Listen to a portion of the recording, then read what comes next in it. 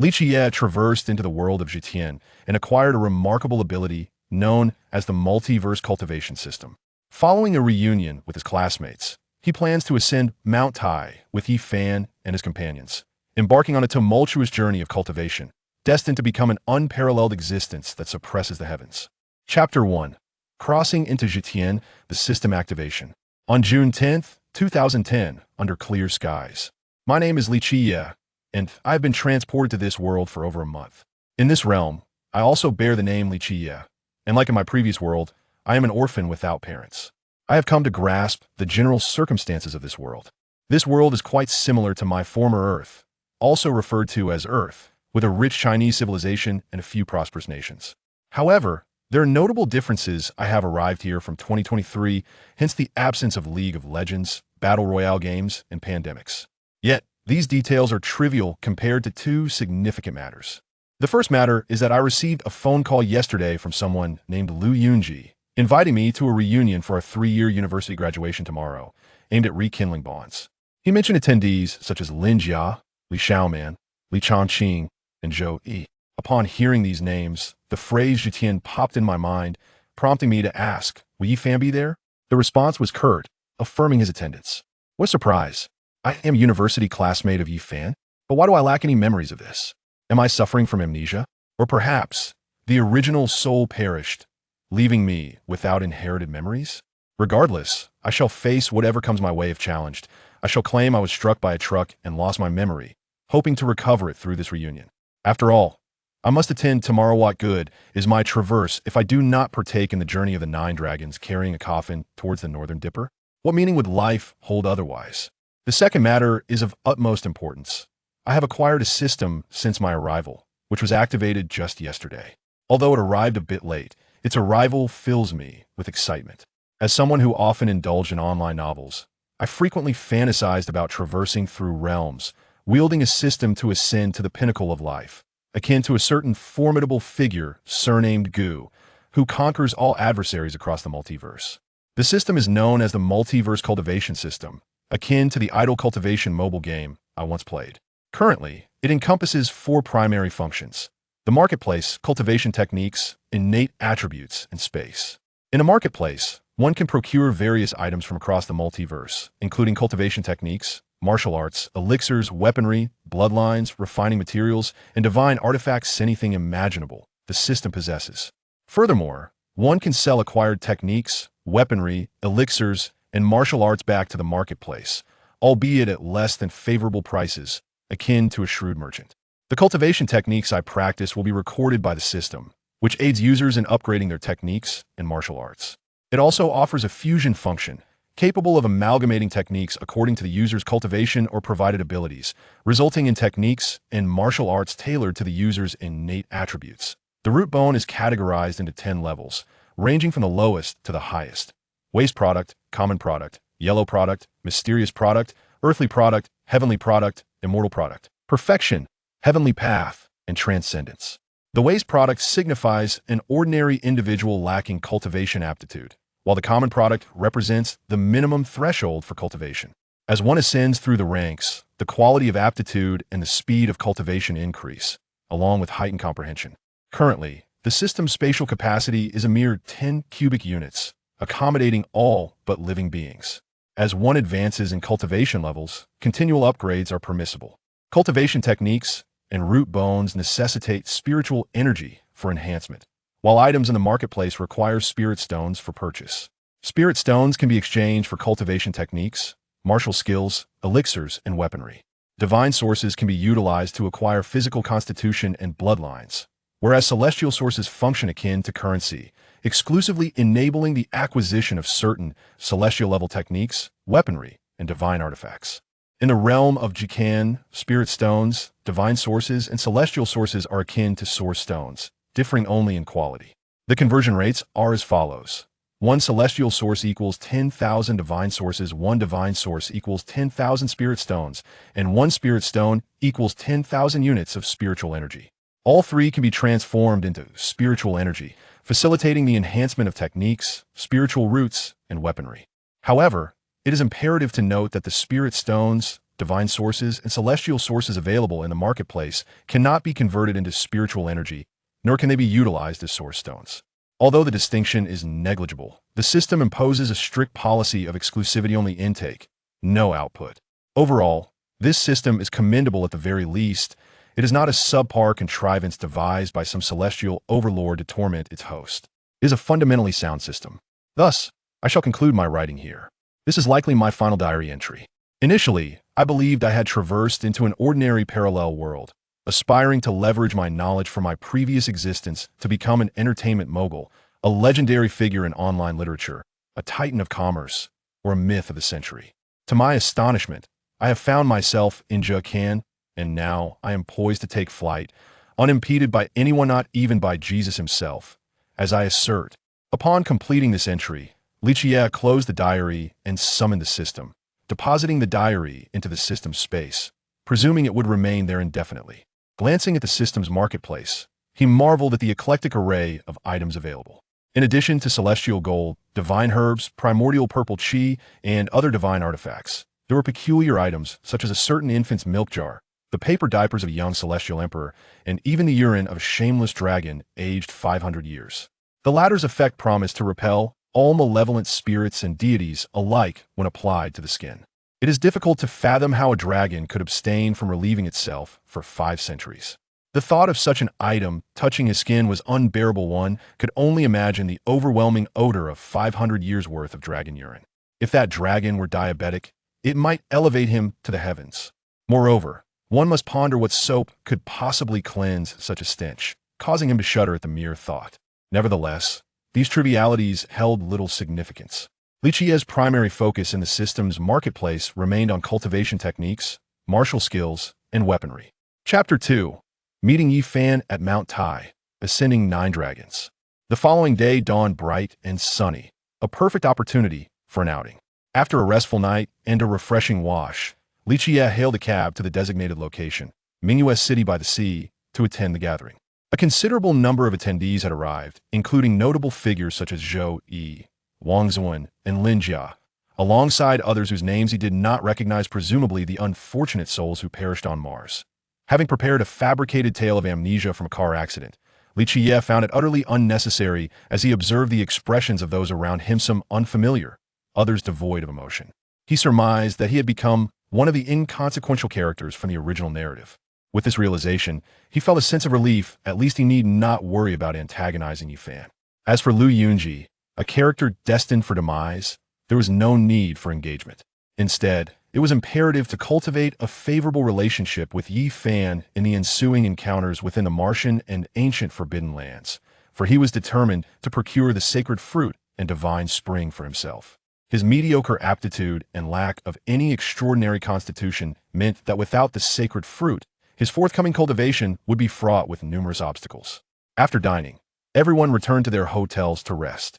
The following day, the group ventured to the university campus they once attended, where many sighed and reminisced about their past experiences. The beauty of the past can only be cherished in memory. We can never return to those days. What has passed is irretrievable, one lamented. Li Qiyeh, too, found himself enveloped in sentimentality. With 2 lifetimes combined, he had little to reminisce about his university days, save for the regret of time squandered and unfulfilled ambitions. Indeed, the past has become mere memory. Time flows like a river, and all things dissipate like smoke, he mused. Upon hearing someone speak, Li Qiyeh turned to see Yi Fan standing beside him, taken aback. This should be our first formal exchange since university. To be honest, I had no idea you were a classmate during those 4 years. It feels as if. A transparent person, perhaps? Yi Fan paused for a moment before bursting into laughter. That indeed captures the essence. Otherwise, just look at the expressions of those gathered here aside from Lu Yunji, who invited me. I suspect the rest have completely forgotten I was even part of their class.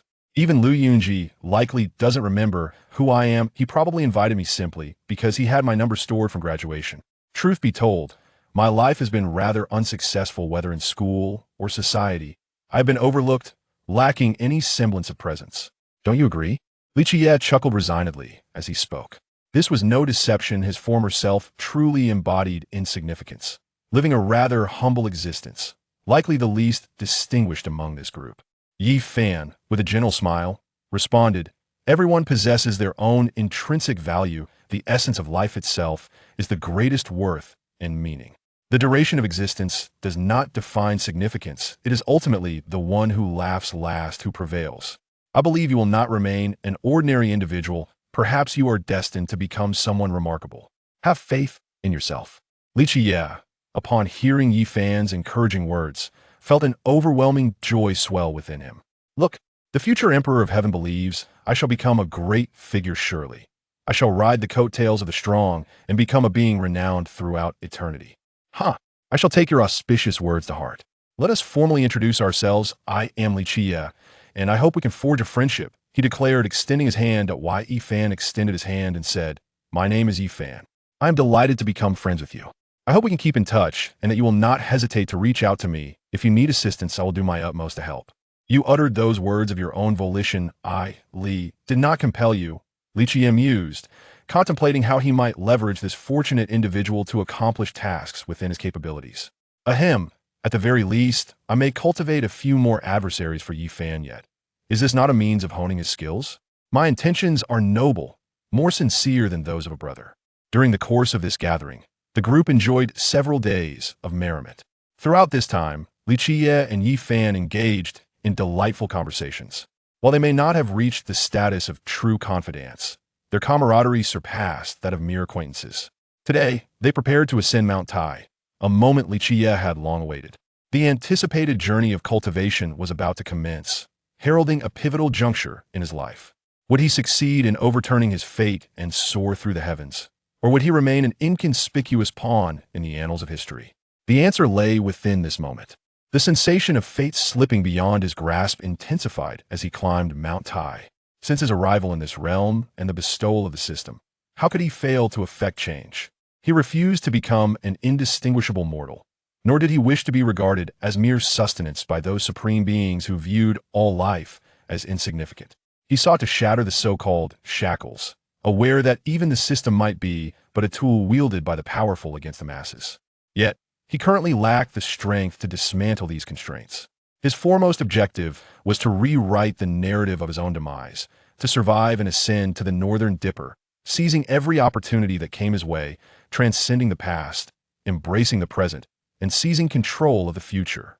With these thoughts, Li Qiyeh gradually found his resolve.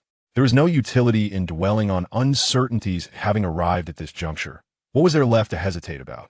Chapter 82.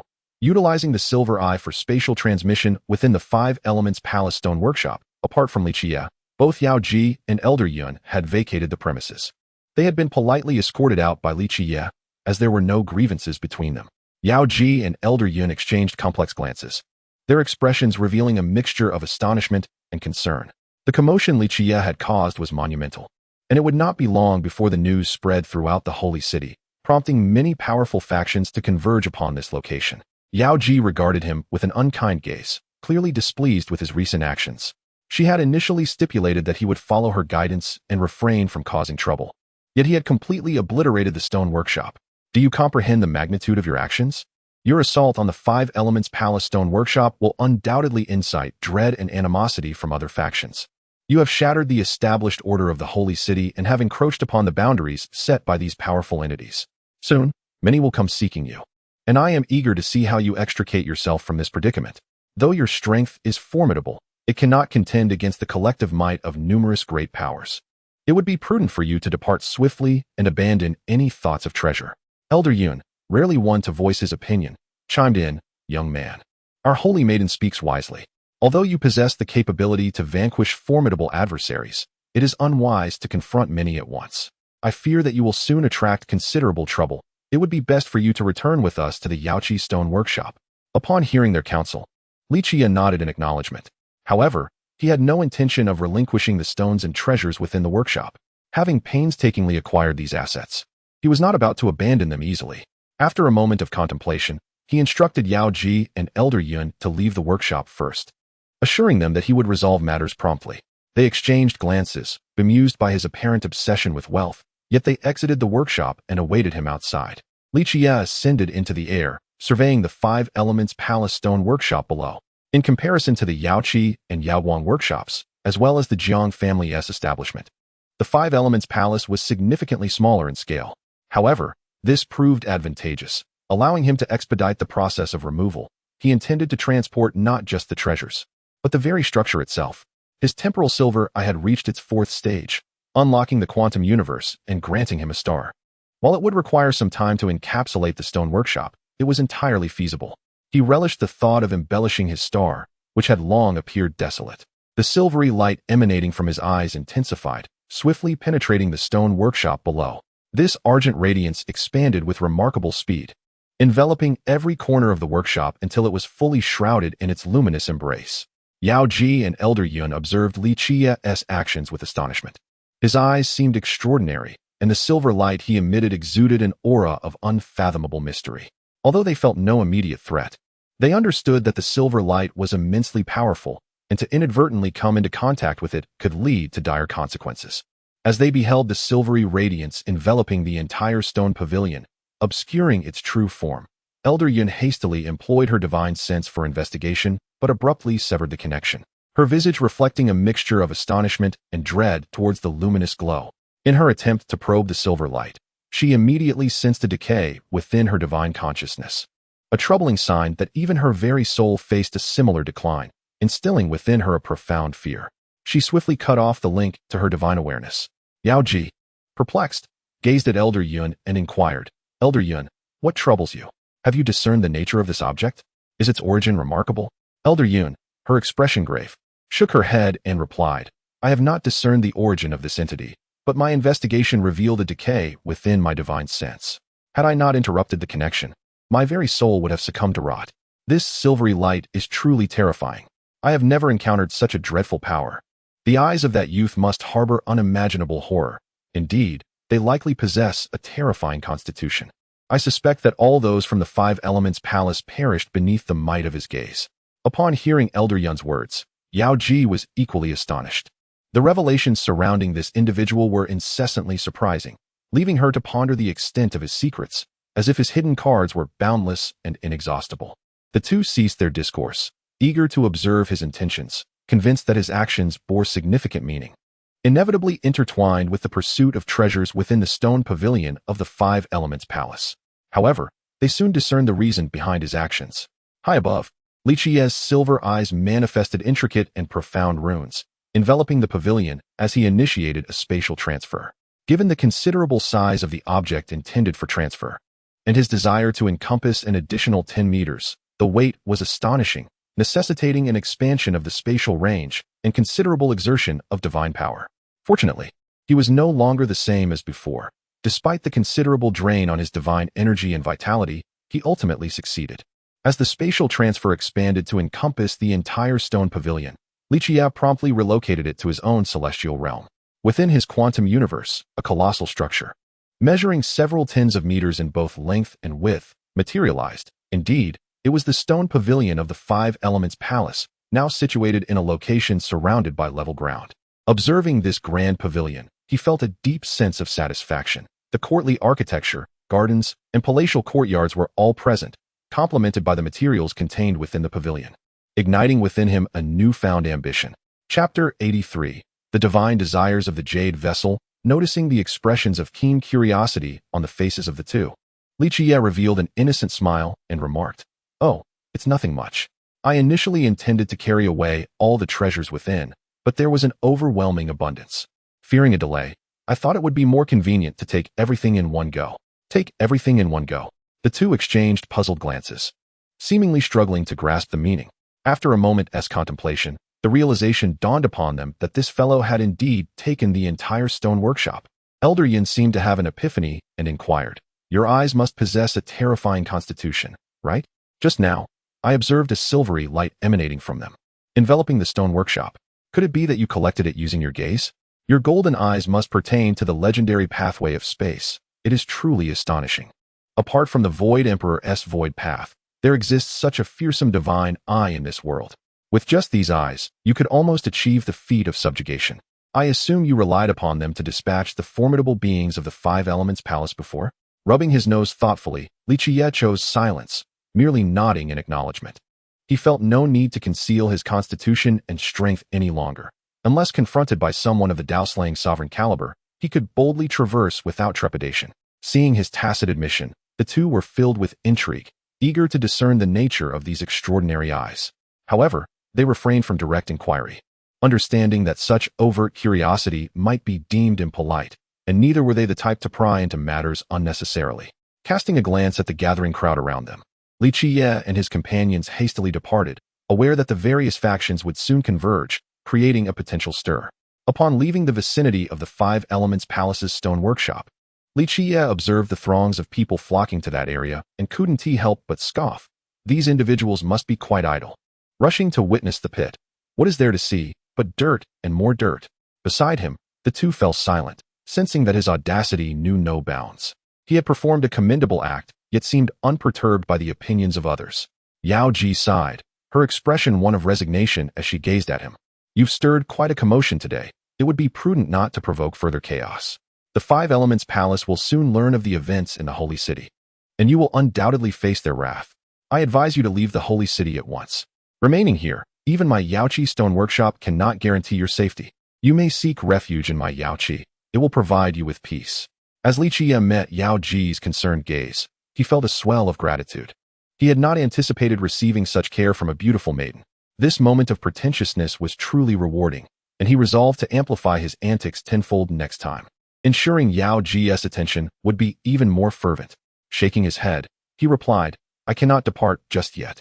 My visit to the Holy City is twofold. One, to see you, and the other, to fulfill my promise to aid the divine king of the Jiang family in extending the life of his beloved.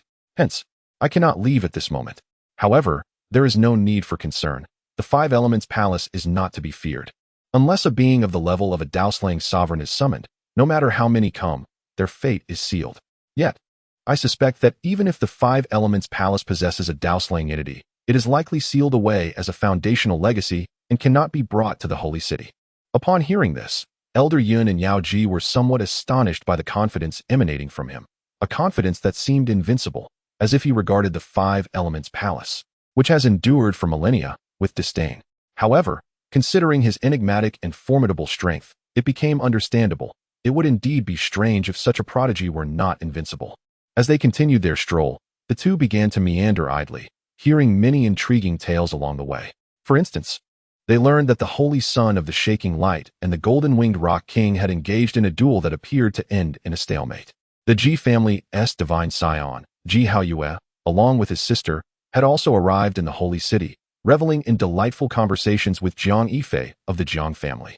However, it was rumored that midway through their discussions, Ji Haoyue and Jiang Yifei had a contest, though the guardians from both families had intervened to prevent any viewing of the outcome. The prince of the Great Xia dynasty and his sister had also made their way there, accompanied by the Golden Family, the Celestial Demon Palace, the Purple Mansion's Sacred Land, and the Four Symbols Sacred Land's young prodigies, all eager to visit the current incarnation of the Miaoyu Temple, said to be a beauty rivaling the Sacred Maiden of Yaoqi. It can be said that the Holy City is now teeming with exceptional talents from various sacred lands and families, including those from the Central State Dynasty and other powerful domains such as Beiyuan. Upon hearing such news, Li Qiyeh surmised that Yi Fan must have arrived, though he was uncertain whether he had gone to Miaoyu Temple to see Miaoyi or to the Dao One Stone Workshop to cut stones. Shaking his head, he decided that since clarity eluded him, he would take the initiative.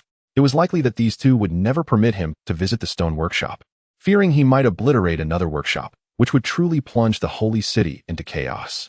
Thus, he resolved to visit Miaoyu Temple, believing that based on his understanding of Yi Fan, such a beauty would undoubtedly attract his attention, and perhaps he would be able to find him there.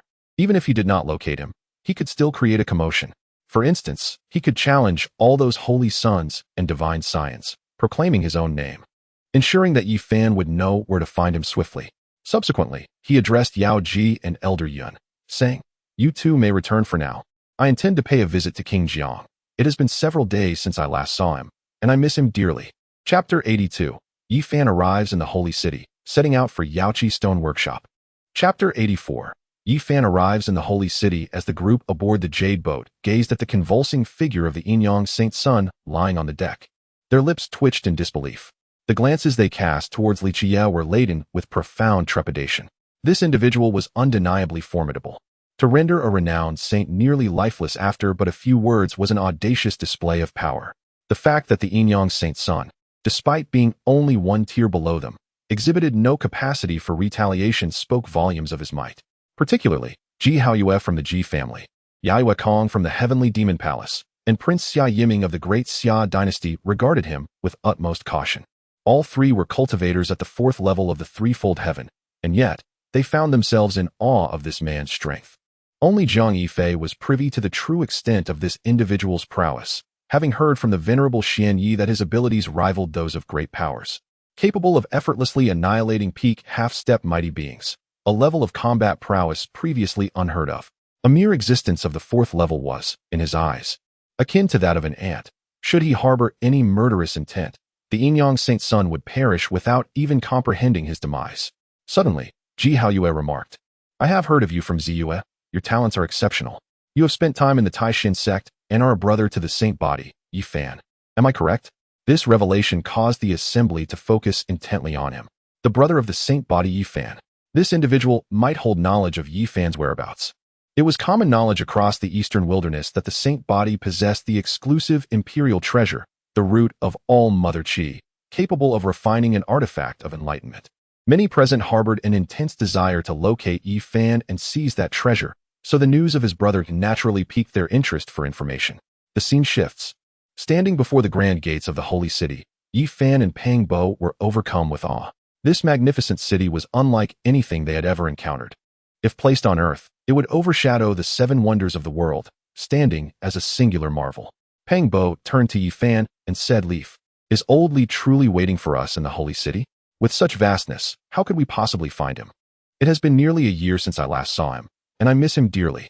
Yi Fan's lips twitched slightly as he thought, if old Li were to hear you say that, he certainly would not share your sentiment. Yet, he too felt a sense of worry.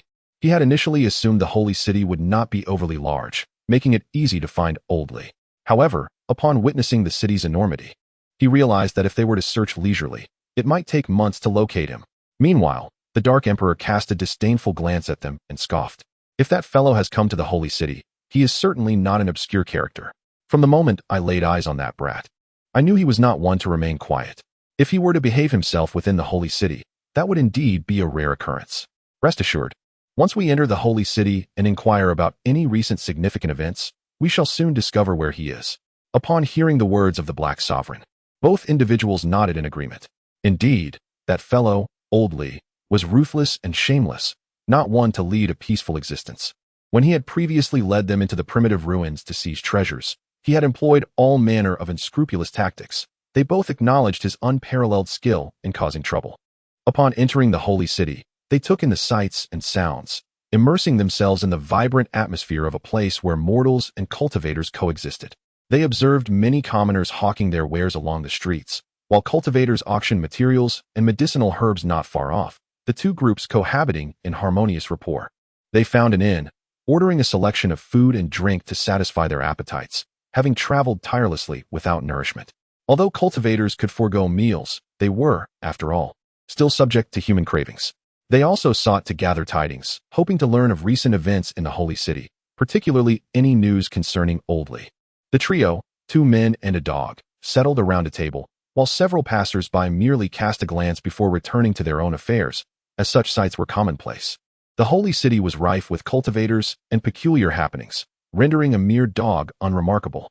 Nonetheless, Yi Fan and Pang Bo gleaned quite a bit about recent occurrences in the holy city, the most sensational being the emergence of the contemporary successor of the Miao Yu sect, prompting the scions of various sacred lands to flock to witness the spectacle. This piqued Yi Fan and Pang Bo's curiosity. They wondered what kind of woman could draw the heirs of the foremost powers of the Northern Dipper to the holy city. The Black Sovereign, however, exhibited little interest, being merely a dog, disinterested in the romantic intrigues of humanity.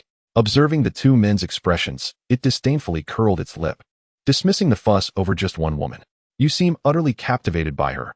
Boy, didn't you vow to break the curse? Surely you won't let a woman shatter your oath?" At this, Yi Fan felt a flush of embarrassment. His curiosity had been piqued without deeper contemplation, yet he sensed a lack of resolve within himself. The mere mention of a beautiful woman sent his thoughts awry. Pang Bo, however, remained unfazed, retorting, "You silly dog. What do you know? This is called appreciation. It is art. One day, when I find you a lovely female dog, you will understand. Rest assured, I will make it happen. Just then, a massive shadow lunged at Peng Bo, knocking him to the ground, its gaping maw aimed directly at his face. Chapter 83. The Transmission of the Cosmic Scripture. For Extremes Volume. Yi Fan presents Phoenix Blood and Crimson Gold. Chapter 85. The Transmission of the Hongyu Sutra. Volume of the Four Extremes. Standing before the entrance of the Yaoqi Stone Pavilion, Yi Fan's face was marked by hesitation and uncertainty. Initially, he felt it was quite reasonable to surmise that Li Qiyeh was within the Yaoqi Stone Pavilion, yet upon arriving at the threshold, doubt began to creep in. Observing Peng Bo and the Black Emperor, he awkwardly suggested, "Why don't you both inquire within? I'll just wait here." Upon saying this, he was met with disdain from both the man and the dog. The Black Emperor, however, paid no heed to such concerns and boldly walked into the Yaoqi Stone Pavilion, causing quite a stir among the onlookers who were gazing at the stones, mistaking him for a lost dog running amok. Fortunately, no one voiced this assumption, otherwise, it would have sparked a chaotic confrontation between man and beast. Fearing that the obstreperous dog would cause further trouble, Yi Fan hurriedly followed him inside. He then approached a passing maid and inquired, "May I ask if the Holy Maiden of Yaoqi is present?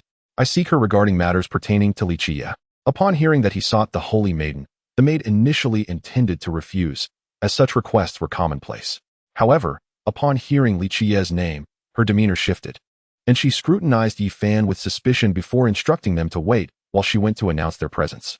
Seeing this, both the man and the dog breathed a sigh of relief, realizing their assumption was indeed correct. Li Qiyeh was indeed in the Yaoqi Stone Pavilion. They then awaited the announcement in anticipation, preparing to reminisce with him. Before long, the maid returned and invited them inside. Yi Fan and his companions said nothing further and followed her into a pavilion within the Yaoqi residence, where they beheld a figure enveloped in a misty radiance, standing gracefully before them. It was evident they were in the presence of the Holy Maiden of Yaoqi. As the Holy Maiden approached them, her gaze was calm, and she inquired, "What brings you to seek Li Qiyeh?"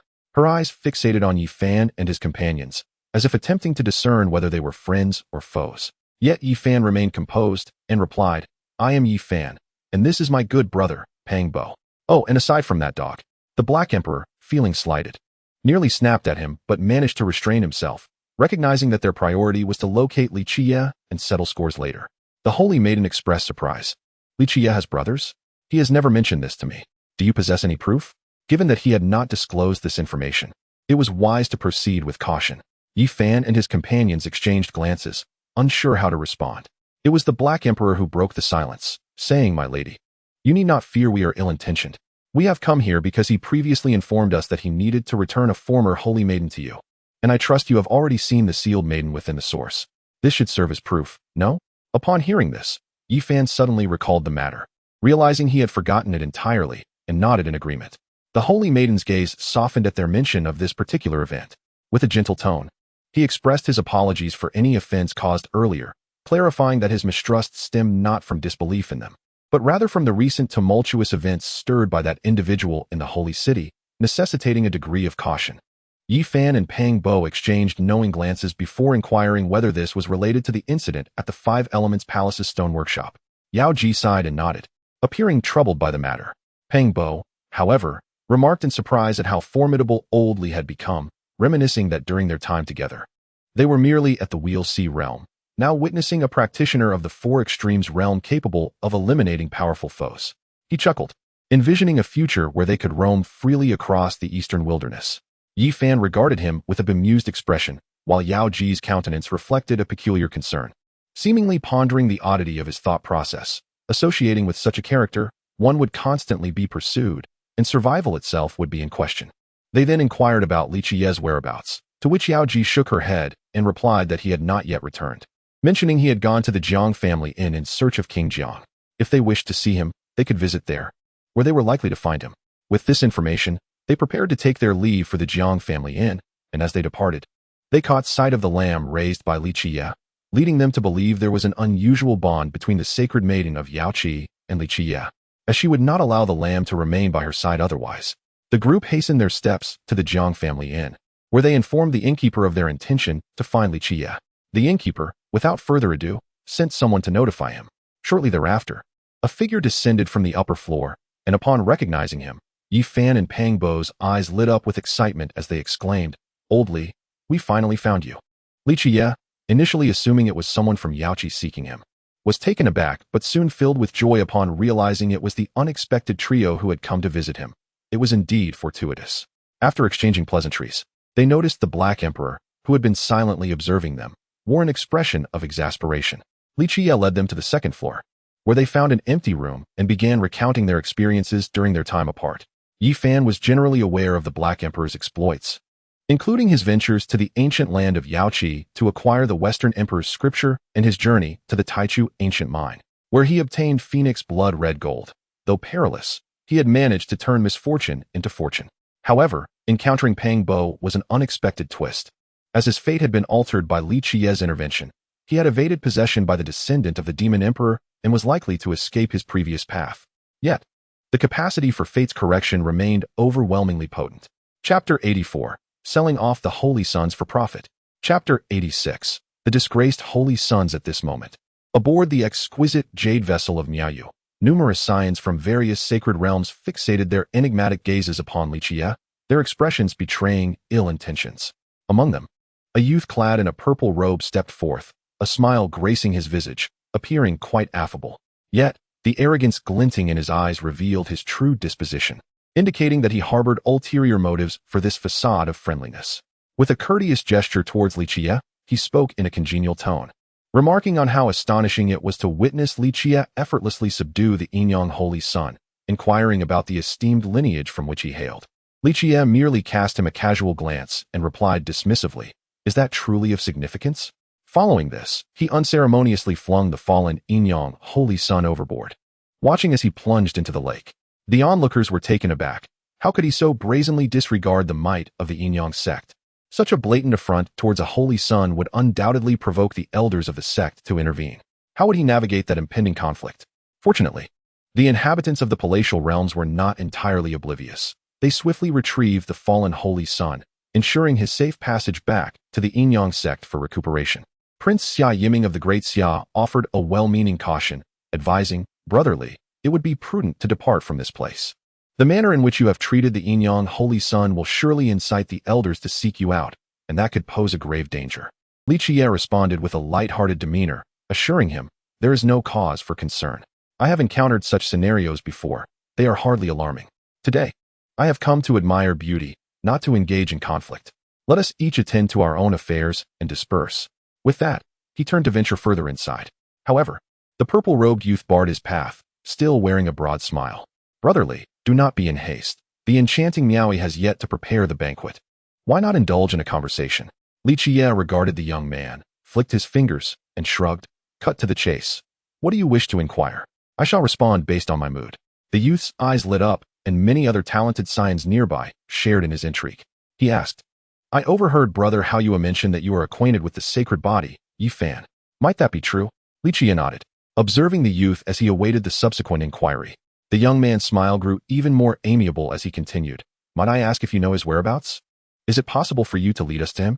Upon hearing this, the surrounding crowd held their breath, eager for Li Qiyeh's response. With utmost seriousness, Li Qiyeh affirmed, "Indeed, I am aware of where my brother is. However, why should I disclose that information to you?" The purple-robed youth maintained his genial demeanor, insisting, "I believe it would be in your best interest to share. While your strength is indeed formidable, you find yourself amidst many exceptional individuals here. You cannot contend with us all alone. We merely wish to ascertain Yi Fan's location, as he has stolen a treasured artifact from our Purple Mansion's sacred land, and I must retrieve it." As others listened to him, they secretly scoffed at his words. What treasure of your sacred land has been stolen? Was it not merely an attempt to seize the root of all things? His rhetoric was grandiose, yet unconvincing. However, they refrained from exposing him, waiting instead for the precise location, at which point they would each employ their own methods to seize it.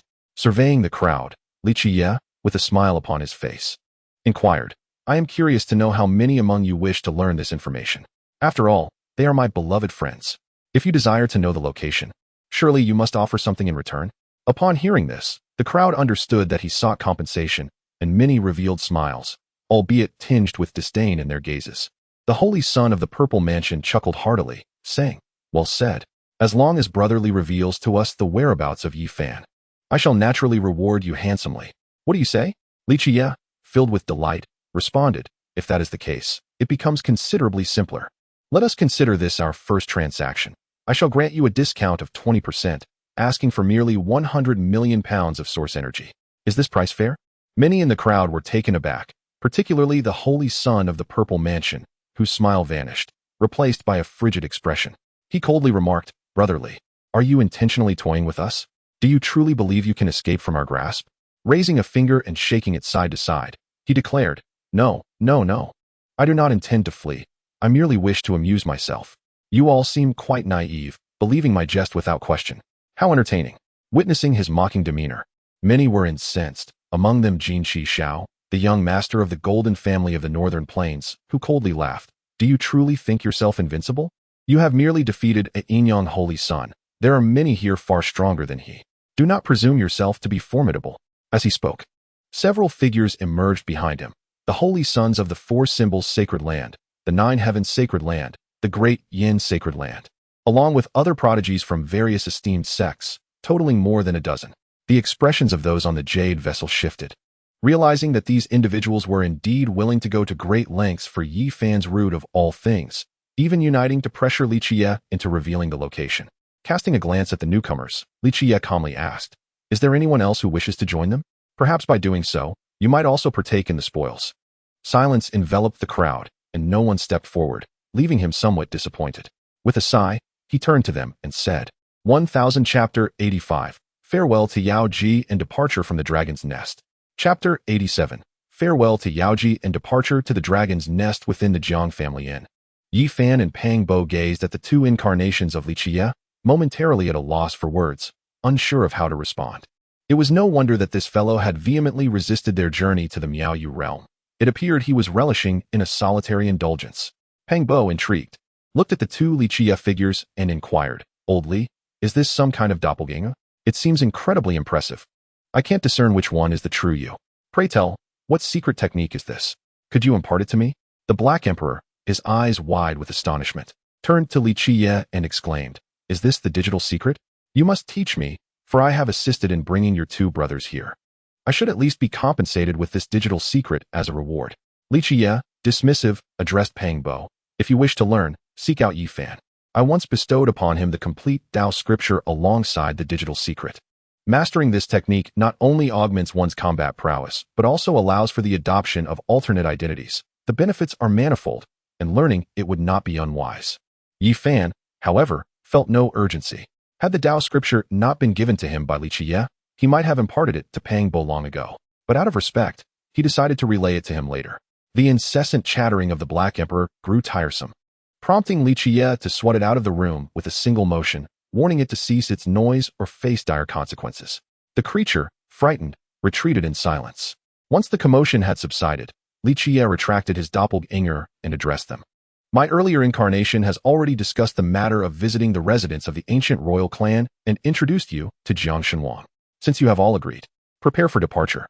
I shall return to the Yaoqi Stone workshop momentarily, and you may notify Jiang Shenwang and make the necessary preparations. Yi Fan and Pang Bo nodded in agreement, harboring no objections, and watched as Li Qiyeh departed. However, the presence of the Black Emperor beside him was somewhat vexing. He felt helpless against the creature, resigned to let it accompany him, reasoning that it would not cost him much. As they made their way to the Yaoqi Stone workshop, the Black Emperor abruptly queried, Kid, are you perhaps interested in the Yaoqi Saintess? Casting it a sidelong glance, Li Qiyeh replied flatly, what business is it of yours? A mere dog should not concern itself with human affections. Unperturbed, the Black Emperor grinned, seemingly accustomed to Li Qiyeh's demeanor, and said, oh, I can tell that the Yaoqi girl has a fondness for you. You likely possess feelings for her as well. Otherwise, why would you specifically visit the Yaoqi Stone workshop? Surely, it is to bid her farewell. Given your status, you need not be so coy. You are the heir of the primordial emperor and a disciple of the Western Emperor. According to the customs of the Beidou Holy Land's noble families, you rank as a holy son or imperial child. In Yaoqi, they would respectfully address you as holy son. Marrying a saintess would be a mere formality. So why the hesitation? More content loading, please wait. This site only supports mobile browser access. If you see this paragraph, it indicates a failure to load the chapter content. Please disable reading mode, browsing mode, and ad blocking features in your browser, or copy the URL to another browser for reading. As he observed the loquacious Black Emperor boasting incessantly, Li Qiyeh felt an overwhelming reluctance to bring it along. Who could fathom what nonsensical remarks it might utter? Thus, he cautioned it to refrain from speaking recklessly upon their arrival at the stone pavilion, advising it to keep its mouth shut. If you say something foolish, I shall dispose of you. The Black Emperor immediately fell silent, genuinely fearful that this young man might indeed act on his threat, for he possessed both the capability and the disposition to do so. Upon reaching the Yaopan stone pavilion, they entered a quaint abode where they found Yao Ji tenderly feeding Xiaoya. Approaching her, Yao Ji sensed their presence and turned to see Li Qiyeh, her eyes glimmering with a hint of amusement. Previously, 2 individuals and a dog came seeking you. I informed them you were at the Jiang family inn, so I presume you have encountered them, she remarked with a smile. Li Qiyeh chuckled in affirmation. Indeed, the dog has accompanied me as well. Casting a glance at the large black dog, Yao Ji inquired, You haven't stirred up any trouble again, have you? I can't shake the feeling that you're here to bid farewell. Li Qiyeh managed a somewhat awkward smile, intending to deny any wrongdoing. However, the Black Emperor interjected. Trouble? Not at all. But he did venture to the Miao Yu pavilion, drawn by the allure of women. Instantly, the atmosphere around them seemed to plummet in temperature. Yao Ji's eyes remained tranquil, while Li Qiyeh's expression stiffened, cursing inwardly at the wretched dog, vowing to make it into a hot pot later. Forcing a smile, he addressed her, Please don't misunderstand. My visit to the Miao Yu pavilion was solely to find Yi Fan. You see, my brother has an innate fondness for beautiful women, particularly those who are both ample and striking. Yao Ji, her tone devoid of warmth and laced with icy disdain, replied, There is no need for you to explain yourself, young Masterly. I am not someone to whom you owe an account. Her tone made it evident that she was upset. Unsure how to navigate the situation, he resignedly recounted the entire affair. Upon hearing that he had captured numerous signs from various holy lands with intentions to sell them, Yao Ji felt an overwhelming urge to chastise him. Having just obliterated the 5 Elements Palace Stone Pavilion that morning, and now having captured a dozen holy heirs in the afternoon, she exclaimed, What are you doing? Do you seek to make enemies of the world? Desiring to admonish him, yet uncertain how to begin, she could only huff in frustration before stating, Your actions have escalated too far. You should release those holy heirs, or else prepare yourself for a relentless pursuit by the elders of those holy lands. Li Qiyeh, raising his head with proud defiance, responded, Not at all. If they dare pursue me, I shall slay their heirs, making it a daily endeavor to hunt down those from the holy lands, leaving them without heirs to claim. Observing the bizarre exchange between the man and the dog, Li Qiyeh cleared his throat, and thus commenced Chapter 86, Entering the Dragon's Nest and Encountering the Immortal Divine Herb. Chapter 88, Entering the Dragon's Nest and Encountering the Immortal Elixir at the Ice and Snow Palace. This esteemed sanctuary, known as the Ice and Snow Palace, stands as a supreme sect in the northern wilderness, with a heritage spanning millennia. In terms of strength, it ranks just beneath the sacred grounds in the northern Daodu. Legend has it that the founder of this sect was a snow ape whose mastery transcended the cosmos. Over the course of 10,000 years, it has evolved into a formidable force among the human race. The god King Jiang led his companions through a void transmission to the realm of the Ice and Snow Palace, where the climate is frigid and perpetually beset by snowstorms, revealing an endless expanse of icy plains. Pang Bo muttered nearby, questioning what ancient royal clan could possibly inhabit such a desolate place. Oldly, are you mistaken? Who would establish power in such a barren land where spiritual energy is scarce and unsuitable for cultivation? In response, the god King Jiang explained that around 70 to 80,000 years ago, this area was dominated by endless snow-capped mountains.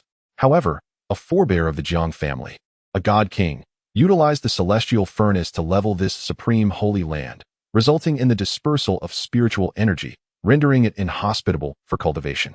Yet not all places are devoid of spiritual essence. The location of the Ice and Snow Palace ahead is rich in spiritual energy, rivaling that of a sacred ground. Upon hearing this, Yi Fan and Pang Bo were astonished, gazing at the god King Jiang with newfound curiosity. They had not anticipated that this icy expanse had been reshaped by the Jiang family, using an imperial weapon. They were secretly awed, realizing that even a sacred ground could be annihilated with such ease, indicating that the strength of these sanctuaries varies. Li Qiyeh remarked that he had heard this tale before, recounting how the Jiang family employed a god king wielding an imperial weapon to quell a dark upheaval, thereby leveling this area. Subsequently, the Ice and Snow Palace inherited the legacy of the original sacred ground, enabling it to establish its own lineage. Their objective lay beneath the ruins of that former sacred ground, where their true destination awaited. The group was taken aback by the depth of his knowledge, sensing that he possessed many secrets. However, none dared to inquire further, acknowledging that his ability to lead them here suggested a wealth of hidden wisdom. Upon arriving at the sacred site, Yi Fan activated the Source Heaven Divine Eye to survey the terrain. The stone gallbladder that Li Qiyeh had previously given him had matured through secret arts, allowing him to cultivate it into the Source Heaven Divine Eye. He observed the towering snow peaks interlinked, resembling the vertebrae of a colossal dragon, exuding an imposing aura. He then declared that beneath this ground, dragon energy converged, hosting a supreme dragon vein. Old Li was right. There may indeed be an ancient royal clan residing here. We must exercise caution. Upon hearing this, He Huang and Pang Bo rejoiced, exclaiming, "What are we waiting for? Let us venture forth. A place that accommodates an ancient royal clan must surely possess countless treasures." King Jiang and Li Qiyeh exchanged little conversation as they led the group deeper into the mysterious terrain. With each step, the landscape grew increasingly enigmatic. Li Qiyeh couldn't help but marvel at the unparalleled grandeur of the ancient topography. The mere surface bore the essence of a true dragon's rebirth, which certainly justified its status as a dwelling and resting place for the ancient royal clans and the emperors of humanity. Yi Fan nodded in agreement, recognizing that this terrain was documented in the Source Heavenly Book, intricately tied to the dualities of yin and yang, life and death, holding profound mysteries. There must be astonishing treasures hidden within this place. As they ventured onward, a fragrant aroma wafted through the air, leading them to a snowy valley teeming with snow apes, where they discovered 6 dragon-shaped fruits. Yi Fan immediately identified them as source dragon fruits, the highest grade of spiritual herbs, capable of enhancing one's strength and refining the body. Black Emperor and Pang Bo were elated, yet hesitated to approach the plethora of snow apes, fearing they might provoke the creatures. However, King Jiang remained unfazed, reaching out into the air towards the source dragon fruits, conjuring 6 of them into his hands, which he then distributed among Li Qiyeh, Yi Fan, Pang Bo, and Black Emperor. Li Qiyeh and Black Emperor received 1 each, while Yi Fan and Pang Bo received 2 apiece, much to Black Emperor's displeasure. The snow apes did not dare to approach, clearly intimidated by King Jiang's formidable prowess. Continuing their journey, they soon encountered a snow cave from which dragon energy emanated. The group entered and, after a brief walk, arrived at a deep cavern featuring a well leading straight into the earth. Its opening sealed by a transparent dark ice that imprisoned an ancient snow ape. The group speculated that this might be the ancestor of the Ice Palace sect. After a few glances, Li Qiyeh remarked that the old ape was already deceased, thus there was no cause for concern. Black Emperor, however, expressed his unease, noting that numerous restrictions were laid upon the well, crafted by a being of kingly caliber, making it exceedingly difficult for even those of the same rank to breach. Li Qiyeh nodded, then turned toward King Jiang, stating, "Senior, this demonic well is riddled with restrictions. Only you possess the means to unravel them." King Jiang cast a glance at the demonic well, acknowledging, though there are many restrictions, they are all beneath the level of a sage. Thus dismantling them should not pose a challenge. He then commenced the task of dismantling the restrictions set by the old ape, his movements fluid and graceful. As the seemingly indestructible seals around the well melted away like snow in the presence of a blazing fire, the onlookers were awestruck, while Black Emperor gazed at King Jiang in astonishment, acknowledging his extraordinary strength. Initially skeptical of Li Qiyeh's claims, he was now convinced. Had you been born a few millennia earlier, you might have ascended to the throne of an emperor. Chapter 87. Entering the Emperor's Burial Ground, the 4 generations of coffins emerge.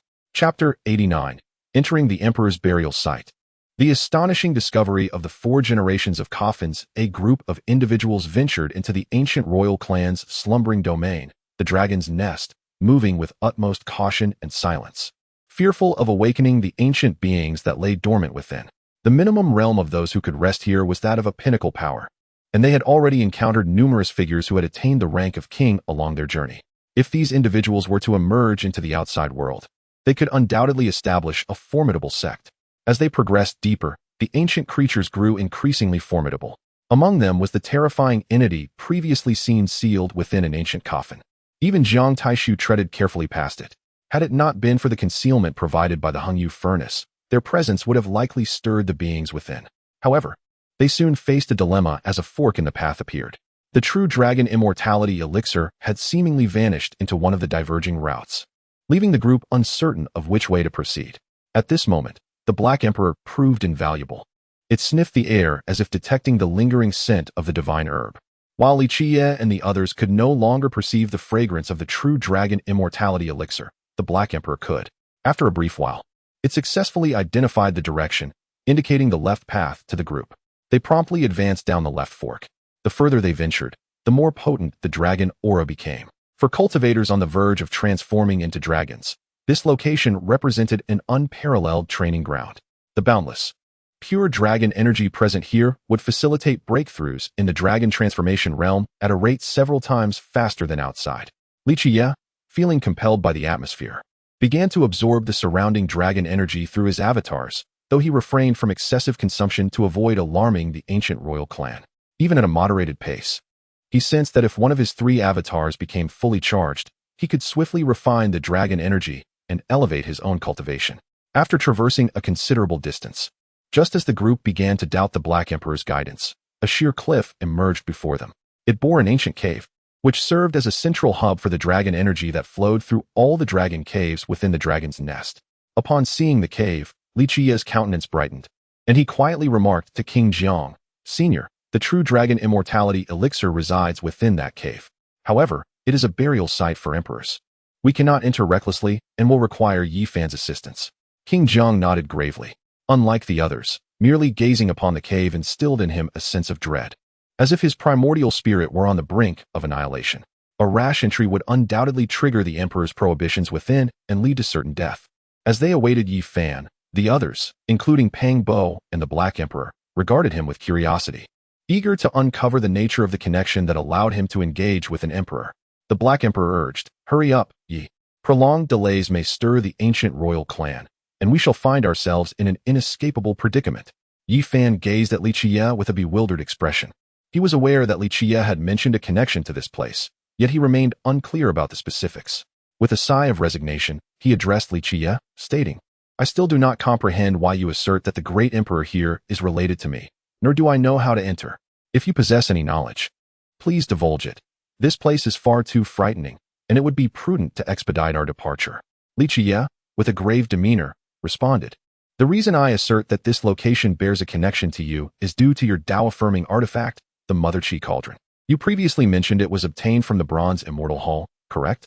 Yi Fan nodded, and as if enlightenment dawned upon him, he solemnly inquired, "Are you implying that the great emperor interred here is the same individual as the master of the Bronze Immortal Hall?"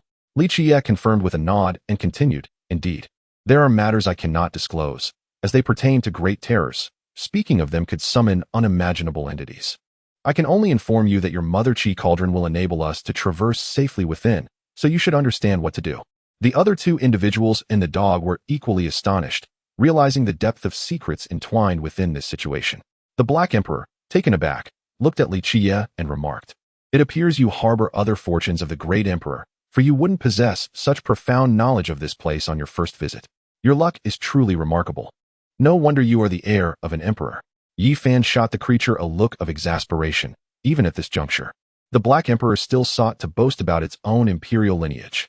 Yi Fan grasped the course of action and summoned his Mother Chi Cauldron to hover above his head. The sight left Jiang Shenwang in sheer astonishment and envy, for this was a sacred artifact exclusive to emperors, and such a large one at that.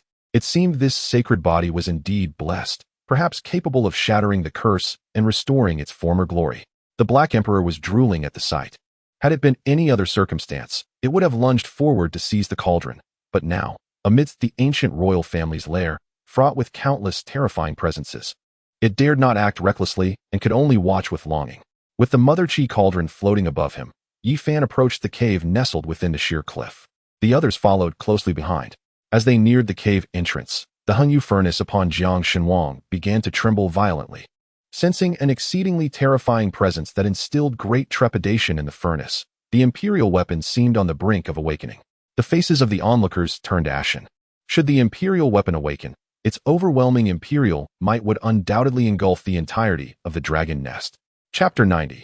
Yi Fan acquires the immortal treasure map. Li Qiyeh obtains the true dragon's immortal elixir. Seeing the incredulous expressions on the faces of the crowd, Li Qiyeh decided not to squander any further time on the matter. He shifted the conversation, declaring that the immortal elixir was right here. urging everyone to be cautious and not allow it to escape again. The group snapped back to reality and began to disperse in search of the true dragon's immortal elixir. However, the elixir proved to be quite elusive. After searching for a considerable time, they still could not ascertain its hiding place. Li Qiyeh attempted to employ his temporal silver eyes to deduce its location, and his silver pupils began to scan the cavern meticulously. The others were astounded, seemingly unaware of this remarkable ability of his eyes, which appeared extraordinarily extraordinary. After a thorough sweep, he finally spotted the true dragon's immortal elixir nestled within the deepest of the 4 coffins. He swiftly conveyed its position to the others telepathically, invigorating their spirits as they cautiously moved toward the elixir's concealment. However, Li Qiyeh was not entirely reassured. He manifested 3 clones to block any potential escape routes. After advancing a few meters, they discovered the true dragon's immortal elixir resting beneath the imperial coffin, shrouded in dragon energy. This area was known as the burial ground of formidable beings, and they had previously refrained from approaching, fearing the activation of the imperial coffin's prohibitions and the calamities it might unleash. Now, witnessing the elixir's hiding place, they regarded it as exceedingly cunning. Indicating that they could proceed, Jiang Shunwang swiftly conjured a divine hand to grasp the elixir, but to their dismay, it failed. The elixir disregarded the divine restrictions and broke free. Peng Bo and He Huang also moved to intercept, but their efforts proved futile. Yi Fan employed the primordial qi cauldron, intending to envelop it, yet he returned empty-handed. At that moment, a glimmer flashed in Li Qiyeh's eyes, and the surrounding space began to close in, pausing time itself. His 3 clones mirrored this action, amplifying the confinement's intensity. In a swift motion, he seized the true dragon's immortal elixir, lifting it from the ground. The elixir, frozen in time, was utterly bewildered by the sudden turn of events and gripped by fear, its dragon eyes reflecting terror and a plea for mercy, making Li Qiyeh feel like the villain. He then spoke softly, reassuring, "Do not be afraid. We mean you no harm. We merely seek the divine fruit in your possession, and then we shall release you." The true dragon's immortal elixir seemed to comprehend his words, willingly expelling the dragon pearl from its mouth and placing it into Li Qiyeh's hand, gazing up at him with pitiful eyes, hoping that he would honor his promise and set it free. Li Qiyeh kept his word, releasing his grip on the elixir. With a swift motion, it darted away. He Huang and Peng Bo exchanged astonished glances, seemingly in disbelief that he had allowed the elusive elixir to escape, especially the Black Emperor. Gazing at Li Qiyeh with a look akin to that of a disheartened heir, lamented, "Young man, have you taken leave of your senses? You relinquished the immortal elixir within your grasp, such a divine treasure, revered even by the emperors. To let it slip through your fingers is nothing short of sacrilege." Observing the Black Emperor's profound anguish and ire, as if he had lost something of utmost value, Li Qiyeh retorted with a cold smile, "Have you forgotten where you stand? To seize her divine medicine in the presence of that esteemed figure, do you truly believe you possess the fate to bear the consequences?" Upon hearing this, the Black Emperor suddenly shuddered, realizing his folly as he glanced at the nearby coffins, falling into a hushed silence. He had indeed been blinded by greed, daring to entertain thoughts unbefitting in this sacred space. He handed the dragon pearl to the God King, whose expression shifted to one of fervent gratitude toward Li Qiyeh and the others, preparing to depart. However, just as they were about to leave, an unexpected turn of events transpired, causing alarm among the onlookers, who feared that their acquisition of the true dragon's immortal elixir had provoked the entity within the coffins. The God King swiftly summoned the Hengyu furnace for defense. Suddenly, the first coffin at the back opened, sending shivers down the spines of the gathered crowd, who feared they had awakened the emperor's corpse within and were about to be attacked.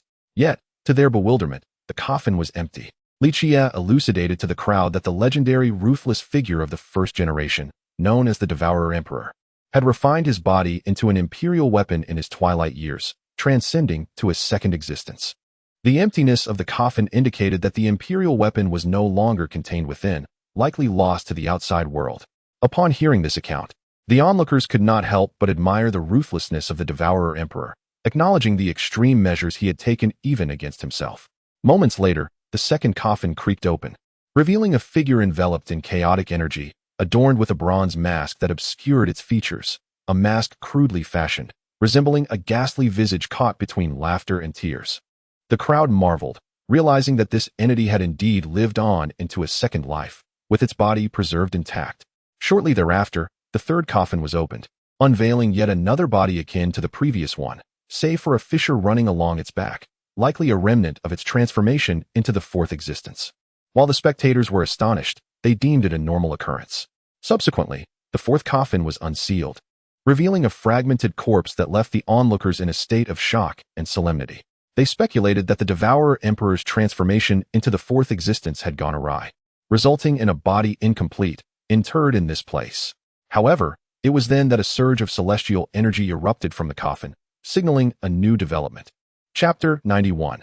Establishing authority by slaying the Holy Sun, using the sacred land as a sharpening stone in the sacred city of the northern domain, within the Yaoqi Stone Pavilion. Today should have been a day like any other, with Yaoji taking Xiaoya for a leisurely stroll and feeding the birds. However, she was soon informed by a maid that several elders from various sacred lands had come to see Li Qiyeh.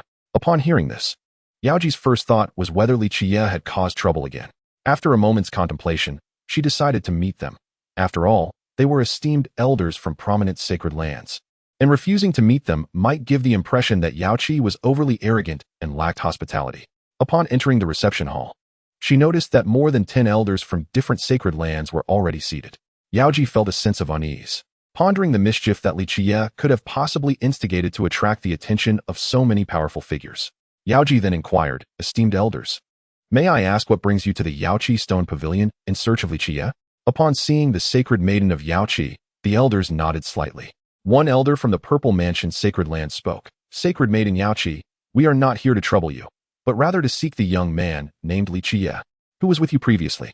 Yesterday, he visited the Miaoyu and Yuzhou, and due to a trivial dispute, he ended up capturing all our sacred sons, claiming he would auction them off for profit. We have come specifically to request that he release our sacred sons and accompany us back to the Purple Mansion sacred land for punishment."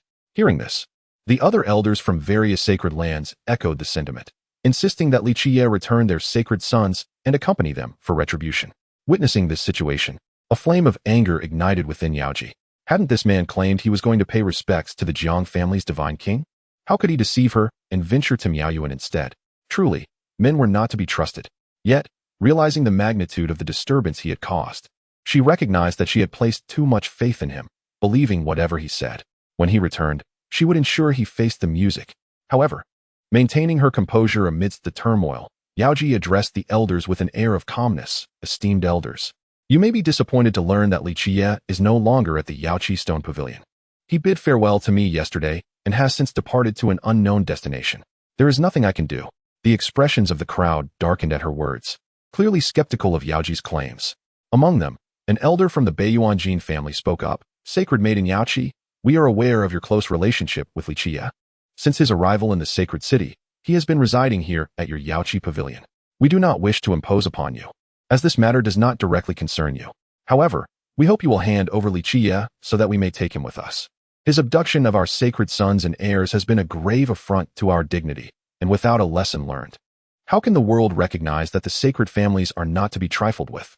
Yao Ji spoke in a calm tone, asserting that she was not lying. Indeed, Li Qiyeh was not within her Yao Pool Stone Pavilion.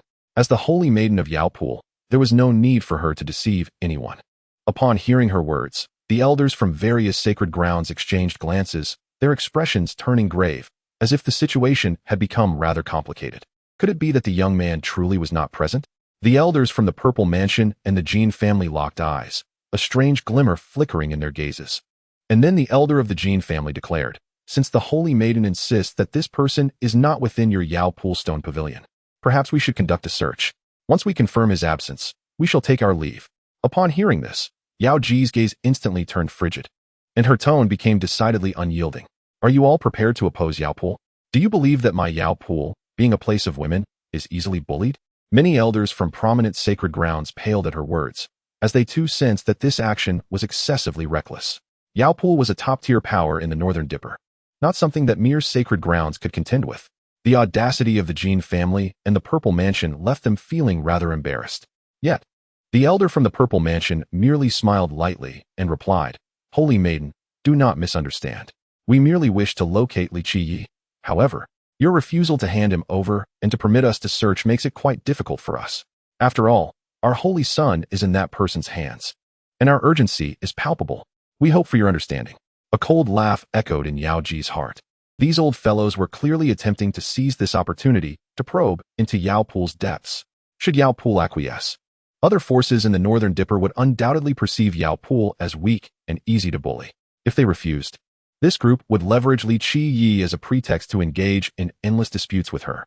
The thought made her wish to drag that troublesome Li Qiyeh out and give him a good scolding. Ever since he arrived at Yao Pul, he had been nothing but a source of trouble, and she was always left to clean up after him. Just as she was about to speak, an elderly voice suddenly interrupted her, a voice belonging to Elder Yun, Yao Ji's protector. With a cold tone, she addressed the assembly. Are you all perhaps too dismissive of Yao Pul?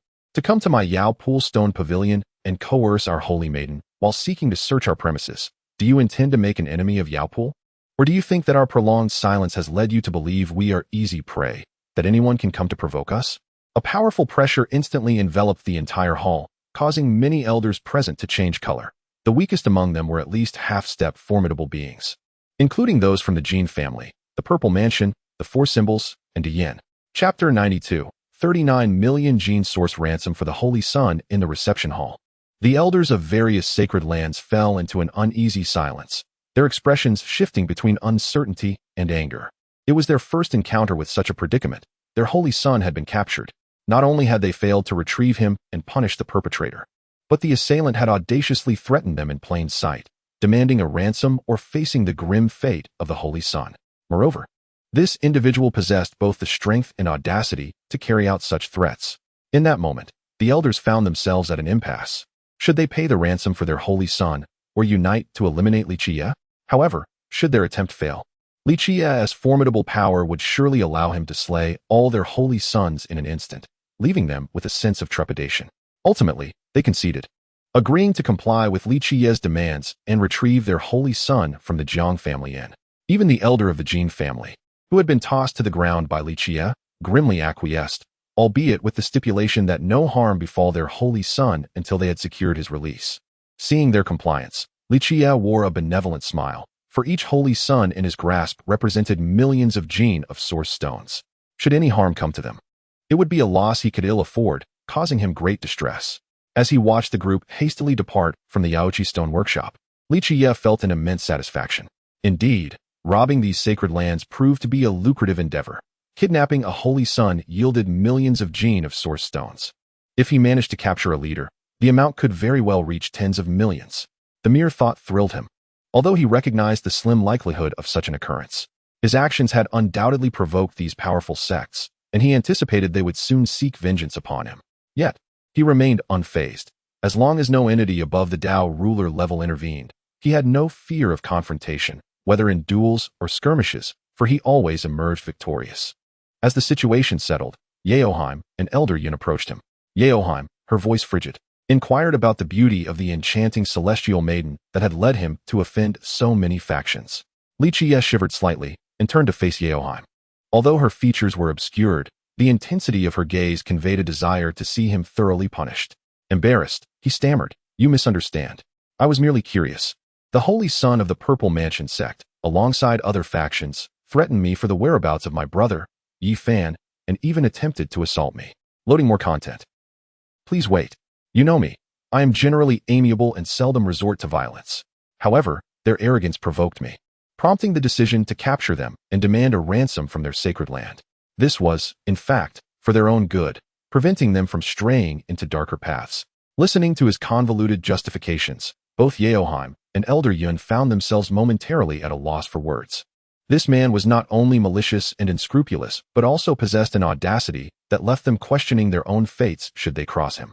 Subsequently, she ceased to pay him any mind and, turning away, remarked that he should manage his own affairs, expressing her reluctance to be involved in his troublesome matters any longer. Moreover, she cautioned him to be wary. Having slain an elder of the Lioha sect and threatened other factions today, he had undoubtedly been placed on their blacklist. It would not be long before they sought retribution, and he ought to be prepared. If he could not prevail, it would be wise to retreat. There was no need to sacrifice his life for the sake of pride. Nodding in acknowledgement, he assured her, "Rest easy. I am confident. As long as they are not Tao-slaying monarchs, I can handle however many come my way. It will merely be a matter of time." Recognizing his resolute demeanor, Yao Ji understood that she could not dissuade him further and chose to return to the Yaoqi pavilion, disregarding the happenings outside. Li Qiyeh, on the other hand, made his way directly to the Jiang family inn, where he found Yi Fan and the God King among others. However, the God King was currently occupied within, assisting the young Kaiyun in refining the divine medicine fruit to extend her life. Yi Fan and the others awaited outside, and, upon seeing him arrive, inquired about the situation at the Yaoqi stone workshop. After Li Qiyeh recounted the events, their gazes towards him grew peculiarly astounded. This fellow was becoming increasingly audacious. In the past, when his strength was feeble, he would temper his actions, yet now he brazenly took on foes, slaying saints, formidable beings, and elders without a hint of respect for those sacred grounds. The Black Emperor, with a hint of excitement, exclaimed, Li Qiyeh, "It is no surprise that you are the heir of the Emperor. Just like the Emperor of yore, you have made enemies of the world. Teach them a lesson without concern. Should any real trouble arise, I will intervene to assist you." Li Qiyeh regarded him with skepticism and inquired, "You? You cannot even best me. How then could you aid me? Shall I serve you as a hot-pot delicacy to appease them?" The Black Emperor bristled in indignation, while the others burst into laughter, engaging in playful banter and boasting. Thus, they waited outside the Jiang God King's abode for over 2 hours. Eventually, they beheld the Jiang God King emerging with a beaming smile, hand in hand with the celestial maiden Kaiyun. Judging by her demeanor, it appeared that the divine fruit had not only replenished her vitality, but also significantly enhanced her strength, signaling an impending breakthrough to the next realm. The Jiang God King expressed his gratitude to Li Qiyeh and Yi Fan, acknowledging that their assistance had been instrumental in securing the divine fruit to prolong Yunur's life. And he refrained from elaborating further on his thanks. He reiterated his promise to fulfill their requests, noting that Yi Fan required 10 million pounds of source essence to break through the 4 extremes, and that he had already dispatched someone to prepare it, assuring them that it would soon be ready. Chapter 93. The Great Powers Outside the Holy City in the Jiang Family's Inn. The crowd displayed expressions of indignation upon hearing Li Qiyeh's audacious words. They had never encountered such arrogance before. However, despite his challenge to a duel outside, none of them agreed. After all, what if he escaped once they stepped outside? Since the elder of the Jiang family had declared responsibility for the inn's potential destruction, they were keen to avoid any unforeseen circumstances and decided to confront him right there. The 2 formidable figures from the 5 Elements Palace and the 6 Harmonies sect glared at him with frigid expressions, coldly declaring that death awaited him wherever he might flee. It would be better for him to perish there. You have slain 2 elders of the 5 Elements Palace, a holy sun, and destroyed the stone workshop of our holy city. I should have flayed you alive and extinguished your life with a heavenly lamp, but now, having incited the wrath of many, I shall grant you the favor of dying here. The elder from the 6 Harmonies sect echoed this sentiment. With their limited number of powerful members, even a single loss would greatly impact their strength, so they were eager to eliminate him swiftly to prevent any complications. Just as the 2 were about to strike, they unleashed their formidable presences, only to have them dissipated by an invisible force. A voice resonated from above, admonishing them to take their quarrel outside and not to demolish the inn. The crowd was taken aback, feeling an invisible pressure envelop them.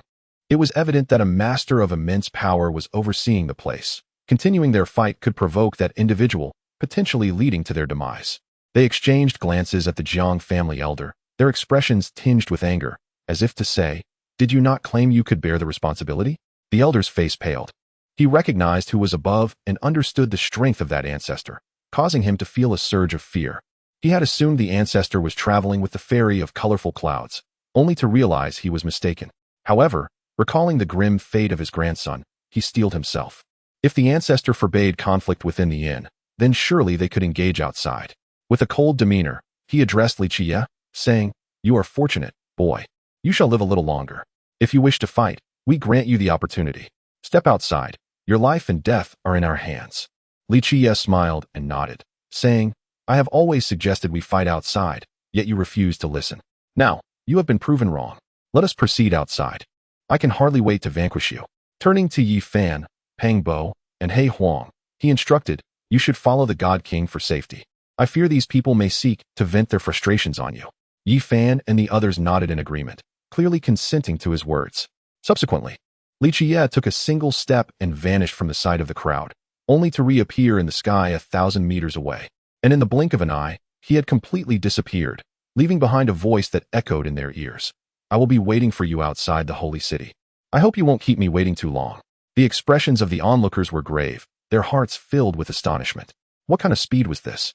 A single step spanning 1,000 meters. If he wished to flee, they would have no hope of stopping him. Promptly, Everyone hastened towards the direction in which Li Qiyeh had vanished, seemingly anxious that he might escape. At that moment, King Jiang also descended to join Yi Fan and the others, gazing into the distance with a look of astonishment as he remarked, "This young man's strength is truly formidable. It seems I have underestimated his abilities. He may indeed possess the capability to eliminate those elders of the Holy Land." Though the others were surprised by his words, they were not shocked. The revelations from this individual over time had been sufficiently astonishing for them to accept whatever situation might arise. King Jiang led them away from the inn to an open area outside the holy city, where Yao Ji of the Yaoqi Holy Land and Elder Yun were also hovering in the air, watching the scene where Li Qiyeh was encircled by a group of semi-advanced and advanced powers. They felt a mix of concern and curiosity, for this individual never engaged in reckless endeavors.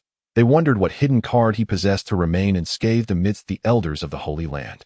At that moment, Li Qiyeh surveyed the elders encircling him, a spark of battle intent igniting in his eyes.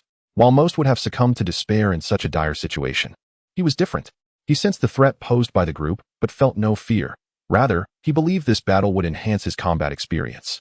With a smile, he taunted, "What are you waiting for? Did you not intend to kill me? Here I stand. Are you waiting for me to strike first before you make your move?" The others, taken aback by his audacity in the face of imminent death, were consumed by rage. An elder from the Five Elements Palace shouted angrily, "Since you wish to die, I shall oblige you and show you what it means that there are heavens beyond the heavens." With that, he surged forward, his hands radiating a colorless light as they reached out to seize Li Qiyeh, seemingly intending to reduce him to mere pulp. Li Qiyeh, however, did not retreat. He boldly advanced, offering himself as a target, leaving the onlookers in stunned disbelief. Did this man truly seek death?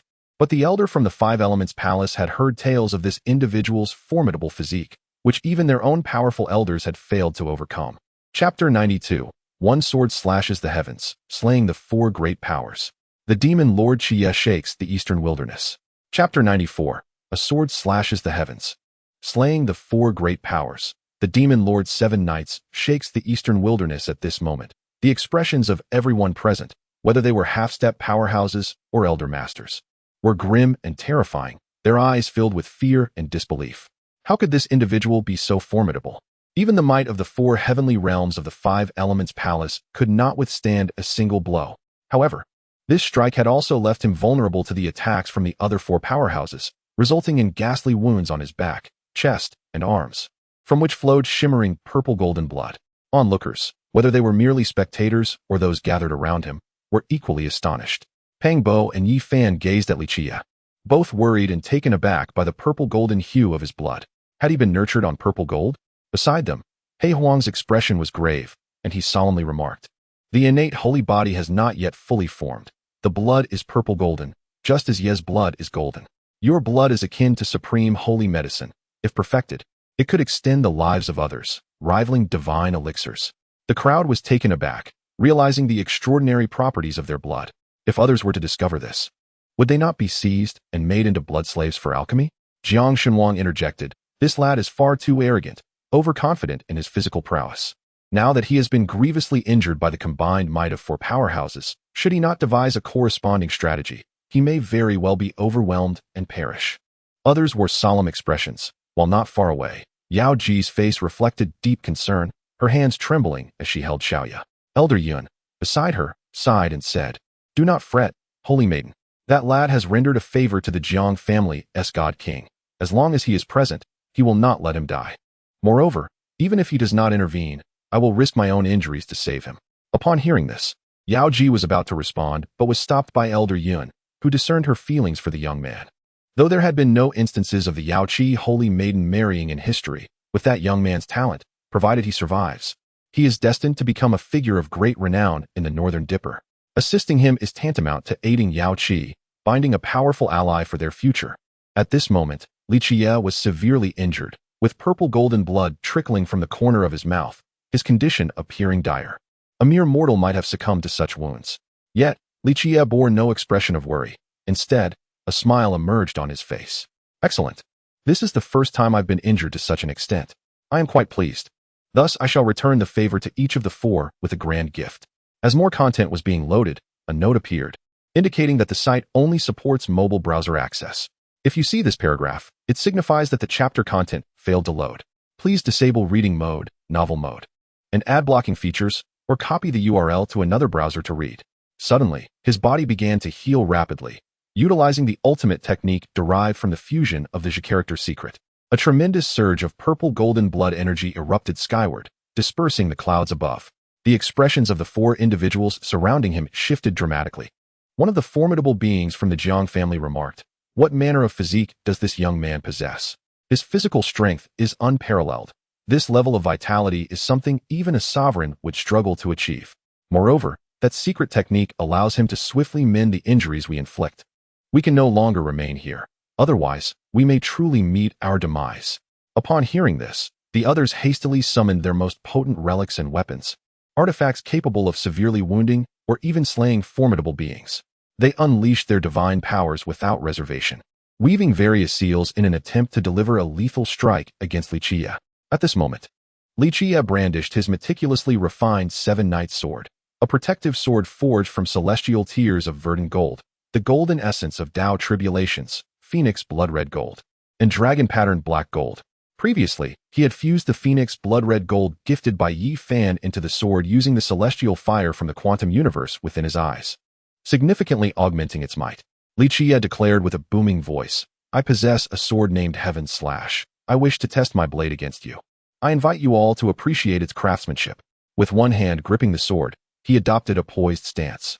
The sword, radiating with four distinct hues, emanated an aura of celestial dominion. With a single swing, it seemed capable of severing the stars, cleaving the cosmos, and obliterating any obstacles in its path. Subsequently, a descending beam of sword light surged toward the four formidable beings. Initially a few meters wide, it expanded to tens, then hundreds, and ultimately thousands of meters, unleashing an unparalleled force that left the four unable to flee or defend themselves, their faces etched with terror as they beheld the approaching onslaught. With a resounding crash, the shockwave from the sword obliterated the mountains surrounding the sacred city, leaving devastation in its wake. The three other formidable beings, and the remaining half-step formidable beings, witnessing this calamity, felt their countenances shift with fear. They no longer harbored the will to fight, desperate to escape the scene. Their thoughts had shifted away from confronting Li Qiyeh to merely surviving and returning to the sacred grounds to seek the aid of the sovereign and other powerful entities. Meanwhile, the three avatars engaged with them bore cold smiles, contemplating whether it was too late for them to retreat. One of the avatars addressed the elder of the Six Harmonies sect, proclaiming, "I possess a palm technique known as opening the heavens. If you can withstand it without perishing, I shall spare you." Another avatar directed his words to the elder of the Jin family, stating, "I have a finger technique called shocking the heavens, if you can endure it." Chapter 93. Yi Fan prepares to break the four extremes. The connection between Yao Qi and the primordial emperor. Chapter 95. Yi Fan prepares to break the four extremes as the tale of Li Qiyeh's solitary battle against numerous elders from various sacred lands spread. The entire eastern wilderness erupted in excitement.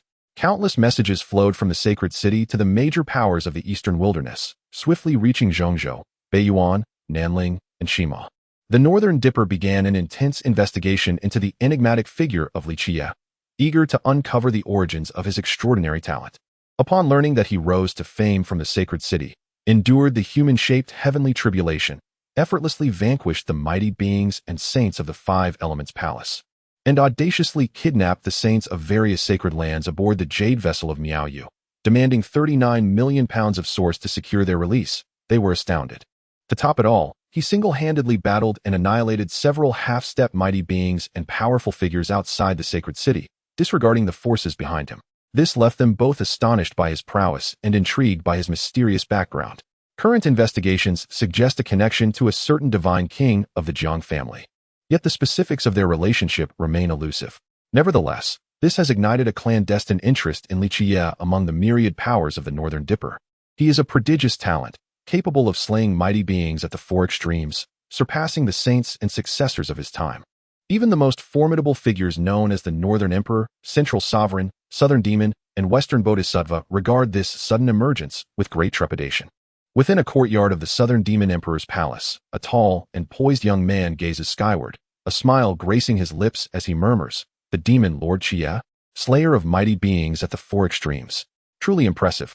I find myself eager to stand alongside you. I wonder if you truly possess the strength as rumored." At the Zhongzhou Academy of Extraordinary Scholars, a melancholic youth stands by a small lake, his sorrowful gaze fixed upon the water's surface, seemingly mourning someone. Behind him, an elderly man speaks of the sudden rise of the demon lord in the eastern wilderness, causing a flicker of life to flash in the youth's otherwise lifeless eyes. He continues to stare at the lake, murmuring, "I did not expect such a gifted individual to emerge in the northern Dipper after my awakening. It seems I am not alone on this path." In the western desert, a beautiful nun strides toward a nearby city. Overhearing discussions about a prodigious talent from the eastern wilderness, capable of exterminating 7 or 8 mighty beings single-handedly. His ruthless and decisive actions have earned him the title of Demon Lord. This revelation stirs a glint in her eyes, and a subtle smile graces her lips, reminiscent of a bodhisattva walking among mortals, prompting many commoners and cultivators around her to bow in reverence. The Wang family of Beiyuan, a prestigious lineage rivaling the Golden family of Jin, has a legacy spanning over 100,000 years, standing as one of the dominant forces in Beiyuan.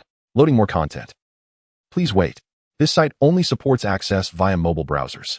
If you see this paragraph, it indicates that the chapter content failed to load. Please disable reading mode, browsing mode, and ad blocking features, or copy the URL to another browser for reading. At this moment within the Wang family, the patriarch Wang Qingquan received news from the eastern wilderness. His expression was impassive, yet his gaze radiated immense pride as he disdainfully remarked that such rumors were hardly credible.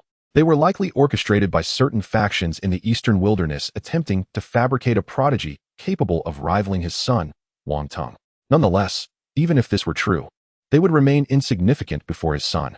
Wang Tong possessed the bearing of an emperor, while a mere 4th-level practitioner was akin to an insect in comparison. Wang Tong was currently in seclusion, and there was no need to disturb him or to make a fuss. In the sacred city of Yaoqi, within the stone workshop, Yi Fan, Peng Bo, He Huang, Jiang Shenwang, and Yao Ji gathered in the reception hall. Their curiosity piqued as they gazed at Li Qiyeh with expressions filled with incredulity and excitement. Peng Bo, brimming with enthusiasm, exclaimed, "Old Li, you have truly opened my eyes.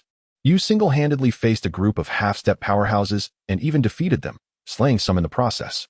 Now the entire eastern wilderness echoes with the name of the Demon Lord's 7 Knights, placing you among the ranks of the strongest prodigies, on par with the likes of the Northern Emperor and the Southern Demon. From now on, Yi Fan and I shall follow your lead, with you around. The eastern wilderness shall be ours to traverse at will." Upon hearing this, Yi Fan and He Huang shot Peng Bo disdainful glances. His thoughts were filled with the notion of idleness, and he seemed utterly hopeless. Li Qiyeh, however, looked at him with contempt and warned, "If you stay by my side, you will meet a swift demise. I have offended over a dozen factions, all of which belong to the ranks of sacred lands and great teachings. If you are unafraid of death, then feel free to accompany me." Peng Bo's expression stiffened at these words, as he seemed to forget about such dangers. Old Li had not only kidnapped the sons of various families, but had also slain their elders. This was no mere slap in the face, but a provocation. Those sacred lands were likely already devising plans to eliminate Old Li. Following him would only hasten one's demise, and he certainly did not possess Old Li's formidable strength. Jiang Shenwang lamented, "Originally, I intended to seize this opportunity to temper your arrogance and temper your temperament. However, I did not anticipate that your strength had reached such heights. With the Tao sovereign not emerging, no one in the Northern Dipper can slay you. Nevertheless, you must remain vigilant.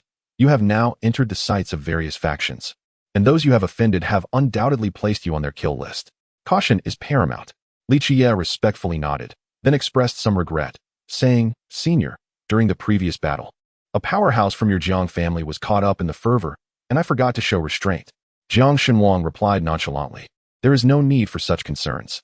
Some matters are fated. He should not have intervened, and since he did, he must face the consequences of defeat.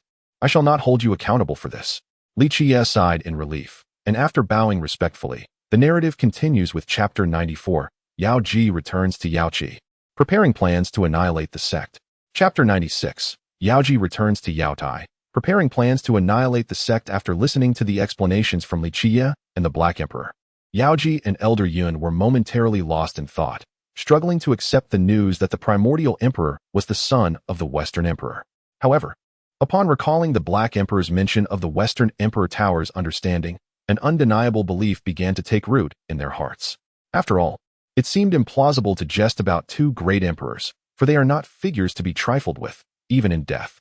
The notion that one could insult an emperor is no mere saying. It could invoke divine retribution or misfortune. The two gazed at Li Qiyeh, their eyes reflecting an indescribable brilliance. If the primordial emperor was indeed the son of the Western emperor, it would imply that Li Qiyeh was akin to the disciple of the Western emperor and the sacred son of their Mount Tai. While Mount Tai had traditionally only recognized sacred maidens over countless years, if the Black Emperor's claims held true, that the primordial emperor had once been the sacred son of Mount Tai, then Li Qiyeh, as his successor, would naturally also be regarded as a sacred son. Yet, nothing was confirmed as of now. They needed to hasten back to the sacred land of Mount Tai to inform the Holy Mother of Mount Tai and the higher-ups, awakening the deity of the Western Emperor Tower to ascertain the truth. Should their claims prove accurate, Mount Tai would undoubtedly ascend to become the most formidable sacred land of the Northern Dipper. It was unprecedented for a sacred land to produce two emperors. If the Western Emperor's husband were to achieve the great sacred body, it would result in a lineage of 3 emperors. Just the thought of it was terrifying. Li Qiyeh, feeling somewhat bashful under their unwavering gaze, remarked, "Why do you keep staring at me? I have not told a lie, although that dead dog loves to boast. He did not deceive you regarding the primordial emperor. You can verify it upon your return." Elder Yun nodded solemnly, stating, "We will certainly confirm this matter. Young man, if it is true, then you shall be our sacred son of Mount Tai. If you would accompany us, it would expedite your recognition within our sect." Observing Elder Yun's hopeful expression and Yaoji's eager demeanor, Li Qiyeh could only offer a reluctant smile, saying, "I cannot return with you just yet. There are matters I must address. However, rest assured, I will definitely return for the Peach Blossom Festival of Mount Tai, and it will not be too late to meet then." Upon hearing this, both sighed, realizing they could not compel him to join them. They then informed Li Qiyeh of the pressing nature of their mission, stating, "We must depart today, and the sacred maiden will accompany us. So if you have anything to discuss, please do so swiftly." With that, they turned to leave, and the atmosphere grew momentarily quiet. The two exchanged glances, momentarily at a loss for words, before Yaoji looked at the little creature in her arms, smiling. "This little one has grown quite a bit. It seems it has been flourishing under your care." After a brief silence, Yaoji finally spoke again.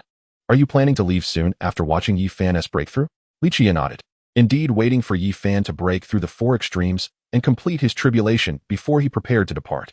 He had matters to address, such as the 5 Elements Palace and the 6 Harmonies sect, factions that stood against him. Previously, he had boldly claimed he would annihilate them, and he would not retract his words. Furthermore, he needed to acquire more resources to prepare for his forthcoming transformation, as the current provisions might not suffice for rapid advancement. He sensed that the resources required at each subsequent realm would be staggering, while his combat prowess might reign supreme before reaching the saint level. He might not be able to contend across 2 or even 3 major realms thereafter, and his advantages would not be as pronounced. Even with the hidden trump card of the everlasting divine restriction, it would be impossible for him to defy the heavens and slay an emperor as a saint. Thus, he sought to amass resources to facilitate his next metamorphosis through the system, striving to become stronger. While this endeavor might prove arduous, it was an imperative undertaking. In this lifetime, an exceedingly formidable dark upheaval loomed. Should he fail to attain sufficient strength before the turmoil, everything he cherished would vanish into thin air. Observing the slightly dejected expression on Yaoji's face, he felt a twinge of reluctance in his heart, but spoke resolutely. "This lifetime is unlike any other. The enemies I must confront are overwhelmingly powerful, and time is not on my side. Therefore, I must ascend rapidly and cannot afford to be complacent." Yaoji regarded him, sensing that despite the myriad secrets he harbored, he bore significant responsibilities. He did not seem to act whimsically. Instead, he was ensnared by burdens and ties. Suddenly, Yaoji dispelled the halo surrounding her, revealing her flawless visage as she gazed at Li Qiyeh and gently said, "Then go. I believe you will shatter all chains and constraints and become the most resplendent figure of this era." Li Qiyeh stared at her, moved by her words, and then, with a proud demeanor, declared, "Naturally, in this lifetime, I shall suppress all foes in the world. Even emperors shall only exist beneath me, playing second fiddle." Yaoji chuckled softly, her delicate form quivering slightly as she teased, "You're puffing up, claiming you will suppress emperors. Wouldn't that make you an immortal?" Li Qiyeh, with utmost seriousness, retorted, "Even without becoming an immortal, I can still subdue emperors. Do not doubt it. An emperor is merely a hurdle in my path of cultivation." Yaoji gave him a flirtatious glance, seemingly uninterested in his boasting, leaving him feeling a tad awkward. Just then, they saw Elder Yuan returning, signaling that it was time to embark back to the Yao Pool, and both of their expressions reflected a hint of reluctance. Chapter 95. Obtaining Rare and Exquisite Celestial Treasures. Yi Fan faces the Four Extremes Tribulation. Chapter 97. The Rare and Exquisite Celestial Bell. 4 days later, before the Dragon Transformation Pool in the Sacred City, numerous powerful figures from various regions had gathered. Among them were elders from different stone workshops in the Sacred City, wanderers who had traveled far upon hearing about the sacred body's impending tribulation, and some who had crossed dimensional gates to witness the sacred body's trial. Beside the Dragon Transformation Pool stood Li Qiyeh, Pang Bo, the Black Emperor, the God King Jiang, a rather roguish-looking youth, and a dark-skinned young man, all observing Yi Fan. Except for Li Qiyeh, the others harbored considerable apprehension regarding Yi Fan's attempt to break through the Four Extremes, especially since the ancient sacred body had long been cursed by the heavens, with no one ever succeeding in breaking free from it. There had been attempts by sacred lands to cultivate the sacred body, all of which ended in failure. The mere resources required for the breakthrough had deterred many, let alone the tribulation itself, an intimidating prospect indeed. God King Jiang furrowed his brow in concern, stating, "Your trial not only involves the cursed heavenly tribulation, but also human tribulations. If you fail, it could be manageable, but should you succeed, many sacred lands may not accept you. Nevertheless, pursue your trial with all your might. I shall safeguard your path. The human tribulation should pose no problem. Be wary of the heavenly tribulation. The curse from the heavens is certainly formidable. Should you falter, I would be powerless to assist you." Yi Fan nodded gravely, expressing his gratitude. "Thank you, Senior. I shall undoubtedly overcome the heavenly tribulation." Seeing his resolute tone, the God King nodded in calm acknowledgement. Li Qiyeh, observing him, remarked, "Worry not. It is merely a Four Extremes heavenly tribulation. If you cannot resolve it, I shall lend you my aid. I am quite familiar with heavenly tribulations. They should show me some regard." Yi Fan, the Black Emperor, Pang Bo, the roguish youth, and the dark-skinned young man exchanged bewildered glances at him. The notion that he was on familiar terms with a heavenly tribulation sounded absurd, as if he met it regularly. They all felt he was merely putting on a show. Casting a glance at the dark-skinned youth, Li Qiyeh inquired, "Oh, who is this fellow? From where do you hail in Africa?" The dark-skinned youth appeared utterly bewildered, struggling to comprehend Li Qiyeh's words.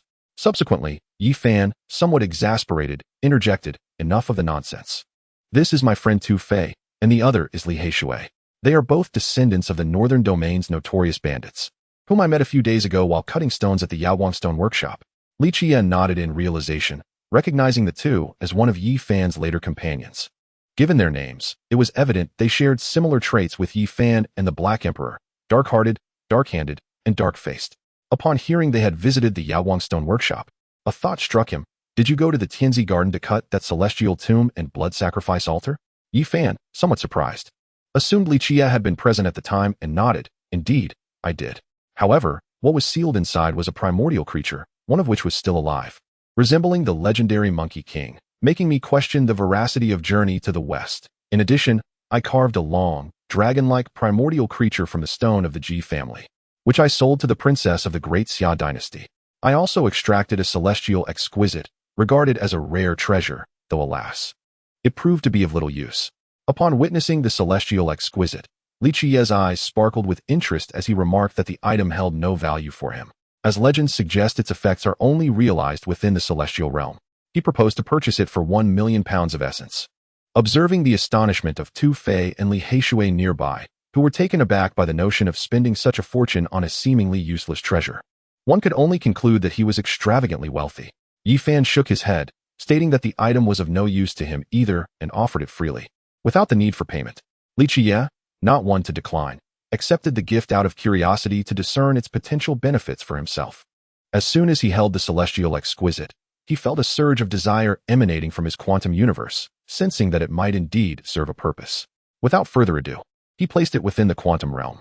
Once consumed by the quantum universe, he perceived subtle changes occurring within his own cosmos. However, now was not the time for reflection, as Yi Fan was preparing to face a trial. Presently, he sat cross-legged in the Dragon Transformation Pool, surrounded by pure essence stones, leaving the onlookers in sheer astonishment. The sheer volume of essence required for a saint body to break through the Four Extremes was beyond their comprehension.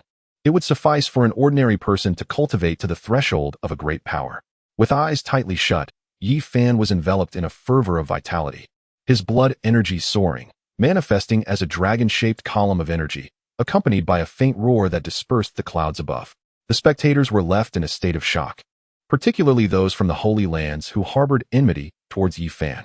Their expressions darkened with foreboding as they contemplated the ramifications of a successful breakthrough.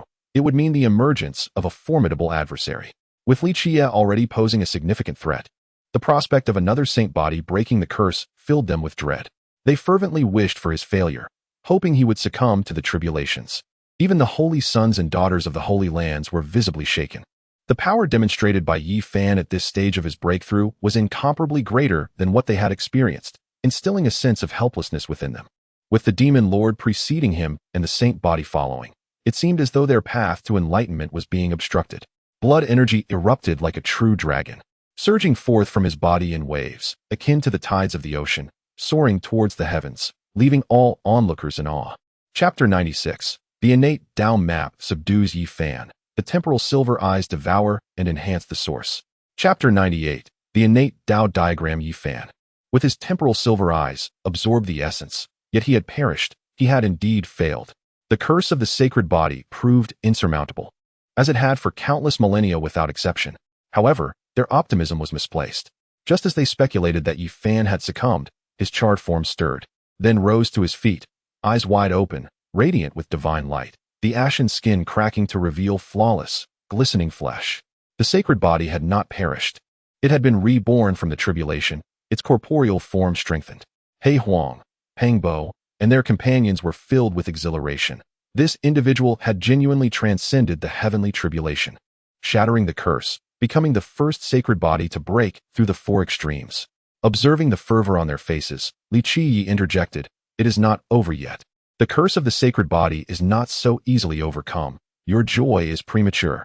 The crowd exchanged glances, bewildered. Peng Bo inquired, "Old Li, how can this be? The tribulation has been endured. How can there still be a curse?" Li Qiyeh offered no response, merely gazing at the heavens, where something ominous was brewing. At that moment, Yi Fan too felt perplexed. He sensed that he had successfully breached the barrier, yet he could not manifest his unique phenomena. Something essential seemed to be amiss. Soon, he perceived a formidable threat emanating from the sky and witnessed the emergence of a new tribulation. This time, however, it differed from the last. 9 ethereal figures appeared, entwined with electric arcs, resembling 9 divine beings. Some among the crowd expressed their confusion, questioning the nature of these shadowy figures amidst the tribulation. A voice exclaimed, "A humanoid tribulation. Who would have thought that the sacred body Yi Fan could summon such a phenomenon? It is simply extraordinary." Curiosity arose, and inquiries about the origins of this humanoid tribulation spread, even among the newly arrived saints and maidens in the sacred city. A knowledgeable individual remarked, "I too was unaware that a humanoid tribulation could manifest. I had only seen it when the demon lord faced the four extremes tribulation." However, the demon lord's humanoid tribulation was significantly more formidable, with the figures within being strikingly clear, accompanied by imperial weapons. According to certain elders from the sacred grounds, this tribulation could only be endured by the young emperors. It represented the heavens test of a cultivator, signifying that the individual possessed the bearing of an emperor. Though the humanoid tribulation of the sacred body paled in comparison to that of the demon lord, it could not be denied that this individual bore the semblance of a young emperor. Upon hearing this, the crowd's eyes widened in astonishment as they gazed at Yi Fan in the sky, then turned to Li Qiyeh, feeling their resolve waver. What was happening in this era, with a sacred body on the verge of breaking the curse and a demon lord even more monstrous? Would there ever be a day for them to rise again in the North Dipper? Many elders of the sacred ground have resolved to utilize the power of the sanctum to eliminate these two individuals when necessary. Of course, it would be even more fortuitous if Yi Fan were to fail his tribulation today. At this moment, Yi Fan is engaged in battle with the 9 humanoid tribulations in the sky. However, facing 9 opponents, he is clearly at a disadvantage, retreating continuously. Fortunately, he manages to endure until the end. Yet, scarcely has he had a moment to rest when a chaotic thunderbolt descends, prompting the Black Emperor to exclaim a warning, "Be careful, young one." That is chaotic thunder, immensely fearsome, yet also a treasure for refining artifacts. Even ancient emperors would employ such forces to temper their weapons of enlightenment. Yi Fan remains silent, summoning his primordial chi cauldron and bracing his body to withstand the onslaught, preparing for yet another round of physical refinement. Many onlookers are left in awe, marveling at his audacity. The 9 chaotic thunderbolts rain down upon him, tearing his flesh asunder and scattering his consciousness. Yet, through sheer willpower, he perseveres, fortifying his spirit and enhancing his physical form, radiant with sacred light. Just a glance reveals his exceptional prowess, capable of shattering the weapons of the four extremes cultivators with ease. The primordial Qi cauldron hovers above his head, emanating a misty aura of profound yellow energy, suffused with the essence of the Tao. Each of the 9 chaotic thunder energies bears the traces of the Tao, and Yi Fan continuously contemplates their nature, initiating the process of refining the energies to merge them with his body and the cauldron. Upon opening his eyes, his spirit shines brightly. He has officially entered the realm of the four extremes. Nevertheless, his expression is grave, as he senses that his tribulation is not yet complete. Above, it seems that additional tribulations remain, yet he cannot discern their presence.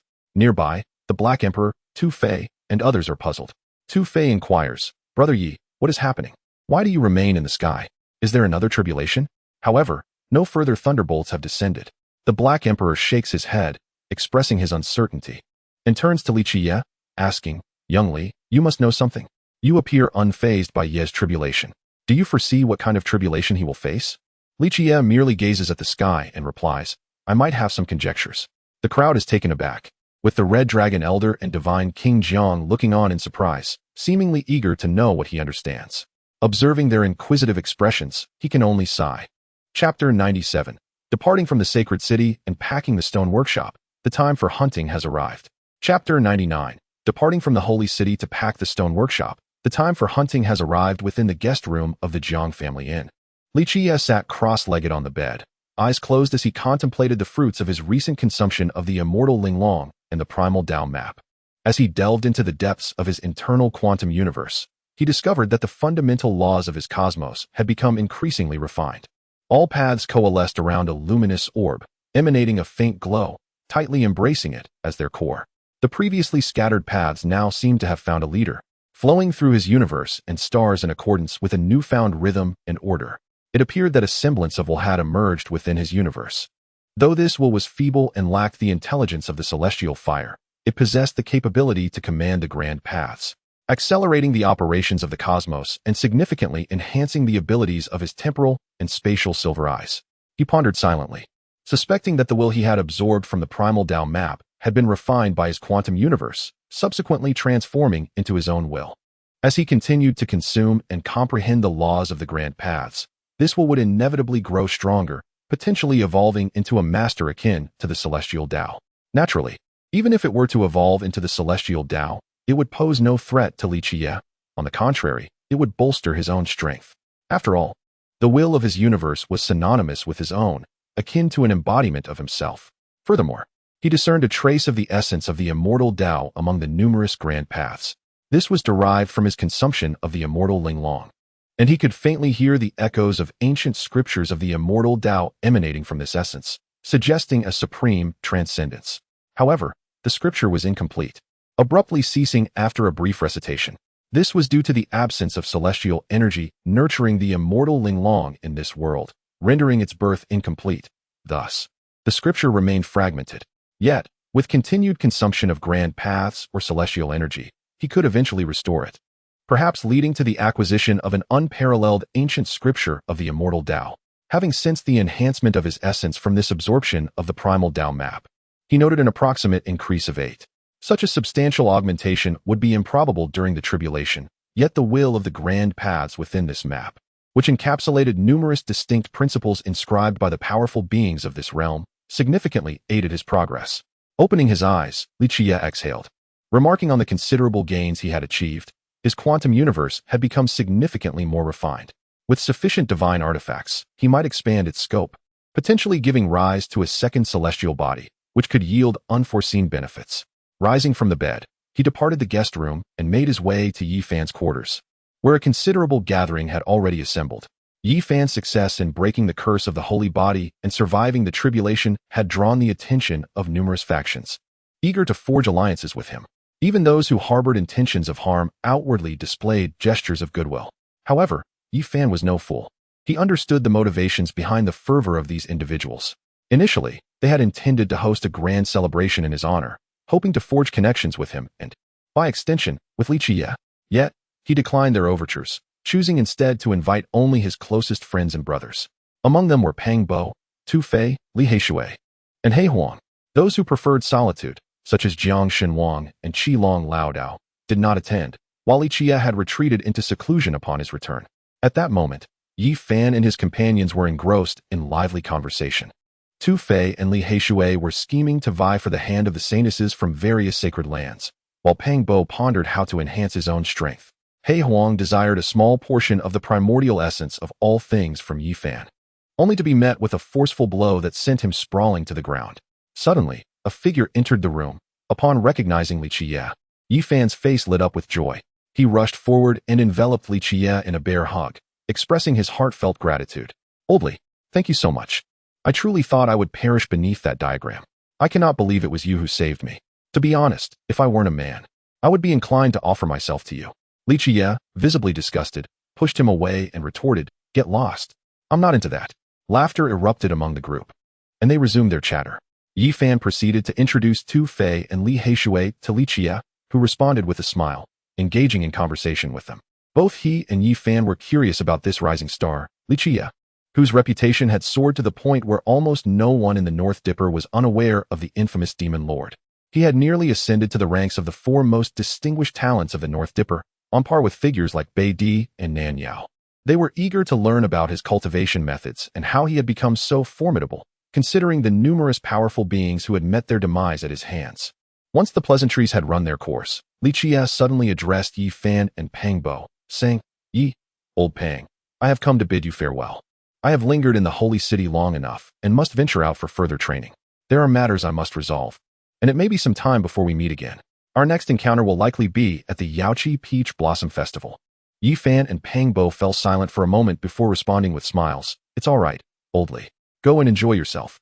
To be honest, if I were stronger and not pursued by so many who wish me dead, I would want to accompany you." Pang Bo chimed in, "Me too." Tu Fei and Li Qiyeh remained quiet, as they were not very familiar with Li Qiyeh, having only met through Yi Fan's introduction. After their exchange, Li Qiyeh took his leave from Yi Fan and sought out Jiang Xinwang to bid farewell. Chapter 100. Instant kill of four mighty beings. At this moment, the space surrounding Li Qiyeh began to manifest one silhouette after another, encircling him from all directions. Even the Black Emperor beside him felt a sense of trepidation, questioning whether this young man could truly resolve the dire situation.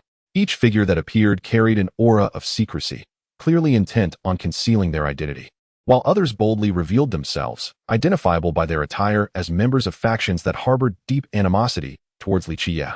Compared to the previous encounter, the number of adversaries present was somewhat diminished, yet they were all formidable beings of significant power. A total of 15 mighty cultivators had gathered, none of whom were novices in their mastery, and their strength surpassed that of the previous batch considerably. Among them, some had already reached the level of holy lords, representing the pinnacle of power in the Northern Dipper, which astonished Li Qiyeh. He had not anticipated such notoriety, as it seemed they were resolutely determined to eliminate him here. A middle-aged man clad in vibrant robes glared at Li Qiyeh with a cold demeanor, declaring in a chilling voice, "Li Qiyeh, you have slain the elders and the saint son of my Five Elements Palace, and you have obliterated our sacred city Southstone Square. Today, I shall ensure you have no place to rest in death." Upon observing him, Li Qiyeh inquired with a hint of uncertainty, "You must be the current leader of the Five Elements Palace, right? With such a holy lord level of strength, you must either be the leader or a venerable elder." "Indeed, I am the contemporary leader of the Five Elements Palace. You have repeatedly slain my elders and disciples. Had I not been burdened with other matters, I would have already ventured to the sacred city to eliminate you, rather than allowing you to destroy our stone square and slay my disciples." Nodding slightly, he then turned to the other individuals present, asking, "It seems that most of you are from factions with which I have previous grievances.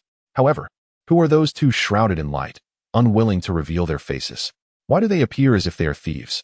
Are you here to scavenge?"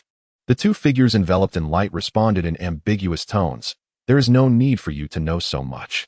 Today, you shall undoubtedly perish here. We are quite intrigued by your physique and wish to take it back for research. To be capable of slaying mighty beings, you must possess an exceptionally powerful constitution." Upon hearing this, the expressions of those around shifted, revealing a shared interest in Li Qiyeh's physique. Should they uncover its secrets, it might yield a prodigy of great potential. However, these considerations would only be entertained once he was dispatched. This young man was no weakling. And even with such a multitude of mighty beings assembled, if they were to falter and allow him to escape, there would be no second chance. As they communicated through their spiritual senses, some employed treasures to seal the space, preventing Li Qiyeh from breaking free. Others set up formations and prohibited devices in the skies above, designed to thwart his attempts at escape. Any approach to these formations would trigger immediate explosions, potentially inflicting grave injuries or even death upon him. It can be said that the mighty beings of these sacred lands have made meticulous preparations, sealing heaven and earth, ensuring that Li Qiyeh is unable to escape. Their intent is not only to reclaim the treasures he previously seized, but also to dismember him for further study. The Black Emperor's face has turned a deep shade of despair, continuously lamenting the dire situation. It's over. You've truly led us into a catastrophe. We had a chance to flee, yet you insisted on playing the fool. Now, we are in grave peril. Li Qiyeh casually patted its head, assuring, as long as I am here, we shall not perish. Frankly, this is rather underwhelming. There aren't nearly enough adversaries for me to engage. The onlookers were disinclined to converse with him any further. The leader of the Five Elements Palace took immediate action, conjuring a divine wheel of 5 elements. Its might was such that even Li Qiyeh would hesitate to confront it with mere flesh, as it was the manifestation of a sovereign-level being. Nearing the zenith of the powerful realm, its strength far surpassing that of the previous formidable entities. Others present bore expressions of cold ruthlessness, unleashing their most formidable secret techniques against Li Qiyeh and the Black Emperor. Should they land a hit, it was likely that even Li Qiyeh would face severe injury, if not death, with no means of countering. Soon, all the mighty beings unleashed their divine secrets, a kaleidoscope of colors and forms hurtling toward Li Qiyeh. The Black Emperor grasped the bell around its neck, ready to employ its hidden trump card to withstand the impending assault. Without resorting to this secret, they would undoubtedly be reduced to mere pulp. However, just as it prepared to activate the bell's secret, the space surrounding Li Qiyeh suddenly shifted. The man and dog that had stood there vanished without a trace, causing the countenance of all present to shift dramatically. The Grand Elder of the Six Harmonies sect exclaimed in disbelief, "This is impossible. The surrounding space has been sealed by my treasure. Unless it is a being of the Tao-severing realm, no one could possibly breach this barrier." The others shared his grave concern. This development had clearly caught them off guard. They had deemed their operation flawless, anticipating every possible contingency to ensure that the boy could not escape. Amidst the aura of light, one among them spoke, asserting that they had not actually broken the spatial seal, but rather concealed themselves through an unknown secret technique. It was undeniable that this individual, renowned as one of the most exceptional talents of the Big Dipper, possessed strength comparable to that of the North Emperor and others. Upon hearing this, the expressions of the others softened slightly. As long as he remained in this vicinity, it was merely a matter of time before he was discovered. Chapter 99. The Formation of the Great Emperor's Killing Array. The Dragon Transformation Heavenly Tribulation Killing Array Destroys the Sect. Chapter 101. The Array of the Great Emperor's Killing Formation and the Dragon Transformation Heavenly Tribulation Annihilation in the City of 5 Elements. In the expansive streets of the City of 5 Elements, a young man clad in a black outfit walked alongside a large black dog. The streets were frequently patrolled by disciples of the 5 Elements Palace. The Black Emperor glanced at the surrounding members of the 5 Elements Palace. Feeling somewhat apprehensive as he looked at the disguised Li Qiyeh beside him, he inquired, "Young man, are you not being a tad too audacious? After all, this is a formidable sect. Even without the foundation of a saint, a tradition lasting several millennia is certainly not to be underestimated. Be cautious, lest you find yourself in dire straits." Li Qiyeh gazed ahead, responding softly, "I am not so reckless." Although the 5 Elements Palace pales in comparison to the powers of the sacred lands and noble families, it is nonetheless a significant entity. This time, I require your assistance. Did you not claim that your formations are quite formidable? Could you perhaps set up a killing formation around the 5 Elements Palace, ensuring they cannot escape?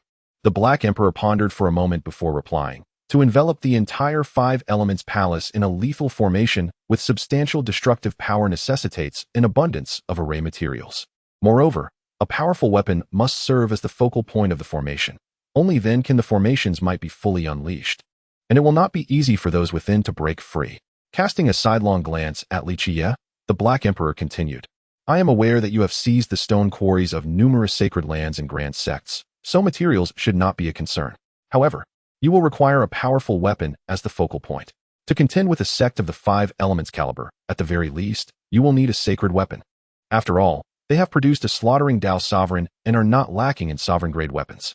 Thus, if you wish to surround and annihilate them with a formation, it must be at least a sacred weapon, preferably a legendary sacred weapon that has endured through the ages. They might possess such weapons, even if not complete. Consequently, I believe it is prudent for you to postpone this reckoning until you have grown sufficiently strong. Annihilating them will then be a mere trifle. There is no need to rush. Seeing the Black Emperor's skepticism regarding this venture, as he felt Li Qiyeh lacked a sufficiently powerful weapon to harness the formation's potential, Li Qiyeh merely smiled and remarked, "A sacred weapon, you say? I do not possess one." The Black Emperor was taken aback. Believing that this endeavor was doomed to fail without a sacred weapon as the focal point, leaving them vulnerable to the Five Elements Palace's counterattack. Just as he was about to urge Li Qiyeh to leave, he suddenly heard him say, "While I do not have a sacred weapon, I possess an imperial weapon. That should suffice, no?" The Black Emperor was momentarily stunned, before exclaiming in disbelief, "An imperial weapon? How can that be? The primordial bell remains in Zishan and will not emerge.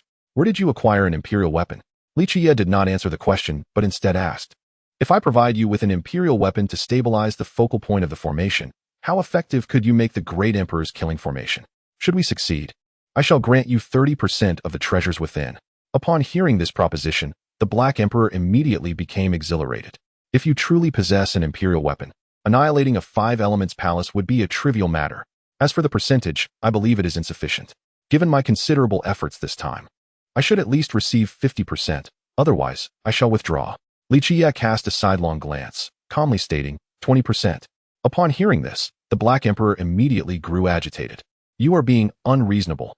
How can you reduce it further?" "4%. I will settle for 1%. Li Qiyeh retorted. "If you continue to argue, there will be no need for this arrangement.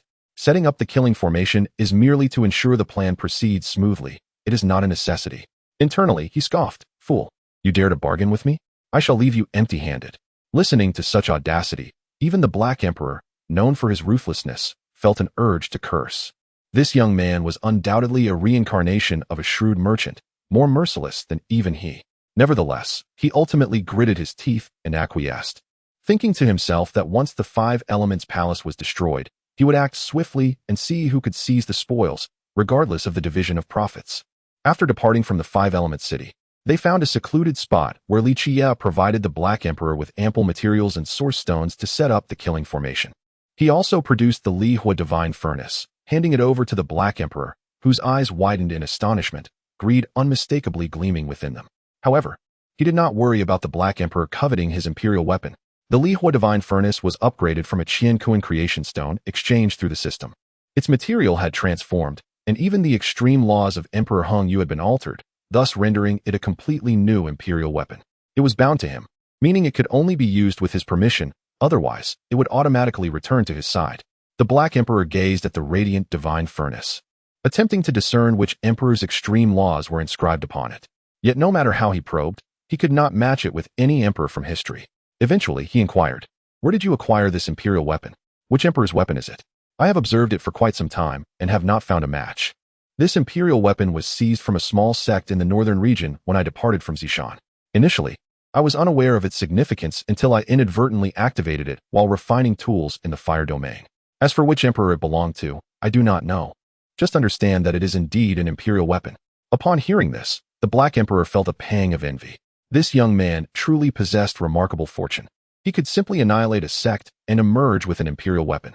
He had never encountered anyone with such extraordinary luck, possessing unparalleled talent, exceptional physique, and unmatched combat prowess. If he did not attain enlightenment, it would be a travesty. Chapter 100. Pillaging the Five Elements Palace and Awakening the Sect's Heritage. Chapter 102.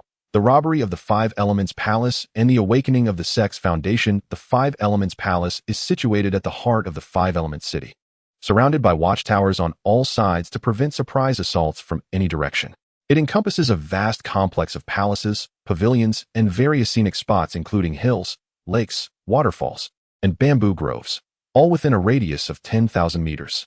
Above, suspended 100 meters in the air, stands the central palace, the core of the Five Elements Palace, where the sect leader and elders convene to deliberate on vital matters.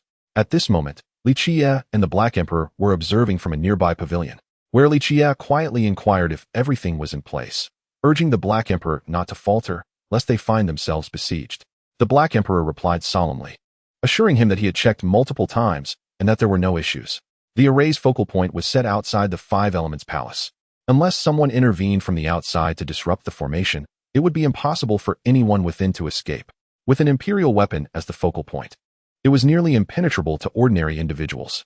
Furthermore, this arrangement would prevent the Imperial weapon from being engulfed by the impending tribulation, which could lead to a catastrophic Imperial calamity. Li Qiyeh nodded in agreement, dispatching a doppelganger to safeguard the array's focal point against any external threats. Although there were members of the Five Elements Palace in the city, they were mostly disciples, and even the strongest among them were merely at the threshold of greatness. Thus, a single doppelganger would suffice to protect the Black Emperor. Casting a glance at the Black Emperor, and then towards the direction of the Five Elements Palace, Li Qiyeh smiled and declared his intention to proceed, instructing the Black Emperor to guard the array's focal point, assuring him that with his doppelganger in the city, no harm would come to him. The Black Emperor, with a serious and concerned demeanor, cautioned him not to overexert himself, suggesting that if they encountered insurmountable opposition, they should retreat without hesitation, emphasizing that it would not be too late to settle scores once Li Qiyeh had grown stronger. With a smile and a nod of understanding towards the Black Emperor, Li Qiyeh swiftly took flight towards the interior of the Five Elements Palace. Naturally, a major sect would have protective formations in place, rendering it nearly impossible for ordinary individuals to gain entry. However, for him, these barriers were virtually meaningless, as he possessed the ability of spatial teleportation. Though seldom employed, it allowed him to silently transport himself within the protective formation of the Five Elements Palace. Upon entering the interior, he concealed his presence within the void. It would be exceedingly difficult for anyone lacking mastery over spatial pathways to detect the figure soaring above them. Making his way towards the suspended palace, arriving at the grand entrance, he found the doors firmly shut, imbued with the energies of restrictive formations. Opening them would require specific treasures and techniques, leaving Li Qiyeh somewhat disappointed, as he had hoped to uncover any hidden treasures of the Five Elements Palace within. Subsequently, he departed from the suspended palace to explore other areas, such as the medicinal garden, which he deemed ripe for plunder. As for the treasure storage, it was likely well concealed, either within the celestial palace or hidden underground. Soon, he stumbled upon the medicinal garden of the Five Elements Palace. To be honest, although it was abundant in spiritual herbs, they were not as remarkable as he had anticipated. There was only one ancient herb over 10,000 years old, while the others were merely hundreds to 1,000 years old. The contrast to what the Jiang family had previously witnessed was akin to the disparity between a royal palace and a bandit's lair. Nevertheless, even the smallest morsel is still sustenance, and quantity can compensate for quality. The guardian of the medicinal garden was a cultivator at the dragon transformation stage, whom he swiftly dispatched using spatial divine powers, reducing him to mere fragments. Then, he employed the spatial teleportation ability of the temporal silver eyes to transport all the spiritual herbs, including the spiritual soil, to a courtyard within his own star realm, where he planted 3 immortal divine herbs. With the nurturing of the spiritual soil, these herbs found a favorable environment to thrive. Although currently only the true dragon immortal herb could move freely, the other 2 were merely a seed and a fragmented remnant. After plundering the garden, Li Qiyeh seized the opportunity to scour other regions, leaving no valuable item unclaimed, turning all whom he encountered into dust. He soon arrived at the location of the scripture repository, one of the core areas of the Five Elements Palace, where the sect's scriptures, cultivation insights, and divine abilities were housed. A formidable expert presided over this place, making it nearly impossible for ordinary individuals to intrude. However, Li Qiyeh was undeterred. He revealed his presence and transformed into the guise of a disciple from the Five Elements Palace, striding confidently inside. The powerful guardian, noticing a disciple at the 4th polar realm entering, paid little heed, merely instructing him to present his token. Naturally, Li Qiyeh had none. He feigned searching his robes for a token, but the guardian, indifferent, closed his eyes to meditate. Suddenly sensing an anomaly in his surroundings, he opened his eyes to investigate, only to discover his body growing thin. Before he could utter a cry of alarm, Li Qiyeh struck him down, reducing him to fragments that merged into the surrounding space. With the guardian dealt with, Li Qiyeh conjured 2 avatars and commenced a comprehensive looting of the entire scripture repository. He swiftly began to seize the texts, eliminating any 5 Elements disciples he encountered, none of whom had the chance to react. Although the repository was guarded by prohibitions, Li Qiyeh was unconcerned. Once he had plundered this place, there would be nothing left of value in the Five Elements Palace aside from the treasure vault. Soon, he had completely emptied the scripture repository, even overcoming the protective formations surrounding the texts on the top floor. Chapter 101. The Cataclysmic Destruction of the Tao King. The Annihilation of the Five Elements Palace's Demon Lord, Seven Knight. Chapter 103. The Cataclysmic Annihilation of the Tao Monarch, the Demonic Lord of the Five Elements Palace, Seven Knights above the Five Elements Palace. Li Qiyeh had commenced his transcendence through the dragon-level tribulation. This particular tribulation manifested as the Great Dragon Tribulation, composed of 81 chaotic thunderbolts that coiled like thunderous dragons amidst the dark clouds. Subsequently, 9 of these chaotic thunder dragons surged downward toward Li Qiyeh with unparalleled ferocity.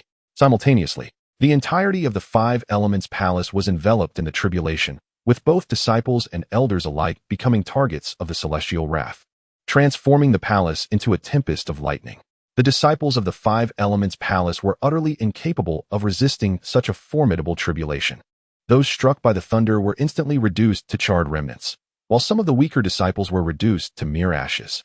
The elders fared little better, many displaying expressions of terror as they beheld the descending chaotic dragons, which obliterated them with a single breath of thunderous energy. Some elders summoned their weapons and treasures, desperately hoping to defend against the onslaught of the tribulation. Those of considerable cultivation roared in defiance. Although they possessed formidable strength, the tribulation was tailored to their cultivation realms, and many bore injuries, their bodies marked by singed wounds crackling with residual electricity. Li Qiyeh, if I do not perish, I shall pursue you to the ends of the earth, vowing to annihilate you without respite, echoed the sentiments of other elders, who uttered vehement oaths, hoping to distract Li Qiyeh from his tribulation and lead him to his demise. Li Qiyeh paid no heed to the curses below. He summoned his Eastern Emperor Bell and the Seven Knights' sword, allowing them to soak in the thunderous energies, inscribing the laws of heaven and earth upon them to enhance their power. He reached out towards the soaring dragons, undeterred by the chaotic energies radiating from the thunder, seizing 2 of the great dragons and drawing them into himself for refinement. Each dragon contained a trace of true dragon essence and mysteries, a boon for those in the dragon transformation realm. As he refined the dragons, they transformed into fine strands of chaotic primordial energy that merged into his spine. He felt as though a slumbering dragon within him had awakened, and the spine crackled with energy, a potent force surging forth.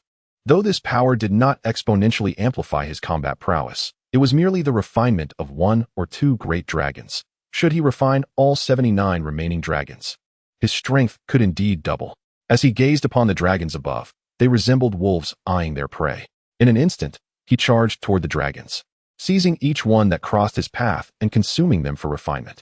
In the blink of an eye, 9 colossal dragons vanished from the sky, inciting the remaining dragons swirling amidst the thunderclouds into a furious uproar, akin to loyal subordinates seeking vengeance for a fallen comrade. A surge of 36 dragons descended, their roars echoing through the air as a torrent of chaotic lightning surged towards him, seemingly intent on reducing him to ash. With a disdainful sneer, he dismissed their approach, recognizing that their inability to single-handedly confront him had compelled them to resort to a collective assault, a blatant violation of martial ethics. He hurled his Seven Knights sword and Eastern Emperor Bell at the oncoming storm of chaotic lightning, allowing his weapons to grow even stronger through this transformation. As the dragons approached, he charged forward without hesitation. However, the sheer number of dragons was overwhelming, and even he found himself struggling to withstand their assault. His flesh was marred by deep, bone-exposing gashes from claw strikes, and a sweeping dragon tail nearly cleaved him in half. Yet, rather than instilling fear, this only heightened his exhilaration. Ignoring his injuries and the relentless attacks from the dragons, he seized one dragon after another, consuming them whole, inciting the surrounding dragons to roar in indignation, as if to say, "How dare you underestimate me?" Witnessing the unfolding chaos, 9 more dragons descended from the skies. Though this exacerbated his injuries, it only intensified his delight in the feast. Thus, a stalemate ensued between the thunder dragons and Li Qiyeh. The dragons attacked him while he chose to endure their blows with his physical form, continuously capturing and devouring the surrounding dragons. Initially, as the dragons from the thunderclouds kept descending, Li Qiyeh found himself at a disadvantage. However, as he consumed more dragons, his power and physique surged dramatically, turning the tides in his favor. When the dragons realized that only a handful of their brethren remained, they began to flee back into the thunderclouds. Yet, Li Qiyeh would not grant them the luxury of escape. He invoked the powers of time stasis, spatial isolation, and the dual-directional foil to intercept the dragons. swiftly devouring them one by one until all 81 chaotic dragons were consumed. At this moment, his spine was suffused with chaotic energy, pulsating with crackling thunder that inscribed profound paths upon it, resembling scales. A closer inspection revealed that his spine appeared as a true dragon exuding chaotic energy, undulating with every breath as if it were alive. This was the boon bestowed upon him by overcoming the dragon tribulation, enhancing the potential of his spine. In the future, as he sought to ascend to even greater heights, it was conceivable that his spine could indeed transform into a dragon, evolving into an immensely formidable celestial spirit. Just as he was beginning to fathom the power of dragon transformation, he suddenly sensed an overwhelmingly potent aura emerging from the thunderous sea below, causing his expression to shift as he turned to face the source. Chapter 102. Reacquiring Eternal Blue Gold. Restoration of the Imperial Weapon, the Immortal Slaying Gourd. Chapter 104. The Eternal Blue Gold Reacquired. The Restoration of the Imperial Weapon, the Celestial Slaying Gourd outside the Five Elements City. The Black Emperor anxiously gazed in the direction of the Five Elements Palace, now shrouded by the impending tribulation. The surroundings had transformed into a tumultuous sea of thunder, and the overwhelming aura of the heavenly calamity left the Black Emperor restless. Concerned, he turned to the avatar of Li Qiyeh beside him and inquired, "How are you faring? This tribulation appears most extraordinary, and with so many people in the Five Elements Palace, can you withstand it?" Li Qiyeh's avatar shook his head, responding, "The tribulation obstructs my perception. I am currently unaware of the situation within. However, rest assured, there will be no significant issues. Otherwise, I would have vanished." Upon hearing this, the Black Emperor exhaled a sigh of relief and remarked, "Many have begun to converge upon us." The avatar, maintaining a calm demeanor, replied, "They are but ants, inconsequential. Should they dare to approach, we shall eliminate them in one fell swoop, eradicating the roots entirely." Yet, contrary to their expectations, the disciples and elders of the Five Elements Palace from the periphery ultimately arrived.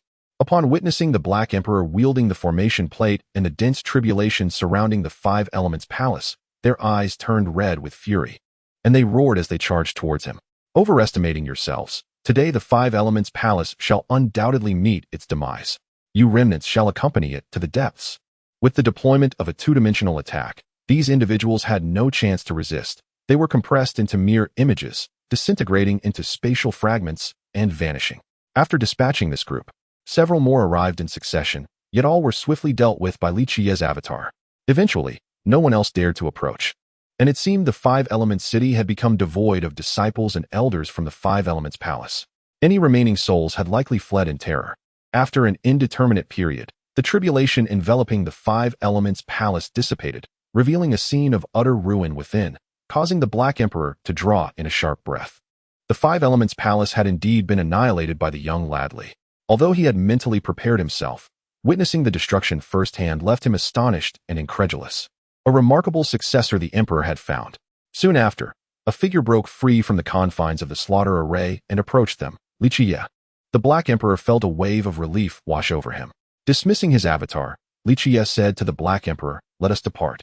This place will soon become the focal point of the Northern Dipper. Remaining here serves no purpose. Loading more content. Please wait. This site only supports access via mobile browsers. If you see this passage, it indicates that the chapter content failed to load. Please disable reading mode, viewing mode, and ad blocking features in your browser, or copy the URL to another browser for reading." With that, he took the Black Emperor and left the Five Elements City, advancing towards their next destination. Half a day later, numerous figures appeared in the skies above Five Elements City, having rushed over upon hearing of the calamity at the Five Elements Palace. Ignoring the gaze of the mortals below, they soared directly towards the palace. Upon arrival, they were instantly stunned by the scene before them. As the Five Elements Palace lay in ruins, its remnants scattered across the landscape. The surrounding flora and fauna had been reduced to blackened ashes blanketing the earth. The Five Elements Palace had been obliterated. This notion echoed in their minds, prompted by the harrowing scene before them, compelling them to accept this grim reality, no matter how absurd it seemed. An elder from the sacred ground of the Purple Mansion, his expression grave, spoke up. "I just inquired with the townsfolk, and they reported seeing a massive dark cloud enveloping the Five Elements Palace, followed by an onslaught of thunderbolts that transformed it into a sea of lightning. It appears that someone was undergoing a heavenly tribulation here. However, the intensity of such a tribulation indicates that the individual in question is no ordinary being. The mystery lies in how they breached the protective array of the Five Elements Palace to conduct their tribulation here. Others shared his bewilderment, particularly troubled by the palace's destruction. Surely, with the heavenly tribulation looming, there should have been ample time to flee, yet reports indicated that no one escaped the Five Elements Palace. Suddenly, one elder noticed a large stone not far off, inscribed with prominent characters. He hurriedly informed the others, "Look, there are words on that stone." Upon gathering around the stone and reading the inscription, they collectively gasped, their faces etched with disbelief. This is the doing of the demon Lord Li Qiyeh. He has actually annihilated a major sect. Just how formidable is this individual, capable of vanquishing a lineage that has endured for millennia? The expressions of the others reflected sheer horror, especially among those factions that had previously sent assassins to eliminate Li Qiyeh. A profound sense of dread filled their hearts. Perhaps they had indeed provoked the wrong person. This individual was no mere ruthless character. He had the audacity to eradicate a sect. With the Five Elements Palace's destruction, could the remaining sects and holy grounds claim immunity? Many present bore grim visages, and some, after glancing at the stone, turned to leave hastily. They needed to relay this alarming news back to their sects and prepare their defenses promptly. Otherwise, they could very well share the same fate as the Five Elements Palace. Although the representatives from the holy grounds were equally shocked, they harbored no fear of Li Qiyeh seeking trouble with them. The forces that could be deemed holy had once produced saints, possessing methods and foundations far beyond those of ordinary sections. Should Li Qiyeh truly venture into their territories, they were confident he would meet his match. Chapter 105. The incarnation of the heir of the Ji family. The destruction of the Six Harmonies sect within a grand assembly hall of the Six Harmonies sect in the northern domain. The sect master, the supreme elder, elders, and the newly appointed Holy Son convened to deliberate the recent obliteration of the Five Elements Palace. Each countenance bore the weight of worry and apprehension, as if sensing an impending calamity looming over their sect. The sect master solemnly addressed the assembly. "You are all undoubtedly aware that the demon lord, Qiyeh, has annihilated the Five Elements Palace. Although it is difficult to fathom, the evidence is irrefutable. Our elders, dispatched to eliminate him, alongside those from other factions, have met their end. Given his temperament, he will undoubtedly retaliate against all forces that conspired against him. With the Five Elements Palace being merely the first, we, the Six Harmonies sect, shall not escape this fate. We must heighten our vigilance, prohibiting any disciples from entering or exiting, and forbidding anyone from loitering in our vicinity. Should any suspicious activity arise, it must be reported immediately. We shall prepare for a comprehensive defense, and if it becomes absolutely necessary, we will awaken our sect's latent power to vanquish the demon lord. Now, I urge each of you to make your preparations. Let us hope that our sect is not his target." The supreme elder, somewhat skeptical, inquired, "Is the demon lord Qiyeh truly as formidable as rumored?" The destruction of the Five Elements Palace was said to have stemmed from their negligence, allowing him to infiltrate and unleash the heavenly calamity upon them. If we ensure that he does not breach our defenses and locate him beforehand, cannot we combine our strength to eliminate him? Why must we adopt such a passive stance? The sect master shook his head gravely. The Five Elements Palace possesses a foundation not inferior to ours, and their strength is comparable.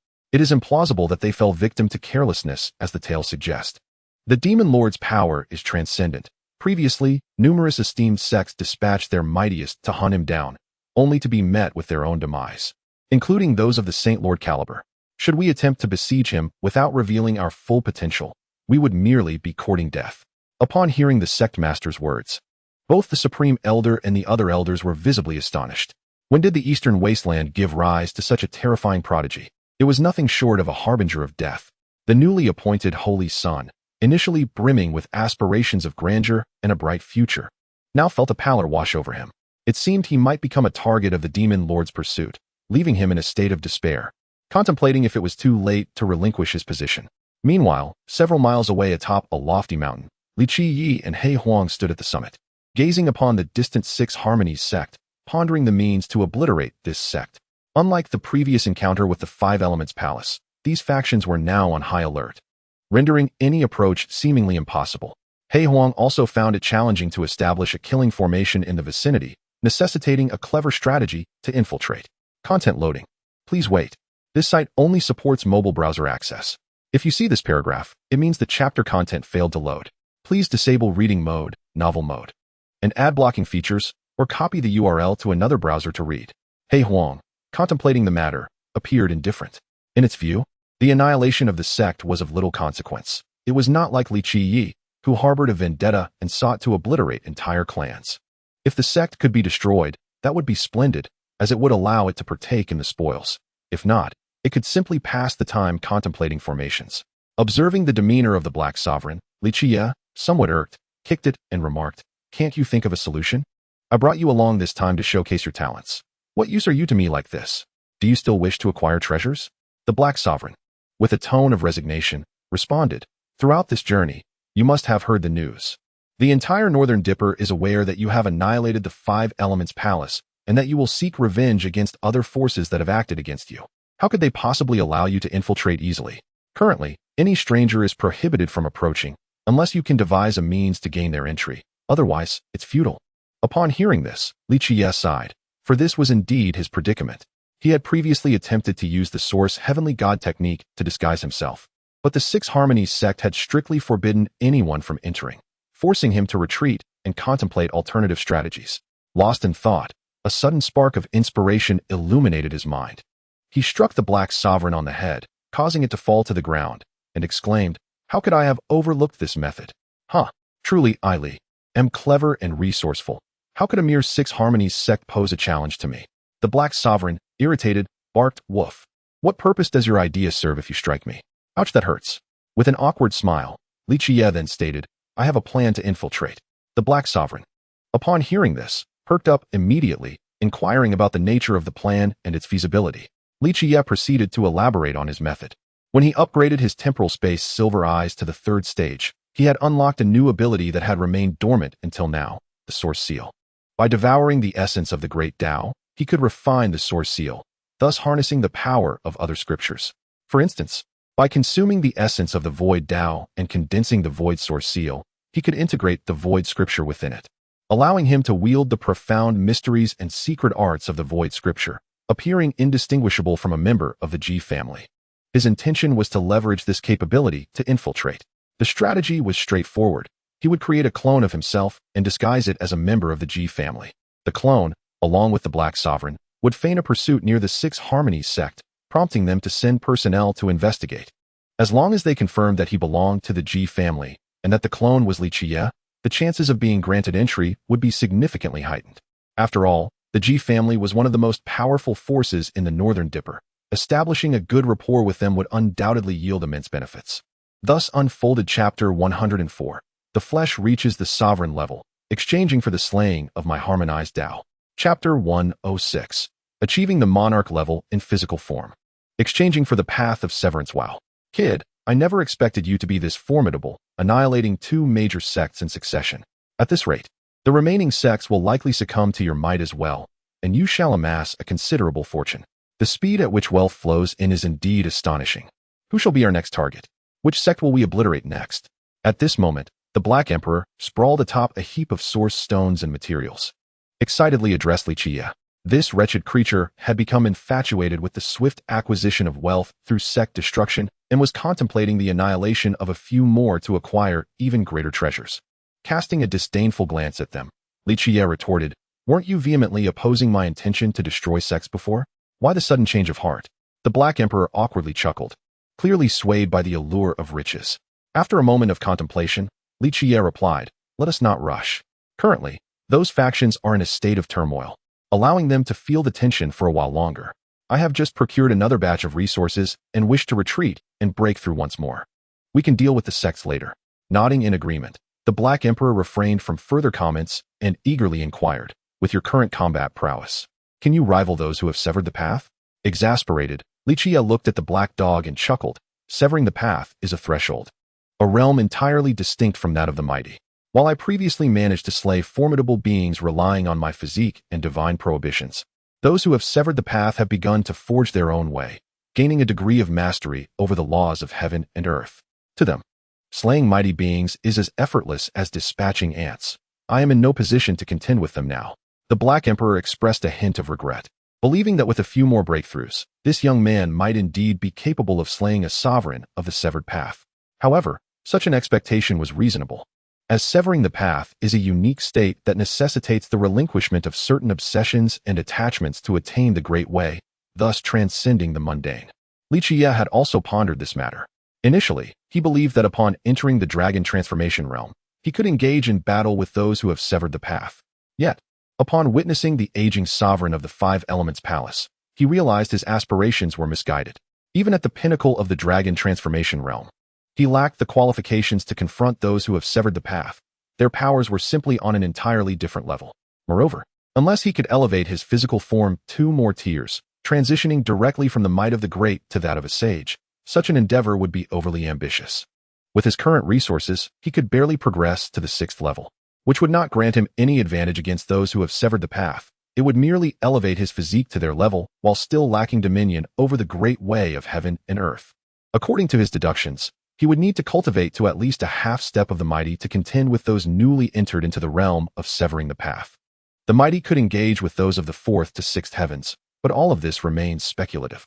Contingent upon his ability to advance the body scripture to the 6th level to even qualify for such a confrontation. Thus, he prepared to leverage the resources acquired from powerful factions during this period to orchestrate a groundbreaking transformation for himself. Aspiring to elevate his combat prowess to a kingly level and bolster his strength for the impending eradication of the sect, he informed the Black Emperor of his intention to enter seclusion for cultivation and retreated to his cave abode. The Black Emperor said nothing.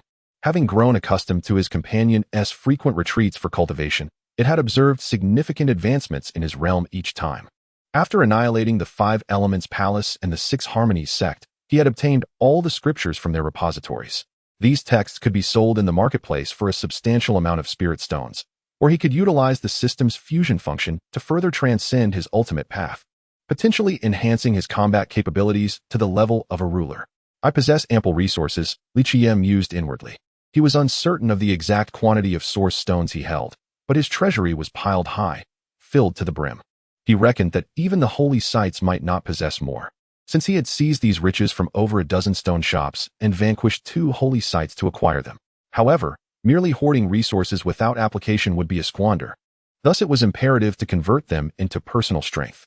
Perhaps he could seize this opportunity to exchange for treasures or mystical techniques in the system's marketplace that could augment his combat prowess, or fuse and elevate his ultimate path to its 2nd stage. After some contemplation, he decided to open the system marketplace to explore what valuable items were available for exchange. It must be said, the system marketplace was truly diverse, offering a plethora of items. However, many were either prohibitively expensive or unnecessary at his current stage, making it challenging to find what he truly needed.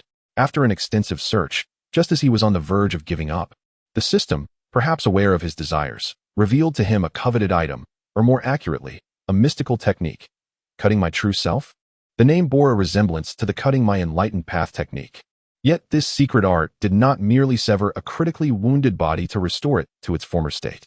Instead, it allowed the creation of 2 true selves, inheriting a portion of one's physique, thoughts, talents, or character, thereby enhancing one's innate abilities, comprehension, and speed of cultivation. This technique could thoroughly unlock one's potential, transforming one individual's cultivation into that of 3, exponentially increasing the pace, and ultimately, when the 3 reached their zenith, they could merge into 1, transcending humanity and achieving the path of immortality. Li Qiyeh found himself greatly tempted by this technique, cutting my true self, despite its price of 3.6 billion spirit stones. For its potential benefits were immense. He contemplated the prospect of cultivating this technique. Chapter 107. The creation of the self. The Eastern Emperor Tai contemplated the concept of the severance of the self that resided within his mind. This profound technique required the partitioning of one's soul into 3 distinct fragments, alongside the division of a portion of one's physical essence and bloodline. One could selectively transfer a fraction of their inherent talents and constitution to the other 2 selves. The first self intended to relinquish the innate sacred body as it had become apparent that he had scarcely tapped into the capabilities of this divine form. His battles had predominantly relied on the temporal silver eyes and the ultimate path, rendering the innate sacred body somewhat redundant in his possession. Thus, he sought to release it, allowing it to fulfill its true potential. As long as he remained alive, the inherent advantages of his constitution would facilitate his ascension to enlightenment. As for the second self, he resolved against parting with the temporal silver eyes, opting instead to pursue the path of the physical form. He aspired to bestow the Body Sutra upon this second self, wishing for it to embark on the journey of creation. Given sufficient resources, it was entirely feasible for this self to attain transcendence through physical means, as this scripture theoretically possessed the capacity to reach the dominion of the chaotic universe, wielding the power to vanquish celestial emperors. His focus would remain on the development of the temporal silver eyes, striving to unveil their full might. In due course, he might even devour fragments of the celestial domain and various worlds to evolve, potentially achieving a state beyond the confines of time and space. Concerning the issue of cultivating scriptures post-partition, there was no cause for concern. The primary self could continue to practice the primordial sutra without alteration, as the temporal silver eyes were intrinsically aligned with the path of time. Moreover, with the assistance of the system, the concerns of inadequate cultivation were non-existent, negating the need for a change in scriptures. Having concluded these reflections, he was poised to embark on the practice of the severance of the self, partitioning his talents and constitution to unlock his latent potential, thus significantly accelerating his cultivation speed. Perhaps, even before the impending chaos erupted, he would possess the strength to quell the turmoil. Taking a deep breath, his gaze radiated determination. With a resolute heart, he would not waver, especially after expending considerable resources to acquire this technique. To neglect its practice would indeed be a squander.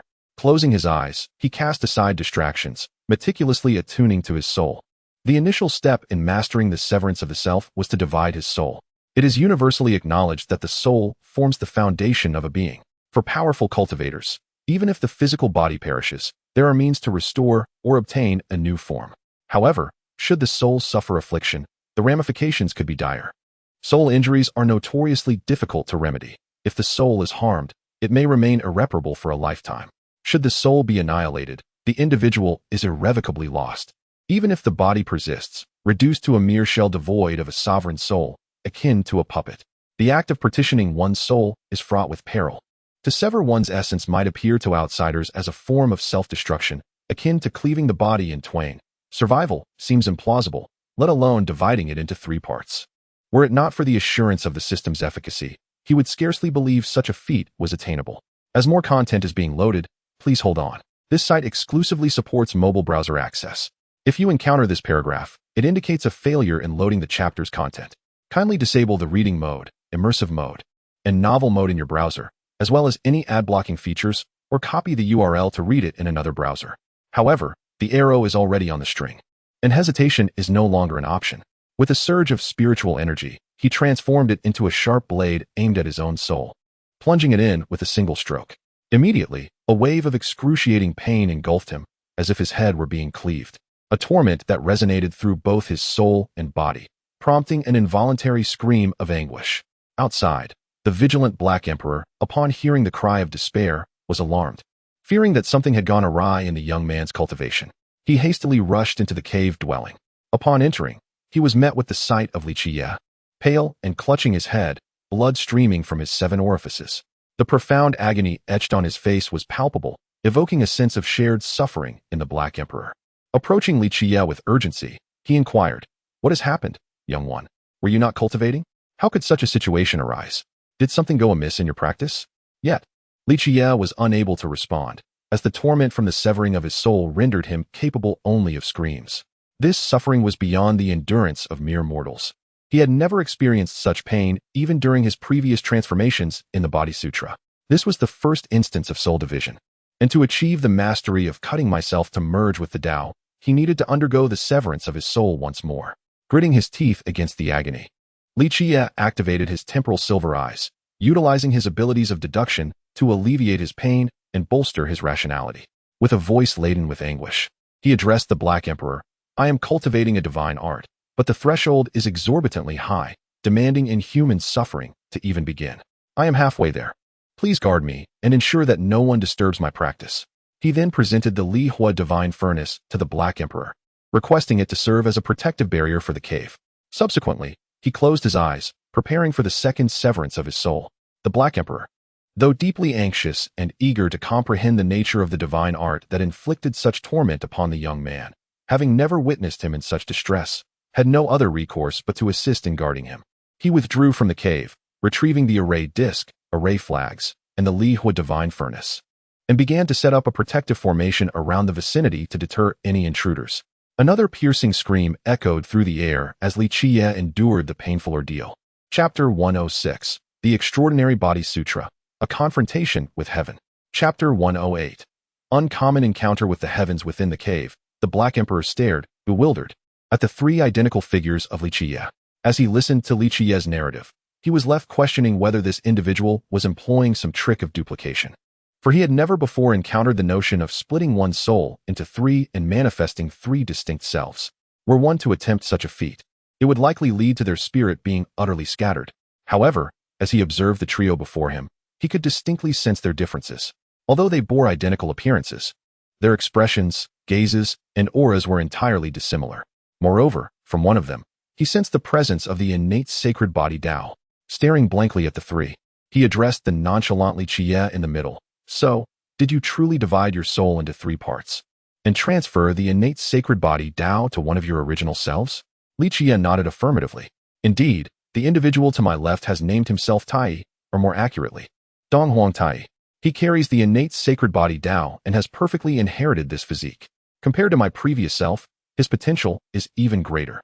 You may follow him, as your purpose in following me was to observe the innate sacred body Tao, after all. Upon hearing this, the Black Emperor's expression shifted from shock to anger. You fool! While I am uncertain how you succeeded in mastering that technique to sever my path, the circumstances indicate that your method is exceedingly perilous. Must you go to such lengths to manifest two original selves? Do you truly consider the innate sacred body Tao a burden? Suddenly, Tian interjected with a domineering and icy tone. You are correct. He indeed views it as a burden, which is precisely why he created us. In his perspective, the so-called innate sacred body Tao impedes his cultivation speed, consuming vast resources without yielding commensurate rewards. It is akin to his differentiation of me, an apparent treasure trove brimming with potential, yet he remains oblivious to its development, thus squandering resources. Though this is significantly tied to his rather obtuse mindset, one cannot deny that our differentiation indeed enhances his cultivation speed and potential. Li Qiyeh turned to Tian, pointing at him defiantly. What do you mean my mind is dull? I tell you, that is slander. Pure slander. Do you understand? I created you, and instead of gratitude, you mock me? We are, after all, one entity. Is it necessary to insult oneself? Tian shot him a cold glance, devoid of any emotional fluctuation. Seemingly unwilling to engage in conversation with someone he deemed foolish, feeling it would be a waste of time. The Black Emperor observed the peculiar trio before him, sensing that the two manifestations created by Li Qiyeh seemed to possess minds of their own, disparate in character and evidently unyielding to his commands. Their individuality was strikingly distinct from the avatars typically conjured through the art of division and manifestation, suggesting an extraordinary capability akin to the legendary embodiment of faith. This revelation astonished him, for even the Black Emperor could discern that Li Qiyeh's cultivation of the supreme Tao of severing the self was an unparalleled secret technique, verging on the divine. Each of the three possessed the potential for enlightenment, and should they reach the pinnacle of their union, the extent of Li Qiyeh's power would be unfathomable. Perhaps, at that juncture, emperors would seem no more significant than mere insects in his eyes. Approaching Tai among the trio, the Black Emperor regarded him with a mixture of irritation and curiosity. This young man had separated the innate holy body and transferred it to his original form, an act that incited the Black Emperor's ire. Yet, upon further reflection, he pondered whether this might ultimately be a fortuitous decision. He was aware that, in addition to the innate holy body, Li Qiyeh possessed a pair of eyes imbued with the laws of time and space, a physical constitution rivaling that of the innate holy body. Throughout their journey, he had noted the frequent utilization of this ocular power, while the innate holy body was seldom employed, a fact that left the Black Emperor somewhat perturbed. As the heir of the primordial emperor, it was perplexing that he would not wield the innate holy body in combat, opting instead to rely on other capabilities, thereby failing to demonstrate the emperor's grandeur. With a hint of curiosity, the Black Emperor inquired of Tai, "You have inherited the constitution of the primordial emperor. Surely, you must be intrigued by your own nature? Would you like me to share stories regarding this matter?" Yet, Tai remained unresponsive, his eyes closed in meditation, seemingly engrossed in his cultivation and indifferent to the surrounding distractions. This behavior rendered the Black Emperor somewhat awkward, as he found Tai to be even more unapproachable than Li Qiyeh, who at least engaged in conversation with him, whereas Tai blatantly ignored him. Observing the dejected demeanor of the Black Emperor, Li Qiyeh offered words of comfort. Do not be disheartened. This fellow has not uttered a single word since his creation and is devoid of emotion, possessing only rationality. He concerns himself solely with the path of cultivation. This remark alleviated some of the Black Emperor's discontent, yet he could not help but grumble. Could you not instill him with a semblance of emotion? He resembles a mere puppet, devoid of life. Li Qiyeh shook his head, explaining, once the original form is created, its thoughts cannot be altered. It must remain as it is. Take solace in the fact that, unlike you, at least he will not take pleasure in beating you for no reason. After exchanging a few more words, Li Qiyeh turned his curious gaze toward the meditative Tian, inquiring, since I transferred the body scripture to you, one would expect you to be the weakest among us three. Yet, based on your earlier words, it seems the body scripture holds more power than anticipated. Chapter 109. Utilizing the power of the silver-eyed rules. Time stasis against the heavens. Li Qiyeh wiped the blood from the corner of his mouth and gazed at the figure before him with a smile, stating, since you hold me in such disdain, I must at least offer some demonstration. You wish to witness my full power, did you not? I grant you this opportunity, yet I hope you can withstand it. With that, his eyes transformed into a brilliant silver, and a beam of silver light surged forth towards the heavens at an astonishing speed, swifter than any force imaginable. The figure in the sky sensed the terrifying power of the law above and displayed a glimmer of interest, refusing to evade or dodge. Bracing to receive the oncoming silver light, Li Qiyeh furrowed his brow, perceiving his opponent's arrogance. This young man disregarded even the power of time and space. He prepared to withdraw his might in time, fearing he might inadvertently obliterate the celestial being. The silver light penetrated the figure's body, visibly aging him at an alarming rate, with dust seemingly cascading down from him. Just as Li Qiyeh was about to retract his divine power, the figure burst into laughter. Excellent. Now this resembles a true challenge. An attack of this caliber is worthy of a contest with me. However, despite the terrifying nature of your power, imbued with the laws of time and space, it cannot vanquish me. Prepare to be cleaved. The figure shattered his physical form, revealing a brand new silhouette before the astonished crowd. Ignoring their astonishment, he suddenly materialized a divine spear composed of intricate runes, its black shaft shimmering with a blood-red glow. The spear lunged towards Li Qiyeh, and though a considerable distance separated them, he felt an undeniable lock upon him, as if the spear could traverse dimensions to pierce through him directly. The surrounding space isolated, dividing it from the external world, creating an illusion of proximity while remaining impossibly distant. Yet, the divine spear seemed to defy this spatial barrier, manifesting before him in an extraordinary manner. With no time to ponder, Li Qiyeh unleashed the sky-opening palm, striking the spear with tremendous force. The surrounding space shattered like glass, revealing transparent fissures that soon fragmented, causing the earth and stones around to be consumed by tumultuous spatial currents. Emerging unscathed, Li Qiyeh regarded the figure with a grave expression, realizing he had indeed underestimated this young man's prowess. At this moment, they were evenly matched. Yet, he did not feel disheartened. His form began to blur, enveloped by a silvery radiance, with the figure also encompassed within its glow. Gazing into the emptiness of the silvery realm, the figure's demeanor shifted to one of seriousness. With a hint of intrigue, he remarked, a commendable ability. Your mastery over the power of time and space is indeed a commendable choice. I eagerly anticipate the surprises you shall unveil next. Loading more content, please wait. This site only supports mobile browser access. If you encounter this paragraph, it indicates a failure to load chapter content. Please disable reading mode, browsing mode, novel mode, and ad blocking features, or copy the URL to another browser for reading. You will enjoy it. Suddenly, a figure descended from above, taking a step toward him. The step appeared simple, yet its power was exceedingly formidable, consolidating the force of time and space. Should it land, it would instantaneously reduce all to ashes. As he gazed at the sky, a foot descended upon him, and the heavens themselves sensed the imminent peril. Suddenly, dark walls, as black as night, emerged around him, encasing him from all directions. Li Qiyeh's step upon the celestial realm struck the inky barrier, which began to dissolve, neutralizing his attack as if they were in a state of mutual annihilation. The heavens, brimming with martial intent, regarded Li Qiyeh with a resolute gaze. You are indeed worthy of being my opponent. Let us engage in a true battle with all our might. Li Qiyeh, equally fervent in spirit, locked eyes with his adversary, their respective wills for combat igniting the fierce clash that ensued.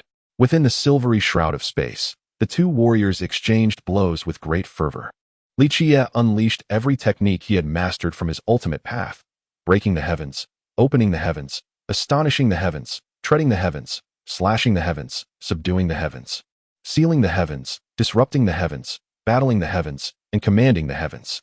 Until now, he had only employed the first 5 techniques in combat. The latter 5 had remained untouched, not due to their lack of power, but because none had merited his full exertion. These 10 techniques, rooted in the 9 secrets and the sword technique of heaven slaying, amalgamated with other imperial scriptures and mystical arts, wielded a might that, while perhaps not as formidable as the imperial arts, was akin to the forbidden techniques birthed by the emperors in his hands. They endowed him with the combat prowess of the eternal divine prohibition and allowed for a myriad of combat styles, their myriad variations rendering his foes incapable of defending against every strike. Even the heavens, engaged in this confrontation, could not escape this reality. Were it not for that peculiar ability to shield himself, he would have been shattered by Li Qiyeh's relentless assault. Yet, even so, the heavens bore numerous wounds. Despite continuous healing, the rate of injury surpassed his ability to mend. Li Qiyeh, too, found himself in a precarious position. Though he had mitigated much of the damage inflicted by the heavens through spatial isolation, his younger adversary seemed to possess spatial abilities of his own. The manifestation of a divine spear could pierce through space, inflicting harm that was compounded by other forces, such as destruction, annihilation, and the essence of darkness, filling his corporeal form with an array of powers, hindering his recovery techniques from functioning swiftly. Before long, the silvery domain was shattered, and their battle ascended from the ground to the sky. Though perplexed by how this individual, lacking in the art of covering the heavens, could soar through the air with mere physical prowess, he could not deny that his younger adversary's strength was indeed monstrous. Anxiously, he pondered, would this day see the dignity of Li Qiyeh diminished? Absolutely not. He resolutely vowed that his prestige must not be tarnished. Regardless of how formidable this younger opponent may be, he remained a reflection of himself. Chapter 110. The destruction of the heavenly profound sect nestled amidst towering mountains. The Eastern Wilderness's heavenly profound sect exudes an aura of potential prosperity, as its geographical features suggest a harmonious convergence of heaven and earth. Within the confines of the sect, a tempest of thunder roils above, heralding an impending storm, while a solitary figure stands aloft in the sky, not Li Qiyeh, but Tai. Having previously sequestered himself in rigorous training to enhance his physical form and hone his skills in the Tao of Severance, Tai now finds himself burdened with a pang of shame, reminiscent of his school days when he lagged behind his peers in examinations. As a bolt of divine lightning descends, Tai's tribulation of transformation into a dragon is set into motion. Previously, his cultivation level mirrored that of Li Qiyeh. Yet the ensuing ordeal promises to elevate him to the pinnacle of dragon transformation, transcending his former self. Observing the relentless rain of thunderbolts, Li Qiyeh, having plundered the medicinal gardens, treasure halls, and scripture repositories, clicks his tongue in disbelief at the fragility of the heavenly profound sect. He reflects on the absurdity of their long-standing survival despite their apparent lack of foundational strength. This realization prompts him to reassess his previous assumptions. Not every grand sect possesses the formidable essence of a Tao Severance sovereign. Consequently, the plan to eradicate this sect appears markedly simpler. With several sacred grounds already eliminated, only 5 major sects remain as adversaries. He muses that perhaps he could eliminate them before the Peach Blossom Festival. The ensuing tribulation wreaks havoc upon the vast sect, reducing it to mere ruins and debris. The sect's master, elders, and disciples are reduced to ashes under the relentless assault of the thunderstorm. Meanwhile, Tai enters the final phase of his ordeal, engaged in a fierce duel against 10 youthful emperors, one of whom bears an uncanny resemblance to Li Qiyeh, an evident manifestation of the tribulation's replication. Despite his extensive training, it must be acknowledged that Tai's combat prowess rivals that of Li Qiyeh. His golden-purple eyes scrutinize the humanoid tribulations with a thirst for understanding, as if seeking to unravel the essence of their existence. On numerous occasions, he endures grave injuries, yet persists in deciphering the rules governing these tribulations, much to Li Qiyeh's chagrin, who cannot fathom why Tai remains so reckless even in such dire circumstances. Fortunately, Tai seems to have gained insights from the humanoid tribulations, prompting him to launch counterattacks. Although the struggle remains arduous, he perseveres, and the Eastern Emperor Bell now bears 10 humanoid engravings, signifying a renewed amplification of its formidable power. Soon, the two departed from the foundation of the Heavenly Xian sect and arrived at the prearranged meeting point, where He Huang and Tian awaited their return. Upon seeing them, their expressions relaxed momentarily, soon giving way to palpable excitement. "Young man, I trust your gains this time are substantial. Do share them with us." With a disdainful glance at the lifeless dog, I turned to the others, stating, This marks the third major sect we have obliterated. I have discerned that not every large sect possesses a king of the Tao as its foundation. The previous 5 Elements Palace and the 6 Harmonies sect evidently stand as the pinnacle of such powers. Aside from the sacred lands, which we currently lack the capacity to confront, 5 factions remain to be eradicated. I surmise that the strength of these 5 may be comparable to that of the Heavenly Qian sect, thus we need not exercise the same caution as before. We can take the initiative. Even in the absence of a heavenly tribulation, the combined might of the 3 of us can easily vanquish them. Given this, why not engage in a friendly competition? Let each of us act independently and see who can eliminate the most foes, Tian proposed, ever the warrior, who, since his defeat to Li Qiyeh, had sought various ways to challenge him. However, Li Qiyeh had no desire for further contest. Such a strenuous endeavor, fraught with the risk of failure, was not to his liking. Still, he found Tian's suggestion intriguing and was curious to see who would achieve the most destruction this time. Casting a glance at Tai beside him, he inquired whether he wished to join. To his dismay, Tai was utterly indifferent, slipping into a meditative state, leaving Li Qiyeh somewhat exasperated, for it seemed Tai held little interest in matters beyond cultivation. Thus, it would be a contest solely between him and Tian. Whoever could eliminate 3 factions first would be declared the victor. Meanwhile, at the entrance of the Dongwang Yuanyang sect, a young man donned in black attire, exuding an air of cold indifference and dominance, approached. Yet, the Yuanyang sect had already sealed its mountain gates and activated its protective formation, rendering the area devoid of any presence. Observing this scene, Tian remained unperturbed, his voice icy as he remarked, "How dreary. A sect with a lineage spanning tens of thousands of years proves to be so inept. Were it not for the competition with that fellow, this sect would hardly warrant my intervention." Summoning a black divine spear enveloped in crimson lightning, one could sense the terrifying power contained within it. With a single sweep of his hand, a massive shield materialized before the entrance of the Yuanyang sect, and soon thereafter, a gap large enough for a single person to pass through appeared in the shield directly in front of Tian.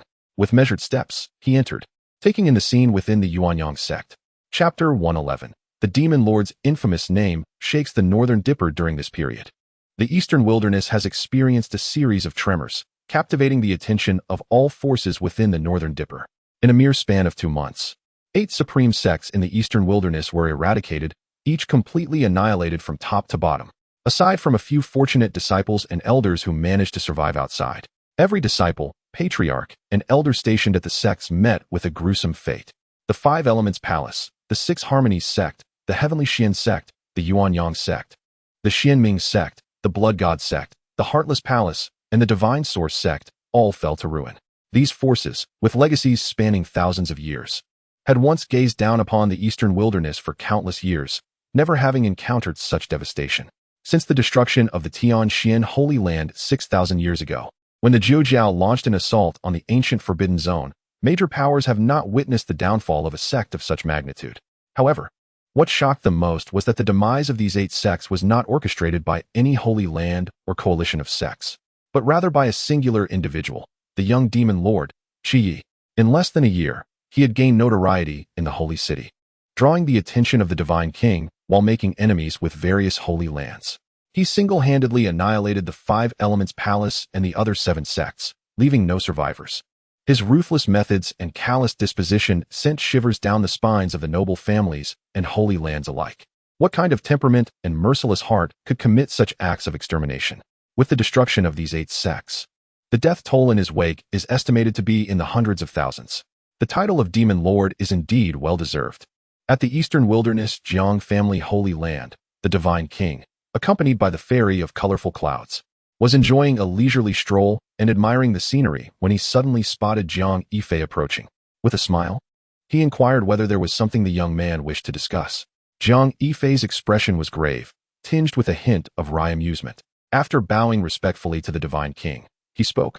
"Old ancestor, my brother has accomplished something that has sent shockwaves through the Northern Dipper."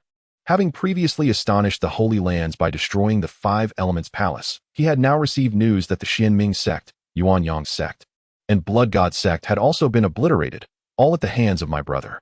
Upon hearing this, both the Divine King and the Fairy of Colorful Clouds fell silent for a moment. The Divine King then sighed. "This lad truly does not heed my words. Yet, I did not anticipate he could achieve such a feat. It seems that after leaving the Holy City, his strength has indeed grown." More content is loading. Please wait. This temperament is excessively ruthless. He readily extinguishes entire families. The aura of hostility surrounding him is too heavy. It would be wise to find a way to alleviate this animosity, lest I fear calamity befalls him sooner or later. The fairy of colorful clouds nodded in agreement, saying, "Indeed, this child harbors too much killing intent and deep-seated resentment. His unruly nature raises concerns about the potential for future calamities." Zhang Yifei spoke with a bitter smile. "Old ancestor, given Li's temperament, he will likely seek retribution against the forces he has offended. 8 have already been annihilated. With his disposition, I surmise the remaining factions will not escape his wrath, and moreover, Yichen's grandfather previously attempted to confront him in the holy city, and although he was slain, I fear he may." The God King looked at him and shook his head, saying, "You need not worry about this matter. For my sake, he will refrain from troubling your faction, but you must restrain your own disciples and ensure they do not provoke him. He will show no mercy simply because you belong to an imperial family. With his background, no power in the Northern Dipper holds any significance for him. Not even my Zhang family." Zhang Yifei was taken aback and asked in astonishment, "Old ancestor, which lineage does Li belong to that he dismisses even the strength of my Zhang family? Is he perhaps a descendant from the Forbidden Zones?" After giving him a surprised glance, the God King replied, "Not exactly, but he is certainly not inferior to those from the Forbidden Zones. You shall soon discover his true background." In the Yaoqi sacred land, Yaoji was seated in the attic, cradling Xiaoya as she gazed intently at the distant lake. Suddenly, an elderly voice called out from behind, "Holy Maiden, we have received the latest news regarding the Holy Sun from various regions. His recent actions have drawn immense attention from the major powers of the Northern Dipper. He has eradicated 8 great sects without leaving a single survivor. It is likely that many within the sacred land are now troubled, especially those factions that have offended him, for he will not let this matter rest lightly." Elder Yun's voice carried both shock and excitement. Since returning to the Yaoqi sacred land with the Holy Maiden, they had recounted the words of Li Qiyeh and the Black Emperor to the Yaoqi mother. Initially skeptical, the Yaoqi mother's doubts began to wane upon hearing about the Yaoqi ancient land. They soon sought out the West Emperor Tower to awaken the deity. Upon sharing their tale with the deity of the West Emperor Tower, they were met with astonishing news. The West Emperor ancestor was indeed the mother of the Primordial Emperor, and the Primordial Emperor was the first holy son of Yaoqi. Upon learning that the Primordial Emperor had a successor in this lifetime, the deity of the West Emperor Tower was equally astonished and hastily informed them that they must retrieve the Holy Sun. The deity also conveyed that to become the successor of the Primordial Emperor, one must possess a physique akin to that of the Emperor, a natural sacred body destined for enlightenment, which stands alongside the chaos body as a direct path to realization. As long as they protect him as he grows, he is destined to become extraordinary. Chapter 110. The Holy Prince seeks divine medicine with royal texts and faces provocation from the Yinyang Holy Sun. Chapter 112. The Holy Prince seeks divine medicine through the imperial canon and faces provocation from the Yinyang Holy Sun in the sacred realm of Yaoqi. Today marks the day of the Pan Tao Grand Assembly, an event that has drawn the most esteemed forces from the North Dipper, alongside renowned luminaries celebrated throughout the region. This assembly is poised to be the most significant gathering in the North Dipper in nearly 5 centuries. Attendees will not only witness the sovereigns of various holy lands and reclusive sages, but will also encounter the Sar Mi de la Sar Mi of talents from across the North Dipper, many of whom will undoubtedly reap substantial rewards from this occasion. For Yaoqi, the benefits will be particularly pronounced. The invitation of such a multitude of forces is not merely to partake in the consumption of peaches, but also to deepen relationships with these factions, ensuring a more stable development for Yaoqi. At this moment, the grand hall where the assembly is being hosted is already bustling with attendees. From the East Wilderness come the Ji family, Jiang family, Yaoguang, Zifu, the Four Symbols, Jiuxiao, Dian, Wanshu, and Daoi, among other illustrious families and holy lands. The northern plains are represented by the illustrious Jin family of the Golden Clan and the Wang family from the southern ridge. The 2 powers of the Demon Emperor Palace and the Heavenly Demon Palace have arrived. The western desert brings the Buddhist sect. Central State showcases the Great Xia, Guhua, Jiuli, Shenzhou, the Yinyang sect, the Purple Weeping sect, and various other schools of thought. Additionally, other factions such as the Northern Fish Bandits, the descendants of the Green Emperor, the powerful from the Southern Palace, and the Saint City lineage of Source Techniques have also received invitations. It can be said that the foremost powers and figures of the North Dipper have gathered here, creating a lively atmosphere where the holy sons and heirs of various factions engage in dialogue and forge connections. Yi Fan cradles a young girl while chatting with Pang Bo and Tu Fei, a strikingly handsome youth. While Yi Fan and his companions are familiar to one another, the youth and the girl are strangers. The girl, around 5 or 6 years old, is exceptionally adorable, evoking a sense of compassion and tenderness in those who behold her. The youth is equally impressive, tall, handsome, exuding a fierce aura, with striking golden eyes that hint at his extraordinary nature. Yi, do you think Oldly will show up? Pang Bo inquires while nibbling on a spiritual fruit. The Pan Tao Grand Assembly has commenced, and Oldly has yet to appear. Could he have been ambushed on the way?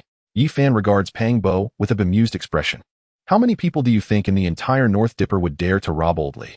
He would be more likely to offer prayers than to rob others. Tu Fei chimes in. Indeed, the fearsome reputation of Brother Li, the demon sovereign, has spread throughout the North Dipper. The major factions would sooner avoid him than provoke him. After all, he has annihilated 8 supreme sections. Your brother is truly formidable, Tu Fei continues. I have yet to encounter a genius as audacious as he. Does he not fear being jointly suppressed by those great imperial forces? Pang Bo shakes his head. I don't know. It seems unlikely that anyone would seek to provoke him without cause. Besides, who knows just how powerful he has become? Those Holy Lands likely wouldn't act against him without first discerning his true capabilities.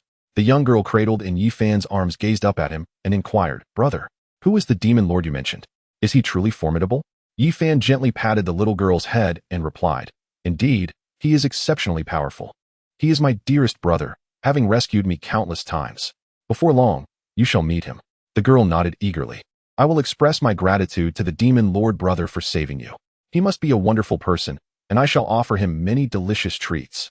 The onlookers erupted in laughter, charmed by the girl's innocence and adorability. Suddenly, a stranger among them spoke to Yi Fan, curiosity evident in his tone. Does your brother truly possess the elixir of immortality? Yi Fan smiled at him reassuringly. Rest assured, I speak no falsehood. He indeed possesses divine elixirs. And while the fruit of the elixir is no longer available, a few drops of its essence should suffice to save your Aunt's life. However, that individual is not well acquainted with you, and even with my intervention, you may need to offer something in return. Prepare yourself accordingly. The young man's expression remained unperturbed, seemingly unfazed by the notion of a price to be paid. He nodded earnestly, naturally, as long as he is willing to provide me with the elixir essence. I can afford the cost. I shall trade it for the ancient sovereign scripture. Yi Fan regarded him with surprise, realizing he was willing to part with such a valuable asset, suggesting that the wounded woman pierced by the divine spear held great significance for him. Prince Sheng, if you are willing to exchange your family's ancient sovereign scripture, you are indeed likely to obtain it. But are you truly prepared to do so? That is your clan's ancestral scripture. It seems unwise to part with it for mere elixir essence, another remarked. After a moment of silence, Prince Sheng spoke with a tone tinged with sorrow. Since my emergence from the source, I have visited my ancestral grounds only to find them reduced to desolation. Mere remnants of the ancient era. In this world, apart from my aunt, I have no kin left. If I can save her, I would gladly relinquish even the most precious ancient sovereign scripture. Hearing his words, the others fell into a contemplative silence, struggling to find words of comfort. For they could empathize with the prince's plight. As the child of the War Saint Emperor, he had been sealed in his youth, and upon his emergence, he discovered that his father and clan had perished in the ancient times, leaving only a gravely injured aunt behind. Thus, it was only natural for him to seek every possible means to save her. Chapter 111. Slaying the elder of the Yin Yang sect on the spot. The appearance of the Holy Mother of the Yao Pool. Chapter 113. The elder of the Yin Yang sect is slain at the scene. The Holy Mother of the Yao Pool makes her entrance a figure materialized before Yi Fan and the others, instantly igniting a flurry of excitement among all present. It was the demon lord, Li Qiyeh. His unexpected arrival at the Yao Pool Peach Blossom Festival sparked astonishment. Did he not fear being targeted by the holy sects? Targeted? This was the Yao Pool, a sacred ground where no one dared to act with impunity, even if someone were audacious enough. How many among the factions present would dare to confront him? A voice from the crowd remarked to another onlooker. Do you think the demon lord earned his infamous reputation by mere chance? He has slain countless elders from the major sects in the holy city and has been besieged before. Yet, what was the outcome? He turned the tide and annihilated their forces, even destroying entire sects that dared to oppose him. Now, aside from the holy sects, all those who have wronged him have been eradicated. With such formidable power, how many here could rival him? It would be wise to avoid provoking him. Drawing his attention could lead to dire consequences for one's sect. A prince from the ancient Hua dynasty spoke gravely, his gaze fixed upon the suddenly appearing Li Qiyeh. Yi Fan, Peng Bo, and the others were equally astonished at his appearance, yet elated, rushing forth to engage him in conversation before the assembled crowd. Li Qiyeh, wearing a smile, conversed with them, and upon noticing the young girl in Yi Fan's arms, his expression softened. Yet, in his heart, he marveled that the ruthless Emperor's Dao fruit had indeed found Yi Fan, altering certain narratives while still failing to avert the course of history. Witnessing Li Qiyeh and Yi Fan engaged in amiable conversation left the spectators somewhat speechless. After all, such audacious arrogance could only be displayed by someone of his caliber. The elder of the Yin-Yang sect wore a grim expression, his eyes reflecting both trepidation and anger. He felt disrespected by the demon lord, who, despite his renowned reputation and might, treated him with such disdain. As an elder of a major sect, he found this belittlement deeply humiliating, fostering a growing resentment towards Li Qiyeh. Perhaps influenced by his fury, he boldly confronted Li Qiyeh, exclaiming, "You previously wounded my sect's holy son in the holy city and later killed one of our elders. Now at this Yaopool, you dare to speak so arrogantly. Do you truly wish to oppose my sect?" The Yin-Yang sect was founded by a saint and has stood for over 100,000 years in the Central Plains. We are not to be trifled with. Nor are you someone who can afford to offend us. The atmosphere suddenly fell into silence, as many turned their attention to the elder of the Yin-Yang sect, pondering how such a figure could represent their sect. Everyone was acutely aware of the demon lord's nature. He had never regarded the so-called holy families with any measure of respect. Threatening him with the Yin-Yang sect would only serve to provoke his ire further. Indeed, the reality is as such. Li Qiyeh cast his gaze upon the elder of the Yin-Yang sect, his eyes as tranquil as an ancient well, seemingly unfazed by the elder's words. What is your Yin-Yang sect? A force established by a great sage, and you believe yourselves invincible in the Northern Dipper? The last time you sent people to encircle and kill me, I have yet to settle the score. Now that I see you, I shall collect some interest in advance. Once I conclude my current affairs, I will personally annihilate your sect in the Central Continent. Upon hearing this, everyone collectively inhaled sharply. Good heavens! The title of Demon Lord is indeed not without merit. From his words, he genuinely intends to eradicate the Yin-Yang sect, a force that has produced saints. What confidence does he have to make such a declaration? The elder's face turned ashen, feeling that this person was exceedingly arrogant, disregarding even the Yin-Yang sect. However, upon hearing that he intended to kill him, the elder maintained a calm demeanor, sneering as he replied, "Such grandiose words. This is the sacred land of Yaoqi. Do you dare to act against me here? That would be a violation of Yaoqi's rules. Do you think you alone can stand against the sacred land?" Others nodded in agreement. Although the demon lord's fearsome reputation precedes him, and his actions are indeed reckless, they did not believe he would dare to commit murder within the sacred land of Yaoqi.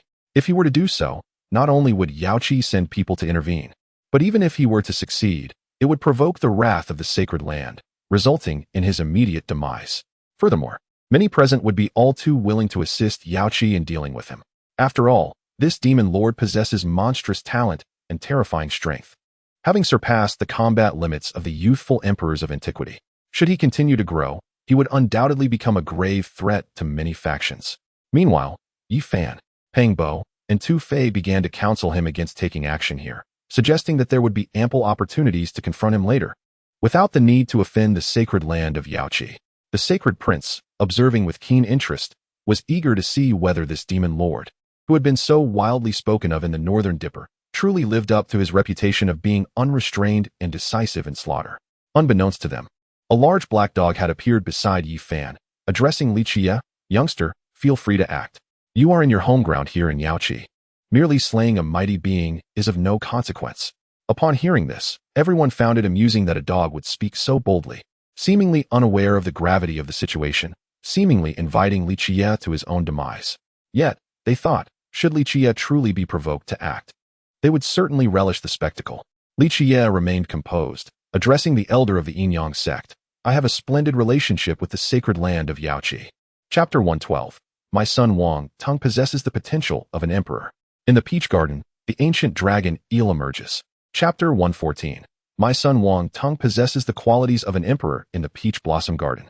As the holy mother of Yaoqi gazed upon the formidable figure of Li Qiyeh, her curiosity about this recently famed demon lord grew. Although she had learned from the Western Emperor Tower that he was a descendant of the primordial emperor and the current holy son of Yaoqi, she still harbored doubts in her heart, for it was difficult to fathom the existence of such an extraordinary being in this world.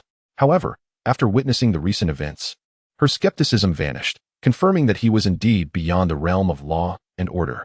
Behind her, Yao Ji observed Li Qiyeh's eyes filled with joy, seemingly pleased by his presence in the sacred grounds of Yaoqi. The little one in her arms, Xiaoya, also expressed her delight with cheerful bleats, evidently missing him dearly.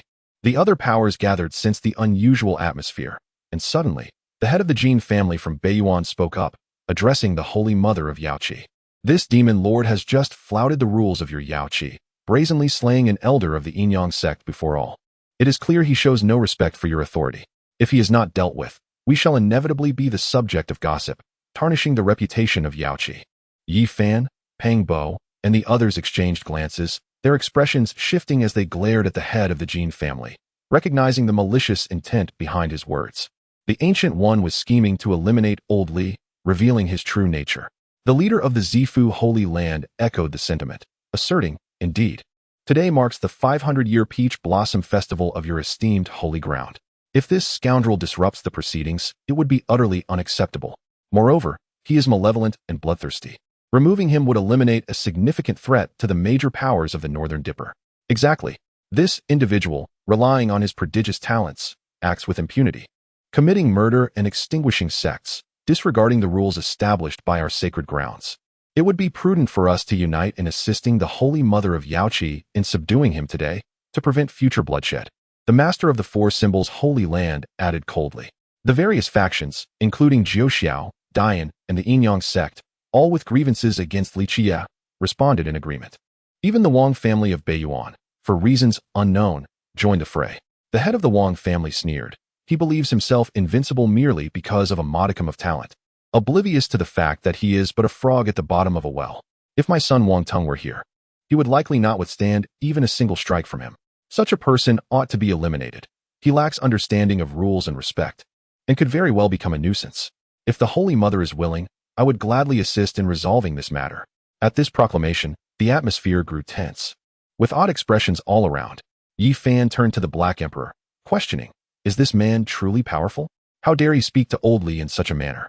And what of his son Wang Tong? Is he truly formidable? The Black Emperor shook his head, responding, he is merely a great power, nothing more. In the presence of this young man, he would not last a single move. As for that Wang Tong, I have not heard of him. He is likely just another talented youth. Beside him, Tu Fei interjected, you are mistaken. Wang Tong is no ordinary prodigy. He ranks among the top 4 in Beidou. Oh, I misspoke. It is now 5. Wang Tong is the eldest son of the Wang family patriarch in Beiyuan. It is said that from birth, he exhibited extraordinary signs, and at the tender age of 2 or 3, he was taken by a celestial crane to inherit his divine destiny. By the age of 8 or 9, he dared to traverse the wilderness alone, engaging in fierce battles with ferocious beasts. In his youth, he fell into an ancient cave, where he was transformed by the blood of a phoenix, enhancing both his strength and innate talents. Thereafter, he obtained a war chariot and a divine sword from a mystical lake. By his teenage years, he had already defeated all prodigies from Beiyuan, and now, he stands at the level of a formidable being, lauded as the young emperor, known as the Northern Emperor Wang Tong, alongside the Central Sovereign, Southern Demon, and Western Bodhisattva. Of course, we must now also include Brother Li, the Demon Lord Qiyeh. It can be said that the life of Northern Emperor Wang Tong is replete with legend and mystery. Many speculate that he is the reincarnation of an ancient emperor, destined to attain enlightenment in this life. The others nearby, upon hearing this, could not help but express their astonishment at his experiences and prowess. According to Tu Fei, this individual might have achieved greatness by his 20s, indeed a prodigious talent, and being called the Northern Emperor seems entirely justified. Li Qiyeh gazed at the patriarch of the Wang family, who appeared unperturbed by his words, and curiously asked, is your son the one referred to as my son Wang Tong possesses the potential of an emperor? Upon hearing this, some could not suppress a chuckle, while others stiffened, their faces reddening as they struggled to contain their laughter. Frankly, while the Northern Emperor possesses remarkable talent, qualifying him as one of the elite in Beidou, his father's incessant proclamations of my son Wang Tong possesses the potential of an emperor can be rather tiresome for many. The patriarch of the Wang family, sensing the mockery, felt as if he were being made a fool of, and in a fit of anger, he declared, boy, you will surely meet your doom today. Let the Holy Mother of Yaoqi assist me in dealing with this scoundrel. The others echoed his sentiments, and upon witnessing this, Li Qiyeh genuinely laughed, contemplating the possibility of slaying a few sovereigns of the sacred lands to vent his frustrations. However, just as he contemplated such actions, the Holy Mother of Qiyeh, with an air of indifference, remarked, "He has a debt of gratitude to Qiyeh, and moreover, this matter was instigated by the Yinyang sect. While the atmosphere is charged with hostility, he cannot be solely blamed." Though her reasoning seemed somewhat tenuous, the implication was clear to all present. Qiyeh would not pursue this matter, and none should take advantage of the situation, lest they disrespect her. Chapter 115. The terrifying origins of the stone egg. At this moment, only a single stone remained. Rather than a mere stone, it resembled an egg of stone, pulsating as if it yearned to emerge into the world. Yi Fan, intrigued, remarked that this object appeared to possess life, pondering whether it encapsulated some divine beast. The others, equally curious, shared the desire to uncover what lay within. Its current state suggested a forthcoming emergence. Had it not been for the West Emperor Tower's suppression, it would likely have already fled. The Black Emperor gazed at the stone egg, his expression contemplative, and remarked that he felt a sense of familiarity with this object, though he could not quite recall where he had seen it. Upon hearing this, the crowd turned their astonished eyes toward the imposing black dog, with Yi Fan expressing his surprise, questioning how it could have encountered such a thing, given that it had remained in the Yao Pool for millennia. Had it previously visited this place? The Black Emperor dismissed him with a glance, stating that it was his first visit as well, but insisted that this item must not have originally resided in the Yao Pool. It was likely placed here later. The Holy Mother of the Yao Pool, taken aback, confirmed that most of the Stone Kings had been brought here by a celestial master from ages past. She particularly referenced this Stone King, recounting that the master had warned them to relinquish it if anyone came seeking it, rather than allowing it to remain in the Yao Pool. The Black Emperor's expression shifted dramatically upon hearing this, his eyes widening in shock as he exclaimed that he finally understood why this object seemed so familiar. It had been brought from the Purple Mountain. He remarked on the audacity of that celestial master for daring to take it. Had the ancient races discovered it, the Yao Pool would have faced dire consequences. Everyone, aside from Li Qiyeh, was astonished by this revelation, gazing at the Stone King in disbelief. What could possibly be contained within that elicited such profound concern from the Black Emperor? He had encountered those ancient beings and knew their terrifying nature. If this was indeed connected to them, the Stone King was undoubtedly extraordinary. Seeing that the Black Emperor seemed to possess knowledge of the situation, the Holy Mother of the Yao Pool urgently inquired about the contents of the Stone King, which could potentially bring calamity upon them. Li Qiyeh, irritated by the Black Emperor's ostentation, gave it a kick to dismiss it, then stated that the creature was not entirely mistaken. The origins of the contents within were indeed formidable, though not as exaggerated as it implied. Yao Ji, having listened to him, directly questioned whether this was related to the ancient emperors. Li Qiyeh nodded in response, affirming that this object should have remained in the Purple Mountain. But the previous celestial master must have known what it contained, hence his warning to surrender it should anyone come to claim it. Within this enclosure lies a phoenix. More precisely, the progeny of the first ancient emperor, revered and worshipped by the myriad clans of the primeval era, a descendant of the immortal sovereign. Upon hearing this revelation, the audience collectively drew in a sharp breath, many from the Yaoqi sect displaying expressions of horror, their backs beaded with cold sweat. They now comprehended the terror that this entity embodied. The offspring of an ancient emperor is akin to the scion of a great human emperor. The emergence of such a being within their realm is indeed alarming. It is no wonder that the esteemed Yuan Tianshi insisted on surrendering it should anyone wish to claim it. Failure to do so would undoubtedly precipitate a cataclysmic war between humanity and the ancient tribes. At that moment, the Holy Prince, upon learning that this stone egg was the progeny of the immortal sovereign, immediately became resolute, directing a grave inquiry at Li Qiyeh. "Brotherly, are you certain that this is indeed the child of the immortal sovereign?" Li Qiyeh regarded the Holy Prince with a hint of perplexity, while Yi Fan hastily introduced him, clarifying that he was the descendant of the ancient Battle Saint Emperor. This revelation caused everyone to shudder anew. It was already sufficiently frightening to ascertain that the stone egg was the child of an ancient emperor, yet now there was another of such lineage. What has transpired in this world that such imperial science seems so commonplace? Upon recognizing the Holy Prince, Li Qiyeh immediately grasped his identity and understood the basis of his inquiry. With a smile, he remarked, "I did not anticipate the emergence of the child of the Battle Saint Emperor.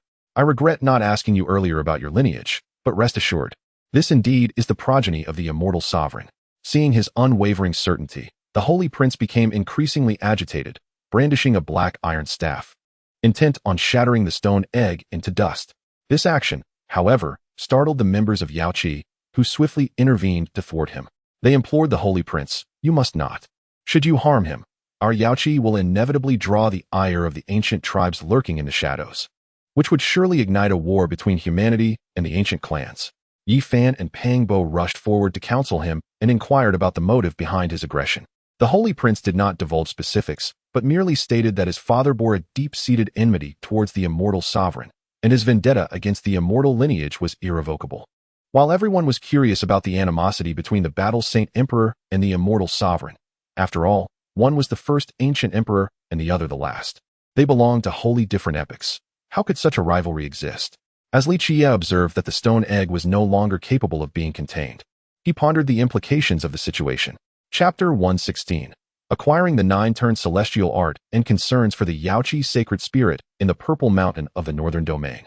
This place was once the sacred ground of the immortal emperor, where the 8 divine generals had established their dominion.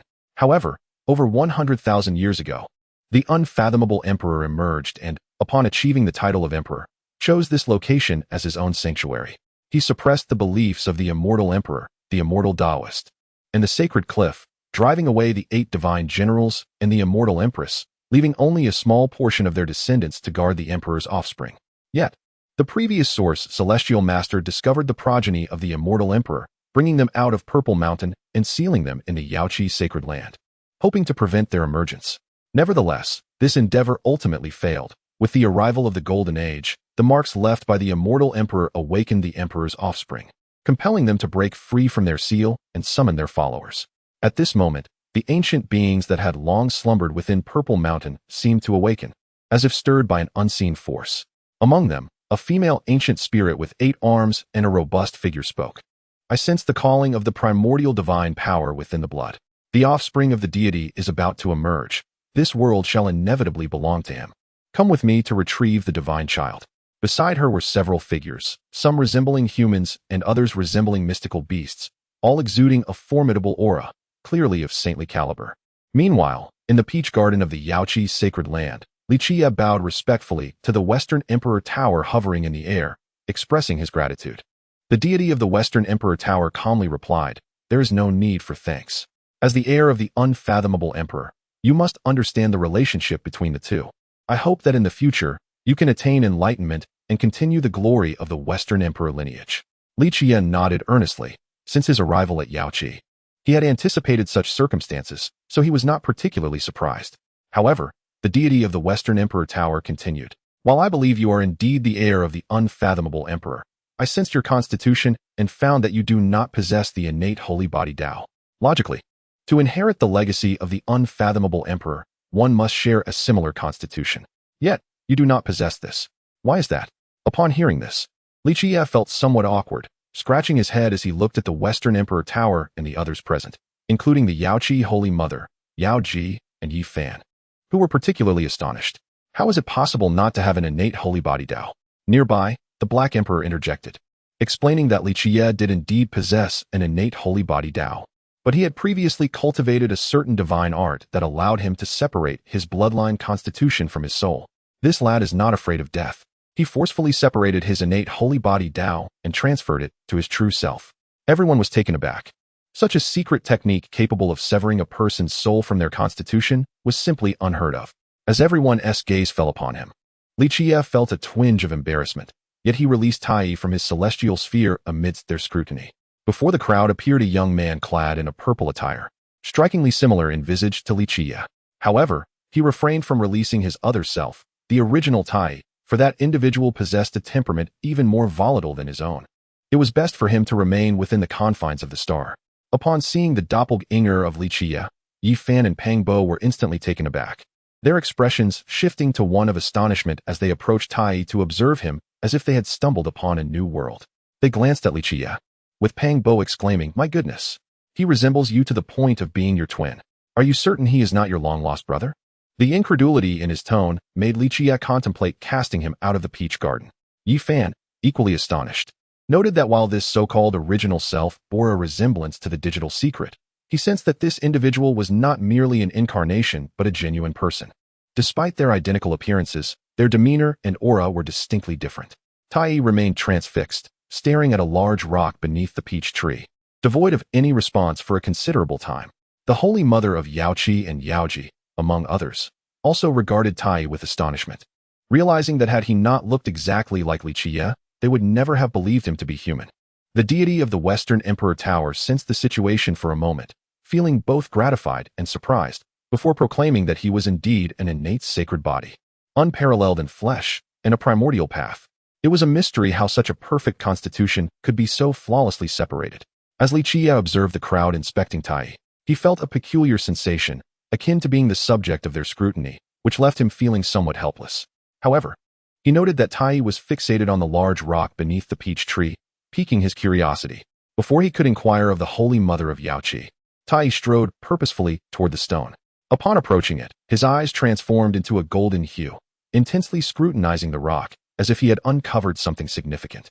The Holy Mother of Qiyeh, noticing his unwavering gaze, expressed her surprise and turned to Li Qiyeh, asking if he possessed his own thoughts. Why do I sense he is unlike the so-called incarnations? There is an indescribable quality about him, and he seems genuinely intrigued by the rock. Li Qiyeh nodded in affirmation, explaining that although the original self and the primary self were the same entity, their separation had endowed the original with its own thoughts, albeit strictly rational. It is quite natural for you to find this perplexing. Thus unfolded the tale of the sacred spirit entering the Eastern Emperor Bel. As the immortal emperor and his followers arrived. Chapter 117. The Holy Spirit enters the Eastern Emperor Bel. The immortal heavenly sovereign's followers have arrived. You are unique, inherently aligned with the Tao, possessing traits akin to my Holy Spirit lineage. The Holy Spirit communicates with the external Tai through her mind and spirit. Tai remained silent for an extended period, seemingly oblivious to her words, his gaze fixed upon her, his eyes shimmering with incomprehensible runes, as if he were contemplating some profound mystery. Noticing his silence, the Holy Spirit was undeterred and continued. I wish to propose a transaction. If you accompany me here for several centuries, upon my emergence, I shall ensure your protection of the Qiyeh for a millennium. What say you? Tai remained reticent. The Holy Spirit continued. Under the great peach tree, the massive stone and Tai were engaged in a communion of minds. To be precise, it was the Holy Spirit initiating the dialogue. Since the birth of her consciousness, she had resided within the sacred Qiyeh, encountering only those she deemed rather mundane mortals. Day and night, they recited scriptures and performed rituals for her, instilling within her the principles of safeguarding the Qiyeh, rendering her perception of humanity as exceedingly tedious. They yearned for her emergence, yet feared it, desiring a Holy Spirit who would submit to the Qiyeh under its dominion. Thus, for countless years, they endeavored to cleanse her of her wrath and resentment, hoping to transform her into a benevolent spirit. However, they were unaware that while their efforts did indeed purify her heart, they could not alter her soul. Born of heaven and earth, the Holy Spirit was destined from the moment of her awakening to never submit to any being. She possessed her own code of conduct. Although nurtured by the Qiyeh for innumerable years, it did not necessitate her servitude. Should she fully manifest, she would not annihilate the Qiyeh, but neither would she remain as its eternal guardian as they envisioned. Yet today, she encountered a mortal who felt remarkably distinct. This human possessed a quality akin to the Holy Spirit lineage. Though perceived as feeble, he emanated a Tao-like aura that resonated with her, evoking a sense of kinship. She had never sensed such a quality in any other mortal or being. Having overheard their exchanges, she learned that this individual bore the innate physique of a celestial body, naturally aligned with the Tao, endowed with the ability to harmonize with it. For reasons unknown, this mortal exerted a powerful allure over her. In his presence, she felt her path to completion accelerating, a tangible quickening. Initially, she believed her emergence would require several millennia, yet remaining by his side might significantly diminish that time, perhaps allowing her to grace the world within mere centuries. Thus, a decision formed within her heart. She desired to have this mortal accompany her, hastening her emergence, which led to their earlier dialogue. Seeing Tai remain silent, the Holy Spirit felt a sense of helplessness. It seemed that communication with this human was an insurmountable challenge. In the past, whenever she had initiated conversations, others would respond with great delight, eager to engage with her endlessly. This individual appeared to have transformed into a human. While she had become a Holy Spirit, yet he remained indifferent, merely observing her, leaving her puzzled as to what he could possibly discern. Determined not to miss this opportunity, she decided to approach another individual perhaps the one nearby, who bore a striking resemblance to him. Though lacking the allure of the first, at least this one could engage in conversation. Subsequently, the massive stone began to tremble. While it lacked any formidable power, the change in demeanor among those present was palpable, especially among the people from Qiyeh, who all gathered near the stone, casting anxious glances between it and Tai, whose hand rested upon its surface. In that moment, they collectively felt as though he had instigated something that unsettled the Holy Spirit. Their expressions turned anxious as they feared that Tai's actions might provoke the Holy Spirit or, worse yet, hasten her emergence. Both scenarios were beyond their capacity to endure.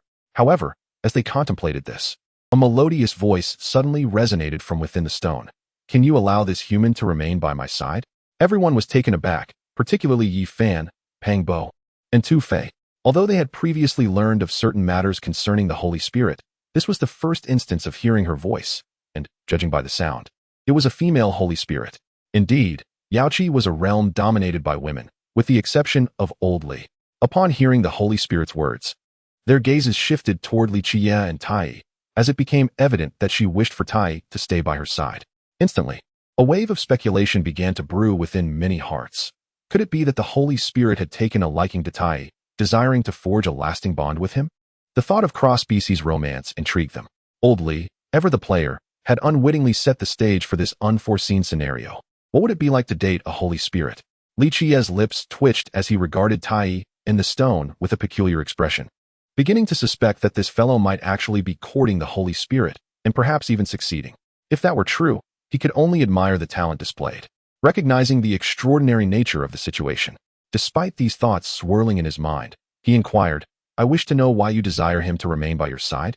The Holy Spirit remained silent. Chapter 116. The Prince of Heaven's essence is stripped, half-god source transformed into eggshell. Chapter 118. The Emperor's child source is stripped away. A half-god source is exchanged for an eggshell. What is happening? The atmosphere suggests that the newcomers harbor ill intentions. Those who were merrily drinking moments ago now express curiosity upon hearing that voice. Today has indeed been rife with strange occurrences. A demon lord named Qiyeh had killed someone in the Qiyeh without consequence, and now another disturbance arises. This year's Qiyeh Peach Blossom Festival appears to be far from tranquil.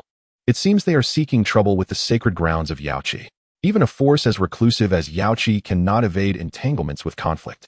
The severity of the situation is apparent, yet it remains unclear which power's offspring Qiyeh has wronged to warrant such a visit. The patriarch of the Ji family gazes intently at the Qiyeh mountain gate, his tone tinged with curiosity. Others from the sacred grounds share similar sentiments. They shall not involve themselves in this affair, for those bold enough to disturb Qiyeh and openly challenge such a power are likely formidable. They can merely observe the unfolding spectacle, perhaps even uncover some secrets of Qiyeh. Among the various forces in the Northern Dipper, Qiyeh is undoubtedly one to be reckoned with. Having maintained a low profile for millennia, many have forgotten how powerful Qiyeh truly is, or whether it has waned over time. Soon after, the Holy Mother of Qiyeh arrives at the mountain gate with Li Qiyeh, Yi Fan, and their companions, followed closely by others eager to discern the identity of the opposing force. Yet, upon sighting the newcomers, their expressions shift to astonishment. These are ancient beings. How can they still exist in this world? Had they not all vanished during the ancient era? The leader of a prominent sect exclaims in disbelief. I have heard rumors that these ancient beings did not perish but instead fell into slumber in perilous realms of the Northern Dipper, awaiting the opportune moment to re-emerge. It seems these tales may not be unfounded. They have indeed returned. The patriarch of the Yawang sacred land speaks solemnly, his gaze fixed upon the ancient beings with a mixture of intrigue and uncertainty. The Holy Mother of Qiyeh observes the ancient beings outside the sacred grounds, particularly the figure enveloped in divine essence. Although it bears a humanoid form, the 8 arms unmistakably reveal its non-human nature. Furthermore, the aura emanating from this figure is as unfathomable as the ocean. Even the esteemed elders of Qiyeh, rulers of the Tao, do not possess such presence. A sudden heaviness settles in her heart, realizing that this ancient being, shrouded in divine essence, appears to be a sage-level existence, a genuine calamity for Qiyeh. Steeling herself, the Holy Mother addresses the figure in the sky, asserting, Qiyeh possesses no offspring of any deity as you claim. Today marks our Qiyeh Peach Blossom Festival, and I see no such divine progeny. You may have mistaken the situation. The figure in the source spoke, and from her voice, it was evident to all that she was a female ancient being. I am certain of my perception. our bloodline harbors the divine imprint, guiding us to your sacred realm of Qiyeh. The offspring of the deity must be within. Rest assured, we harbor no intentions of causing you trouble. As long as you return the divine progeny to us, we shall bestow upon you a generous reward. Upon completing her statement, a block of divine source material, towering to the height of a person, materialized in the air. This signifies our sincerity. We are willing to exchange this item for the divine offspring. What say you? The crowd gasped in astonishment at the sight of the substantial divine source, estimating its weight to be in the hundreds of thousands of pounds. The divine source was indeed heavier than ordinary sources, and such a grand offering left them in awe. They pondered the nature of the divine offspring that warranted such a significant price. Yi Fan, He Huang, and others were captivated by the enormity of the divine source, their minds racing with thoughts of how they could utilize such a treasure for their cultivation. With a source of this magnitude, one could easily retreat for training without concerns for resources, potentially attaining the status of a formidable being. Li Qiyeh, observing the figure in the air, recalled the narrative from his previous life, recognizing her as a being of saintly caliber, far beyond his current capacity to provoke. However, the Prince of Heaven had already been ensnared within his starry realm, and Li Qiyeh intended to refine him at an opportune moment to augment his own essence. After all, as the offspring of the immortal emperor and a descendant of a phoenix, the inherent essence he possessed was undoubtedly extraordinary.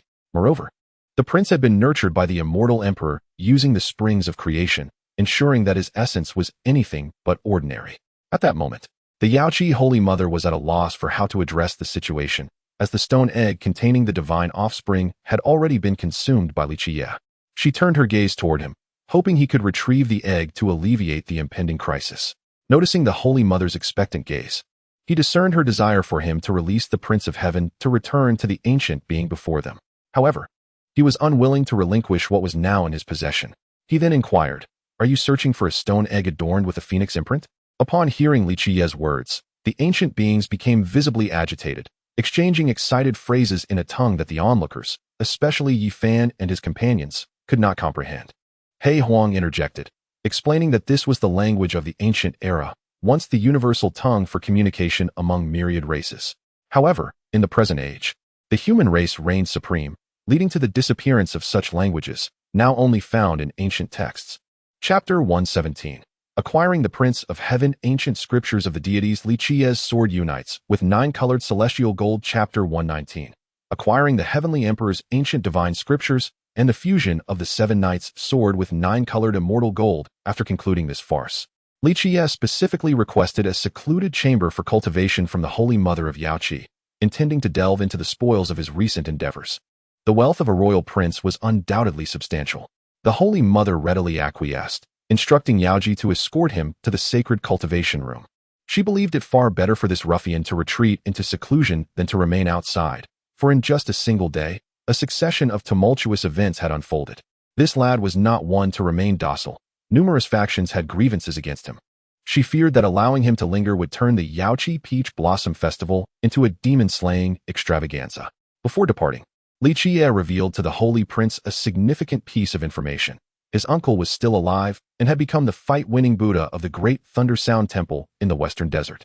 Upon hearing this, the Holy Prince was elated, and after confirming the truth of Li Qiyeh's words, he expressed his gratitude, promising future recompense, and subsequently exited the Qiyeh Holy Land. As for Yi Fan and Pang Bo, he offered little commentary, merely advising them to enjoy their meal and drink, while he retained the Black Emperor to foster a bond with Qiyeh. The pair ambled along at a leisurely pace, taking in the exquisite scenery of Qiyeh. As a sanctuary crafted by women, the landscape was imbued with feminine charm, ribbons adorning trees, wind chimes hanging by room entrances, and ethereal flowers lining the pathways. A subtle, enchanting fragrance wafted through the air, prompting an internal exclamation that Qiyeh was indeed a paradise for men.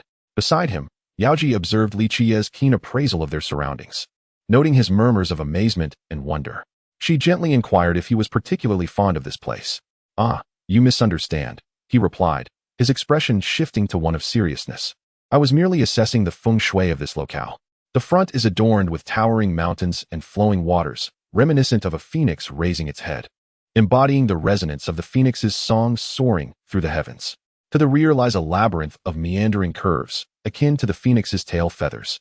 harmonizing with the patterns of the 9 palaces and 8 trigrams. The mountains on either side undulate gracefully, shrouded in mist, resembling a phoenix spreading its wings. This is truly an unparalleled treasure trove.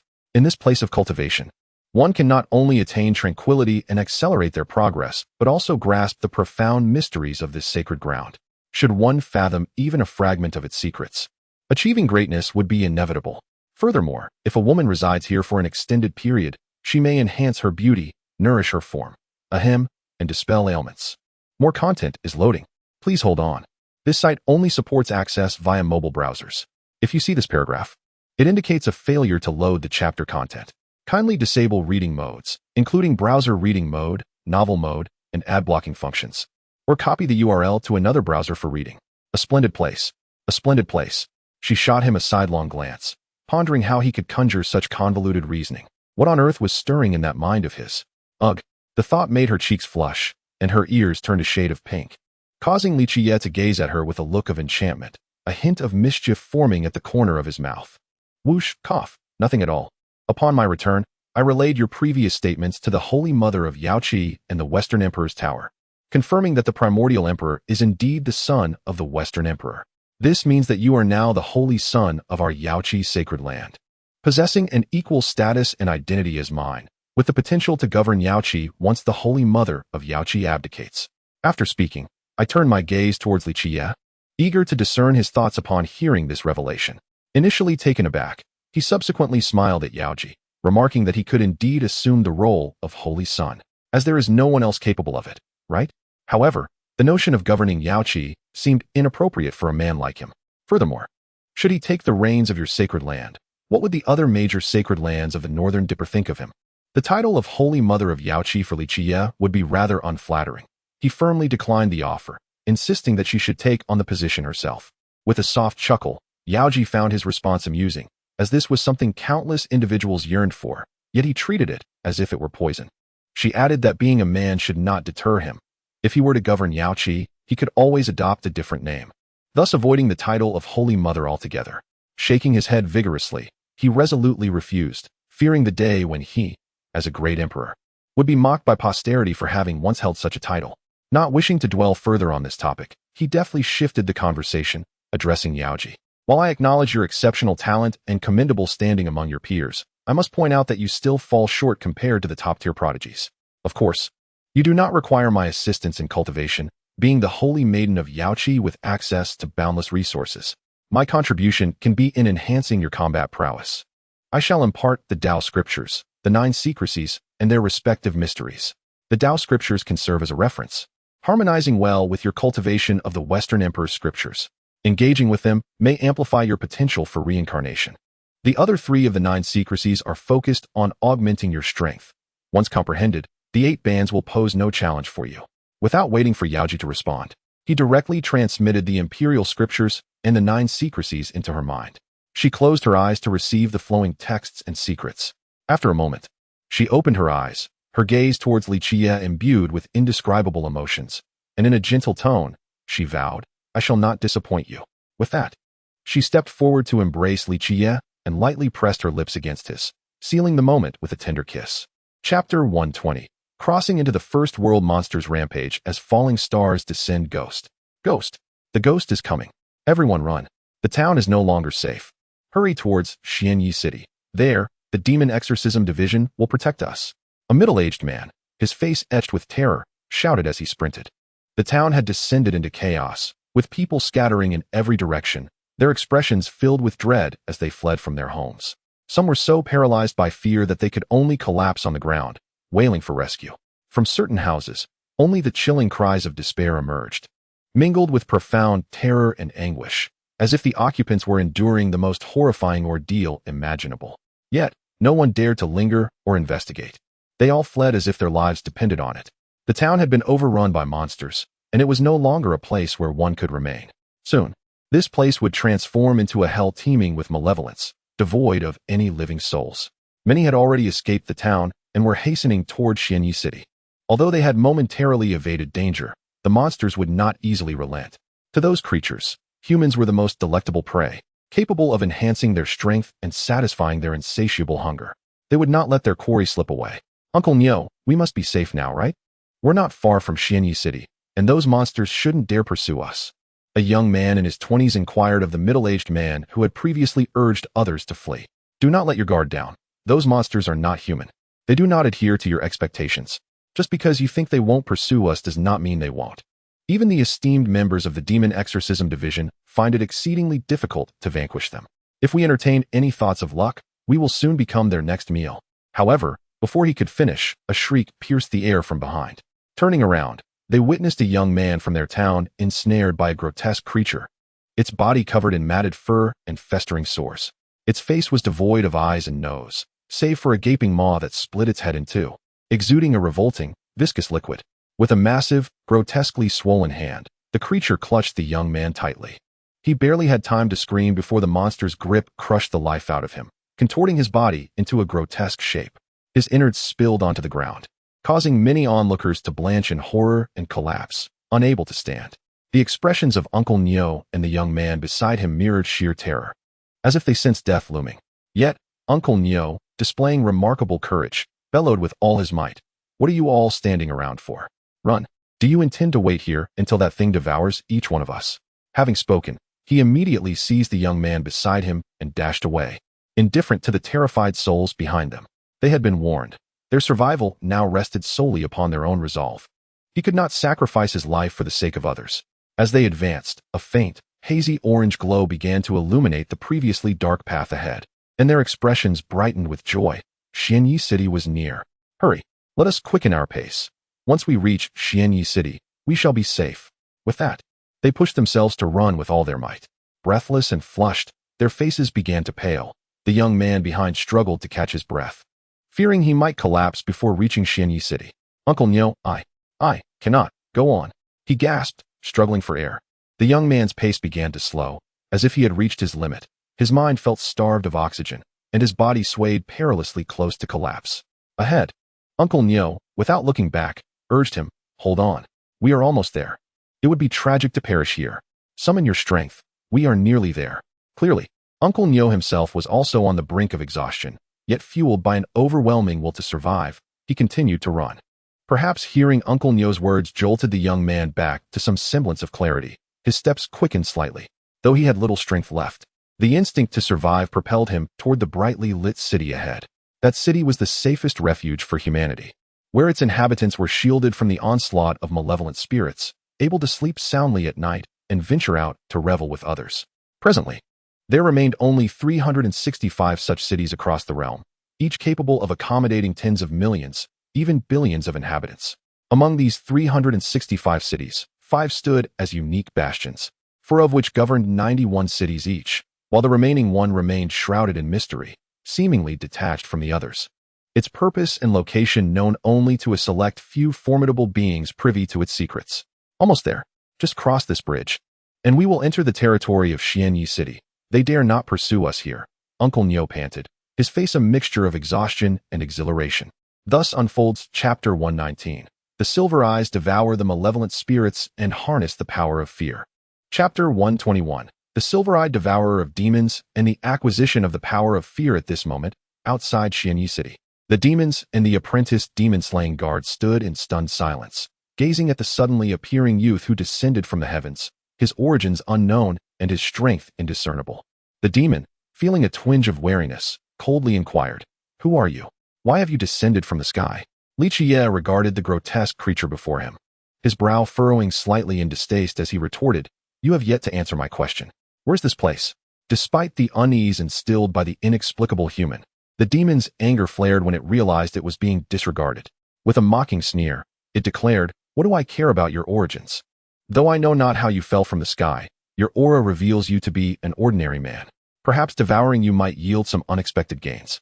With that, it extended its clawed hand towards Li Qiyeh. However, he remained unperturbed, merely observing the blood-red talons, sensing the resentment and malevolence emanating from them. This demon appeared to be a peculiar entity, a bizarre life form coalesced from malice and resentment, seemingly endowed with intelligence. An intriguing specimen, albeit rather hideous, yet possessing some research value. He reached out into the void, and in an instant, the once arrogant demon transformed into a swirling mass of darkness, radiating a crimson luminescence. Within this mist, one could faintly discern a pair of eyes, entirely white, gazing at him in terror as if confronting a nightmarish presence. To subdue it so effortlessly and revert it to its original form, what caliber of being was this? It was certain that this human was at least of the Demon King level, for it had encountered demon generals before, and with its current strength, it could never be so easily subdued. In a state of panic, it implored, "I beseech you, spare me. I am willing to become your servant and assist you." The youth lying on the ground interjected urgently, "Senior, do not trust it. Demons are treacherous. They will only slaughter humans and will never submit." Glancing at the man on the ground, Li Qiyeh chuckled, "Fear not. My taste is not so poor. This creature is far too ugly and weaker than an ant. It holds little utility beyond being a subject for my studies." As more content loaded, he began to probe the essence of the demon, eager to extract something unique. His curiosity was piqued when he sensed an unusual reaction from the creature's eyes, though the cause eluded him. Yet, he surmised it had significance for his own vision. Soon, he discerned certain clues. This demon was composed of an energy form.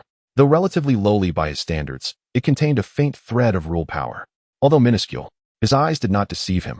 "It is intriguing. No wonder my eyes react to you.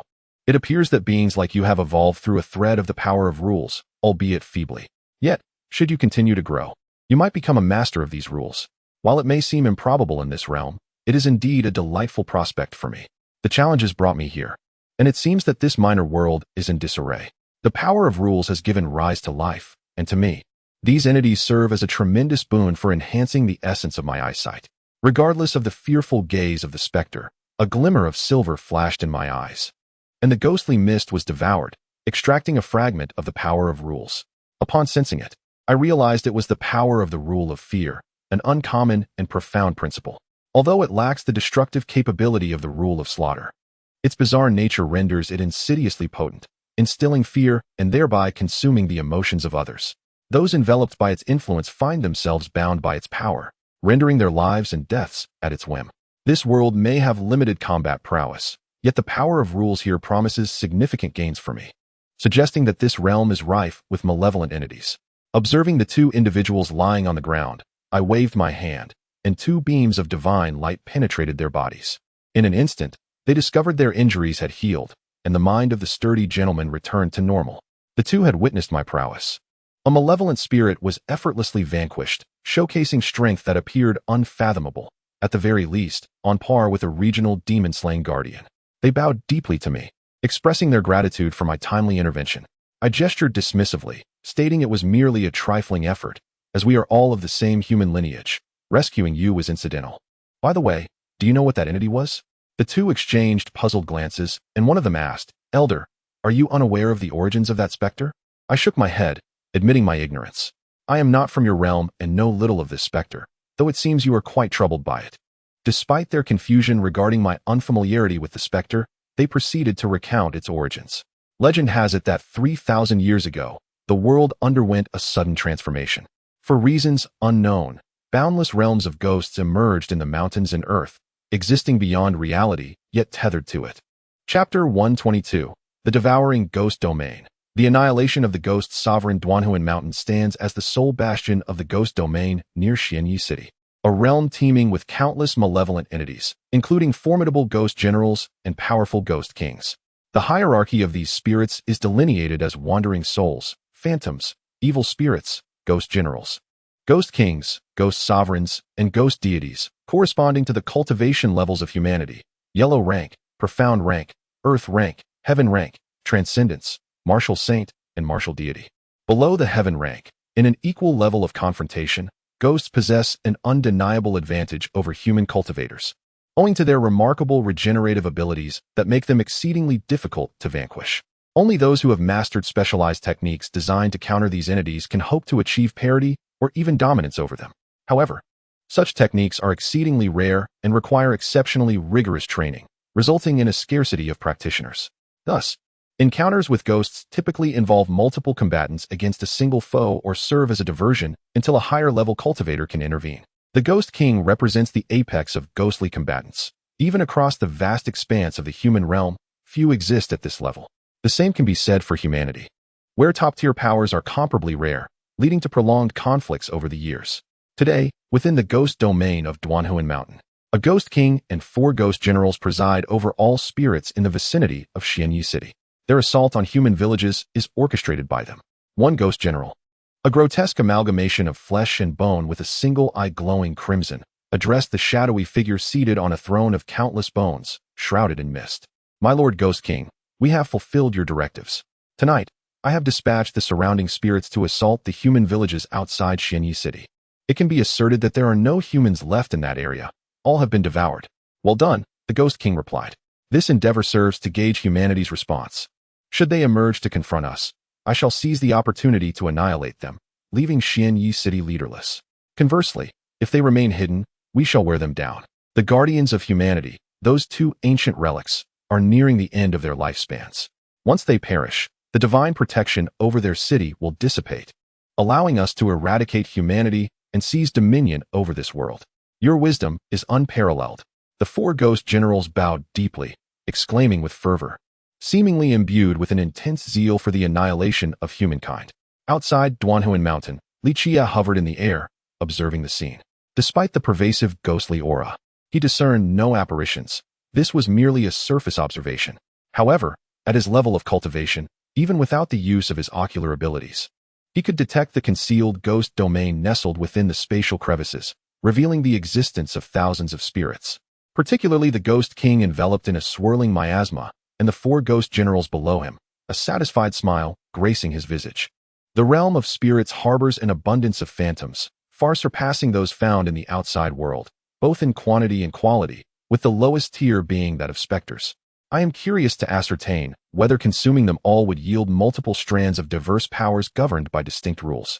Previously, after devouring and refining the phantoms outside Xianyi City, I acquired 3 types of rule powers: greed, gluttony, and wrath, which evoked a semblance to the legendary 7 deadly sins.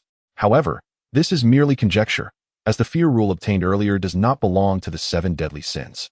From the current circumstances, it appears that the rules embodied by these phantoms are intricately linked to the 7 emotions and 6 desires of humanity, suggesting a significant correlation between the existence of phantoms and these aspects of human experience. Gazing at the hidden domain of spirits, I resolved to consume it in one fell swoop. No one rivals my prowess in the realm of space. My eyes began to shimmer with a silvery light as I swiftly enveloped the ghostly domain in silence, an act imperceptible without substantial achievement in the path of space. As my form entered the ghostly realm, I made my way directly towards the Ghost King. Soon, I found myself beneath the Ghost King's throne. Overhearing a prior conversation among them, contemplating silently, it seemed that the guardians of the human race, such as the Enforcer and the Exorcist, are currently the most formidable beings among humanity, though their lifespans are nearing an end, rendering them incapable of maintaining their strength. Should they perish, humanity would be stripped of the celestial mandate for protection, facing the imminent threat of annihilation. Although the nature of this celestial mandate remains unclear, it undoubtedly holds great significance. Revealing my presence, I materialized before the Ghost King and his generals, startling them into a state of alarm. The Ghost King, seated upon a throne of bones, trembled violently in the black mist, clearly taken aback. Ignoring their fear, I seized the Ghost King with a single hand, inquiring about the origins of his kin, the identity of their strongest member, and the whereabouts of others like him. At that moment, the Ghost King, reduced to a mere wisp of black fog, struggled desperately against my grip, but to no avail. My strength intensified, nearly causing him to dissipate. Alarmed, he pondered how humanity had produced such a powerful being, suspecting my strength might rival that of a ghost sage. Though he lacked knowledge of the ghost sage's true power, he surmised that eliminating him would be effortlessly easy. In a desperate plea, he exclaimed, "Do not kill me. I will divulge everything I know." Thus, the Ghost King began to recount the history of his lineage. Chapter 123. Devouring the Source of Heavenly Tao, the Mountain of the Ghostly Sage. A sanctuary for the last remnants of the ghostly clan stands as the largest realm of spirits, where the final ghostly sage resides. He had previously vanquished the second ghostly sage, acquiring the potent power of toxic laws. Once he eliminates this last opponent, his return shall be assured. One can only speculate what abilities might be gained from consuming this entity, yet it seems unlikely to be lacking in merit. As Li Qiyeh traversed the ghostly sage mountain, each step appeared deceptively short, yet he advanced like a whisper through the air, covering vast distances as if the mountain's great height were but a mere 10 strides away from the pinnacle. Atop the summit stood an elderly man, well past 70, with hands clasped behind his back, gazing down at him with a gentle smile. However, beneath the surface of his kindly eyes lurked an abyss of cold indifference. Upon seeing the elder, Li Qiyeh paused momentarily, then erupted into hearty laughter, addressing the old man. I have heard many speak of 3 ghostly sages within your clan. Yet it appears they have all been misled. You are not merely a ghostly sage. You must be a being of divine caliber. I am curious, given your formidable strength, why do you not eradicate the human race? Surely, they do not possess warriors of divine strength? The elder maintained his warm smile as he slowly replied, Young man, you are indeed powerful enough to easily obliterate all external forces of my ghostly clan, which attests to your strength being on par with mine. You are not of this world, are you? The human race here has never birthed a being of divine strength. Were it not for the protection of the heavenly Tao, they would have been utterly annihilated 3 millennia ago. Oh, it seems you are not from this realm either. Are you intent on claiming dominion over this world? Li Qiyeh inquired with a touch of curiosity. Our world has succumbed to a period of silence, rendering survival impossible. The heavenly Tao led my ghostly clan to invade this realm, which possesses a relatively weak heavenly Tao. Had it not been for the significant depletion of its essence during our invasion, this world would already belong to my kin. However, before long, this realm's heavenly Tao shall be consumed by ours. The heavenly Tao endows the human race with an innate power of destiny, seeking to empower them in hopes that someone might transcend the divine and obliterate our heavenly Tao. Alas, only 2 beings of the sage level have emerged thus far, and without the protection of destiny, they would have perished long ago. As the elder spoke, nostalgia flickered across his face, revealing a sense of lament for the past. Oh, I understand now. You conceal your true cultivation to lower the human race's guard, leading them to believe they possess the strength to contend with your ghostly clan. Yet now, with only you remaining, should I eliminate you, your clan shall face total annihilation, Li Qiyeh stated with an air of calm indifference. The elderly man chuckled heartily and addressed the young man. You are exceedingly arrogant. If our clan were so easily extinguished, the heavenly path would have obliterated us long ago. We are shielded by the celestial order of our realm, embodying the power of its rules. As long as the heavenly path endures, we shall continue to resurrect, which is precisely why humanity has been incapable of eradicating us. Li Qiyeh's eyes sparkled with enlightenment. It appeared that the essence of the rules he had consumed was incomplete. The entirety resided within the core of the heavenly path. If he were to devour the heavenly path itself, he would acquire the full spectrum of its ruling power. Even if it were merely that of a small 1,000 worlds, such an opportunity would be indeed rare. Observing the elder before him, he spoke with a tone of nonchalance. What you have shared with me serves only to buy time. It seems you lack the confidence to eliminate me and must have resorted to some contingency plan. The elder nodded, refraining from deception. Indeed, your strength is at least on par with mine. I cannot assure your demise. However, allowing you to live poses a significant threat to my clan's ambitions to dominate this realm. Thus, I must employ certain methods to resolve this matter. Curiosity piqued. Li Qiyeh inquired, might you divulge what methods you intend to use? I fail to see who in this realm could possibly challenge me, not even you. The elder smiled silently, his once benevolent expression gradually shifting to one of cold indifference. You, a foreigner among the humans, should not interfere with my plans. Regardless of your formidable strength, you are still destined to perish. As Li Qiyeh observed the elder, a shift in his demeanor became apparent. The elder's aura seemed to have transformed, his power now significantly greater than before. In terms of the realm of Zhetian, he had reached the stage of a Tao-slashing monarch. Albeit in its nascent phase, he remained an insurmountable force in this domain. Ah, I see now. You have taken refuge within this elder's body, utilizing its form to confront me. This indeed explains your contingency plan, and I must admit, it is quite clever. Even I, should I not exert my full strength, could fall to this. At this point, you and I are no longer of the same caliber. For me, eliminating you would be as simple as a mere flick of the wrist. Although you are still destined to die, this vessel of yours is quite exceptional and could serve as my new form. In due time, I shall unleash greater power, and the heavenly path will no longer be able to hinder me. I will consume this realm entirely and become its sovereign. A glimmer of avarice crept across the elder's visage, the previously unfeeling gaze now imbued with a touch of humanity. Chapter 122. Yi Fan obtains the Taiyin and Sun Immortal Platform Scroll. Li Qiyeh, Half-Step Great Power, 6th Layer. Chapter 124. Yi Fan acquires the Taijin Taiyong, Celestial Scroll in the secluded stone chamber of the Yaoqi, where the ethereal tranquility was once undisturbed. A solitary figure materialized. marking the return of Li Qiyeh from his journey through parallel realms. At this moment, his aura surged intensely, a consequence of the profound Tao source he had previously absorbed, catalyzing a relentless ascension in his cultivation. He had now reached the threshold of the 4th tier of semi-mortal prowess, with his rapid advancement showing no signs of abating. Despite his attempts to temper this overwhelming momentum, it was akin to a riverbank breached by a torrential flood, an unstoppable deluge that surged forth, propelling him swiftly through the ranks until he attained the 6th tier, then the 7th, followed by the 8th, and ultimately pausing at the 9th tier, where his breakthrough finally stabilized. The energy required for such a transformation at the level of a great being was immense, and the swiftness of his ascension necessitated a period of introspection to refine his foundation before compressing his newfound capabilities. Within the Yaoqi's reception hall, Yi Fan, Pang Bo, He Huang, and others engaged in fervent discussions regarding the recent happenings in the eastern wilderness. They spoke of the Purple Mansion's holy son, who had been humiliated by his own holy maiden, losing face in the process. They lamented the death of the Yinyang sect's holy son, whose reluctant ascension to the role left him unwilling to venture into the eastern wilderness.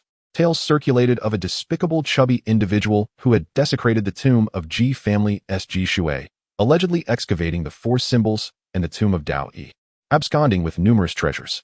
It had been over half a year since the conclusion of the Yaoqi Peach Blossom Conference, and while Yi Fan and his companions had ventured out a few times, they mostly remained within the sanctuary of the Yaoqi. Their notoriety had become unbearable. Following the last Peach Blossom Conference, an independent cultivator known as Nangong had revealed Yi Fan's visit to the Bronze Celestial Palace, drawing the attention of various sacred sections. They threatened him, claiming he was the heir to the Swallowing Heaven demonic art, intent on eliminating him for the sake of the world. Even the intervention of the Yaoqi's Holy Mother proved ineffectual, as protection within the Yaoqi could not extend beyond its confines. Yet, Yi Fan was resolute, collaborating with He Huang and Pang Bo to lead a group to the Dragon's Nest in the northern region. Having previously journeyed with Li Qiyeh and Jiang Taishu, they were acutely aware of the perils that lay ahead. As the narrative unfolds, Yi Fan enticed many by proclaiming the existence of an emperor's treasure within, claiming to have witnessed the emperor's divine weapon. To substantiate his assertions, he produced the source dragon fruit and divine source he had previously retained, suggesting such wonders were not uncommon. This revelation ignited the greed of various factions, eager to seek the emperor's legacy. Though some harbored doubts about Yi Fan's words, they reasoned that accompanying him would pose little risk. However, their expedition led to catastrophic failure. Nearly all perished, save for a severely injured figure from the Wang clan, who conveyed the grim truth. Yi Fan had deceived them, as the site was merely a resting place for ancient beings. They directly awakened the ancient beings within, each of whom possessed formidable powers, some even capable of severing paths. Consequently, Yi Fan and his companions offended a significant portion of the eastern wilderness factions, and even stirred resentment in the central continent. Thus, upon venturing outside, they found themselves pursued relentlessly, with the only sanctuary being the Yaoqi sacred land. At that moment, the Black Emperor turned to Yi Fan and inquired, "Youngster, did you not retrieve a shard of divine essence containing the ancient human race from the dragon's nest? Why not unseal it and inspect its contents? After so many years of imprisonment, the being within is likely deceased. We could share its remains. An entity sealed by the ancient royal family must possess strength at least on par with a sage." Yi Fan scoffed at the Black Emperor, retorting, "Humph, you opportunistic fiend. That matter holds no relevance to you. When we fled, you abandoned us without a second thought, and now you seek to claim a share of the spoils. Not a chance." The Black Emperor's expression soured at this rebuke, and he lunged at Yi Fan in frustration. Fortunately, Yi Fan had reached the pinnacle of the Four Extremes courtyard and was on the verge of a breakthrough to dragon transformation, making him more than a match for the Black Emperor. Nevertheless, he ultimately acquiesced to the Black Emperor's suggestion, retrieving the divine essence of the sealed elder. Utilizing divine power, he cleaved the essence, and a majestic elder clad in animal skins materialized before them, emanating an overwhelming aura that cast a pall over the gathered assembly. "By the heavens, this individual is alive. You have truly dug your own grave this time, Black Emperor." Yi Fan cursed vehemently. The Black Emperor, taken aback by the unexpected turn of events, felt a wave of embarrassment, refraining from defending himself against Yi Fan's tirade. Suddenly, the elder, who had previously kept his eyes shut, opened them to reveal an unwavering gaze that swept across the assembly and their surroundings, eventually settling on Yi Fan and his companions. Yi Fan felt a surge of anxiety. After all, He had unleashed a being from the ancient human race, and if this entity were displeased, would he be devoured? The elder began to utter incomprehensible words, leaving the assembly perplexed. Only the Black Emperor clarified. He speaks the tongue of the ancient era. It is no surprise that we cannot understand him. The elder seemed to sense something, initiating communication through divine thought, and soon, they began to uncover his origins. Chapter 123. Departing for the Northern Plains to annihilate the Northern Emperor clan. Chapter 125. Setting off to the Northern Plains to annihilate the Northern Emperor clan at this moment. The Yaoqi Great Hall was abuzz with activity. Not only were Yi Fan, Peng Bo, and He Huang present, but also members from the Yaoqi Sacred Land, including Yao Ji and the Yaoqi Holy Mother.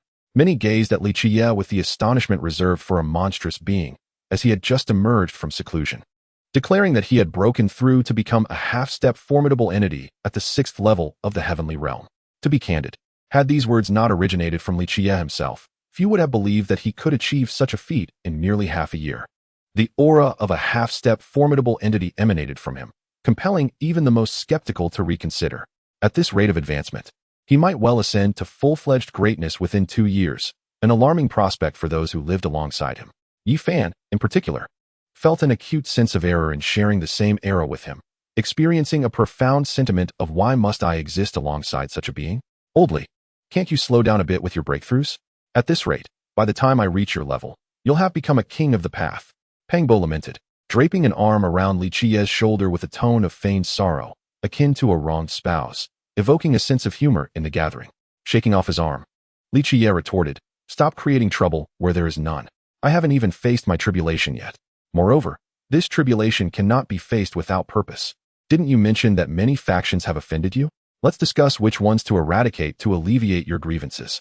Upon hearing Li Qiyeh's inclination towards destruction, He Huang's eyes gleamed with excitement, recognizing this as a splendid opportunity. Each major sect represented a substantial cache of source stones ripe for the taking. Yi Fan and Peng Bo were similarly intrigued. After all, they had long envied the tales of glory narrated by He Huang, recounting how they had followed Li Qiyeh to vanquish sects and seize treasures. Now, with the prospect of such adventures on the horizon, they could hardly contain their eagerness and began deliberating which factions to target. Meanwhile, the Yaoqi Holy Mother and Yao Ji remained silent, particularly Yao Ji, who, if not for the radiant aura surrounding her, might have been visibly distressed by the dark lines of worry etched upon her forehead. This individual, it seemed, remained as reckless as ever, contemplating the annihilation of sects immediately upon his return from seclusion. Could he not consider other endeavors? At this rate, the forces of the eastern wasteland would be decimated, leaving only the sacred lands intact. Yao Ji sighed. Must you not take a moment to pause? Is it truly necessary to stir unrest in the eastern wasteland? The realm is already fragile. Should you dare to obliterate the major sects, the sacred lands will undoubtedly unite against you. You are already on their kill list. Please, just take a moment to reflect. As the gravity of her words sank in, Yi Fan and the others reconsidered their ambitions of sect destruction and treasure hunting. After all, Yao Ji was correct. The fearsome reputation of the demon Lord Qiyeh had spread throughout the Northern Dipper, casting him as a ruthless and cold-hearted fiend. The relentless pursuit of exterminating sects has left no survivors, prompting many forces to clandestinely unite against him. Should he dare to continue his campaign of annihilation, the majority of the powers in the eastern wilderness would undoubtedly band together to eliminate him. Li Qiyeh stroked his chin, furrowing his brow in contemplation for a moment before declaring, it appears that I must refrain from engaging with the forces in the eastern wilderness for now. These individuals have been sufficiently intimidated by me. Thus, I shall temporarily spare them and allow them to recuperate, only to strike later. The crowd exhaled in relief, believing that this individual still possessed a semblance of reason and was not wholly reckless. However, the subsequent words nearly caused many to stumble. If the eastern wilderness is not feasible, we can consider other locales. What of the central continent, southern ridge, northern plains, or western desert? Yet, the western desert seemed too distant, being a domain of Buddhism, devoid of any enmities towards me, thus not worth considering. The southern ridge belonged to the demon race, with no past grievances to ponder, so it too was dismissed. As for the central continent, there were factions such as the Yin-Yang sect, but that sect harbored the essence of saints, making them beyond my current reach. This left only the northern plains. I recall that the Jin family of the Golden Clan and the Wang family of the Northern Emperor are situated there. These two families bear significant grudges against me. As far as I know, while both families have produced saints, they seem to lack the foundational legacy, making them promising targets. Everyone stared at Li Qiyeh, who was articulately analyzing the situation, wondering if he had become addicted to the extermination of sects, seemingly impervious to counsel. Yi Fan, curious, inquired, "I know the Jin family previously besieged you out of enmity, but how did the Wang family offend you?" Li Qiyeh replied nonchalantly, "At the Pan Tao Grand Assembly, the Northern Emperor's father openly threatened me and emanated a murderous intent. Regarding such latent threats, I, Li, believe in eradicating them at their root without hesitation. Is that so? To emit killing intent towards you constitutes an offense? Then how many must you slay from the Northern Dipper?" Yao Ji interjected, advising, "The Wang family is, after all, a prestigious lineage with the heritage of saints. Even in the absence of a living saint, they are not an adversary you can contend with at present. They are not akin to those major sects that can be easily vanquished. Furthermore, Wang Tong of the Northern Emperor is among the most elite prodigies of our era, possessing strength at the level of formidable beings. There is no need to antagonize someone of his caliber." Others joined in urging him to exercise caution and restraint, suggesting he focus on cultivating his strength until he could disregard the sacred lands before seeking retribution. Li Qiyeh simply smiled and remarked, "I am rather looking forward to it." Chapter 124. The Silver-Eyed Celestial Wheel initially unveils its might. The power of rules annihilates the mighty. Chapter 126. The Silver-Eyed Celestial Wheel reveals its might. The power of rules annihilates the mighty in the northern region, one of the 5 territories of the Big Dipper. Numerous sacred lands and noble families reside. However, when compared to the Eastern Wilderness, Central State, Western Desert, and Southern Ridge, its overall strength is significantly inferior. The Eastern Wilderness and Central State boast several emperor-level figures, historically recognized as the most formidable regions within the Big Dipper. The Western Desert, shrouded in mystery as a territory of Buddhism, remains largely enigmatic, with few able to comprehend its secrets. The Southern Ridge, inhabited by the demon and barbarian tribes, possesses a power that is equally unpredictable and instills apprehension in many. Each of these regions harbors forces that are emperor-level or comparable, rendering them exceptionally powerful. Only in the northern region, despite the presence of sacred lands and noble families, has there never emerged a force that can rival the emperor families. Legends speak of the ancient emperor's inheritance and sanctum existing within the northern region. Yet no such discovery has been made to date, leading many local powers to dismiss it as mere folklore.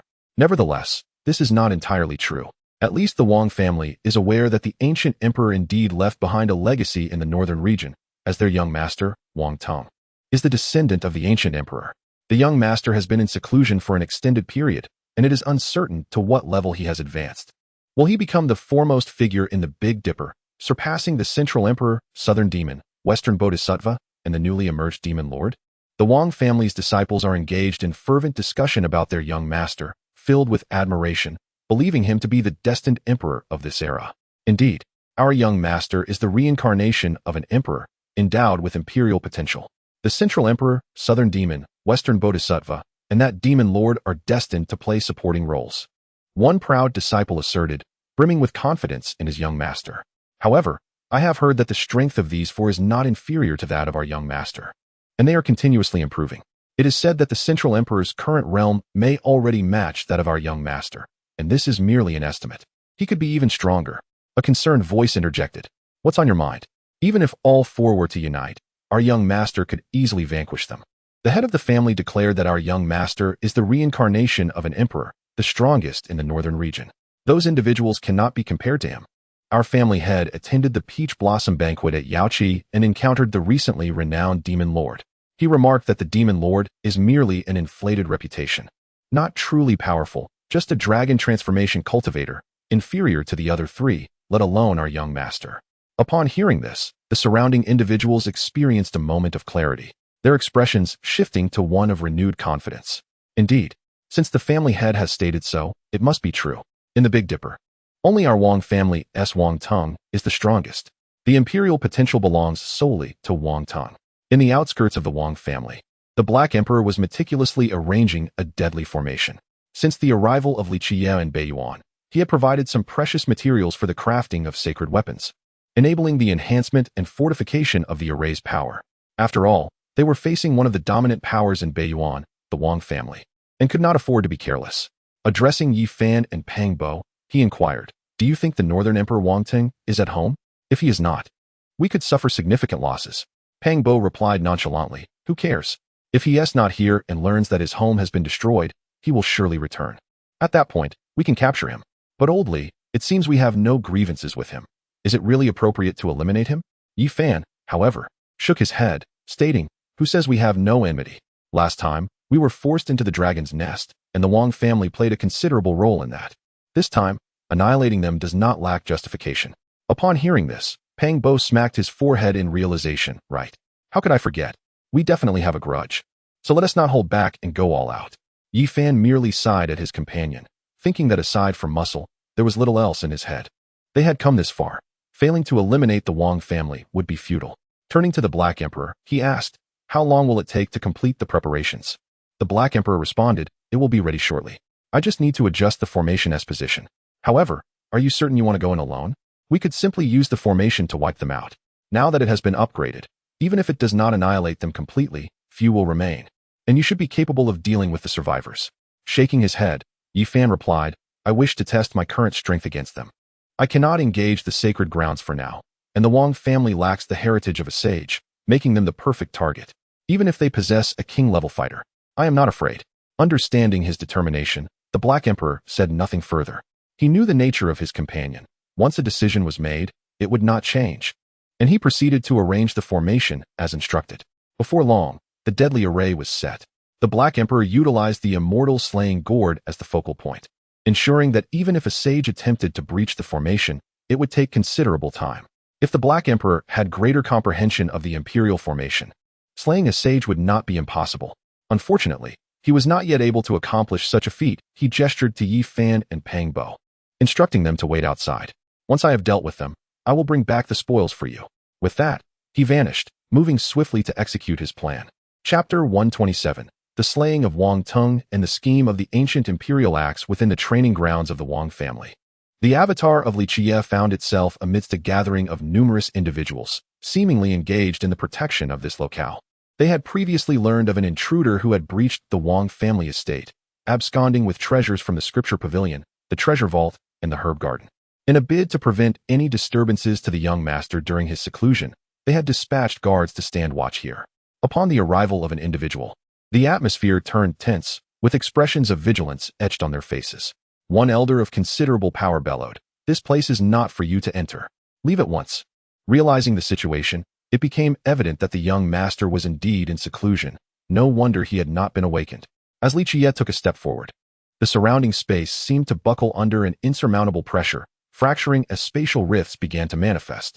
The entire training area, including Wang Tung's secluded chamber, became ensnared by these fissures. In an instant, many were reduced to mere blood mist. Although a few powerful beings managed to resist, they were grievously wounded. With the second step, chaotic spatial currents surged towards them, claiming their lives without a chance for retaliation. Suddenly, a radiant light erupted from the training room, accompanied by a resounding roar. A figure stood aloft in the sky, surveying the unfolding chaos below with an icy gaze and an indifferent demeanor. He directed a chilling inquiry at Li Qiyeh's avatar. "Did you do this?" With a nod and a smile, the avatar replied, "Indeed, it was I. I noticed you were in seclusion and wished to see how you were faring. They would not permit me, so I eliminated them to allow you to emerge. Are you satisfied?" The youth across from him grew increasingly frigid in demeanor, casting a deathly glare, and spoke in a tone devoid of emotion. "You are the first to dare such an affront, and you shall be the last. I will annihilate your sect, ensuring that others in the Northern Dipper understand the consequences of crossing me. I doubt you can accomplish that. I am a disciple of the primordial emperor and the holy son of the Yao Qi. You are not worthy of either. While you may be a descendant of the ancient emperor, that is of little consequence. The title of Northern Emperor does not suit you. I will grant you an opportunity. Surrender your inheritance and treasures, and I shall spare your life." Upon hearing this declaration, Wang Tung's expression shifted, his eyes betraying a mixture of surprise and suspicion. This individual possessed a remarkably impressive lineage, seemingly aware of his own heritage. Was this visit intended for that very purpose? With a frigid tone, he retorted, "You claim such status? Yet you are merely at the half-step of the great being realm, audaciously brazen. Today, even if you are who you say you are, I shall strike you down here as a warning." Subsequently, four ethereal figures of sacred beasts materialized around him: the azure dragon, vermilion bird, black tortoise, and white tiger. These four elemental spirits charged directly at him, intent on crushing him beneath their might. As more content loaded, a message appeared. Please wait. This site only supports mobile browser access. If you see this paragraph, it indicates a failure to load chapter content. Please disable reading mode, novel mode, and ad blocking features, or copy the URL to another browser for reading. With a sweeping gesture, he dispelled the sacred beasts with a single strike and addressed Wang Tong. Unleash your full power against me. You have but one chance. Should you miss it, there will be no further opportunities. Wang Tong observed the gravity of the situation, his expression turning solemn.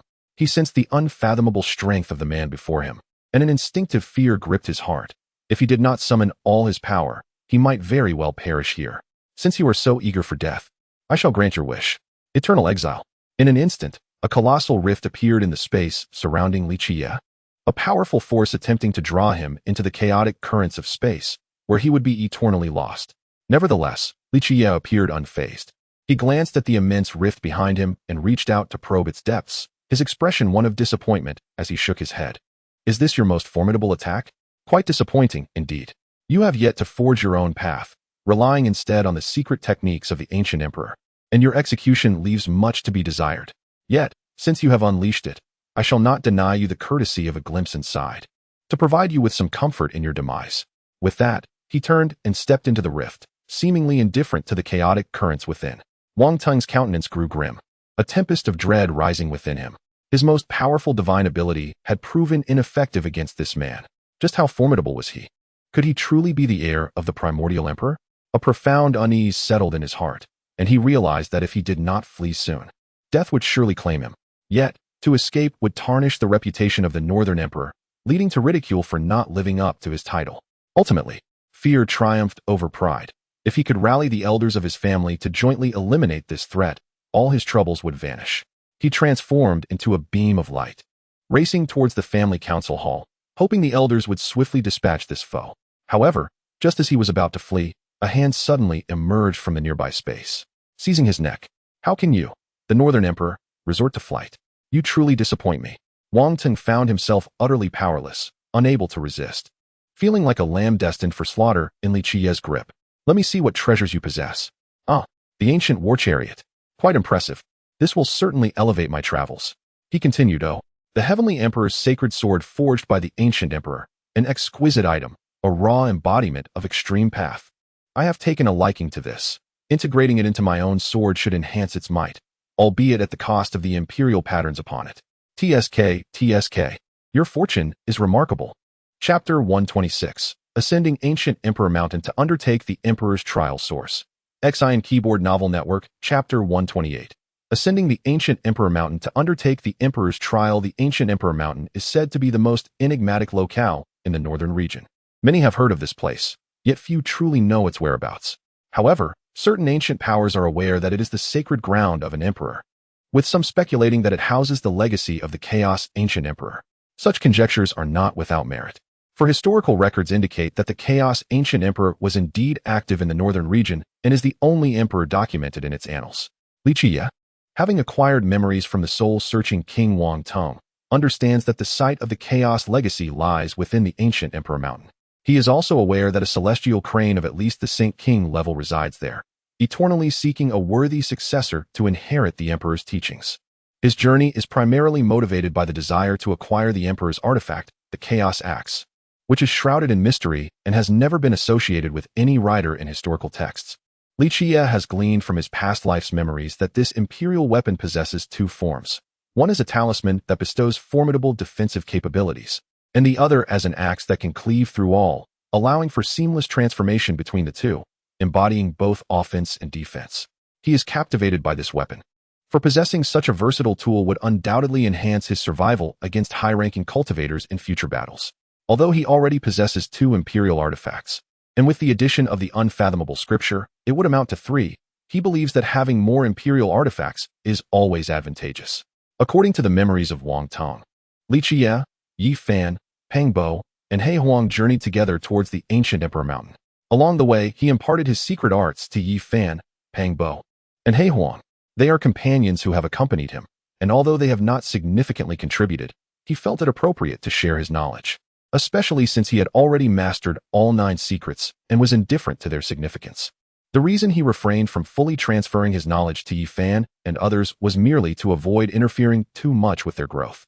Although he has altered many aspects of the storyline, the primary narrative continues to unfold along its original trajectory. They traveled swiftly for 2 days, encountering numerous savage beasts and ferocious birds, all of which were dispatched by Yi Fan and his companions. Their strength has now reached a level where they can contend with entities of the transforming dragon caliber, and thus, Li Qiyeh felt no need to intervene personally. Finally, on the 3rd day, they arrived at the ancient Emperor Mountain. It is a towering and desolate peak, rising majestically into the clouds, evoking an overwhelming sense of ancient history and profound gravitas. The mountain's lofty ridges stand sharp as a sword, reminiscent of an emperor gazing down upon the heavens, instilling a sense of reverence in those who behold it. Is this truly the ancient Emperor Mountain? Its grandeur is extraordinary, and merely gazing at it evokes the feeling of an emperor surveying us. Could this mountain be alive? Pangbo remarked with a hint of awe as he gazed at the towering edifice in the distance. Yi Fan shook his head, remarking that, after all, it was the sacred grounds of the great emperor. Over countless days and nights, it naturally accumulated a certain imperial aura, which could be felt by anyone who ventured into the mountains. The terrain here was indeed extraordinary, presenting a duality of peril and opportunity. Should a formidable being take residence here, they could undoubtedly establish a magnificent sect, enduring for hundreds of thousands of years. Conversely, those lacking sufficient strength would merely fall prey to the deadly ambience, becoming nourishment for the land itself. It seemed only an existence of the great emperor's caliber could dominate such a landscape. Ordinary individuals would only court their own demise here, suggesting that this place was slightly inferior to the dragon's nest. Upon hearing his words, both He Huang and Pang Bo wore solemn expressions, fully aware of Yi Fan's mastery of the heavenly divine arts and his profound understanding of terrain. Thus, they regarded the ancient Emperor Mountain with trepidation, fearful of provoking its lethal forces. Li Qiyeh gazed at the ancient Emperor Mountain ahead and remarked nonchalantly that, under normal circumstances, this would indeed be the case. However, the situation was different now. Having slain Wang Tung and acquired the treasures left by the Chaos Ancient Emperor for his heirs, he assured them that entering this place would pose no danger. They simply needed to follow him. Upon hearing this, the group relaxed, relieved that there would be no peril. For their purpose was merely to satisfy their curiosity and witness the spectacle, not to claim any treasures. The artifacts of the great emperor were certainly not easily obtained, especially the emperor's weapon. Only this audacious fellow appeared undaunted, exuding an air of confidence. Were it not for the knowledge of his numerous hidden trump cards, they would never have dared to accompany him here. He produced the Chaos War Chariot and the Heavenly Emperor's Holy Sword, inviting Yi Fan and the others onto the chariot. Li Qiyeh then summoned his divine power and soared towards the ancient Emperor Mountain, moving at a moderate pace. In mere moments, they reached the mountainside. This location was protected by an imperial formation, making it impossible to breach without facing severe danger. However, the Chaos War Chariot was an exception, having been crafted by the Chaos Ancient Emperor before his ascension, marked by countless scars from battles fought long ago. With the addition of the Heavenly Emperor's Holy Sword, they could traverse the ancient Emperor Mountain unhindered. Indeed, as the Chaos War Chariot charged towards the mountain, they encountered no resistance or attack from the Imperial formation. Entering the mountain unscathed, once inside, they discovered a realm unlike any other. From the outside, the ancient Emperor Mountain appeared to be a towering, desolate peak, yet within, it was suffused with ethereal energy. Chapter 127. The Trial of the Great Emperor begins. The 7 heroes of chaos emerge. Chapter 129. The Emperor's trial begins. The 7 heroes of chaos appear in the Emperor's palace, 2 towering stone doors, each reaching a height of 100 meters and crafted from an unknown black stone, stand majestically before all. Intricate carvings adorn their surfaces, depicting scenes of ancestral rituals, divine beasts in motion, fallen deities, cataclysmic events, and shifting mountains and seas. A mere glance at these doors can send one's spirit into disarray, provoking a torrent of distracting thoughts. The onlookers instinctively avert their gazes, reciting sacred verses to dispel these distractions and stabilize their minds. Clearly, their current states of being render them incapable of gazing directly at the imposing stone doors. Even Li Qiyeh, whose soul rivals that of a pathslayer, felt the tumult of distracting thoughts threatening to overwhelm him. Fortunately, he ultimately steadied his mind and met the stone doors with unwavering focus. Upon perceiving the profound essence emanating from the doors, Li Qiyeh remarked in astonishment that there lies an aura capable of inciting distraction. Prolonged contemplation could lead one to become ensnared within its depths. And should one fail to shatter the illusion, they risk falling into the abyss of demonic paths, ultimately losing their soul. The celestial crane gazed at him in surprise and affirmed, "You speak the truth." These doors were forged by the emperor himself, embodying the essence of his path to enlightenment. You may have heard the legends of the Chaos Ancient Emperor. Typically, emperors ascend through an unbroken path of victories. However, the Chaos Ancient Emperor faced defeat at every turn. In his time, he too encountered demonic thoughts born from his experiences, leading to the formation of a demonic embryo. If he had not managed to break free from these chains and eliminate the embryo, he would have never achieved enlightenment. The emperor eventually attained clarity and disseminated the cutting through the illusion of enlightenment, severing the demonic embryo and transcending to the pinnacle. Ultimately, he triumphed over his adversaries on the path to enlightenment, becoming the only emperor in history to defy fate through a series of defeats. These doors were crafted based on the emperor's journey towards enlightenment. For most, prolonged gazing would birth distracting thoughts and produce a demonic embryo without self-realization. They would be condemned to a lifetime devoid of enlightenment. You are the first to withstand such scrutiny without succumbing to distractions. It seems you truly possess the potential to inherit the legacy of the emperor. Li Qiyeh shook his head, stating, "I merely managed to gaze upon them for a moment. Were I to continue, distractions would surely arise. Is this truly the first trial of the emperor?" The celestial crane nodded, then shook its head, "Indeed. But this is merely a test. As long as one can maintain a brief gaze without succumbing to distractions, they pass." In the past, Wang Teng, being young, bypassed this trial and directly entered the palace to receive the inheritance. Your situation is different. Passing this test signifies your eligibility for the true trial. Soon, I shall open the palace doors, and upon entering, your formal trial shall commence. Thus, I ask you once more, are you certain you wish to proceed? For if you perish within, there shall be no salvation. Having nodded in affirmation, Li Qiyeh resolved not to waver. It is merely a trial. Throughout my journey, I have feared nothing more than the trials themselves. The only barrier that can hinder me is myself. Come forth. Let me witness the extraordinary nature of the emperor's trial. The celestial crane nodded and remarked, "In that case, I shall say no more. Take care of yourself. I hope you will succeed in inheriting the great emperor's wishes."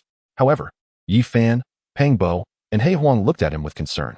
After all, a trial deemed exceedingly perilous by the celestial crane was certainly not something that could be easily overcome by an ordinary individual. Yi Fan, with worry etched on his face, said oldly, "There is no need for such recklessness.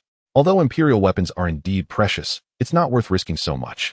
With your strength, in a few years, no one in the Northern Dipper can match you." Pang Bo solemnly added, "Indeed, oldly, you are not without imperial weapons. Moreover, you are the holy son of the Yao Qi and the heir of the primordial emperor. Who in the Northern Dipper could possibly compete with you? If you truly intend to enter, perhaps you should draft a will to distribute your estate. I don't need much, just an imperial weapon will suffice." With a resounding slap to Pang Bo's head, a dark expression crossed his face as he grinned maliciously. "Old Pang, rest assured, when I emerge, I shall share my inheritance with you. How about I find you a wife? I reckon a gorilla would suit you quite well." Pang Bo shivered and awkwardly chuckled. "No need for that. I was merely jesting. Besides, let me reassure you. You needn't worry about my future spouse. I believe I am worth at least a saintess." Casting him a glance, he thought to himself that a gorilla would indeed be more fitting for Pang Bo. He Huang interjected, "Kid, I have faith in your ability to pass the trial, but do remain cautious. Your pride may become your Achilles heel. Be mindful of that." Nodding, he assured them he would be careful. As the celestial crane flapped its wings, two beams of white holy light emanated, illuminating the stone gates. Soon, a resounding cracking echoed as two towering stone doors, each 100 meters high, began to open.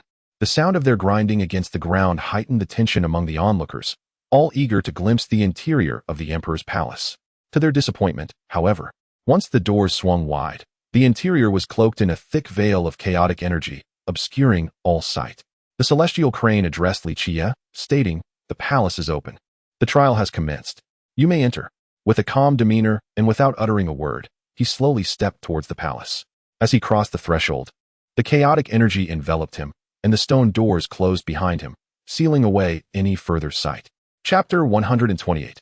Confrontation with the Ancient Emperor, understanding the transformation into divine form and acquiring imperial weapons. Chapter 130. Confrontation with the Ancient Emperor. At this moment, Li Qiyeh's eyes appeared vacant, his expression bewildered, as he murmured to himself, "Not enough. Still not enough. I require a more formidable opponent, greater combat prowess. I must take that final step." As if to fulfill his desire, a voice imbued with mirth whispered in his ear, "Do you seek an adversary? Allow me to be your opponent." A middle-aged man, clad in archaic attire and bearing a smile, materialized before him, instantly igniting a spark of determination in Li Qiyeh's previously listless gaze. How intriguing. I never anticipated such a prodigy to emerge in later generations. In this realm, I am no match for you. Even those emperors on the verge of enlightenment would falter against you. Therefore, I must ascend to a higher plane. Perhaps severing the Tao will provide you with the challenge you crave. Yet, it seems you have comprehended the Tao. I wonder what insights you have gleaned. It appears only greater power will enable your transformation. Allow me to assist you. With that, he waved his hand, a palm as pure as jade descending upon Li Qiyeh. In response, Li Qiyeh raised his own hand. Yet this time, he was not the one to dominate. He was sent flying. Excellent. Just like that. Unleash your full strength and duel with me. If I were to unleash my entire might, few in this world could withstand it. You seem somewhat entranced, indicating a deeper understanding of the Tao. Let me witness the extent of your limits.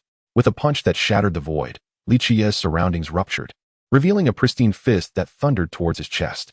Li Qiyeh stood firm, engaging with a punch of his own, utilizing all his power. Although he was propelled backward, blood oozed from his hand. The middle-aged man was also sent reeling, his palm marred. Yet, the smile on his face only deepened. At this juncture, Li Qiyeh's mind was consumed by a singular vision.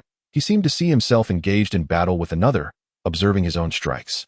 However, he sensed a dissonance in his technique. Despite its formidable force, it lacked grace, seeming devoid of soul. He began to analyze the battle, contrasting it with past encounters, scrutinizing his flaws, and devising more refined, flawless combat techniques. Time became an abstraction as he observed the ongoing struggle outside.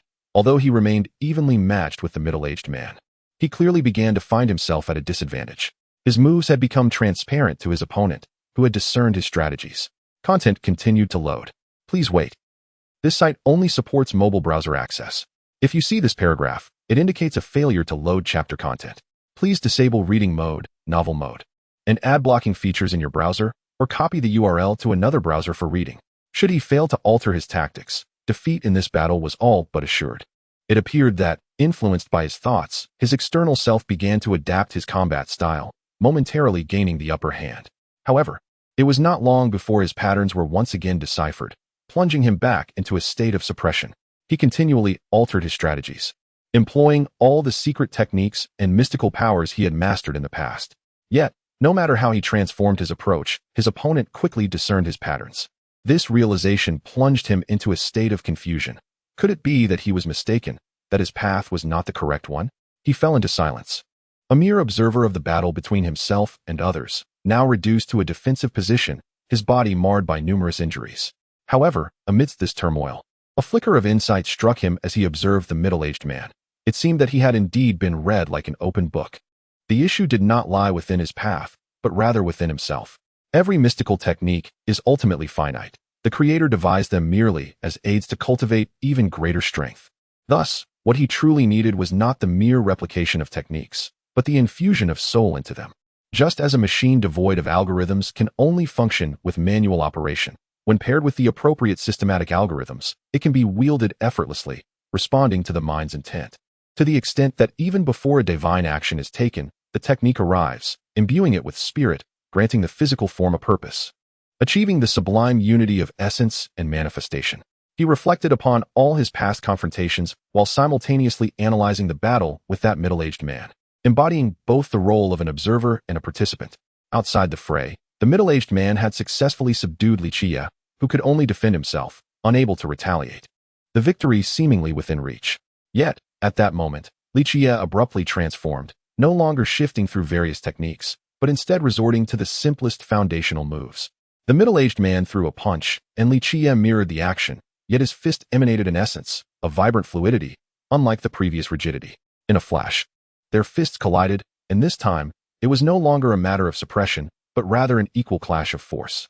Subsequently, Li Qiyeh launched a counterattack, liberated from the confines of established patterns. His spirit and form harmonized, each move an instinctive expression, seemingly devoid of structure, yet consistently effective in thwarting his opponent or inflicting damage.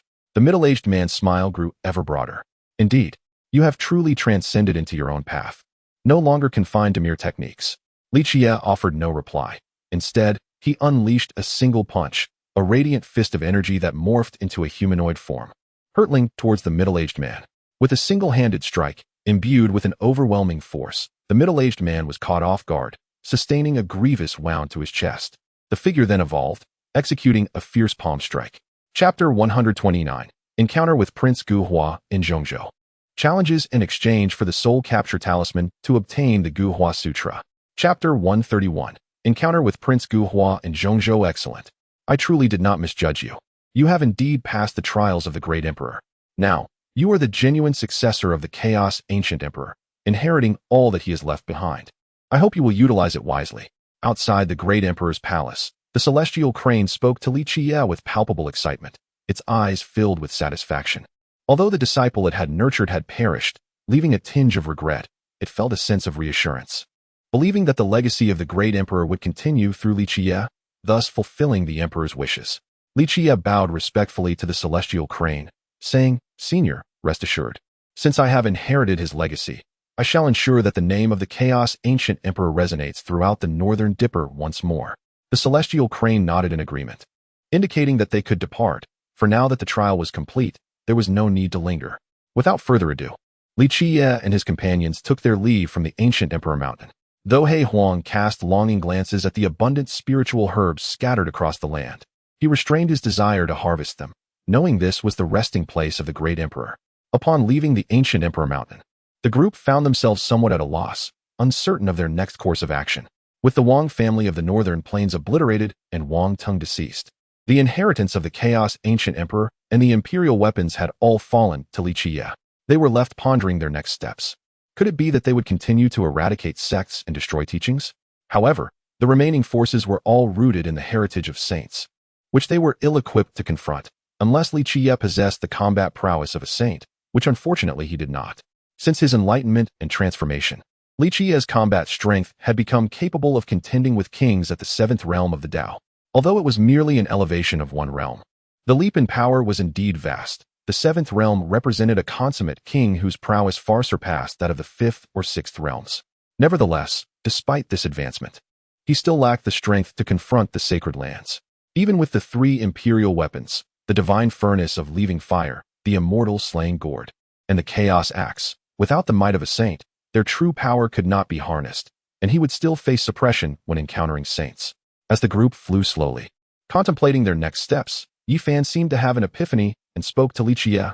"Old Li, after the Pan Tao Grand Assembly, someone from the Zhongzhou Qishir Mansion wished to invite you to join them for cultivation. At that time, you were in seclusion, so we did not inform you.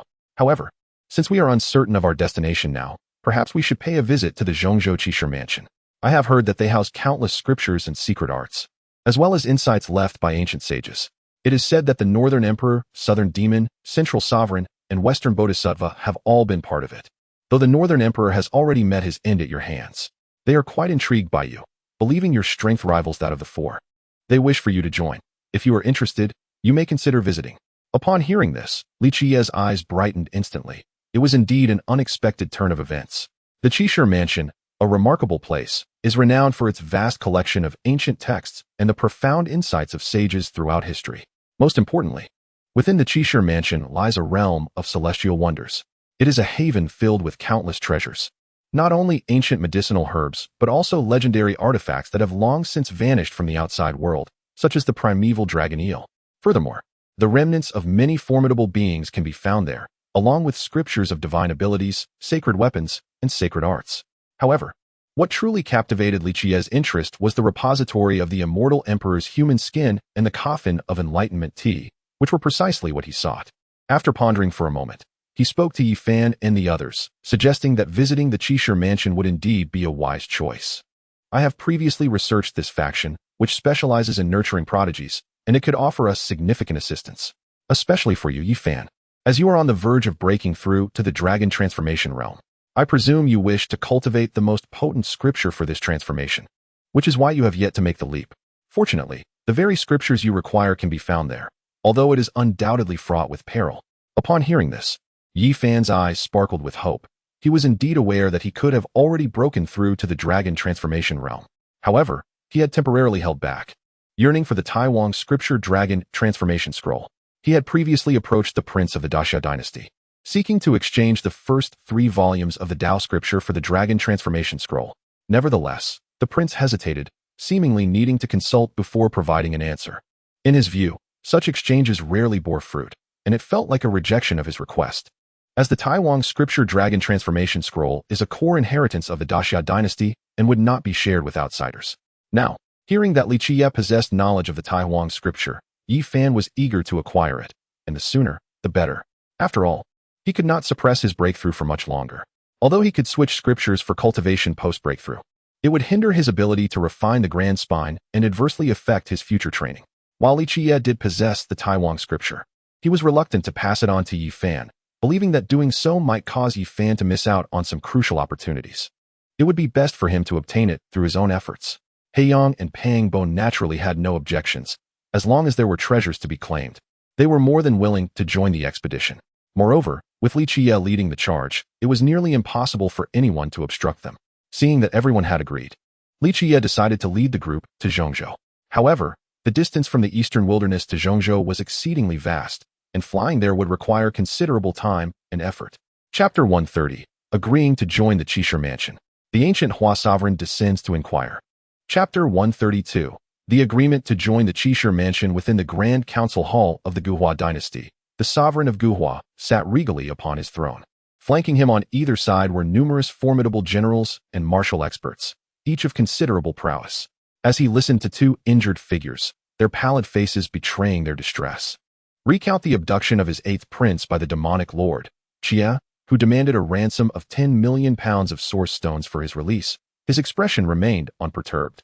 It seemed he bore no concern for the safety of his prince, perhaps deeming a mere royal unworthy of such alarm. However, the chill in his gaze and the overwhelming aura of authority he exuded indicated that this esteemed ruler of the central continent was indeed incensed. How long has it been since the Guhua dynasty has faced such a grave humiliation? A mere demonic lord, with a modicum of talent, dares to challenge the might of the Guhua dynasty. Truly, he is unaware of his own mortality. Does he genuinely believe that extinguishing a few great sects, annihilating the Beiyuan royal family, and slaying Wang Tung grants him the right to contest with the dynasty? The calmness of his words belied the fury and murderous intent that caused all present to stiffen, bowing deeply in reverence as they awaited the sovereign's decree. Since he has proclaimed the exchange of my 8th prince at the Qishir Mansion, let us send emissaries there. However, I seek not a mere transaction, but rather to make an example of this demon lord. Who among you is willing to undertake this mission and eradicate him? A hush fell over the hall. No one dared to respond.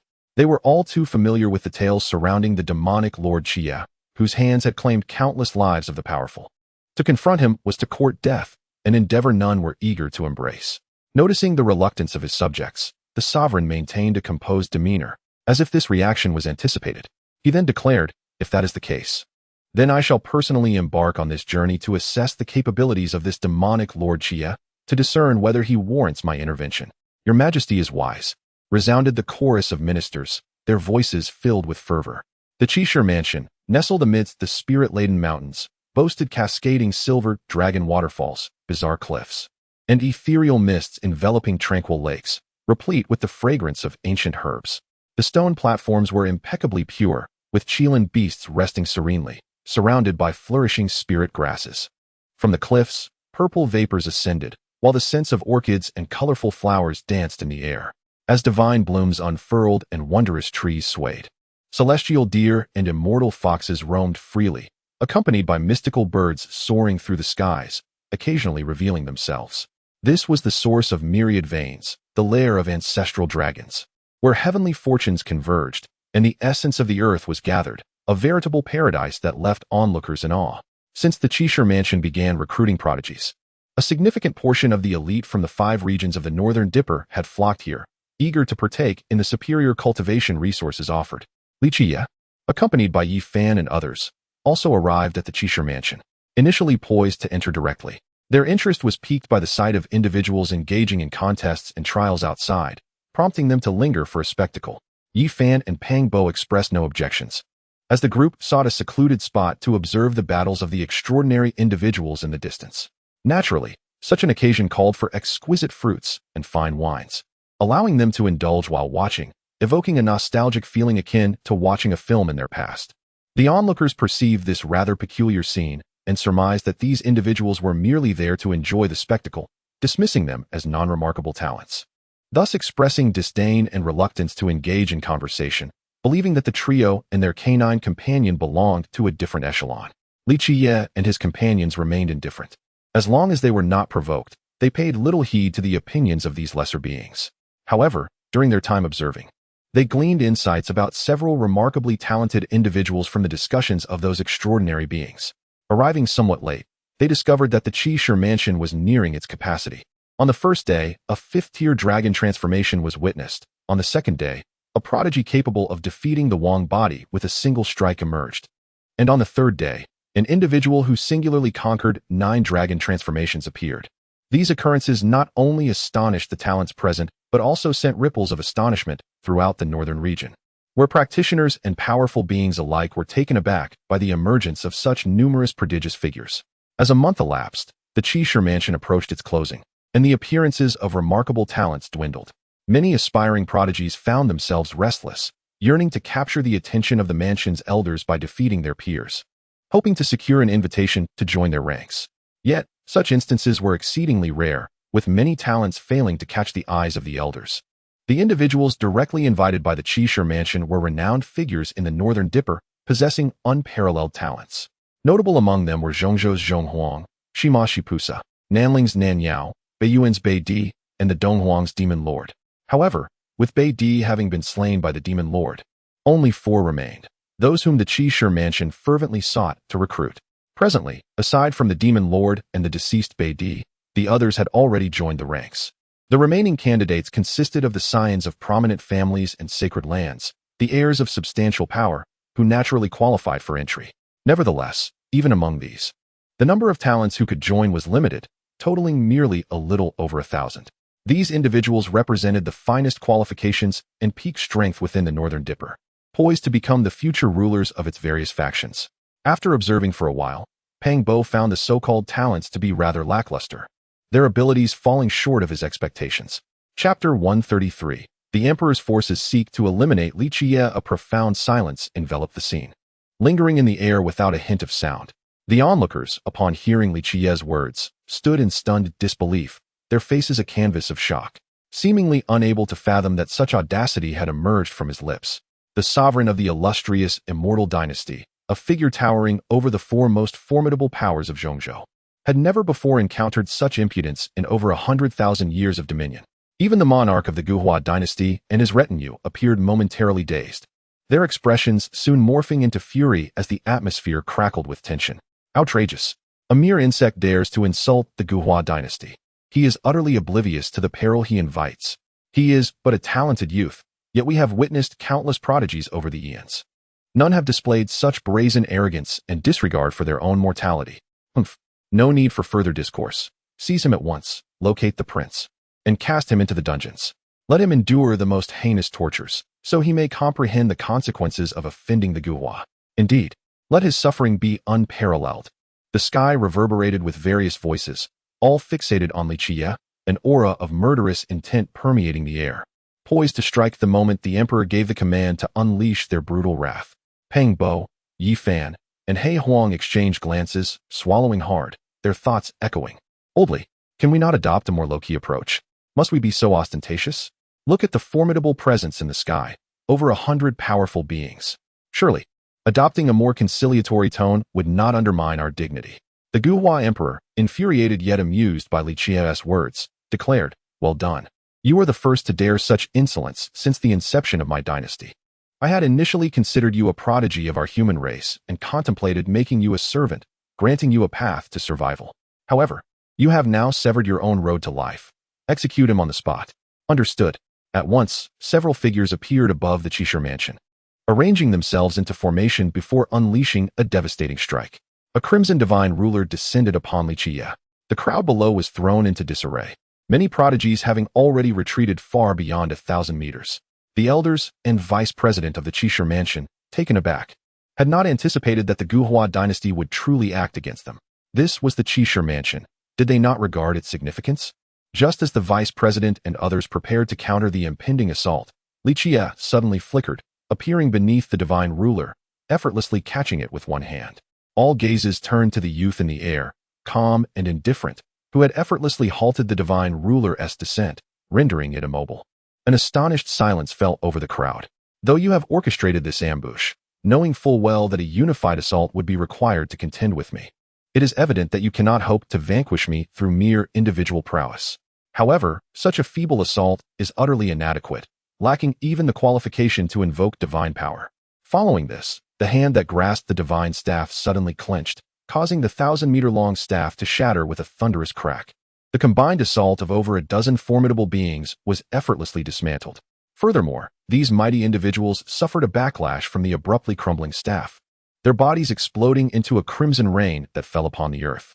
To the distant onlookers, it resembled a hauntingly beautiful blood rain descending from the heavens. Gazing at the imperial chariot and the remaining powerful beings in the sky, one coolly remarked, as I stated earlier, I shall spare your life for the sake of your imperial lineage. Should you dare to act again, I shall show no mercy. Without waiting for the reactions of those across from him, he leapt forward, arriving before the imperial chariot. The 9 entwined dragons beneath his feet could not withstand the sudden force and burst apart, scattering their remains throughout the sky. The imperial chariot, a powerful artifact, remained undamaged by the strike, merely emanating a faint glow that shielded against the blow. Clearly, the Emperor of Guhua had not anticipated the formidable strength of the demon, Lord Qiyeh. Even the combined might of a dozen powerful beings failed to harm him, resulting instead in their own demise. He felt a twinge of regret, realizing his own hubris might lead to catastrophic losses this time. Nevertheless, he was not concerned for his safety, as he had brought the imperial weapon of the Guhua dynasty, the Guhua staff, capable of slaying the demon lord. Enraged by Li Qiyeh's previous actions, he bellowed, Impudence! How dare you presume to kill my esteemed officials? Even with your considerable prowess, I shall execute you today. With that, he summoned the Guhua staff, unleashing a terrifying pressure that enveloped the surroundings, causing many to collapse in submission. The courtiers in the sky bowed in reverence, murmuring the staff's illustrious name. However, the vice president of the Qishur Academy, visibly furious, exclaimed, Emperor of Guhua, are you intent on destroying my academy? Do you not understand the dire consequences of reviving an imperial weapon? You would plunge Zhongzhou into chaos. The Emperor of Guhua coldly replied, Rest assured, I have no intention of defying the heavens. I merely seek to subdue this individual and prevent his escape. Do not overthink it. Li Qiyeh, with a serene smile, remarked, Thus, the imperial weapon. Chapter 132, The Sage and Virtuous Monument Forest and the Transmission of Legacy, Cultivating the Quantum Universe with the Sacred Path.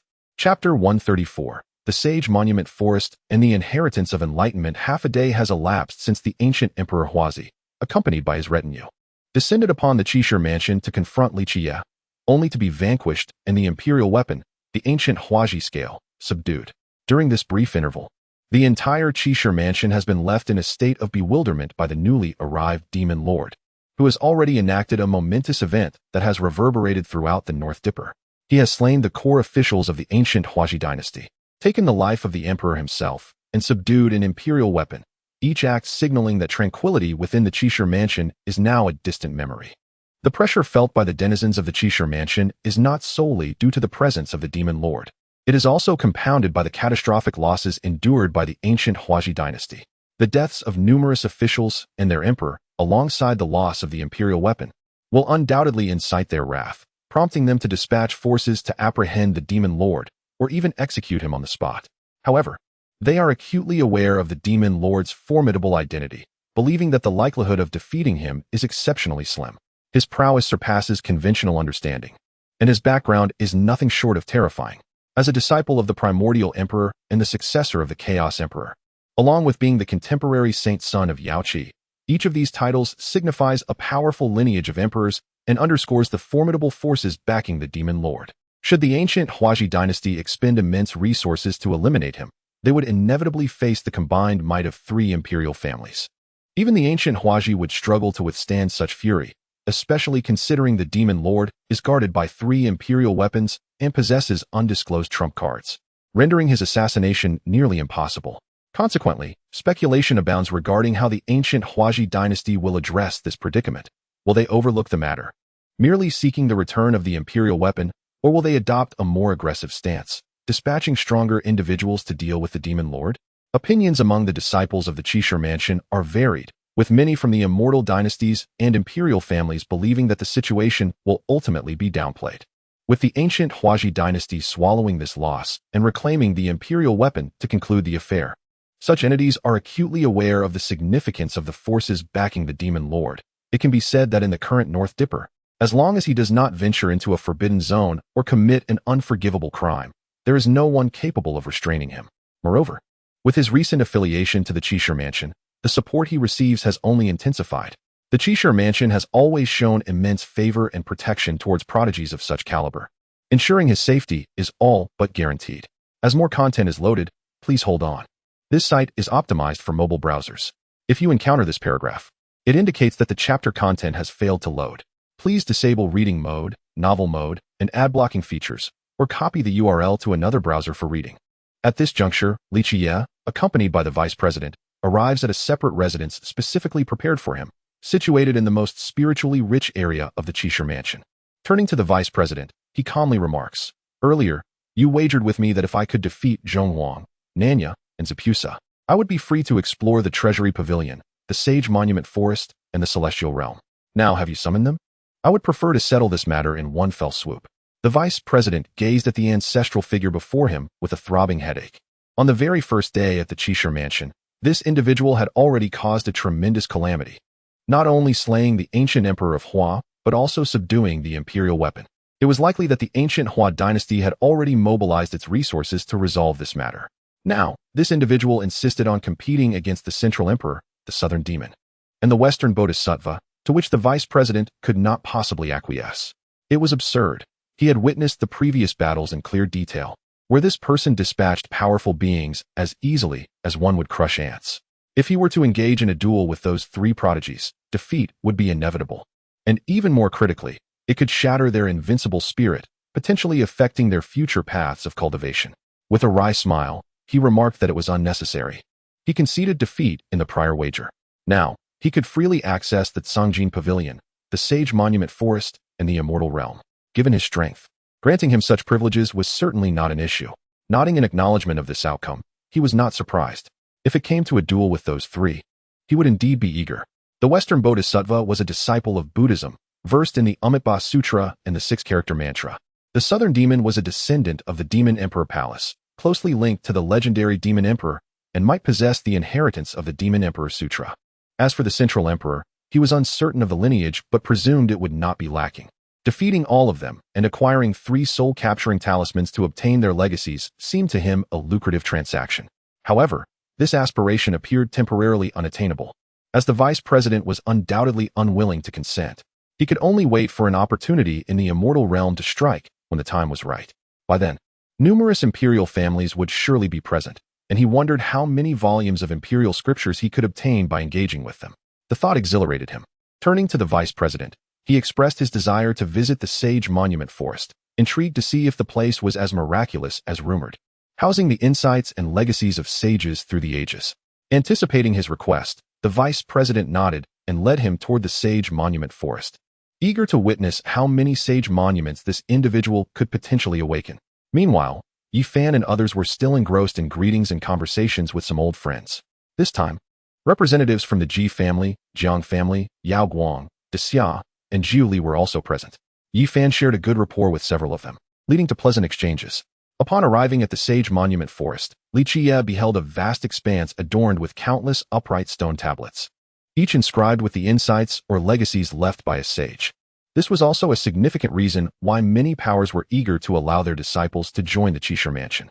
Gazing at the dense array of tablets, Li Qiyeh sensed a unique aura emanating from each one. Chapter 133. The Old Emperor Comes to Demand Justice. An Imperial Weapon Resolves Grievances. Chapter 135. The Old Emperor Seeks Justice. An imperial weapon resolves grievances in the Grand Hall of the ancient Hua dynasty. An elderly man clad in a dragon robe sat upon the dragon throne, gazing down upon a group of trembling ministers who bowed their heads in submission. The events that transpired at the Qiyeh mansion had swiftly spread throughout Zhongzhou and were rapidly making their way to the other 4 great domains. At this moment, The formidable powers of Beidou were already aware that the Emperor of Ancient Hua, accompanied by his court, had descended upon the Qiyeh mansion to confront the Demon Lord, only to meet a disastrous fate, resulting in the demise of both the ministers and the Emperor. Even the imperial weapon of the ancient Hua dynasty remained suppressed and had yet to return. The old man's expression was serene, yet his gaze was cold and piercing. In a voice that was both frail and chilling, he addressed the assembly. "You have all assumed your new roles. Pray tell, how shall we address this matter?" The ministers fell into a heavy silence, for they were utterly powerless in this situation and possessed no viable solutions. The identity of the Demon Lord had been publicly revealed, accompanied by an overwhelmingly powerful background and remarkable strength, not to mention the possession of 3 imperial weapons. To contend with him was beyond their consideration. Voicing any opinion could lead to them being scapegoated for the ensuing troubles. Thus they bowed their heads in silence, awaiting the old emperor's words. Seeing the lack of response, the old emperor snorted coldly, clearly aware that those beneath him could offer no solutions, leaving him to resolve the issue himself. I had not anticipated that after so many years, Beidou would give rise to such a prodigy. Alas, he is ignorant of the rules and shows blatant disrespect for the law of kings. Does he truly believe he can insult the ancient Hua dynasty with impunity? Simply because he is a descendant of the great emperor and a scion of a sacred lineage? The ministers pressed themselves even lower, too fearful to utter a word. "I shall take it upon myself to rectify this. The imperial weapon remains in his possession and must be reclaimed, along with reparations for an additional imperial weapon. If not, he shall pay with his life for this grievous offense." With that proclamation, the old emperor vanished from the hall, leaving his ministers with dampened backs, their hearts slightly relieved. In truth, they were genuinely fearful of this old emperor, who had once been resolute and merciless, having taken countless lives and annihilated numerous clans during his reign. Now that he was once again at the helm of governance, an air of impending bloodshed and turmoil loomed over Zhongzhou. In the eastern wilderness, at the Yaoqi sacred land, the Yaoqi Holy Mother and the esteemed elders were in fervent discussion regarding the calamities wrought by their young saint. At that moment, they all felt that this troublesome young man was indeed a harbinger of disaster, as wherever he ventured, chaos inevitably followed. It can be said that Li Qiyeh has thoroughly found himself on the blacklists of all major powers.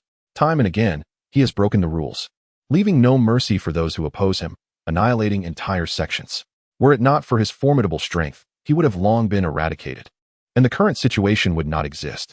Upon receiving the news, the Holy Mother of Yaoqi immediately summoned everyone to address this matter. The incident was simply too grave. An emperor of an immortal dynasty had been slain, along with over 100 formidable beings, representing an exceedingly severe loss even for imperial-level forces. Is there any strategy to handle this situation? I have heard that the ancient emperor of Gu Hua has awakened and is personally heading to the Qiyeh mansion to seek justice from the Holy Sun.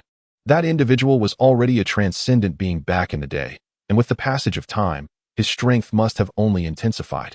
The Holy Sun has stirred up a considerable turmoil, and the Qiyeh mansion may not intervene. Thus we must dispatch someone to protect him. Everyone nodded in agreement, albeit with some trepidation regarding the Holy Sun's temperament and propensity for trouble. Nevertheless, they were quite pleased with him. Not only was he exceptionally gifted, but his power was also terrifyingly formidable. They all believed that as long as he remained alive, the prospect of him attaining the status of an emperor in the future was substantial, and thus it was imperative to safeguard him. Yao Ji remarked that if a transcendent being were to be dispatched from the opposing side, Yao Qi must also send a transcendent-level individual for support, or else it may prove exceedingly difficult to resolve this issue.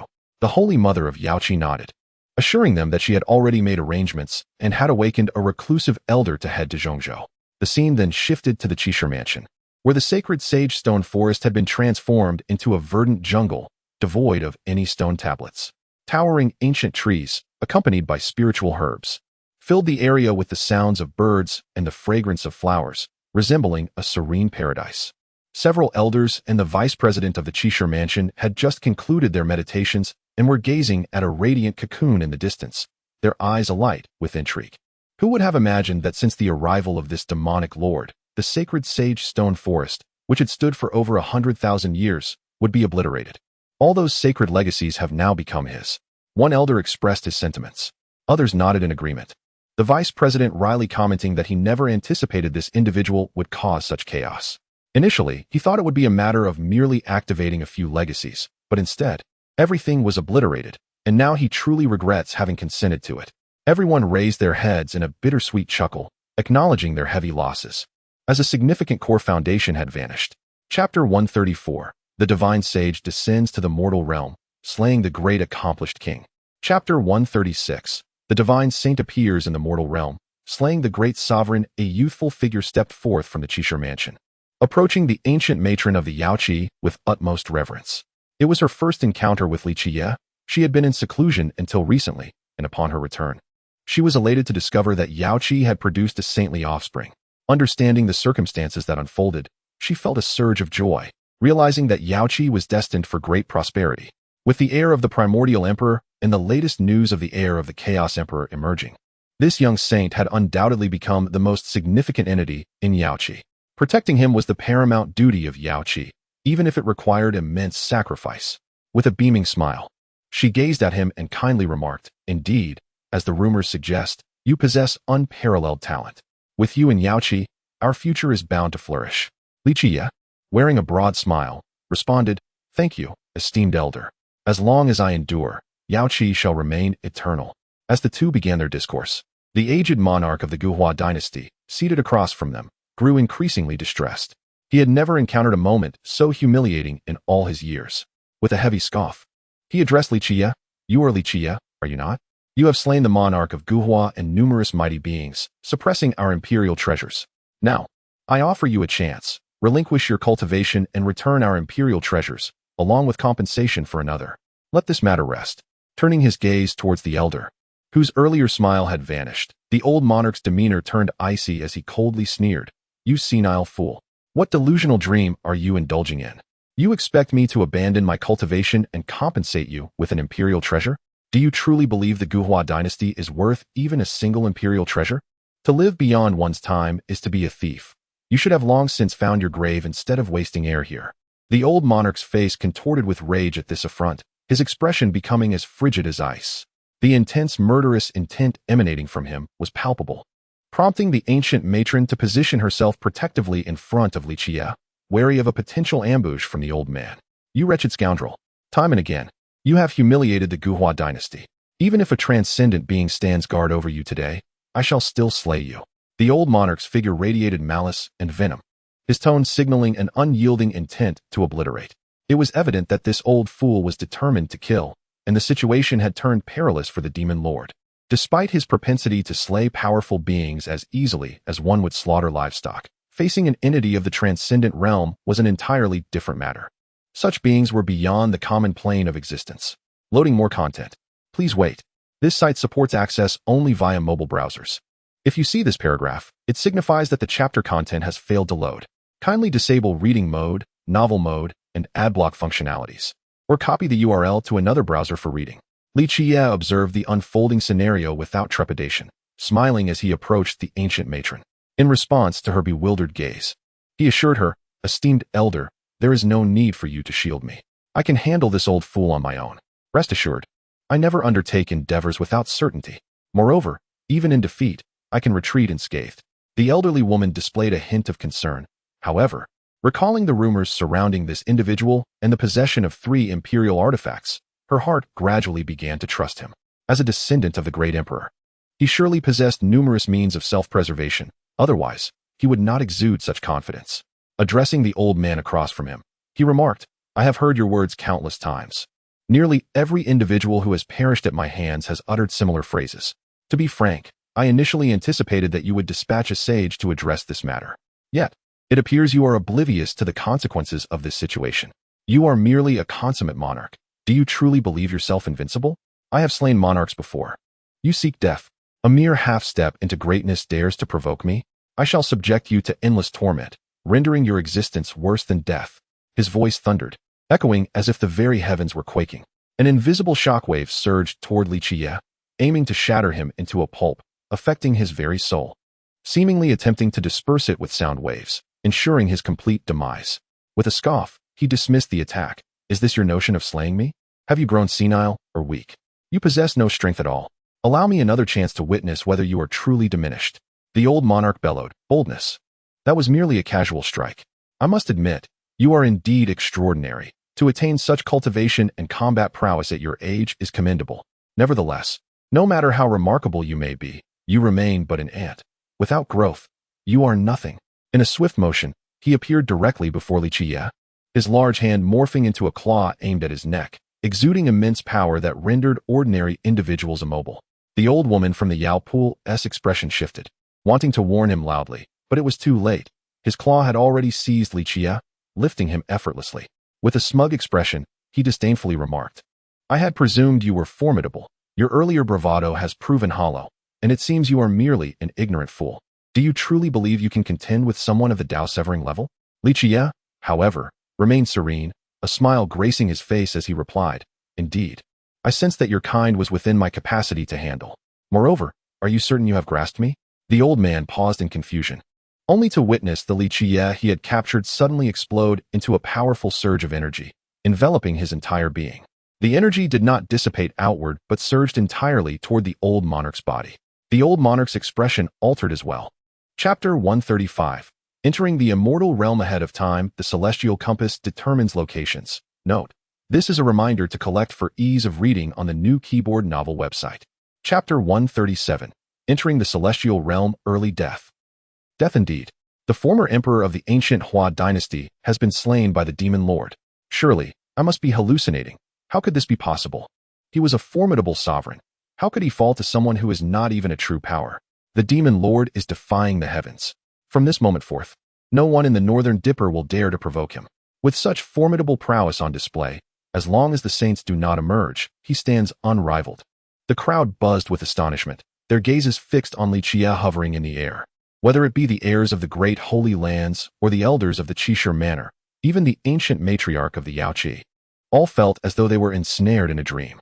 Today marks an unprecedented event in history, demonstrating to the world that even a path-cutting sovereign can be vanquished by a half-step powerhouse. Everyone sensed that if anyone were to achieve enlightenment in this era, it would undoubtedly be this demon lord. Even figures like the Southern Demon and the Central Emperor had to concede this reality. The Yaoqi matriarch's expression was one of utter amazement, her shock not yet dissipated, as she expressed her delight and excitement to Li Qiyeh, exclaiming, "Wonderful! Who could have imagined that our Yaoqi would give rise to such an extraordinary talent? Heaven bless our Yaoqi." With a smile, Li Qiyeh conversed with the matriarch, his demeanor humble, in stark contrast to his earlier indifference when confronting the former emperor. Soon, the matriarch conveyed her final instructions, urging him to return to Yaoqi in due time, for there awaited others who were eager to see him. He could only smile awkwardly, knowing that upon his return, he would surely face a barrage of admonishments. After bidding farewell to the Yaoqi matriarch, he returned to his quarters at the Qishir Manor, engaging in light conversation with several vice presidents and elders. They also dispatched the various heirs who had come to pay their respects, leaving only Yi Fan, Pang Bo, the Black Emperor, and himself. The two men and the dog circled around him, occasionally reaching out to touch him, as if attempting to discern whether he was indeed human. Much to his chagrin, he halted their antics and said, somewhat exasperated, "Have you all forgotten the purpose of our visit? You are all so leisurely. Have you not considered hastening to the celestial realm?" As he broached the main topic, the atmosphere shifted, their playful expressions vanished. Yi Fan inquired about the conversations he had previously held with the heirs of the Holy Lands, noting that their knowledge of the celestial realm was scant. The Qishir Manor opens only once every 10,000 years, and all they knew was that it was a realm left over from the ancient times, brimming with treasures, including the legacies of mighty emperors. The Black Emperor interjected, cautioning against overly romantic notions, asserting that such a treasure-laden world would undoubtedly be fraught with peril. The Qishir Manor is a force that nurtures prodigies, and sometimes, it resembles raising venomous creatures. Only through bloodshed and combat can true talents emerge. In the realm of the immortal abode, a place known for nurturing goo, life and death hang by a thread, and opportunities are often fraught with peril. Thus, if we are to venture in, it is inevitable that we shall engage in combat, be it against humans or other entities. The assembly nodded in agreement. They had never entertained the notion that the immortal abode was a realm devoid of danger, overflowing with treasures. If it were so, why would the extraordinary scholar's pavilion choose to reveal it? Li Qiyeh addressed the group, stating that he possessed the qualification to enter in advance, allowing him to explore and seize opportunities, thereby acquiring some treasures. Moreover, Yi Fan, as I mentioned previously, the great emperor's scripture you seek lies within. There are inheritances and treasures left by the great emperors. The sooner we enter, the sooner we can obtain them. Upon hearing this, The faces of the crowd lit up with excitement. The treasures of the great emperor are coveted by many, and naturally, they yearn to possess them. With unanimous consent to enter early, Li Qiyeh instructed them to take a moment to prepare while he made a trip to the repository of scriptures to copy the texts contained within. Given that this expedition into the immortal abode might keep him away from the extraordinary scholar's pavilion for an extended period, he intended to gather all that he could. However, to be candid, Li Qiyeh found some disappointment among the contents of the repository. While there were indeed some inheritances, their quality was lacking. He had no dearth of cultivation texts, as he had amassed countless volumes of imperial scriptures, rendering other texts uninteresting to him. Nonetheless, the repository contained a wealth of historical records, tracing back to the mythic era, filled with various accounts, including extraordinary tales from before the great emperors attained their paths and legends of prodigies enshrined in history. Additionally, there were texts detailing formations, alchemy, spiritual herbs, and divine materials, encompassing a comprehensive array of knowledge. He deemed these resources far more valuable than mere secret techniques and scriptures. Even some esteemed holy families might not possess such complete information, thus proving advantageous for him. After exiting the repository, he sought out the vice dean, informing him of his intention to lead a group into the immortal abode. The vice dean did not refuse, as he had previously consented to Li Qiyeh's request. Given Li Qiyeh's current strength, capable of slaying monarchs, he would face little obstruction in the immortal abode, barring encounters with saint-level beings, which the vice dean had never witnessed himself. Accompanied by the group, they arrived at the entrance to the immortal abode. The vice dean addressed them, indicating that this was the portal to the immortal abode, and upon entry, they must be cautious. Chapter 138. Merging the true self with the divine will, reaping the immortal emperor's human skin. This place resembles a celestial burial ground, its terrain rivaling that of the Purple Mountain and the Dragoness Nest, suggesting that we are about to encounter numerous perils. Yi Fan's expression grew solemn as he surveyed the landscape, remarking on its formidable nature. Upon entering the cave, they discovered a realm distinct from the outside world, akin to a different universe altogether. The terrain here was perilously treacherous, as chronicled in the source heavenly book, which described it as a site of unfathomable horror.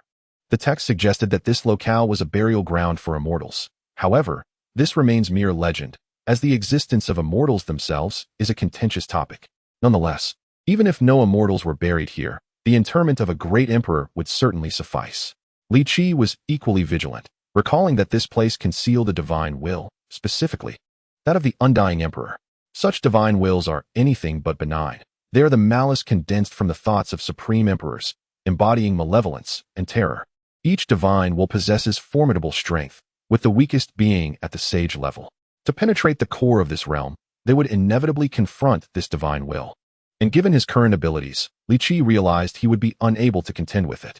Thus, his demeanor was grave, yet having arrived here, he felt compelled to devise a solution, albeit a perilous one.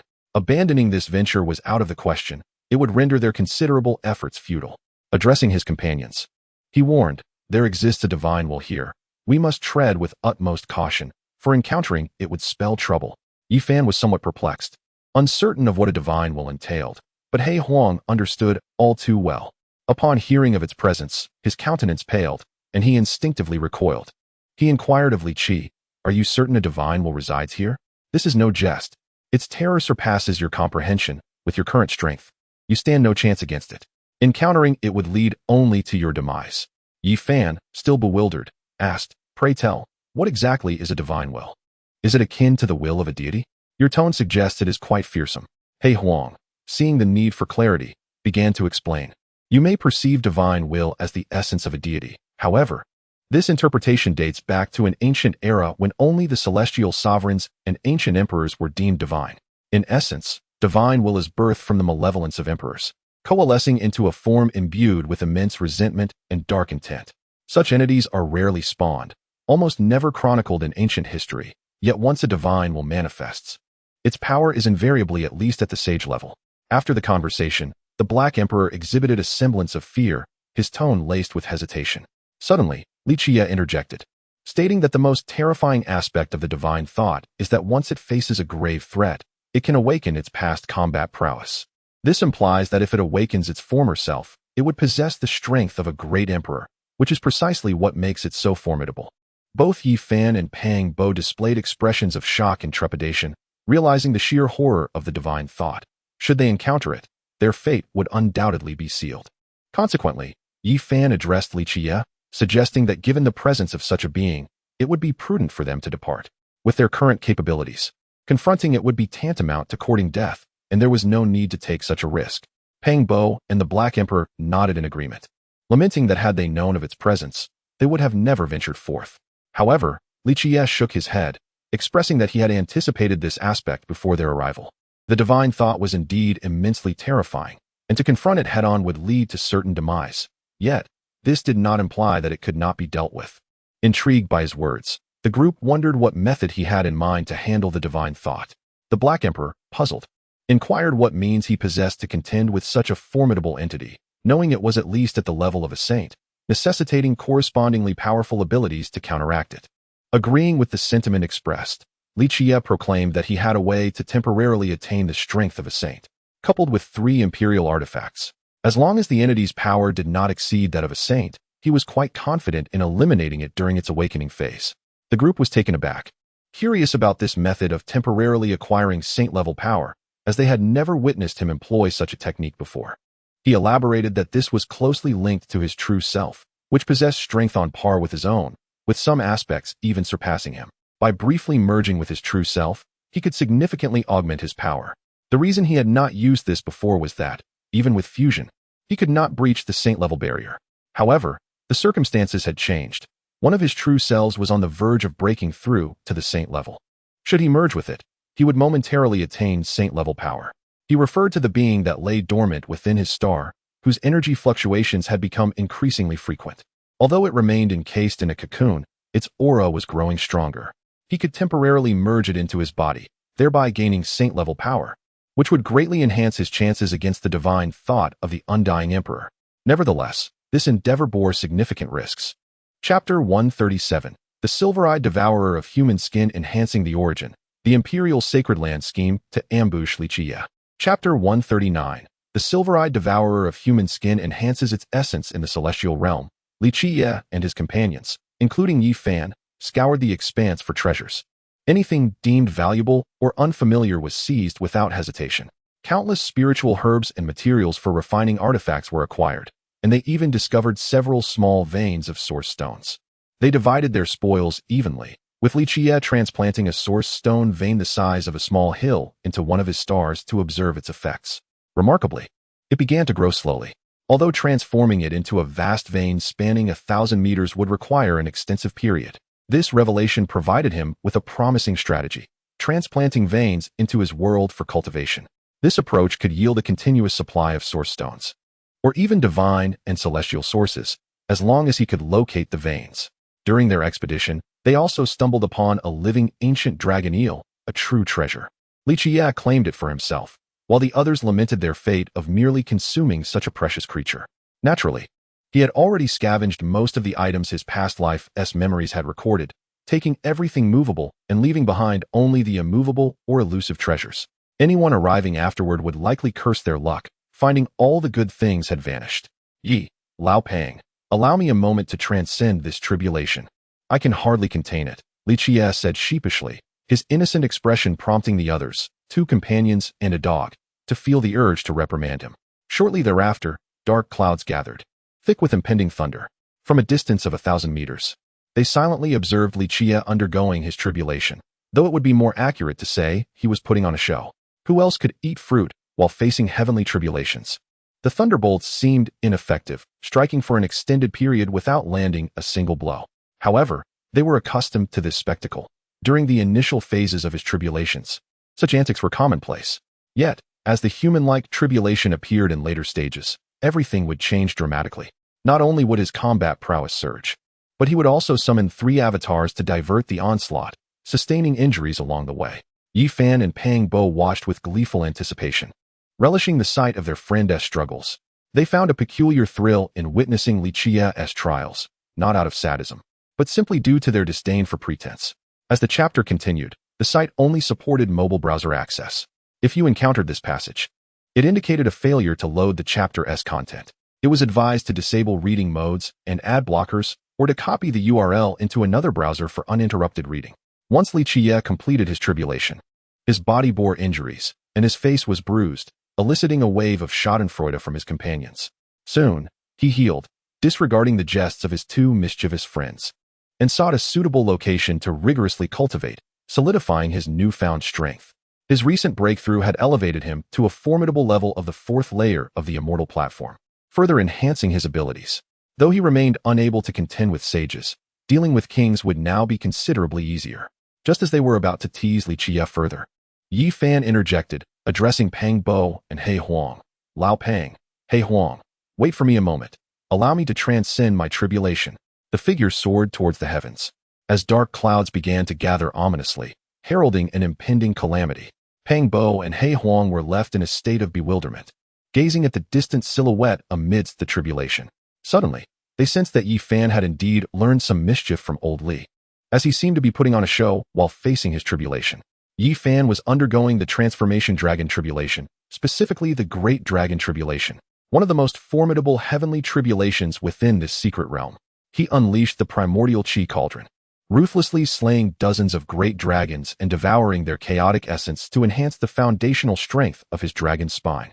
Before long, Yi Fan successfully completed his tribulation, his power now transcending to the third layer of Transformation Dragon.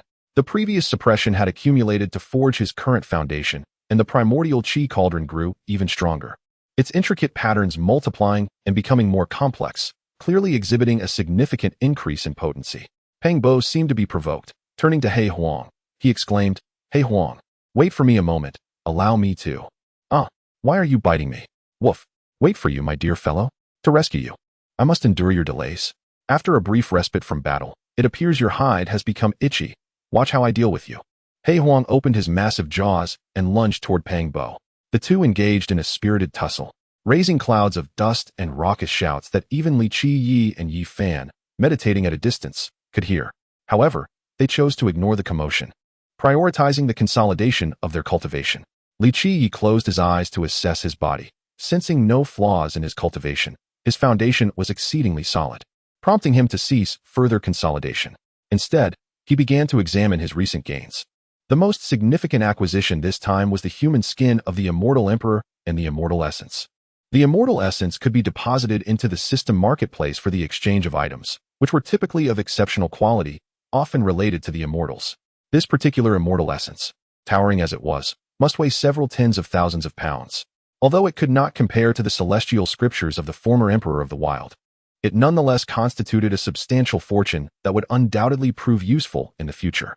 The human skin of the emperor was his primary objective for this journey. It was a shed skin of the immortal emperor, appearing as a genuine human from the outside, with flowing purple hair, skin as pure and crystalline as jade, and a lengthy wound on the back, adorned with 5-colored true blood. He intended to utilize this material to enhance his temporal silver eyes. Previously, he had aimed to elevate them using the skin of the emperor's son, only to be thwarted by the original heavenly being. This human skin also possessed other applications. It was an excellent material for forging imperial weapons and a commendable choice for crafting formation diagrams. He had previously contemplated mimicking the extermination sword formation to create a sealing formation. Chapter 138. The Ancient Sage Strikes to Eliminate a Severely Wounded Ancient Saint. Chapter 140. The Ancient Sage of Guhua Strikes, inflicting severe injury and near death upon the ancient sage in the esteemed halls of the Qishir mansion. Li Qiyeh took his leave from the vice president, expressing his intention to return to the Yaoqi sacred land. The recent disturbances had stirred considerable commotion, necessitating an explanation upon his return. The vice president did not attempt to dissuade him. Even had he wished to, it would have been futile. He merely cautioned Li Qiyeh to tread carefully, for he had offended the ancient Guhua dynasty of Zhongzhou, a foe unlikely to relent easily. Li Qiyeh acknowledged this, harboring a sense of vigilance yet remaining unperturbed, believing that while Guhua would persist in their pursuit, immediate actions would not be forthcoming. Upon exiting the Qishir mansion, he embarked on a journey to the Great Xia dynasty, accompanied by the Black Emperor, to utilize their teleportation array to reach the eastern wilderness Yaoqi. Yi Fan and Pang Bo chose to remain behind, convinced that their strength would burgeon rapidly in that locale. The solitary figure and his canine companions soared through the skies, pausing intermittently to admire the breathtaking landscapes of Zhongzhou. It must be said, Zhongzhou is indeed a convergence of myriad dragons. He beheld numerous dragon veins along his path.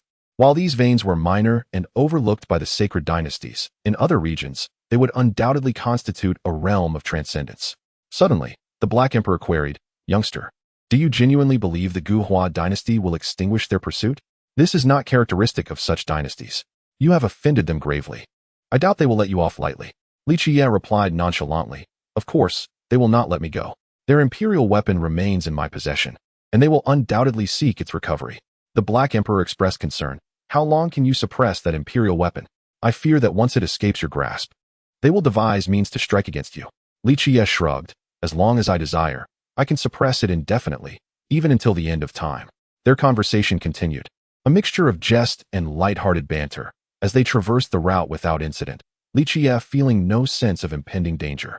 However, as the day wore on, an unsettling sensation began to creep into his consciousness. Although his perceptive abilities revealed no hidden threats nearby, an undercurrent of anxiety grew increasingly potent. He retrieved the Tianji plate, investing a considerable sum to divine the fortune of his journey. The results rendered his countenance grave, eliciting curiosity from the Black Emperor regarding the nature of the revelation. I sensed an unexpected unease, so I consulted the Tianji plate about the auspiciousness of this journey. The divination indicated great peril, 9 lives at stake. "It appears your suspicions were correct. The Guhua dynasty indeed seeks my demise." The Black Emperor's expression shifted dramatically, taken aback by the gravity of the situation. Observing Li Qiyeh's demeanor and tone, it was evident that the stakes were perilously high, and the threat to his life was imminent. "What shall we do now?" he inquired. Li Qiyeh's expression was cold as he stated that there was no other way but to carve a bloody path. "Hey Huang, we must part ways for now. If we remain together, I cannot protect you. Once we separate, they will only pursue me. If you hide, you will come to no harm." However, He Huang was unwilling, desiring to face the danger alongside him, which touched Li Qiyeh's heart. Ultimately, though, he did not acquiesce, persuading He Huang to find a way back to the eastern wilderness to seek reinforcements from Yaoqi. Reluctantly, He Huang agreed, bidding farewell before soaring towards a remote mountain forest, hoping to conceal himself from pursuit before returning to gather aid. As He Huang disappeared into the distance, Li Qiyeh's gaze turned icy, and a chilling smile graced his lips. He murmured softly, "Since you wish to ambush me, I shall see if you are capable." With that, he propelled himself forward, realizing retreating to the Qishir mansion was futile, as the path behind him was likely blocked. Advancing was equally perilous. The divination indicated that this time he faced a near-certain death, regardless of the direction he chose. It was evident that Gu Hua had spared no effort in his attempt to eliminate him. Without hesitation, he chose to forge ahead, regarding any entity that obstructed his progress as an enemy to be eradicated. Heading towards the Daxiao region, he remained acutely vigilant, scanning the surrounding mountains and terrain with his divine sense to guard against surprise attacks. Despite not sensing any unfamiliar auras, he was well aware that adversaries awaited him ahead. As if to affirm his thoughts, the space behind him suddenly fractured, and a massive, dark hand struck towards his back. Li Qiyeh's expression shifted dramatically.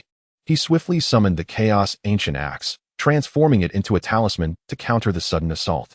With a muffled sound, he spat out a mouthful of blood, mixed with internal fragments, clearly indicating that the blow had inflicted severe injuries. Stabilizing himself in midair and mending his wounds, he glared ominously in the direction from which the attack came, his voice icy as he spoke. "It seems you have indeed invested heavily this time, even summoning a saint. Clearly, you intend to end my life. Come forth. Now that your goal is achieved, why linger in the shadows? Indeed, a commendable youth. Even with the imperial weapon to withstand my strike, it speaks volumes of your formidable strength. Had we faced each other at your first realm, I doubt you would have survived this day. What a pity. Such a monstrous talent shall perish at my hands today. To be honest, I feel both regret and excitement." Chapter 139. Severely wounded and surrounded from all sides. Exchange for Sacred Spirit Pill to restore peak condition. Chapter 141. Severely wounded and surrounded by all sides. Exchanging Sacred Spirit Pills to restore peak strength. I never anticipated that you, from the Radiant Light, would also be involved in this matter. It is worth mentioning that I hold a grudge against you. 2 years ago, you besieged me in the Holy City, and now you come again. It seems you have taken a fancy to my physique, as it has always been your lineage's long-cherished wish to give birth to a chaos body. At this moment, Li Qiyeh's aura was exceedingly weak, his complexion pale, yet his expression remained composed, seemingly unfazed by the sudden arrival of the Radiant Light Sect's members. "It appears you possess a considerable understanding of our Radiant Light, knowing numerous secrets. Thus, I cannot allow you to leave, especially since you are now at the end of your tether. Although I am astonished that you managed to slay a saint, it seems you possess no further combat strength. This time, I can not only seize all your imperial weapons, but also take your physical body, perhaps even cultivate a true chaos body. The semi-saint of radiant light spoke with a tone of regret, as if lamenting the demise of a prodigy. With a disdainful smile, Li Qiyeh retorted, "Kill me? You may attempt it." Suddenly, the celestial slaying gourd shot forth a beam of golden light from its mouth, aimed directly at the semi-saint of radiant light. Emanating an aura of supreme power, should he take it head-on, he would either perish or be gravely wounded. The semi-saint of radiant light remained remarkably calm, evading the attack with the radiant dragon-patterned black gold cauldron. He then smiled at Li Qiyeh and said, "Since you have come, you must be well prepared for everything. I advise you not to struggle. It would be a more merciful way to meet your end." However, Li Qiyeh paid him no heed, having already teleported thousands of meters away, evidently not inclined to continue the fight. Yet the semi-saint of radiant light remained unhurried, maintaining a tranquil demeanor as he declared, "You cannot escape. All the powers you have offended have come for your life. No matter where you flee, it will be futile. It is merely a desperate struggle." Indeed, as Li Qiyeh had surmised, despite his severe injuries and the use of ancient medicines, he pressed onward toward the borders of the Great Xia, only to find the area already blocked by the Thought and Zhou factions, who had dispatched 2 kings along with several powerful beings, evidently investing heavily in this endeavor. Upon sighting him, they unleashed attacks with sacred weapons. If it were not for the defense of imperial weapons, he would likely have perished by now. However, the situation was dire. The slight recovery of his injuries had been undone, and they had worsened significantly. He altered his escape route, intending to flee toward the Li dynasty, but it proved equally futile, as the Li was obstructed by the Baiyuanjin family and the Purple Mansion Holy Land, who similarly sought to eliminate him using manpower and sacred weapons. As more content loads, please wait a moment. This site only supports mobile browsers. If you see this paragraph, it indicates that the chapter content failed to load. Please close your browser's reading mode, immersive mode, novel mode, and disable ad blocking features. Or copy the URL to another browser for reading. As for the Shenzhou dynasty, he did not consider it. Given the current situation, he knew the road to the Shenzhou dynasty would likely be blocked as well. After a brief estimation, it appeared that the only remaining faction was the Yin-Yang sect.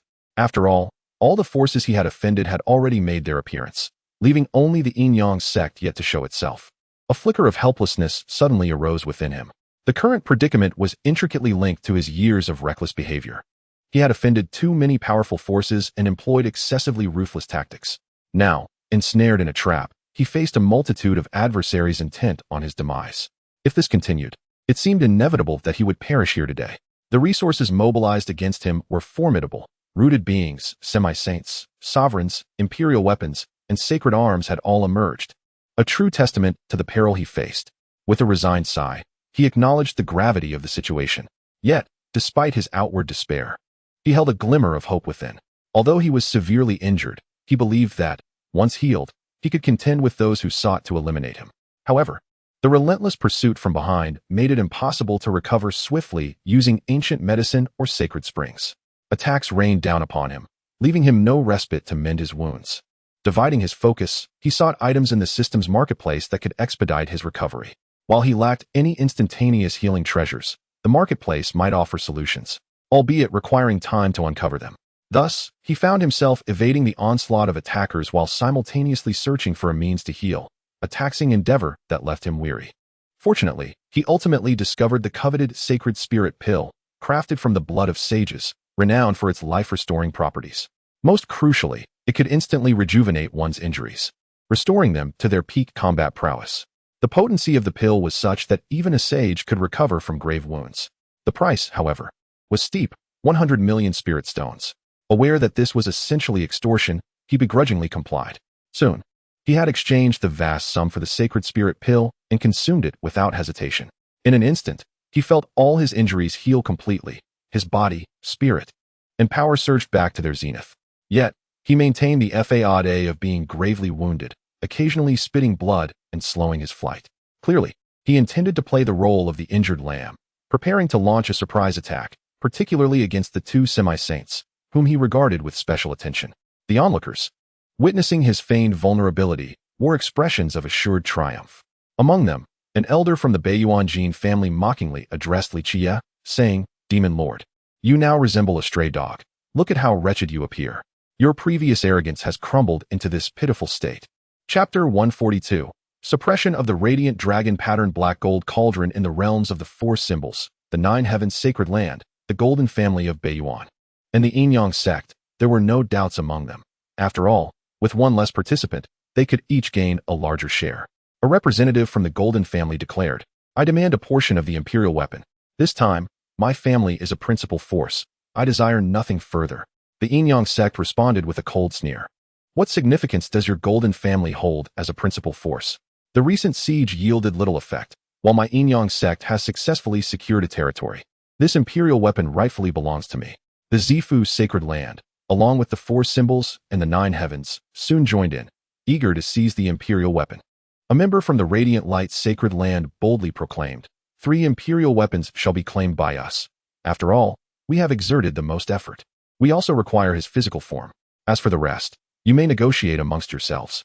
Others, witnessing the boldness of Radiant Light, acquiesced, for there was little to contest. Their efforts, with a half-saint and the imperial weapon, had indeed been the most formidable. Li Qiyeh, standing aside, chuckled, his gaze mocking as he observed the assembly, leaving them momentarily stunned. Among them, a sovereign from the Yin-Yang sect coldly inquired, what is so amusing? Do you truly believe you still possess a chance for resurgence? Li Qiyeh shook his head, grinning. I find it rather disrespectful that you discuss the division of my treasures in my presence, as if your victory is already secured. The sovereign of the Zifu sacred land scoffed in response. Isn't that the case? Can you possibly escape our encirclement? You are all but a captive. Yet you remain so brazen. Perhaps it would be best to silence you. With a sweeping gesture, a beam of violet light shot toward his mouth, seemingly intent on severing his speech. However, the outcome defied expectations. As the violet light made contact with Li Qiyeh, his form simply disintegrated, leaving the assembly in stunned silence. The expression on Radiant Light's face darkened. This individual had a hidden card, managing to escape right beneath their noses. Infuriated, others wore grim expressions. As a voice from the Yin-Yang sect declared, he cannot flee far. He will not escape our grasp. Pursue him relentlessly. Yet, at that moment, a voice resounded from behind, causing the pursuer to pale in shock, clearly unprepared for an approach from behind. No need to chase. I have no intention of fleeing. With a swift motion, Li Qiyeh's hand struck the sovereign of the golden family, rendering him immobile in an instant.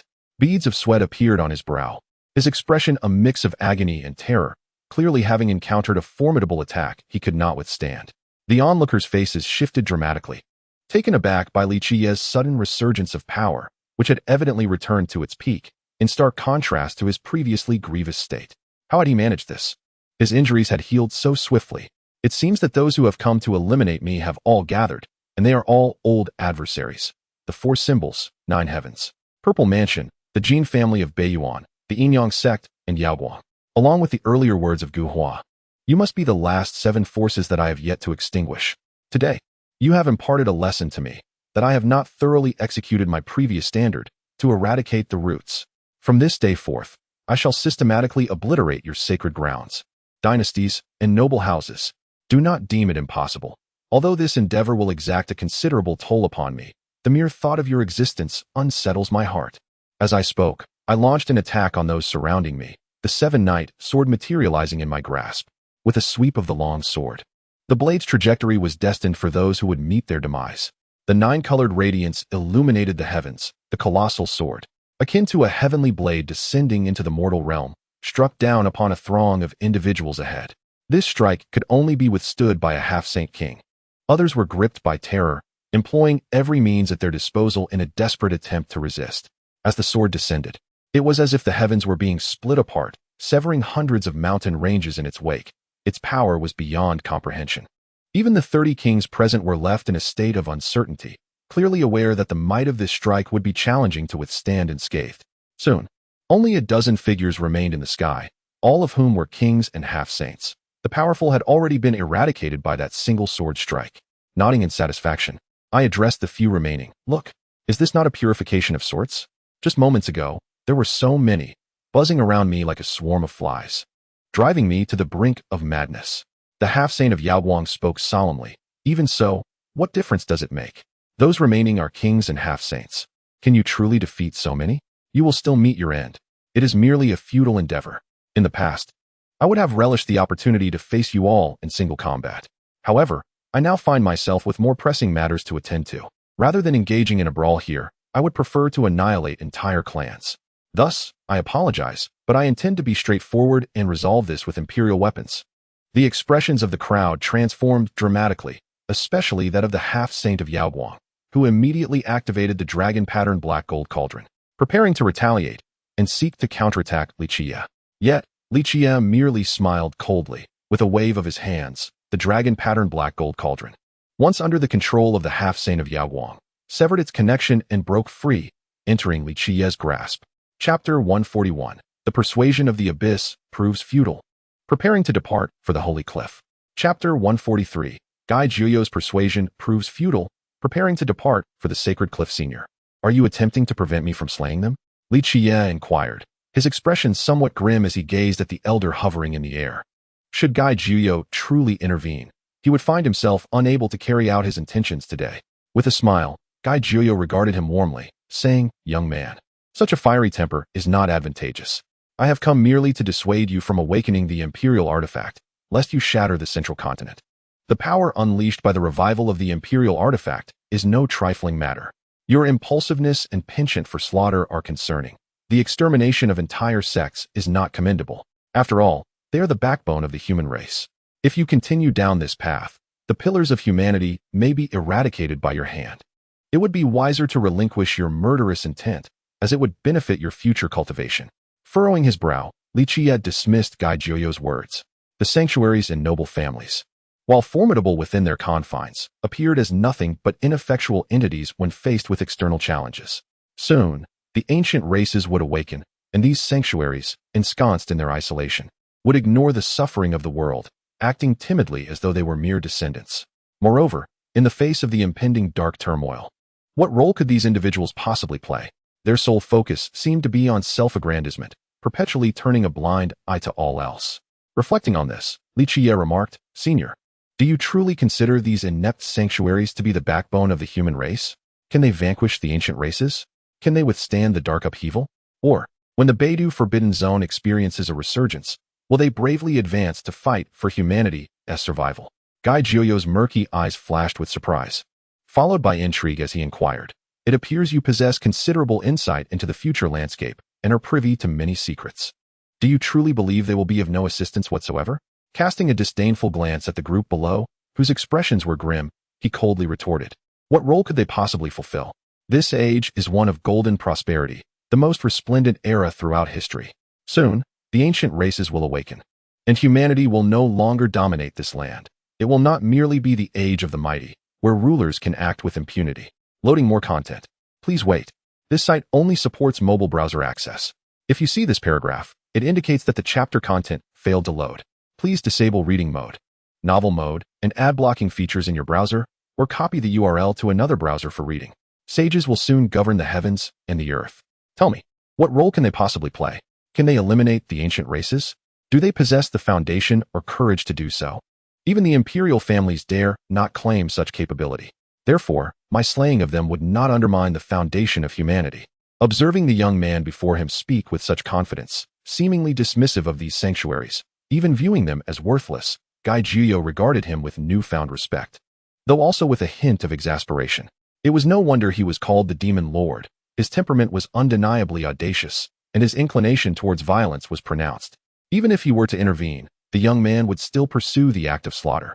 With a resigned sigh, he addressed Li Qiyeh, saying, "Young man, whether you choose to kill them or not bears little consequence for you. Why not relinquish your intent to kill and spare them, as a favor to an old man like me?" Upon hearing Guy Juyo's words, Li Qiyeh contemplated yielding. However, the desire for vengeance still lingered in his heart. The annihilation of the Tuzu clan was inevitable, yet he acknowledged the need to prepare for contingencies. Bowing respectfully to the elder, he declared, "Since you, Senior Guy Juyo, have made such a request, I shall grant them mercy today in consideration of your standing. However, this shall be the sole occasion. Any future attempts to intervene will be futile, for my objectives are not to be thwarted. When I declare the extermination of their entire clan, it shall be fulfilled." Initially, upon hearing the first part of his statement, members of the Shuangguang, Yinyang sect, and other forces breathed a sigh of relief, believing they had narrowly escaped death. Yet, Upon hearing the latter part, their expressions froze, turning grim. This fellow was indeed a madman, unyielding in his resolve. They became eager to witness whether the demon lord possessed the capability to follow through on his threats.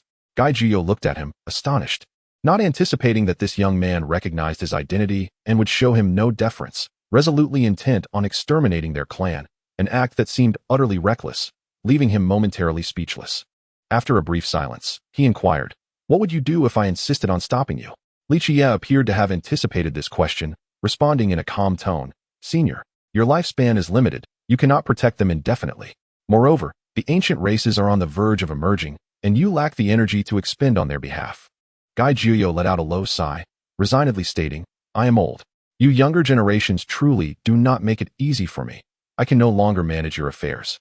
I shall refrain from intervening, but please do not awaken the imperial weapons, lest the entirety of Zhongzhou be brought to ruin by your hands." He then returned the chaotic ancient axe to Li Qiyeh, his expression tinged with helplessness as he turned to leave. Observing this, Li Qiyeh felt he had perhaps overstepped. Bowing again to say, "I apologize if my earlier words were offensive. I meant no threat towards you, Senior." Li Qiyeh glanced back at him with a smile, saying, "There is no need for such formality. I merely hope you do not act too ruthlessly. While I am uncertain of the cards you hold that empower you to annihilate those forces, I still wish for you to set aside your grievances, as we are all part of the human race." Chapter 142. Setting off towards the sacred cliff to retrieve the corpse of the great saint body. Chapter 144. Departing for the sacred cliff to retrieve the corpse of the great saint body within the imperial city of the great Xia dynasty. A large dog sprinted with remarkable speed towards the domain gate, capturing the attention of many onlookers. The sight of such a frenzied creature elicited expressions of intrigue among the crowd.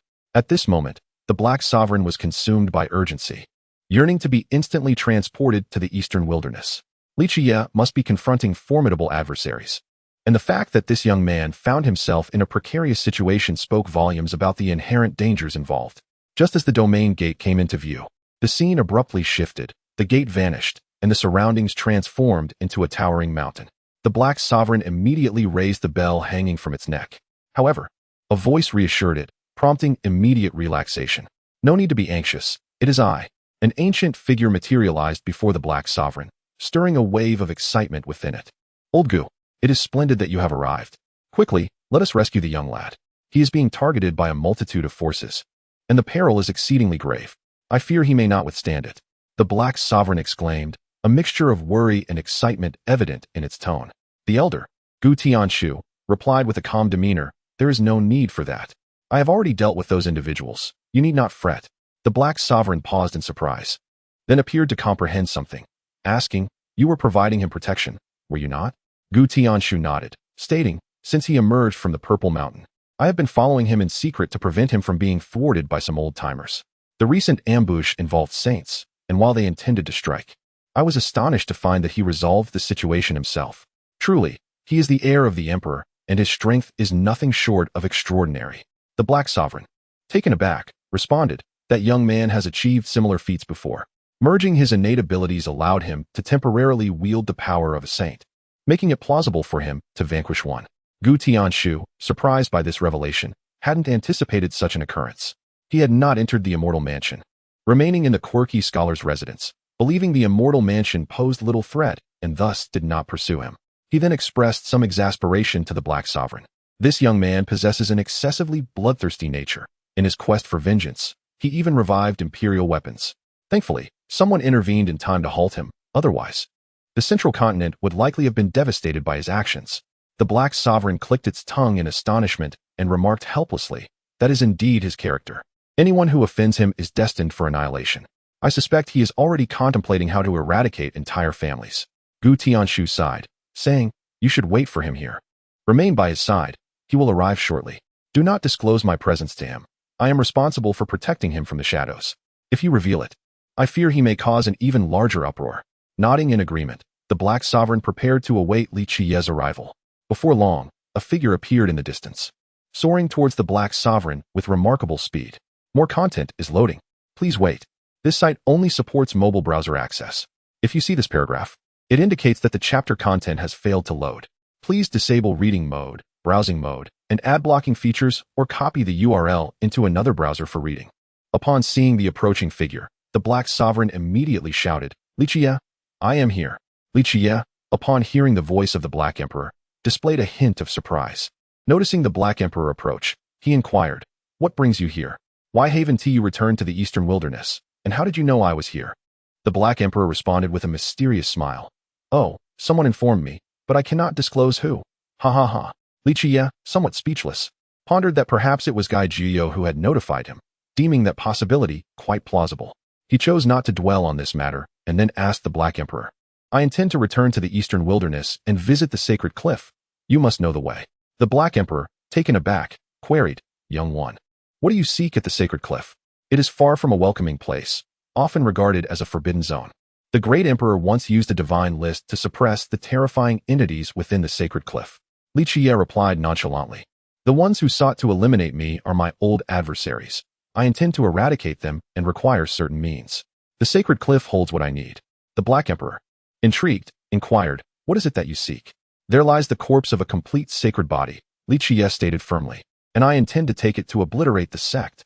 The Black Emperor's expression shifted dramatically, exclaiming, "You must be mad. You dare covet such a thing?" The fate of the complete sacred body in its later years was ominous. You currently lack the qualifications to even approach such a corpse.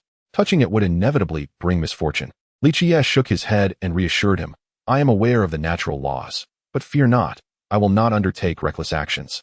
Since I dare to pursue it, I certainly possess ways to cope." The Black Emperor fell silent, seemingly at a loss for how to dissuade him. After a reluctant sigh, he conceded, "Very well, I shall guide you. Previously, I obtained a map to the sacred cliff from one of the great emperor's palaces with Yi Fan. It contains secret pathways, yet we refrained from utilizing it until now. It appears it will serve a purpose after all. Then let us depart." With the Black Emperor, they utilized the domain gate of the great Xia dynasty to teleport back to the eastern wilderness, preparing to journey to the sacred cliff using the map provided by the Black Emperor. At the foot of the sacred cliff, Li Qiyeh and the Black Emperor stood before an imposing mountain range, entirely shrouded in darkness. It is said that this sacred cliff was once the domain of a complete sacred body, emerging from the depths of time. Chapter 145. The integration of the sanctified body and the annihilation of the four-symbol Holy Land in a secluded cavern nestled within a mountain range in the eastern wilderness. The Black Emperor and Li Qiyeh were engaged in a discussion regarding the sanctified body. "Youngster, what purpose do you intend to serve with this corpse?" The Black Emperor expressed his skepticism, unable to comprehend why Li Qiyeh was so adamant about acquiring the remains of the completed sanctified body. Although the physique rivaled that of an emperor, it was tainted with ominous energy, rendering it untouchable for ordinary beings. To him, it seemed utterly devoid of utility. Li Qiyeh, however, spoke with unshakable confidence. "How could it be without use? This corpse possesses a physique that rivals an emperor's. Even in death, it retains supreme combat prowess. Should I manage to harness this body, annihilating a holy land or a noble clan would be a trivial endeavor." The Black Emperor interjected, "Youngster, do not court disaster. This body is steeped in ominous energy. To control it, you must first dispel that energy, lest you become the first casualty." "I have naturally contemplated this," Li Qiyeh replied. "I possess a method to address it. However, to control this body, Yi Fan is the ideal candidate. Sharing the same lineage, he could merge with this physique and wield it. Nevertheless, it is unnecessary to involve him. I shall resolve this matter myself." The Black Emperor then inquired, "What is your plan for controlling this body? Ordinary methods would be ineffective. The best approach to dominate it is to seize the essence of the sanctified body. The essence of the completed sanctified body still exists. Thus, if we can devise a means to control its essence, we can indeed master it." After sharing his thoughts, Li Qiyeh announced his intention to enter seclusion, requesting the Black Emperor to guard the area as he prepared to harness the completed sanctified body. He had formulated a plan, albeit uncertain of its success, and was ready to experiment. In his quantum universe, a corpse covered in verdant hair lay quietly amidst the starry expanse, presenting an eerie sight. There are indeed methods to dispel the ominous energy. One could incinerate it with celestial fire. However, it remains uncertain whether this ominous energy could be absorbed. If so, it might introduce new rules. With that, he summoned celestial fire, and a nine-colored phoenix emerged in the cosmos, enveloping the sanctified body and continuously incinerating the ominous aura within. The verdant hair on the surface was reduced to ashes by the celestial flames, revealing the countenance of a resolute middle-aged man. Of course, a youthful appearance does not necessarily denote youth. one may retain their visage even in a state of decay. As the celestial fire persisted in purging the ominous rules from the sanctified body, black and red threads of energy began to manifest within the corpse, revealing the hidden ominous rules that were being forced out by the celestial flames. A celestial wheel emerged in the starry sky, extending chains to absorb these ominous rules. For the quantum universe, all rules hold equal value, serving as sustenance to enhance the cosmic principles. After experiencing such benefits, an increasing number of chains extended outward, enveloping the great saint body, continuously attempting to siphon the ominous principles of this corporeal form, as well as some of the essence of the saint body itself. The intention behind extracting the essence of the saint body was that Li Qiyeh sought to harness the devouring capabilities of the temporal silver eye to condense the imprint of the saint body's essence, thus enabling him to potentially command this corporeal vessel. Of course, the precise outcome would depend on the forthcoming experimental results. As the celestial fire and heavenly wheel chains relentlessly burned and consumed, the ominous aura within the great saint body gradually dissipated, and the imprint of the saint body's essence was successfully condensed. When the physical form of the saint body was extracted into the cave dwelling, it exuded no formidable pressure. It appeared merely as an ordinary body. Its bronze skin, complemented by harmonious lines, revealed its formidable explosive power at a mere glance. Through the imprint of the essence, Li Qiyeh endeavored to simulate the source of the body, initiating an attempt to merge himself with this saint body. His imitation of the saint body's essence resonated profoundly with the source of the great saint body, as this essence originated from the corporeal form itself, resulting in an intense resonance. His own body, responding to an unseen summons, began to instinctively move towards the great saint body, and soon, Li Qiyeh's form seemed to dissolve into the ethereal, merging seamlessly with the great saint body. At this moment, the cave dwelling was enveloped in silence, devoid of any sound, with the saint body standing motionless at the center like a statue. After a prolonged interval, the body appeared to twitch slightly, followed by a violent tremor, as its extremities moved stiffly like parts long overdue for maintenance. The air crackled with sounds akin to thunder, reverberating throughout the cave, startling even the Black Emperor outside, who rushed in to ascertain the situation. Upon seeing the figure of Li Qiyeh, a strange middle-aged man emerged within the cave, leaving the Black Emperor momentarily stunned. He then demanded with a fierce tone, "Who are you? How did you come to be here? What happened to the original inhabitant?" As he spoke, the bell around his neck began to shimmer ominously, suggesting that any misstep from the middle-aged man would result in his demise at the hands of the bell. Meanwhile, the man's expression remained rigid, his mouth slightly opening and closing, his eyes betraying a semblance of confusion. Chapter 144. The Black Emperor's persuasion to withdraw proves futile. Annihilation of the Nine Heavens Sacred Land. Chapter 146. The Black Emperor's unsuccessful persuasion to withdraw. Annihilation of the Nine Heavens Sacred Ground. The Nine Heavens Sacred Ground stands as Li Qiyeh's second objective. As one of the sovereign powers of the Eastern Wilderness, the Nine Heavens Sacred Ground possesses formidable strength, having already seen individuals attain the status of sage during the era of the Azure Emperor. It is regarded as one of the sacred grounds with the most profound sage heritage among the prominent sections. After all, only 10 millennia have elapsed since the Azure Emperor's time. While sages cannot live for 10,000 years, the essence of divine source can seal their life force, allowing them to endure for tens of thousands or even over 100,000 years. At this moment, the Black Emperor trailed behind Li Qiyeh, the two of them, one man and one dog, standing on a mountain peak 1,000 meters away from the Nine Heavens Sacred Ground, gazing at the ethereal aura that enveloped the magnificent and ancient site. The Black Emperor's gaze was complex as he looked into the distance, and with hesitance, he inquired, "Do you truly intend to annihilate all the sacred grounds that have wronged you? Although they have repeatedly opposed you and sought your life, must they all meet their end? After all, they represent the core forces of humanity. Should you continue this path of slaughter, the strength of humankind will significantly wane, perhaps rendering them incapable of resisting the resurgence of the ancient myriad races." In response to the Black Emperor's words, Li Qiyeh exhibited no emotional turmoil, simply replying in a calm manner, "In this world, there is no absolute right or wrong. Only cause and effect exist. They harbored murderous intent towards me, attempting to thwart and kill me. Since I have survived, their sacred ground shall be obliterated. This is the law of causality. Conversely, had they succeeded in taking my life, that would have concluded the matter.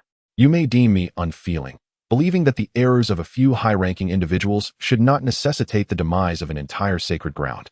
But to me, this is merely cause and effect. Whether they joined the sacred ground willingly or not, once they entered, they must bear the consequences alongside the glory they enjoy.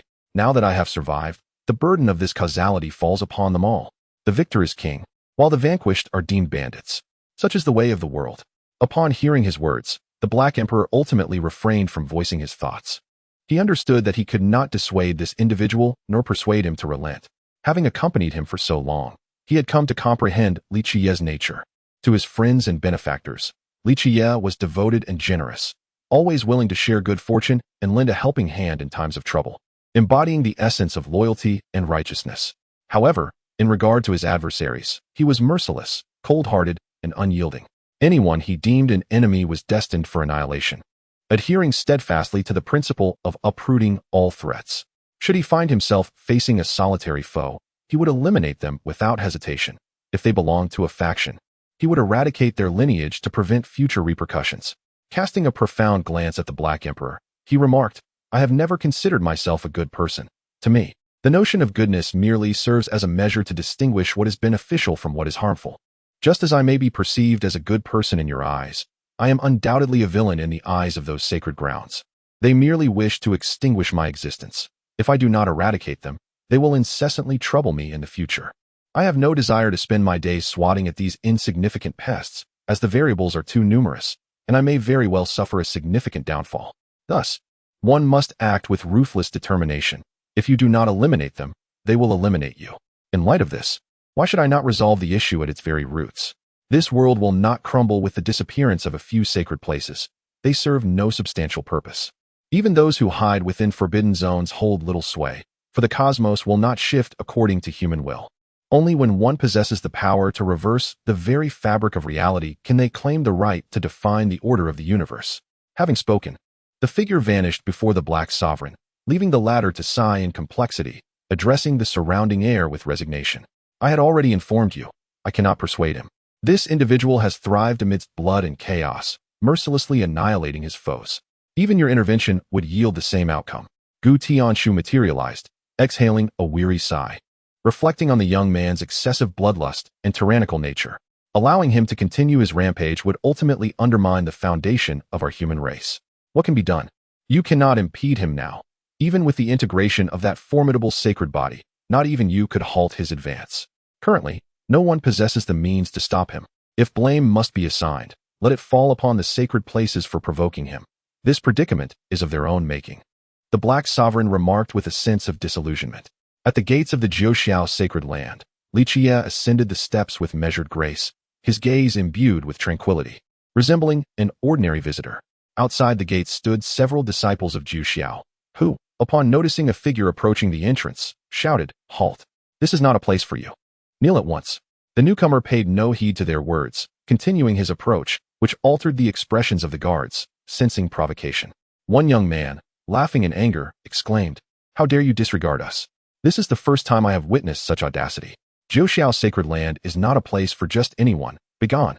Drawing his sword, he unleashed a gleaming arc of light aimed at Li Qiyeh, a smug smile gracing his face, as if foreseeing the imminent severance of this intruder. Chapter 145. Capturing the Sacred Son of Yaoguang at the Yaoguang Sacred Land. Chapter 147. The Sacred Land of Yaoguang and the Capture of the Son of Yaoguang. Where do you intend to go next? Inquired the Black Emperor, his gaze laden with complexity.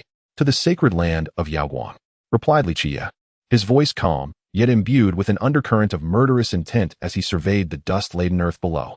The Black Emperor was taken aback, questioning, "Why not the Purple Mansion's sacred land? In terms of strength, Yaoguang far surpasses Purple Mansion, with imperial weapons to suppress it, rivaling even the great imperial families. Why not obliterate Purple Mansion first? Because Yaoguang possesses what I desire. You may not be aware, but Yaoguang is currently under the control of the ruthless lineage. Their repeated attempts on my life are merely to devour my essence and forge a chaotic body." The Black Emperor, incredulous, gazed at Li Qiyeh in disbelief. "Yaoguang belongs to the ruthless lineage? Are you certain? This is no jest. If true, it implies that the ruthless lineage has not been eradicated for over 100,000 years, lurking in the shadows. What else could it be? Do you truly believe that the dragon-patterned black gold cauldron simply materialized from the countless sages praying day and night?" Li Qiyeh continued. "An imperial weapon is so because it embodies the supreme laws of the emperor, channeling the power of an emperor. How could a force that has never produced an emperor forge an imperial weapon? It is sheer folly. Furthermore, every time they attacked me, they employed the heaven-devouring demon technique. If you think they are unrelated to the ruthless ones, do you truly believe that? Upon hearing Li Qiyeh's assertions, both the Black Emperor and the hidden Gu Tianshu were profoundly shaken, astonished by the revelations. It is well known that Yaoguang is one of the earliest sacred lands of the human race, existing since antiquity and in the eyes of outsiders. It is hardly inferior to the Ji and Jiang families. The notion that such a sacred land has become a stronghold for the ruthless lineage would undoubtedly cause an uproar among the various factions of the Northern Dipper.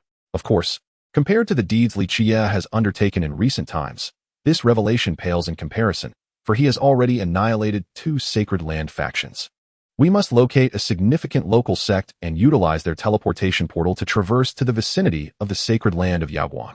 So your purpose here is to seek the inheritance of the ruthless ones? Or perhaps that imperial weapon? Queried the Black Emperor. The dragon-patterned black gold cauldron is already in my possession. Presently, the only aspect of Yaoguang that piques my interest is the inheritance of the ruthless emperor, a legacy left by a renowned and extraordinary empress. I have longed to witness it. Loading more content. Please wait. This site only supports mobile browser access. If you see this paragraph, it indicates that the chapter content failed to load. Please disable reading mode, novel mode, and ad blocking features, or copy the URL to another browser for reading. Upon hearing this, the Black Emperor was somewhat taken aback, but soon comprehended the situation. Clearly, Yaoguang had dispatched individuals to assassinate Li Qiyeh, likely in possession of the dragon-patterned black gold cauldron, only to be thwarted and subdued by Li Qiyeh. Thus, with no imperial weapon to suppress them, Yaoguang might truly face annihilation at his hands, and he could not help but silently mourn for Yaoguang for a few moments. It is said that the holy son of Yaoguang possesses unparalleled talent, a figure hidden deeply among the celestial elites of the north. Today, I may finally witness the true extent of his prowess, mused Li Qiyeh as he approached the foot of the Yaoguang sacred land. To be candid, he had never truly interacted with the holy son. They had merely exchanged glances on a few occasions.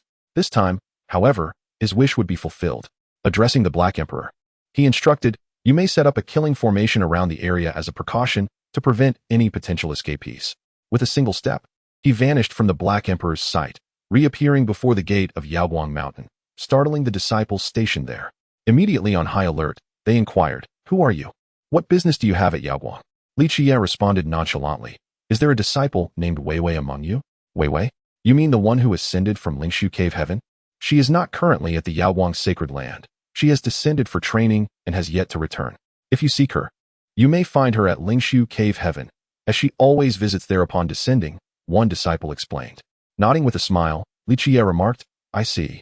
That is truly fortuitous, as it saves me considerable trouble. Thank you for your assistance." He stepped past the disciples, vanishing from their sight. Bewildered, they soon disintegrated into fragments, merging into the void. As he leisurely admired the scenery of the Yaoguang sacred land, he dispatched avatars to search the Sutra Pavilion, Treasure Hall, and Herb Garden, preparing to resolve matters in one fell swoop. Many onlookers were taken aback to see a stranger, clad in attire not of Yaoguang, wondering who he was and whether he had come to meet an elder or a core disciple. Standing in the training square of Yaoguang, observing the bustling crowd, he spoke with a calm demeanor. "Li Qiyeh has come to pay his respects to the holy son of Yaoguang. I kindly request an audience." Though his voice was not loud, it resonated throughout the sacred grounds, causing all activities to cease momentarily as everyone turned to the source of the proclamation. They beheld a youth clad in black, exuding an aura of coldness and indifference, waiting for the arrival of their holy son. "Is this the demon Lord Li Qiyeh? The one who has obliterated numerous sects, slain the North Emperor Tung, and decapitated the ancient monarch Gu Hua? He appears remarkably youthful. Humph, what of it? Even if it is him, has he become overly confident to dare come to my Yaoguang?" Chapter 146. The Annihilation of the Yaoguang Sacred Land. Chapter 148. The Annihilation of the Radiant Light Holy Land. At this moment, the Radiant Light remained composed, a smile gracing its lips as it spoke. "Indeed, Brother Li, your strength is truly unfathomable. This matter is certainly a fault on our part, but it is merely the consequence of certain individuals within Radiant Light being blinded by greed. Many are reluctant to provoke you, and I hope you can temper your anger." "Oh, is that so? Were you not involved in this affair?" "Naturally not. My regard for you is one of admiration. I have never contemplated employing despicable means to attack you, as that would contradict my principles." "How intriguing. You who cultivate the indestructible heavenly art, claim to have no interest in me. How disheartening for those who perished for your sake. Had it not been for their desire to assist in your transformation into the chaos body, they would not have relentlessly pursued me to their doom. The expressions of those present shifted, many of the powerful elders and the radiant light sovereign narrowing their eyes. While even the radiant light Saint Sun wore a somewhat rigid smile as he quipped, "Brotherly, you jest. Our radiant light Holy Land practices the ancient scriptures of radiant light. We have never engaged in the so-called indestructible heavenly art, which has long since been lost." The radiant light sovereign quickly added, "Demon Lord, do not slander our Holy Land. My disciples have always practiced the ancient scriptures of radiant light and have never engaged in the indestructible heavenly art. I implore you to release the Saint Sun. We can negotiate. Indeed, this is the radiant light Holy Land, and here it is not your place to act recklessly. Should you refuse to release the Saint Sun, you shall find it impossible to leave this place today," a senior elder coldly declared, malice evident in his gaze. Observing the words and expressions of the crowd, Li Qiyeh sneered, "Do you believe you are concealing your true nature? On the surface, you are revered as the radiant light Holy Land, yet in secrecy, you are practitioners of the devouring heaven demonic art. Over the years, radiant light has been devoured, morphing into the stronghold of your ruthless lineage. While the ordinary disciples may remain oblivious, the core disciples must be training in your sinister legacy, lest you consume their essence to cultivate obedient successors."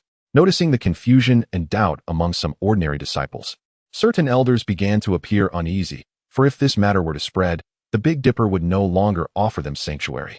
"Do not slander us without evidence. How could our radiant light be a part of the ruthless lineage? Such defamation against our sect must be answered today." The radiant light retorted with anger.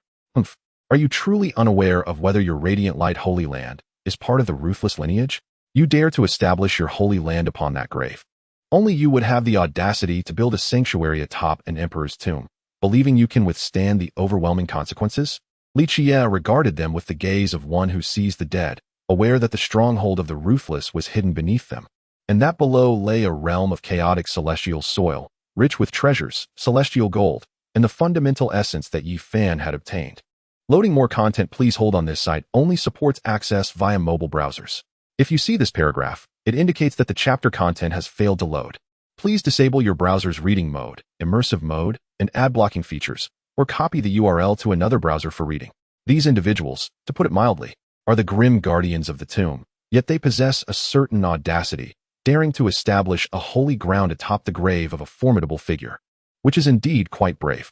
The atmosphere fell into an eerie silence. All present were rendered speechless, while the ordinary disciples found their minds engulfed in turmoil from those revelations. Those in the know were equally astonished, perplexed as to how this individual had uncovered such secrets. However, a wave of trepidation surged within them, as this had long been a subject of their evasion. The establishment of a holy ground at that grave had always been a source of distress for many. Had it not been for the lineage of the formidable figure, who believed that as heirs of an emperor, the creation of a holy ground was merely a means of better protection, they would have vacated the premises long ago. Yet, many were acutely aware that their reluctance stemmed from an attachment to the treasures beneath that holy ground, which had allowed them to thrive over the years. Thus, at its core, it was a matter of greed. Now, as Li Qiyeh articulated this truth, a shroud of gloom enveloped their hearts. Could they truly bear the consequences of the emperor's legacy? If reckoning were to come, annihilation would surely follow. Disregarding the astonishment of those around him, he sealed away the holy sun of the radiant light, drawing him into the cosmos of his eyes, then ascended into the sky, gazing down below. Boom, boom, boom. Three figures grasped three structures, soaring towards Li Qiyeh, who swiftly absorbed them into his being, along with the three edifices into the cosmos. He brandished the great completion sacred body, merging it directly, and coldly declared, "I have come to expend this time with you for two reasons. Firstly, to seize your scripture pavilion, treasure pavilion, and herb garden. Secondly, to acquire the legacy of the formidable figure. Now that our business is concluded, your existence is no longer necessary. This is your karma, not only mine but also that of the one entombed. Establishing a holy ground upon her grave necessitates an understanding of the consequences. Today, the radiant light shall be obliterated, never to rise again."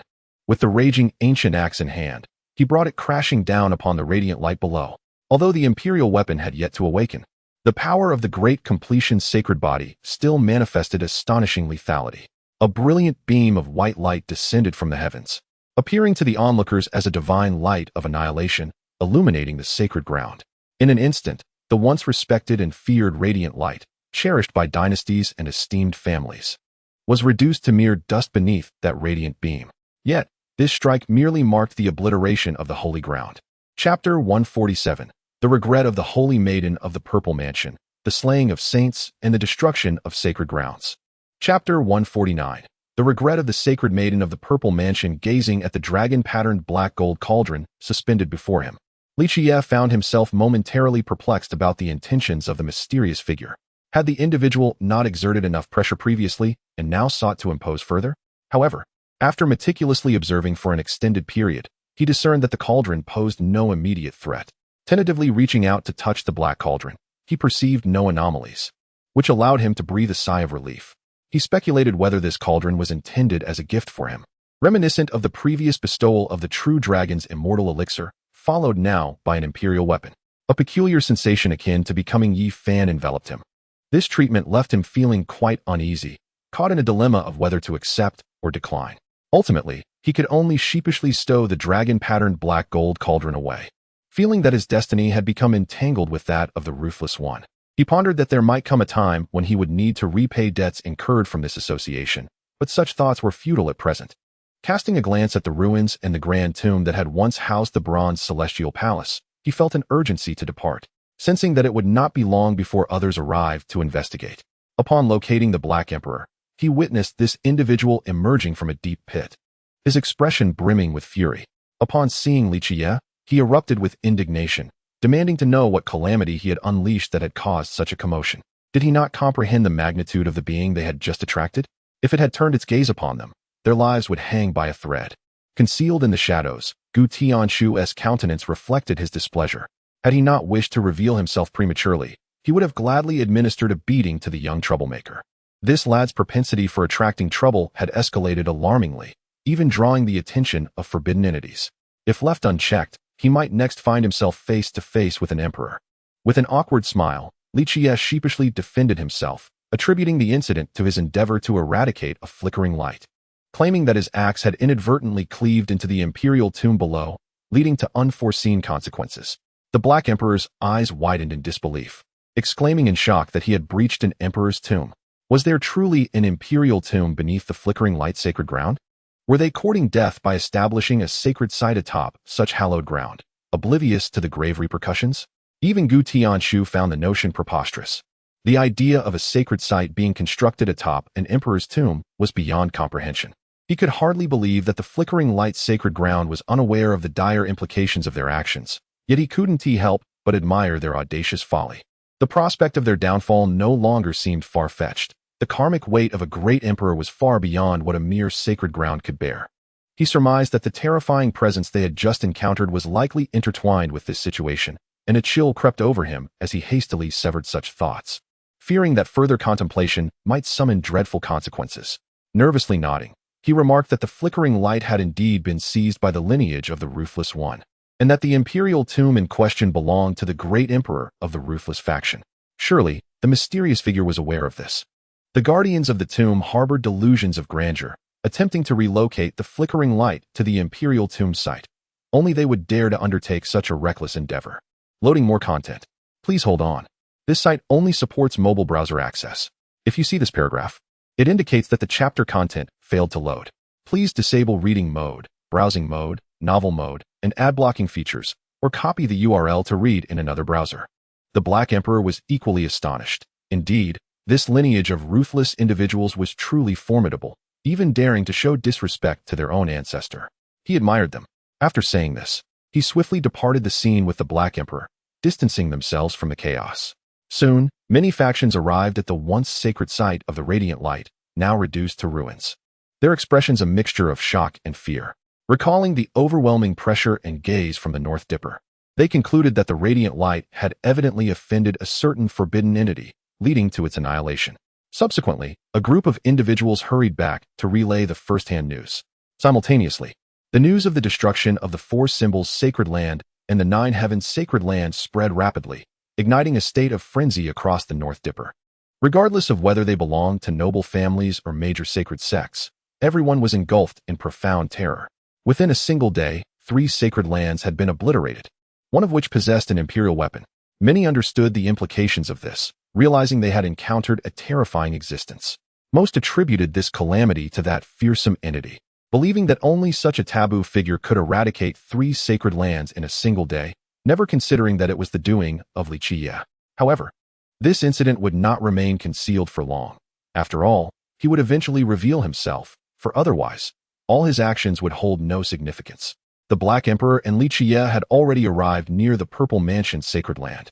Along the way, he had dealt with the Radiant Light Sun, extracting the complete heaven-swallowing demon art, indestructible heavenly art, ancient scriptures of radiant light, and related secret techniques from the soul-capturing talisman purchased from the system's marketplace, marking it as a considerable gain.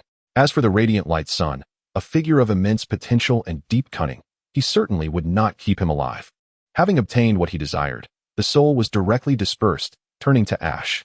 Gazing ahead at the Purple Mansion's sacred land, Li Qiyeh sighed, his expression tinged with regret. The Black Emperor looked at him quizzically and asked what he was sighing about. "Oh, it's just a lament for a beauty about to depart," replied Li Qiyeh. "I have heard that the Purple Mansion's saintess is also a peerless talent, bearing the innate Tao embryo. Had she been in the Yao pool, she might have become a true saintess. Alas, she was born in the wrong place." Upon hearing this, the Black Emperor nodded in agreement. But then his expression shifted as he suggested, "Why not spare the Purple Mansion's sacred land? Just let them." Chapter 150. Crossing the heavenly tribulation to annihilate the Yin-Yang sect in the northern plains, the illustrious Jin family, a prominent golden lineage, now lay in ruin. The current heir, Jin Shishao, was pinned to the ground, while the patriarch became nothing more than a headless corpse. The once vibrant Jin family, renowned throughout the Northern Dipper, had met its demise, with the somber sky mirroring the outcome of this battle. You of the Jin family possessed the bloodline of the ancient Golden Emperor. Though diluted, it still harbors imperial heritage. Yet, to my disappointment, not a single ancestral trait remains, Li Qiyeh remarked, gazing at the barely breathing Jin Shishao. "You shall not die in peace. The royal ancestors will take vengeance for us." Jin Shishao's voice, laced with resentment and hatred, escaped his lips as he clung to his last breath before succumbing. "Perhaps. I shan't dwell on it. Who can predict the future? After I extinguish 2 more families, I shall retreat to cultivate my mind." He shrugged nonchalantly, vanishing from the scene. Outside, the Black Sovereign lay lazily on the ground, squinting in slumber. Upon seeing Li Qiyeh approach, it yawned and asked if they were heading to the central continent next. "Why else would I linger here, basking in the sun with you?" Li Qiyeh replied, lightly patting its head. The Black Sovereign glared at him, feeling increasingly disrespected. After all, it considered itself a senior figure. "I heard the Jin family possessed ancient bloodlines. To find it true is surprising. It is said that the Golden Bloodline is akin to the ancient royal blood among the myriad clans. By eliminating them, you may incur the wrath of the forces behind them," the Black Sovereign cautioned, brow furrowing. "Does it truly matter? The Jin family has little allegiance to humanity and is closely tied to the ancient clans. Ultimately, they are a hybrid breed, and their extinction alleviates a significant threat to our kind. As for trouble, do you think I fear it?" Li Qiyeh replied, leaving the Black Sovereign momentarily speechless. Pondering, "You do not fear trouble. You create it merely to resolve it, just as you did with the Jin family and the Radiant Light." With that, he and the Black Sovereign proceeded to the domain gate of the Northern Plains Major sect, teleporting to the Northern Dipper, indifferent to the commotion left behind in the Northern Plains. The Yin-Yang sect of the Central Continent is a supreme sect with a rich legacy spanning over 100,000 years. It not only preserves the teachings of its founding master, but also possesses sacred weapons and ancient scriptures bequeathed by later saints. Its status and power second only to the 4 immortal dynasties. However, since the era of the Azure Emperor, no one has ascended to sainthood, leading to a gradual decline and the loss of its former glory. Nevertheless, its foundation remains formidable, which has deterred any from challenging it thus far. The founder of the Yin-Yang sect is said to have encountered the ancient scriptures of the Taiyin and Taiyang, gaining profound insights into the path of Yin and Yang, thus attaining the esteemed position of a great sage. Had it not been for his limited lifespan, he might have advanced even further. This path appears promising. Should one traverse it faithfully, it may indeed lead to a celestial avenue. These scriptures could serve as valuable references, perhaps unlocking the mysteries of the primordial chaos. The Black Emperor remarked with a hint of anticipation. Li Qiyeh, however, shook his head. The path of a great sage is undeniably precious. Yet to comprehend the secrets of chaos evolution is somewhat fanciful. Were such an achievement possible, the Yin-Yang sect would not merely be a power of a single sage. Very well, wait for me here. This period of training has significantly enhanced my cultivation. I can scarcely contain it. I shall venture to the Yin-Yang sect to undergo a heavenly tribulation. Upon speaking, he ascended to the skies above the sect, where ominous clouds gathered, obscuring the sun and casting shadows over the Yin-Yang sect. Thunder roared, and lightning flickered, as the deafening sound of thunder resonated above, leaving all present in awe of the foreboding spectacle. At last, an elder roused from the shock, urgently shouting, "Quickly activate the protective formation." Many elders promptly formed seals to initiate the protective array for the sect. Coming to the realization of the dire situation, someone was undergoing a heavenly tribulation above the Yin-Yang sect, and it was a formidable one at that. How infuriating! Who dares to transcend above our sect? Are they unaware of the consequences of such actions? Should I discover their identity, I shall flay them alive. An elder of great power cursed darkly, his expression grim. It is likely not one of our own, but rather an enemy of our sect. Otherwise, they would not dare to act so recklessly above us. The sect master of the Yin-Yang sect declared coldly. An enemy of our sect? Could it be that demon lord, Li Qiyeh? If there is anyone harboring the greatest enmity towards us of late, it must surely be him, an elder speculated uncertainly. The sect master's gaze sharpened, focusing intently on the ominous clouds above, where a figure could be faintly discerned. It truly could be him. He may have come to cause us trouble, intending to use this heavenly tribulation to annihilate our sect.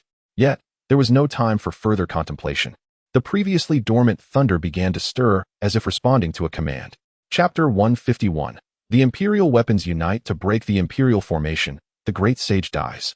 An ancient Hua perishes. After swallowing the remnants of the Thunder Sea, he repaired his body and wounds. Once his divine power was restored, he surveyed the Yin-Yang sect's premises, searching for any remaining structures. The ancient herb garden had been reduced to mere ruins, and the scripture pavilion had collapsed significantly. Fortunately, many of the scriptures, including the esteemed ancient Yin-Yang scripture, had survived, marking a commendable acquisition. The treasure pavilion fared similarly, while ordinary materials were destroyed. Some sacred and divine materials remained. After collecting all that was of value, he turned and departed. Now, only one force remained, the ancient Hua dynasty. Upon his emergence, the Black Emperor said nothing.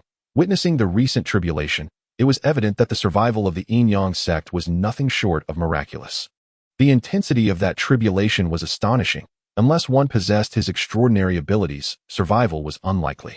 Observing the Black Emperor, he declared, "Let us conclude this swiftly and decisively," eliminating the last remaining force in one fell swoop. Ignoring the Black Emperor's countenance, he traversed the void directly towards the ancient Hua dynasty. At that moment, two figures materialized where they had stood, both elderly men who exchanged weary glances. One was Gu Tianshu, and the other was Li Qiyeh. Both among the most formidable existences in the current North Star realm, yet they found themselves troubled by a mere youth. No matter how I perceive him, he does not resemble the inheritors of the primordial emperor or the chaotic ancient emperor. If I were not certain of his pure human lineage, I might believe him to be an ancient being. His bloodthirst is so pronounced that even the beautiful innate Tao fetus is not spared. Such a temperament is beyond even that of a young emperor, Li Qiyeh sighed. Gu Tianshu's expression revealed a bitter smile, unable to refute the statement. Yet he spoke. This lad is an extreme case. He treats friends and mentors with unparalleled kindness, even casually gifting imperial scriptures and divine medicines. However, to his enemies, he is ruthless and merciless, often annihilating entire sections. He is called the Demon Lord for good reason. Tyrannical and fierce, he acts according to his whims, embodying both affection and indifference. Concepts of good and evil, right and wrong, truth and falsehood, are merely measures of stance in his eyes. To him, those who pose no threat are virtuous and just, while adversaries are deemed malevolent and wicked. Thus, I cannot dissuade him, nor can you. His path is destined to be one of mountains of corpses and rivers of blood. Li Qiyeh nodded in agreement, continuing, "Hence, I did not hinder him. This journey must be his own. He will likely recognize his own issues after this, and may take time to cultivate and reflect." The ancient Hua dynasty of Central Continent. Suspended high above, gazing down upon the immense imperial city, Li Qiyeh was witnessing such grandeur for the first time. Its vastness could easily rival that of a small nation, yet here it merely constituted a city, a notion bordering on the absurd. At the heart of this imperial city lay the ancient Hua Palace, encircled by layers of formidable walls. Inhabitants of this place were exclusively officials of the dynasty and scions of the royal lineage, devoid of any other factions, let alone commoners or rogue cultivators. Such an expansive imperial city, are you certain you can annihilate it? The Black Emperor spoke in a grave tone, seemingly fearing that Li Qiyeh might indeed be ruthless enough to carry out such a massacre. Li Qiyeh, however, responded by striking him on the head, exclaiming, "What are you thinking? My intention is to eradicate those of the ancient Hua lineage. What does it have to do with commoners? I am not deranged enough to slay innocent souls alongside my targets." The Black Emperor breathed a sigh of relief, offering an awkward smile. "In that case, there is no issue. You may proceed as you wish. However, the ancient Hua Palace is safeguarded by an impeccable imperial formation. Obliterating it is no simple feat. Even with your perfected sacred body, you may not breach it in a short span. Then what of it? I possess imperial artifacts, more than just one.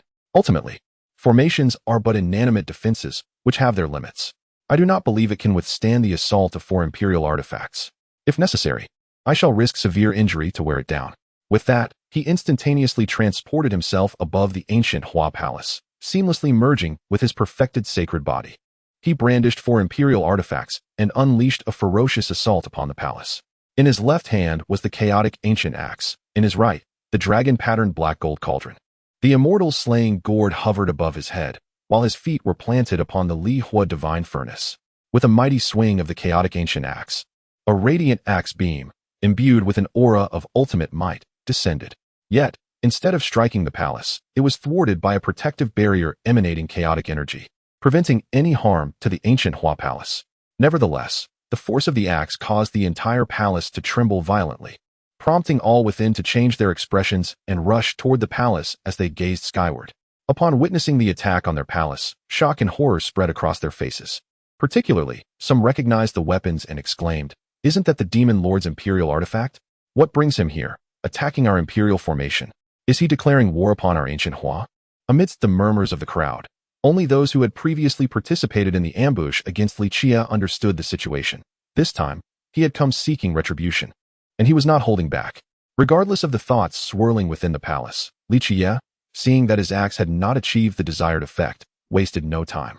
He lifted the dragon-patterned black gold cauldron and began to rain down blows upon the imperial formation, with the Li Qiyeh divine furnace also joining the fray. Chapter 152. The Demon Lord becomes a taboo. Over a month has elapsed since the fall of the ancient Hua dynasty, and the entire Northern Dipper has been ignited by this event. All factions across the 5 great domains remain in disbelief. An immortal dynasty that had existed for over 100,000 years, founded by an emperor, was obliterated in a single day, a tale so extraordinary that it strains credulity. Yet, the stark reality is laid bare. Many have visited the ruins of the ancient Hua Palace, only to find a desolate wasteland resembling a giant hand, devoid of any remnants. As the month progressed, the eastern wilderness, northern plains, and central continent witnessed the swift annihilation of 7 sacred grounds, noble families, and dynasties, instilling a deep-seated dread among the populace. With the investigation into these events, the figure of the Demon Lord, 7 Knights, re-emerged before the public eye. These 7 factions had previously collaborated to ambush Li Qiyeh in the central continent, only to meet their demise at his hands. Subsequently, one after another, these factions began to crumble, prompting many to entertain a bold hypothesis that these forces had been eradicated by the Demon Lord. Of course, many were reluctant to accept this notion. In their eyes, no matter how formidable Li Qiyeh might be, it seemed implausible for him to so easily extinguish such numerous sacred grounds, especially those like the Radiant Light and Ancient Hua, which possessed imperial artifacts. Until whispers surfaced of Li Qiyeh attempting to transcend the heavens at the Yinyang sect, and reports emerged from the northern plains of him entering the Jin family alone, only to exit amid a scene of carnage, with no survivors. Similar accounts from the eastern wilderness involving figures and their canine companions further fueled the rumors. Whether it be the Ji family, Jiang family, or the dynasties of Xia and Jiuli, or any other premier forces from the great domains, all fell silent. They had always regarded Li Qiyeh with a mix of respect and trepidation, yet had never deemed him a true existential threat. They believed that no matter how monstrous or well-connected he was, he needed time to mature to warrant their full attention. However, such beliefs have now been overturned. The Demon Lord has evidently acquired the power to annihilate the imperial families, and though the means remain unknown, the mere fact that he has succeeded is sufficient to categorize him as an entity to be avoided at all costs. Almost every notable faction in the Northern Dipper has enacted strict orders forbidding their disciples, elders, and members from provoking trouble. Many sacred families have even issued new decrees and regulations, mandating that they must avoid any confrontation with the Demon Lord's 7 Knights at all costs. If confronted, they are to endure without retaliation, to remain silent in the face of insults, and even to refrain from resisting should they be fatally harmed. The title of Demon Lord has now become synonymous with a taboo, a specter of terror that none wish to provoke. Even the mere utterance of his name is met with aversion. It is undeniable that those who have opposed him have met with disastrous fates, nearly all being eradicated. They certainly do not wish to become the next casualty. The outside world is abuzz with fervent discussions regarding the news of the demise of the sacred dynasties, such as Gu Hua and Yao Guang, at the hands of the Demon Lord. Within the Yaoqi sacred land, all eyes are fixated on Li Qiyeh, surrounding him with disbelief. Some even stretch forth their hands to touch him, and had he not been a strikingly beautiful figure, he might have retaliated. Nevertheless, this attention leaves him feeling rather uncomfortable. After being bombarded with countless inquiries regarding whether he was indeed the one to obliterate the 7 major forces, and after receiving his repeated confirmations, they finally relented. At last, he managed to extricate himself from the overwhelming onslaught and escape the alluring yet perilous battlefield, arriving at the residence of Yao Ji. There, he found the enchanting maiden awaiting him at the door, her gaze a blend of tenderness and ire. Though her tone was gentle, an undercurrent of menace sent shivers down his spine. I've heard you've been quite impressive lately, making quite a name for yourself, even vanquishing the sacred family. Many young ladies seem to admire you. I wonder how many you've met out there. Please, introduce them to me, she said. This is pure slander. How could I, Li, possibly be interested in young ladies? I've been too occupied with slaying foes to have time for such frivolity. Do not heed the gossip. Tell me who said it, and I shall deal with them. Li Qiyeh exclaimed, beads of sweat forming on his forehead. He was not exaggerating. His recent days were filled with either exterminating clans or being pursued, leaving no room for such thoughts. Just teasing you. But you are indeed quite formidable. Your knack for trouble seems to grow. Can you not behave and refrain from stirring up chaos? She said, moving closer to embrace him, her eyes filled with concern. This gesture caused a stir in Li Qiyeh's heart, a wave of tenderness washing over him. Holding the beautiful maiden, he spoke softly, do not worry. No one will bother me again. I intend to stay in Yaoqi for a while, and you must keep me company. With a slight blush, Yao Ji retorted, do not get carried away. And where do you think your hands are wandering? Cough, cough. It was unintentional, truly. My hand has a mind of its own at times. A remnant of a childhood ailment. Please forgive me. Li Qiyeh awkwardly coughed, attempting to defuse the situation. As the two were engrossed in their tender exchange, a youthful voice suddenly interrupted from behind, prompting them to turn around. Chapter 153. Enlightenment on the path of slaying the Tao. For several days, Li Qiyeh, along with Yao Ji and Xiaoya, indulged in leisure at the Yaoqi, allowing himself to unwind from the tension that had gripped him. With his mind now at ease, he resolved to enter seclusion and prepare for the path of slaying the Tao. During this time, he also visited his true self, Tai, who had been in a state of enlightenment ever since the Holy Spirit took residence in the Eastern Emperor clock. Enshrouded by chaotic energy, he appeared enigmatic, and it was uncertain when he would awaken. Li Qiyeh chose not to disturb him, believing that this prolonged seclusion was beneficial, much like his own transformation amidst the stars. Last time, he had sensed a potential breakthrough, yet he remained in slumber. Having concluded all his affairs and exchanged farewells with Yao Ji and Xiaoya, Li Qiyeh made his way to the site of his previous retreat to commence his training. As for He Huang, he had mentioned a need to return to Zishan to attend to certain matters, and Li Qiyeh paid him no further mind. Seated cross-legged on a mat, Li Qiyeh reflected upon the gains he had amassed during this period. Chief among these were the spoils of his conquests. It was undeniable that annihilating the 7 sacred lands had yielded a considerable bounty. Source stones, ancient herbs, and materials for forging sacred weapons had accumulated to fill several grand halls. The sheer number of factions he had vanquished had rendered these treasures commonplace. The remaining items included various weapons, all of which were at least king-level divine armaments. A significant portion of the materials for crafting these divine weapons were sourced from sacred weaponry, possessing immense potential. Some were already sacred weapons, while others were remnants, such as the great clock, the bullhide drum, and the purple copper sword. Among the intact items were the sacred ruler obtained from the Zifu sacred land, the 4 symbols sword from the 4 symbols sacred land, the 9 heavens tower from the Jiuxiao sacred land, and the Yin Yang mirror from the Yin Yang sect, all of which belonged to the realm of legendary sacred weapons. Additionally, there were a few quasi-emperor weapons, totaling 3, the Heavenly Court Scepter acquired from the Holy Cliff, the Azure Measuring Staff, and the armor contributed by an elder of the ancient Hua dynasty. Beyond these, he possessed some celestial gold, dragon-patterned black gold, feathered azure gold, divine mark purple gold, phoenix blood red gold, and Tao calamity gold, though these were limited in quantity. He had fused them into the Seven-Night sword using celestial fire, enhancing its foundation. While these treasures could stir tumultuous upheaval in the outside world, their significance to him was rather limited. However, they might prove useful in the future should he establish a faction of his own. Lastly, there were the scriptures and secret arts, with the only noteworthy among them being the imperial scriptures, which could serve as nourishment for the integration of martial techniques in days to come. After organizing everything, a contented smile graced his face. This sense of fulfillment was exhilarating. Now that his cultivation had reached the pinnacle of the mighty, the next step lay in slaying the Tao. What, indeed, was to be slain in the Tao? Must he sever a part of himself to attain clarity and understanding of the Tao? Li Qiyeh found himself deep in contemplation. At his level of strength, mere resources could no longer suffice. He needed to begin comprehending the great Tao and carve his own path. The records of the path of severance in the memories of my past life are rather scant. On one hand, I understand that to achieve this path, one must relinquish a part of oneself, be it emotions, obsessions, or memories. This seemingly straightforward step, merely requiring the cutting away of certain elements, belies its true peril. Ultimately, it is a divine decree that mandates the practitioner to forfeit certain aspects of their being as a condition for advancement. While it appears deceptively simple, many find themselves unable to take that crucial step.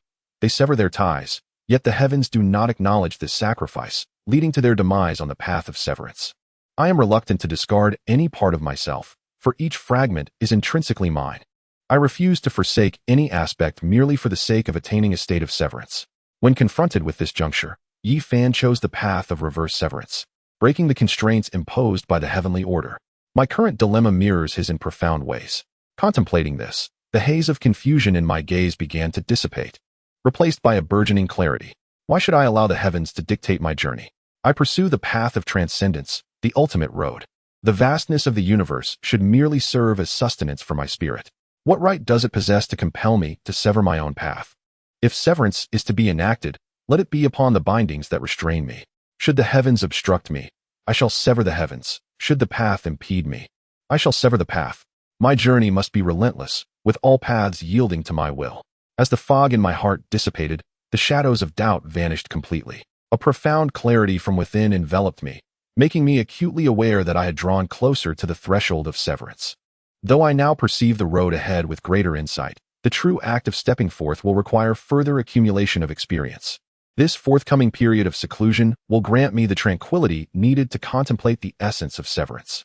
In the ensuing days, I devoted myself to the contemplation of my path of severance, reflecting on my journey from the inception of my cultivation to the present. In this introspection, I unearthed several flaws in my mental state. The most significant of these flaws was the excess of bloodshed. Indeed, in this world, violence is often unavoidable. Many cultivators spend their lives entrenched in slaughter. However, my circumstances differ. Since I began my cultivation, driven by vengeance, I have remained in a state of perpetual conflict, beginning with the slaying of bandits in Zishan, followed by the destruction of the Li Qiyeh sect, and culminating in the assassination of elders from the Five Elements Palace in the Holy City, thus forging enmities with various prestigious families and sects, leading to an unending cycle of vengeance and extermination. Chapter 152. Journey to the Qinling Huaxian Pool. Yi Fan's grand ambition was to master the secrets of warfare. Chapter 154. Journey to the Huaxian Pool in the Qinling Mountains. Half a year has swiftly passed, and Li Qiyeh has been in seclusion at the Yao Pool, occasionally emerging to enjoy the company of Yaoji and Xiaoya, while keeping an ear to the ground regarding the happenings surrounding the Huaxian Pool in the central continent. Recently, the most significant event has been the annihilation of the 7 great sacred lands by the Demon Lord, alongside the impending opening of the Huaxian Pool and the ancient Dragon Cave, which has captured widespread attention. Numerous factions have begun their journeys to the Qinling region, eager to uncover the entrance and seize opportunities, though none have succeeded thus far. In recent days, Li Qiyeh has concluded his seclusion and commenced preparations for his expedition to the Huaxian Pool. He is now on the cusp of breaking through to the Tao-severing realm, needing only to take one final step to achieve the status of a Tao-severing king. However, he currently lacks the necessary catalyst. Pure meditation has proven insufficient for this breakthrough. He must venture out to seek that final opportunity. An inkling stirs within him that the Huaxian pool might be that very catalyst. Therefore, be it for the opportunities within or for the sake of severing the Tao, he feels compelled to make the journey.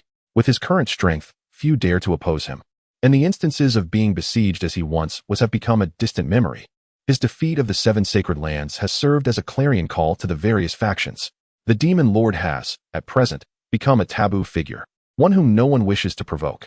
As the Huaxian pool's opening approaches, numerous factions have dispatched their representatives, including the Yao pool. Now that you have emerged from seclusion, you surely intend to go as well? Yaoji murmured softly, nestled in Li Qiyeh's embrace, gently caressing the soft hair of the enchanting maiden in his arms. He replied with warmth, indeed, the Huaxian pool opens but once every 10,000 years, and with the ancient dragon cave within, the opportunities are bound to be significant. It is said that the Qing emperor once emerged from the Huaxian pool. How could I let this chance slip by? Since that is the case, why not accompany our Yao pool? We could follow behind you and pick up the scraps, Yaoji said playfully, her eyes twinkling with mischief. Li Qiyeh chuckled at her words, nodding casually. Such matters held little consequence for him. 3 days later, Li Qiyeh set off with the Yao pool's entourage toward the Qinling Mountains, utilizing the Yao pool's domain gate to teleport directly to the central continent, thereafter boarding a jade vessel to soar toward Qinling. Upon their emergence from the Qin gate, Yi Fan and Pang Bo bore expressions of trepidation, yet excitement danced upon their faces. Pang Bo, patting his chest, remarked with lingering fear, fortunately, we left swiftly, otherwise, we would have been transformed into believers like those others. It's quite alarming how this faction resembles the Buddhist conversion. Yi Fan shook his head and remarked, I am uncertain why the Qin sect has established its stronghold in such a peculiar location. It must be related to the sinister art of transcendence. Fortunately, our foundations are robust, and the coffin of enlightenment has fortified us against that divine art. Otherwise, we might have met our demise here. Soon after, excitement bubbled within the two. Yi Fan continued, I never anticipated that this venture would grant me one of the 9 secrets, the weapon character secret. This endeavor has proven worthwhile. I shall pass it on to old Li, allowing him to partake in the joy of acquiring one of the 9 secrets. Enough of that. Old Li has amassed countless imperial scriptures. This revelation likely won't elate him. Even if we multiplied our treasures by 10, we could hardly compare, Pang Bo interjected. A smirk dancing on his lips. Yi Fan's expression darkened, and he felt an urge to strike. Why speak such blunt truths? Can't you allow me a moment of joy? As their playful banter subsided, Yi Fan stated, the Transcendence Pool is set to open soon. I sense that old Li will return. Perhaps following in his wake will yield us considerable benefits. Indeed, old Li has become a formidable figure in the eyes of these great powers, evoking fear rather than admiration. I genuinely wonder how he has managed to annihilate such imperial forces. Could it be that he possesses some extraordinary advantage? Pang Bo mused with curiosity. Why dwell on such matters? Let us proceed deeper into the Qinling Mountains.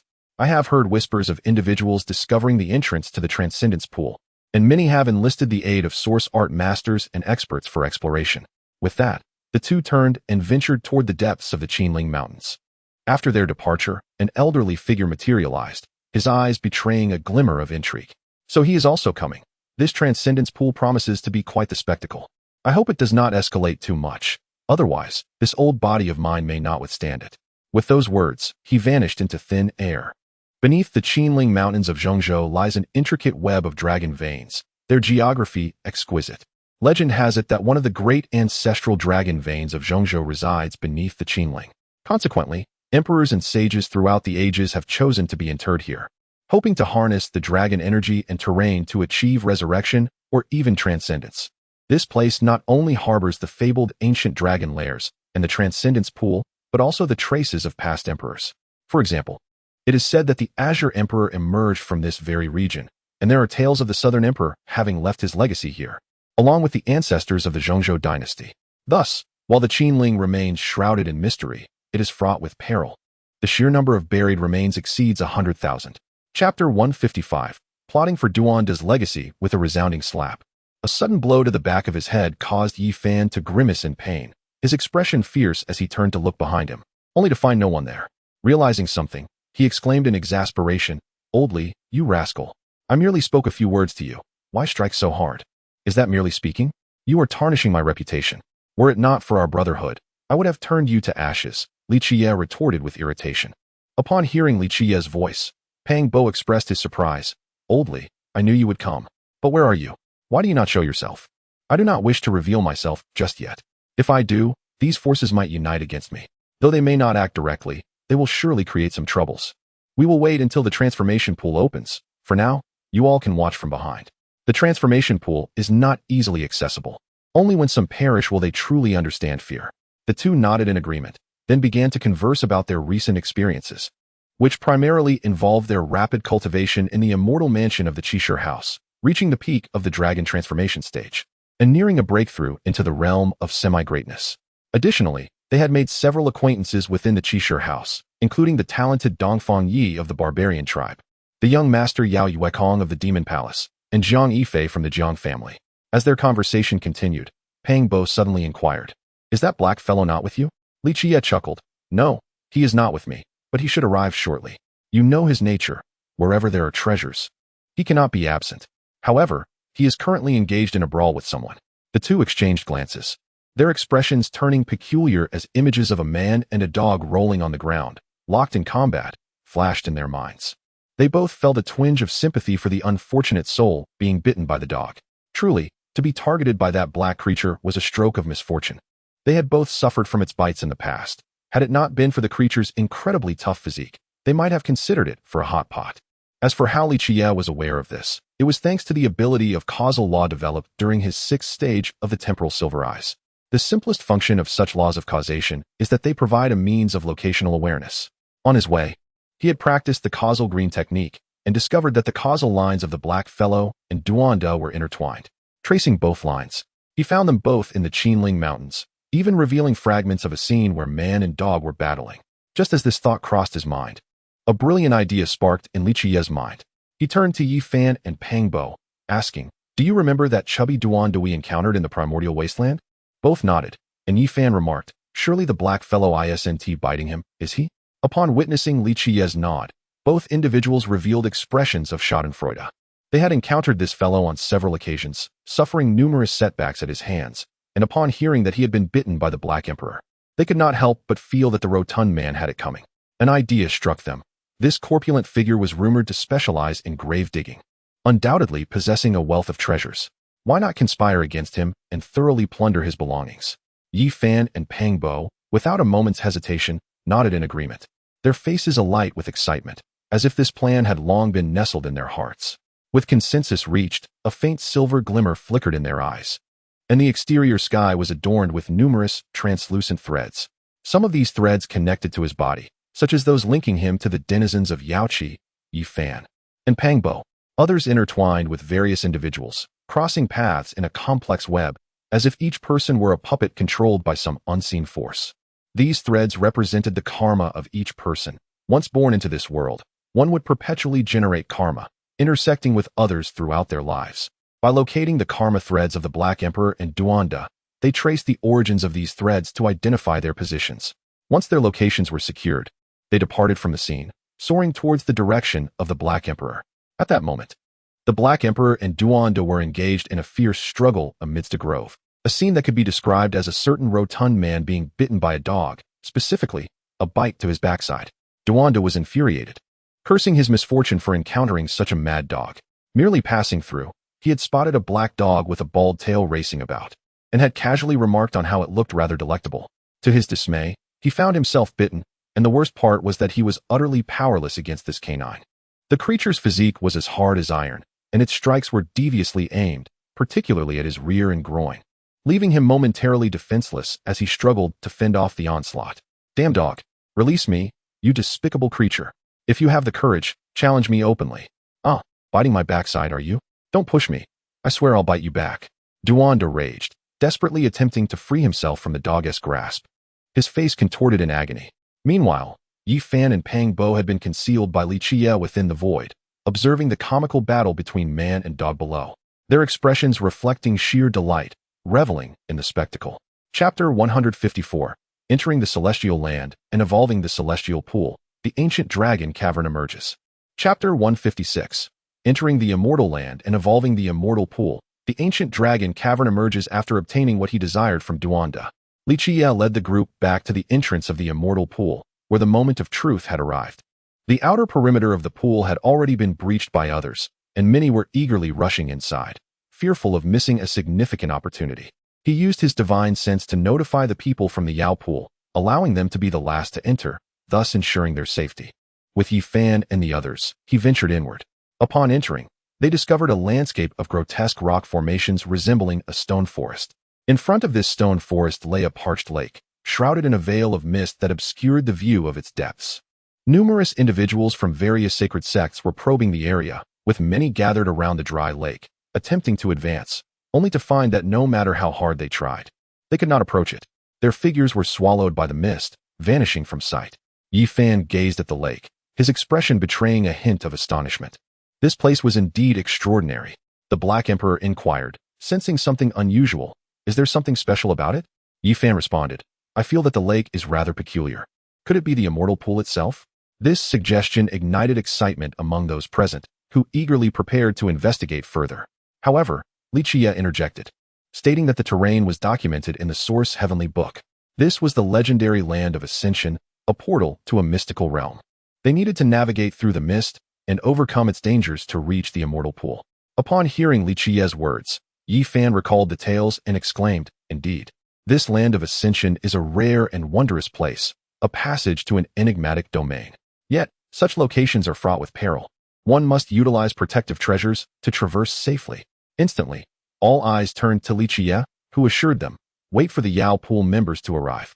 I will use the imperial weapon to escort you across. Soon, the members of the Yao pool arrived, and, upon seeing Li Qiyeh and the others, approached with astonishment after hearing Yi Fan's explanations of the mystical and dangerous nature of the land of ascension. They said little more, choosing to follow Li Qiyeh as he led the way. Summoning the immortal slaying gourd and the dragon-patterned black gold cauldron, Li Qiyeh guided the group into the mist. With the protection of the imperial weapon, their journey through the mist was largely uneventful. However, they encountered individuals from other factions along the way. Many powerful beings, unaware of the treacherous terrain, mistakenly ventured in and were instantaneously turned to blood. Moreover, they faced terrifying corpses in the mist that sought to follow them, but Li Qiyeh, with a glint of silver in his eyes, dispersed the mist and reduced those corpses to ashes. However, along the way, they unexpectedly encountered Ji Haoyue, Ji Ziyue, Tu Fei, Jiang Huai, and others, who were struggling to fend off a horde of decaying corpses with the aid of their forbidden artifacts and treasures. Upon witnessing this, Yi Fan's expression turned urgent, and he cast a hopeful glance at Li Qiyeh, yearning for his intervention to rescue them. Without hesitation, he felt a sense of obligation. For these individuals bore no enmity towards him. Some he had previously met and shared a cordial relationship with. Most importantly, among them were Yi Fan's future bride and brother-in-law, whom he could not abandon. The thought of losing Xiao Yu would leave him in a state of profound melancholy, as she was indeed his beloved wife, and he was resolute in his decision to save her. At that moment, Ji Haoyue and Ji Ziyue, along with their companions, were entangled in a dire struggle against the grotesque corpses, their faces etched with distress. Ji Ziyue, in particular, wore a countenance twisted in despair, murmuring, It's over. I, the invincible Ji Ziyue, am about to perish here without having subdued my brother, slain by this hideous, foul-smelling horde. How tragic. If only Xiao Yi were here. He could certainly save me. Ji Haoyue's expression darkened as she realized that even at such a critical juncture, her younger sister was preoccupied with thoughts of subduing their brother and lamenting over Yi Fan. Her irritation deepened, and she exclaimed, Humph. Even if Yi Fan were here, with his capabilities, he would not be able to save us. Spare us your delusions. Yet, scarcely had she spoken when a wave of silvery light swept through the surrounding corpses, reducing them to ashes. To their astonishment, they found themselves amidst a gathering of people. As they regained their composure, a familiar voice called out, Ji Ziyue, are you unharmed? Upon seeing the newcomer, Ji Haoyue's expression morphed into a scowl, her eyes narrowing in a disapproving glare at Yi Fan, rendering him momentarily hesitant to approach, leaving him awkwardly smiling from a distance. Ji Ziyue shot her brother an annoyed glance before joyfully approaching Yi Fan, her face alight with excitement as she exclaimed, Xiao Yi, I didn't expect you to come. I didn't see you outside just now. You weren't deliberately avoiding me, were you? Yi Fan readily offered an explanation, while Tu Fei, Wu Zhongtian, Jiang Huai, and others began engaging in lively conversation with Pang Bo and Yi Fan, creating an atmosphere of camaraderie and merriment. Thus, they continued their journey, exchanging laughter and banter. with their gazes frequently drifting towards Li Qiyeh, the formidable figure renowned across the realm, who had single-handedly vanquished the ancient Hua, the Shaking Light, and the Purple Mansion among other sacred grounds. Chapter 157. The Great Completion of the Sacred Body Crossing the Desolate 10 Miles. Obtaining the Celestial Mandate Orange Gold in the transformation pool. Upon hearing Yi Fan's words, disappointment washed over the faces of the crowd. He Huang sighed, expressing his concerns, suggesting that they would have to wait for the families of the Holy Lands to arrive, rendering their early arrival futile. Peng Bo, Tu Fei, and Ji Haoyuan nodded in agreement. However, Li Qiyeh interjected, stating that it was not necessarily the case, as he had a means to transport them, albeit they would need to remain within the dragon-patterned black gold cauldron. At this revelation, the crowd's expressions brightened. He Huang seemed to have had an epiphany, his face lighting up with excitement as he exclaimed, "How could I have forgotten you? With that artifact in hand, this terrain poses no challenge for you. Not to mention crossing 10 miles, even 1,000 miles would be trivial." The others were puzzled by He Huang's words. Yet their astonishment and envy were palpable when Li Qiyeh produced the dragon-patterned black gold cauldron. It was a true imperial artifact, capable of establishing a sacred domain. After placing everyone inside the cauldron and drawing upon the stars in his eyes, he retrieved his great completion sacred body and seamlessly merged with it. Gazing towards the transformation pool atop the mountain 10 miles ahead, a smile graced his lips as he mused. "I am eager to discover the wondrous secrets held within this pool that is said to give birth to the Green Emperor." With that, he advanced towards the pool. But as he crossed into the 10-mile boundary, a terrifying aura of murderous intent enveloped his physical form, seemingly intent on tearing him apart. Yet, having merged with the great completion sacred body, which was akin to an emperor's physique, even the transformation pool and the ancient dragon cavern could not rend his body. Refusing to squander time, he swiftly propelled himself across the remaining distance, arriving at the summit of the colossal mountain. After surveying the surrounding terrain and detecting no palpable threat, he surmised that the vicinity of the transformation pool was indeed safe. He retracted the great completion sacred body and extracted the dragon-patterned black gold cauldron, releasing the others from within. As Yi Fan and the others emerged from the cauldron, they were momentarily taken aback by the scene before them.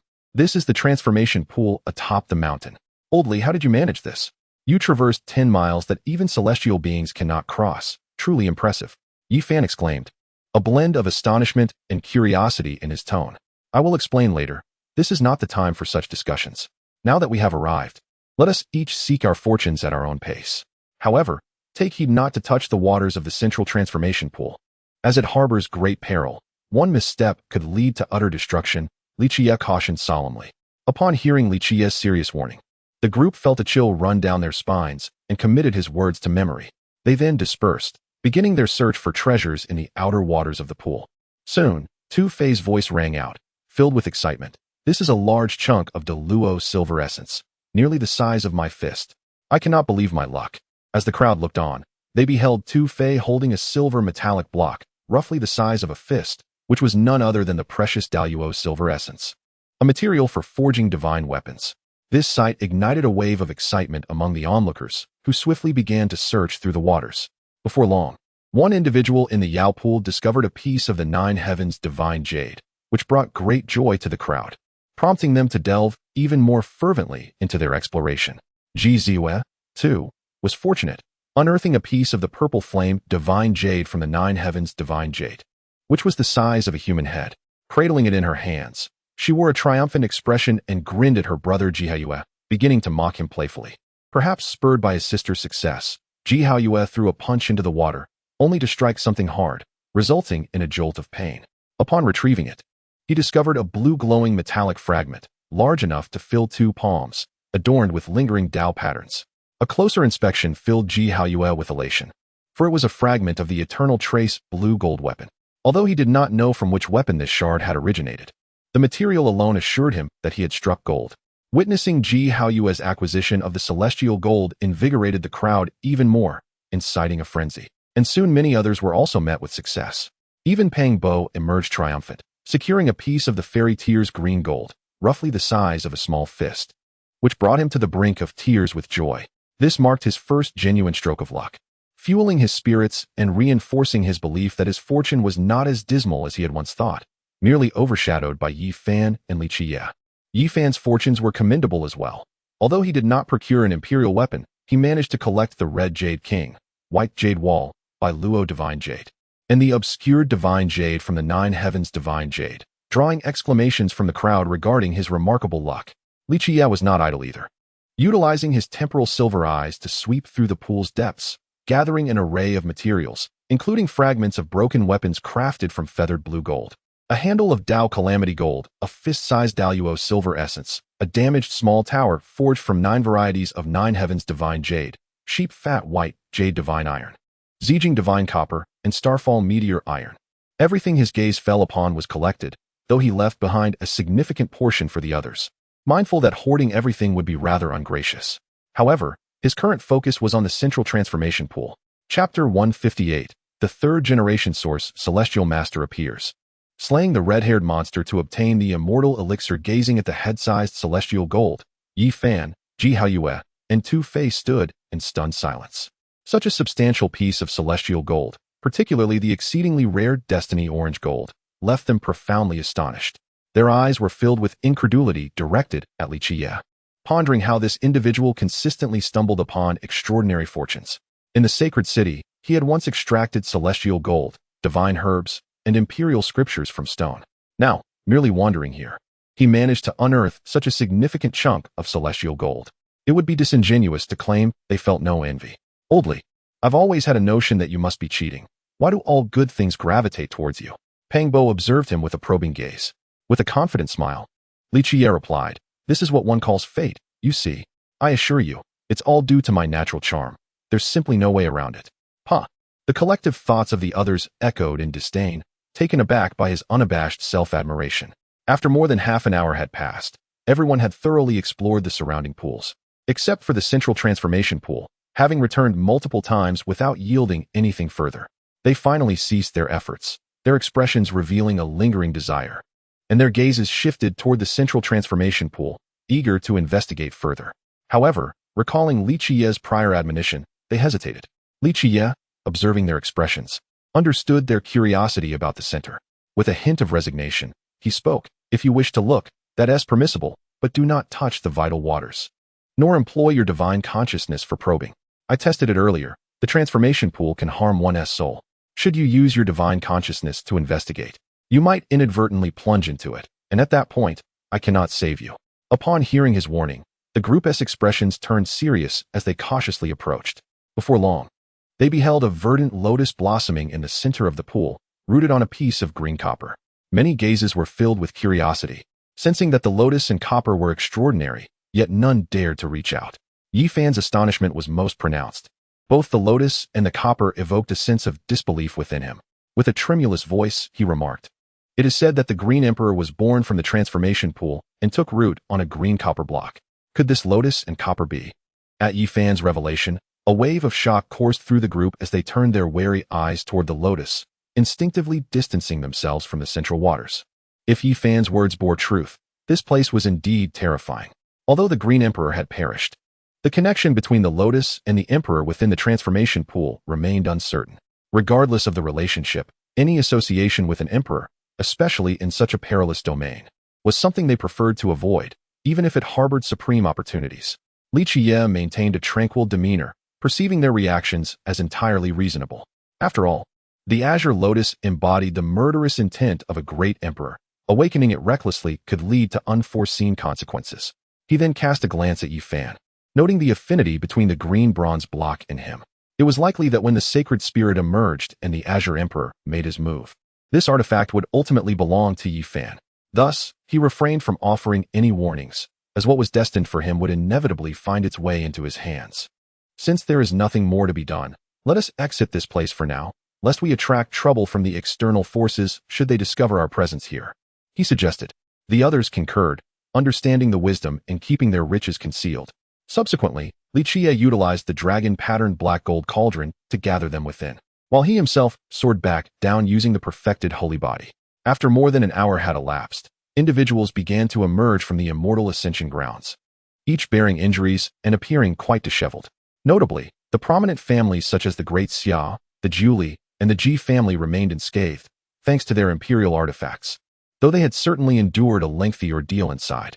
Upon witnessing the arrival of Yaoqi's sacred land, Yi Fan, Li Qiyeh, and others. Expressions of astonishment rippled through the ranks of various factions. They had not anticipated that anyone would reach the destination before them, and moreover, it appeared that these individuals had suffered no harm, leaving them perplexed as to how they had managed such a feat. Li Qiyeh and Li Ziyue, upon encountering members of the Ji family, exchanged greetings with Li Qiyeh and Yi Fan. Likewise, Tu Fei Wuzhongtian and Zhang Huai noted the return of their grandfather to their respective factions. This left Yi Fan, Peng Bo, He Huang, and the members of Yaoqi Sacred Land together, while Li Qiyeh, concealed within the void, wished to continue his leisurely pursuits. If his memory served him correctly, a third-generation source celestial master resided within the ancient dragon's lair below, a being possessing an immortal elixir nurtured over 70,000 years by the Qinling ancient dragon's lair.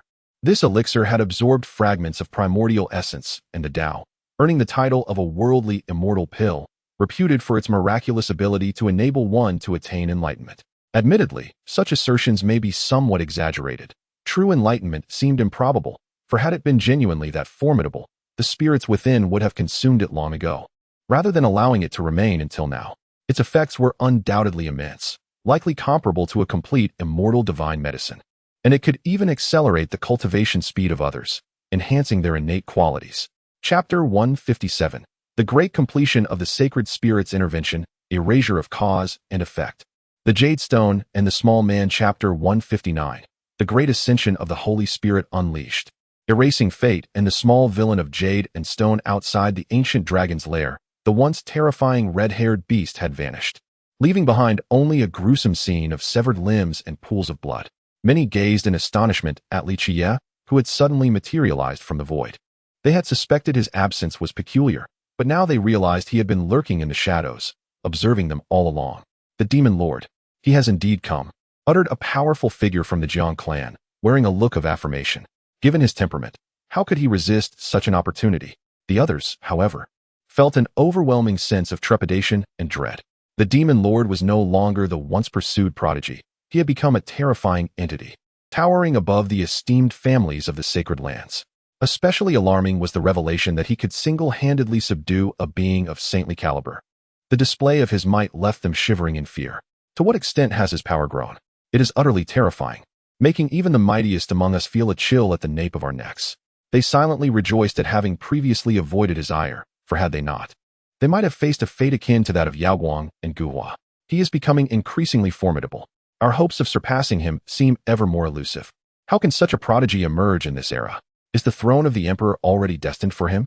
Nanya spoke with a hint of despondency. Zhonghuang remained composed, unperturbed by external influences, and calmly replied, "The path to the emperor has yet to be opened. It is premature to speculate on who may ascend to the throne. One's destiny is not determined by present circumstances. Do not lose your original intent." Throughout history, countless prodigies have arisen, and many have achieved the title of Great Emperor. Yet only one can truly attain the Tao. It requires not only talent, but also character and fortune. We must not be ensnared by external distractions.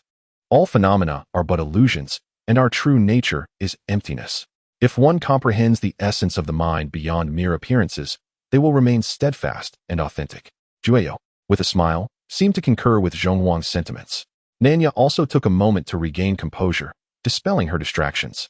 Her earlier reflections were merely fleeting sentiments. The notion of relinquishing her ambition was inconceivable. Even though Li Qiyeh now possessed immense power, she would never abandon her pursuit of the path to emperorship.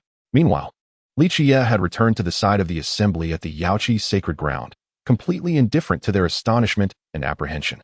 His focus lay instead on the existence within the ancient dragon's lair. Silence.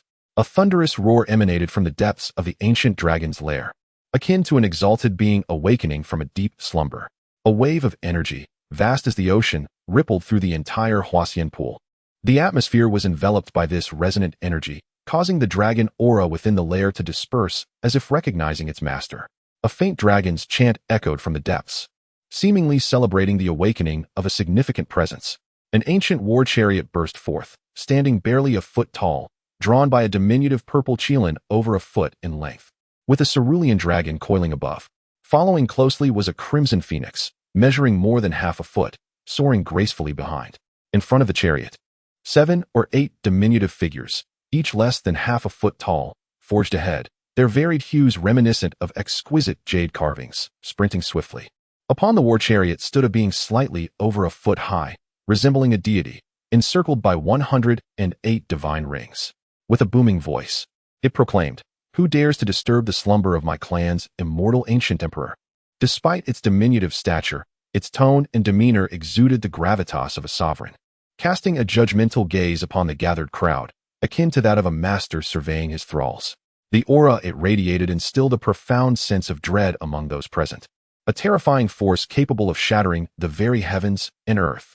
These jade-like figures were beings of the saintly realm, and alongside the dragon, phoenix, and Qilin, they constituted a total of 11 saints, merely serving as the chariot's draft animals. What manner of entity resided within the chariot? The earlier surge of power did not emanate from these small figures. It was evident that it originated from the being within the chariot. An emperor? Could there truly be a living ancient emperor? All were rendered speechless, struggling to comprehend the existence of such a being in this age. A primordial emperor lying dormant within the ancient dragon veins of the Qinling Mountains. Who could he be? At that moment, a frail old man, somewhat stooped and with a pallid complexion, approached Li Qiyeh. His eyes sparkled with inner brilliance as he murmured, "Indeed, there exists a primordial sacred spirit. If the emperor does not emerge, who can rival him?" Li Qiyeh regarded the unexpectedly appearing elder with some surprise and replied nonchalantly, "If Senior Guy were at his peak, I believe he could contend with this sacred spirit, for it is not yet fully matured, nor has it attained supreme combat prowess." Guy Juyo looked at Li Qiyeh with astonishment, curiosity lacing his tone as he inquired, "Oh? You seem unconcerned about the emergence of this sacred spirit. It is important to note that even in its incomplete state, it is not something we can currently oppose. Even I, in my present condition, could not withstand it. Are you aware of the origins of the Azure Emperor?" Li Qiyeh did not directly respond to his question, but posed another instead.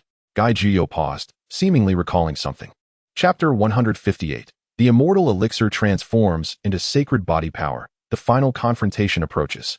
Chapter 160. The undying elixir transforms into a divine body with godly power. The final battle approaches perfection as the Holy Spirit arises. A thunderous roar, resonant like celestial wrath, reverberated through the heavens and the earth, causing a cataclysmic upheaval.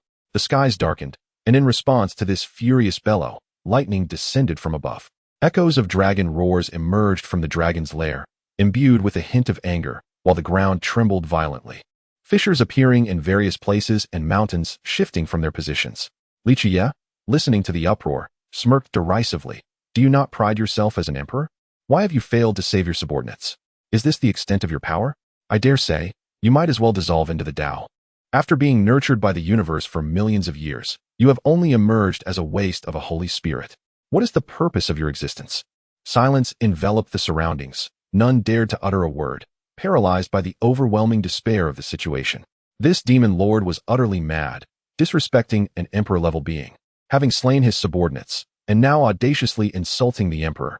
What audacity must one possess to engage in such lunacy? The war chariot opposite, incensed by Li Qiyeh's words, began to shatter, ultimately disintegrating into fragments. From within, a figure adorned in a dragon robe and crowned with an imperial diadem emerged, shrouded in chaotic energy, rendering his form indistinct. Yet, the imperial aura radiating from him compelled the onlookers to believe that a true emperor resided within the ancient dragoness lair. Undeterred, Li Qiyeh continued, "You of the Holy Spirit lineage are naturally nurtured by the heavens, requiring millions of years to cultivate intelligence, and must reach full maturity before emerging. Otherwise, your cultivation stagnates. You dare to present yourself before achieving maturity. Who granted you the audacity to believe you are invincible in this realm? Do you truly think you can dominate the universe and ascend to imperial status? Or do you believe your kind is exceedingly rare, with but a few throughout history?" The audience was struck with astonishment, gazing at Li Qiyeh with expressions that conveyed an ineffable complexity. How was this individual so well-versed in such esoteric truths, even aware of the existences within the restricted zones? Even the likes of Guy Juyo were rendered speechless. It seemed even he was oblivious to the fact that many mature Holy Spirits still existed within the Northern Dipper's forbidden area.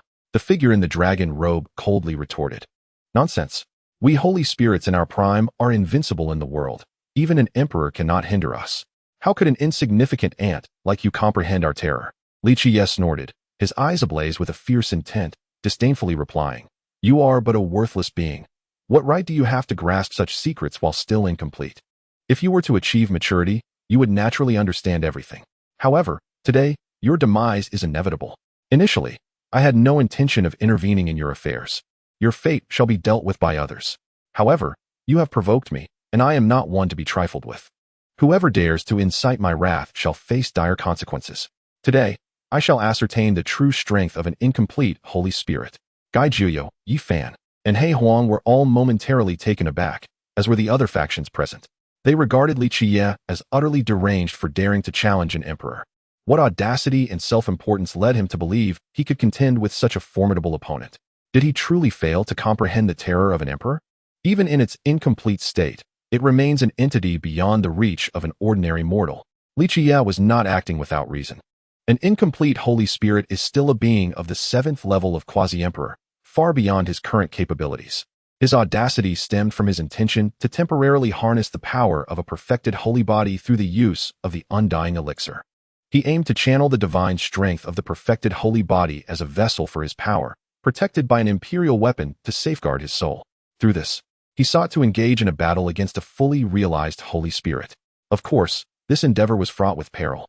The potency of the undying elixir, while immensely powerful, could not sustain him in battle indefinitely. Moreover, the longer he remained fused with it, the greater the toll it would exact on him. Thus, the window for him to fight was limited. Yet, he was willing to take the gamble, for he detested the feeling of being threatened without retaliating. Unless he was utterly powerless, with no glimmer of hope, he would always respond fiercely. He was aware that the thoughts of the Azure Emperor could eliminate this adversary. Yet he desired to vanquish this Holy Spirit with his own hands. Otherwise, he would remain unsettled. The Holy Spirit, seemingly amused, scoffed disdainfully, its emerald eyes piercing through the chaotic mists as it regarded Li Qiyeh, proclaiming that an ant dared to shake the heavens. What presumption! Unaware of the vastness of the sky and the earth, with your current strength, even if I stood immobile, you could not approach me by a single step. Let alone duel with me. You lack the qualifications. Li Qiyeh, maintaining a calm demeanor, retorted, whether I can or cannot is not for you to determine. Today, I shall demonstrate that even an ant can shake the heavens, extinguish the Tao, and stain the starry sky with your blood.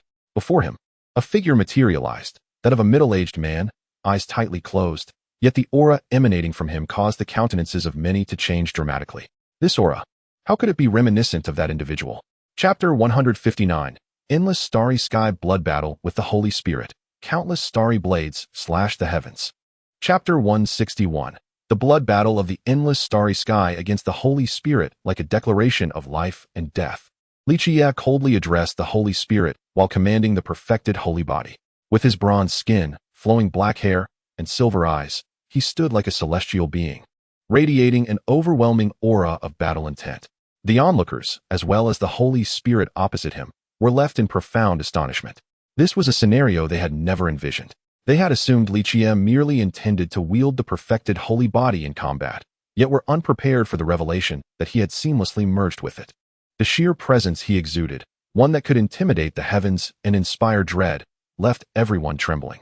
Even the formidable Li Qiyeh found himself momentarily stunned, grappling with disbelief as he pondered how this young man had managed to restore the powers and principles of the holy body to such heights. Such a trump card could prove invaluable against the encroaching darkness. The Black Emperor nearly bit his tongue in astonishment, exclaiming, "What in the world is happening? How can this young man revive the perfected holy body to its peak? It's as if the holy body has been resurrected." Meanwhile, the Holy Spirit's demeanor shifted from disdain to shock and wariness. It could hardly fathom that this insignificant being had achieved such a feat. When did humanity possess such capabilities? To gain the combat prowess of a perfected Holy Spirit solely through a corporeal form, had the very fabric of existence transformed? Yet Li Qiyeh offered no respite for contemplation. Silver light enveloped the Holy Spirit as he spoke coldly. "I have no time to waste. Whether you wish to fight or not, you shall engage today." With that, their figures vanished from the transformation pool, breaking through its invisible constraints and arriving in the outer starry expanse. Instantly, two tremendous forces reverberated throughout the cosmos, encompassing the Northern Dipper. The formidable entities of various factions within the Northern Dipper awakened from their slumber, gazing in trepidation at the sky, where a terrifying presence loomed. The 7 forbidden zones of the Northern Dipper fixed their daunting gazes upon the two figures in the starry void. Upon recognizing one as the holy body and the other as a nearly perfected Holy Spirit, confusion etched itself upon their faces. When had the Northern Dipper seen a perfected holy body? They had not previously encountered this Holy Spirit, but its aura suggested it was just shy of completion. There was something peculiar about the holy body. Its divine power and principles were incomplete, and its soul and body appeared misaligned, as if someone were forcefully wielding this perfected holy body against the Holy Spirit. Within the divine ruins, a pair of eyes was communicating through divine consciousness with other existences, merely borrowing external forces. To us, they are but insignificant ants. A gaze from the ancient quarry of primordial beginnings spoke. I encountered that great saint body over 100,000 years ago. It once came to the Undying Mountain to seize a section of the mountain range, only to be slain by the Undying Taoist. It should now be imprisoned atop the Saint Cliff of the primordial god list. I never expected it to be brought forth again. Was it a contingency set by that insufferable being? A voice from within the Undying Mountain remarked coldly. Unknown. And even if it were so, disregarding that wretch who is already deceased, this contingency cannot impede us. It is merely a fanciful delusion. Another voice echoed from Burial Heaven Island. Let us not squander our energy on such trivial matters. It is merely a clash between two insignificant insects. Though they represent the pinnacle of existence in this era, they remain but mere ants.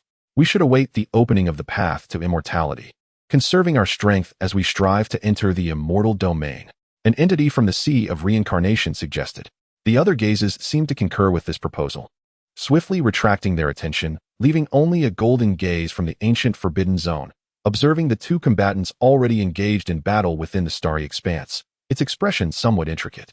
Controlling the great saint body in combat is a commendable notion, yet ultimately it is only a temporary measure. Once divine energy is exhausted, it will revert to being merely a vessel. Alas! With that, the gaze withdrew, vanishing into the unfathomable abyss of the ancient forbidden zone. Meanwhile, Li Qiyeh, having fused with and commanded the great saint body, had commenced a fierce battle with the Holy Spirit in the realms beyond the stars. In the celestial expanse, Li Qiyeh swung his right fist, akin to a radiant sun, exuding a brilliant blaze, imbued with an indomitable fighting spirit, as he struck towards the Holy Spirit. The Holy Spirit's corporeal form was already unparalleled, and being on the verge of ascension, its body rivaled that of an emperor, rendering it unafraid of Li Qiyeh's punch. They clashed directly, their fists colliding, causing numerous stars, meteors, and satellites in the vicinity to shatter under the force of the impact, stars fracturing and revealing battered cores, while meteors and satellites disintegrated into particles of varying sizes. Li Qiyeh's figure darted through the endless starry sky like a shooting star, colliding with a distant star several thousand miles away, instantly piercing through it, resulting in its disintegration into countless fragments. Fortunately, this was an uninhabitable star, otherwise, such a collision would have surely resulted in numerous casualties. The Holy Spirit fared little better, its form shattering several satellites and massive meteors before finally stabilizing. Chapter 160. It is not that I, Li, am lacking. Rather, the Qing Emperor has bestowed too much upon me. Chapter 162. It is not that I, Li, am lacking in ambition, but rather that the Azure Emperor has bestowed upon me in abundance. Gazing upon the severed remains of the Holy Spirit, Li Qiyeh carefully stored them within his quantum universe, refining their essence and laws to expand the boundaries of his cosmos. Meanwhile, the blood of the Holy Spirit, scattered across the starry sky, was absorbed by the Qiyeh sword, enhancing its might. As the blood of a fully formed Holy Spirit, the energy it contained was astonishing, making it an exquisite resource for nurturing his weapon. However, just as he began the process of refining the Holy Spirit's remains, his primordial self, recently awakened from slumber, emitted a divine light and claimed half of the body, drawing it into a cocoon for consumption and transformation. Li Qiyeh could only shake his head in disbelief. Was this fellow addicted to seclusion? Awakened only to seize half of his spoils, resuming the upgrade of his corporeal form. Nonetheless, he did not intervene, for the cultivation of the Body Sutra necessitated a considerable accumulation of resources to facilitate breakthroughs. Half of the Holy Spirit's remains were undoubtedly far superior to the essence of the Heavenly Prince. It was likely that this would allow his primordial self to advance the Body Sutra to the 8th or even 9th realm, which would indeed be a boon for him. The remaining half of the corpse was devoted to refining and broadening the cosmos, with the heavenly wheel manifesting, directly piercing through and assimilating it. Beside it lay a half-formed piece of human skin, the very skin of the Undying Emperor. Now, within his universe, in addition to two celestial bodies, The emergence of a third star took shape, a multicolored celestial body, half materialized, the other half remaining elusive, perfectly corresponding to the completeness of the human skin. Once the heavenly wheel fully refined and consumed it, the third star would manifest, and he sensed that this star might possess a unique function. Contemplating the Holy Spirit's remains, he felt that upon complete refinement, it could yield a fourth star. After all, this was a body on the verge of becoming a perfected Holy Spirit, its essence, laws, and energy boundlessly vast, capable of giving rise to a star without question. As the potency of the undying elixir began to wane significantly, Li Qiyeh could not help but feel a pang of regret. Yet, he took solace in the fact that by vanquishing the Holy Spirit, he had enhanced his combat experience, which was indeed worthwhile. More content is loading. Please wait. This site only supports mobile browser access. If you see this paragraph, it indicates that the chapter content has failed to load. Please disable reading mode, immersive mode, novel mode, and ad blocking functions in your browser, or copy the URL to read in another browser. Moreover, although the elixir's potency was directed towards the perfected holy body, his own physique was continuously being developed. Many of the internal doors were now opened, and he could sense those that remained closed, which would become easily accessible in the future. With the integration of the perfected holy body, divine power also nourished his flesh, steadily augmenting its strength. Originally at the level of a path-cutting sovereign, he estimated that even if he had not yet reached the standard of a sage, he was at a critical juncture.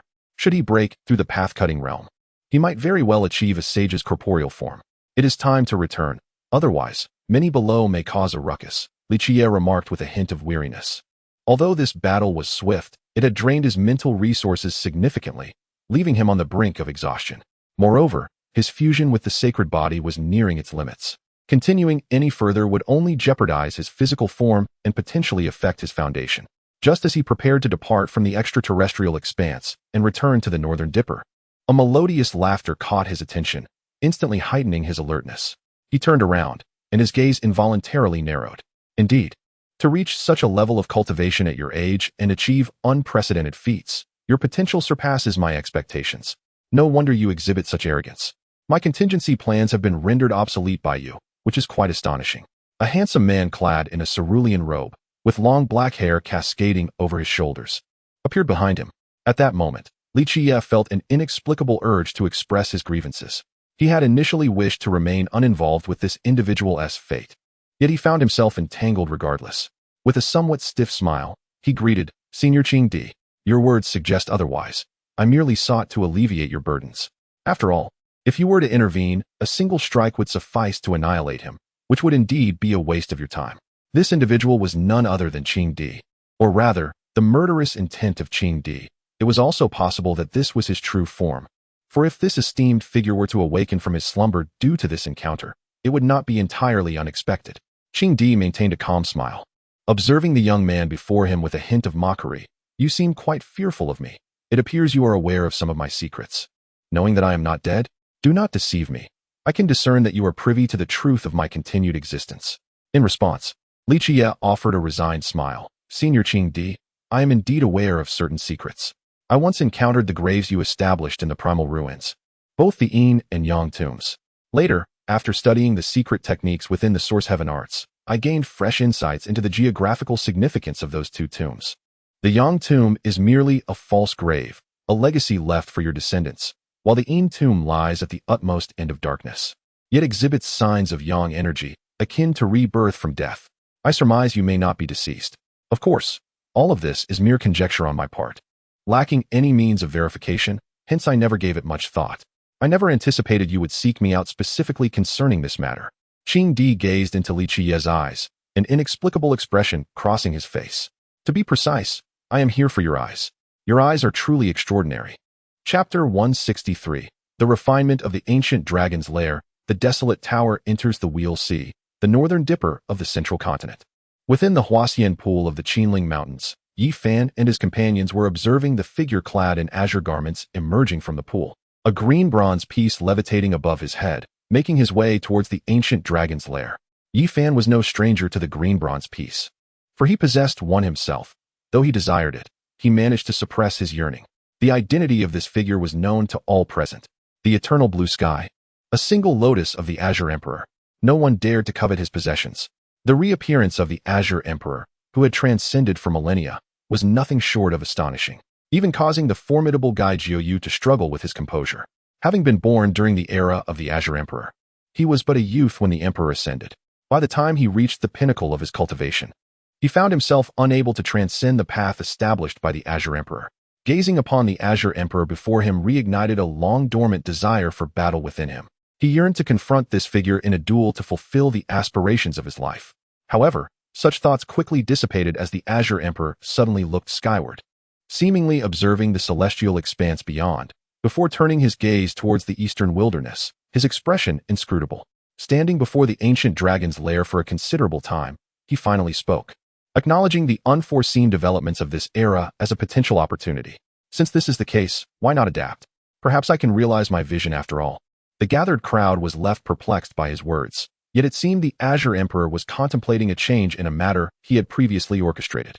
Ignoring their confusion, he addressed the ancient dragon's lair, stating, "You have attained a semblance of sentience, which qualifies you as a unique sacred spirit.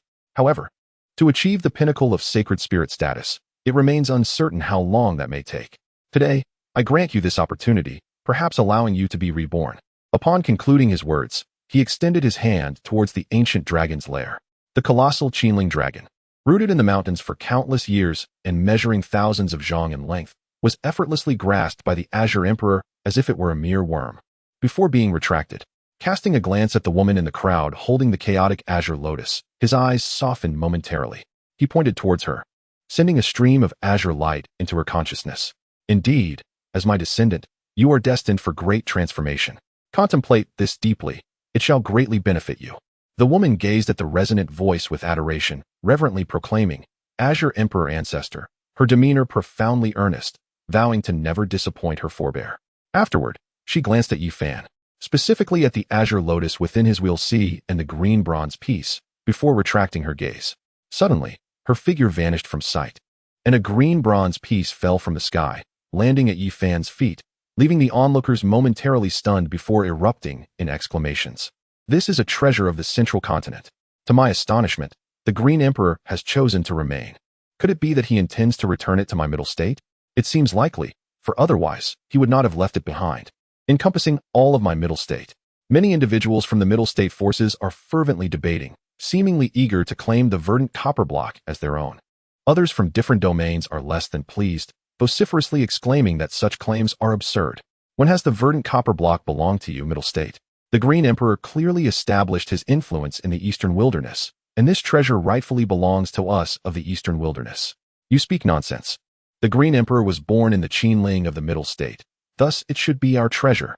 Observing the escalating tension among the crowd, Yi Fan picked up the verdant copper block beneath his feet. Upon confirming its authenticity, he stowed it away, resulting in a sudden silence enveloping the scene. All eyes were fixed upon Yi Fan, their gazes laden with warnings and murderous intent, signaling that this verdant copper block was not his to possess. Yet, Yi Fan remained unperturbed, his demeanor calm as he declared, "This copper block fell from the heavens to my feet. Do you presume that the Green Emperor discarded it casually? If he did not believe I was fated to possess it, why would it land at my side? This treasure rightfully belongs to me. Shameless scoundrel. Your mouth is filled with lies. Surrender the treasure of the middle state, or you shall not leave this place alive today." A representative from one of the middle state's myriad factions asserted. Others echoed this sentiment, demanding that Yi Fan relinquish the verdant copper block, lest he perish on this very spot. The Black Emperor interjected coldly, "Are you seeking death? Do you not fear that the Demon Lord will annihilate your sect upon learning of this? In his eyes, your factions are no more significant than ants."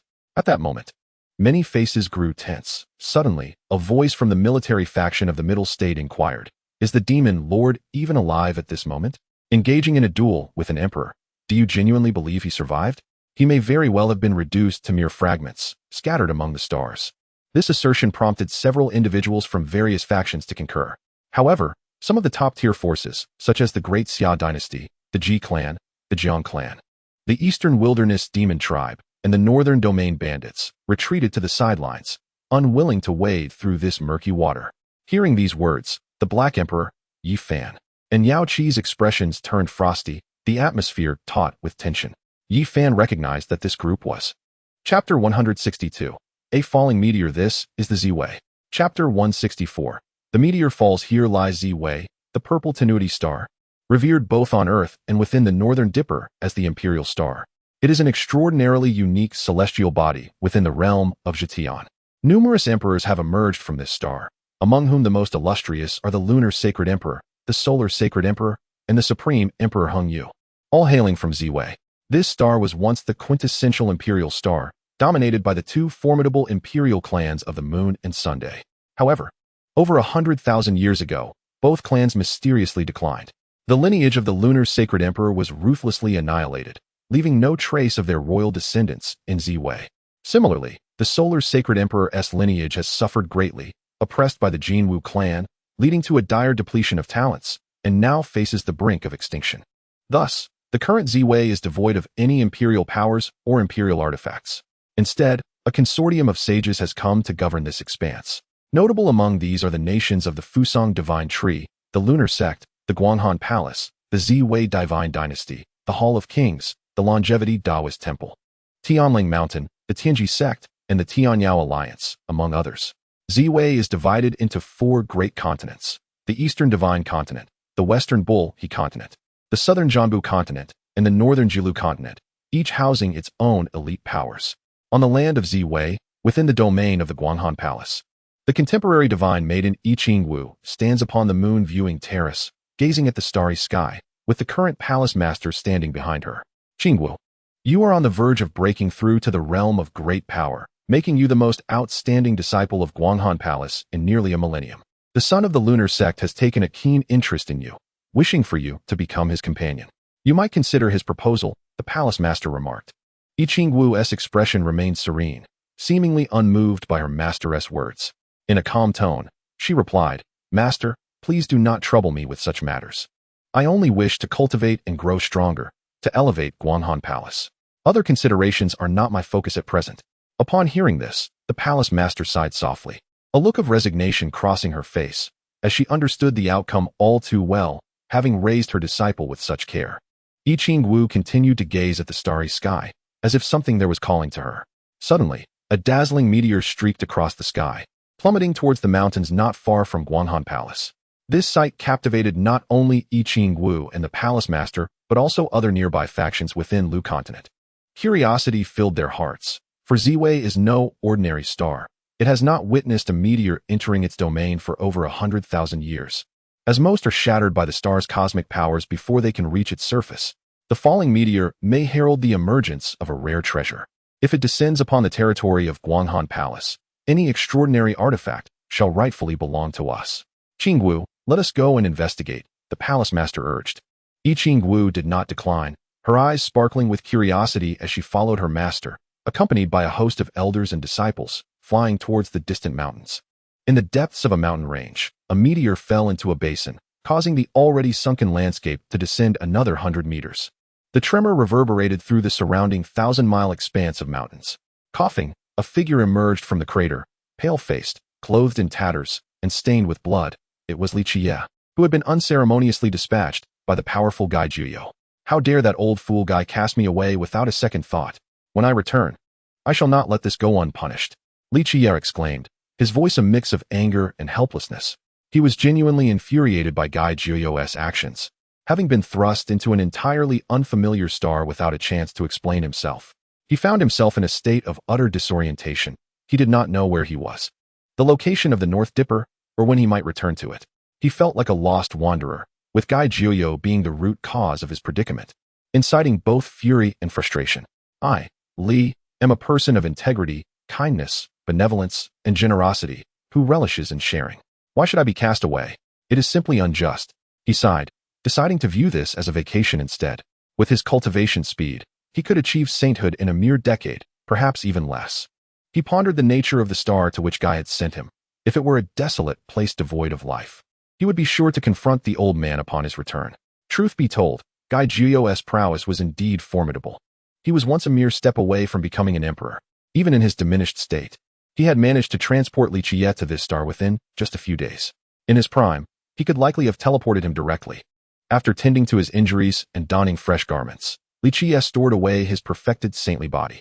Had it not been for this divine form absorbing the star's energy upon his arrival, he might have sustained further harm. surveying the desolate mountains around him. Li Qiyeh was uncertain of which direction to take, even questioning whether any living beings inhabited this star, as not all celestial bodies teemed with life. Just as he fixed his gaze on a particular direction and prepared to take flight, several radiant streaks of light suddenly streaked across the sky, halting him in his tracks and transforming his expression into one of astonishment, which soon softened considerably. Chapter 163. The Disparity Between Ziwei and the North Dipper. The Discourse Among the Elite Prodigies. Chapter 165. On the disparity between Ziwei and Beidou, as Li Qiyeh listened to Yi Qingwu mention that the star she had descended upon was Ziwei, and heard her reference to the Guanghan Palace, memories surged vividly in his mind.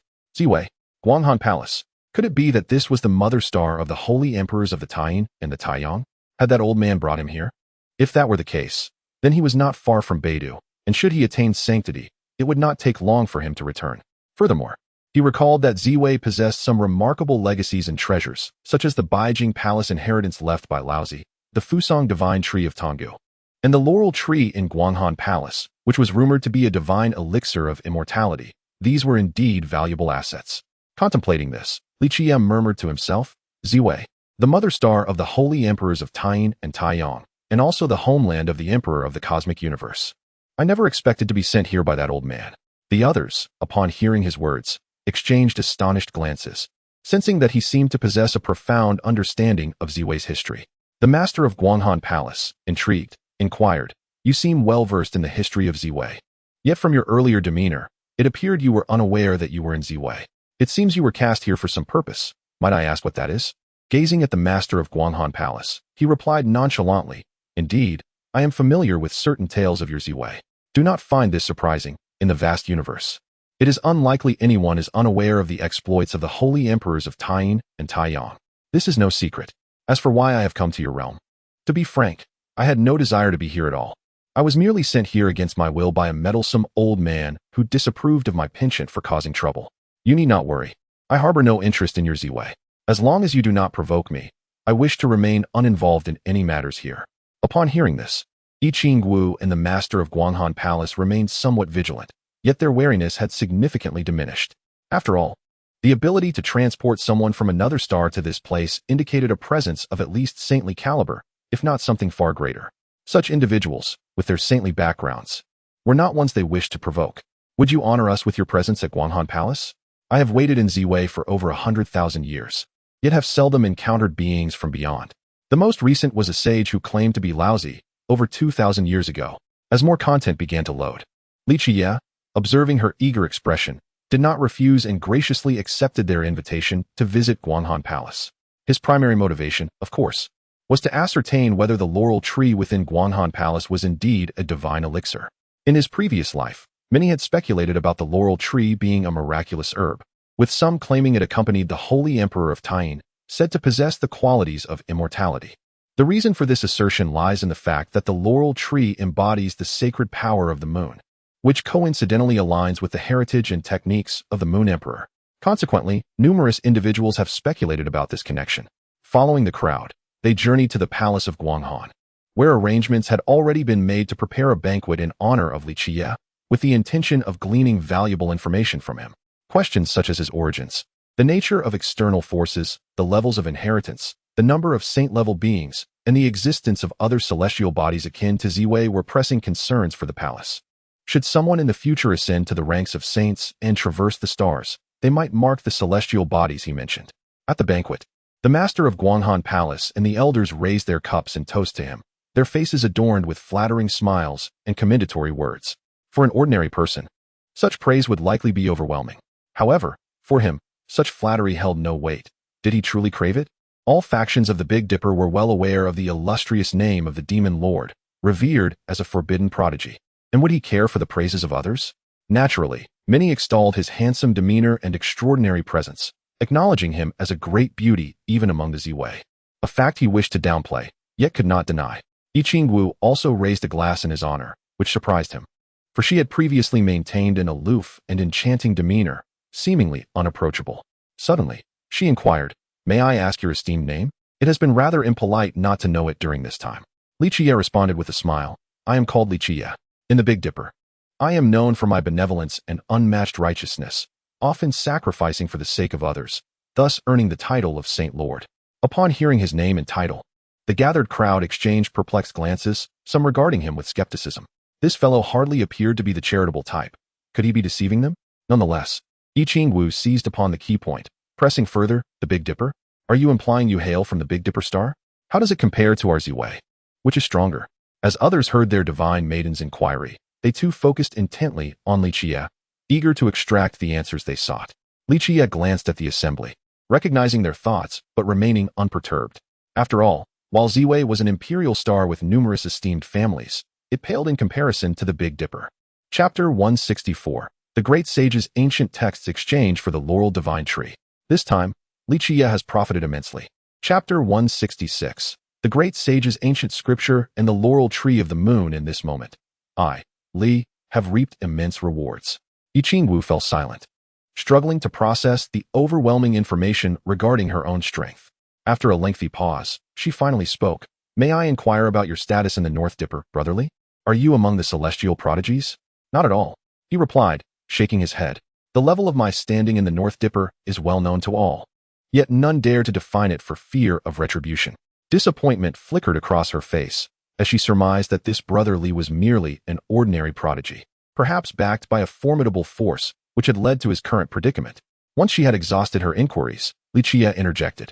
I have heard that you possess a divine entity, the Laurel Tree, in the Guanghan Palace, which can harness the power of the moon. Is this true?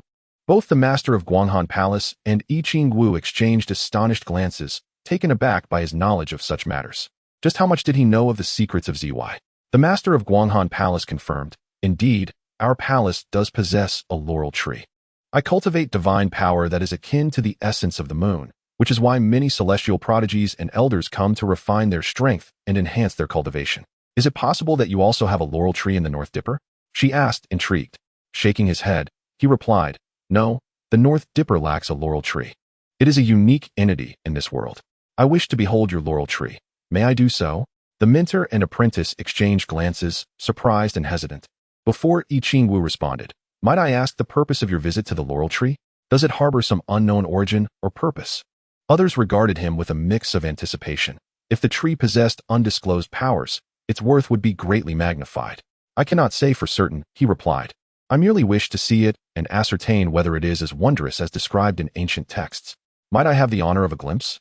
His words left the duo uncertain of his intentions, yet they ultimately acquiesced, leading him to the location of the laurel tree. As they approached, the sight of 108 steps made of jade unfolded before them, culminating in a luminous orb of moonlight suspended at the summit. Through the moon's radiance, one could discern a jade-like divine tree emanating a soft glow, its brilliance illuminating the surroundings, flowing with rich lunar sacred energy. Regrettably, the laurel tree was incomplete. A small portion was missing from the top, leaving only parts of the branches and trunk intact. A look of regret crossed her face, mourning the tree's imperfection. Yet within, she felt a surge of excitement. This laurel tree indeed resembled an immortal divine medicine. Despite its significant damage, the roots remained intact, suggesting that with sufficient resources and nurturing soil, it could be restored to its former glory. As I contemplated how to procure it, not through deceit, but through legitimate means, I cleared my throat and, with a tinge of regret upon my visage, remarked, it is indeed a pity. This laurel tree, if intact, would be valued comparably to an ancient herbal king aged over 10 millennia, capable of extending a sage's life by 8 centuries. Alas, it is incomplete, its essence diminished, and thus its worth has significantly decreased, rendering it of little consequence to a sage. Upon hearing this, the mistress of the Guanghan Palace and Yi Qingwu initially displayed expressions of joy, only to be followed by a wave of sorrow, as if mourning the loss of their laurel tree's inherent value. Yi Qingwu then inquired, is there any method to restore this laurel tree? If so, our Guanghan Palace would be willing to purchase it from Brother Li. Li Qiyeh nodded, yet shook his head, stating, there is a way, but it can only be executed in the Northern Dipper. At this moment, I find myself powerless. Upon hearing this, both master and disciple were engulfed in disappointment, as they had not anticipated that the opportunity for restoration lay in the Northern Dipper, a place they could not reach. Observing their expressions, Li Qiyeh feigned regret, saying, I initially believed this laurel tree to be whole and had intended to exchange it for an ancient scripture of the great sage. Unfortunately, it is flawed, and its worth no longer equates to that of a great sage's scripture. The mistress of the Guanghan Palace was taken aback by his words, her countenance shifting to one of pained realization, as if she felt she had missed out on a priceless ancient text. Such a scripture, even their Guanghan Palace lacked, and acquiring it could potentially double their strength. While Li Qiyeh felt a sense of loss, she remained composed, recognizing that fortune is not dictated by human will. Even when it seems within reach, fate can be capricious. However, the mistress of the Guanghan Palace was unwilling to concede defeat and, with a glimmer of hope, said, "Esteemed guest, although this laurel tree has lost its essence, did you not say that it could be restored in the Northern Dipper? At that time, would it not be a complete divine tree? Its value would then be akin to that of a great sage's scripture. While it may be challenging for others, it should not pose a difficulty for you, correct?" Upon hearing this, Li Qiyeh's heart blossomed with delight. What a stroke of fortune! Just as he was pondering how to continue fabricating his tale, she had unwittingly provided him with the rationale he sought. He displayed a hesitant expression, as if tempted by her words, yet wary of the potential outcomes. Chapter 167. Accompanying the Fairy of the Moon to the 8th Scenic Palace. Insults from the Child of the Moon God. After concluding the transaction with the Moon Palace, the gathering returned to the banquet hall, resuming their hospitality towards Li Qiyeh, whose reception was warmer than before. Numerous enchanting female disciples began to gather around him, showering him with concern and sending flirtatious glances, their expressions suffused with shyness and allure, the implications of which were unmistakable. However, none of this could sway his resolve. His heart remained steadfastly devoted to Yao Ji, rendering the other women mere fleeting shadows in his eyes. Having enjoyed the feast and acquired what he sought, Li Qiyeh felt it was time to depart for his next destination, the 8th Scenic Palace. He had earlier inquired with Li Qiyeh and learned that the 8th Scenic Palace remained unclaimed, piquing his interest. According to his recollections from a previous life, he remembered that when Yi Fan first arrived at ZY, the 8th Scenic Palace had long been activated by Yin Tianda, who had obtained the legacy and treasures left behind by Laozi. Yet, Li Qiyeh held little regard for Laozi's inheritance, as Laozi was a revered figure of moral authority. His Tao Te Ching closely aligned with the teachings of the Taoist celestial. He had not ventured beyond the path established in his former life. His desire to explore the 8th Scenic Palace stemmed primarily from the possibility that Laozi may have left a teleportation passage to Earth. Given that Laozi had departed Earth for ZY, if such a passage existed, it would be fortuitous for him, allowing for an early journey to Earth and the opportunity to acquire fortuitous encounters and treasures. With these thoughts, Li Qiyeh lost interest in lingering any further. Rising to bid farewell to the Master of the Moon Palace and Li Qiyeh, preparing for the 8th Scenic Palace. The master and disciple were not taken aback. Many factions in ZY were keenly interested in the palace's legacy, often sending individuals to attempt to breach its formations. At this moment, Li Qiyeh spoke, suggesting, "Since you are so intrigued, why not allow me to accompany you? Recently, many prodigies from ZY have journeyed to the 8th Scenic Palace, and you could engage with them." Li Qiyeh did not protest. He had no reason to impede her desire, whatever her intentions may be, as they were of no concern to him. Thus, the two departed the Moon Palace, soaring towards the 8th Scenic Palace, conveniently located within the Lu province, eliminating the need for transdimensional travel. Along the way, they engaged in light-hearted conversation, with Li Qiyeh sharing intriguing tales about ZY and introducing him to the most distinguished prodigies of the current era. For instance, the 10 princes of the Golden Crow from the Fusang Divine Tree Nation were renowned prodigies, with the 6th prince, Li Qiyeh, being the most gifted, having vanquished dragons and celestial birds in his youth, leaving a trail of formidable foes in his wake. In addition, there exists a contemporary divine offspring of the lunar sect, a paragon of excellence who has recorded singular victories over formidable beings, earning acclaim as one of the top talents. Furthermore, there is the recently ascendant Yin Tianda, who, upon his emergence, triumphed over numerous renowned figures and effortlessly vanquished several powerful entities, being hailed as a peer capable of contending with Li Qiyeh. This individual is well-connected, maintaining close friendships with Jinwu Li Qiyeh, the lunar divine offspring, and the 3 lakh Taoist, thus rarely attracting trouble from others.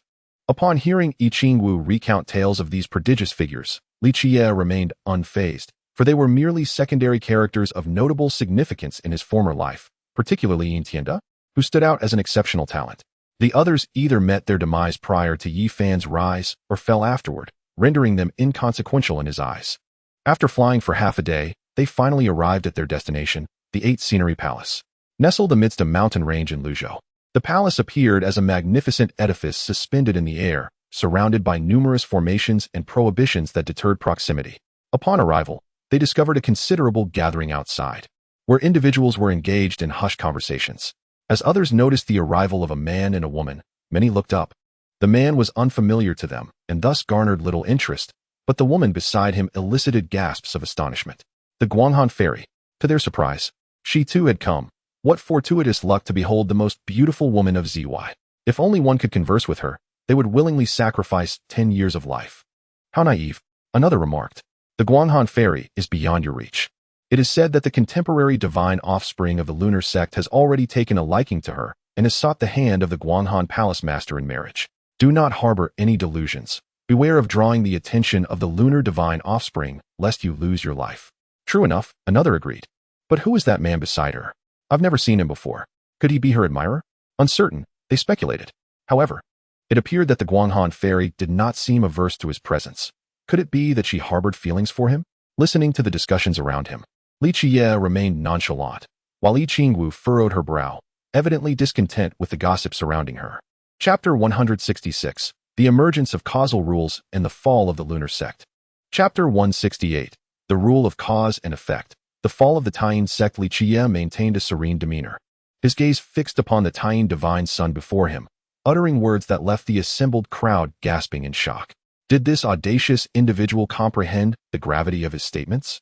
He boldly accused the Taiyin sect of usurping the imperial lineage, even going so far as to deride them as insignificant.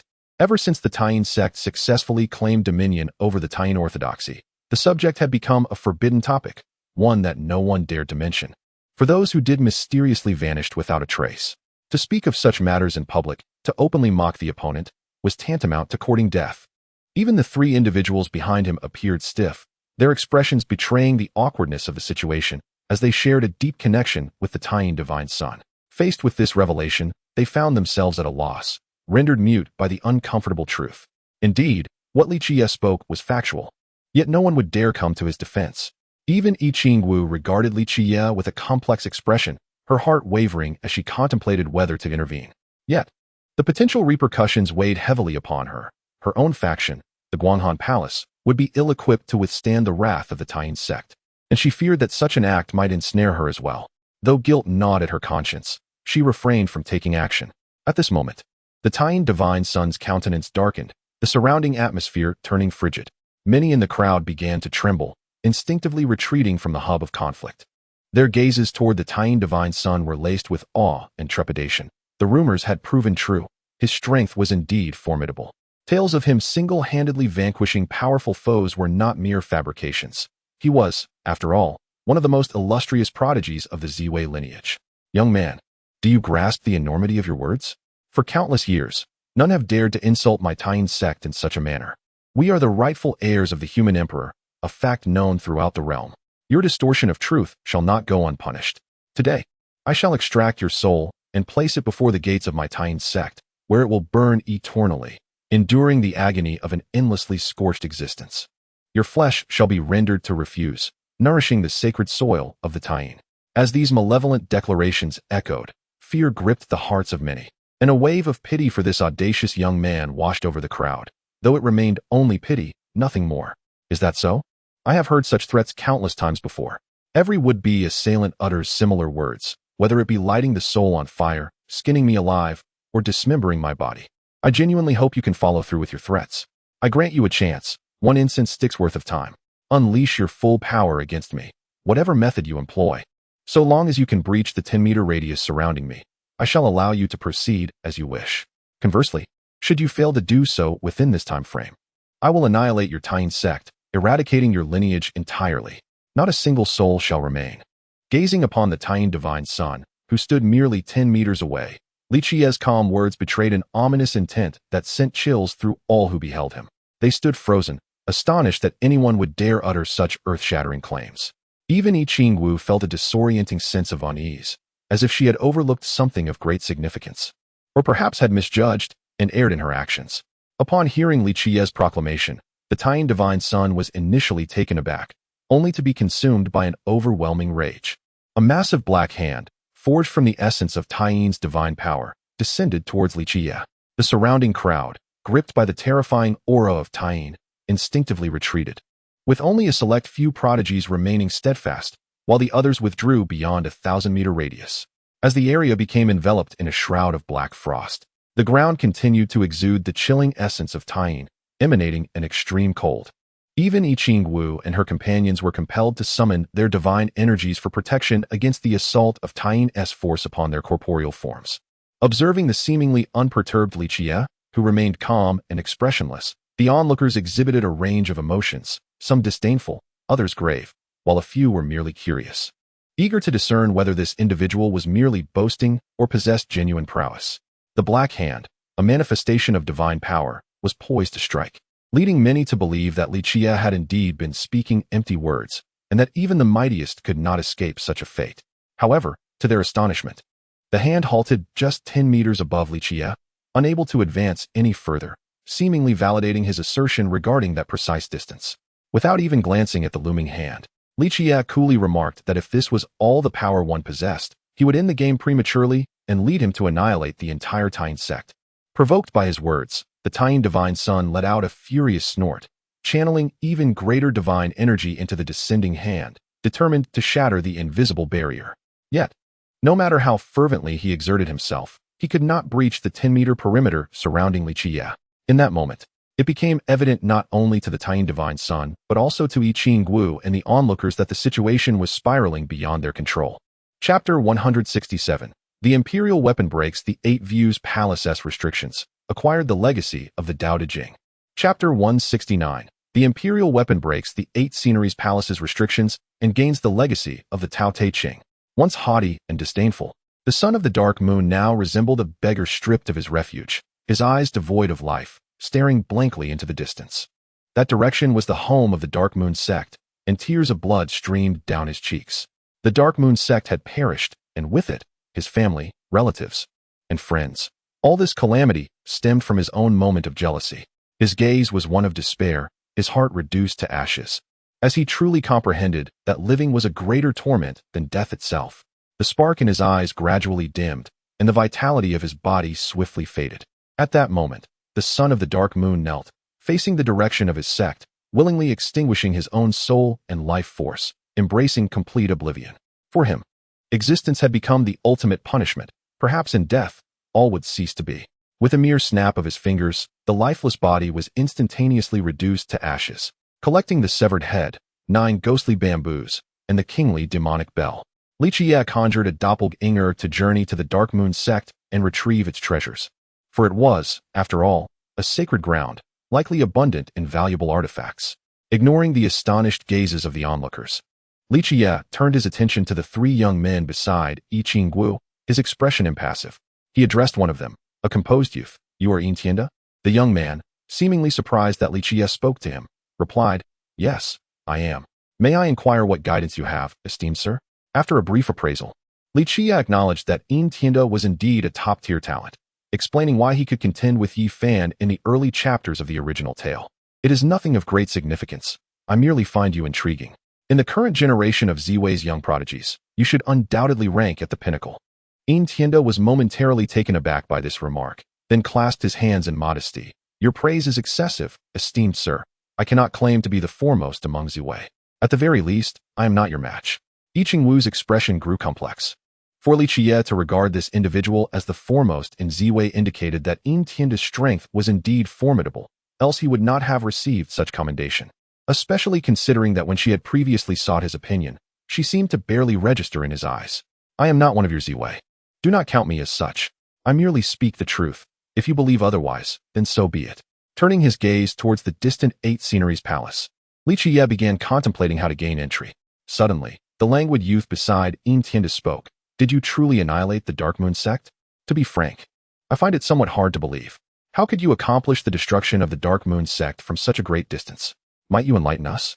With a sidelong glance at the languid youth, he chose not to respond to the inquiry and instead strode purposefully towards the 8 Scenery Palace. At that moment, Yin Tianda wisely interjected, advising the 3 deficiencies Taoist not to pursue the matter further, assuring him that the truth would soon reveal itself. The implication was clear. It would be unwise to provoke Li Qiyeh. This languid youth was indeed the 3 deficiencies Taoist, who maintained a relatively amicable relationship with the Taiyin son. Regarding Li Qiyeh's recent actions, he harbored doubts about the latter's capacity to annihilate the Tayin sect. Simultaneously, he felt a sense of discontent. Although the Tayin son had instigated the confrontation, he perceived Li Qiyeh's methods as excessively ruthless and devoid of humanity. Now, being disregarded by this individual left him feeling slighted, his expression darkening despite the calmness in his eyes, which concealed a flicker of murderous intent, nearly imperceptible to others. However, for Li Qiyeh, it was a different story. Having taken countless lives, his awareness of murderous intent had become almost tangible, rendering him exceptionally sensitive. The moment the three deficiencies Taoist's intent emerged, Li Qiyeh sensed it instantly, causing him to halt abruptly. Merely for not answering your question, you reveal your murderous intent toward me. Shall I conclude that you are either oblivious to the peril you invite or audacious beyond measure? His tone remained unperturbed, devoid of any emotional fluctuations. The three deficiencies Taoist, visibly stiffened and pale, hastily clarified, "You misunderstand. We share no enmity, and I have no intention of striking you." Yet, in response, he pointed, and in an instant, his form and demeanor became frozen, his mouth still agape in mid-speech, his face wearing an expression of innocence. Yin Tianda and I Ching Wu were momentarily taken aback, failing to grasp the unfolding situation until they witnessed the three deficiencies Taoist's body disintegrating, as if grains of sand caught in the wind. A true powerhouse need not entertain the feeble justifications of the weak, for they lack the standing. My desire to end your life stems solely from my strength, while your weakness renders your display of murderous intent your original sin. He continued walking, his tone monotonous, believing that those lacking sufficient power ought to learn silence rather than provoke, lest they meet a swift demise. The onlookers were left dazed by his actions, staring blankly as the events unfolded. Chapter 170, Slaying Yin Tianda's brothers and preparing to reverse the path after a thorough exploration of the 8 Scenery Palace. It became apparent that the true treasures left behind by the sage were primarily located within the main hall. The items found in the auxiliary halls lacked significant value, with the exception of the alchemical furnace, which was indeed a remarkable artifact. However, lacking the ability to concoct elixirs, the utility of this furnace eluded him. While it could serve as a formidable weapon, wielding a furnace in battle would undoubtedly tarnish his image. Finding little of worth, Li Qiyeh returned to the main hall, taking up the stone tablet of the Tao Te Ching once more, hoping to glean insights that might lead to a breakthrough in his path. Yet, after only a brief period of contemplation, he was suddenly alerted by the return of a dispatched avatar. The figure flashed into existence outside the 8 Scenery Palace, startling those who lingered in the vicinity. I Ching Wu and the Yin Tianda brothers remained, with Yin Tianda displaying a begrudging expression as he fixed an intense gaze upon Li Qiyeh, his eyes flickering with contemplation. Li Qiyeh paid little heed to their thoughts, instead turning his attention to the horizon, where his avatar appeared beside him, laden with spoils from the annihilated Tayin sect. It had thoroughly ransacked the scripture repository, treasure vault, and medicinal garden, leaving the Tayin sect in ruins. As he retracted his avatar and stored the acquired treasures within the cosmos, he prepared to depart and resume his seclusion. Suddenly, I Ching Wu spoke, "Brotherly, have you obtained the legacy of the 8 Scenery Palace?" Turning to her with a faint smile, he replied, "Indeed. I have acquired the legacy of the 8 Scenery Palace. It shall serve as my sanctum henceforth." At this revelation, those present were taken aback, astonished that the long untouched 8 Scenery Palace had now been claimed by this individual. Disappointment washed over many faces, prompting a significant portion to vacate the premises. Yin Tianda, his expression stiff, looked at Li Qiyeh and inquired, "Might I ask what kind of legacy you have received? Is it scripture or a divine ability?" Li Qiyeh regarded him with a cool demeanor and remarked, "You seem quite intrigued by the legacy within." Yin Tianda did not dispute this, responding with a serious tone, "I am indeed aware of the nature of the legacy. My ancestors share a deep connection with the master of the 8 Scenery Palace. According to my forebears, the legacy was intended for the Yin family. It is true that for a millennium, no one has accessed the 8 Scenery Palace. Had it not been for your use of imperial artifacts to forcefully penetrate its defenses, this legacy would have rightfully belonged to my lineage. Thus, I have a humble request. I am willing to forego the 8 Scenery Palace, but I hope you might pass its legacy to me, and in return, I will owe you a favor. Of course, should you have any requests, I will do my utmost to fulfill them." With a hint of amusement, he inquired what in this world could be deemed absolute. "You claim that this inheritance is prepared by Laozi for the Yin family. Then, why has your family not unlocked the 8 Scenery Palace for millennia? The world yearns for the legacy of the 8 Scenery Palace. Should I yield it to you merely based on your assertion?" If others present similar justifications, must I then concede to each one? Fate has its own design, and what you believe to be yours may not truly belong to you. If the future were to be definitively known, how could the path to enlightenment exist? Tiende found himself at a loss for words, unable to formulate a rebuttal. Yet his brother, Tianji, was indignant, retorting coldly that it was you who had seized another's possession, audaciously attempting to defend the indefensible, truly shameless. As he cast a frigid gaze upon him, Tianji's expression shifted, and he instinctively sought refuge behind Tiende, but his form became as if immobilized, unable to move an inch. A flash of silver light pierced through him. In an instant, Tianji's youthful visage aged to middle age, then rapidly to old age, eventually decaying into dust, becoming but a speck upon the earth. Tiende had never anticipated such an outcome. A mere dispute over words had resulted in his brother's demise. His eyes filled with crimson fury. An overwhelming intent to kill surged forth, catching even I Ching-Wu off guard at Li Qiyeh's willingness to take a life over such trivial matters. Observing Tiende's desperate stance, Li Qiyeh coldly remarked that he had previously stated that the strong need not heed the feeble's arguments, and it appeared that your brother had not heeded this lesson. It was evident that you sought vengeance for your brother, yet with your strength, you remain woefully inadequate to challenge me. I prefer to eradicate threats entirely. Having slain your brother, you may join him in the afterlife as a companion. As Tiende charged forth during this exchange, he raised his hand, summoning a grand wave of purple aura that surged toward Li Qiyeh, reminiscent of the ancient texts describing the purple aura spanning 3,000 miles. Unlike the purple aura witnessed previously at the Eight Scenery Palace, the one emitted by Tiende bore formidable destructive power, capable of scorching flesh. A fleeting look of astonishment crossed Li Qiyeh's face as he disregarded the encroaching purple energy, turning to Tiende with a smile, proclaiming, "The purple aura comes from the east. Quite intriguing, it seems you truly." Chapter 169. Encountering an ambush upon leaving the mountain. Preparing to annihilate the Jinwu clan. Chapter 171. An ambush upon departure. Preparing to annihilate the Golden Crow clan. Nearly half a year has elapsed since the annihilation of the Tai sect. During this time, the entire Zhuwei has become aware of the connection between the downfall of the Tai sect and a particular young man. This individual not only eradicated the Tai sect, but also eliminated Daoist Sankei and the Tiende brothers. As a result, numerous powerful factions have begun to linger around the periphery of the Eight Scenic Palace, with some even contemplating the use of sacred weapons to force their way inside.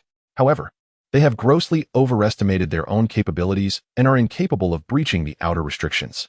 Conversely, some have ventured to the Guanghan Palace to seek information from the Guanghan Ferry, I Ching-Wu, inquiring about this enigmatic youth. Regrettably, I Ching-Wu has shown no inclination to discuss this matter. They are unable to meet her, and even if they did, she would be unwilling to divulge any information, merely warning them against harboring ill intentions, lest they find themselves regretting their actions when calamity strikes. On the Wanghua Terrace, I Ching-Wu gazes into the distance towards the direction of the Eight Scenic Palace. The master of Guanghan Palace appears beside her, quietly inquiring, "Are you certain that the destruction of the Tai sect was solely his doing? Does it truly matter? Regardless of the truth, we at Guanghan Palace must not provoke him. This individual is exceedingly perilous, exhibiting extreme ruthlessness.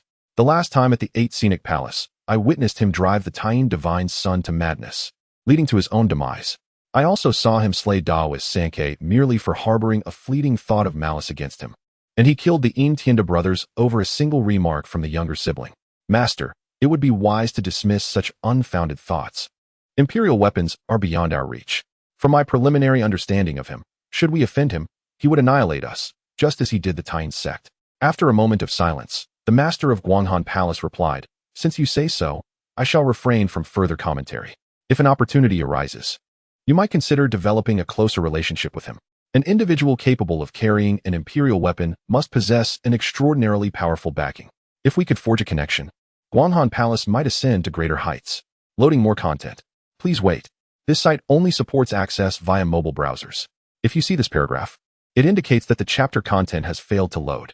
Please exit reading mode, browsing mode, novel mode, and disable any ad blocking features. Or copy the URL to read in another browser. I Ching-Wu did not respond to the master of Guanghan Palace, her expression a mixture of complexity as she gazed into the distance. She realized that she had lost the opportunity to forge a connection with him. Since the moment she chose not to assist him last time, their relationship had been irrevocably severed. Meanwhile, within a resplendent palace in the nation of the Fusang Divine Tree. 10 men clad in golden robes are deliberating the matter of the 8 scenic palace being taken over. These 10 individuals vary in age. Some appear youthful, others are in their prime, and there is even a composed middle-aged man among them. They are the 10 most distinguished princes of the Golden Crow clan, the most exceptional prodigies of the contemporary Ziwei, each endowed with extraordinary talent and a remarkable reputation. Especially the 6th-ranked Prince Li Qiyeh, renowned as a prodigy with imperial potential, possesses formidable combat prowess and is rumored to have brushed against the divine threshold, nearly experiencing the mysteries of the divine realm. At this moment, the 10 brothers bore serious expressions, and one composed middle-aged man spoke, addressing the assembly. I trust you have all heard of the human who has taken control of the 8 scenery palace and possesses an imperial weapon, and it seems the downfall of the Taiyin sect is somehow linked to him. Our Jinwu clan has exerted dominance over the Ziwei for millennia. Aside from the Taiyin human emperor and the ancient Sun Emperor, who are known to have passed down imperial weapons, we have never heard of any other imperial weapons existing within Ziwei. The fact that this individual can produce an unfamiliar imperial weapon surely raises some suspicions among us. Before long, another man, of similar age to the first, interjected, "This person must be an outsider. Over the past 6 months, we have scoured the entire Ziwei for any trace of him, be it through open channels or clandestine inquiries, including hidden families, yet we have found not a single clue." A young man nodded in agreement and added, "Indeed, otherwise it would not explain how he possesses an unfamiliar imperial weapon. If that is the case, the force backing him must be formidable. We simply do not know how he arrived in Ziwei." A profound silence enveloped the group until the middle-aged man resumed. "The significance of an imperial weapon is clear to all of you. Should we obtain that weapon, Ziwei shall be under our dominion." The eyes of the others began to gleam with fervent ambition. The Jinwu clan had prepared for millennia to dominate Ziwei, yet despite the fragmentation of the Ziwei human forces, they would inevitably unite in the face of extinction. In a direct confrontation, even if they could vanquish their foes, ruling over Ziwei would remain unattainable, ultimately allowing others to reap the benefits. Yet now, an opportunity presented itself, the chance to seize the imperial weapon from the humans' grasp. Once they controlled the imperial weapon, no force in Ziwei could counterbalance their power. One handsome young man, his gaze cold and indifferent, declared, "Treasures are always claimed by those worthy of them. Regardless of the might of the force backing that individual, we are the true rulers in Ziwei. If we seize the imperial weapon from him, we shall not fear even the strength behind him. Therefore, we must secure this imperial weapon. To let such a heavenly opportunity slip away would be a grave folly." The other princes, upon hearing this, were visibly stirred and nodded in agreement. Chapter 172. The imperial array surrounds the heavenly tribulation. The purple star no longer has the golden crow in the divine realm of the Fusang tree. The 10 princes of the Golden Crow awaited news from their subordinates, preparing to discuss strategies to counter Li Qiyeh. However, while they were convening in the grand hall, a sudden thunderous sound resonated from outside, causing their palace to tremble slightly. The expressions of the assembly turned grave as they exited the palace, only to be met with a scene that filled them with both shock and fury.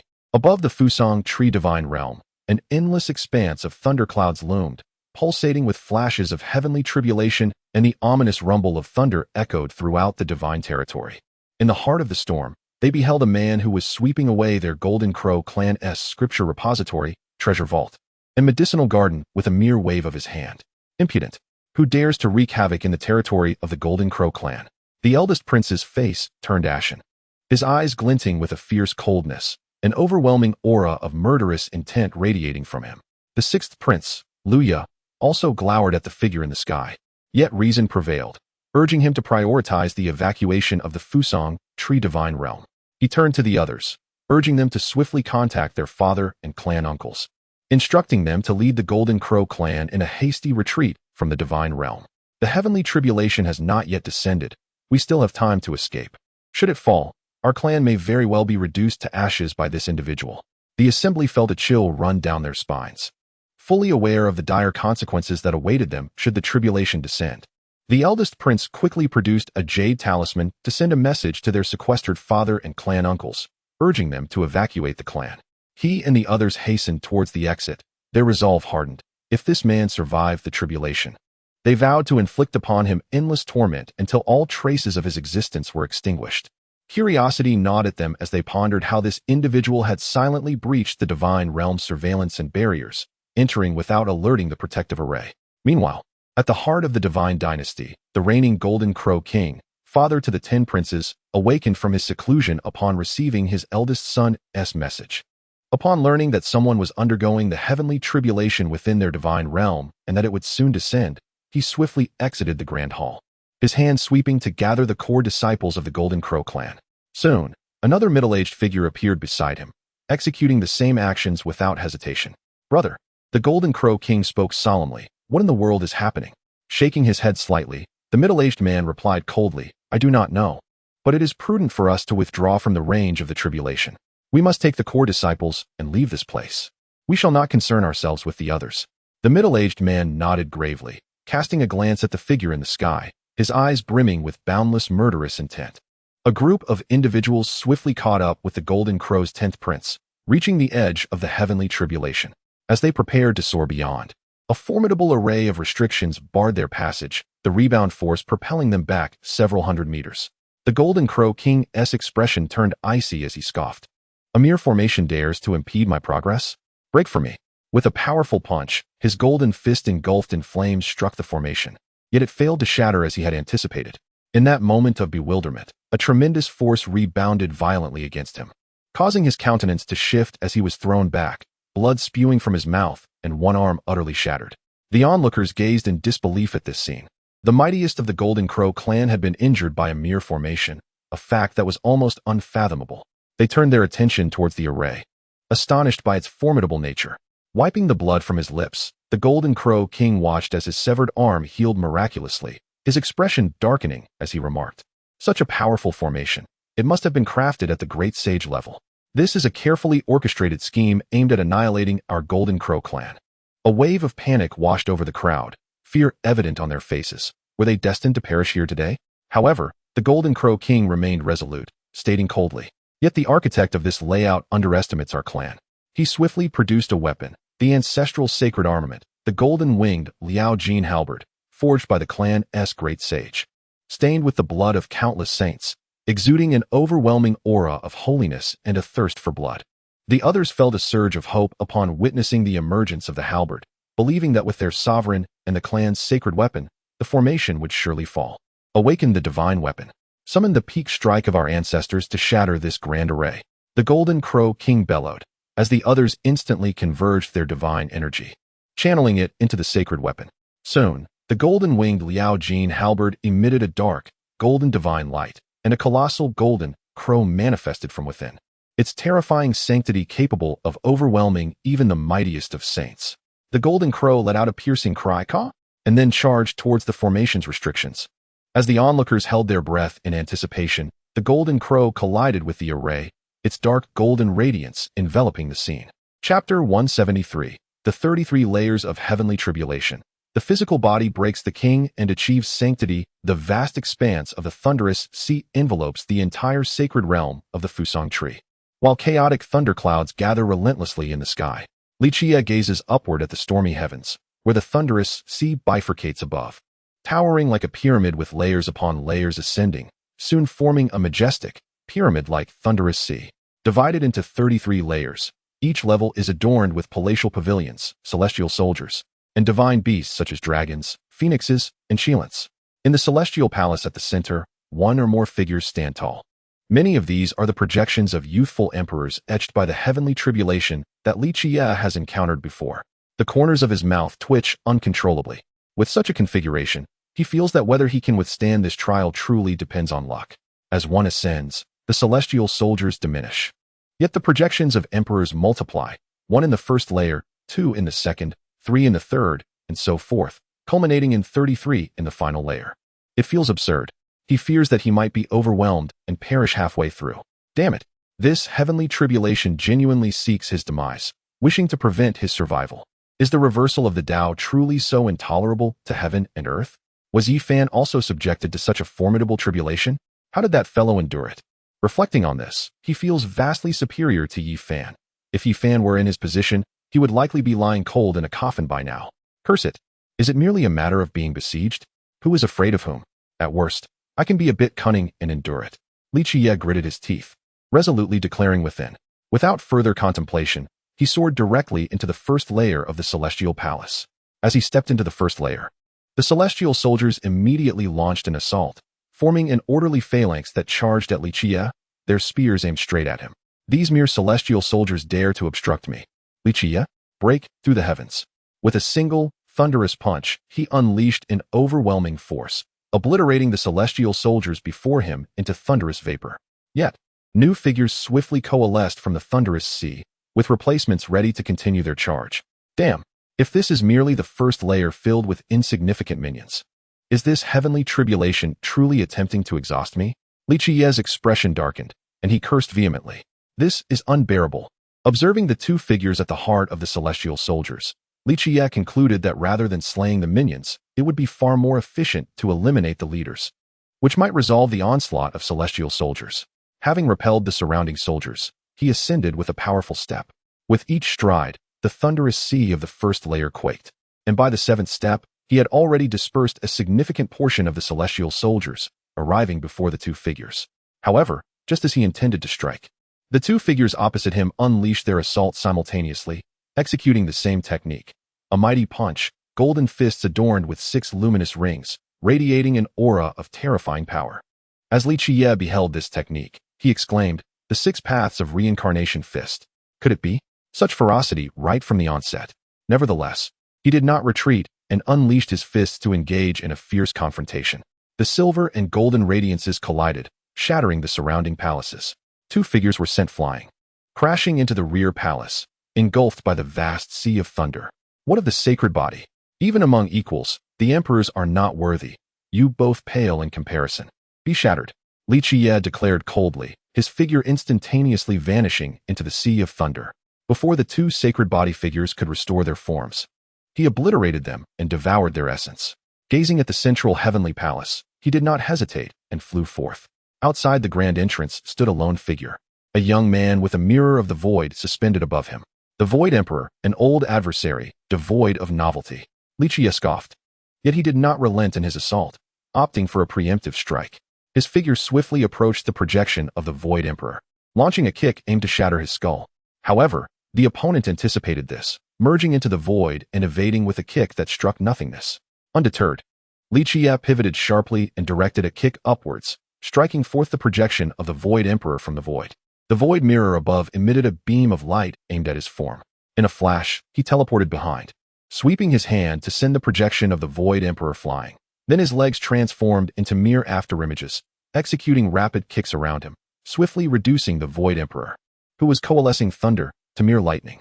Observing the remnants attempting to regain form, he wasted no time in devouring them to prevent further consolidation. The first layer of the heavens began to crumble, reverting to a tumultuous sea of thunder, as the celestial soldiers vanished entirely, clearly indicating that he had surpassed the first heavenly tribulation. Ascending into the second layer of the heavens, he executed the same maneuver as before. Celestial soldiers charged at him while dragons, phoenixes, and Cheilants emerged to assault him.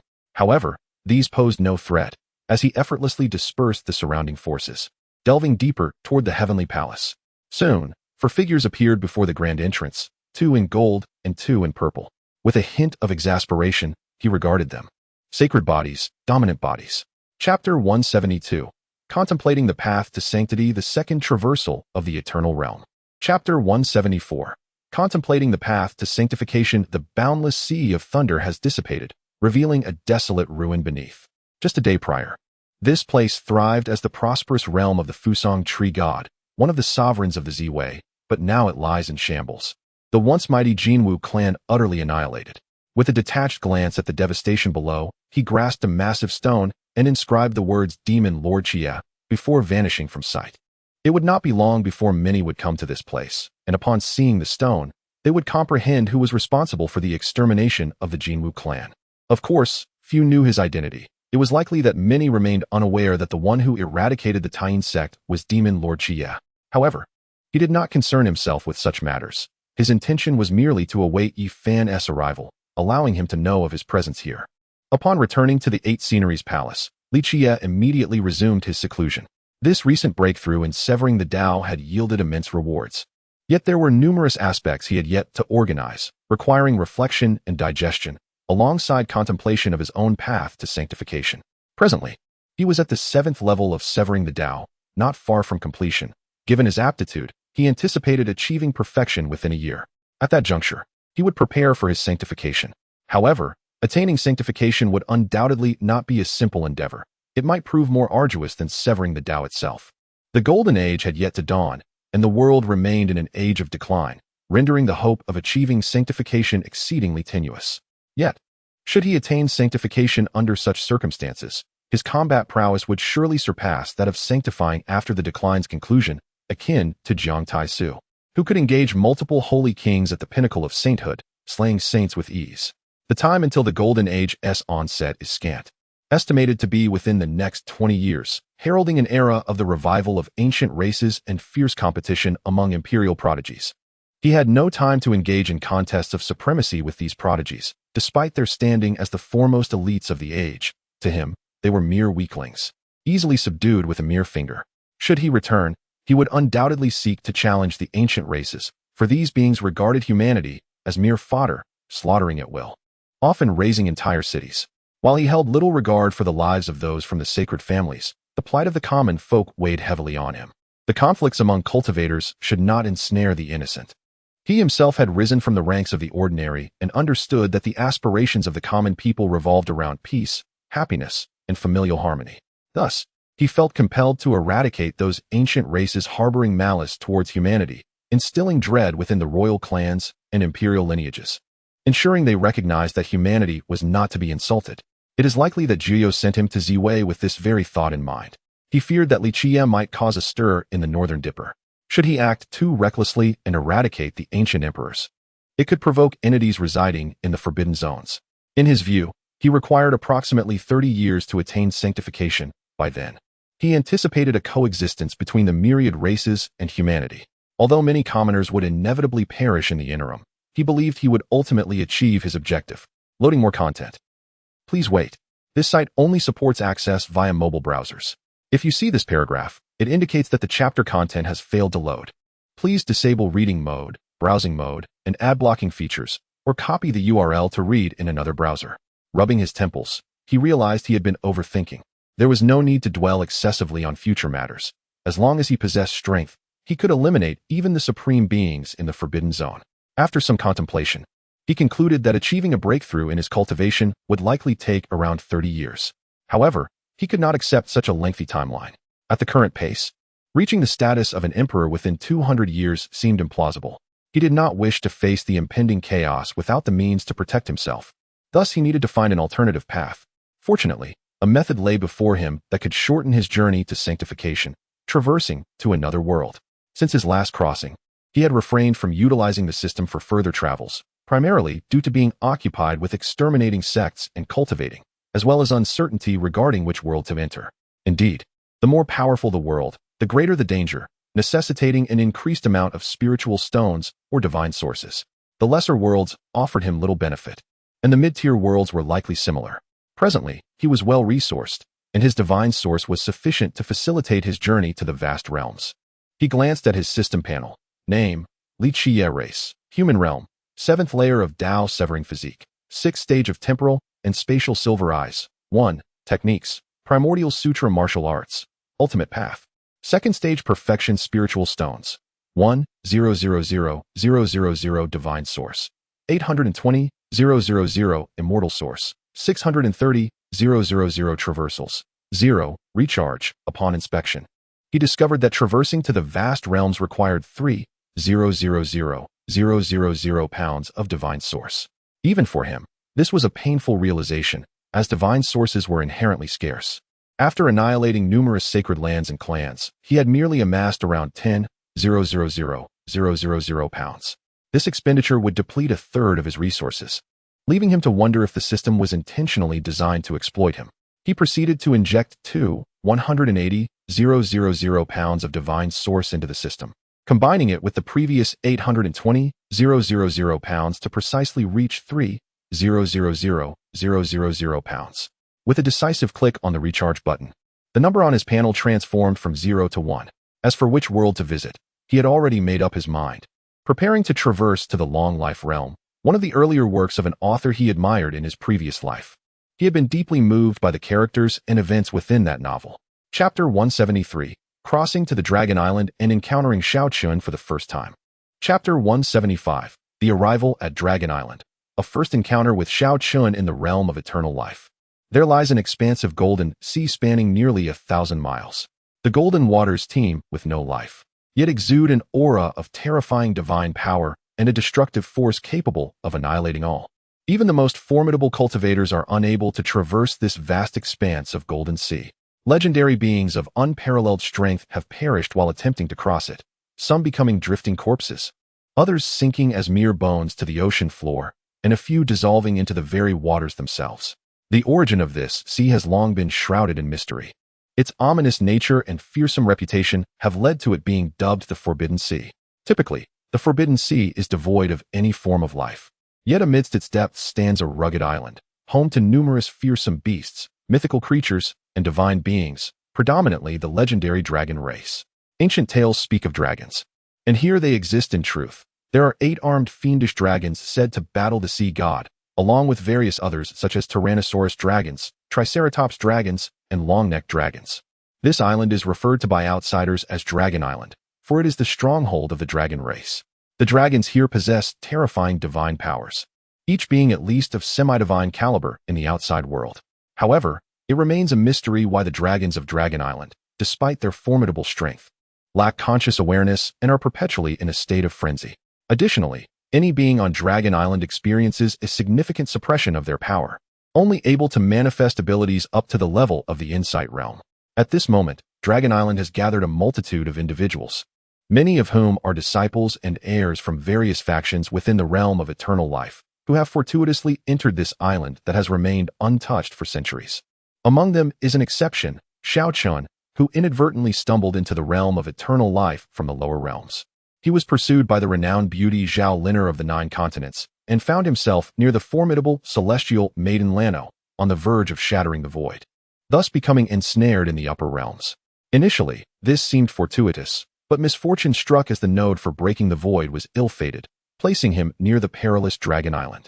Not only must he be wary of the legendary ferocious beasts and dragon attacks, but he also needs to evade the disciples of various factions that have congregated on the island. At present, he finds himself embroiled in a deadly confrontation with 2 disciples from the undying sect of the eternal life realm. The rationale is simple. These 2 fear that his presence may reveal their whereabouts and thus seek to eliminate him. Fortunately, he possesses some understanding of lip reading and decides to strike first. Amidst the cacophony of roars from the fierce beasts on the island, he swiftly pierces one woman's chest with a sword, then, in a flash, severs the right arm of the man. The woman, dragging her near-lifeless form, attempts to retaliate but is swiftly decapitated, her head tumbling off the cliff, while her headless body spills forth a cascade of blood. Another man, seemingly driven to madness, fought him with a desperate ferocity. Mid-battle, he produced a scroll that emanated a force that instilled a sense of impending death, and without hesitation, leapt off the cliff. The opposing man followed suit, and both plummeted down the precipice, sustaining grievous injuries. Even Shao Chen's sword shattered in the chaos. Just as he felt the grip of death closing in, a thunderous roar erupted from the heavens, accompanied by a blinding flash of light. A celestial object, akin to a meteor, hurtled towards them with such speed that evasion was impossible. As the 2 men braced for the fatal impact of the falling star, it landed without causing a cataclysmic upheaval. Soon, the radiance diminished, revealing a figure emerging from the brilliance, standing not far from them, leaving both men momentarily stunned, momentarily forgetting their life or death struggle. Meanwhile, on the sacred mountain of Dragon Island, a gaunt figure, nearly devoid of scales, suddenly looked skyward at the meteor. More accurately, he gazed at the individual within the falling star, his murky, weathered eyes betraying a flicker of curiosity, as if he had never witnessed such a phenomenon. It was indeed peculiar for someone to descend from the heavens. Had the seal of the Forbidden Sea been lifted? Furthermore, this individual appeared devoid of cultivation, yet possessed a terrifying physical form, truly bizarre. After contemplating the direction of the meteor's descent for some time, he found no conclusions, shaking his wrinkled head as if reluctant to ponder further. Never mind. Regardless of whose machinations or coincidences brought this individual here, it was of no concern to me. The old dragon. I shall patiently await the arrival of the next ancestral dragon. At the same time, Li Qiyeh, newly arrived in the eternal life realm, observed the bewildered expressions of the 2 men, his own countenance tinged with embarrassment. He felt somewhat at a loss. pondering why he always seemed to traverse worlds in such an absurd manner. Must he always descend from the sky? Look at this. He had startled the two brothers, who were moments ago locked in a deadly struggle. Now, instead of fighting, they merely gazed at him, as if enchanted. However, he fancied that his striking appearance was the primary cause. Not only did it attract the fairer sex, but even the same sex found themselves drawn to him. Chapter 174. A transaction with Shao Chun regarding the celestial tablet of mysterious wind in the realm of eternal life. Chapter 176. The transaction of the celestial tablet with Shao Chun. Listening to the self-introduction from across the table, Shao Chun gradually emerged from his state of astonishment, regarding Li Qiyeh with a countenance that betrayed both confusion and wariness. He pondered whether this man's overly familiar demeanor concealed ulterior motives. After a brief pause, he spoke. Shao Chun, your strength is unfathomable. I find myself unworthy of your friendship. Shao Chun's cautious expression did not surprise Li Qiyeh. His sudden descent from the heavens and inexplicable desire to befriend him would naturally arouse suspicion in any rational individual. However, Li Qiyeh indeed harbored his own intentions. Shao Chun, the protagonist of the eternal life realm, was destined to become one of its pinnacle powers, a stone king among the elite. After the demise of eminent figures like Nuwa and the 3 sovereigns and 5 emperors, he emerged as one of the realm's foremost experts. The motive behind Li Qiyeh's approach was none other than the desire to acquire the celestial tablet's profound techniques.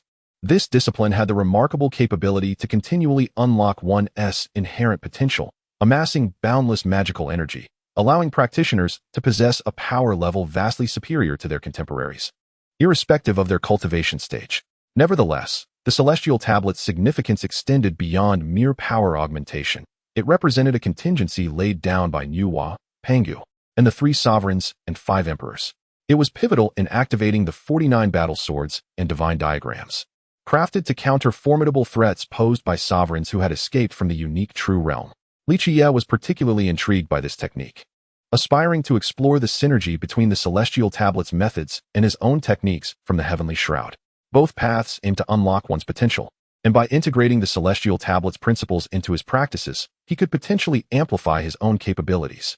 In the realm of the heavenly shroud, there existed a notion of gates of potential, suggesting that individuals with exceptional innate attributes had naturally opened specific potential gates, resulting in their extraordinary talents. Conversely, ordinary cultivators required relentless effort to gradually unearth their potential gates. Many would traverse their entire lives without ever unlocking their potential, rendering the exceptional all the more precious. However, the celestial tablet offered a new avenue for cultivators of the heavenly shroud. By harnessing the potential unlocking abilities of the celestial tablet, one could activate their internal potential gates, thereby facilitating an unceasing release of latent power, consequently enhancing both divine strength and combat prowess. This concept was indeed promising and underscored Li Qiyeh's motivation to approach Shao Chun. Rather than prolonging the discussion on this topic, he addressed him. You are injured. It would be prudent to focus on your recovery.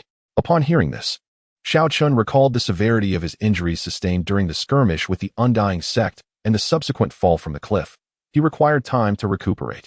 Yet, he regarded Li Qiyeh with a hint of hesitation, seemingly uneasy about having him so close. Feeling the gaze from across, I smiled faintly. If I wished to kill you, no matter how you might defend yourself, it would be futile. There is no need to worry about me taking action against you. Upon hearing this, Shao Chun realized the truth in these words. Moreover, he currently lacked the strength to resist this individual. Thus, it would be wiser to set his mind at ease and focus on recovering from his injuries. He then sat cross-legged on the ground, commencing his cultivation to mend his wounds. Observing Shao Chun in the midst of his recuperation, Li Qiyeh's eyes shimmered with a hint of silver light. Utilizing his insightful gaze, he endeavored to analyze the flow of the cultivation technique. However, he soon recognized the folly of his ambition. The methods devised by the 3 sovereigns and 5 emperors were not easily discernible. Although he perceived the operational pathways, he could sense that this was not the essence of the technique. Even if he comprehended it, it would bear little significance. Consequently, he ceased his scrutiny of Shao Chun's cultivation and turned his gaze toward the distant golden sea, an inexplicable yearning flickering in his eyes, as if he longed to absorb the divine power contained within. Is this the Forbidden Sea? Indeed, it is remarkable. A place that even the half-ancestors dread is certainly extraordinary. I wonder what effects would arise from consuming it. Shaking his head, he dismissed such thoughts. Trapped on Dragon Island, it was prudent to refrain from indulging in fanciful speculations. Xiaochen soon awakened from his meditative state and noticed Li Qiyeh standing nearby, gazing at the forbidden sea without making any hostile moves. This eased his wariness slightly. It appeared that this individual bore no malice toward him. Otherwise, had he wished to strike, Xiaochen would have surely met his demise. Approaching Li Qiyeh, he too gazed at the distant forbidden sea and curiously inquired, "This golden ocean, I have never seen its like before. I wonder if the fish within are also golden."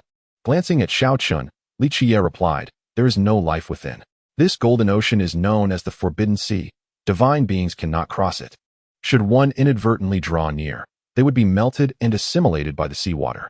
Hearing this, Xiaochen felt a chill run through him. He had not anticipated the terrifying nature of this golden ocean, capable of vanquishing even deities. Turning to Li Qiyeh, Xiaochen asked, "Did you not say this was your first visit? How do you possess such knowledge of this place? Many forces from the outside world are aware of this." "It is not uncommon," Li Qiyeh replied. Thus, Xiaochen revealed a contemplative expression as the narrative unfolded. Chapter 177. The ultimate celestial steel technique. The cultivation scene astonished the ferocious beasts. Upon hearing Li Qiyeh expound on the 5 realms of longevity, Xiaochen's expression was one of profound amazement. He had not anticipated that the path of cultivation would be so arduous, requiring the traversing of such extensive trials.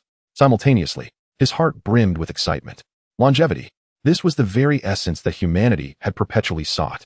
Now, a pathway revealed to him the possibility of achieving it, unveiling a new realm and bestowing upon him a renewed ambition. Turning his gaze towards Li Qiyeh, Xiaochen's demeanor shifted to one of solemnity as he inquired, "You have shared so much with me and are willing to aid me in becoming stronger.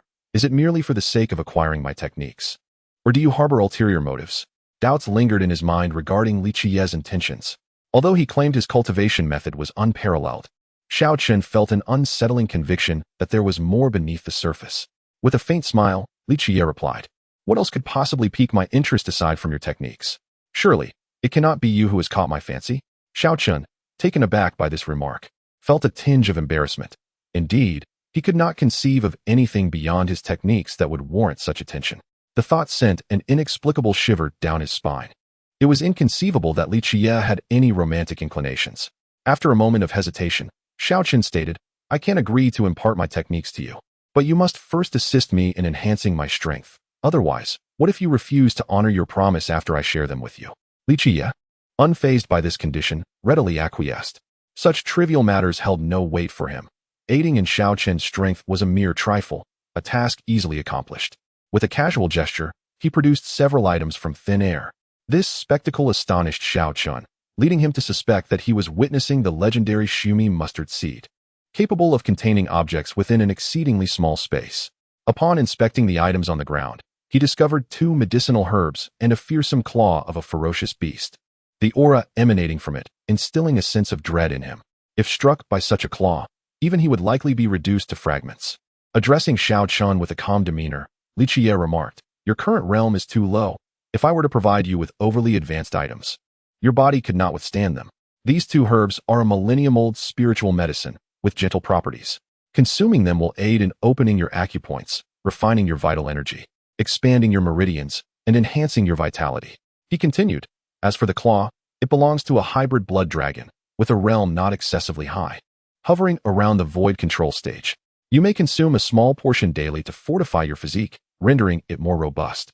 However, do not overindulge. Once your body feels saturated, cease consumption. Simply circulate your cultivation method, and the benefits to your physical vitality will be substantial." Having concluded, Li Qiyeh dismissed Xiaochen from his thoughts and resumed his rest. Upon hearing his introduction, Xiaochen was taken aback, surprised by the man's generosity in presenting a millennium-old spiritual herb and the claw of a dragon beast. Moreover, it appeared that he regarded these items as rather trivial, casually offering even the divine claw of a semigod. Who exactly was this individual, and what was the extent of his power? There seemed to be an enigmatic veil surrounding him, obscuring his true nature from view. Shaking his head, he turned his gaze to the treasures on the ground. His eyes igniting with fervor, he picked them up and sought a secluded spot to commence the process of refinement. Following Li Qiyeh's prior instructions, he began by refining the 2 spiritual herbs, swallowing them whole. Almost immediately, he felt a surge of energy enveloping his entire being. It was a gentle force, not at all violent. Suppressing his excitement, he focused his mind and began to circulate his technique to refine the medicinal potency. Previously, after consuming the dragon egg, he had transformed the Shangqiu acupoint in his left foot. Now, he was able to divine the Shangqiu acupoint in his right foot as well. This potent energy allowed him to continue opening other acupoints, filling him with immense joy as he proceeded to unlock the Gongsun and Tai Bai acupoints in both feet. This experience marked a profound transformation. His physical body grew stronger, his vitality surged, and even the essence in his dantian was greatly enhanced. His power had received a significant boost. He turned his attention to the dragon beast's claw, attempting to cut a small piece with his dagger, only to find it utterly unyielding, resulting in the blade breaking instead. Just as disappointment washed over him, a beam of divine light illuminated the claw, revealing a dagger as pure as jade. Not far away, he heard Li Qiyeh's voice instructing him to use this to cut. With the dagger in hand, he sliced a piece from the meaty palm of the claw. As the glistening, crimson flesh was exposed, devoid of any foul odor, yet emanating a delicate fragrance. Xiao Chun swallowed hard and placed it in his mouth. Instantly, his skin flushed a vibrant red, and a tempestuous wave of vitality surged through him. Akin to a raging tide, steam began to rise from his body as white mist poured from his nostrils, mouth, ears, and eyes, creating the appearance of a steamed lobster releasing hot vapor. He felt particularly uncomfortable. His heart raced violently, his skin itched, and his muscles ached as if they were being torn apart, while his bones creaked ominously. Chapter 176, Surrounded by Ferocious Beasts. In a perilous situation, slaughtering the blood-savage ape wolf for consumption. Chapter 178, Surrounded by Beasts in Peril Roar. At this moment, Xiao Chun heard a thunderous roar emanating from the nearby mountains, resonating through the skies, causing the surrounding trees to sway gently. Glancing at Li Qiyeh, who was at the center of a tornado in the distance, a wave of anxiety washed over him. What sort of cultivation had this fellow undertaken to create such a cacophony? Suddenly, the ground trembled, and a colossal silhouette appeared atop a distant peak. Towering at 50 meters and stretching 100 meters in length, its powerful front claws, though short, could undoubtedly turn anything caught in their grasp into mere strips of flesh. This was the legendary Tyrannosaurus Rex. To think it would manifest here, the king of dinosaurs. As the dinosaur drew nearer, Xiao Chen's face contorted in horror. Then, a bitter smile crept across his face. It was hopeless now. Even if he attempted to flee, he would not outrun this beast. Casting a glance at Li Qiyeh, he acknowledged their exchange relationship, yet he felt a sense of indebtedness towards him. He pondered how to divert the attention of this creature, hoping to lure it away to prevent both of them from facing doom together. After all, separation might offer a glimmer of hope. However, just as he contemplated how to capture the Tyrannosaurus's attention, a thunderous roar erupted from behind him. Turning around, his expression shifted to one of utter despair. It was the 8-armed evil dragon, a creature he had encountered before, having previously pilfered one of its dragon eggs buried on the beach. To his astonishment, it too had appeared here. Moreover, formidable beasts emerged from various directions, enormous blood apes with 4 muscular limbs, accompanied by a cadre of towering giant apes, charging towards him with reckless abandon. There was also the divine wolf, adorned with a third eye on its forehead, wings sprouting from its back, and covered in blue fur. Its vicious gaze directed at him as it howled to the heavens, instilling a chilling sense of dread. What on earth was transpiring? How could a massive vortex of spiritual energy arise, attracting such terrifying beasts? Was a treasure of heaven and earth about to materialize? The inhabitants of the island watched in wide-eyed astonishment as they beheld the colossal tornado, witnessing numerous ferocious creatures converge upon it. Even the nearby beasts had dashed toward that direction, some of which were long thought extinct in the outside world. Curiosity overwhelmed many, and they too began to venture towards that perilous sight. Although fraught with danger, the prospect of a fierce battle among the beasts tantalized them with the possibility of seizing the spoils. Loading more content. Please hold on. This site only supports mobile browser access. If you see this paragraph, it indicates that the chapter content failed to load. Please disable reading mode, browsing mode, and ad blocking features, or copy the URL to another browser for reading. While the danger could lead to instant death, greed ultimately triumphed over rationality. Only a few individuals retained their composure, believing that the location would transform into a slaughterhouse, resulting in countless casualties. They began to distance themselves, waiting for the chaos to subside before attempting to scavenge the aftermath. At this moment, Xiao Chen's face had turned ashen as he beheld the multitude of terrifying beasts surrounding him, suddenly overwhelmed by a wave of regret. He should never have transmitted the mysterious technique dwelling in his mind to them. Now, having stirred such a commotion, even if they were not actively seeking him out, With the massive size of these ferocious beasts, a mere brush against him could leave him gravely injured, if not deceased, with no hope of survival. Soon, the four-armed blood ape, the three-eyed divine wolf, the Tyrannosaurus, and the eight-armed evil dragon had all drawn near the colossal tornado, while many other ferocious creatures rushed toward the scene at tremendous speed. Among them, the four-armed blood ape's eyes glinted with avarice as it let out a furious roar, extending a massive hand toward the figure within the tornado. Suddenly, the three-eyed divine wolf emitted a howl, its sharp claws aimed at the blood ape's arm to thwart its grasp on the figure within the swirling vortex. The eight-armed evil dragon and the Tyrannosaurus also engaged in a fierce battle, seemingly long-time adversaries, as they clashed upon encountering one another. Xiao Qin's diminutive form stood precariously beneath these beasts, at any moment susceptible to being crushed underfoot. Yet, he dared not move, fearing that even the slightest motion might lead to being obliterated by a descending paw. Just as he believed his demise was imminent, the tornado in the sky abruptly ceased, and the gathered elemental energies dissipated, returning to normalcy. A figure now hovered in the air, bringing an unexpected silence to the scene. Li Qiyeh opened his eyes, surveying the vast array of colossal beasts before him, dinosaurs, four-armed giants, and three-eyed wolves, all fixated upon him. However, their gazes betrayed an absence of reason, revealing only madness and primal instinct.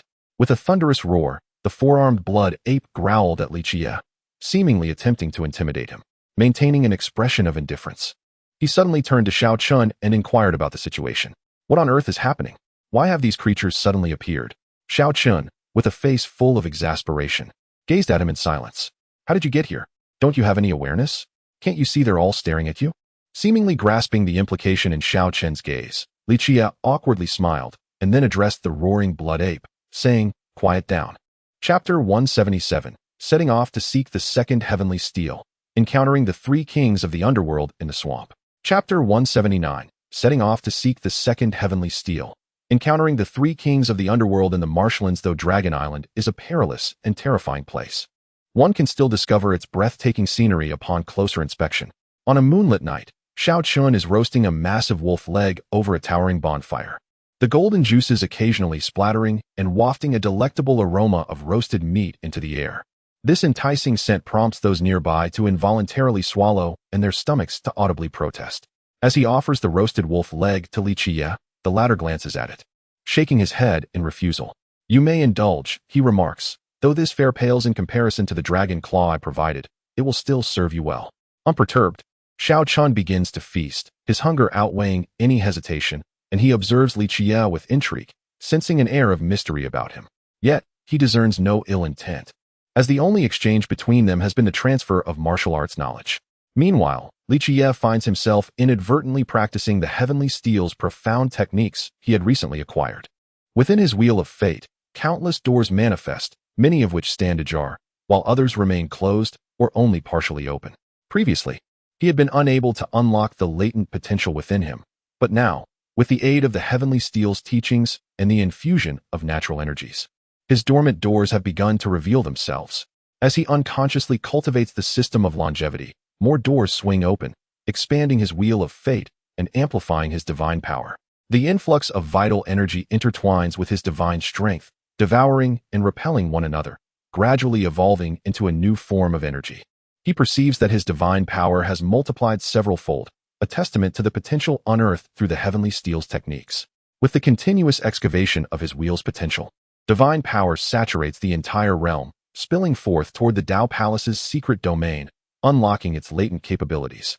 This harmonious process could unfold beautifully.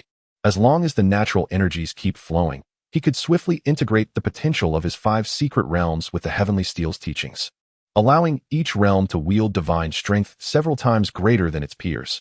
Should this endeavor succeed, even without attaining saintly status, his combat prowess would undoubtedly surpass the 7th level of the immortal platform, reaching the 8th level, akin to that of a saint king, a claim not made lightly.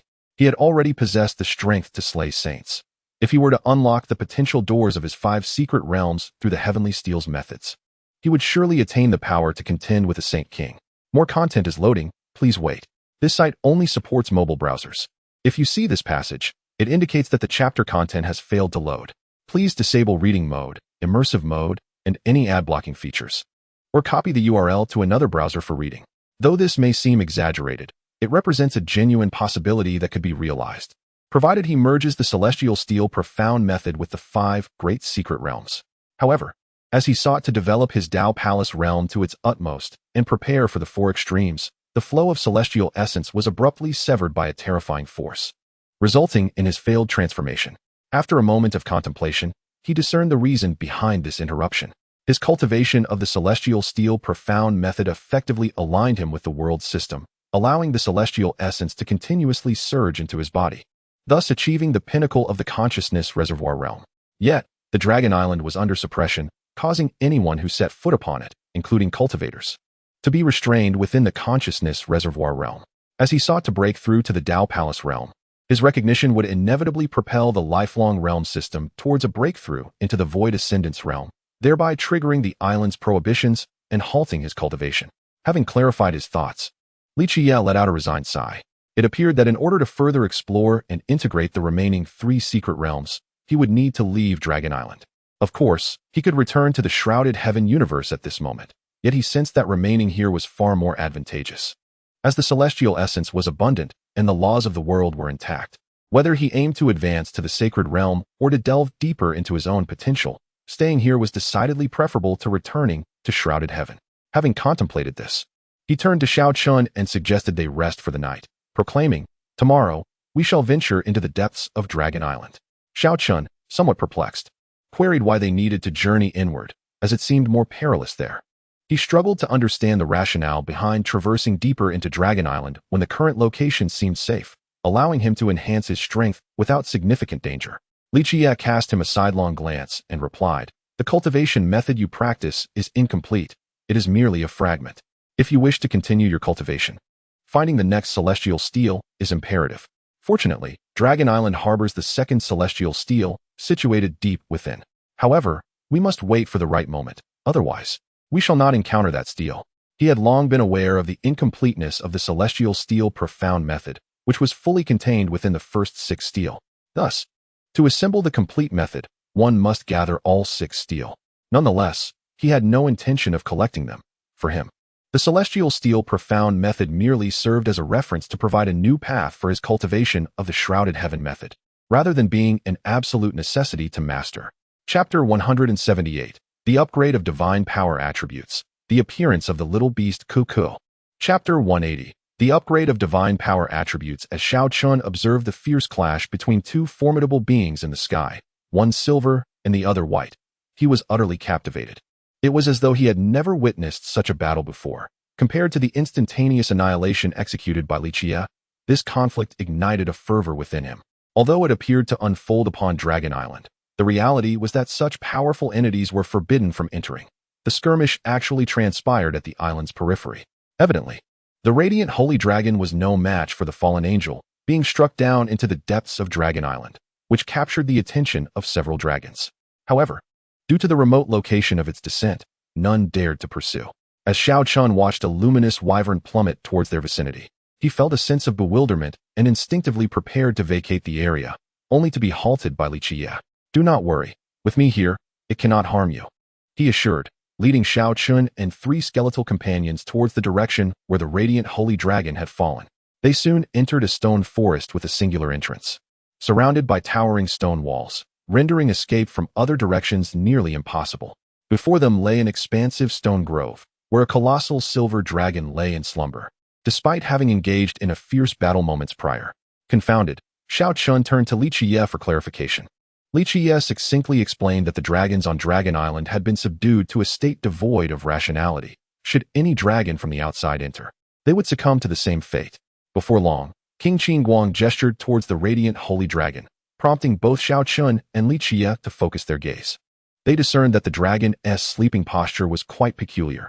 It knelt on its hind legs, its forelimbs supporting its weight, with its draconic head bowed low to the ground in reverence. Following the direction of the dragon's head, they spotted a small tree, merely a palm's height, radiating a kaleidoscope of holy light. Its trunk bore only 2 leaves, one black and one white, imbuing it with an air of mystery. With a casual wave of his hand, Li Qiyeh summoned the vibrant tree into his grasp, examining the sacred tree with curiosity. The 7-colored sacred tree was a revered treasure of the dragon kin. a divine creation derived from the celestial wood.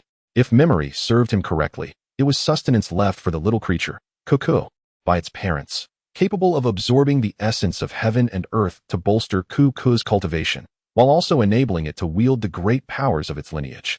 After his inspection, Li Qiyeh produced a jade pot, filled it with spiritual soil, and planted the tree within, subsequently handing it to Xiaochen for safekeeping.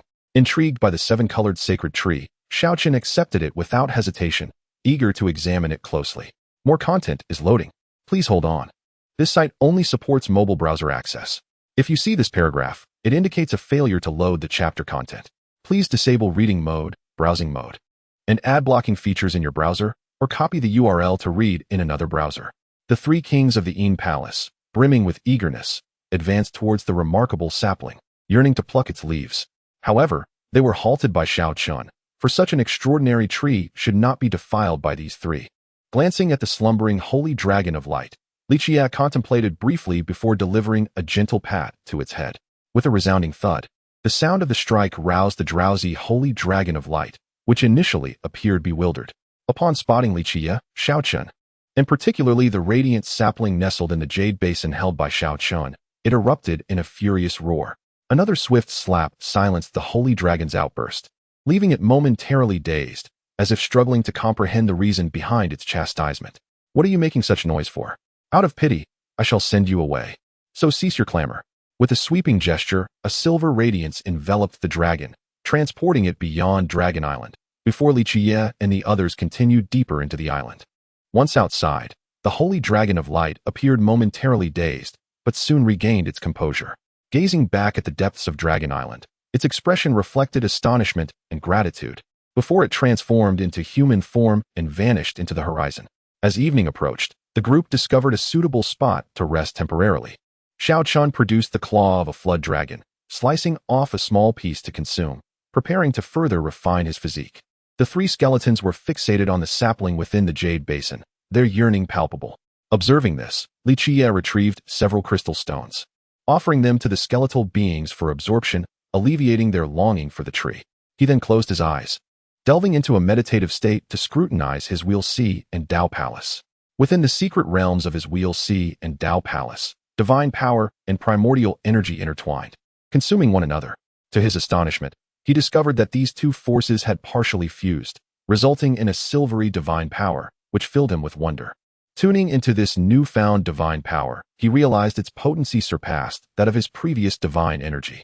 Moreover, this divine power possessed an inherent attribute of devouring, continuously transforming the divine power and primordial energy within him into this silvery essence. It also bore the capacity to seal, allowing him, in combat, to not only absorb his adversary's divine power for his own use, but also to continually suppress their divine energy, preventing them from exerting their peak combat potential.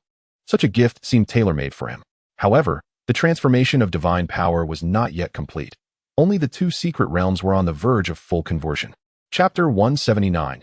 Entering the Sacred Mountain to meet the Old Dragon. The evolution of the true dragon's immortality elixir. Chapter 181. Ascending the Sacred Mountain to meet the Old Dragon. The evolution of the true dragon's immortality elixir. In the days that followed, the little beast, Kiki, seemed to have become quite attached to Li Qiyeh and his companions. Initially, it followed them stealthily, but soon its courage grew, and it appeared openly by their side. Except for the three skeletons, who would keep their distance upon seeing Kiki, both Li Qiyeh and Xiaochen took a liking to this little creature. Li Qiyeh often treated it with some spiritual herbs or cultivated the sacred tree using spiritual soil. Kiki adorned itself with the seven-colored sacred tree like a hat, using its roots as a strap, creating a rather amusing and endearing sight. However, they were aware that this sacred tree was a treasure of the dragon clan and would not be easily damaged, so they paid it little mind. Throughout this journey, Xiaochen continuously practiced to enhance his strength, and Li Qiyeh would occasionally provide him with spiritual herbs to accelerate his cultivation. As a result, Xiaochen's prowess was advancing rapidly, nearing a breakthrough to the 6th level of transcendence. However, in recent days, he had sensed an unusual atmosphere among the creatures on Dragon Island. It was significantly quieter than before, leading him to speculate that the dead city was about to emerge. Gazing into the distance, he turned to Xiaochen and said, I have some matters to attend to, and I must leave for a while. You may continue your journey without me. I will seek you out once I have resolved my affairs. Your strength is commendable among the inhabitants of the island. As long as you avoid reckless behavior, you should not encounter significant danger. Upon hearing this, Xiaoqin fell into silence but nodded in agreement. He realized that he should not rely too heavily on others. During the past encounters with danger, Li Qiyeh had managed everything while he merely observed. Thus, a temporary separation would serve as a valuable trial, allowing him to gauge the extent of his abilities. The three skeletons exhibited no particular reaction, as they were incapable of expressing emotions. Meanwhile, Kiki hopped onto Li Qiyeh's shoulder, clutching his hair and chirping in a seemingly reluctant manner, gently patting its little head. Li Qiyeh reassured, "Do not worry, I shall return swiftly. There is no need for such sorrow." After saying this, he handed Kiki over to Xiaoqin and then vanished from their sight, leaving them uncertain of his destination and purpose. The sacred mountain stood as the heart of Dragon Island, a hallowed sanctuary for the Dragon clan. However, ordinary individuals could rarely behold the sacred mountain, as it was shrouded by a formidable ceiling array, visible only from specific vantage points.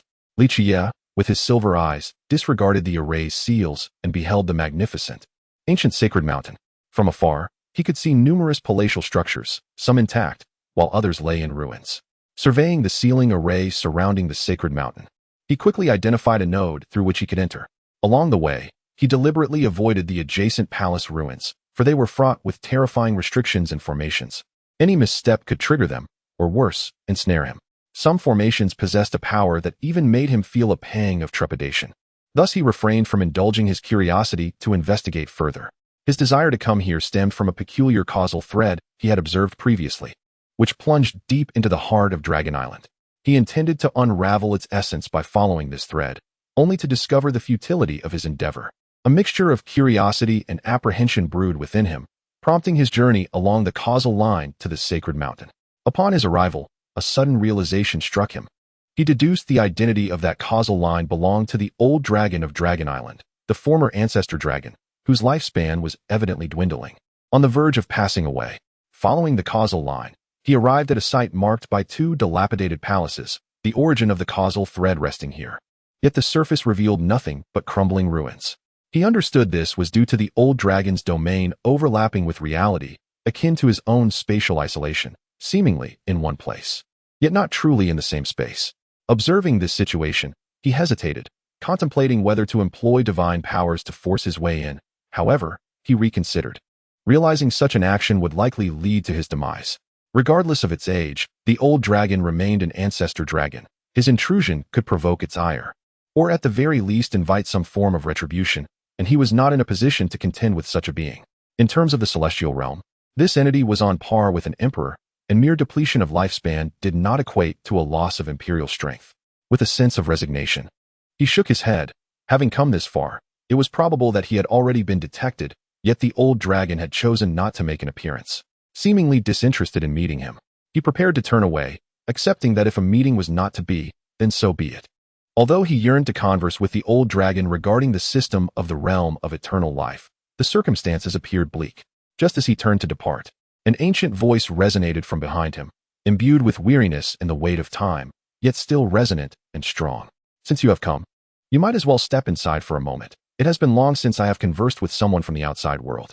The two crumbling palaces began to part, revealing an oasis-like realm, vibrant with life, filled with the sweet melodies of birds and the fragrance of blossoms. Beneath a towering tree, a gaunt old dragon lay on the ground, lifting its head to regard him. This was the first time Li Qiyeh beheld the legendary old dragon, and he felt a mix of astonishment at its transformation, recognizing the profound changes it had undergone. Chapter 182, Celestial Phenomena and the Great Opening of the Dead City. Li Qiyeh gazed upon the true dragon elixir, now encased like a cocoon. Although he felt a twinge of disappointment that it did not transform into the immortal medicine he had hoped for, he soon reconciled himself to the reality of the situation. The immortal medicine, a treasure capable of bestowing immortality upon its user, is a supreme artifact even within the realm of eternal life. It would surely entice even emperors. While the old dragon was indeed an ancestral dragon, he was not a stone king, and thus could not achieve the extraordinary feats that such a realm allows. The mere evolution of the elixir was a commendable outcome. He then stored the true dragon elixir and respectfully bowed to the old dragon, expressing his gratitude for its assistance. Though he had exchanged divine elixir liquid for this favor, the old dragon's willingness to act was significant. for the amount of divine liquid he offered hardly added to the dragon's longevity. I see your vitality is as deep as the vast ocean, your spirit as solid as celestial iron, and your physique has transcended the mundane. Your abilities are extraordinary, rivaling even those of the most sacred realms. It appears you have devoted yourself solely to physical cultivation thus far. However, should you wish to advance to the sacred realm or even beyond, your cultivation will be of paramount importance. Only through the dual cultivation of body and spirit can one truly transcend the ordinary. Li Qiyeh nodded in agreement, fully endorsing the old dragon's insights, given that he was currently merging the dual systems of the heavenly veil and the eternal life realm. Neglecting further cultivation would undoubtedly impede his progress. Curious, he inquired if the elder dragon possessed any means to break the suppression of Dragon Island, allowing him to temporarily surpass his limitations and elevate his cultivation. I am currently constrained by the Dragon Island's suppression. My cultivation stifled at the peak of the awareness concealment stage. The old dragon shook his head, explaining that the suppression of Dragon Island stemmed from the heavenly monument within the dead city, and that he was unable to assist in breaking the seal. However, he continued, this is not a grave concern for you. Once you exit Dragon Island and the Forbidden Sea, you will be free to advance. Given your current strength, the threats on this island are minimal. You need not worry. With a resigned shake of his head, Li Qiyeh began to engage in casual conversation with the old dragon, seeking insights into the secrets of the eternal life realm and the mysteries surrounding the 3 sovereigns and 5 emperors. Yet, the old dragon declined to answer his queries, cautioning that some truths were not meant for him to know at this juncture, lest he invite calamity upon himself. Fortunately, Li Qiyeh was unfazed. He understood that certain matters indeed encroach upon the hidden secrets of powerful beings, and further inquiry might attract the attention of those formidable figures. As time passed, he remained atop the holy mountain, conversing with the old dragon and occasionally absorbing its wisdom regarding the various realms, which proved invaluable in enhancing his understanding of future breakthroughs. Another day slipped by, and while Li Qiyeh was deeply engaged in discussion with the old dragon regarding matters beyond the 5 realms, he suddenly lifted his gaze to the heavens. The sun abruptly vanished from the sky, and an inexplicable chill swept through the land, transforming the once sweltering island into an inexplicable coldness. A yellow wind began to blow, its frigid breath pervading the atmosphere, casting everything in a deathly hue of yellow. Soon, ominous clouds enveloped the sky, unleashing dark bolts of lightning that rendered the entire Dragon Island even more eerie. Before long, a torrential downpour commenced. But this was no ordinary rain. It was a rain of yellow. Thunder roared, and the rain cascaded down, drawing the attention of all the inhabitants of Dragon Island to this bizarre phenomenon. As if this were not strange enough, an unsettling sensation gripped many, causing them to tremble and feel an ominous dread deep within their souls. Amidst the deluge, a magnificent ancient city emerged from the depths of the island's endless primordial sea. This was an utterly grandiose city, its towering walls reaching heights of 100 meters, evoking an overwhelming sense of oppression, infused with an ancient and weathered aura that rendered those who gazed upon it feeling like mere ants peering at the heavens. Xiao Chun stood transfixed, staring at the imposing ancient city. Beside him were Cuckoo, 3 skeletal figures, and other companions, a handsome youth, an enchanting woman, and a waning young girl, all of whom were entranced by the sight of the ancient city. The colossal city gates, towering 100 meters high, swung open, and a throng of soldiers emerged from within. They exuded a chilling aura, clad in armor that appeared remarkably archaic. Lumu spoke, recalling ancient texts that described such armor types, noting that some belonged to the celestial soldiers of antiquity, while others were of the spectral soldiers' design. It seems we have encountered the fabled city of the dead, he remarked, truly a harbinger of both fortune and misfortune. Xiao Chun, taken aback, inquired, the city of the dead? Are you suggesting this is a realm for the deceased? The alluring woman, Lu Ruyen, paled as she replied, no. This is the city of the dead, the abode of the sovereign of the death realm. We must leave at once. We cannot draw near, or we shall face grave peril. Xiao Chun shook his head resolutely. If you fear, you may retreat, but I cannot depart. There are things I seek within. The others gazed at him in astonishment, recognizing the boldness of his intentions to venture inside. Yet, he was not alone in his desire. Lu Mu and a group of individuals approaching from a distance shared similar thoughts. Chapter 181. The Dance of Dragons. The Enlightenment Stone Tablet. Chapter 183. The Dance of Dragons and the Heavenly Stone of Enlightenment. At this moment on the sacred mountain, the old dragon and Li Qiyeh gazed into the distance, where the ominous dead city loomed. For beings of their caliber, much was immediately evident. Li Qiyeh observed the ancient, weathered dead city and remarked, "Is this truly the dead city? It appears quite terrifying. The heavenly stone lies imprisoned within. I wonder what level of existence necessitates such suppression." The old dragon regarded the scene with a complex expression and, in a voice laden with age and fatigue, replied, "That is the abyss of sin, a profound terror." Now subdued, Li Qiyeh sensed that little useful information could be gleaned. Although he had witnessed the eternal life realm in his previous life, the passage of time had dulled many memories, leaving him with scant knowledge of the dead city. "In that case, I must take my leave. The presence of the heavenly stone within the dead city compels me to visit. Farewell, esteemed elder." The old dragon cast a glance at him, shaking his head in resignation, choosing not to speak further. With no time for idle chatter, Li Qiyeh's figure suddenly transformed into a phantom, vanishing from the old dragon's sight in the blink of an eye. In mere moments, he appeared several thousand miles away, swiftly approaching the gates of the dead city. Such mastery over spatial laws. "This young man is undoubtedly extraordinary," the old dragon mused, pondering Li Qiyeh's origins and abilities, including the legendary True Dragon's elixir and his remarkable prowess, as well as his extraordinary divine powers. Could he possibly hail from the celestial realm? After a moment of contemplation, he sighed in frustration, dismissing the thoughts and retreating beneath a towering tree to meditate, seemingly unaffected by the external world. Meanwhile, Xiao Chun and his companions had already entered the dead city. The dragon clan had escorted them to the city's periphery but refrained from venturing closer, continuously bombarding the city with their formidable powers. Numerous celestial soldiers, spectral beings, and bones suffered devastating attacks, turning to ashes. Those who entered the city fared little better. The atmosphere was suffused with a chilling dread, and many found themselves targeted by the malevolent spirits within, meeting untimely and mysterious ends. "The ancient city is shrouded in mystery and terror," Xiao Chun remarked gravely, his expression tense. As they delved deeper into this unknown realm, a mix of fear and curiosity surged within them, driving their desire to explore this enigmatic city. Lu Mu began to scrutinize their surroundings closely, then turned to his companions, stating, "The dead city is exceedingly eerie and fearsome. A dreadful force binds the very fabric of space above. Even spirit masters and sorcerers cannot ascend to the skies. I suspect that even the dragon clan would struggle to breach this seal." As the crowd absorbed the words, a sense of vigilance began to permeate the air, prompting them to move with utmost caution.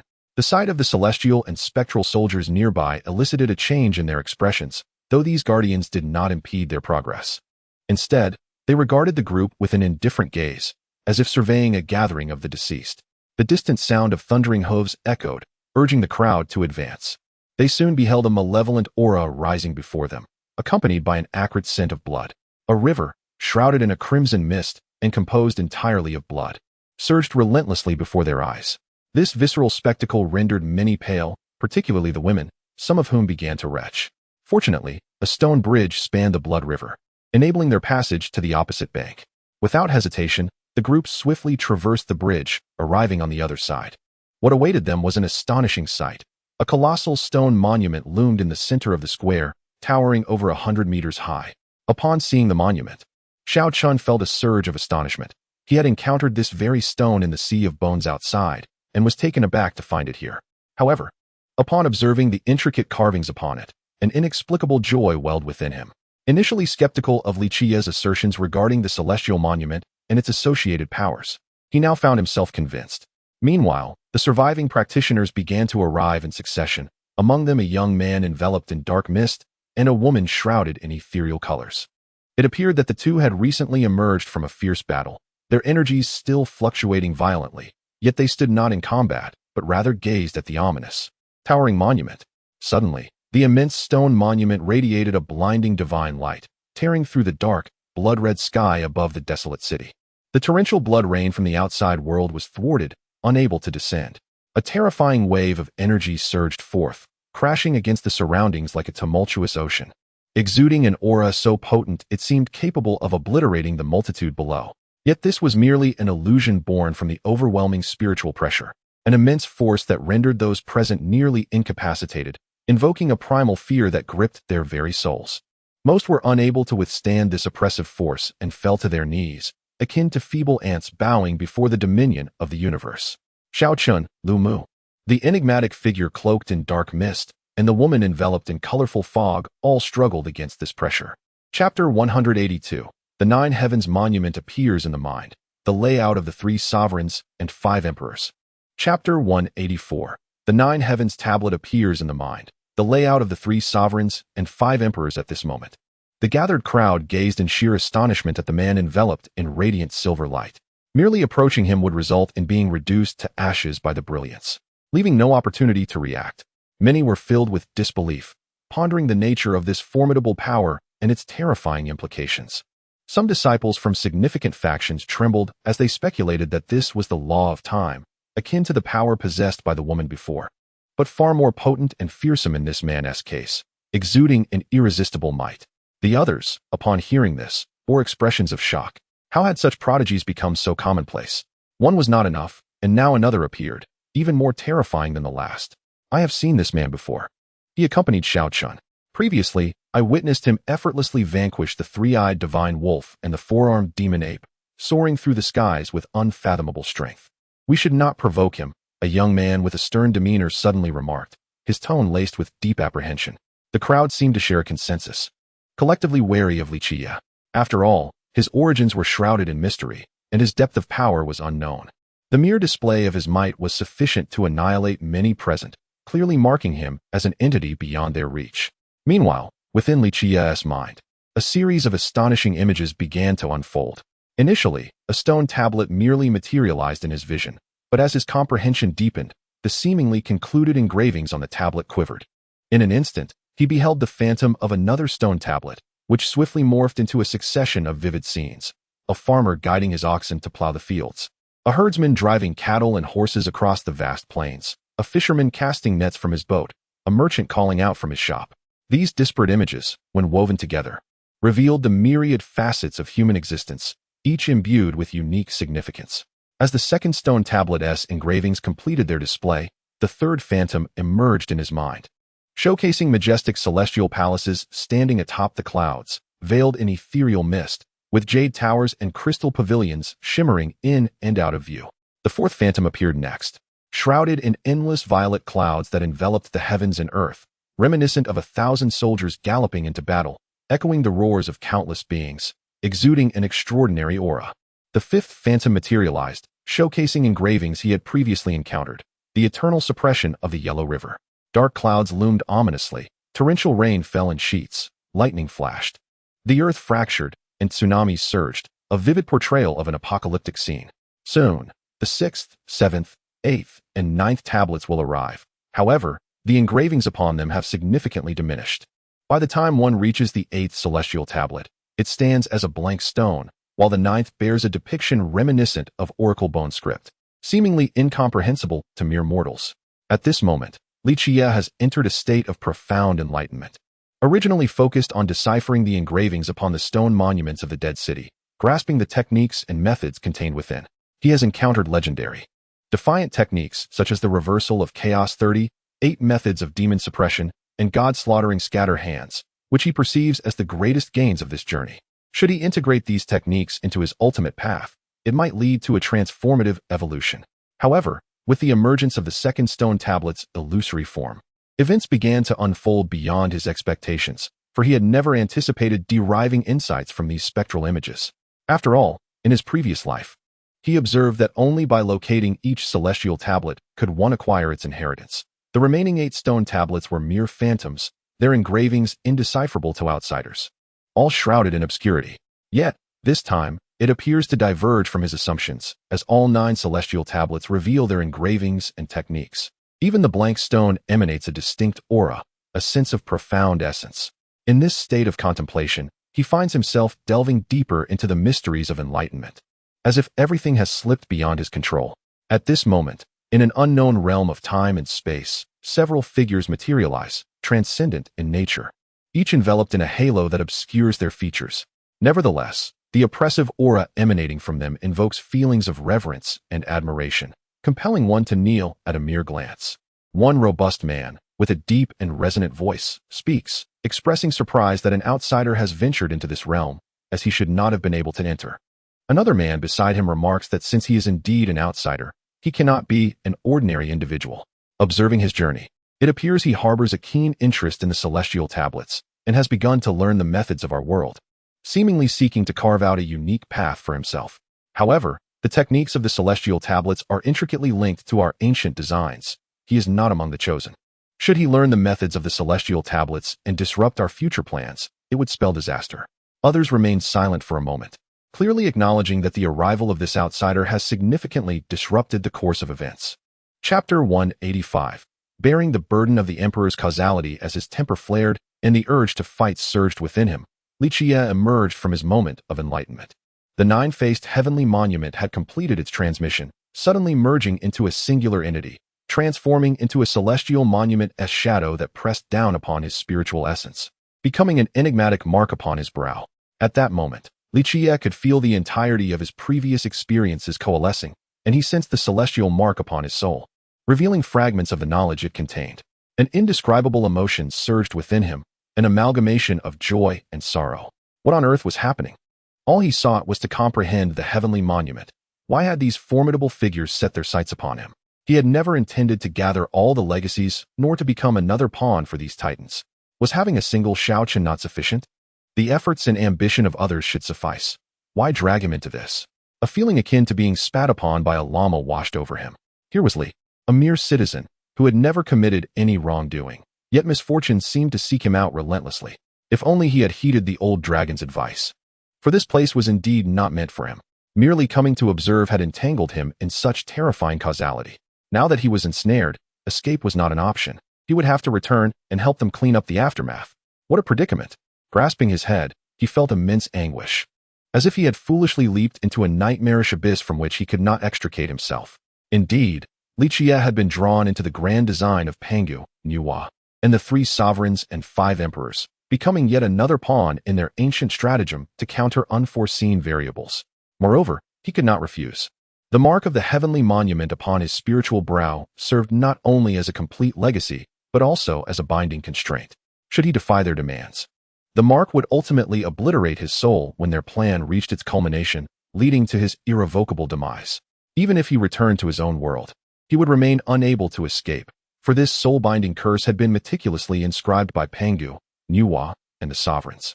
Even across the vast chasms of time and space, they could trigger this curse to extinguish Li Qiyeh's existence. Causality, causality. For every cause there must be an effect. This predicament was a consequence of his own actions. For from the moment he entered the realm of eternal life, he had come under the gaze of these powerful figures, becoming a variable in their eyes. The story continues to unfold. Please hold on. This site only supports mobile browser access. If you see this paragraph, it indicates that the chapter content failed to load. Please disable reading mode, novel mode, and ad blocking features in your browser, or copy the URL to read in another browser. This was not something he could resist. He himself possessed an understanding of causal principles and the intricate relationships involved. The more powerful one became, the more complex and terrifying the causality became. What of the 3 sovereigns and 5 emperors, who were of the celestial king level? The weight of their causal connections was already formidable, let alone the combined causality of 11 celestial kings. He realized that he had no choice but to accept his fate. Otherwise, he could only await his demise. Shao Chun and the others had also awakened from their contemplation, beholding the solitary figure of Li Qiyeh standing at the center, evoking a sense of distinction amidst the crowd. However, the expressions of those present reflected sheer terror, fear, and apprehension, rendering them incapable of approaching him. The ethereal entity, Cuckoo, perched on Shao Chen's shoulder, transformed into a wisp and darted towards Li Qiyeh. It had glimpsed him earlier, but was torn between the duty to protect Shao Chun from potential treachery and the overwhelming dread instilled by the terrifying silver radiance. For it certainly did not wish to meet an untimely end. After all, it had only just begun to exert itself and had not yet fully indulged in its exploits. As a snow-white spherical form hurtled toward him, Li Qiyeh's countenance softened into a gentle smile, as if the tormented soul of moments past was merely a figment of imagination. Cradling Cuckoo in his embrace, he affectionately patted its small head, playfully inquiring, "What is this? Have you missed me so soon after just a few days?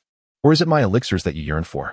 Cuckoo raised its tiny head, its bright eyes blinking eagerly, shimmering with excitement, while its little head bobbed in a guilty manner, emitting soft, plaintive sounds, seemingly protesting. "How could you think such a thing? I did not come merely for your elixirs.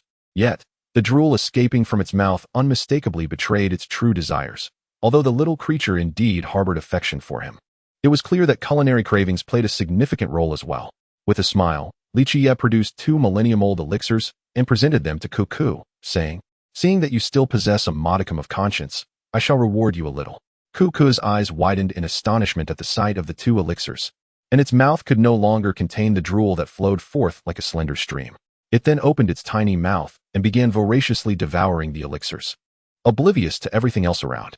At this moment, Xiao Chen approached, glancing at Cuckoo in his arms with a hint of jealousy, remarking, "This little creature seems to favor you more than it does me. All my care over this time has gone to waste." "Cuckoo, you've taken quite a liking to that name," he mused, though he had already known it, feigning ignorance. Not wishing to dwell on the matter, Xiao Chen instead turned to Li Qiyeh and asked, "You must have gleaned some insights from the stele earlier, correct? I wonder if it pertains to a technique or a method." He casually surveyed the surrounding onlookers and continued. Chapter 184. The long life conceals the power of the heavens, unleashing anger upon the specters. Chapter 186. The battle power of the eternal life and shrouded heaven system. What did he just say? Lu Mu inquired, perplexed by Li Qiyeh's words. Xiao Chen also appeared bewildered, shaking his head in confusion. However, they did not linger for long. Taking advantage of the fact that the ghostly entities ahead had been eradicated by Li Qiyeh, they swiftly made their way outside the city, aware that their current location had become perilous. Above, several sacred artifacts relentlessly bombarded the stone tablet, causing the city to tremble. The Dragon Clan, having regained their formidable powers, loomed over the city, rendering it unsuitable for extended stays. As for their concern for Li Qiyeh, they believed that with his prowess, it was they who should be wary. Had they not witnessed how a colossal hand descended from the heavens, obliterating all nearby specters in a single strike? With such strength, they felt that this desolate city was unlikely to pose a significant threat to him. He could depart at any moment. Speaking of Li Qiyeh, this individual had previously been vexed by the creatures of this forsaken city and was determined to engage them in a serious conversation. Within a dilapidated grand hall, a multitude of ghostly figures congregated, each possessing a humanoid form, yet bearing grotesque appearances. They resembled malevolent spirits that had crawled forth from the depths of hell, some with horns, others with jagged teeth, and a few with grotesque, slimy mouths and bat-like wings, their eyes glowing crimson. Among them, one ghostly entity stood out as particularly formidable. Externally, it bore an uncanny resemblance to a human, save for its pitch-black eyes devoid of sclera and its pallid visage that sent chills down the spines of those who beheld it. This creature was the leader of the Spectral Assembly, having previously dispatched minions to conduct a surprise attack, only to unwittingly provoke a formidable opponent, resulting in the annihilation of a portion of its subordinates. Yet, it did not succumb to fear. As a being on the verge of transcending to the sacred realm, it felt undaunted within the confines of this dead city, save for the ancient well, which instilled a sense of dread. At this moment, Li Qiyeh had arrived at the entrance of the crumbling hall, gazing at the throng within with a look of disdain. His attention was drawn to the ghostly leader with the obsidian eyes. From its aura, he could ascertain that this entity was indeed a terrifying presence, not far from achieving the sacred status. Yet, to him, it remained merely an insignificant foe, whether it was a mere mortal or a being of the sacred realm. He felt confident in his ability to vanquish it. The content continues to load. Please wait. The realms of eternal life correspond to the hidden realms prior to the transformation in the shrouded heaven world, with the breakthrough to the eternal life realm equating to the transition between the first and second layers of the immortal platform, representing the threshold between semi-empowered beings and those newly entering the realm of great power. The subsequent fish-leaping realm aligns with the passage from the second to the third layer of the immortal platform, marking the transition from great power to the initial stage of the slashing path of kings. The sacred realm exists between the mid-stage of kingship and the pinnacle of sanctity, representing a truly formidable existence. As for the realms of the earthly sovereign, the celestial sovereign, and the ancestor deity, a rough comparison reveals that the earthly sovereign's strength is akin to that of a saint-king ascending to a great saint. The celestial sovereign is referred to as a semi-ancestor, and thus, in his perspective, his prowess resides between that of an aspiring emperor and an alternative path to enlightenment. Regarding the ancestor deity, the disparity in combat power is somewhat outrageous. Even the weaker semi-ancestors can be vanquished, while the stronger ones can contend with the Stone King. According to the hidden realms of the celestial domain, the combat power of the ancestor deity should lie between that of a supreme who can self-slice and a true immortal, showcasing a terrifying span of strength. Certainly, this does not imply that the Celestial Emperor is feeble. On the contrary, he believes that the Celestial Emperor possesses even greater strength. For the rise of an emperor emerges from the mountains of corpses and seas of blood. In a lifetime, there exists but one imperial throne, where all the prodigies compete for supremacy, and those forged through such brutal conflict are deemed more formidable than the ancestor deity. However, much like the flawed laws of the celestial domain, many emperors can only rely on the elixir of immortality to extend their lives to 2 generations, making it exceedingly difficult to transcend into a third life. Consequently, emperors often face the end of their lifespans, choosing to either transcend or self-slice to seal their fates. Overall, while their peak combat power significantly trails that of the ancestor deity in the longevity realm, it does not imply their absence. If one could continuously live through a third, fourth, fifth life, and so forth, persisting in the mortal realm until achieving immortality, their combat prowess would far surpass that of the ancestor deity. In his eyes, an emperor who has lived 5 lives is nearing the realm of true immortality, posing a threat greater than that of the ancestor deity. For instance, the fierce emperor is on the brink of taking the final step toward becoming a mortal immortal. Achieving such a state of mortal immortality equates to the strength of a quasi-mortal king, placing one beneath the imperial rank of the longevity realm at the pinnacle of existence, comparable to lesser figures like the Little Stone Emperor.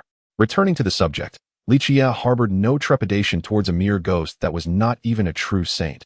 Rather, he sought to vent the pent-up fury within him.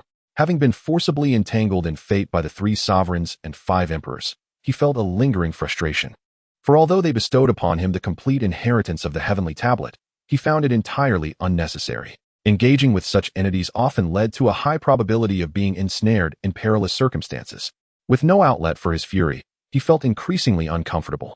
Coincidentally, this group of specters dared to provoke him, presenting him with the perfect opportunity for release. Observing those phantoms, Li Qiyeh strode forward unabashedly, devoid of any defensive intentions. Chapter 185, Taking Away the Shroud of the Fire Ancestor and Retrieving the Celestial Tree.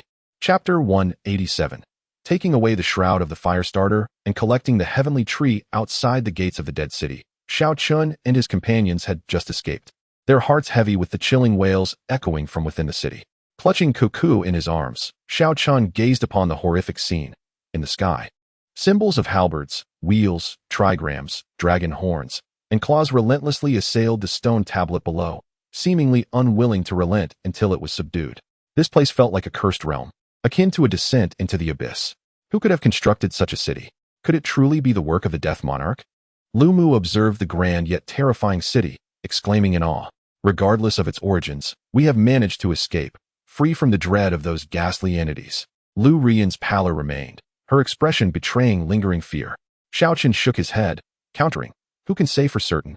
The ability to forge such a city and utilize such a formidable stone tablet for suppression suggests that something truly dreadful lies beneath.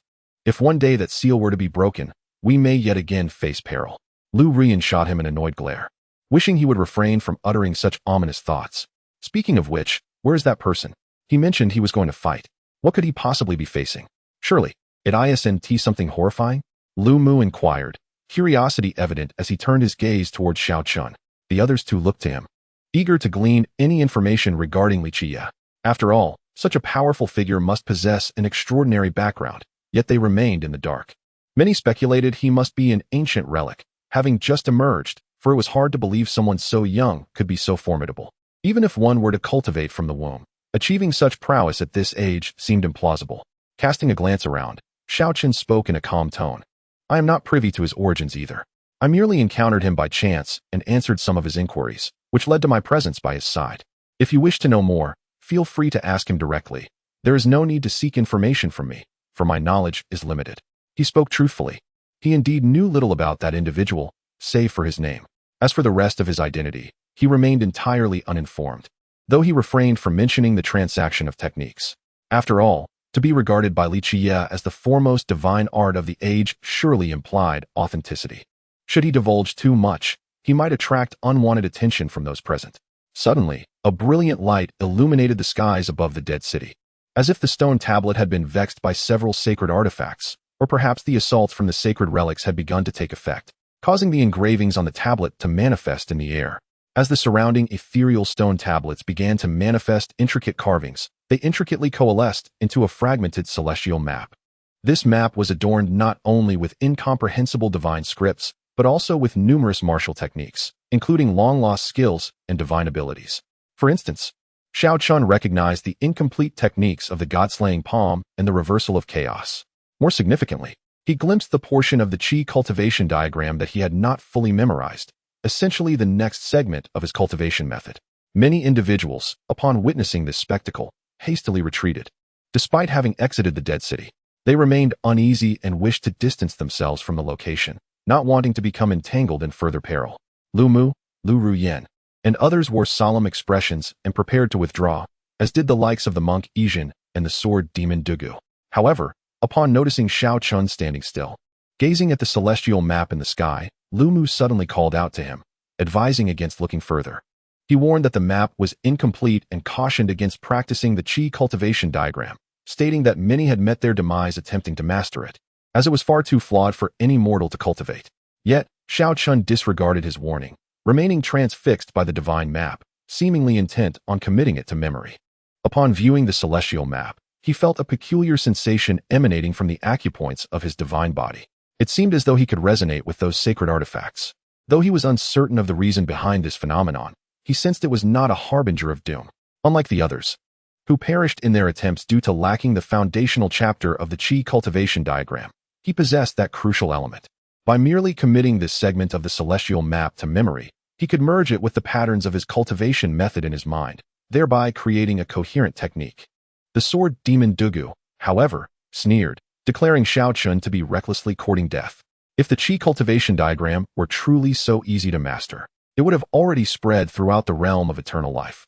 He warned that should Shao Chun choose to remain, he would soon be engulfed by an endless tide of bones, and even if he managed to comprehend the techniques, it would ultimately lead to his demise. Following this, he turned to leave with the others. Lu Mu and Lu Ruyen hesitated, seemingly reluctant to linger. Shao Chun, aware of their apprehensions, urged them to depart, suggesting they take Cuckoo with them. However, Cuckoo appeared unwilling, shaking her small head vigorously as a sign of refusal. This left him feeling somewhat exasperated, and he ultimately relented. Though he harbored concerns, he still possessed a degree of confidence. Li Qiyeh remained within the dead city. Should he emerge, he would undoubtedly bring them along. Chapter 186. On the verge of breaking through the seventh stage, the ultimate path. Third stage, traversing the heavens. The Celestial Cultivation System. Please cite the source. New Keyboard Novel Network, Xinjianpan.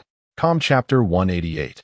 On the verge of breaking through to the seventh stage of the ultimate path, within a celestial realm, a colossal ancient tree stood, fractured into two segments. Li Qiyeh gazed upon the severed celestial timber and decided to plant the root-bearing section atop the dragon vein of the eternal dragon abyss, intending to nurture this fragmented divine tree. The tree still possessed a flicker of life, which was precisely why he sought to reclaim it. As it was planted atop the dragon vein, the robust roots of the ancient tree began to burrow deep into the dragon's essence, drawing upon its vital energies to mend itself. He aligned the remaining half of the fractured trunk to its counterpart, and soon the rupture began to heal, as if the two sections were merging anew. Although the process was gradual, it proved effective in time.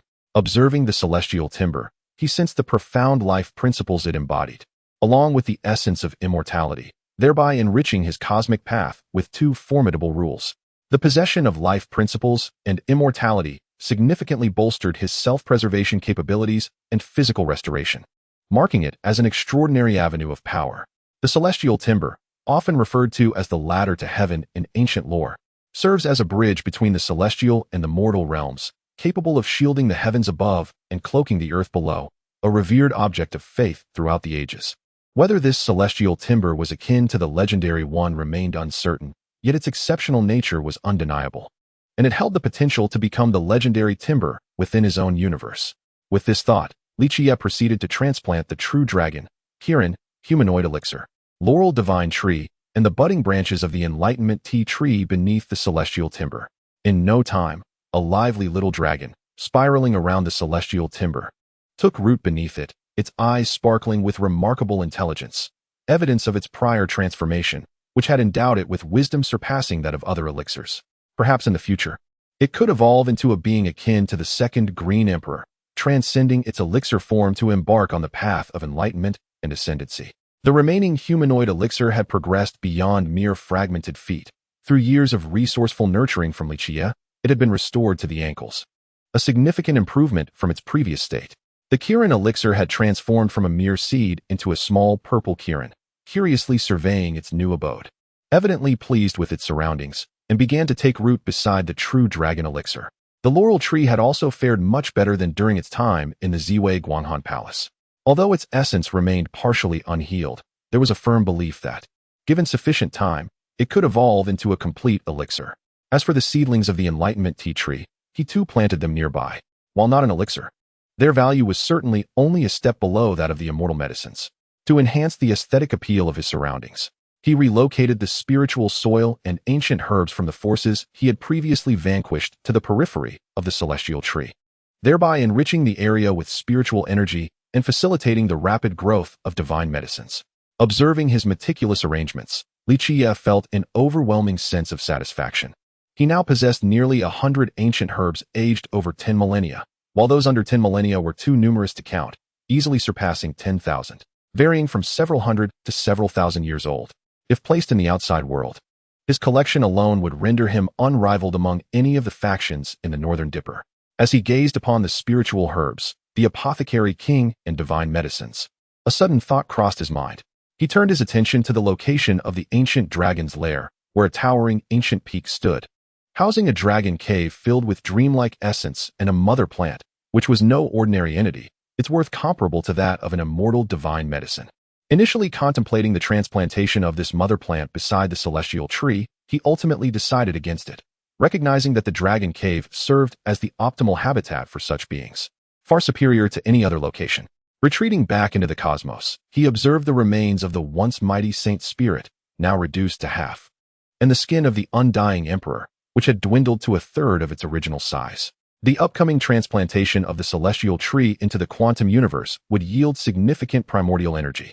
Consequently, his temporal silver eyes were nearing the threshold of advancing to the 7th stage, albeit requiring a few more days. Yet he was in no hurry. Time was on his side, and he had no concerns regarding Xiaochan, as the formations he had established and the jade talismans given would safeguard him from anything less than a particularly terrifying presence. Opening his eyes, he noticed Cuckoo clutching the last ancient herb, nibbling on it while casting glances at him, her mouth stained with the herb's essence, resembling a little gourmand. Amused, he presented her with over 10 spiritual herbs, informing her that he would be entering seclusion for a few days and advising her to ration her consumption. Cuckoo blinked her eyes, curiosity shimmering within them, seemingly questioning his reasons for seclusion, but soon became captivated by the herbs before her. She then waved her tiny paw at him, patting her chest, as if to assure him that she would ensure he was undisturbed during his retreat. Seeing this, Li Qiyeh felt at ease.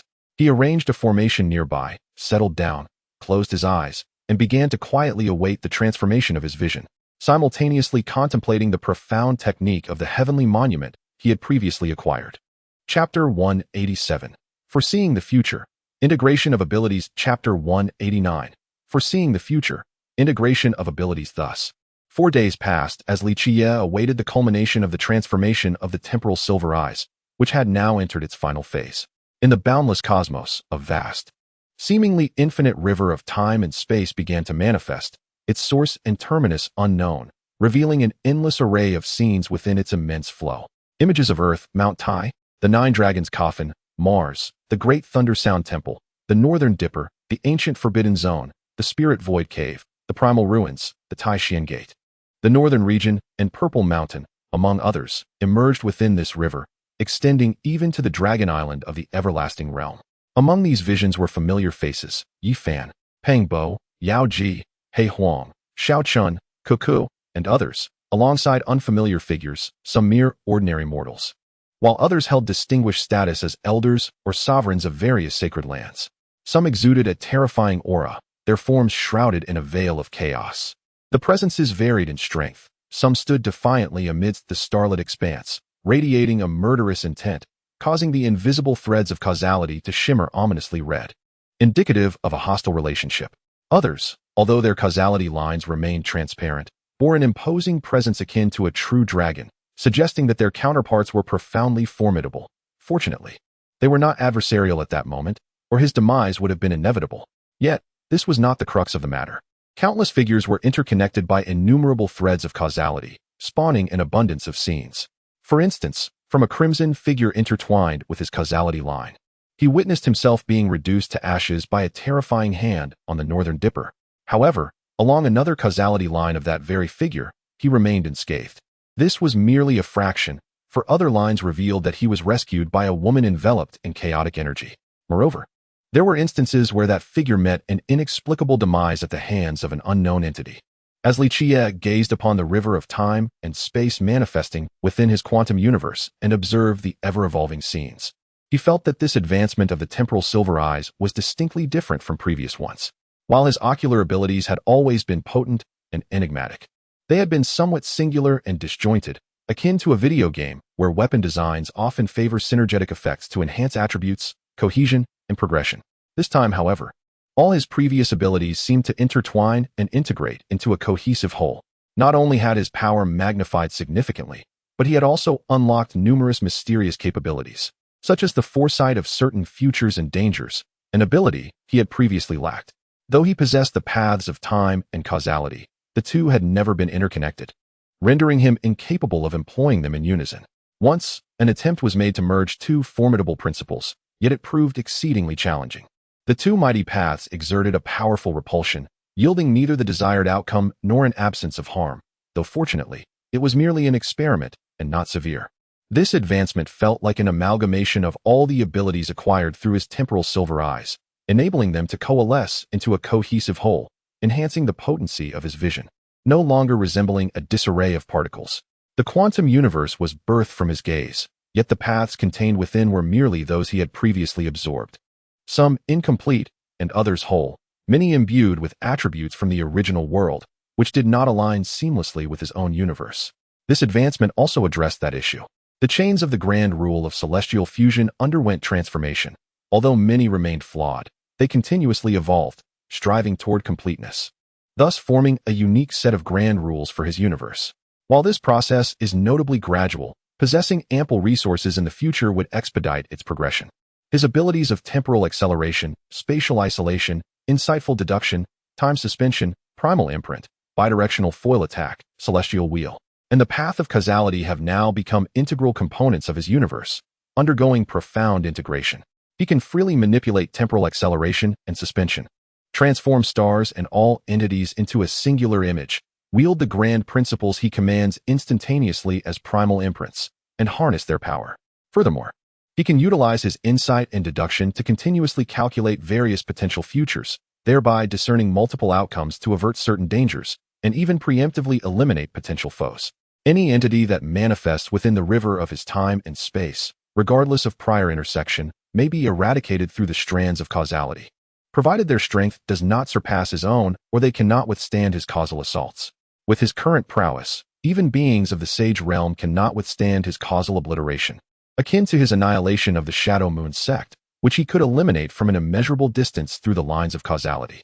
Thus, while it may appear that his temporal silver eyes have not acquired new abilities, in truth, they have. For instance, the foresight he possesses is a product of the synthesis of time and causality. Even an emperor would likely find it challenging to perceive this clearly.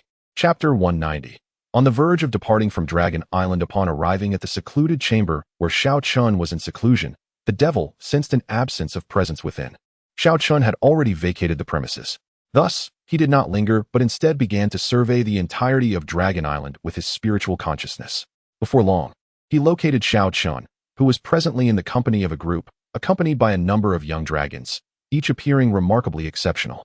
They displayed a spectrum of hues, golden, purple, red, and black. Upon closer inspection, it was evident that these young dragons possessed a profound essence of dragon aura, with faint sounds of dragon roars resonating in the air.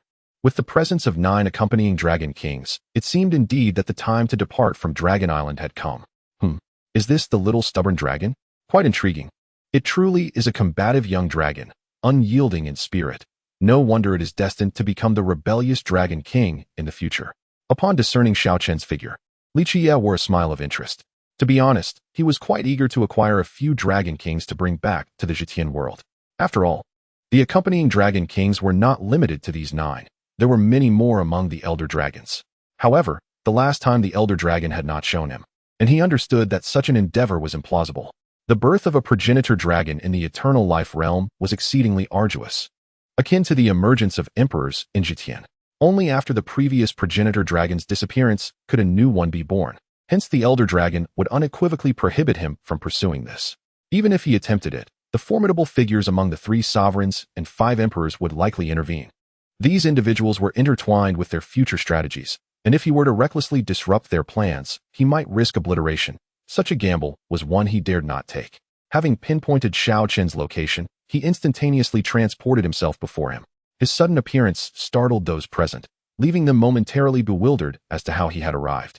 Their expressions tinged with alarm. However, upon recognizing the newcomer, the crowd relaxed, many easing their tense postures, gazing at Li Qiyeh with a blend of reverence and curiosity. Upon seeing Li Qiyeh, Xiao Chen's face lit up with joy as he hurried forward to inquire, "Where have you been all this time? I sent you messages via the Jade Talisman, but received no response. I thought you might have ventured into some perilous territory." Cradling Cuckoo, he explained, "I was in seclusion, reflecting on my recent experiences. It extended longer than anticipated. From your expressions, it seems you are preparing to leave Dragon Island?" Xiao Chen nodded in affirmation. "Indeed, we have gathered the 9 accompanying Dragon Kings, and we can summon the progenitor dragon ship to take us away from this place." "That is splendid news. I too have grown weary of this island, constrained at every turn, unable even to engage in a skirmish. It's quite vexing," Li Qiyeh concurred wholeheartedly. "Eep eep," Cuckoo chimed in excitedly, seemingly brimming with curiosity about the outside world. Gently patting its little head, he advised, "Once we are beyond these shores, refrain from gluttony and frivolity. Focus on your cultivation. Such exceptional talent as yours must not be squandered." Eep eep. Kiki touched her little head, clearly displeased by his words. As if to say, "I am indeed diligent." However, Li Qiyeh furrowed his brows. A chill emanated from behind him, yet the aura bore the semblance of a living being. He soon discerned the identity of the visitor. With a somewhat indifferent tone, he remarked, "I did not expect to encounter a spectral entity here, though you are quite unique." Seemingly transitioning from the realm of shadows to that of the living, Xiao Chen and those around him, upon hearing this, exchanged knowing glances, their expressions shifting to one of gravity as they looked towards Li Qiyeh's rear. A pallid youth appeared, his gaze vacant yet imbued with a sense of weariness, as if he had endured the passage of countless years. The youth regarded Li Qiyeh with astonishment, curiosity, and palpable wariness, stating, "I am surprised that such a being as yourself could emerge from Dragon Island. You must be impervious to the oppressive forces of this place, correct? Although your cultivation is merely at the pinnacle of the concealed knowledge realm, I can sense the terrifying and vast power within your corporeal form. How have you achieved this?" Upon seeing this individual, Xiao Chen's countenance darkened, and he addressed Li Qiyeh. "He is a demon, one who escaped from the city of the dead thousands of years ago. For millennia, he has ruthlessly consumed the flesh and blood of the island's inhabitants to augment his strength, an authentic demon. He has likely come for Kiki's sacred tree. I refrained from giving it to him before, relying on the blood of the Dragon King and the temporary escape of the others. Otherwise, I might have already fallen victim to this demon." Kiki, nestled in Li Qiyeh's embrace, sensed the threat to her sustenance, and her expression soured instantly. She began to bare her teeth and claws at the demon, writhing to break free from Li Qiyeh's hold, eager to teach the intruder a lesson. Yet, Li Qiyeh calmed her, instructing Xiao Chen to present the sacred tree to the little one, adorning her as if placing a cap upon her head. Upon seeing the sacred tree, the demon's vacant eyes lit up, and he addressed Kiki. "I merely wish to borrow your sacred tree temporarily for the purpose of restoring my vitality. Once I am done, I shall return it to you, along with a monumental gift. How does that sound?" His expression softened, exuding a facade of friendliness and servility. It was evident to all that his demeanor towards Kiki was markedly different from that towards others, leaving them to ponder the true origins of this little beast. Chapter 189. Departing Dragon Island aboard the Ancestor Dragon ship, a swift breakthrough in cultivation. Chapter 191. Departing from Dragon Island aboard the Zulong ship upon witnessing the demon nod in agreement. Li Qiyeh refrained from further comments and led Xiao Chen and the demon deeper into the dense forest, seemingly to engage in a private discussion, while others desired to follow. They understood that the journey into the forest was intended to keep certain matters concealed, and pursuing them could provoke the displeasure of that formidable individual, potentially inviting punishment. Guiding the demon and Xiao Chen to a secluded spot within the forest, Li Qiyeh glanced at the stubborn little dragon beside Xiao Chen with mild surprise, yet chose to remain silent. Addressing the demon nestled in his arms, he remarked that although seeking to utilize the sacred tree for resurrection was indeed plausible, success required locating a site of extreme yin. This would allow the potent yang energy of the sacred tree to facilitate a balance of yin and yang, thereby purging the body of its negative energies to achieve resurrection. Even with the sacred tree's assistance, this endeavor would demand a year to complete. Thus, while he could borrow the sacred tree, a considerable price must be paid to the little creature, or else it would not acquiesce. The demon remained silent for a brief moment before responding. I can assure you that should resurrection succeed, I will bestow upon it a grand gift. However, at this moment, I am unable to fulfill this promise. Only after I achieve resurrection and depart from Dragon Island can I do so. This was acceptable to Li Qiyeh, as he trusted the demon would honor its word. After all, the little creature's origins were significant, and not just anyone could take advantage of it. After finalizing their agreement, Li Qiyeh turned to the little Kiki in his arms, saying, "Little one, you heard our conversation. If you agree to his terms, he will grant you an extraordinary gift in the future. Of course, if you prefer to decline, it matters not, for under my protection, he will not dare to harm you." Kiki, with its large, round eyes, gazed at Li Qiyeh and then at Xiao Chun, hesitating as it touched the vibrant sacred tree atop its head, appearing conflicted and reluctant to part with its precious possession. The demon, seemingly aware of the little one's thoughts, spoke up. "If you are apprehensive about me taking your sacred tree without returning it, you may accompany me and keep watch. Here on Dragon Island, I would not dare to act against you. The old dragon on the sacred mountain is ever vigilant. Should I lay a hand on you, that individual would not let it go lightly." Nonetheless, this did not sway Kiki, whose eyes remained torn, occasionally glancing at Li Qiyeh, revealing deeper emotions behind its gaze. Observing this expression, Li Qiyeh understood its sentiments, chuckling heartily as he casually produced dozens of spiritual herbs and presented them to the little creature, saying, "Here you go. You little rascal, still thinking of taking advantage of me." Upon seeing the abundance of spiritual herbs, Kiki's expression shifted from conflict to eagerness, swiftly attempting to gather the herbs with its tiny paws, though its diminutive size hindered it from carrying all at once. Upon this, Li Qiyeh produced a jade vial endowed with storage capabilities, into which he meticulously placed the spiritual medicine, along with several additional herbs. He then tossed it to Xiao Chun, informing him that the contents contained sustenance for the little creature and half were intended for him as a token of assistance. He suggested that Xiao Chun should remain on Dragon Island for a year, asserting that these herbs would aid in his cultivation, allowing him to reach the pinnacle of his understanding by the year's end, thus equipping him with the means to resist upon leaving the island. Xiao Chun's expression reflected a mix of astonishment and gratitude as he clasped his hands in thanks, vowing to repay Li Qiyeh in the future. Li Qiyeh, however, shook his head, dismissing the notion of repayment, knowing well that by the next time he returned to the realm of eternal life, he would no longer require assistance. Turning to the demon, he stated that he had successfully negotiated their transaction, and it was now time for the demon to fulfill his promise. The demon gazed at the sacred tree above Li Qiyeh and Cuckoo, seemingly intent on claiming the tree before honoring his commitment. Noticing this, Li Qiyeh urged Cuckoo to relinquish the sacred tree, which, albeit reluctantly, she did. Upon receiving the sacred tree, the demon's demeanor visibly brightened, a faint flush appearing on his pallid face. Without further hesitation, he produced a pitch-black stone resembling a slab and handed it to Li Qiyeh, revealing that it contained the techniques and methods he had mastered inscribed upon it. After examining it for a moment and memorizing the teachings and legacies contained within, Li Qiyeh tossed it to Xiao Chun, who appeared momentarily stunned. Li Qiyeh remarked that while the techniques inscribed might not rival those he practiced, they were nonetheless among the finest in the world and would prove beneficial. He advised Xiao Chun to destroy the stone after reviewing its contents, warning that if its existence were discovered by others, it would likely lead to pursuit. Holding the dark stone, Xiao Chun felt a blend of joy and melancholy, recognizing that Li Qiyeh's generous gifts signified his impending departure from Dragon Island, with no certainty of their next meeting.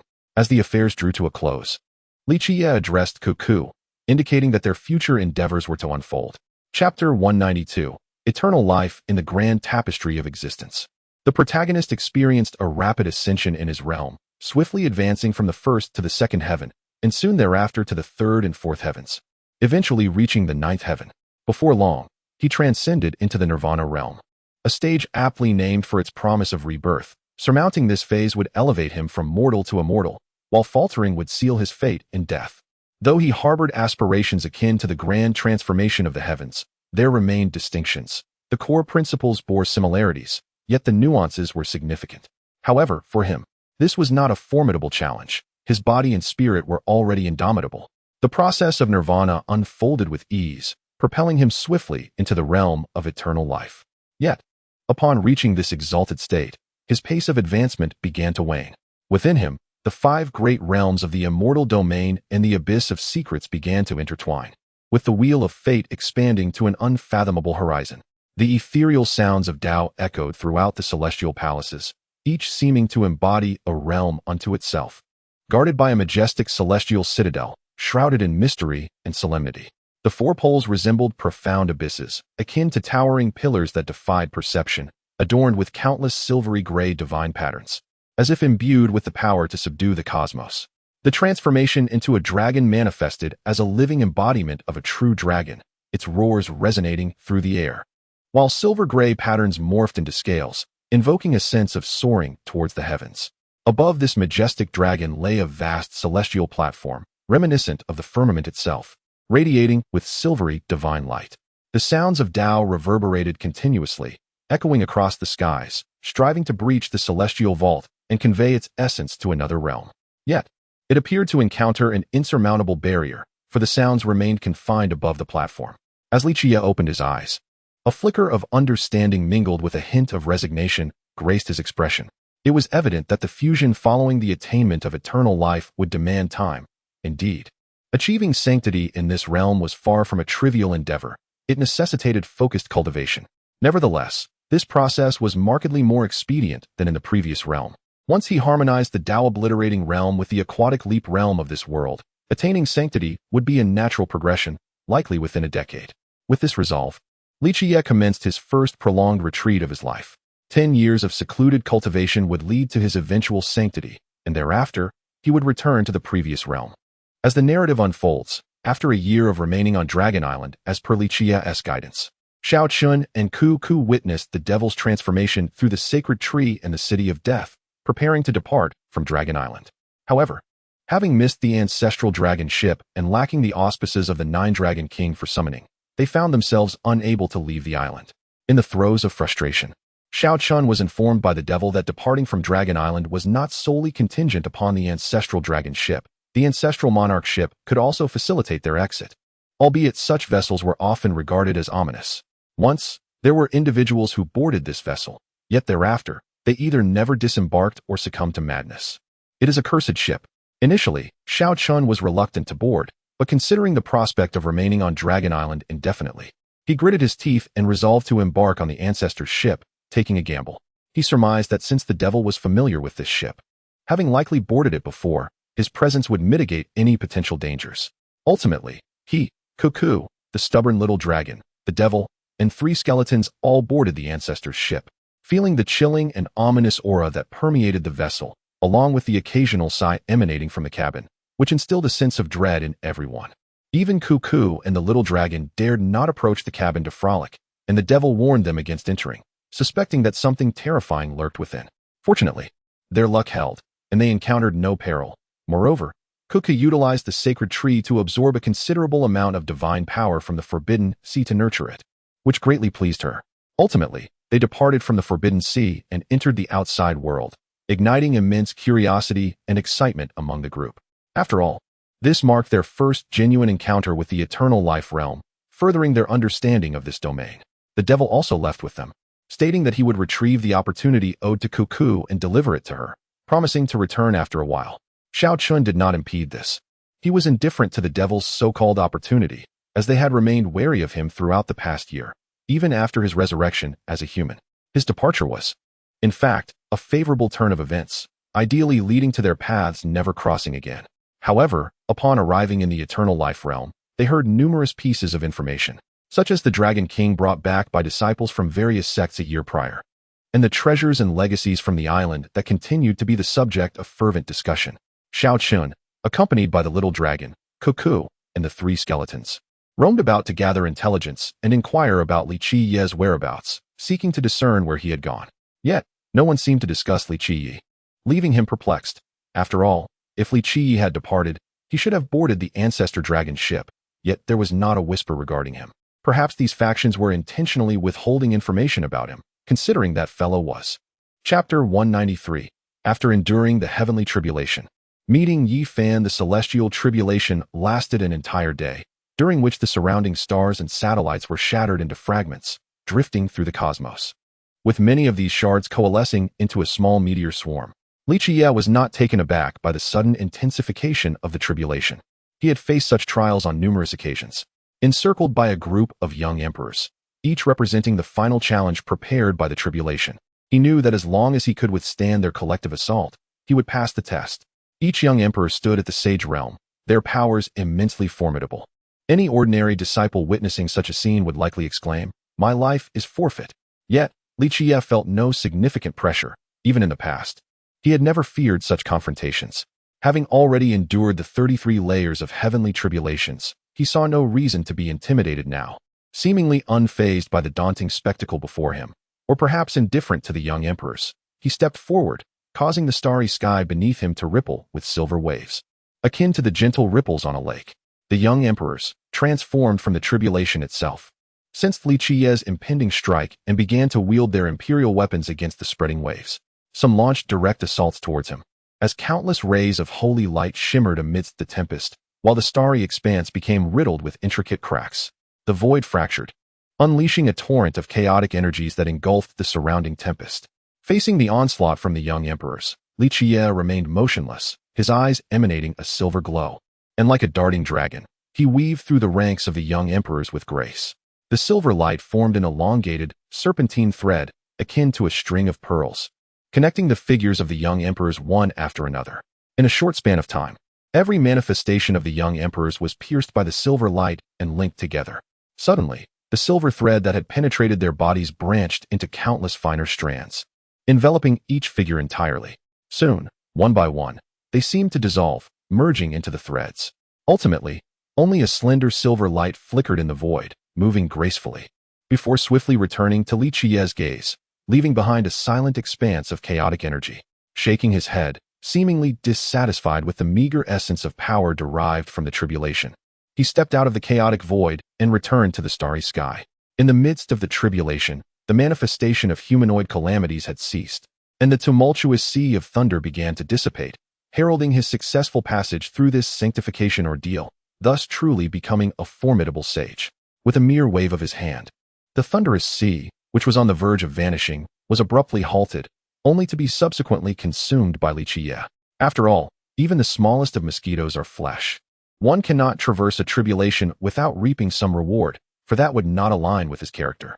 Surveying the shattered fragments of stars surrounding him, the debris forming a cluster of meteors, Li Qiyeh felt fortunate to be somewhat distanced from the Ziwei star. Otherwise, it was likely that numerous beings on that celestial body would have faced annihilation due to his tribulation.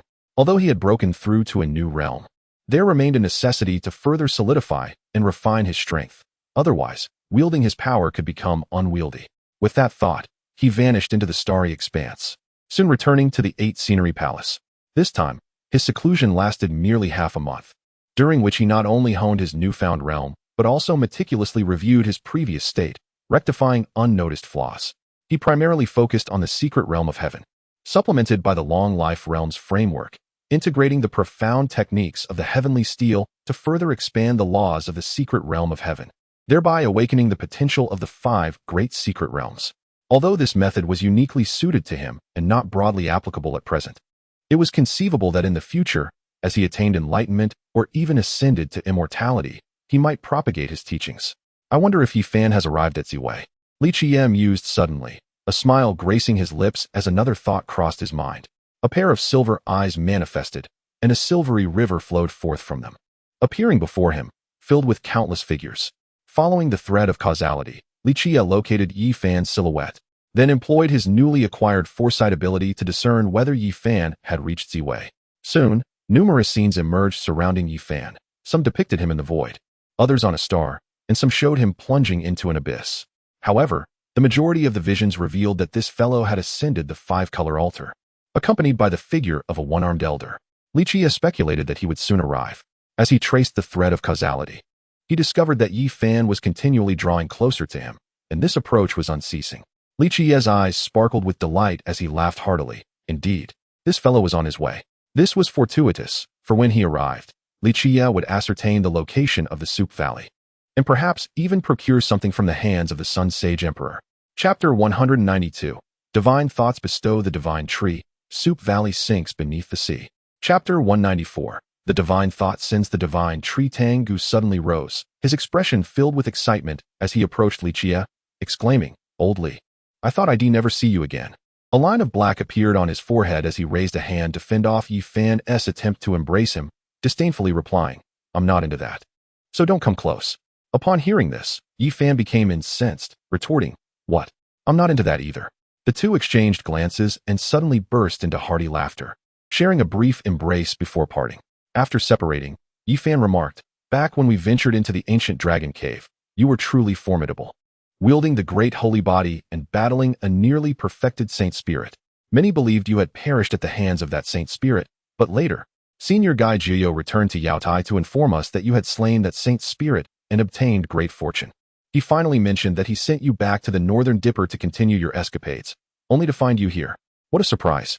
At this moment, Li Qiyeh, with a hint of annoyance, responded, "That old man is simply envious of my superior talent, my handsome looks, and my charm. He concocted an excuse to send me to Ziwei." He cast a peculiar glance at Li Qiyeh, thinking to himself, has this fellow lost his senses? After 10 years, he remains so shameless. Fine, I'll concede to his talent, but handsome? Is he truly better looking? Charming? Your reputation in the Northern Dipper has dwindled to a point where even children weep for you. You hardly have any connections. Those sacred lands believed you to be dead, even hosting a month-long banquet in your honor, nearly erecting a monument at your grave. Then he inquired, "Old Li, you say this is Ziwei?" Nodding, Li Qiyeh feigned confusion and asked, "Indeed, did you not know?" Yi Fan, with a bittersweet smile, recounted the tale of how he departed from the Northern Dipper and how he unwittingly arrived in Ziwei. Li Qiyeh, already aware of the outcome, pretended to be enlightened, stating, "So you took the Nine Dragon Coffin to return to Earth, only to mysteriously land on a star with a 5-colored altar. Then you encountered the divine thought of the Sun Saint Emperor and aided him in returning to his homeland." Yi Fan nodded, his spirit somewhat deflated, as if he realized he was not on Earth, feeling a deep sorrow as he longed for his parents, fearing he might never see them again. More content is loading. Please wait. This site only supports mobile browser access. If you see this paragraph, it indicates that the chapter content has failed to load. Please disable reading mode, browsing mode, and ad blocking features, or copy the URL to read in another browser. Seeing this, Li Qiyeh comfortingly patted his shoulder, saying, "What is the big deal? As long as I'm here, we will surely return to Earth." Yi Fan, seemingly interpreting this as consolation, sighed, "How can we return? You don't even know where Earth is. How will we find our way back? Even if you did know, you cannot traverse the starry sky. Only saints can soar through the cosmos. Please, spare me the empty reassurances." Li Qiyeh smiled mysteriously, intending to express that he had attained sainthood. However, the deity Nian behind him interjected, stating that if he knew the coordinates, he could indeed guide you back to your homeland. Yi Fan, upon hearing this, felt a mixture of confusion and astonishment, struggling to grasp the meaning behind Nian's words. Nian then turned to Li Qiyeh, expressing a blend of appreciation and contemplation, remarking on the unexpected emergence of such a prodigy in this era, achieving sainthood before the age of 40 with an exceptionally solid foundation. Even the Sun Saint Emperor of your could not reach such heights. You are remarkable. Li Qiyeh slightly bowed in acknowledgement, seemingly grateful for Nian's praise. Yi Fan, realizing the implication, stared at Li Qiyeh in shock, his fingers trembling as he stammered, You have attained sainthood." With his hands clasped behind him, Li Qiyeh responded proudly, "Naturally, a mere saint cannot impede my progress. They are but small pebbles along my path, insignificant." Ignoring the comical tone and words of the fellow, Yi Fan, filled with excitement, embraced him, exclaiming, "Does this mean I can return to Earth? How splendid! Old Li, you are the love of my life." Suddenly, a figure was sent flying, crashing into a collapsed palace and stirring up a cloud of dust. "Damn it, you don't harbor any ulterior motives towards me, do you?" he shouted, feeling a shiver run down his spine. Cough, cough. "I was merely excited, not harboring any thoughts about you. I'm not into that." Li Qiyeh coughed awkwardly, a sheepish smile on his face. With a helpless shake of his head, he continued, "But do not rejoice too soon. While I can traverse the cosmos, I lack the coordinates for Earth and thus cannot return." Yi Fan's expression dimmed instantly, as he too contemplated this predicament. However, The deity Nian interjected, stating, "If by Earth you mean the source star, I do possess the coordinates, but you must first confirm it." Both Yi Fan and Li Qiyeh were taken aback. In an instant, Yi Fan shared various ancient legends of his Earth with Nian, but the deity had never heard of these tales and could not ascertain their validity. Suddenly, Li Qiyeh spoke up, "In my homeland, there exists a Kunlun mountain, said to house 99 dragons. Chapter 193. A single finger crushes the gathered crowd of Tonggu, transmitting the true sutra of the sun to the heirs of the Saint Emperor. Chapter 195. A single gesture to annihilate the people of Tang Valley, bestowing the true sutra of the sun to the heir of the Saint Emperor as Tang Valley gradually sank. Li Qiyeh and Yi Fan felt it unnecessary to linger any longer and decided to depart, intending to seek the descendants of the Sun Saint Emperor. However, just as they were about to leave, a resounding shout pierced the air, infused with a chilling fury. Not far away, a throng of individuals surged towards Li Qiyeh, their expressions a tapestry of disdain and disappointment. The various factions of the Ziwei had mobilized their forces, dispatching elders and long-reclusive antiquarians to Tang Valley in pursuit of treasures. To their astonishment, barely had they entered before the valley began to submerge, and they had yet to even reach the palace of the Sun Saint Emperor. This incited their ire, for they believed someone had beaten them to the prize. The prime suspect was none other than the enigmatic Li Qiyeh, who had abruptly appeared and disrupted the array's defenses, vanishing shortly thereafter, leaving others in bafflement regarding his whereabouts. As those just emerging from the valley caught sight of Li Qiyeh, many within the factions revealed murderous intent, their minds racing with thoughts of eliminating him to claim the treasures he had acquired from the valley, thus securing their triumph in this venture. Rumors had it that Tang Valley housed the legacy of the Sun Saint Emperor, and whispers suggested the existence of the immortal herb, the Fusang divine tree, perhaps even imperial weapons within its depths. Consequently, even though Li Qiyeh bore no enmity towards these individuals, they were inclined to intercept him to seize his spoils. Yi Fan, observing the scene, remained unperturbed, his demeanor reflecting indifference towards the throng. They were merely a gaggle of avaricious cultivators, a sight he had witnessed often in the North Dipper. Some even more despicable than these.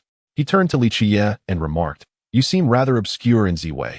It appears these people do not recognize you. Have you been cultivating in seclusion all these years?" Li Qiyeh responded with tranquility, "When I first arrived in Ziwei, few remembered me. Many have perished by my hand. After a decade of seclusion, I doubt anyone recognizes me now. Besides, I am kind-hearted, upright, and unpretentious. I care not for fleeting fame. Why should I desire to be remembered?" A cold smirk crossed Yi Fan's face. "If you are kind-hearted, then the Black Emperor is but an angel. If you are unassuming, it would require the sun in the sky to extinguish." Nevertheless, disregarding the banter, Li Qiyeh suddenly addressed the approaching figures, his voice icy. "What business do you have with us? We appear to be strangers to you." Among the assembly, a pallid man with serpent-like eyes spoke with a venomous tone. "What treasures did you acquire from Tang Valley? Surrender them, and I may spare your lives."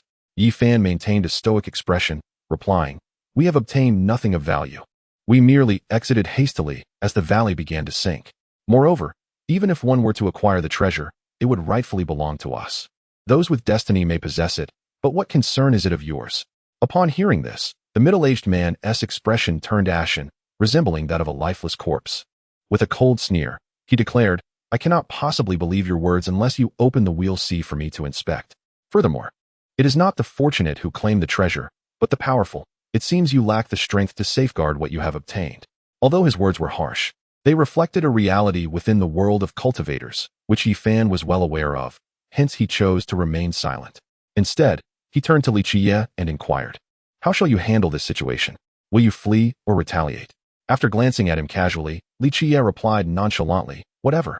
And aren't you angered by their disdain? This fellow appears as if his life is waning, likely not long for this world."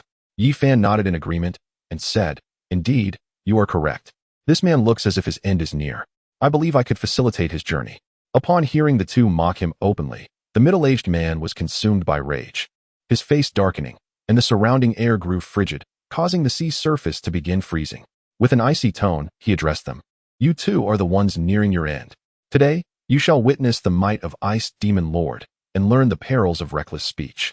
Yet, what answered him was a swiftly striking golden divine fist, radiating a brilliant golden light, exuding a scorching divine power, accompanied by an overwhelming aura akin to that of the sun's sovereign, reigning supreme. In the blink of an eye, The Ice Demon Lord had no time to react before being struck in the head. With a resounding crash, his skull shattered like a watermelon, plummeting into the boundless depths of the ocean. A primordial spirit soared from the fractured head, hastening away into the distance. However, Yi Fan was swifter, employing the secret of the walking character to rapidly catch up to the primordial spirit. The Ice Demon Lord's spirit displayed a look of terror as he cried out, "You cannot kill me. I am an elder of the Ice Demon Hall. Should you take my life, my sect will not spare you. They will issue a bounty across the entire Z-Way, and your demise will be most tragic. Spare me, and we shall bury our grievances, ensuring we do not cross paths in the future." Chapter 194, Bloodline Reversion, the Sun's Sacred Body, Plans for Relocation to the 8th Scenery Palace. Chapter 196, the Bloodline Reversion of the Solar's Sacred Body in the dilapidated reception hall of the 8th Scenery Palace. The words of Li Qiyeh left everyone in a state of stunned silence. Aside from Yi Fan, who appeared somewhat unfazed, the others stared blankly at him. Among them, a couple seemed to have grasped the gravity of the situation, with the middle-aged man suddenly becoming animated and asking, "Is it true what you just said? You will transmit the complete version of the solar canon to us?" The others fixed their gaze on him, eager to hear the confirmation once more. This was the ancestral scripture of their clan, long thought lost. Had the imperial scripture not been incomplete, they would not have fallen to such depths. For many years, they had relied on the fragmented text for cultivation, yet it was only sufficient to transition to the dragon transformation, leading to the mystical realm. While substituting with other scriptures resulted in a disconnection from the realm, countless individuals reached the dragon transformation only to find themselves unable to progress further, and those with higher aptitudes could advance only to the great ability realm at best. If they were to obtain the complete solar canon, many among them could at least step into the half-step great ability realm, with numerous others capable of reaching the great ability or even the path-slicing king realm. Hearing Li Qiyeh's willingness to bestow upon them the lost imperial scripture of their lineage, they were naturally overwhelmed with elation, as this presented a rare opportunity for their clan's resurgence. To alleviate their doubts, Li Qiyeh nodded in affirmation, ensuring they understood they had not misheard. Upon receiving this confirmation, expressions of excitement and joy filled the room. Even the young child, safeguarded by a little girl, beamed with happiness, seemingly caught up in the shared emotion. Seeing Li Qiyeh prepared to transmit the imperial scripture to the group, Yi Fan contemplated retreating, though a part of him seemed reluctant to leave, as if he too desired the complete version of the scripture. Casting a glance at him, Li Qiyeh remarked, "If you wish to listen, then stay. After all, you have received part of the Solar Sacred Emperor's inheritance. Sharing it with you is not truly divulging it. However, do not share it carelessly with others." Upon hearing that he could remain, Yi Fan's expression shifted, and he grinned at Li Qiyeh, ingratiatingly assuring him, "Rest assured, I promise not to share it with anyone else." "Oldly, do you not trust me?" Li Qiyeh merely shook his head in exasperation, choosing to ignore the brazen individual. The middle-aged man then gathered the remaining clansmen into the reception hall, while Li Qiyeh set up a formation outside to prevent any interruptions during the transmission of the scripture. Soon after, before the gathered crowd, Li Qiyeh imparted the complete solar canon. Instantly, the reception hall was filled with extraordinary phenomena. As Li Qiyeh recited the verses of the imperial scripture, the air resonated with profound sounds of the scriptures, and many attendees swiftly entered a state of enlightenment. They closed their eyes tightly, and the various secret realms they had been cultivating suddenly seemed to awaken. Those who were still caught in the wheel of samsara began to feel its expansion as the resonant chanting of Li Qiyeh echoed around them. Some even saw the wheel of samsara shatter, reforming the bitter sea into something more profound, while others awakened special physiques, transforming their bitter seas from green to blue and other hues. Li Qiyeh naturally took note of this, but upon investigation, he discerned that these were merely ordinary spiritual bodies, not rare physiques. Previously, it was as if the scriptures were incomplete, and no one had laid the foundation for the wheel of samsara, leaving it undiscovered and its potential sealed away. In addition to the wheel of samsara, the Tao palaces and the four extremes were also undergoing transformation. Some individuals had weak deities within their Tao palaces, but under the refining influence of the spiritual energy summoned by Li Qiyeh's chanting, their Tao palaces grew more majestic and their deities more powerful. The same applied to the four extremes, where the divine patterns on their hands and arms became more intricate and complex, granting them greater divine power and enhancing their combat abilities. At last, those who had utilized scriptures from other secret realms to break through to the dragon transformation or even higher realms found themselves entering a state of enlightenment with Li Qiyeh's assistance. They discarded the scriptures that were not the true scripture of the sun and reformed the complete imperial scripture, facilitating unobstructed passage through the various secret realms. Whether it was the flow of divine power or the execution of mystical techniques, everything became remarkably smooth. It was as though they possessed the bloodline of the Sun Saint Emperor, and the regal laws inherent in that bloodline began to manifest. However, this awakening was not universal. Some elders, or those of lesser talent, found themselves unable to awaken the divine power of the bloodline. Only middle-aged men and those of exceptional aptitude managed to awaken portions of the Saint Emperor's bloodline, granting them extraordinary combat prowess and an undeniable advantage in future confrontations. Yet, the highest awakening of bloodline power belonged to a young child. As he continued to chant, he levitated in the air, radiating a brilliant divine light. Like a small sun, he shone resplendently, and the profound regal laws awakened within his bloodline began to manifest externally, exuding an aura that compelled those still in meditation to open their eyes. Many gazed at the floating child with expressions of astonishment, excitement, and awe, captivated by the ethereal figure surrounding him. Numerous individuals fell to their knees, bowing and paying homage to the apparition, exclaiming, "Saint Emperor Ancestor." It was evident they recognized that this child had returned to the ancestral bloodline, possessing the bloodline of an imperial heir destined for greatness in the future. Chapter 195, Subduing the Bull Demon King's Avatar and Refining the Alchemical Furnace for Yifan. Chapter 197, Subduing the Bull Demon King's Avatar. Refining elixirs for Yifan. Within the grand hall of the Eight Scenes Palace, the Sun Saint Emperor's kin had gathered in full. Li Qiyeh had brought them to this sanctuary, ensuring they could cultivate in peace, free from external pressures. Upon their arrival, their expressions transformed with immense joy. For the spiritual energy here was abundant, far exceeding that of their previous locations by several, even dozens of times. To them, this place was akin to a celestial haven, a prime site for cultivation that could serve as a foundation for establishing a sect.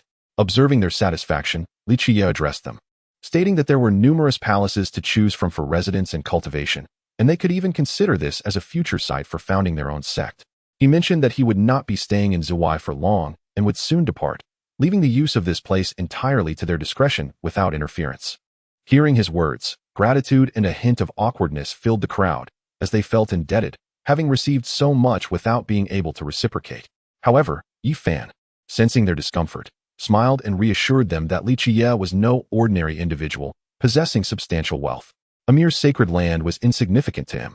As a descendant of an emperor and a holy son of a sacred land, he lacked nothing. Should he desire, he could easily find a better place for cultivation. Despite this, the others still felt a tinge of embarrassment, realizing that regardless of his extraordinary status, it was ultimately a gift from someone else. Nevertheless, they indeed needed this sanctuary to recuperate and accumulate their foundations, compelling them to graciously accept the offer. Seeing their silent agreement, Li Qiyeh moved past the matter and approached the stone cabinet at the center of the hall. He opened it and retrieved a sealed stone jar. As the group looked on with curiosity, Li Qiyeh removed the lid, and a burst of golden light and ethereal sounds emerged, followed by a resounding moo. A figure materialized from within, astonishing many present who had not anticipated the existence of a living being inside the jar. It was evident that this being was not of the human race, but rather a creature of the Bull clan, whose strength they could not discern. Yet they sensed it was formidable. Yifan, somewhat taken aback, gazed at the bull creature and inquired, "Is this a bull demon?" His words immediately provoked the creature's ire. It glared at Yifan and retorted, "You insolent brat, I am not a bull demon. I am the Bull Demon King of the mighty Bull Demon clan. Speak such nonsense again, and I shall leave you searching for your teeth." However, he soon turned his gaze towards Li Qiyeh and inquired, "So you have acquired the master's inheritance and succeeded to the Eight Scenery Palace?" Observing the Bull Demon King nodding casually, he replied, "Indeed. I have inherited the legacy of the Old One. Though I cannot be deemed a successor, I forcefully intruded." The Bull Demon King furrowed his brow and remarked, "Forcefully intruded? The formations and restrictions set by the master are impenetrable even for a sage. No matter how formidable your sacred weapon, you cannot breach this place." "I entered with an imperial weapon," Li Qiyeh stated. "This formation may be insurmountable for those of the Ziwei faction, but I am not one of them. Thus, it holds little effect on me." The Bull Demon King's expression shifted, revealing astonishment as he regarded this young man, who appeared youthful yet exuded an unfathomable aura, leaving even him unable to discern the depths of his strength. It was unclear whether he concealed his true power with the imperial weapon or if his innate prowess was genuinely formidable. Regardless, this individual was clearly not of ordinary caliber. Possessing an imperial weapon and being an outsider indicated that the forces backing him were immensely powerful, likely a prominent imperial lineage or faction. He then addressed Li Qiyeh. Regardless of how you obtain the master's inheritance, the great sacred weapon and the Dao De Jing within the 8 Scenery Palace are now yours. You are indeed the master's successor. My duty is to safeguard you in Z-Way until you achieve the realm of the path-cutting sovereign, at which point I will have fulfilled my mission. However, do not become overly complacent. I am merely a manifestation left by the main body. Although I possess the strength of a path-cutting sovereign, my interventions are limited. If I were to engage in battle with my full might, I could do so no more than 3 times before vanishing. Do not expect me to protect you indefinitely. This is also a trial left to you by the master, requiring you to strengthen yourself step by step rather than relying on others. The Bull Demon King's demeanor transformed from serious to somewhat proud, adopting the air of a teacher instructing a student. Li Qiyeh regarded him with an oddly perplexed expression, pondering whether the old bull had been sealed in a jar for too long, leading to a lapse in judgment. No, he thought. The creature claimed to be merely a fragment of itself, perhaps indicating that it possessed no intellect whatsoever. With a bemused smile, Li Qiyeh looked at the Bull Demon King and teasingly asked, "So, your implication is that once I break through to the realm of the path-cutting sovereign, your mission will be accomplished?" The Bull Demon King nodded matter-of-factly, naturally. At that point, I believe this manifestation will also. Chapter 196. Yi Fan's initial foray into divine prohibition, the chaotic yin and yang. Chapter 198. Yi Fan's first step into the divine prohibition bang. Ah, old Li, could you not be so rough? My body is nearly ruined. Emerging from a collapsed hillock, Yi Fan was battered and bruised, limping as he cast a resentful glance at Li Qiyeh.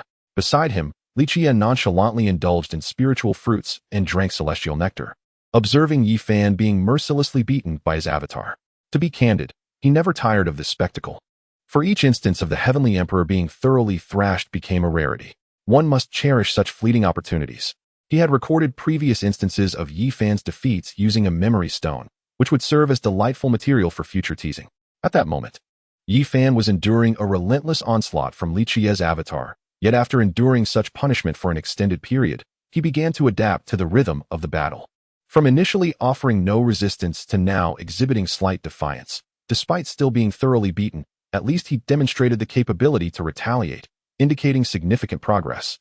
After all, he was being trained with the prowess of a peak expert, and the ability to resist suggested that he had indeed improved considerably in combat strength.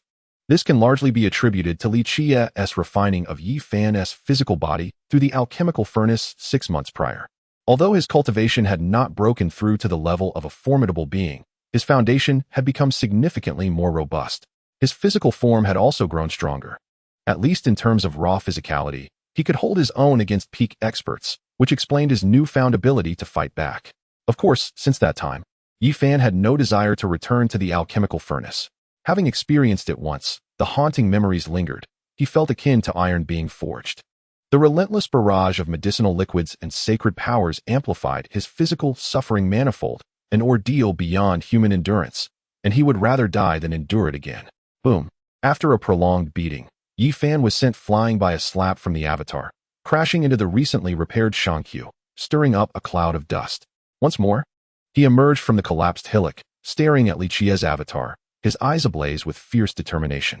He had spent the past 6 months enduring the relentless pressure and punishment from this avatar, often collapsing under the onslaught or nearly losing consciousness. The average individual could hardly withstand such training, yet Yi Fan persevered. He yearned to grow stronger, to step into the divine prohibition, thus equipping himself with a solid foundation to confront the young prodigies of the imperial lineage, enabling him to keep pace with old Li and ascend to greatness. Transitioning from a defensive stance, Yi Fan now chose to take the initiative. Though he was acutely aware that he could not possibly defeat the avatar before him, he nonetheless threw punches in earnest. A flicker of surprise crossed Li Qiyeh's eyes, quickly replaced by a look of satisfaction, as he seemed pleased with the transformation of this young man. Previously, he had consistently adopted a defensive stance, seeking opportunities to strike. However, he has now altered his approach, opting for proactive engagement. This transformation signifies a profound shift within Yi Fan, indicative of a metamorphosis in his state of mind. It is a fortuitous development for him, as entering the divine forbidden zone necessitates a certain mindset, with the essence of this mental state being paramount. An invincible heart must embody an unwavering resolve, exuding an aura of supremacy. At this moment, Yi Fan finds himself enveloped in such a state. In order to facilitate this individual's seamless transition into the divine forbidden zone, Li Qiyeh tempered the combat prowess of his avatar, maintaining it at a level that imposed pressure without disrupting the equilibrium, allowing him to withdraw from this state.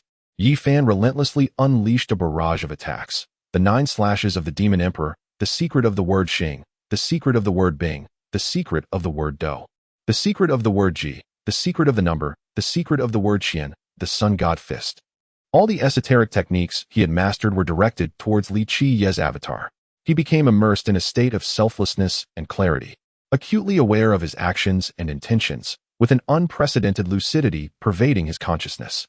He could perceive the intricate threads of the universe's grand design, hear their rhythmic pulse, and even resonate with them. This alignment with the Tao not only ushered him into an ineffable state, akin to enlightenment yet distinct from it, resembling an elevation of realm without a corresponding increase in cultivation. As he observed the avatar deliver a punch towards him, Yi Fan instinctively raised his hand to counter. And in that moment, his unity with the Tao endowed his strike with the formidable might of the cosmos. The collision of their fists resulted in no extraordinary phenomena, merely the sound of flesh meeting flesh and the subsequent footfalls of the avatar. After retreating 3 steps, the avatar regarded Yi Fan with a look of satisfaction. Indeed, the efforts invested in training over this period had not been in vain. He had finally stepped into the divine forbidden zone, albeit briefly. Nonetheless, this experience laid the groundwork and accumulated the essence for future endeavors within the divine forbidden zone, a rare opportunity indeed. Following their exchange of blows, Yi Fan swiftly emerged from that transcendent state, the divine and ethereal sensation dissipating from his heart. Yet, it left behind a seed within him, ensuring that with persistent attempts to enter the divine forbidden zone, he would one day grasp its intricate pathways and shorten the duration required for entry. Chapter 197. The old madman exclusively occupies the ancient ancestral king. Li Qiyeh transforms the sea into chaos. Chapter 199. The madman of the ancient sovereign Li Qiyeh traversed the chaotic seas of the Wheel Sea.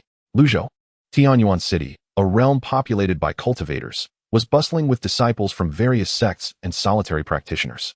Among them, some possessed only the strength of the Wheel Sea, while others had attained formidable prowess. Numerous prodigies from the Ziwei constellation gathered here once more to engage in profound discussions and share insights. Since departing from the 8 Sceneries Palace, Yi Fan had taken to the skies, choosing a random direction to soar through the air. Along his journey, he encountered several cultivators, though they were merely low-tier solitary practitioners who regarded him with awe and trepidation. From their conversations, he learned that the nearest city of cultivators was Tianyuan City, prompting him to make the journey, eager to observe the distinctions between the Ziwei cultivators and those of the Northern Dipper, as well as to witness the prowess of the Ziwei prodigies firsthand. At that moment, a group of cultivators was engrossed in discussions regarding the recent sinking of Tang Valley into the Northern Sea. Truth be told, this incident had transpired 6 months prior, yet it continued to captivate the attention of many. The ongoing intrigue stemmed from the sudden extinguishing of the soul lamps belonging to the elders and leaders of various factions who had ventured to Tang Valley, sending shockwaves through the Ziwei sections. In their quest for answers, numerous sects dispatched representatives to investigate the cause behind the simultaneous demise of so many individuals. Upon arrival, they discovered that Tang Valley had indeed submerged, leaving no trace of the elders, no corpses, no remnants. This discovery ignited a surge of outrage among the factions, who believed foul play was afoot, yet they could find no evidence or leads to substantiate their claims. The number of sects capable of orchestrating such a large-scale elimination was alarmingly few, and many of them had already been involved in that ill-fated expedition. Consequently, they sought the expertise of the Tianjin to divine the truth of the matter. Tragically, the previous generation's master of Tianjin perished during the divination, leaving behind no final words. His spirit extinguished in an instant. The current master of Tianjin was left in shock, promptly sealing the mountain and declaring a century-long retreat from the world and its fortunes. This turn of events cast a pall over the factions, who understood that the perpetrator must possess unfathomable power, capable of ending the previous master's life so swiftly, thus prompting the current master's retreat. As a result, the matter was left unresolved, becoming a taboo topic among the various sects. Yet it remained a popular subject of conversation among the lower-tier cultivators. Yi Fan, however, maintained an air of tranquility. for he vividly recalled that those who ventured to Tang Valley had perished at the mere flick of Li Qiyeh's finger. The image of Li Qiyeh slightly lifting his ring finger and casually pressing it toward the void remained etched in his memory. The divine finger descended from the heavens, exacting punishment upon the wicked, cleaving through the seas. This revelation awakened in him a profound understanding of the power of saints, further igniting his fervent desire to attain sainthood. Since his descent from the mountain, his previously stagnant realm had burst forth as if the floodgates had been opened, propelling him directly into the fourth tier of the Grand Master realm, thus establishing him as one of the foremost figures in the contemporary world. Unless those reclusive ancient beings emerged from their seclusion, Yi Fan harbored a profound confidence in his ability to vanquish any adversary. Just when he believed there were no more astonishing tales to be heard, he overheard a nearby practitioner from the Four Extremities school remark that such occurrences had become commonplace. The current talk of the town in Ziwei was the ancient sage, and it was likely that all present had come to catch a glimpse of this sage. Indeed, otherwise, why would I traverse such vast distances to arrive here? That is a sage, after all. It has been countless millennia since Ziwei has seen the emergence of a sage. I never expected one to appear in Tianyuan City. Yes, I too wish to pay my respects to that sage. If I were to be favored and accepted as a disciple, my Su family could ascend to become the pinnacle of power in Ziwei within a few centuries, rivaling the esteemed holy sites. Humph, you dream beautifully.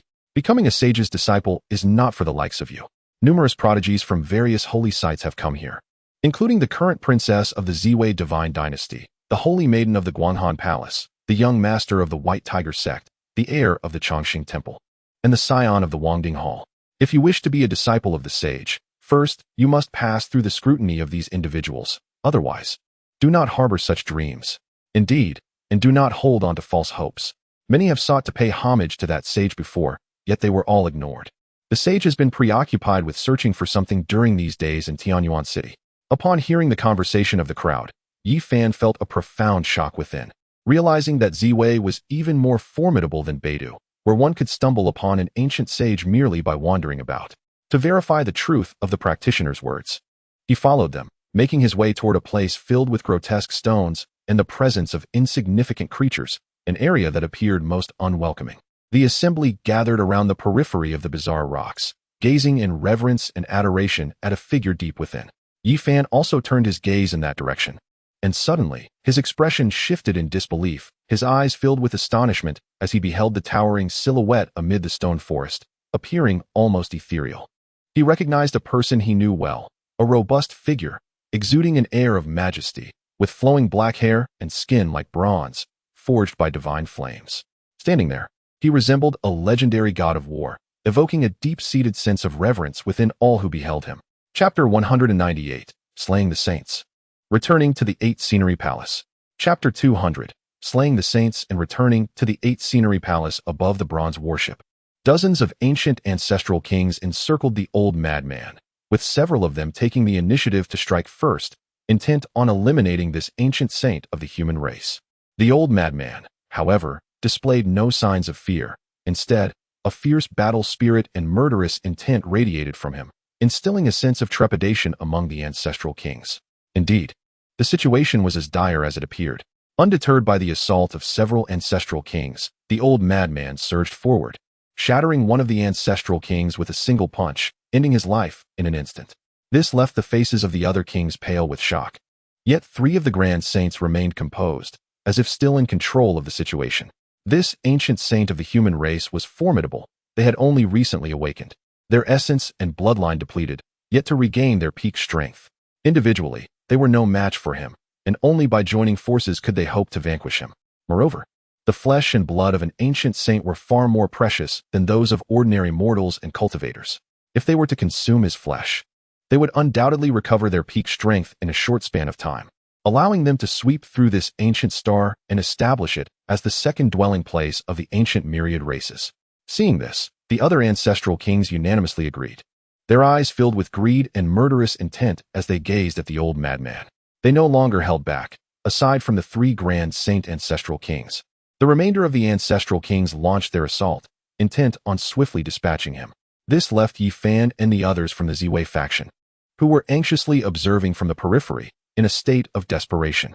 It was evident to any discerning eye that the old madman could not withstand such a multitude of ancestral kings. Yi Fan and his companions watched in trepidation as the old madman battled against dozens of ancestral kings. Their faces betrayed their concern. This conflict was fundamentally unequal. And no matter how extraordinary the old madman was, he could not triumph over so many ancestral kings. Just as their anxiety peaked, a figure suddenly appeared silently above the bronze warship, standing at the center of the ancestral kings as if ensnared by their encirclement. Among the crowd, only Yi Fan displayed a look of relief and joy. He has finally arrived. Observing the ancestral kings surrounding him and the old madman, whose gaze was sharp and filled with murderous intent, Li Qiyeh, with remarkable composure, smiled and addressed him. "Senior, I did not expect to encounter you here in Ziwei. What a twist of fate." The old madman pondered, trying to recall a connection between them, but finding no relevant memory. He then inquired, "Do we know each other?" With a shake of his head, Li Qiyeh replied with a smile, "Not exactly, but I have heard Yi Fan speak of you. Had I delayed my departure from Taishin sect for a few more days, I might have had the pleasure of meeting you." Upon hearing this, the old madman nodded, seemingly understanding that this individual was a friend of Yi Fan. "You are quite remarkable. Your innate talent is rarely seen throughout the ages. To achieve the status of saint at such a young age is a feat that can be counted on one hand." Upon hearing the praises of the old madman, Li Qiyeh merely offered a faint smile, seemingly unperturbed by the compliment. After all, the man spoke no falsehood. Was he not worthy of such accolades?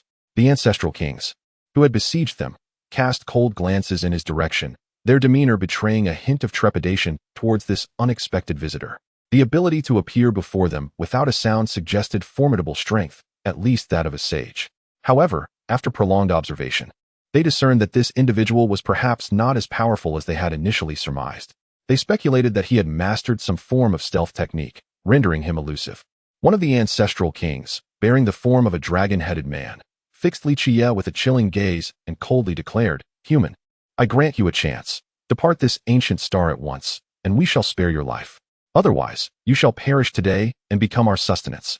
Li Qiyeh regarded the ancestral king with a discerning eye, assessing him from head to toe before shaking his head and lamenting, "What a pity. There is little meat on you, and your appearance is far from appealing. You are not a worthy delicacy." Before the ancestral king could express his fury, Li Qiyeh gestured grandly, pulling the dragon-headed king towards him in an instant. Observing the horror and fear in the king's eyes, he nonchalantly waved his hand towards the nearby purple bronze warship.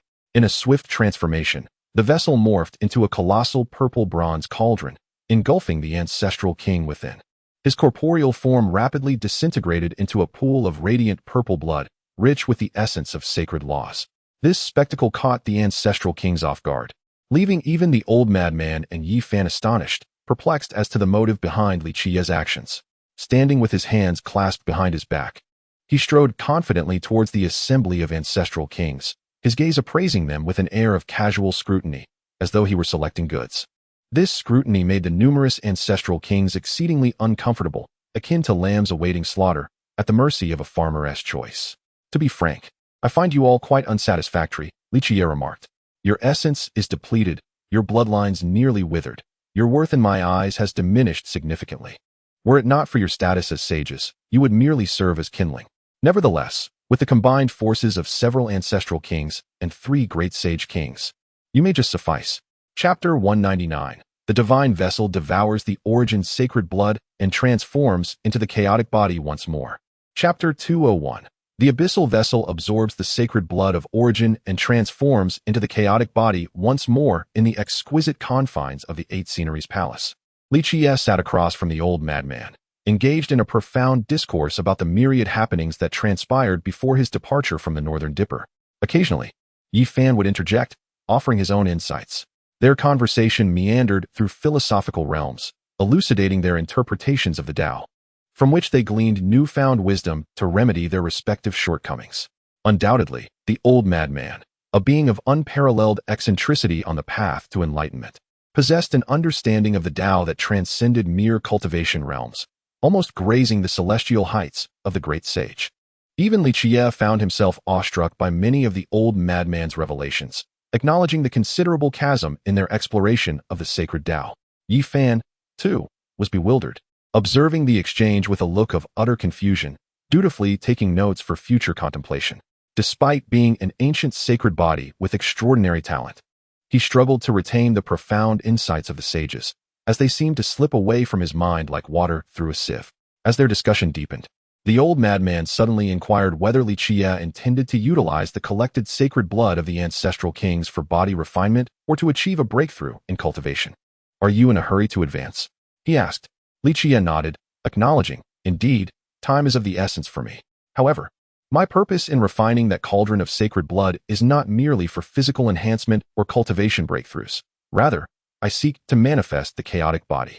Both Yi Fan and the old madman regarded him with astonishment, particularly Yi Fan, who marveled at how, in such a brief span, Li Qiyeh aspired to evolve into the chaotic body, the most formidable of physiques. Even his sacred body paled in comparison to the chaotic body, which could continue to attain enlightenment even amid the imperial era. Li Qiyeh's tone suggested that manifesting the chaotic body was a trivial endeavor. Could it be that he had truly accomplished this feat? The old madman, equally astonished, remarked, "You wish to evolve into the chaotic body?" Throughout history, aside from that singularly gifted individual who succeeded, none have forged a new path. To achieve success, you must not tread the old path, but rather carve your own. Have you perhaps gathered the two primordial scriptures of the yin and yang and comprehended the unity of opposites? Scratching his nose and breaking into a wry smile, Li Qiyeh replied, "How should I put it? I have succeeded to a third degree. I have indeed grasped the unity of yin and yang, yet it remains incomplete, preventing me from fully manifesting the chaotic body. Thus, I aim to draw upon the profound principles of the heavenly devouring magic and the undying heavenly art, in conjunction with the collection of that cauldron of sacred blood, to further my understanding of that individual's path." Upon hearing this, Yi Fan was somewhat astonished and inquired, "You also possess the devouring the heavens demon art and indestructible heavenly art?" Nodding slightly, he took a sip of tea brewed from the leaves of the enlightenment tea tree and replied nonchalantly, "Previously, when I eradicated the radiant light sacred land, I conveniently captured the radiant light holy sun and obtained these two imperial scriptures from his soul. That individual is indeed extraordinarily gifted. One scripture pertains to the art of transformation, while the other addresses the flawless metamorphosis that directly cultivates a chaos body postnatally. However, this path is no longer suitable for others. I merely wish to draw inspiration from his essence of devouring the primordial source to condense myriad paths, facilitating my second metamorphosis.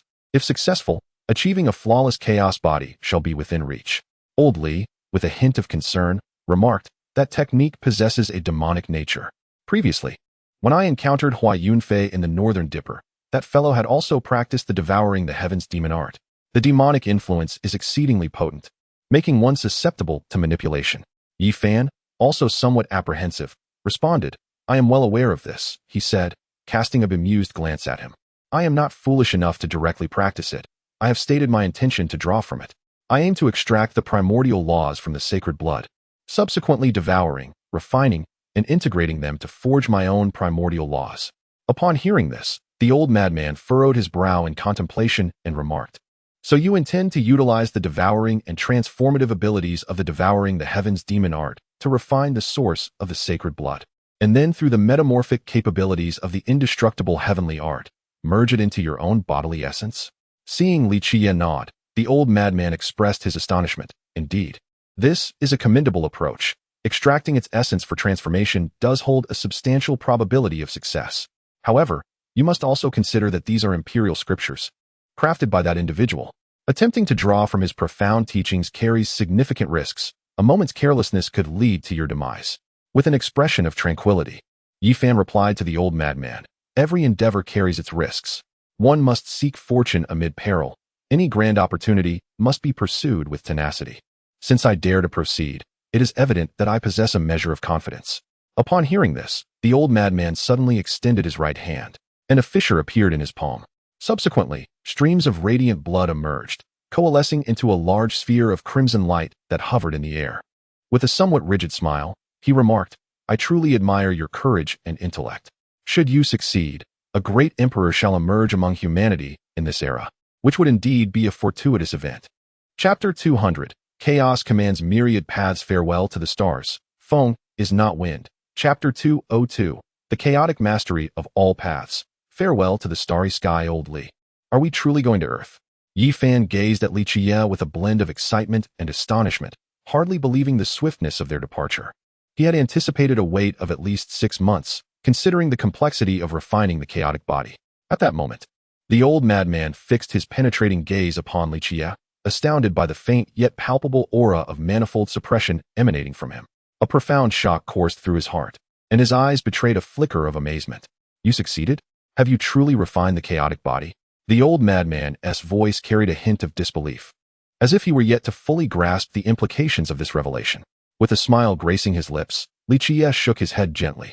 I have achieved a significant milestone, he explained, amidst their curious stares, yet my form has not entirely transformed into the chaotic body. My approach was somewhat unconventional. A clever diversion.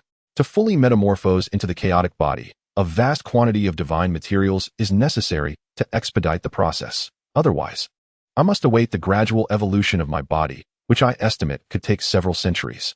Upon hearing this, both men understood the reason behind his headshake and felt a tinge of regret. If he had indeed undergone a flawless transformation into the chaotic body, they would have been able to witness firsthand the extraordinary powers of such a legendary physique. Curiosity piqued, Yi Fan inquired, since you have not yet fully transformed, does that mean you cannot harness the abilities of this physique? Not quite, Li Qiyeh responded. Having accomplished the majority of the transformation, I can still wield most of its powers. My cultivation speed, spiritual essence, and physical prowess have all been considerably enhanced.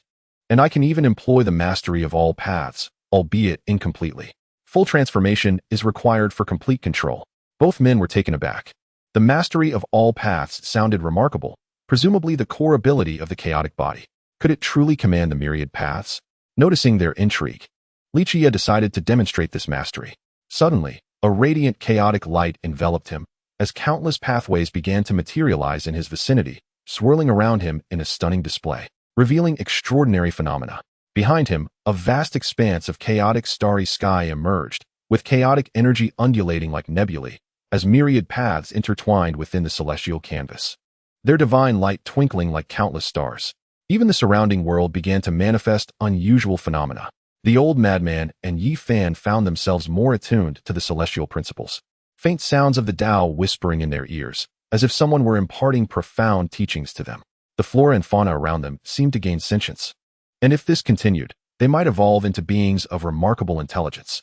The old madman observed with admiration, I must say, you have carved out a brand new path for yourself, akin to one who devours myriad physiques, merging countless sources to give rise to the chaotic body.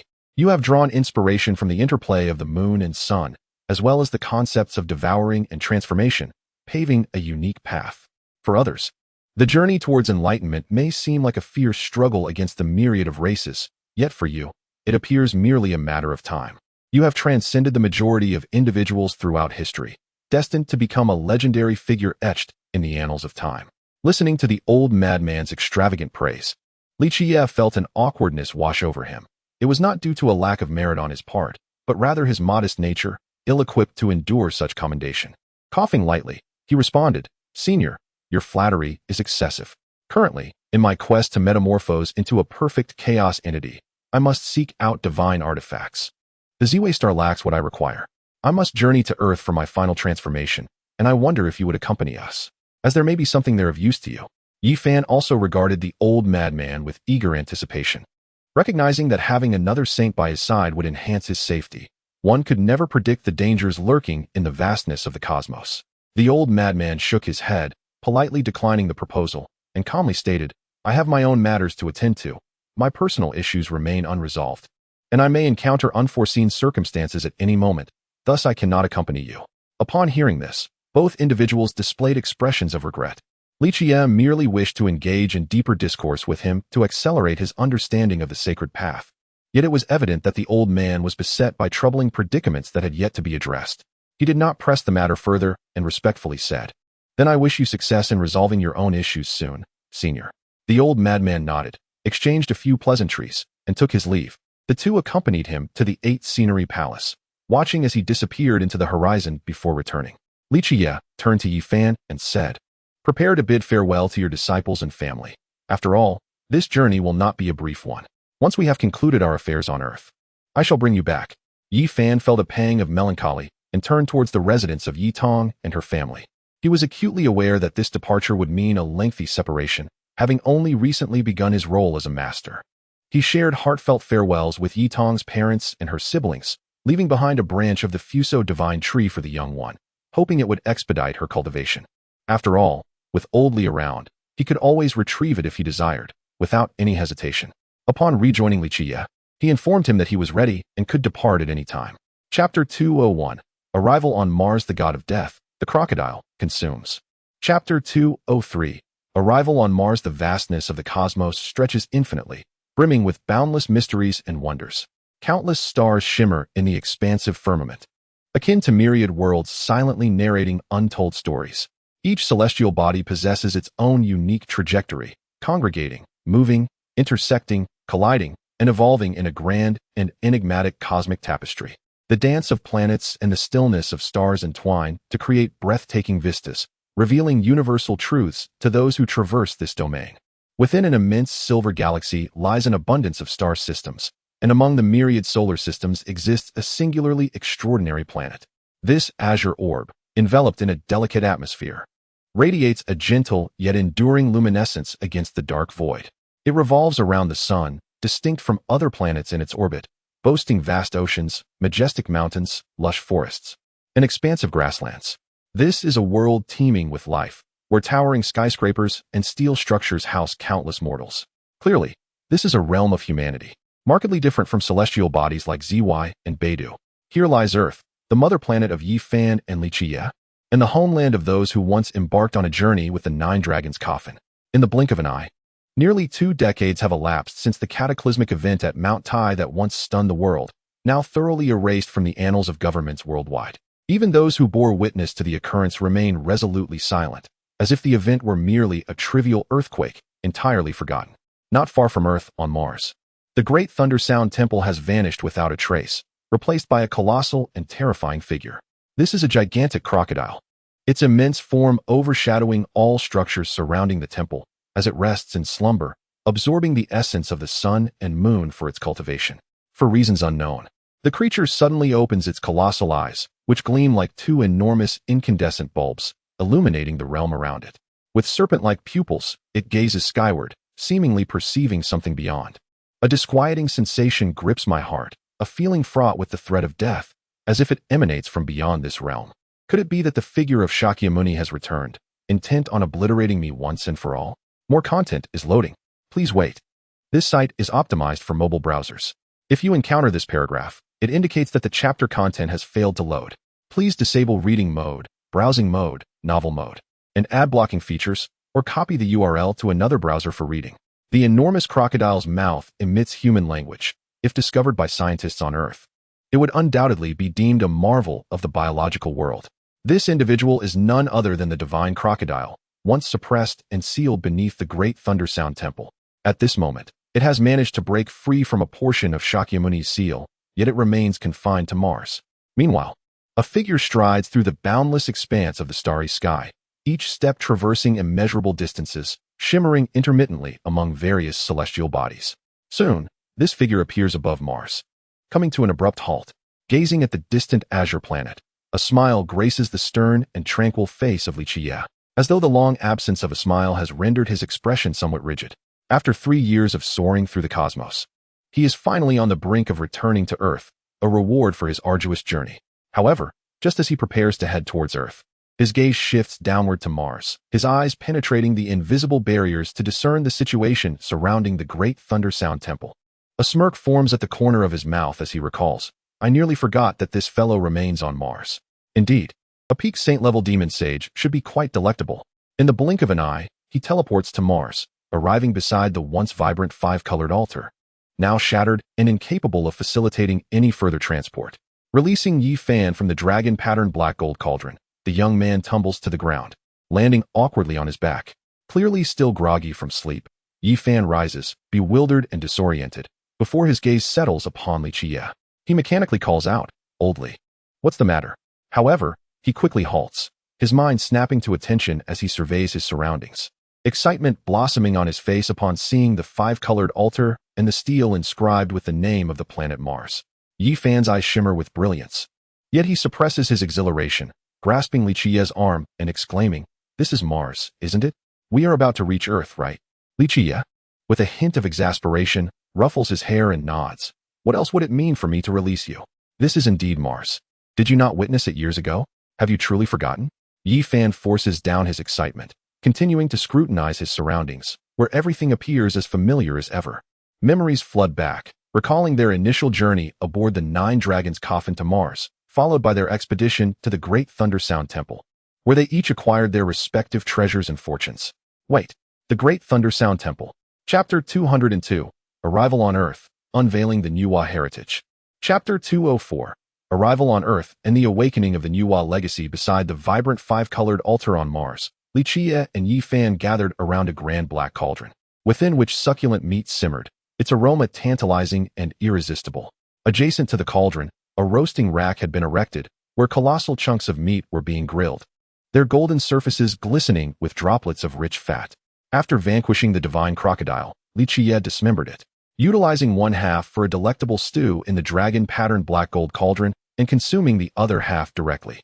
Yi Fan, with one hand clutching a massive claw and the other grasping a piece of golden roasted meat, indulged in the flesh of a saint.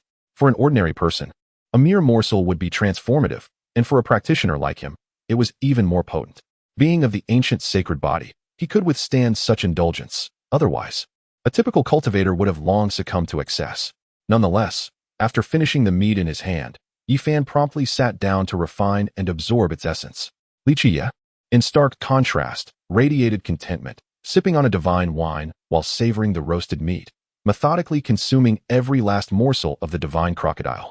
He did, however, reserve 2 claws for Yi Fan, for such delicacies were merely a fleeting delight for him, offering little enhancement to his already exalted cultivation. Upon completing the refinement of the divine crocodile meat, Yi Fan opened his eyes and peered into the cauldron, then glanced at the roasting rack.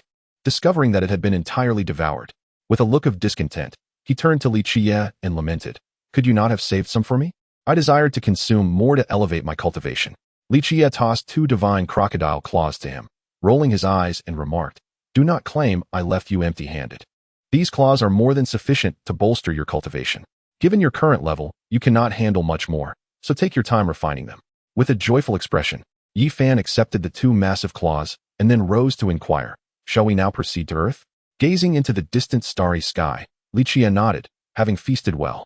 "It is indeed time to return. After so many years away, I am curious how Earth has evolved." Yi Fan, however, was preoccupied with thoughts of his parents, wondering if they still lived. A mixture of excitement and trepidation coursed through him, fearing that his return might mean a permanent farewell. Observing the turmoil within him, Li Qiyeh patted his shoulder and advised, "Ever since you learned of the possibility to return to Earth, your emotions have been in tumult. A cultivator must maintain inner tranquility. Do not overthink it. Whatever the outcome, you must confront it. Besides, do you truly wish to dwell on the thought of your parents passing? What purpose would your return serve then?" Yi Fan vehemently denied the implications and, taking a deep breath to steady his emotions, expressed his genuine desire to see his family healthy and safe. However, a profound fear lingered within him that their sorrow, stemming from his circumstances, might lead them to an untimely demise. The thought was daunting. "Do not dwell excessively on this," Li Qiyeh advised. "The Earth lies ahead. Instead of overthinking, it would be wiser to witness it firsthand. Let us go, lest you become consumed by unfounded fears and miss the chance to reunite with your parents." With that, he grasped Yi Fan's shoulder, and in an instant, they vanished from Mars, reappearing near the moon. As he gazed at the distant azure planet, Li Qiyeh felt a nostalgic yearning for his youth, not of this Earth, but of the world he inhabited before his journey through time. Although he remained an orphan, an ordinary individual, that realm held the memories of his earlier life. He couldn't help but ponder how his existence would have unfolded had he not traversed to this new reality. It is time to descend, to once more embrace the life of a mortal and fulfill your long-held aspirations. Prepare yourself for what lies ahead, Li Qiyeh urged. Yi Fan, burdened with emotion, nodded gravely and was soon transported by Li Qiyeh to the peak of Mount Tai on Earth. This place marked the inception of their cultivation journey, a location where Li Qiyeh could refine his own state of mind. Yi Fan, however, felt indifferent to his surroundings. Observing him closely, Li Qiyeh produced 2 ancient medicinal herbs and remarked, "If your parents are still alive, these herbs can help alleviate their suffering and prolong their lives. The remaining 2 should be given to Pangbo's parents. If they yet live, assist them as well. We are brothers, and should fate allow, we may meet again in the future." Yi Fan gazed at him with deep gratitude, an overwhelming sense of appreciation flooding his heart. He recognized that the wisest decision of his life was to have befriended Li Qiyeh, who had consistently supported him since their acquaintance. Whether it was through imperial scriptures, treasures, or ancient medicine, Li Qiyeh had always been there for him. Despite the occasional pranks that seemed to ensnare him, they were merely jest. In his heart, Yi Fan longed to repay Li Qiyeh's kindness. Yet the latter's rapid advancement in cultivation had left him in awe. He had already attained great prowess, becoming a formidable figure in the realm of cultivation. Chapter 205. The Fusion of the Dragon Steel and the Celestial Steel. Gaining 3 volumes of imperial scriptures, having exchanged for the divine essence of the imperial weapon, he seamlessly integrated it into the Fushi Dragon Steel, transforming it into an imperial weapon imbued with divine resonance. Although this Fushi Dragon Steel was incomplete, it did not hinder its potential. As long as an imperial weapon possessed divine essence, it could be restored with the appropriate materials. Moreover, he simply needed to acquire the hidden legacy within the Fushi Dragon Steel. The restoration of the imperial weapon could be approached gradually, as there was no urgent need. After all, the materials required to mend a damaged imperial weapon were considerable, and he currently lacked sufficient resources for such a task. He was not in want of imperial weapons, as he already possessed the Li Qiyeh Divine Furnace, the immortal slaying gourd, the primal ancient axe, the dragon pattern black gold cauldron, and the Nuwa Dao stone, 5 complete imperial weapons. If the Fushi Dragon Steel were added to this collection, it would amount to 6. Alongside his other quasi-imperial weapons, including the Heavenly Court Scepter, the quasi-imperial obtained from the ancient Hua dynasty, and quasi-imperial armor, along with various weapons from great saints, saint kings, and sages, far more than he could possibly need. Of course, the Desolate Tower did not count, as it had never acknowledged him as its master. It was crafted by the desolate Heavenly Emperor, making it improbable for it to recognize anyone else as its sovereign. Most of the weapons were reserved for collection, gathering dust and storage, while only the imperial weapons and his personal proof of path weapon were brought forth for use. Gazing at the Fushi Dragon Steel, now infused with new divine essence, it radiated an aura of sanctity, as though it had come to life. Suddenly, the Fushi Dragon Steel entered his mind, shining above his celestial platform, and, inexplicably, it divided into 4 parts, merging with the celestial steel at the center of his 4-tiered celestial platform. Each celestial steel appeared to bear carvings and images from the Fushi Dragon Steel, along with numerous oracle bone inscriptions and golden tripod texts, enhancing the celestial steel's mystique. This was the first time Li Qiyeh had witnessed such a phenomenon, and he was uncertain of the Fushi Dragon Steel's intent when a profoundly enigmatic scripture echoed in his mind. The fusion of the Fushi Dragon Steel and the Celestial Steel aimed to mend the deficiencies of his extreme path laws. As the Celestial Steel was steeped in the legacies of the 3 sovereigns and 5 emperors, possessing profundities that surpassed Li Qiyeh's imagination. Furthermore, the amalgamation of the Celestial Steel and the Fushi Dragon Steel could safeguard his celestial platform and divine soul, serving as a formidable trump card. The scripture resonating in his mind was the Fushi scripture, an imperial text emphasizing the primordial 8 trigrams: heaven, earth, thunder, wind, mountain, water, marsh, fire. Loading more content. Please wait. This site only supports mobile browser access. If you see this paragraph, it indicates a failure to load chapter content. Please disable reader mode, novel mode, and ad blocking features in your browser, or copy the URL to read in another browser. Qian, Kuan, Zhen, Sun, Jin, Kan, Dui Li. Kuan and Jin transform into Old Yin. Kan and Sun transform into Young Yin. Zhen and Li transform into Young Yang. Dui and Qian transform into Old Yang. These 4 represent the 4 symbols. Subsequently, Old Yin, Old Yang, and Young Yang evolve into the 2 instruments. The 2 instruments give rise to the supreme ultimate. The Fushi scripture expounds on the transformation of oneself into the primordial, utilizing the 8 trigrams, the 4 symbols, the 2 instruments, and the supreme ultimate to cultivate one's internal cosmos, ultimately achieving the path to immortality. It must be said that this is a scripture capable of granting immortality. He is unaware of the current standing of the great Emperor Fushi, but it can be presumed that he has not faltered in comparison to the Empress Enhua. Moreover, he has acquired another imperial scripture, the Yuan Shi Jing. In his previous life, many claimed that great Emperor Fushi was a reincarnated imperial corpse, once again attaining enlightenment. It is highly probable that he was one of the 2 among the 9 supreme deities who were not mentioned. One of them is the boundless celestial sovereign, while the other is unnamed. Now, the Yuan Shi Jing in his mind reveals that the previous incarnation of great Emperor Fushi was the primordial celestial sovereign, which, to be honest, both astonishes him and lies within the realm of acceptance. The earth itself is indeed extraordinary. It serves as a pathway of reincarnation, where many emperors have chosen to inter their remains in hopes of living again. This method of resurrection is known as the spiritual awakening of the imperial corpse. As seen with the Void Emperor becoming the Yellow Emperor, the Eternal Universe Emperor transforming into the Divine Farmer, the virtuous Celestial Sovereign turning into Laozi, and Amitabha becoming Shakyamuni. It is said that the primordial form of Qiyeh, the Nine Li, is the spiritual awakening of the great Emperor of Nine Li. Many emperors have revived on Earth. Although they are no longer the beings they once were, nor are they still emperors, they remain among the most formidable individuals in the world, subordinate only to the Supreme. The great Emperor Fuxi, too, is a unique instance of spiritual awakening among the celestial sovereigns, shedding the path of his previous life to forge a new one. A feat more challenging than the enlightenment of imperial heirs, for they were emperors in their former lives, their understanding of imperial laws far surpassing that of mere heirs. The Yuan Shi Jing, a scripture founded by the primordial celestial sovereign, is also the origin of the secret of the military character. He possesses 9 secrets and possesses profound knowledge of this forbidden art, capable of commanding weapons, controlling individuals, and mastering the Tao.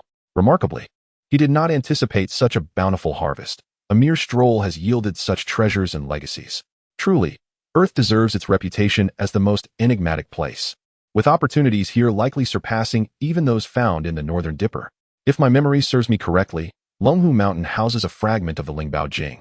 Kunlun Mountain harbors the Yuan Tian Di Jing established by the second incarnation of Duanda, and there are the demigod herbs, Hisho Wu, the immortal herb, Bai Hu, 1/3 of the immortal ascension cauldron, and the elixir of immortality from the immortal pool, along with the divine mark of the purple gold tower that activates the profound meanings of immortal gold.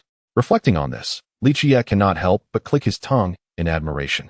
The abundance of treasures is simply astounding. Chapter 204. Acquiring the demigod herb Hisho Wu and entering the immortal realm with the immortal treasure map. Chapter 206. Obtaining the demigod herb Hisho Wu. After bidding farewell to his parents, Yi Fan departed with Li Qiyeh, heading towards the majestic Kunlun Mountain. Accompanied by a sage, traversing vast distances was but a fleeting moment, an experience that filled him with envy as he pondered when he might achieve such prowess himself. The grandeur of Kunlun, stretching across the cosmos and dominating the realms, left Yi Fan in awe. Before him lay an endless expanse of primordial forest, interspersed with towering mountains that seemed to touch the sky. It was a revelation to him that such wonders existed on Earth. This was Kunlun Mountain, a veritable land of soaring dragons, where any sect established would undoubtedly thrive. As he walked, Yi Fan meticulously observed the surrounding terrain. Utilizing the Source Heaven Divine Eye and Source Heaven Divine technique, he discerned the extraordinary nature of this place and recognized that Earth harbored many hidden celestial secrets. Li Qiyeh, while walking, remarked that this was merely a branch of Kunlun Mountain, with the true Kunlun lying deeper within. He cautioned that this place was not as simple as it seemed. Only those with a map could enter, for it was generally inaccessible to ordinary individuals. Fortunately, his eyes could pierce through illusions and deduce pathways, or else even he might find himself lost, as a single misstep could lead to dire consequences. Upon hearing this, Yi Fan's expression turned serious. A place that could evoke such caution from Li Qiyeh must indeed harbor unimaginable dangers. Casting a glance at him, Li Qiyeh reassured him not to be overly tense, declaring that as long as Yi Fan refrained from reckless actions, he would remain relatively safe. Once they reached the core area, he would comprehend the true nature of both the mundane and the terrifying. As they surveyed the surrounding territories, Li Qiyeh acknowledged that they would soon need to employ the celestial treasure map. He instructed Cheng Xian to retrieve it, for its utility was imminent. It was a demigod herb, capable of granting longevity, yet lacking profound celestial enlightenment for self-preservation, sharing certain affinities with the fabled death herbs. Initially fearful, Hisho Wu found solace upon entering this sacred land, surrounded by spiritual herbs and medicinal kings, including the elusive death herbs. Its apprehensive demeanor transformed into one of tranquility, as this place exuded an unparalleled serenity. Like a passport, those without the means to traverse the celestial formations would encounter obstacles and warnings. Cheng Xian, upon encountering Hisho Wu, was equally astonished. Initially perceiving it as a death herb, he soon realized otherwise. With Hisho Wu's fearful gaze upon him, he collected it into his celestial realm, alongside the legendary celestial tree, true dragon, and Qilin, all revered as death herbs. More content loading. Please wait. This site only supports access via mobile browsers. If you see this paragraph, it indicates that the chapter content failed to load. Please disable reading mode, novel mode, and ad block functions, or copy the URL to another browser for reading. Blood exuded a terrifying aura, resonating with the essence of the highest sages. What was impossible? If he spoke of the celestial, what could he envision? The celestial need not be an illusion. Why did the successive emperors expend so much effort to seek Yi Fan? While it might be implausible for others, in the face of Li Qiyeh, I believe that even if everything were offered to me, I would still harbor malicious intentions. Thus, our journey was quite peculiar. All the useless corpses of saints and blood medicines were refined by Li Qiyeh, with a portion nourishing his eyes and another portion given to Shi Xian for my recent use. That fellow, a minor tycoon, merely possessed a trivial amount of spiritual herbs. Just a great medicine king, perhaps lacking even a hair from my body. Thud, thud. My interest in those spiritual herbs was piqued. Their age was too advanced, and thus of little significance to me. My parents did not rely on Li Qiyeh for spiritual herbs, as they were far inferior. A significant portion was allocated to the Ascension, including 8 great medicine kings, leaving the Ascendant in a state of disappointment. As for any malicious intent, I felt not the slightest inkling of it. The green copper block beneath him and the celestial treasure map bore no connection to the outside world. Why did you bring the medicine to him? Without the celestial treasure map in his hand, it was fundamentally irrelevant to Shi Xian. The Ascendant's face was filled with joy as he nodded in agreement. Gradually, a few colossal creatures resembling giant apes emerged from the sparse forest, each adorned with a spiraled horn protruding from their foreheads, their bodies cloaked in crimson fur. Upon hearing that, the fellow's expression instantly shifted from stormy to clear as he gazed in the direction Li Qiyeh pointed. However, what he saw caused him to angrily exclaim, "Old Li, he is deceiving you." His eyes glinted with ferocity as he spotted Shi Xian and Li Qiyeh, immediately swinging his small hand in an attempt to seize us. And his mouth gaped wide open, clearly viewing us as prey, akin to a mere snack. The Ascendant, unable to contain himself, gazed at the pitiful He Shou Wu and addressed Li Qiyeh. Regrettably, the 44 Dragon Mountains had yet to be ravaged by ruthless individuals, causing Yi Fan's opportunity to vanish alongside it. With unwavering determination, I produced the celestial treasure map, which then floated above my head, allowing both of us to retreat into Yi Fan's realm.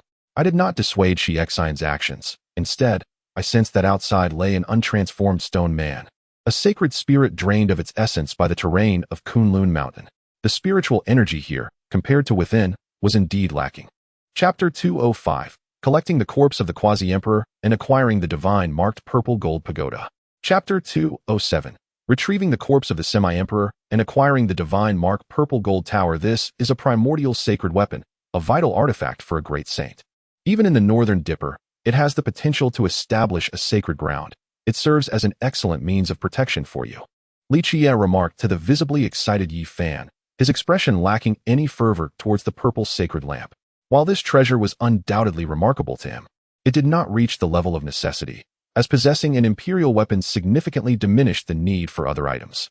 Yi Fan picked up the still-burning purple sacred lamp and reverently bowed to the seated corpse before burying it once more.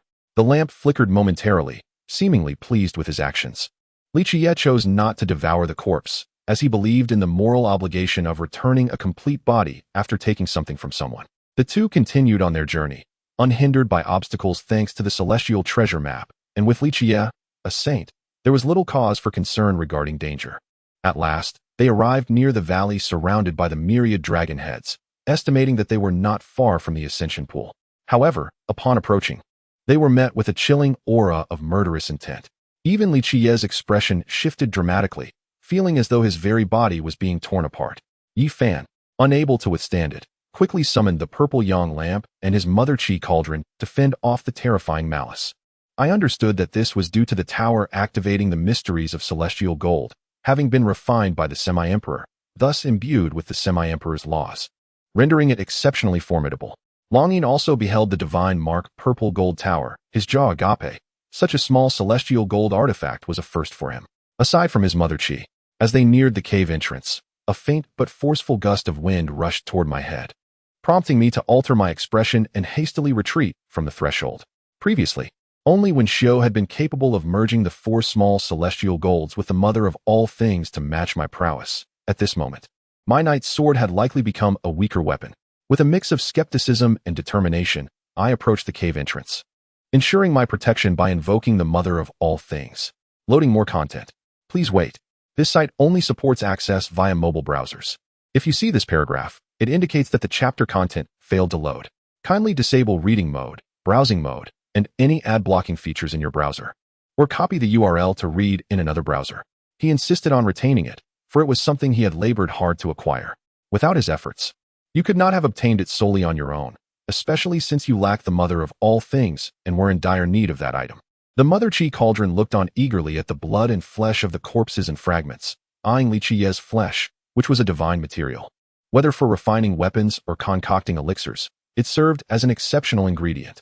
This made my task rather arduous, prompting me to deploy 8 items from Yi Fan, the Li Qiyeh Divine Furnace, the Chaotic Ancient Axe, and the new Wadao Stone. With Yi Fan's full assistance, I finally managed to gather all the scattered remnants of the corpses from afar. From within, one can perceive the profound essence of the law of fire. Observing the terrain reveals it to be a natural sacred ground for fire, undoubtedly nurturing mundane beings outside. This place is imbued with the divine essence of the celestial gold, which can capture the residual traces of the paths of the world and uncover the profound meanings of the scriptures within the relics. Addressing the somewhat vigilant Longyin beside him, he remarked, "Do you think the creatures outside have no connection with him? Perhaps if he were to take a look, he might encounter a fortuitous opportunity." It was not merely a trace scanner. Any existing path laws and scriptures could be captured and subsequently engraved beneath the celestial gold. At this moment, the Mother Qi cauldron began to refine the collected remains of a quasi-emperor using celestial fire, yet was consumed by the heavenly order. Suspecting that the quantum universe he possessed would once again contract, losing yet another star, his gaze held a haughty demeanor, laced with intense disdain directed at Longyin, causing the latter's complexion to pale slightly. Suddenly, a resonant cry of an imperial weapon echoed nearby, prompting both individuals to pause and turn towards the source of the sound, their expressions revealing a hint of intrigue. It was a dragon steed. The previous sounds of the imperial weapon and the horse's neighing did not originate from beyond. The Mother Qi cauldron instinctively understood what creature resided outside, a smile gracing his face. Longyin, too, gazed at the dragon steed with an expression of curiosity, seemingly having set aside the words of the Mother Qi cauldron, with a flicker of battle intent igniting in his eyes. After all, he had engaged in such endeavors once or twice before, each time resulting in his own dismay. Retreating towards the core area, both sensed their souls becoming increasingly turbulent yet vibrant, their minds achieving a serene state, and even their bodies experiencing a delightful sensation. Perhaps after devouring and refining, my temporal and spatial essence would see a slight enhancement, allowing me to save precious time in future endeavors.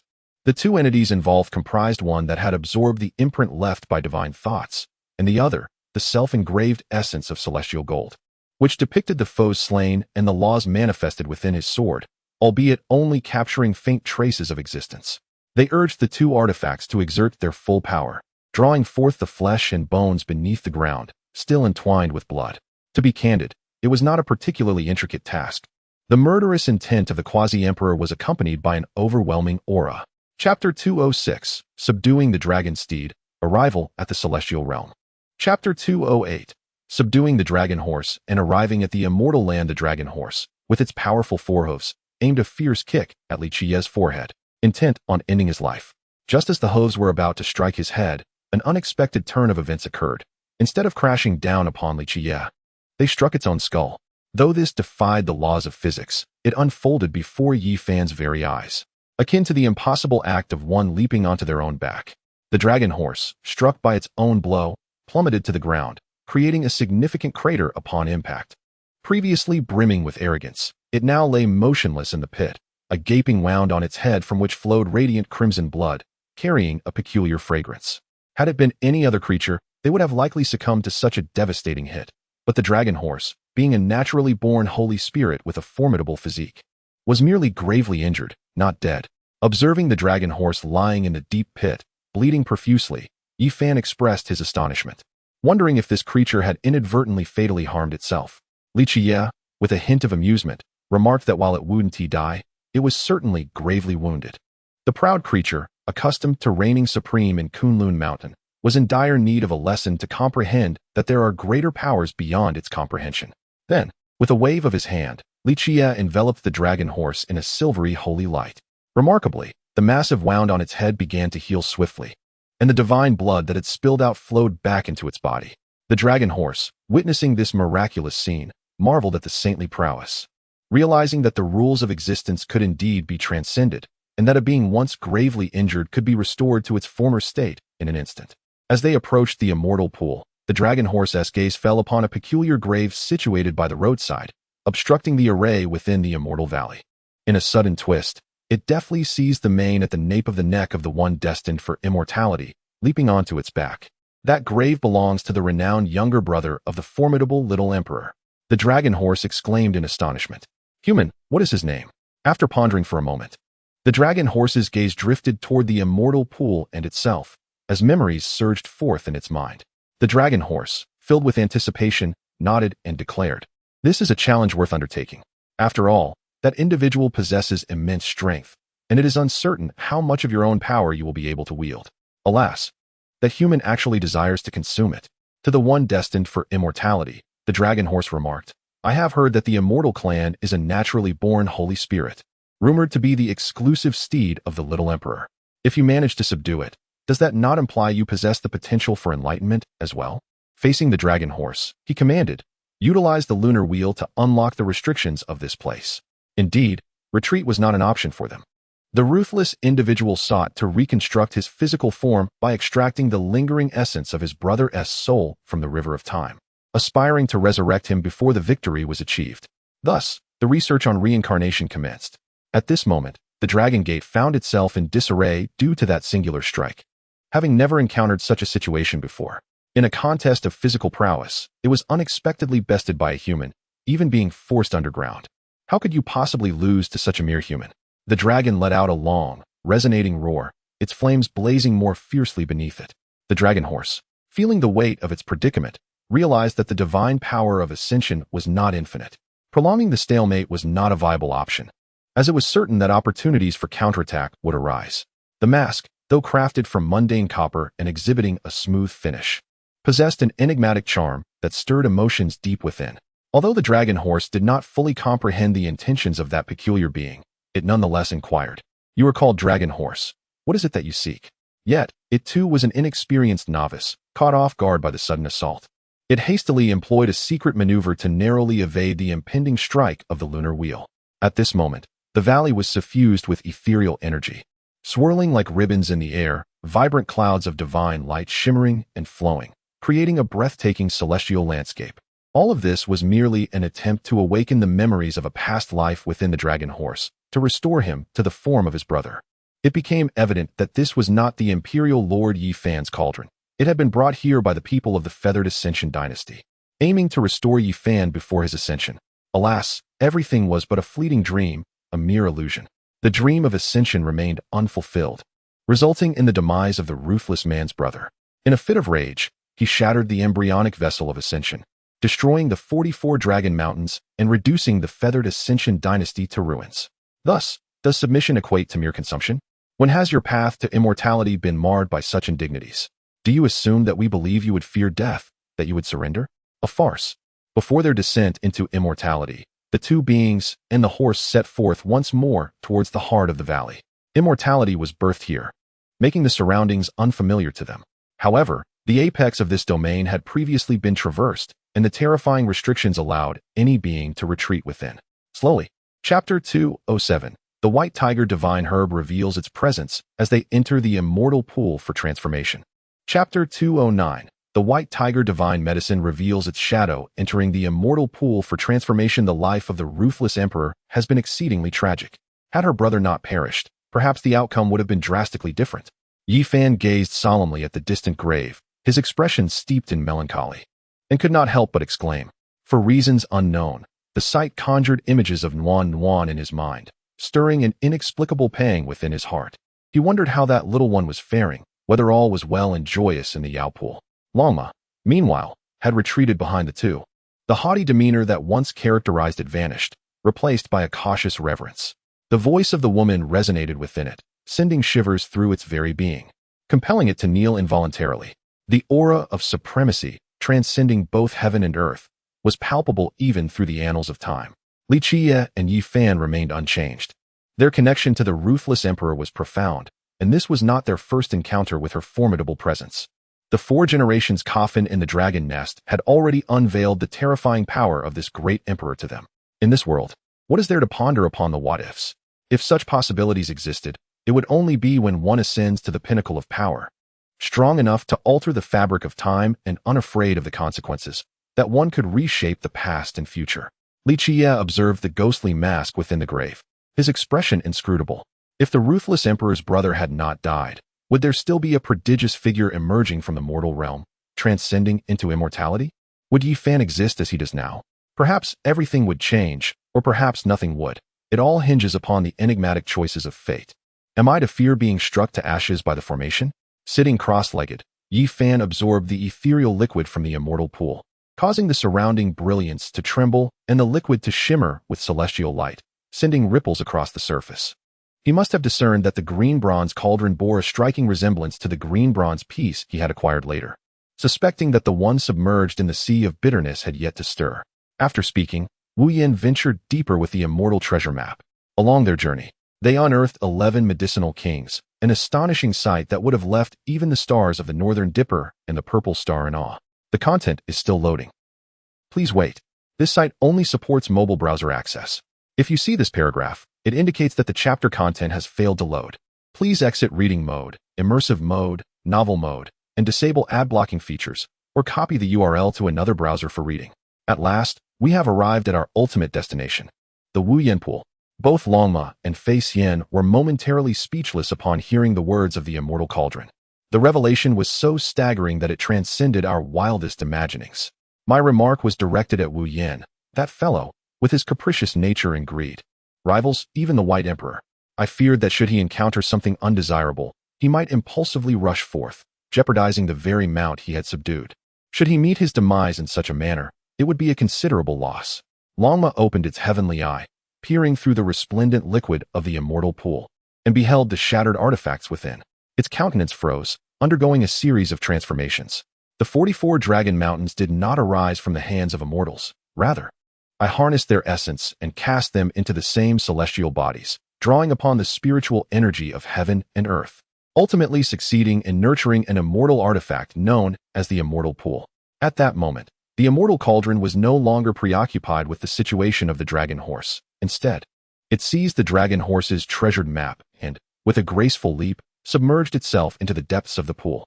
The ancient mythological ancestors, such as the Yellow Emperor, Shenong, Qiyu, and the Young Yu, truly existed, and alongside the immortal cauldron, I inherited the legacy of Fuxi and Yuhua. Suddenly, I sensed a tremor within my body. Emanating from 2 green copper fragments that seemed to yearn for liberation, I recognized them as kindred spirits. The external restraints grew increasingly formidable, while I remained close by, aware that reckless movement could trigger the barriers, with no one able to offer salvation. Wu Yin, observing from the side, gazed at the flying immortal with astonishment, her eyes widening as she activated her heavenly sight, startled by the restrictive array. Each dragon head bore a fissure at its brow, as if pierced by some force, with smoke and mist swirling around. The dragon horse was equally taken aback by the actions of the immortal cauldron. How audacious it was to leap into the core of the imperial array, the Yefan pool, to absorb the immortal essence. Moreover, my cultivation was steadily waning, and I suspected I would soon regress to the Saint King realm. Even my time-space silver eyes were deteriorating as they absorbed the immortal liquid. In this moment, the flying immortal, regaining her former arrogance, nestled closely beneath me, her petite head resting on Wu Yan's shoulder, her eyes darting about in excitement. The immortal cauldron merely remarked that upon descending from the 4 dragons coffin to the lesser Thunder Sound Temple, reaching the Big Dipper, one would come to understand that Earth was not what it seemed.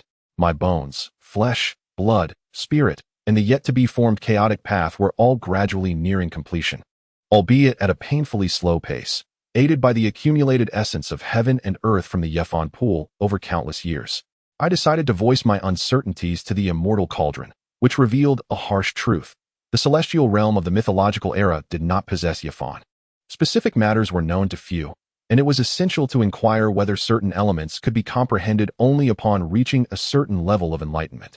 This was not the nurturing ground for hopes of Yefan, the immortal pool. The dragon horse's voice trembled as it beheld the pool mere steps away. Struggling to contain its excitement, The ancient enigma was finally set to be unveiled.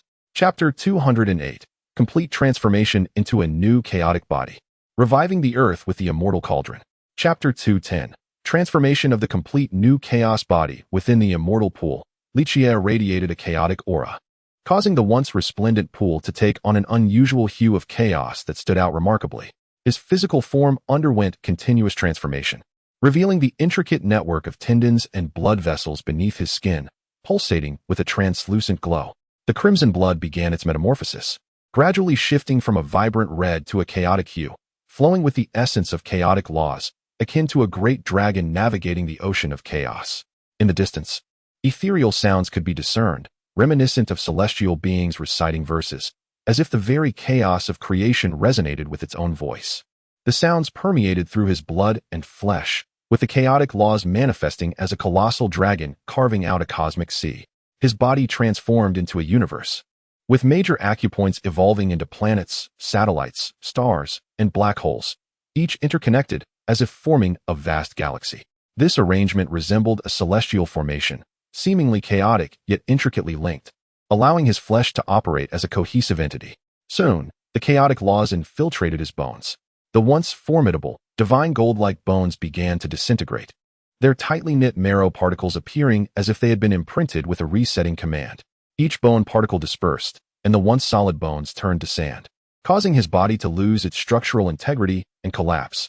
Outside, the dragon horse and the immortal cauldron, observing the transformation, were taken aback, realizing he had gone from a mischievous state to one resembling a mere shell, devoid of bones, yet still flesh-bound. Subsequently, the divine white tiger herb was retrieved and sent to the interior of the stars, merging with the death god herb. Thus, I willingly denied the necessity of this. Perhaps my cultivation might regress, and the temporal silver eyes could weaken further, yet the burden of causality rested solely upon me. The balance of gain and sacrifice often correlates directly with the need for a greater contribution to attain even a fraction of what one desires. For me, I would not gamble my future on a mere chance. More content is loading. Please hold on. This site only supports mobile browser access. If you encounter this paragraph, it indicates a failure to load the chapter content. Please disable reading modes, novel modes, and ad blocking features, or copy the URL to another browser for reading. Turning his head in a distracted manner, he suddenly noticed something lurking nearby, faintly catching the scent of a floral aroma. Upon closer inspection, it appeared to be a great white tiger. Astonished, he gazed at the divine white tiger herb, realizing that it was the first to voluntarily accompany the death god herb. The true dragon, being a death herb, seemed to follow him more due to the influence of formidable individuals. The immortal cauldron was well aware of this, directly addressing the dragon horse, acknowledging the clear causality connecting it to him. Though it might only bring misfortune, for him at that moment, the cauldron could not offer the safety he sought. Without the essence of the Huahuang Sutra that shapes one's constitution and the profound teachings of the Fuxi Sutra that open pathways to self-created realms, and combined with the unique characteristics of my chaotic body, aided by the elixir from the Shuping pool, I observed the vanishing elixir. Shuping and the immortal ascension cauldron seemed to possess something, yet the expression on Chengxian's face revealed a painful longing, as if he had missed acquiring a precious treasure. Several particles coalesced, revealing not only the unadulterated laws of chaos, but also the primal force symbols, the intricate patterns of yin and yang, and the subtle pathways of time, causality, and the cycles of life and death that I contained within. Furthermore, a breath of life and creative laws emanated from my very bones. As I slowly advanced towards the divine medicine of the white tiger, I aimed to seize it. Shuping contemplated for a moment, pondering that Chengxian's words lacked merit. Even if causality was absent, it pertained to my past achievements. The cauldron no longer represented a vital instrument for my survival. Whether to remain or depart from the Yifan pool was a dilemma, for the elixir therein was the culmination of over 100,000 years of essence drawn from the entire cosmos, and I intended to devour it with my temporal silver eyes, forcing it to regress. He had only obtained a minuscule opportunity. One should not be greedy. The elixir from the Yifan pool was meant for one's own use. Below the entire Yifan pool, myriad resonances echoed, while the surrounding dragon head peaks emitted continuous dragon roars. Rays of light cascaded like a myriad of colors, manifesting extraordinary phenomena in the sky. Could he truly wield the secret of the military character? If so, why waste precious time in retrieving the cauldron? The immortal ascension cauldron spoke with some urgency. Moreover, The cauldron had remained quiet for over 100,000 years. It was time to depart from this place. It was meant to be present here. Yet the misguided aspirations of past individuals had led to both their own and others' ruin. The cauldron remarked with an air of indifference. Lama seemed to have forgotten this detail, scratching his head in mild embarrassment before smiling at me. He then activated the military character secret to manipulate the cauldron at the bottom of the pool. Gradually, a halo of chaos broke through the confines of the minor pathways, akin to a butterfly emerging from its chrysalis. The chaotic radiance enveloped the entire sky, subduing the minor paths below, rendering them quiet and orderly, as if they were compelled to obey a leader. Observing Qingxian's pained expression, Lama remarked if he had obtained several precious herbs afterward. If he were to accompany us, he could attain the treasures he sought. Chapter 209. The Realm of Time and Space. The Transformation of Causality. Chapter 211. The Realm of Time and Space. The Shift of Causality after delivering the White Tiger divine herb deep within the stars. I have acquired 6 elixirs of immortality, alongside the Dream Dragon Essence Mother Plant, the Celestial Tree, and the Phoenix Immortal Elixir from the Northern Dipper Purple Mountain. I now possess a total of 9 elixirs of immortality. Throughout history, it is unlikely that any emperor has matched my extraordinary ability to collect such a bounty of immortal herbs. Now that you have each secured your fortunes, it is time to depart from this place. The greatest opportunity here has already been seized by you. The remainder shall be left for others who are destined to find it. Yi Fan and Longma exchanged glances, their expressions betraying a lingering desire. The treasures of Kunlun Mountain were indeed vast and plentiful. A single visit could yield sacred weapons, the Apothecary King, and the Celestial Ascension Cauldron. Even those treasures that do not carry formal recognition are unparalleled treasures in the outside world. Li Qiyeh felt that his journey had been a resounding success. There was no need to grasp at every opportunity. Even if there were more relics left behind by emperors, they were not essential for him to acquire. Unless fortune presented itself directly before him, he would not squander time in a fruitless search. The expanse of Kunlun Mountain was boundless, with sealed areas far exceeding any earthly imagination. Who knows what hidden remnants of the imperial sovereigns may lie within? Should any misfortune arise, it would be a calamity of his own making. He had no desire to seek trouble. He bid farewell to Yi Fan and Longma as they descended the mountain, then offered a respectful gesture to the empty air. This fortuitous transformation and entry into the celestial pool for metamorphosis was not solely due to the celestial treasure map. Had the array spirit dismissed him before the metamorphosis, he would have missed this opportunity entirely. Thus, I owe my gratitude to the spirit of the Imperial Array. Had I not possessed the capabilities to assist it in escaping the Imperial formation, it could have ascended to the likes of Imperial deities or divine manifestations. Yet, all must await my enlightenment, for I am aware of the circumstances that will unfold at that time, and thus I have not made any promises. In that fleeting moment, everything ceased its motion. We resembled wax figures, as though frozen in a single space at a specific point in time. Brother Heavenly Calamity, he truly exerted great effort. It was the lessons learned from his previous defeat that led him to devise such a scheme. Admiration indeed. In response, the endless thunder crashed down upon me, while the myriad divine beasts, ferocious creatures, celestial soldiers, and projections of minor emperors surged forth, each unleashing their ultimate strikes, intent on obliterating me completely. As more content loads, please wait. This site only supports mobile browser access. If you see this passage, it indicates that the chapter content failed to load. Please disable reading mode, novel mode, and ad blocking features in your browser, or copy the URL to another browser for reading. That time, I even learned to engage in a collective assault. Whether celestial soldiers or projections of minor emperors from the heavenly realm, all executed their menacing attacks, clearly intent on delivering a lethal blow. Surrounded by a halo of boundless chaos, my cascading hair, adorned with starlight, resembled countless unique stars, floating beneath my strands. Once more, I reached out, sweeping my hand toward the foremost figures of the heavenly calamity, and instantly their forms dissipated as the multitude of Yi Fan began to vanish. Indeed, that is a poor suggestion. If that is the case, you may as well send him down the path. The immortal pool silently nodded beside him, seemingly finding little sense in what was said. The two did not provide an answer to the question, but merely offered 8 images for selection. Among them, the beauty was unparalleled in the canine realm, yet their intelligence was severely lacking. The immortal pool remained composed, showing no signs of agitation, yet its gaze sharpened, akin to a peerless celestial sword, poised to unleash a formidable strike. Longma gazed at the elusive mountain range before him and could not help but exclaim how Kunlun Mountain truly deserved its title as the progenitor of all mountains. Whether it be the 44 Dragon Mountains, Li Qiyeh, or other locales, they all represented rare sacred lands. His disposition was still too intense. The thin spiritual energy made it difficult for him to endure. When he ventured into the starry expanse, could he still confront weaker foes with the same demeanor as now? Surely he would, for retreat was not an option.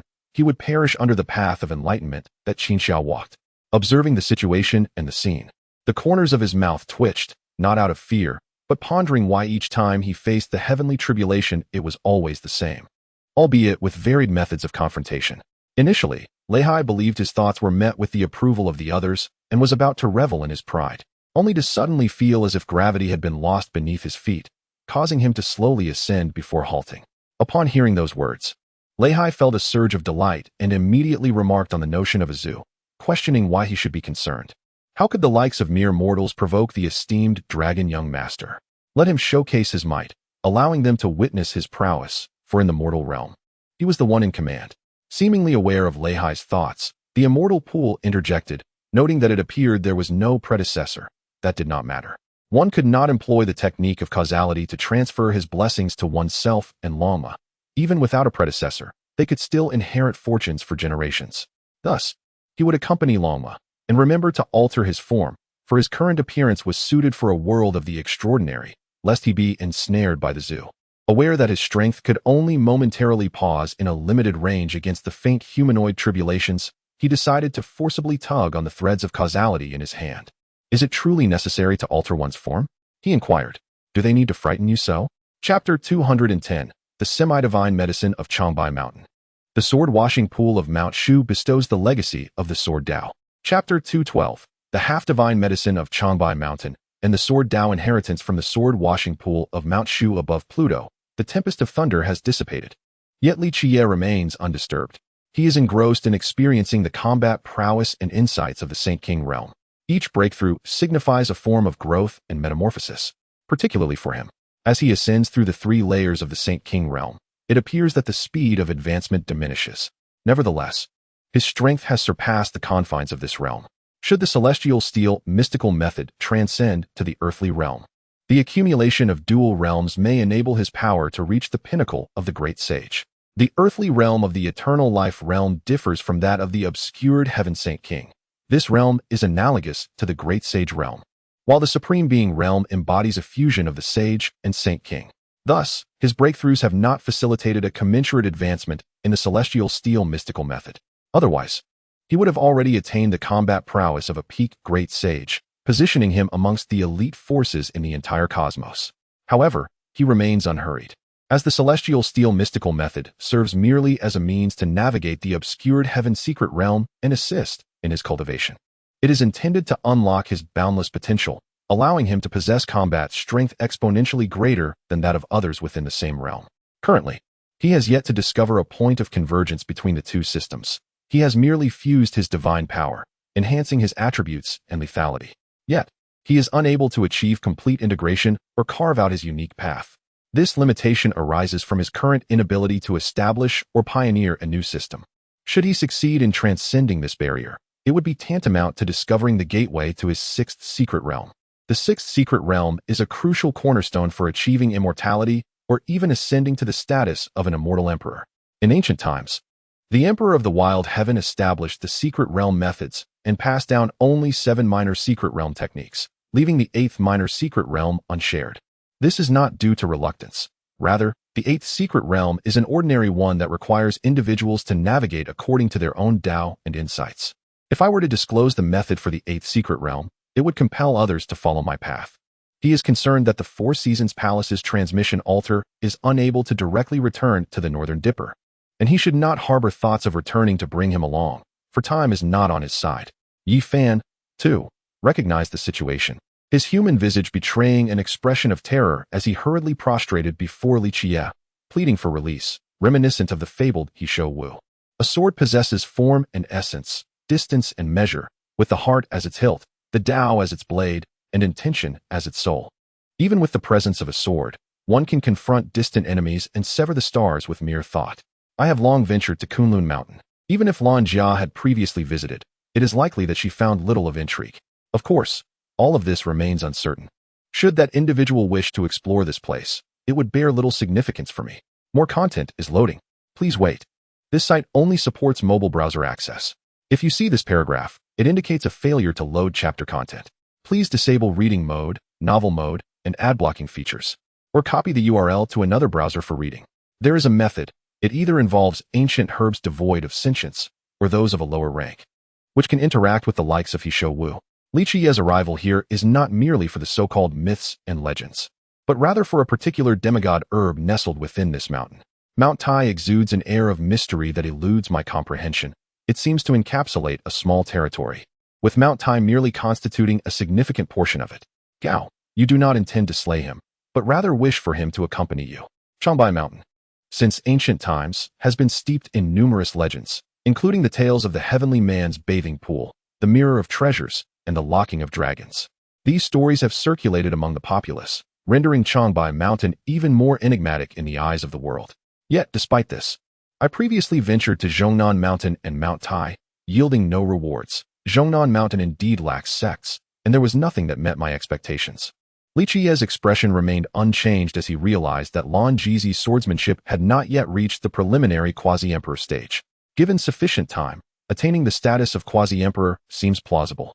This journey appears to be in vain. Merely the insights gained from it are of minimal assistance to you. Throughout history, many have cultivated the sword path, but few stand out, carving their own unique path in swordsmanship. For one with weak sword talent, merely observing this pool could ignite a profound understanding, thereby laying a solid foundation for future sword cultivation based on the legacy left by Lan Jizi, with distance and measure, with boundaries and limits. Perfecting this path to its zenith could indeed lead one down the road to enlightenment, achieving the title of Sword Emperor, celebrated through the ages. However, upon witnessing this so-called tomb, I departed in disappointment. It was ultimately too presumptuous to think that such a designed emperor could be easily found. As Li Qiyeh took slow, deliberate steps, teleporting towards Earth, he pondered over the matters ahead, having spent a considerable amount of time there. Yet, the disappointment lingered. There was nothing to be found. Drawing forth the knight's sword, he realized that even with the awakened divine mark of the purple gold seal, there were no remnants of scriptures. And he was not inclined to abandon this place. Very well, after traversing these several locations, he would bid farewell and return. First, however, he must visit Ziwei. Yitong still lingers here, bearing the solar sacred body. How could there be no pressure? The Northern Dipper is indeed the most suitable place for my growth. Initially, that fellow thought he was doomed, only to discover he had arrived in a paradise, surrounded by ancient herbs and the medicine king, yet untouched by death's grasp. In Shenanjia, he sought. Chapter 211. Utilizing neutron stars to refine the body, breaking through to the great sage level. Chapter 213. Utilizing neutron stars for body refinement and breaking through the great sage level after bidding farewell to Yi Fan. He bestowed upon him 10 drops of medicinal liquid he had previously acquired from the ancestral ginseng, serving as a parting gift. He then departed from Earth, setting his course for Ziwei Star, in stark contrast to his previous journey from Ziwei Star to Earth.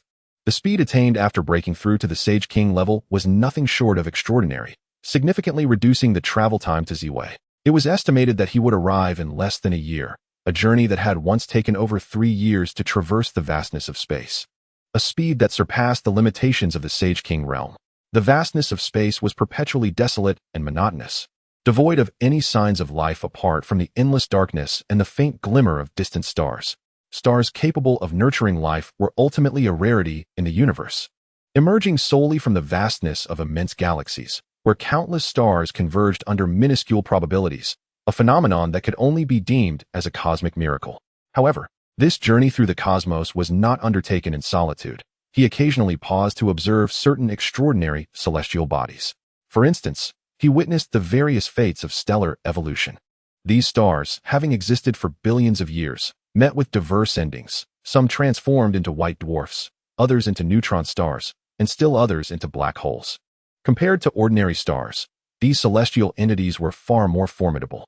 Neutron stars, in particular, exerted an astonishing pressure that even his physical form could perceive, as it emitted sounds from the relentless compression. Should an ordinary sage king inadvertently fall into such a realm, it was likely that their physical form would be reduced to mere pulp, with their soul unable to escape the gravitational pull of the neutron star, likely shattering into fragments. The power was indeed terrifying.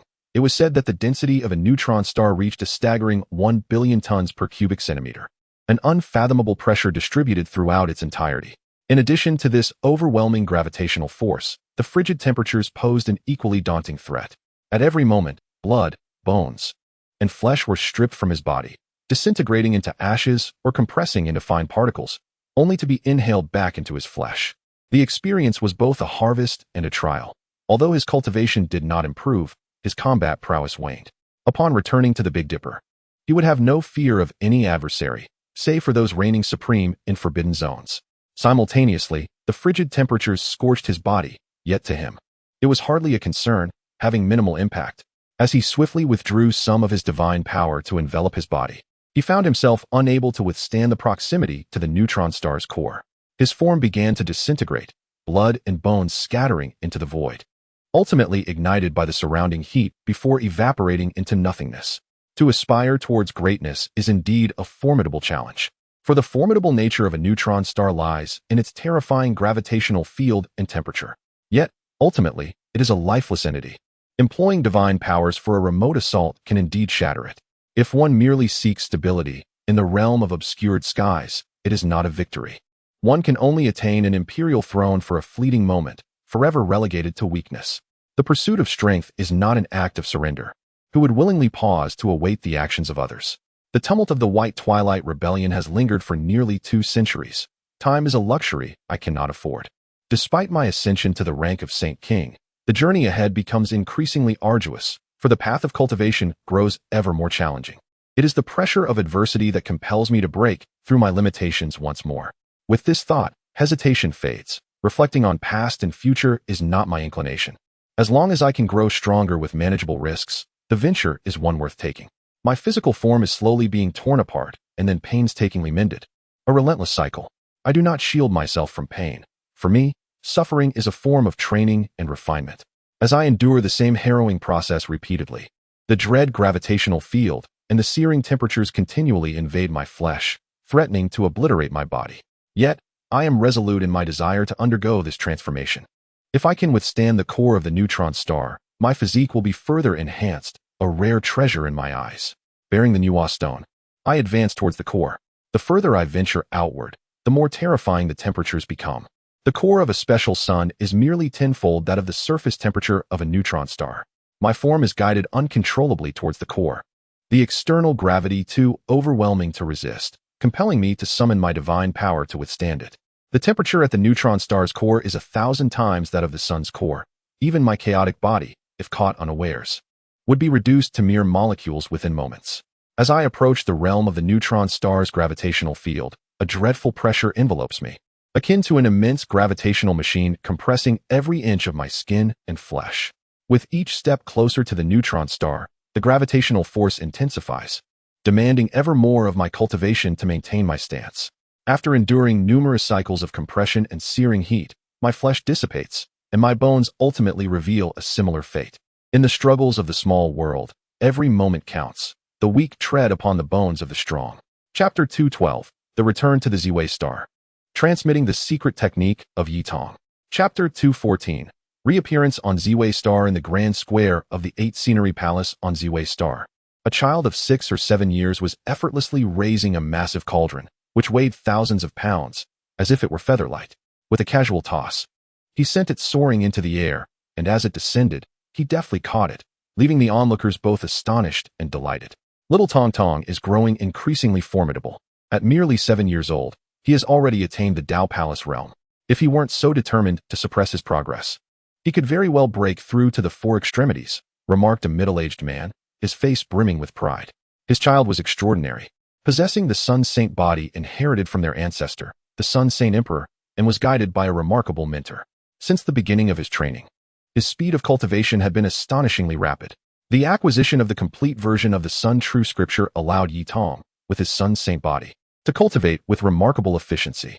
Had he not heeded the advice of Yi Fan and Li Qiyeh to avoid hastening his advancement and to refine each secret realm to perfection before breaking through, he might have progressed even further. Indeed, without the assistance of those 2 benefactors, our clan might have been left to languish in the ruins of our ancestral land in Shenzhou, or even worse, completely obliterated by rival forces. Yitong's mother observed wistfully as she watched her son. Without their intervention, our clan would likely have faced complete annihilation. The glory and achievements of our ancestors ultimately cannot withstand the ravages of time and the greed of mankind. Yitong's father suddenly appeared lost in deep melancholy. Yet, upon seeing his son, his expression transformed into one of unwavering confidence. Once Yitong matures, he shall undoubtedly illuminate the legacy of our ancestors and restore the esteemed name of the Sun Saint Emperor across the cosmos. Yitong beamed a radiant smile and said to the group, "Thank you, sister. I can only offer such consolation, or rather, my sympathy for the young lad's questionable taste," she replied with a playful tone. In addition to this, during my journey across the starry skies, I discovered a white hole, originally contemplating using the neutron star method once more to further temper my physical form. Indeed, that must be the case, the youthful spirit mused. As he pondered the complexities of his situation, he suddenly inquired whether he wished to accompany them to the Northern Dipper, a place more conducive for his growth. After a brief silence, Yitong hesitantly addressed the young one. "Whether you seek to restore the glory of our ancestors or pursue your own aspirations, you must go." This declaration caused a ripple of astonishment among those present, as they had believed no one was capable of breaking through the small formation. Yitong realized he had misspoken. Overwhelmed with joy at the prospect of sharing his newfound treasures with his kin, momentarily forgetting other pressing matters. Upon hearing those words, Yitong understood the situation. Though somewhat disappointed, she did not feel overly disheartened. "How mischievous. You have given him 8 days, and before those 8 days are up, you will take him to the Northern Dipper." Duo Nen chuckled, mentioning that his master and benefactor had ventured into the distant realms of the starry sky. "If he wished to find us, he must first possess the strength to traverse the cosmos, a feat only achievable by those who attain the status of a saint. His identity as the solar sacred body, with imperial bloodline ancestry, bestows upon him an extraordinary talent that ranks among the finest in the universe. Not confined to the Northern Dipper, where emperors and princes congregate, given time, he too could carve out his own domain." Did that little rascal think that Li was unattractive? A sudden surge of indignation ignited within me, stirring an impulse to lift that child and deliver a thorough spanking. The Xingzi secret could not be compared to the forbidden techniques of the true scripture of the sun that I practiced. It was said that if one were to cultivate the Xingzi secret to a minor success, one could not tread the river of time. It was a technique designed to manipulate time itself, indeed a terrifying concept. The previously rigid smile suddenly blossomed like spring rain, and this gentle and warm expression caused Yitong to momentarily forget her fears. "Yes, it is true," he answered correctly. "You are indeed his master." While his master remains in his hometown caring for his parents, likely requiring some time for a commemorative departure, the little rascal remained silent. Though I was concerned that the big fellow might pass down the secret technique to his kin, as my father had said, that technique was ultimately a core inheritance. Even though I am Yitong's master, it must be acknowledged that the technique was passed down to Yi Fan by me. Is the reason you are my master simply because you are handsome? It is difficult to imagine the kind of fierce battles and brutal conflicts that would arise when all those prodigies gathered together. It would undoubtedly be a scene of carnage and bloodshed. Although initially unfamiliar, a sense of anticipation washed over me as I beheld the gradually emerging figure. And many faces revealed expressions of delight, including those of Yitong's parents and sister. Yitong placed the small cauldron she had raised, then took a moment to adjust her breathing. Nearby, a teenage duo Nen approached, offering a clean silk handkerchief to wipe the large beads of sweat from my forehead. It was soon apparent that I had to concede. That entity was more terrifying than a neutron star, truly on an entirely different level. With my current cultivation, not only would I be unable to retreat, but even approaching it would result in my physical form being utterly disintegrated by the gravitational pull. Chapter 213. The Return to the Starry Ancient Road and the Plan to Annihilate the Original Lake Royal Clan. Chapter 215. The Return to the Starry Ancient Road and the Annihilation of the Primordial Lake Royal Family 3 days later, after bidding farewell to his parents, sister, and clan members. Yitong prepared to journey back to the North Dipper with Li Qiyeh through the transmission altar of the 8 Scenery Palace.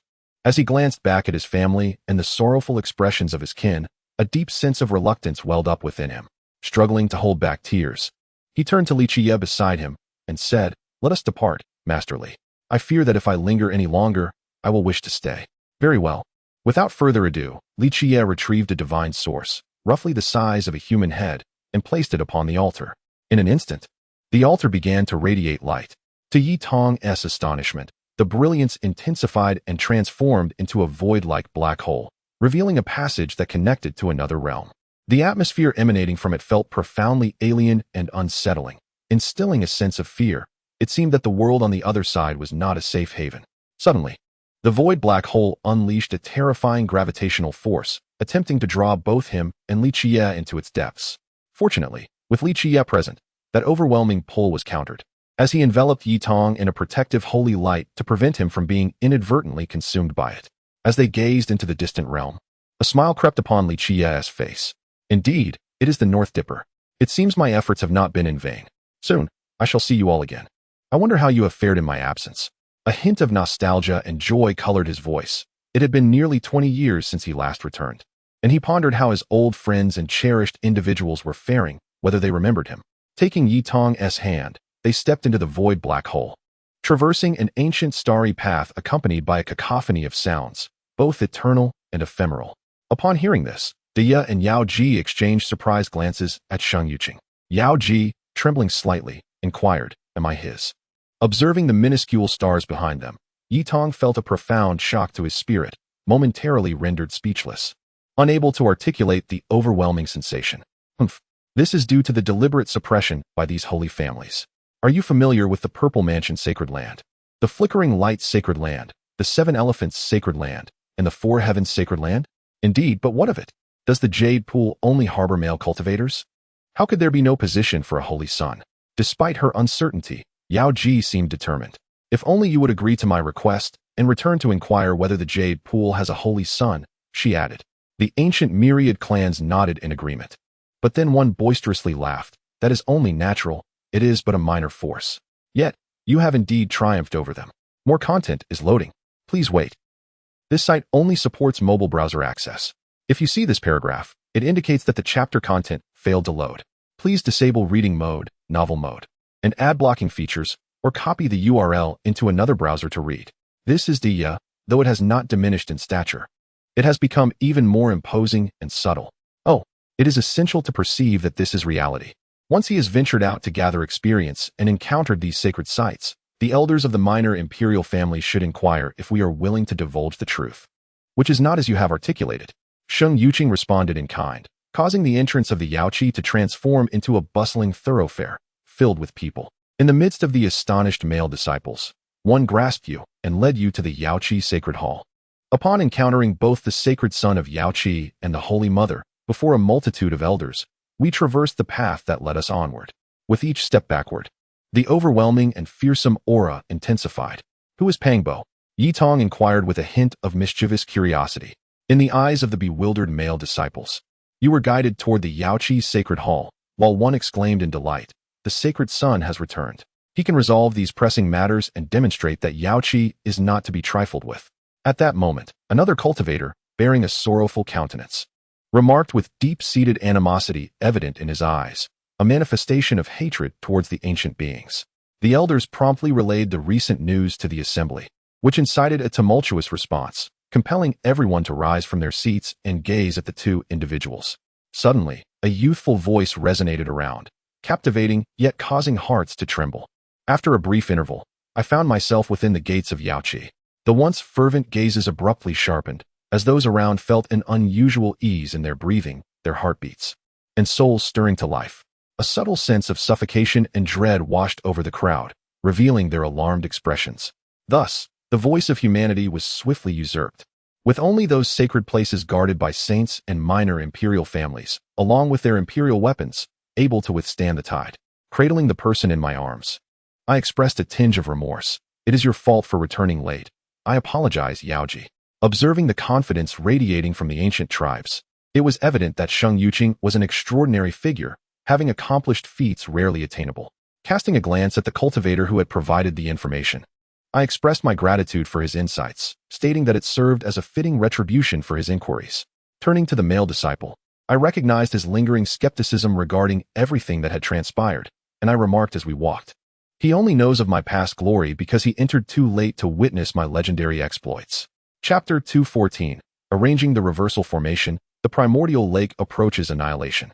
Chapter 216, Arranging the Reversal Formation. The Primal Lake is a prominent royal family among the ancient races, having once birthed an unparalleled ancient emperor, the Yuan Emperor. This particular emperor was relatively principled among the ancient sovereigns.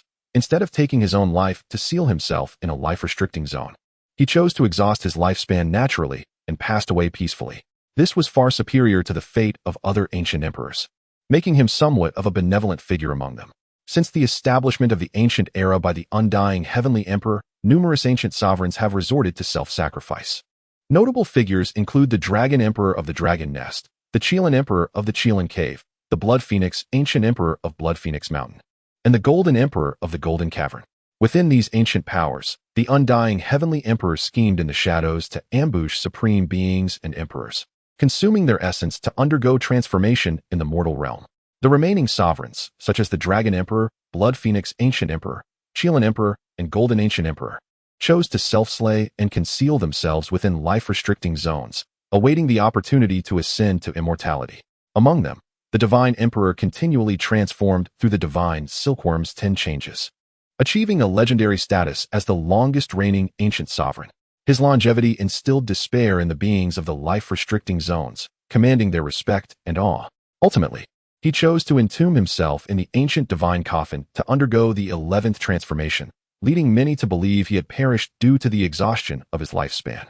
The Fighting Saint Emperor, the last saint of the ancient era, was renowned for his unparalleled combat prowess. He faced failure in his initial path to enlightenment, but reversed fate to attain emperorship with awe-inspiring strength. In terms of influence, the Fighting Saint Emperor stood shoulder to shoulder with the undying heavenly emperor, revered by all races as a saint. Thus, the title of Saint Emperor among the lesser emperors of the ancient races held significant weight, as they all once held the fighting Li Qiyeh in high regard. The young man in purple respectfully addressed Yuangu beside him, stating that the ancient emperor your clan sent to probe the Yaoqi discovered that your clan indeed lacks the foundation of a saint, although fearsome in strength. The ancient emperor also informed you that the saint within the Yaoqi has a limited lifespan and, due to self-sealing in the divine source, could not unleash his full power. Gazing upon the primal lake, it is a rare convergence of dragon veins, imbued with formidable terrain, a truly exceptional place in time, surpassing even the Purple Mountain in its uniqueness. In the ancient ranks of the Northern Dipper, a small number have indeed self-sacrificed and sealed themselves within life-restricting zones. The rest either possess terrifying strength, capable of contending in the mortal realm even after self-sacrifice, or willingly choose to self-slay, grow old, or perish while striving for the path of immortality. You have already slain such a small number of ancient emperors. Do you still think you can manage? Enough of the idle chatter. The time for delay has not been granted to them. They possess no means to hasten their escape, and you are pressed for time. That is merely a fundamental operation. Leaving those treasures outside is a waste.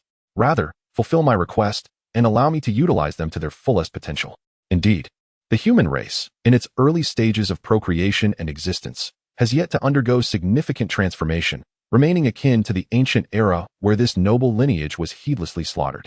Casting a glance at the young man in purple attire, I remarked with a hint of derision that the royal lineage's endurance beneath the myriad races is attributable to the bloodline of the imperial formation, the scriptures, and the legacy of the ancestral kings that grant them a vantage point over the world, all while maintaining a profound heritage.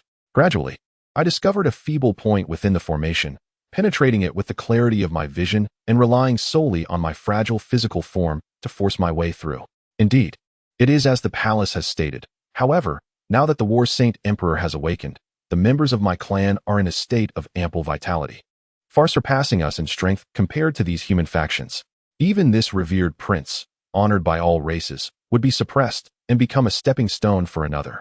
Moreover, lacking the protection of imperial weaponry, it appears that the situation is somewhat precarious, with certain areas of the restrictions bearing vulnerabilities. Should one be weak in strength and adept at formations, they could potentially breach and infiltrate. Yet, I must admit, I am unable to proficiently wield the supernatural techniques from the heavenly book. Arranging a formation remains a challenge. The young man in purple displayed a flicker of joy, hastily kneeling to express his loyalty, vowing to assist me in clearing away all obstructions. The foundation he possesses is sufficient to withstand forces surpassing any royal lineage. Even royalty cannot guarantee the dismantling of an imperial formations arrangement. To contend with a power like that of the Yaoqi, it is essential to ally with another influential faction to ensure an 80 success rate. If the odds drop below 40, at least two imperial forces must unite. In the primordial lake, a figure of imposing stature, with long white hair cascading down to his waist, wore a demeanor of indifference and dominance. His eyes sparkled with a wild brilliance, concealing astonishing divine radiance, which, if unleashed, would undoubtedly yield terrifying destructive power. Furthermore, since our slumber from the ancient divine era, we have had no opportunity to mend those vulnerabilities, nor has anyone dared to disturb the primordial lake. At this moment, Yuan Gu inquired of a youth clad in resplendent attire beside him. Chapter 215. Suppressing and selling the Yuan Emperor's gourd. The Big Dipper no longer holds the primordial lake. Chapter 217. Suppressing the sale of the Yuan Huang gourd. No more primal lakes in the northern Dipper. You are well aware that we are merely stalling for time, yet you do not intervene. It appears you possess an overwhelming confidence, believing we can be at your mercy. The great saint of the primal lake spoke coldly, his heart now brimming with caution. This individual's self-assured demeanor suggested he awaited their complete readiness, undoubtedly harboring some terrifying lethal move or strategy. Exchanging a glance with his companion, both men revealed a fierce glint in their eyes. One summoned the ancient imperial weapon, the Yuan Huang gourd, while the other swiftly activated the imperial formation. One of the great saints sneered at Li Qiyeh, declaring, regardless of your hidden cards, before the might of our clan's imperial weapon and the imperial formation, you shall ultimately be subdued. At that moment, we shall execute you and scour your soul to uncover your affiliations, eradicating them entirely. You will learn that the primal lake is not a realm to be provoked, not even by a great saint, who shall meet his demise. Suddenly, a luminous will shot forth from the Yuan Huang gourd, hovering in the air, enveloped in a terrifying aura of imperial power that exuded the force to command the heavens and earth. The wheel rotated slowly, then surged toward Li Qiyeh. Though its speed appeared languid, it transcended space and instantaneously materialized beside him, an overwhelming pressure descending, intent on pulverizing his bones into a mere puddle of flesh upon the ground. However, a chaotic celestial light erupted around Li Qiyeh, dispersing the wheel. A gourd, suffused with chaotic energy, then emerged from his being, levitating above him, shrouding him in protective chaos. This scene rendered the two small saints of the primal lake utterly astonished, their expressions shifting to one of clarity, seemingly unprepared for the revelation that this man also wielded the Yuan Huang. In a fit of rage, Yuan Gu shouted, "Who dares to doubt me?" His countenance turned frantic, unable to accept the unfolding reality. Regrettably, as he advanced a few steps, his body erupted, blood scattering through the air, swiftly devoured by the counterformation. With a disappointed sigh, he turned to depart, while a young woman shook her head, offering her farewells to the small saints before taking her leave. The two hastened to activate their Yuan Huang protective measures, striving to prevent their corporeal forms from being torn apart by the dreadful murderous intent. It now seemed he was indeed aware of the stakes. The two small saints had not entirely succumbed to despair and lost their composure. The Primal Lake clan was utterly doomed, their kin had perished, and their once hopeful Yuan Gu was rendered powerless. The prospect of achieving enlightenment had become a futile fantasy, akin to the dead. More content loading. Please wait. This site only supports mobile browser access. If you see this paragraph, it indicates a failure to load the chapter content. Please disable reading modes, novel modes, and ad blockers in your browser, or copy the URL to another browser for reading. As for our human race, we possess the capability to act. For the strength and foundation of the ancient clans have waned to the level of humanity, at least on the surface. Unless we resort to our hidden resources, we would not act unless faced with an existential crisis. Whether to prevent him from further activating the imperial weapons or to investigate what has transpired remains to be seen. The divine formation of the imperial gourd god is on the verge of awakening, sensing all that transpires, emitting a mournful cry, suffused with an overwhelming intent to kill. Had I possessed the power to obliterate the imperial gourd, I would have done so, for crafting weapons from its remnants would be far more advantageous. Alas, I lack such strength.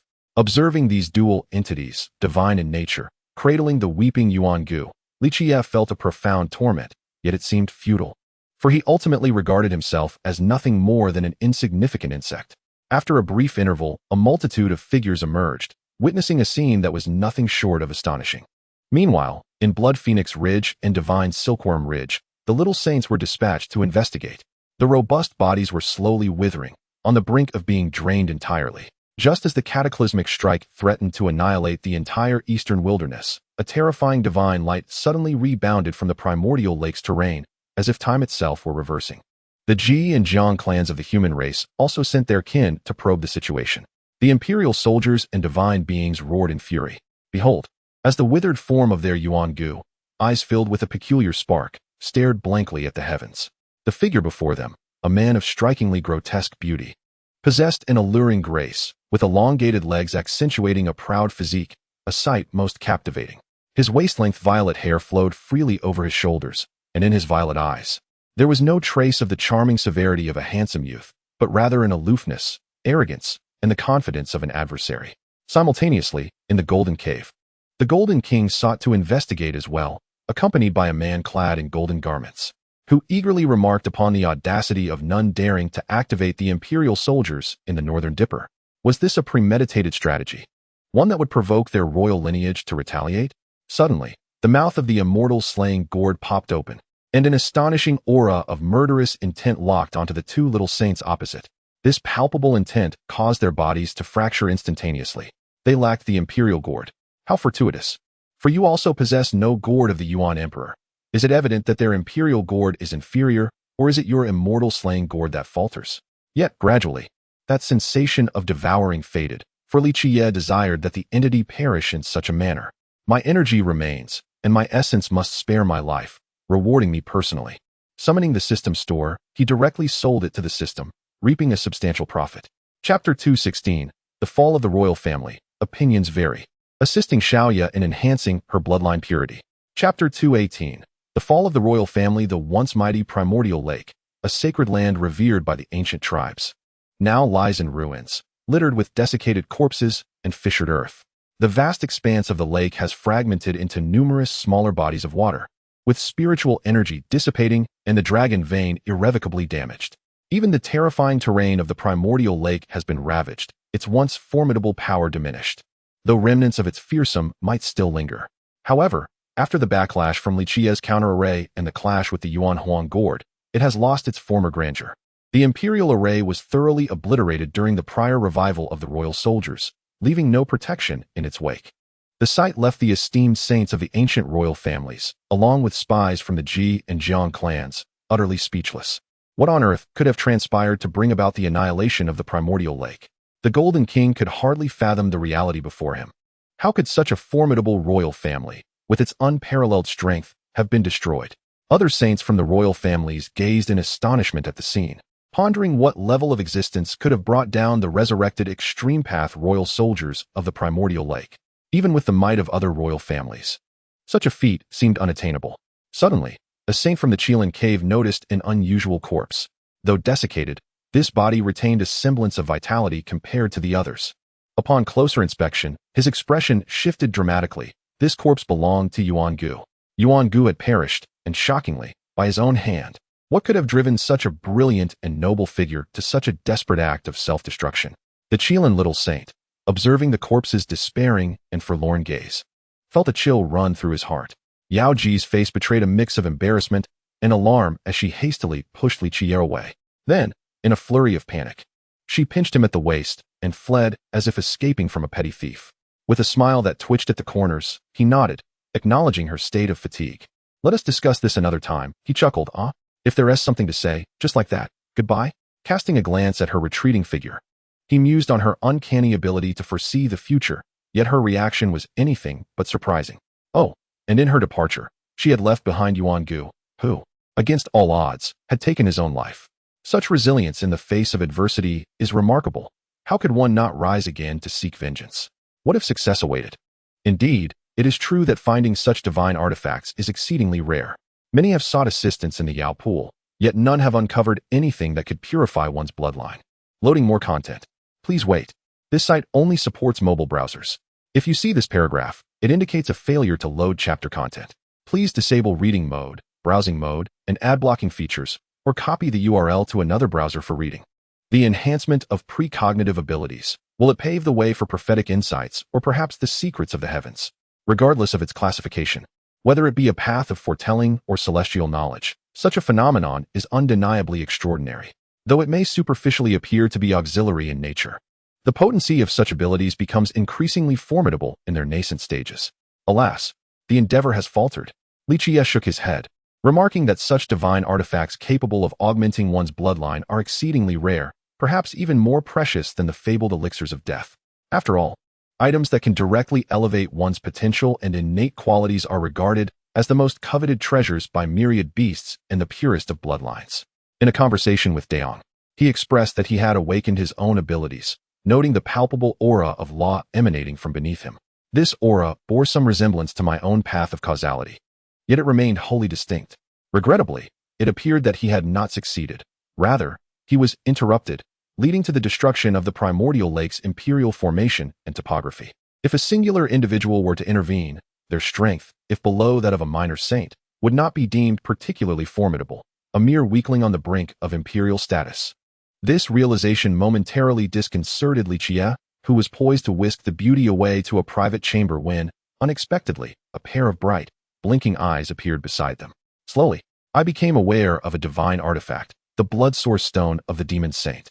Noticing Daeong's eager gaze, I broke into a smile, gently patting its head as I remarked that I knew it had come to disrupt our rendezvous in pursuit of enhancing its bloodline. However, the system's marketplace offered no such treasures or techniques for bloodline enhancement. The methods employed by that individual were far too formidable, transcending the imagination of ordinary beings. As obliterating a faction of imperial weaponry appeared to be a rare feat, although one individual present lacked the demeanor of a flower thief, they were nonetheless burdened with discomfort. Daeong regarded me with an expression that conveyed understanding, embodying the essence of a victim. This was not merely an inference drawn from the sight of those who had arrived at the primordial lake. This artifact was among the pinnacle of treasures for bloodline enhancement within the myriad realms, forged from the lifetime cultivation of a minor saint of the demon race, dissolving their bloodline and Tao fruit into a sacred entity. Whether fortuitously or not, it had arrived at the critical juncture of our impending conquest. Chapter 217. Tai merges with heaven and earth, plans to venture to the feathered ruins. Chapter 219. Tai transforms the universe with plans to journey to the abode of Ascension ruins. He made his way to the peach garden. If his memory served him correctly, Tai was still in seclusion within. The details of his cultivation remained vague, as the inhabitants of Yaoqi had only mentioned that his condition was rather peculiar. Upon arriving beneath the peach uncle, he beheld a grand bell suspended in the air, suffused with a chaotic aura. This bell, known as the Eastern Emperor Bell, was forged from the essence of chaos and was originally intended as a testament for his own path to enlightenment.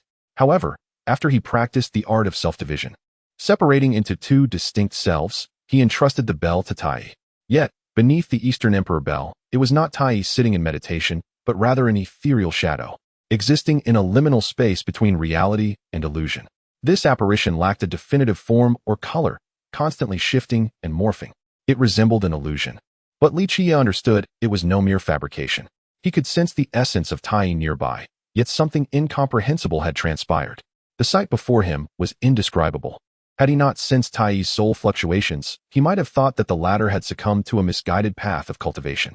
However, the current scene bore an uncanny resemblance to such a misstep.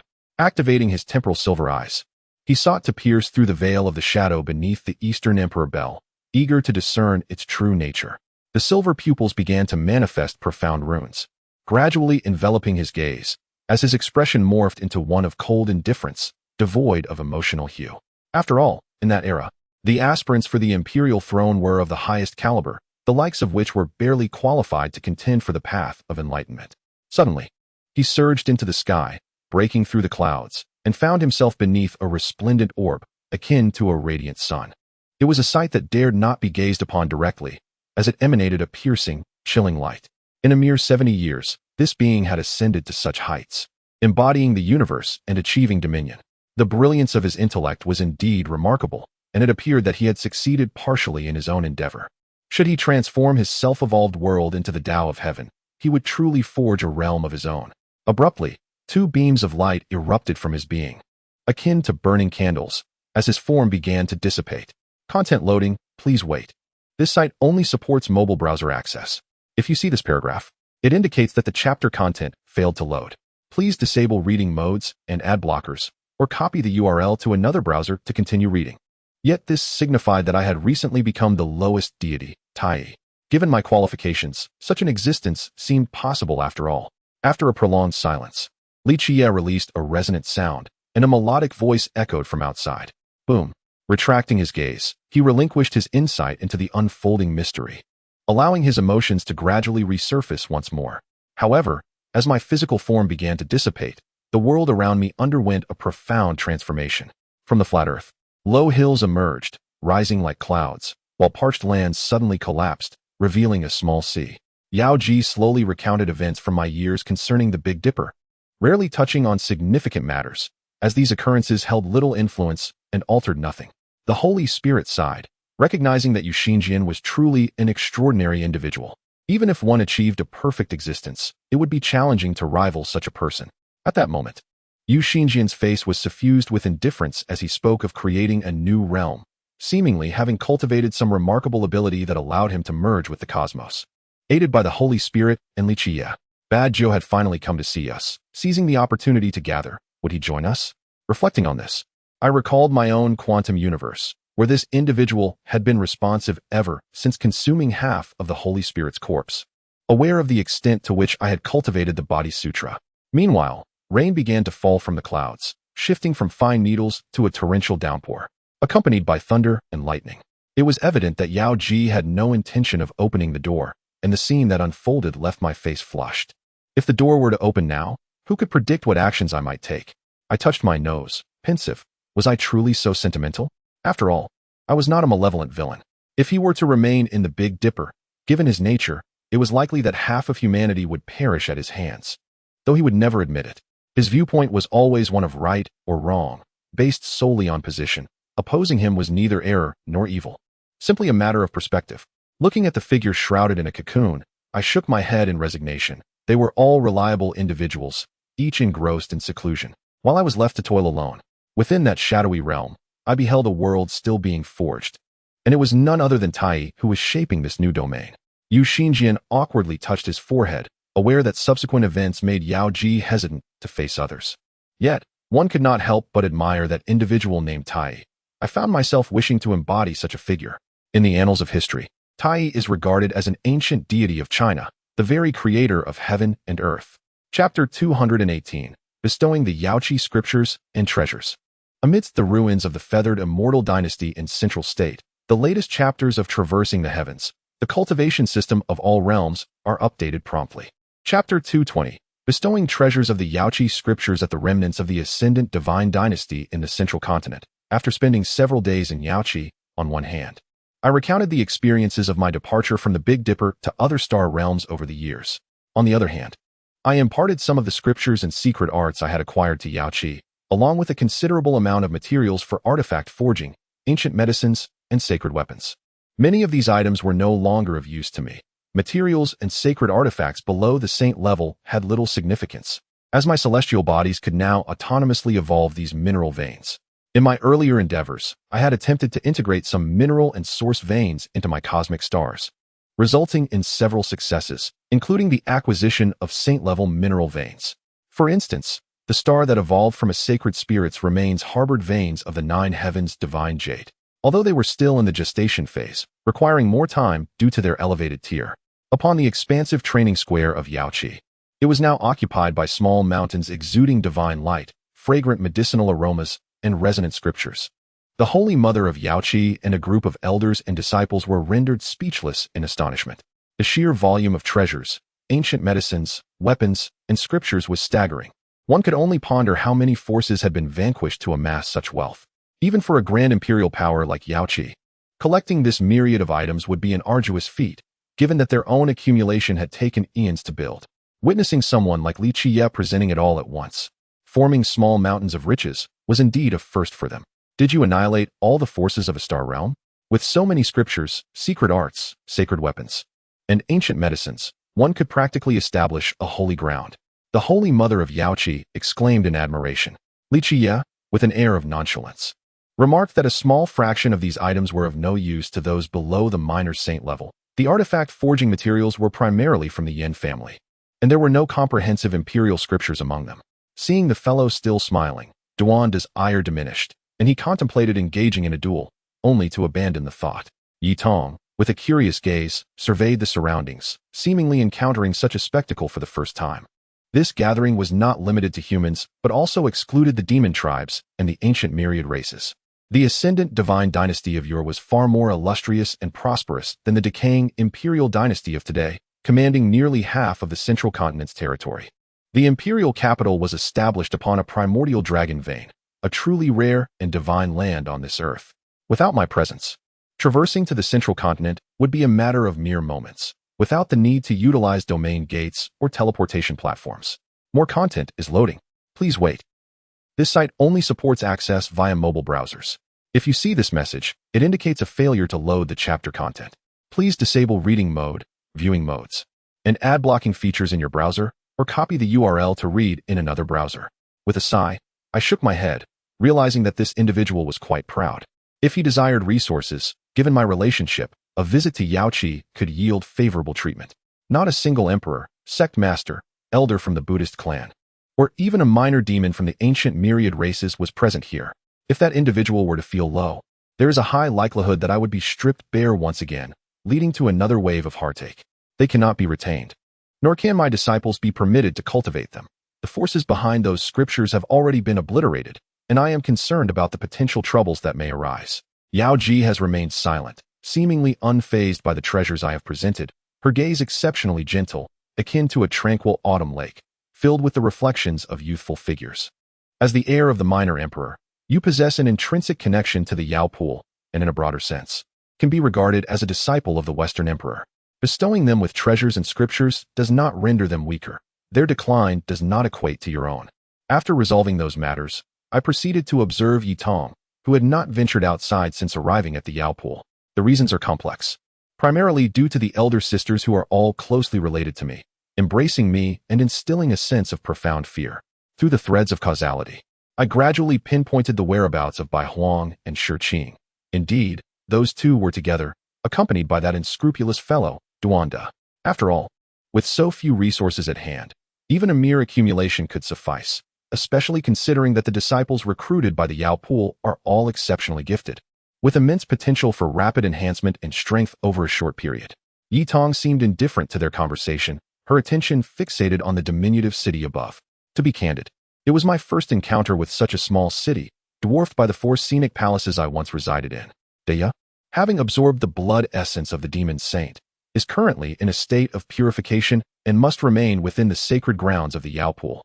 Regrettably, it was obliterated by a terrifying calamity, the specifics of which remain unrecorded in ancient texts. It seems that individual was excessively greedy, their thoughts not entirely devoted to cultivation, resulting in a significant disparity in power compared to the Black Emperor. I reflect inwardly, acknowledging the ruthlessness of that person.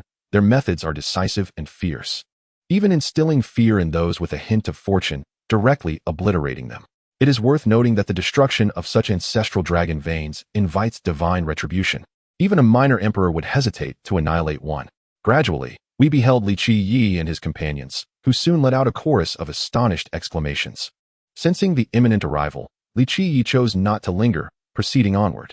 Chapter 219. Entering the inner sanctum of the feathered divine dynasty and acquiring the third half-divine herb. Chapter 221.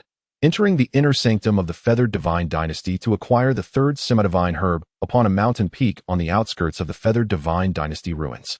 Li Qiyeh, Peng Bo, He Huang, and a group of companions were engaged in lively conversation while savoring roasted meat. Yao Ji stood by, pouring wine for Li Qiyeh with a cheerful expression, occasionally joining in the banter. Meanwhile, Yi Tong was wholeheartedly devouring a sizable piece of beast meat, his face a mix of delight and frustration. He had consumed only a small portion and already felt full, warmth radiating throughout his body. Yet, this little creature seemed determined to finish the meat in his hands, biting down fiercely, only to find his stomach refusing to cooperate. Not only was he heating up, but his entire being began to emit a golden glow, accompanied by an astonishing heat that left those around him astonished. He Huang looked at Yi Tong, his eyes widening in surprise, before turning to Li Qiyeh and saying, "Li, where did you find this little one? He is a natural-born genius for cultivation. If I am not mistaken, this little fellow possesses the sun's sacred body, a physique on par with the ancient sacred body." Peng Bo and Duanda joined in, surrounding Yi Tong alongside He Huang, prompting Yi Tong to scurry toward Li Qiyeh. At that moment, he resembled a miniature sun, radiating both light and heat, melting the earth and trees in his vicinity. Yao Ji looked on with concern, feeling a pang of sympathy for the little one, wishing to assist him. but was halted by Li Qiyeh. Bang! Upon hearing that, Bai Huang and Pang Bo ceased their thoughts of scheming further. Is that a death god herb? Yao Ji exclaimed in disbelief. With a wave of her right hand, a tangible aura enveloped the area above, awakening the slumbering corpses, which then gazed downward with feral roars. The fortune was astonishing.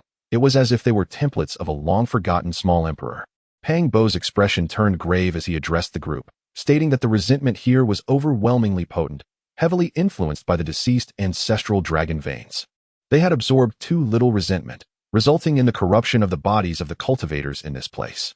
More content is loading. Please wait. This site only supports mobile browsing. If you see this paragraph, it indicates that the chapter content failed to load. Please disable reading modes, add blockers, or copy the URL to another browser for reading. Bai Huang and Pang Bo remained silent, their expressions filled with satisfaction, clearly believing their strategy was flawless, allowing them to avoid the arduous task of breaking through formations while ensuring others did not stumble into traps. Truly a twofold victory. Before them lay an expansive plaza, so vast it could hardly be described as a plain, astonishing He Huang, Bai Huang, Yao Ji, and the others. Suddenly, their faces paled as one of them smote the impudent creature, sending it sprawling to the ground. Alas, it seems you wish to retreat and observe. Those who accompany you pose far less danger than these individuals, as your presence ensures their bountiful harvest. During this time, we stumbled upon a field of medicinal herbs, once flourishing with the revered Dadago herb, the king of medicines, now regrettably perished. The ancestral dragon vein has withered, and the lingering resentment and malevolence have obliterated the ancient herbs within this field. Before the crowd fully recedes, we officially entered the remnants of the feathered divine dynasty, a realm shrouded in dimness, exuding a pervasive aura of negativity, resentment, and hostility. Yi Tong, enveloped in an eerie luminescence and chill, sat cross-legged upon the ground, diligently absorbing energy to enhance her cultivation. Glancing at the gourd-shaped divine herb in her hand, she expressed her concerns, wondering if it would be consumed or taken to a more suitable location, one even worse than this. Black Emperor chuckled, remarking that Old Li had indeed kept it hidden.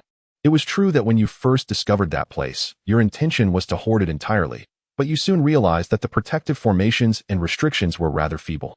White Emperor gazed in astonishment, questioning whether such tactics were even possible. However, we are all but shades now, our pallid faces devoid of visible veins and patterns. The malice and resentment emanate from beneath us. Yao Ji and Yi Tong were equally astonished, observing the gourd-like divine herb in Li Qiyeh's grasp, feeling a profound familiarity, akin to the fragrance of the mother tree in the peach blossom garden, yet even more potent. What is there to lament? His parents are not deceased. Back on Earth, you had already assisted him and my parents in purifying their bodies and altering their constitutions. Roar. You should proceed with caution. If you awaken us, it could lead to considerable trouble. We soon arrived at the 70th heaven, where remnants of palaces lay scattered, and an altar stood prominently, drawing our primary focus. Depart. Duanda was in the Big Dipper while I was on Earth. Before our encounter, he had departed from Ziwei. Utilizing the celestial coordinates bestowed by the Sun Saint Emperor, he brought me directly to Earth. Indeed, the schemes were rather intricate, but he had overcomplicated the situation. This realm is but. Chapter 220. Taking away the sacred texts, the ancient temple strikes down the Een spirits. Chapter 222.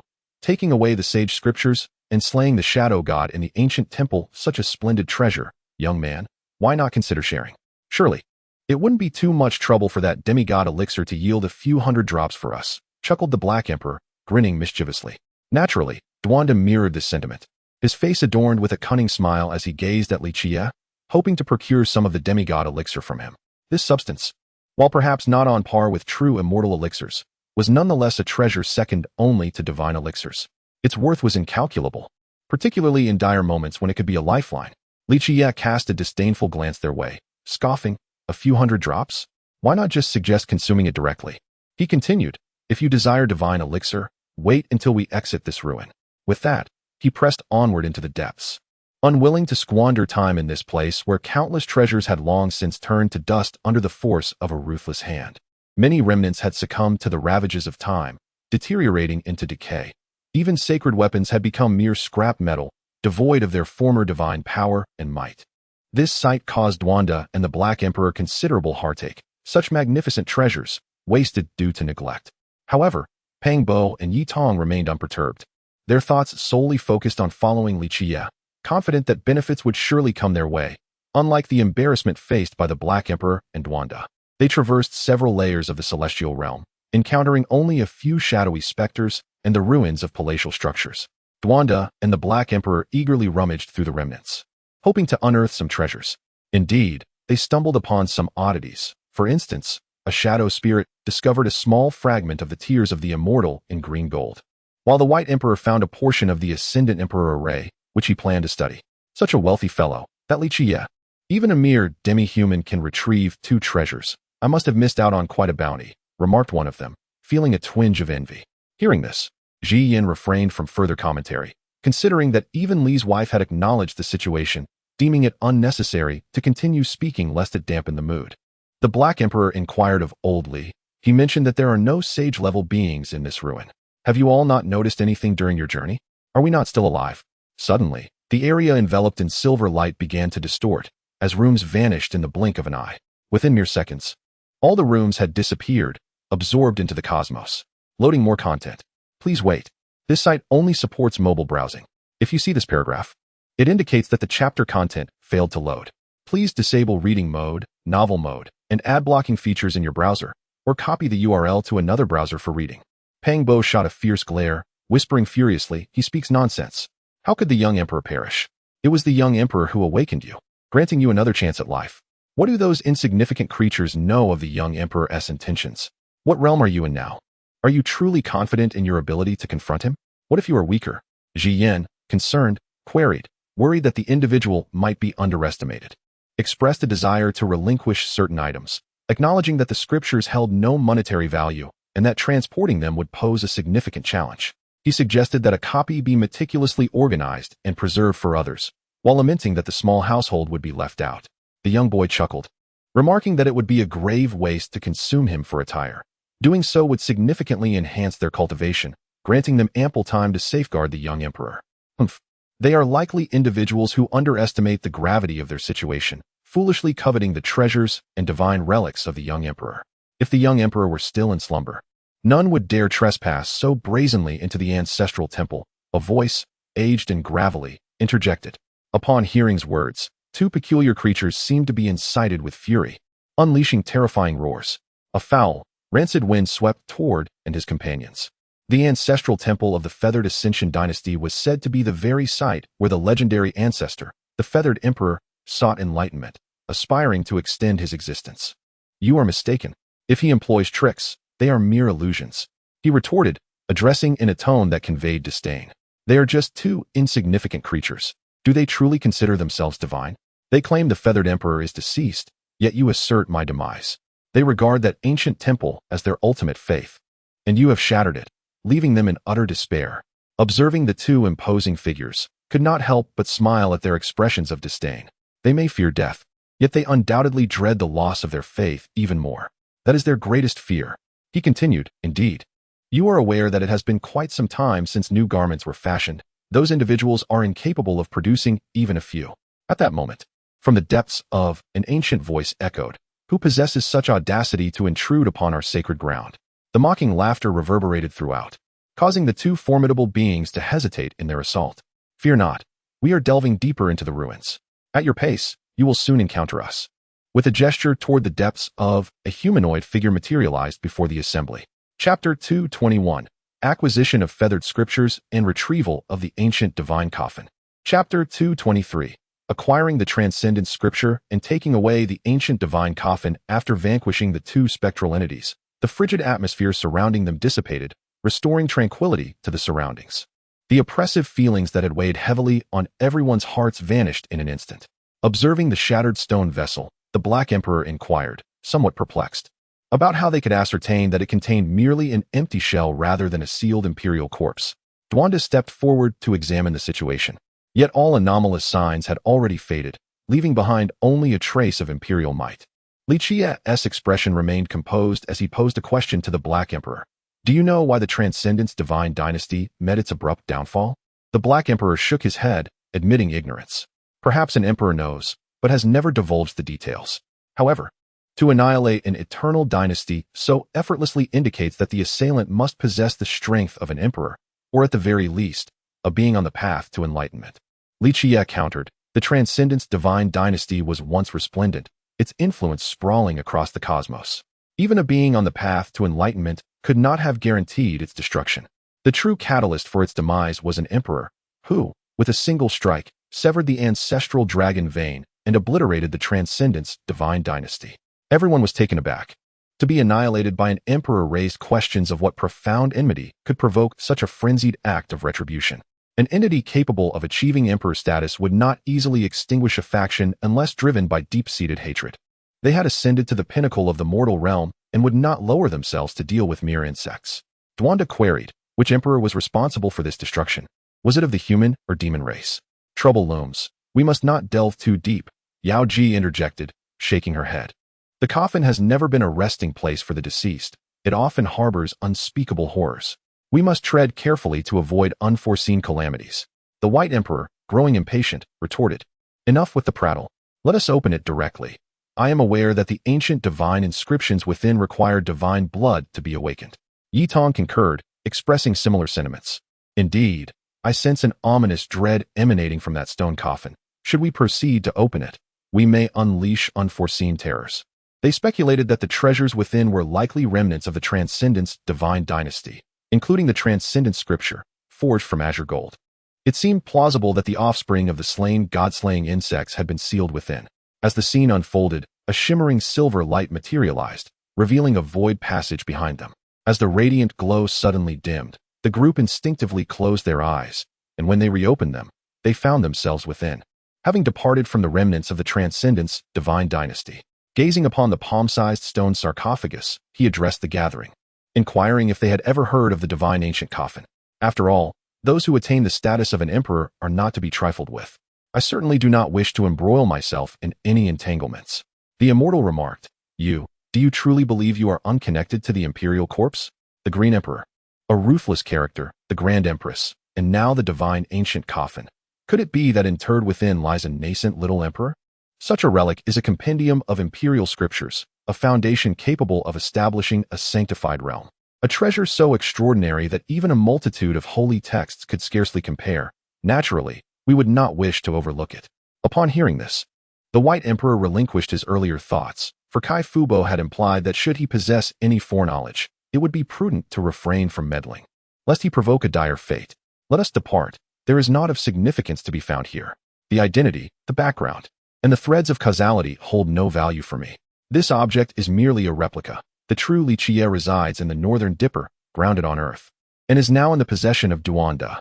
Moreover, the implications of this item are minimal. Should they seek death, it would be wise to divert their attention from it.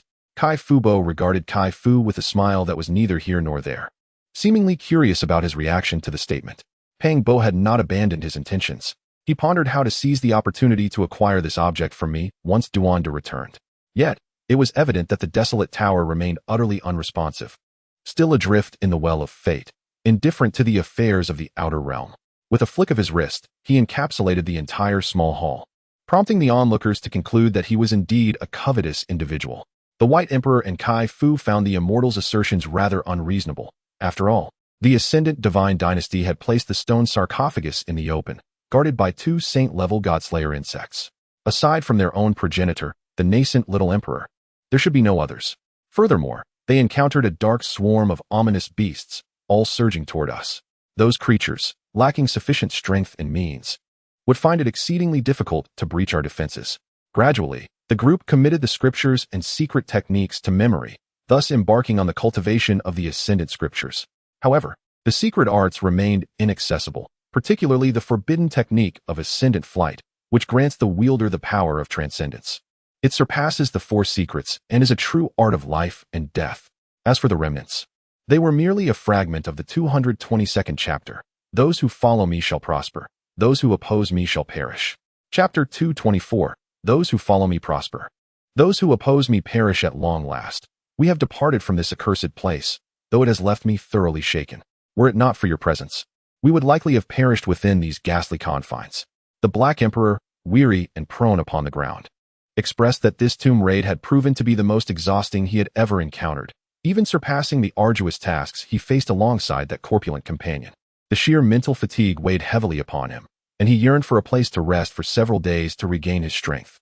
Alas, the locale teemed with malevolent spirits, spectral soldiers, and dark beasts. An unprepared soul would undoubtedly meet with a grim fate. And let us not forget the half-saint level god-slaying insects and the 2 saint-level specters. Even a saint would find peril in such an environment. Conversely, Duanda held a different perspective. He believed that the more perilous the situation, the more precious the treasures hidden within.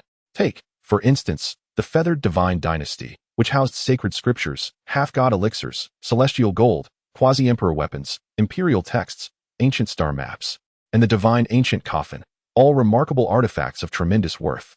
The divine ancient coffin, while potentially dangerous, could be wielded effectively if one possessed the knowledge to do so.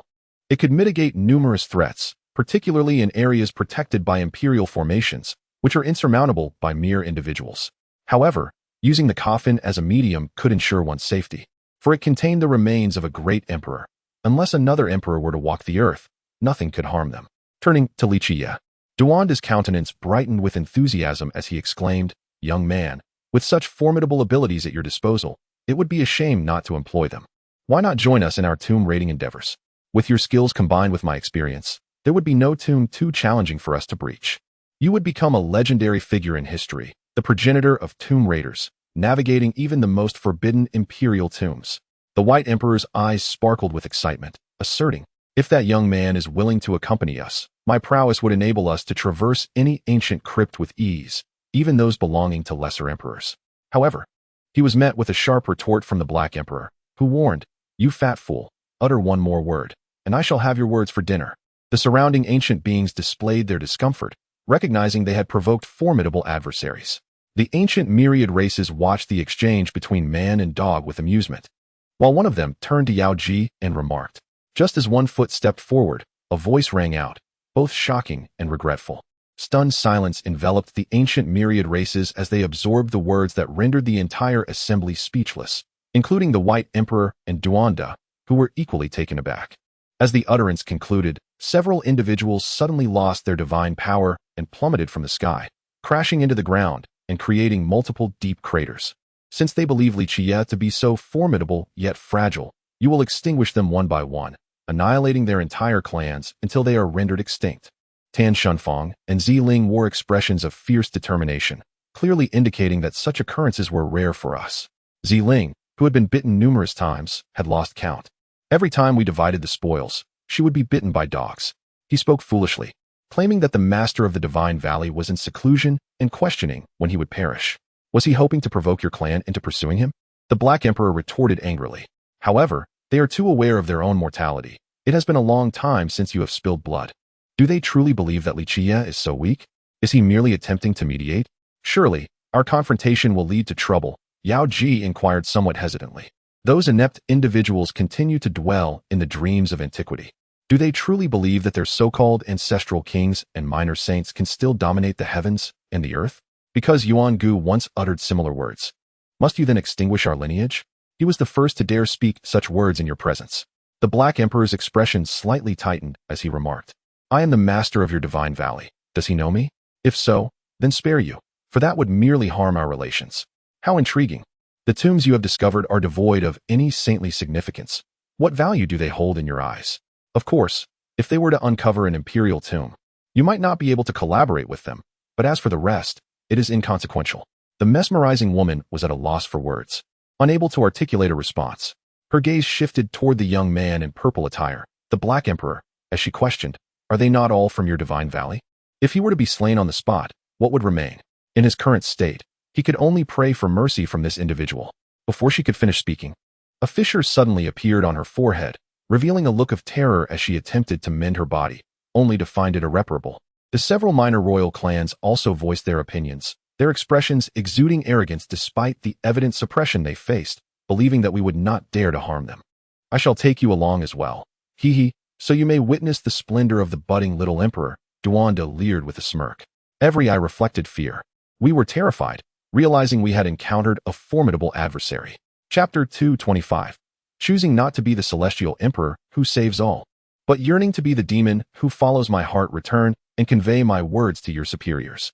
Inform them that I, the demon Lord Qiyeh, will arrive at their doorstep in 3 days to escort your clan to the afterlife. You may prepare, form alliances, or ambush me. I grant you the time to devise your strategies and exert every effort against me. However, should you doubt my ability to annihilate your clan, feel free to remain silent. I shall demonstrate the truth of my words through action. Upon finishing my declaration, several beams of silver-gray light penetrated their bodies, and the divine power that had suppressed them swiftly vanished, granting them the freedom to move. Depart now, and relish your final moments of existence. Your time is running out. My cold voice resonated in each ear, striking their hearts like thunder. Those with a discerning heart turned pale, their resolve shattered, and they spat blood, all aware that this was a punishment from the one who addressed them. The group rose to leave, preparing to return to their clan and report this matter to their superiors. They were unaware of the true magnitude of the being known as Demon Lord Qiyeh, yet they could palpably sense the terrifying pressure and chilling intent emanating from him. Even their ancestral king lacked such a fearsome aura of malice. One could only wonder how many lives had been extinguished to cultivate such dread.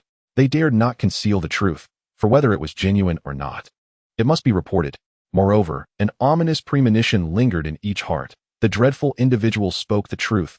He possessed the power to obliterate them.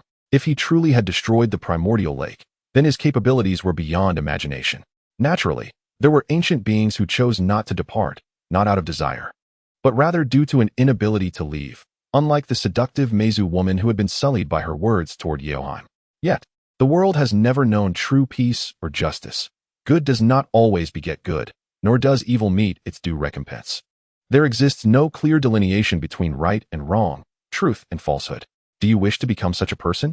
Your fate lies in your own hands, perhaps even grasping a destiny far beyond the ordinary. But when you ascend, you must seize it. However, you despise such notions. Destiny can only be held firmly in one's own grasp, not entrusted to the ethereal and elusive concept of fate, which would place you at the mercy of the weak, who may twist and manipulate you at will. Those chains of minor paths pierced the Mezu woman's form, penetrating her flesh, blood, marrow, and soul.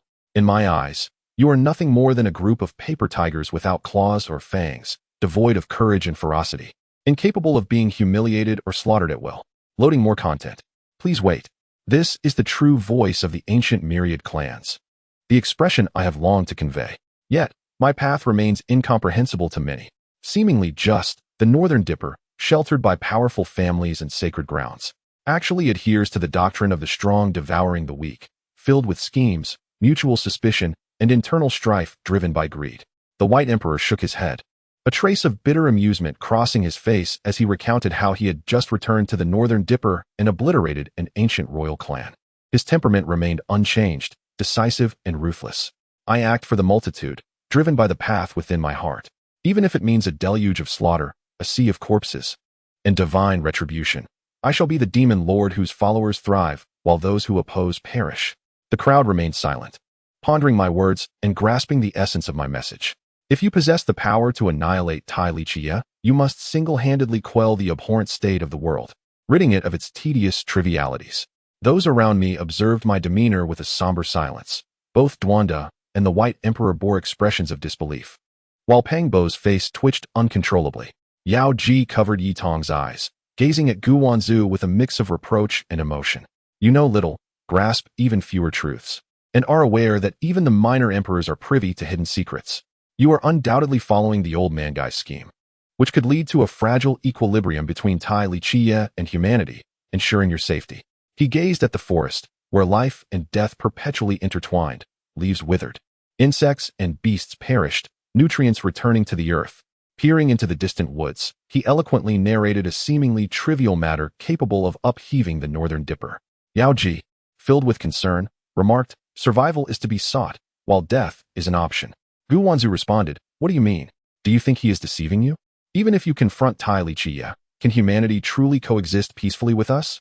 Why are we so wary, slaughtering your cities and treating your people as mere sustenance? Why? Knowing you possess neither sacred grounds nor the strength of minor empires, do we act without restraint?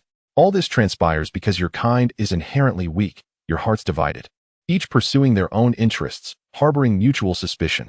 I offered a faint smile to this small faction and said, "Let us embark on a journey to Purple Mountain. Go and fulfill your duty. I must express my concern, for you have a penchant for placing yourself in peril." He conveys that there exists no absolute right or wrong. No clear distinction between good and evil among them. No, it is merely the law of the jungle. Strong devour the weak, and survival of the fittest prevails. The flora and fauna extract sustenance from the earth, while beasts and insects draw nourishment from the plants, and beneath us, even weaker creatures feed upon them, absorbing even less sustenance, a hierarchy of existence, with the strongest reigning supreme. Chapter 224. Entering Purple Mountain and reflecting on the past. Is it permissible to slay the primordial Bell Emperor? Chapter 226. Returning to Zishan and reminiscing the past. Beyond Zishan lies a quaint village, one that has endured through countless generations. It is said that the ancestors of this village were celestial masters who ventured into Zishan for exploration, only to vanish without a trace. Their descendants subsequently established the village anew, which has since been known as Shurjai. On this day, Shurjai was expected to be as tranquil as ever, with its inhabitants engaged in their daily routines. However, the arrival of Li Qiyeh and his companions instantly invigorated the once quiet village, as many villagers warmly welcomed them. Li Qiyeh reciprocated their kindness with a smile. Accepting their gifts and homebrewed liquor, they soon made their way to the home of the village elder. The elder, though aged, had not changed much over the years. The sacred spring water had evidently left a lasting impact on the villagers. Upon seeing Li Qiyeh, the elder clasped his calloused hands around him, visibly moved, as if he had not anticipated seeing the savior of Shurjai in his lifetime. My benefactor, I never thought I would see you again. I believed that I would depart this world without another glimpse of your face, the elder exclaimed. Li Qiyeh gently replied, I have returned to journey into Zishan, and knowing you are still here, I felt it necessary to pay a visit. Wonderful, wonderful. The elder chuckled joyfully, clearly elated that Li Qiyeh had not forgotten them. Yao Ji, He Huang, and the others remained silent, understanding that Li Qiyeh's purpose in visiting was to fulfill his long-held desire to see the elderly leader once more. At this moment, the initiating bell contemplated whether rescuing that individual had been a misguided decision, albeit one that also evoked admiration for its own audacity and resolve.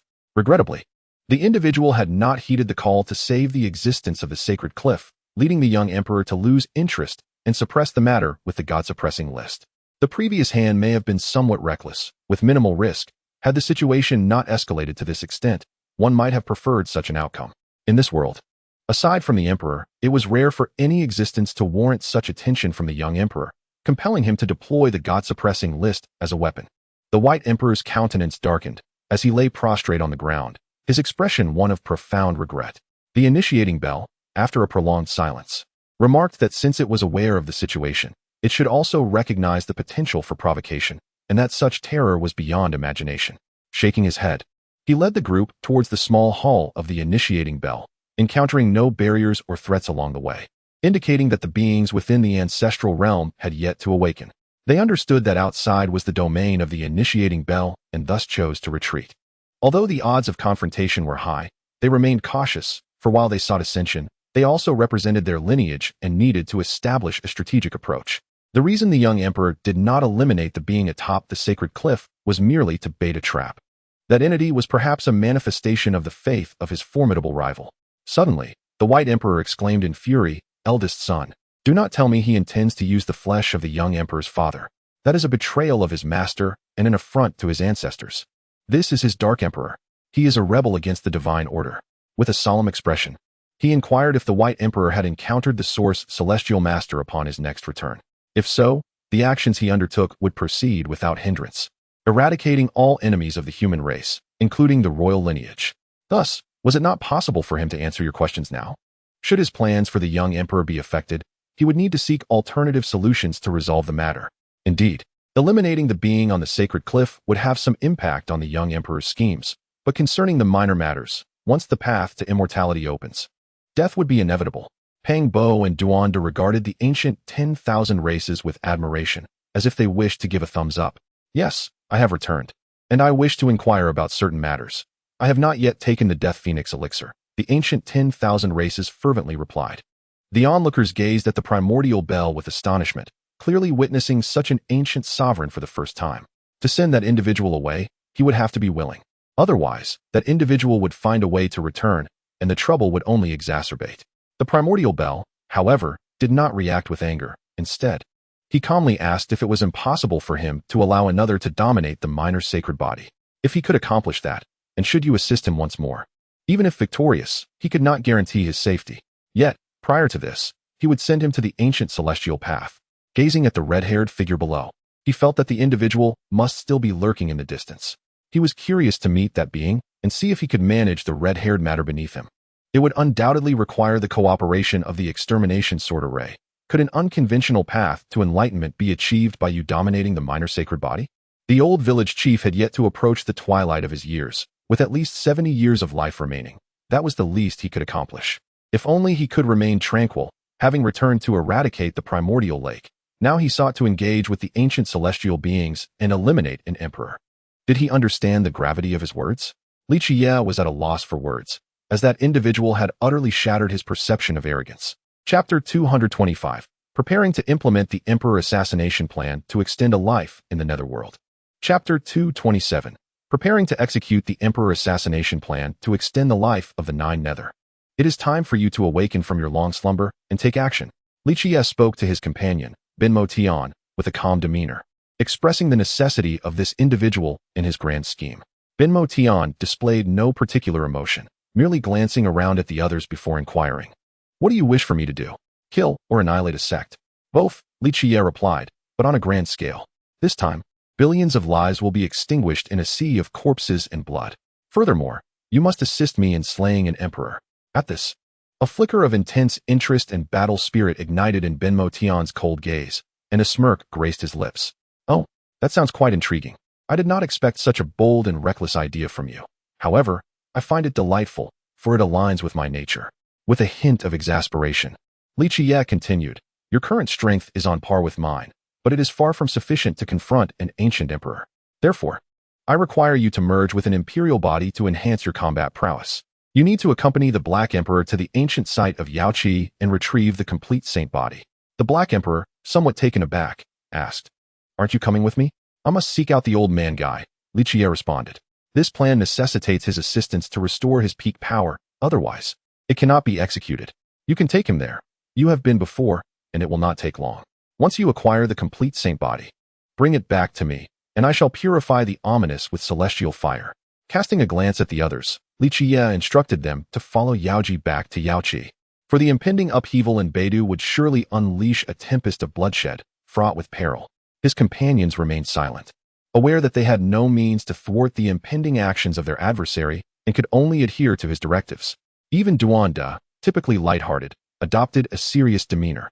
Realizing the necessity of caution, further recklessness could lead to dire consequences. Should you target the royal family, we too shall rise against you. As for the uncertain fate of the many, it remains ambiguous, yet it is known that the ZY clan maintains a neutral and amicable stance, harboring no animosity toward humanity. The expression of the ancient myriad clans turned pale at the thought that the old man guy would hold such an opinion of them. With a smile, the peak cultivator addressed the younger generation. You should accompany the old man guy. Let me take you there. Loading more content. Please wait. This site only supports mobile browser access. If you see this paragraph, it indicates that the chapter content has failed to load. Please disable reading mode, novel mode, and ad blocking features in your browser, or copy the URL to another browser for reading. You are aware that this individual has previously annihilated numerous factions. Yet, this is following the era of the Golden Small World, where he is no longer at peak combat capability. Meanwhile, Benmo Tian accompanied the White Emperor to the ancient site of Qiyeh, preparing to acquire the complete saint body. However, since there was still the corpse of the Western Emperor present, I bestowed upon Tian the immortal slaying gourd to prevent being suppressed by the imperial might of the Western Emperor. The ancient myriad clan, seemingly indifferent, shrugged off the matter at hand. In truth, I regarded the so-called starry ancient path with a sense of detachment. I traversed it merely to seize opportunities and fortune, devoid of any deeper purpose. Had I existed in the era when the Azure Emperor's minor path had not yet faded, my strength would undoubtedly have allowed me to attain enlightenment. Yet alas, I was born in an inopportune time. As I retreated into my own realm, I floated beneath the turbulent sea of suffering, swaying with the fluctuations of chaotic energy. The beginning bell, somewhat astonished, inquired how his physique had transformed into that of a chaotic being. With the emergence of the 9 hells of Tai Xia, these royal and imperial clans, bereft of numerous saints and lesser saints, harbored delusions of extinguishing us. Oh, you are brought by Li Qiyeh, he remarked.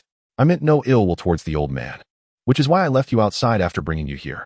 However, upon hearing my words, he appeared perplexed, expressing concern that the existence within the Forbidden Zone might intervene. Did he truly intend to take action against the few minor royal families of the primordial era? At that moment, Li Qiyeh regained his composure, realizing that the woman behind was acquainted with his master, and their relationship appeared to be quite intimate, although his gaze towards the ancient myriad clan remained benevolent. Gao Fengxiu observed this scene with astonishment, his once clear eyes darkening, now shimmering with divine light, as he scrutinized the ancient myriad clan, discovering that this individual had yet to reach the pinnacle of a lesser saint. After spending 70 years away, if today he could provide a satisfactory response and compensation, he believed the rumors circulating about him in the Northern Dipper, accusing him of being an ancient lecher for pursuing underage boys, would be dispelled. Yet, his overly proud temperament and lack of extensive battle experience rendered him inferior to those prodigies forged in the crucible of life and death. Upon seeing the fruit in the ancient myriad clan's hand, his expression slightly trembled, just as he heard Gao Fengxiu's laughter. Before bidding farewell to everyone, he followed Li Qiyeh to the old man's residence, preparing to conclude my plan to slay the emperor. Of course, this plan depended on whether Ziwei would strike against me, for I was certain that all my efforts would not be in vain. Gu Tianshu pondered for a moment before directly asking what he intended to do, suggesting that if he could assist him, he would be willing to help. Upon hearing this, the ancient myriad clan's expression turned serious. After the servants departed, he glanced at Li Qiyeh, who was willing to stay, and paid no heed to it, allowing him to remain and listen. Chapter 226. The Earth shatters for 10,000 miles. The Blue Demon Clan is annihilated. Chapter 228. The crumbling of 10,000 miles of Earth and the annihilation of the Blue Demon Clan. Within the territory of the Blue Demon Clan in the eastern wasteland lies a grand ancient city, dominated by a colossal ancient tree at its center. The trunk of this tree emanates a faint blue glow, and at its base stands a massive altar heaped with bones. Some of these bones have succumbed to the ravages of time, crumbling to dust at the slightest touch, while others remain intact, their surfaces glistening with a crystalline sheen.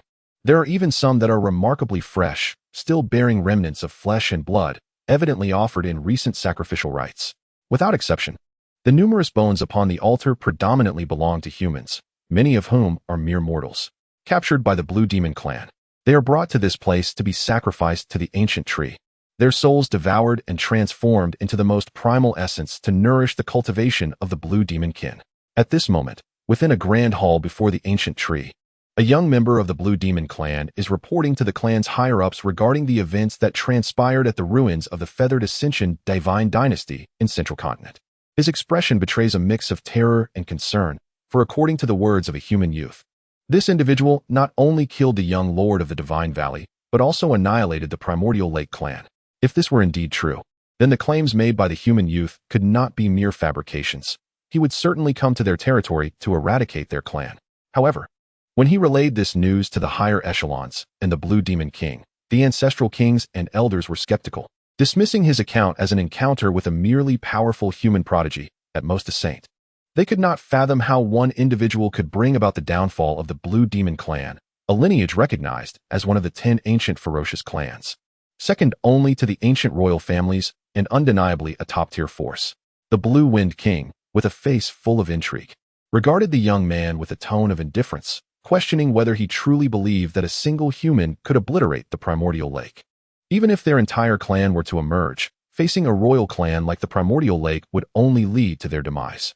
Furthermore, a human, even if a saint, would be nothing more than a feeble insect, incapable of toppling the heavens. It is disappointing to hear such nonsensical claims attributed to a prodigy of your own clan. Perhaps there are undisclosed circumstances yet to be revealed, but it is certainly implausible that one individual could bring about such devastation. Luo Yong was simply paralyzed by fear from this human youth, which prompted his frantic return to report. However, the only response he received was one of anguished cries. The Blue Demon Clan appeared to be nothing more than worthless debris. The Demon Lord, arriving in the night, is here to fulfill the promise made 8 days hence, to obliterate the Blue Wind Clan. Terror, dread, and despair echoed throughout the Blue Wind ancient city, filled with piercing screams as the inhabitants called for their king to save them, yet received no response. Luo Yong and the nearby blue demons wore smiles of satisfaction, feeling triumphant, convinced that the human saint was merely an overhyped threat, easily subdued with a single blow. As he weakly stepped into the realm of the lesser saint, it stripped him of the audacity to confront you. Even a true lesser saint would kneel before you and accept their demise. Since your arrival among them, they have yet to perish. Their continued existence is a testament to the mercy you have bestowed upon them, allowing them to experience the fleeting remnants of life. Each leaf of the ancient blue wind tree bears the imprints of souls devoured, each representing a deceased spirit. That towering tree, with its countless leaves, has indeed consumed numerous souls. Must they be the only ones capable of such feats? What are they, if not mere weaklings who disregard all rules, crafting them to their advantage and transcending them? Release my kin, and I shall yield to you, becoming your servant, the Blue Wind King suddenly proclaimed, hoping to liberate his clan at the cost of his own servitude. Turning his back to us, he took a step forward, his indifferent voice echoing like a death knell, heralding the complete annihilation of the Blue Wind clan. As I observed the cries above, a satisfied smile crept across my face.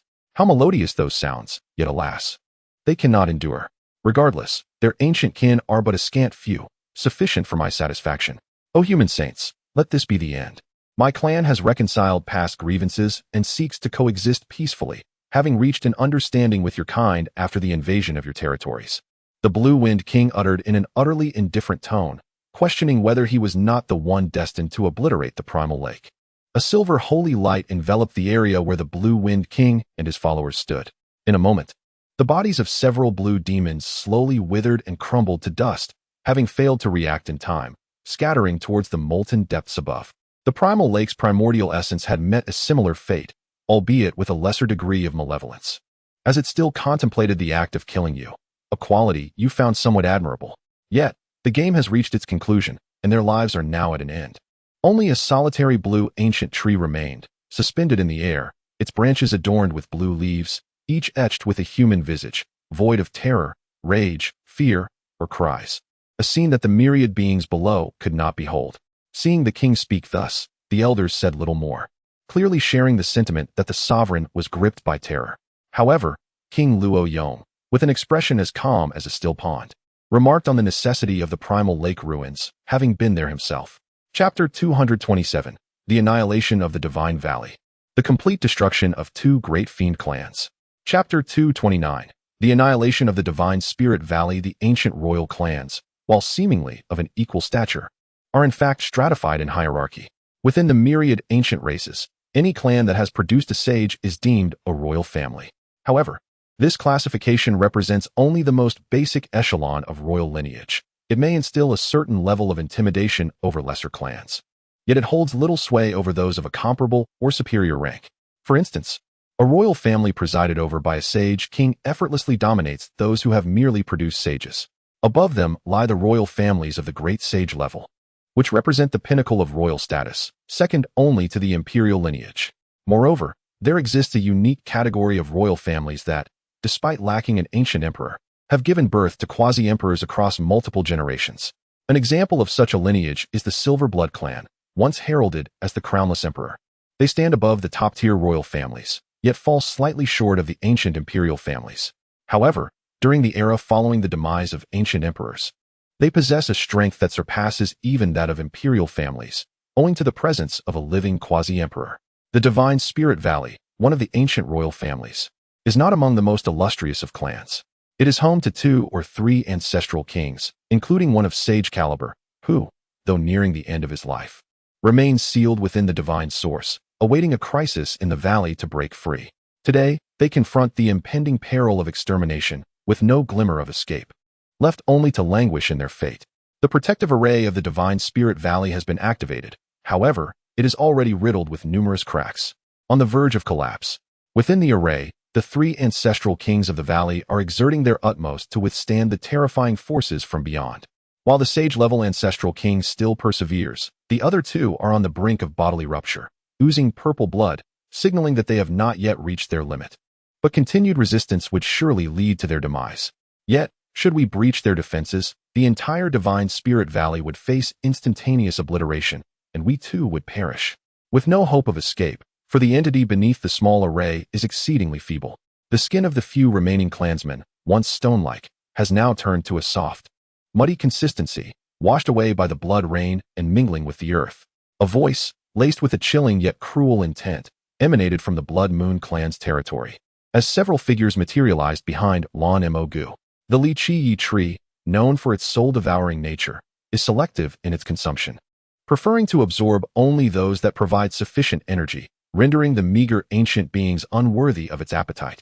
As the scene unfolds, a frigid, murderous intent glimmers in Lan Mogu's eyes. He shatters the mountain behind him with a single punch, revealing the Blood Moon clan's domain. A crimson ancient city emerges before him, and Bai Huang, the sage-level Black Emperor, observing the figures below, exclaims in a tone of outrage, questioning whether such actions are motivated by fear of inciting the myriad races and provoking retaliation from royal and imperial families alike. Indeed, that beast must be torn to pieces. The 8 Black Emperors had just soared from the depths of the earth when they were met with a scene that would make one's eyes bleed with rage. The diminutive Li Qiyeh tree enveloped the entire Blood Moon ancient city, its terrifying devouring force mercilessly consuming the kin of the Blood Moon royalty, leaving these weaker beings with no choice but to attack the Li Qiyeh tree, only to be pierced and drained of their souls and the essence of their flesh. Upon witnessing that an intruder in their territory was a mere human accompanied by a beast of the demon race, a blood-red-haired Blood Moon king, his eyes glinted with condescension as he spoke disdainfully to the Blue Demon Ancient and the White Emperor. The withered Blood Moon king observed this spectacle, his once vibrant eyes now dull and sunken, suddenly revealing a flicker of emotion. Yet he found himself at a loss for words. A portion of the intruders were human, while another part belonged to the demon race, clearly indicating that the Blood Moon clan regarded both as mere slaves, not to be disposed of at will. The White Emperor gazed at the unfolding scene, thinking to himself, that fellow has a profound misunderstanding of mercy. He annihilated an entire clan and dares to speak of compassion. Gradually, 2 figures emerged. Unmistakably the return of Ben Tian and the White Emperor from the ancient land of Yaoqi. A mere dog dares to threaten you. Those humans and demons have evidently not forgotten the days when they were subjugated by you. Even the master-servant relationship is distinctly clear. Today, he is far weaker than this blue demon, still a mere waste, ready to be sent to the underworld. With his brow pierced, he had no opportunity to react, his expression betraying a calm demeanor despite the apparent slowness of his demise. Tian did not respond, instead tossing the immortal slaying gourd to me, clearly indicating that the small saint body was outside. His gaze shifted towards the divine valley above, surveying the ground littered with corpses, a hint of a chilling smile gracing his lips. The curse was no idle jest, but a genuine threat of impending doom. Surely, one must possess enough strength to avoid being swiftly worn down by such a curse. The Blue Demon Ancient sought to engage us in futile conversation, applying a slight increase in pressure to his feet. The previously precarious small formation instantly stabilized, and the 8 Black Emperors maintaining the formation were violently rebuffed by its backlash, spitting blood as they were flung far away, leaving behind 8 deep and bottomless pits in the ground. The Blue Demon Ancient merely smiled faintly, expressing concern for that matter. Chapter 228. The plan officially commences. The primordial races begin their massacre. Chapter 230. The plan officially commences. Have you heard? The Divine Valley, the Blue Demon Clan, and the Stone Clan have all been annihilated. In numerous taverns and inns throughout the Holy City, the news of the destruction of the 3 ancient royal clans has sparked lively discussions, with expressions of delight evident on the faces of all. The obliteration of the ancient royal clans is met with overwhelming approval, for the human race has always been in opposition to the myriad ancient beings. Since the ancient times, humanity has resisted the oppression of these primordial entities, culminating in a complete resurgence during the Primal Era, where they dominated the northern Dipper region. However, with the resurgence of the ancient clans, the supremacy of humanity has been significantly undermined. The major sacred lands and imperial families now prioritize their own interests over the collective well-being of the human race, leading to severe internal divisions and various ulterior motives harbored by each faction. The news of the ancient royal clan's demise is a monumental boon for the lower-tier cultivators and forces, signaling that the ancient clans are not invincible and no longer reign supreme as they did in the primordial era. A cultivator bearing twin swords remarked with evident schadenfreude. They had it coming. Since their emergence, how many territories and cities have been invaded, how many of our kin slaughtered and enslaved. Their destruction merely indicates that our strong are beginning to exact retribution upon those who have oppressed our kind. This is their deserved fate. Many echoed this sentiment, although some speculated that the forces responsible for the downfall of the ancient clans might not be the human race, but perhaps the demon race instead. Regardless of the lineage, the annihilation of those detestable royal clans is a source of great satisfaction, and I, Yang, hold admiration for such a feat should I be fortunate enough to witness it. I would willingly follow as your leader. The little holy ancestor king and the golden king exchanged knowing glances, silently acknowledging, "Here it comes.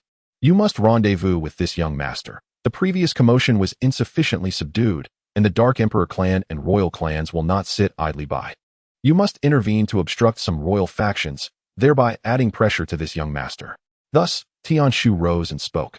The White Emperor remained contemplative, nodding slightly before solemnly stating, "Young master, there is potential here, but one must be cautious. What he lacks is merely time. It is unnecessary to confront these entities head-on at this juncture. Those who are ruthless will also witness my demise. While I understand why the ruthless seek to establish a connection with me, I am acutely aware that I possess none of what they desire. My death would render everything moot. More content is loading. Please wait. This site only supports mobile browser access. If you see this paragraph, it indicates that the chapter content failed to load. Please disable reading mode, browsing mode, and ad blocking features, or copy the URL to read in another browser." Upon hearing this, the entire holy city erupted in excitement, clearly astonished by the rapid pace at which the renowned weaklings had been eliminated, 7 minor royal clans in a mere 2 days. A figure clad in golden armor, with a mane of golden hair, confidently smiled and remarked, "Worry not. How could the Golden Emperor clan deceive you? This time, it is indeed your clan that orchestrated the extermination of these human weaklings, with several other royal clans also participating in the retreat. In the present day, my resources are ample enough to procure such treasures, thus I harbor no fear of demise. The Demon Lord has come to pay a visit to the Mixed Heaven clan." The ancient 10,000 clan, accompanied by the White Emperor's daughter, arrived at the ancient city of the Charm clan, with the latter's foot resting upon the figure of a charm woman, who would soon endure torment at the hands of the ancient 10,000 clan. The tranquility enveloping the Mixed Heaven clan today was profound. Even the sealed young saint had emerged from his confinement, convening with several ancient emperors in the council chamber to deliberate on matters of significance. The charm woman, however, had yet to faint from fear, or perhaps she dared to confront the harsh reality before her. There were neither dazzling divine lights nor astonishing phenomena. What remained was merely a singular, peculiar punch devoid of power. At this moment, in a secluded corner of the loft, 2 elderly men, their hair and beards as white as snow, exchanged bitter smiles upon hearing such words. Following this, the unconscious figure on the ground transformed into a pool of liquid, seeping into the earth, truly becoming sustenance. As the young saints of the royal family engaged in their analytical deductions, they concluded that the annihilation of that clan adhered to the principle of proximity. Hence, the Mixed Heaven clan was unlikely to draw the attention of this human weakling, which is why we arranged our plans externally. This attempt to encircle and eliminate me would also allow her to partake in the treasures beneath me, and naturally, there were no objections to the demands of the young saint ancestor king. Treating the human clan as territory as bait would indeed incur some disadvantages. It seems you are even more inept than the primordial era. Thus, it is necessary to retain him, transforming him into fertilizer for the earth. Certain matters are bound to be addressed sooner or later. You detest being in a passive position. The current situation has yet to be thoroughly disrupted by you, rendering this the worst possible moment. Should it succeed, it would delay your understanding of us. If we triumph, you will have no prior advantage. The only way to eliminate you is through initiation, for ruthless individuals exist in this world, and thus, what we can accomplish is yet to be seen, said the ancient 10,000 clan with uncertainty. The cracked mirror surface resonated with the force emitted from the fist of the ancient 10,000 clan, instantly revealing a hint of daylight. The white darkness concealed all, as the tumultuous void wreaked havoc upon the ancient city behind, the mountains, and the heavens. Upon hearing my words, the expression of the young saint's sister grew increasingly anxious, yet she managed to smile, acknowledging that if I were indeed to descend upon your clan, losses would inevitably ensue, and those losses would require compensation. Such overt oppression from a position of weakness is disheartening, prompting a roar of celebration to the heavens for the joyous tidings. Chapter 229, Endless Killing Intent, Boundless Sea of Blood. Chapter 231, Endless Malice, Boundless Sea of Blood Humanity. I never anticipated that you would truly arrive, and I must admit, I am rather impressed. However, regrettably, today shall mark your demise in this very place. The Golden King remarked to Li Qiyeh in a tone that was eerily calm. At this moment, the void was already encircled by the Mixed Sky clan and other Golden Kings, who had summoned ancestral kings, and a formidable killing formation had been erected, evidently designed specifically to target him. Surrender and offer your divine soul, becoming this king's servant, and I may spare your life, the Golden King proposed. Testing the waters with a condition of submission. Li Qiyeh gazed at the Golden King, his eyes reflecting an infinite depth, the figure of his adversary mirrored within his gaze. And then he playfully queried, "Oh, what a commendable notion, yet alas, I lack the time to indulge you." The Golden King's eyes flickered slightly, his countenance turning cold. A palpable killing intent permeating the void as he icily declared, "Thus, only death awaits you. You have slaughtered countless royal families. There is no refuge for you, neither in heaven nor on earth, and even your kin among humanity shall face repercussions. Countless humans and cultivators will be slaughtered due to your actions. Have you truly considered this?" With a shift of his body, Li Qiyeh disregarded the Golden King's threats, showing no interest in allowing him to continue. His fist shattered the space, piercing through the chaotic currents of the void directly towards the Golden King. The Golden King's expression was a mix of shock and fury, clearly taken aback by the sudden aggression. Fortunately, being a great sage, he crossed his arms to shield himself from the blow. Nonetheless, he was sent flying a considerable distance, his arms shattered and broken, golden blood spilling forth. Yet, in a mere moment, his injuries began to mend, his fractured limbs restored to their original state.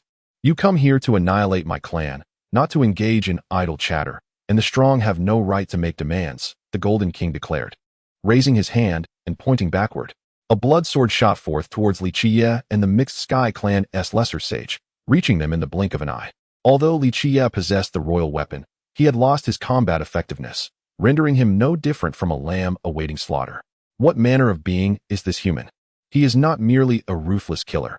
Each of his actions signifies the harvest of lives. Does he understand the implications of his assault on the royal family? The ancient royal lineage is not to be trifled with, and even a quasi-royal would dare not take such actions against you. His conduct is akin to seeking death. Li Qiyeh scoffed, a blend of anger and disdain evident in his voice. "Unite your strength and kill me outright. Do not hold back." Li Qiyeh bellowed. The landscape stretched infinitely, transformed into a sea of blood, with waves continually surging, rising to reveal mangled corpses and severed heads, accompanied by the piercing wails of the dying. With their lifespans already limited, and lacking the protection of Li Qiyeh's royal weapon, their demise was undoubtedly imminent. As more content loads, please be patient. This site only supports mobile browser access. If you see this paragraph, it indicates that the chapter content has failed to load. Please disable reading mode, browsing mode, novel mode, and ad blocking features, or copy the URL to another browser for reading. A powerful strike landed beneath my wheel C, shattering the restrictions and retrieving an object from within. While they plotted against you, you were never truly waiting for them. Their encounter with you was calculated, yet it was you who orchestrated this meeting. For your true intent has always been the royal family, not merely their imperial lineage. Li Qiyeh regarded me with his icy gaze, offering no response. Had I known, we would not find ourselves in this predicament. With a glance at the realm of the Mingtian tribe above, my eyes were filled with fervent emotion. The tumultuous waves of blood seemed to resonate with my will, surging upward with relentless force. Simultaneously, the surrounding ancestral kings and minor saints remained trapped, frozen in their postures, devoid of movement. Approaching Li Qiyeh, I felt the weight of his foot upon my face. He coldly questioned whether I understood the reason for his victory. The sword transformed into a beam of golden light, striking directly toward the flesh of the Golden King. Its pace was deliberately slow, granting ample time for reaction. Yet the intent was not to deliver a fatal blow to the Golden King. The blood sea engulfed the entire realm of the Mingtian tribe, consuming all its denizens, who became mere floating corpses. A small formation evolved into a golden longsword, measuring 8 feet in length, imbued with the essence of the royal path. A manifestation of the imperial formation. An astonishing sharpness radiated from the blade, clearly potent enough to slay a minor saint. As I passed by the golden divine sword, the blood sea behind me engulfed it, transforming the golden blade into a blood-red weapon, exuding an eerie, demonic aura. The small formations of slaughter and protection were swiftly breached by the encroaching blood sea, which surged forth, rendering the depths of the Mingtian tribe a complete crimson. Upon hearing my words, Zhang Qiwan immediately comprehended the situation. The reason that individuals sought to annihilate the royal family was not to draw out our imperial lineage. This was a weapon forged entirely from the golden essence of the path of tribulations, an ancient imperial weapon known as the golden mace of the clan's ancient emperor. With a resounding crash, I strode toward the divine sword, each step fracturing the space around me, as the sound of destruction echoed behind me. Chapter 230. The forces approach the golden royal family. The ancient emperor awakens. Chapter 232. The Golden Royal Family on the Brink of War. The ancient emperor awakens in the golden cavern of the northern domain. The princess of the Golden Royal Family, the Golden Goddess, sat regally upon her throne, her golden eyes fixed intently upon the assembly of numerous ancestral kings below. Her expression bore a hint of displeasure as she remarked, "To contend with a mere human, it is excessive to employ my father's imperial soldiers. Can our Golden Royal Family not handle one human?" The ancestral kings present exchanged awkward glances, momentarily at a loss for words in response to their goddess's inquiry. "Let us hope the Golden King resolves this matter swiftly, lest one human tarnish our clan's dignity." The Golden Goddess languidly leaned back in her throne, her tone serene. "Indeed." The ancestral kings responded in unison. Suddenly, a beam of golden light pierced through the perimeter of the golden cavern, disregarding the royal family's protective formations, and surged directly toward the hall where the Golden Goddess resided. With a resounding crash, a golden divine mace plunged into the center of the hall, a faint imperial aura radiating around it, signifying its extraordinary nature.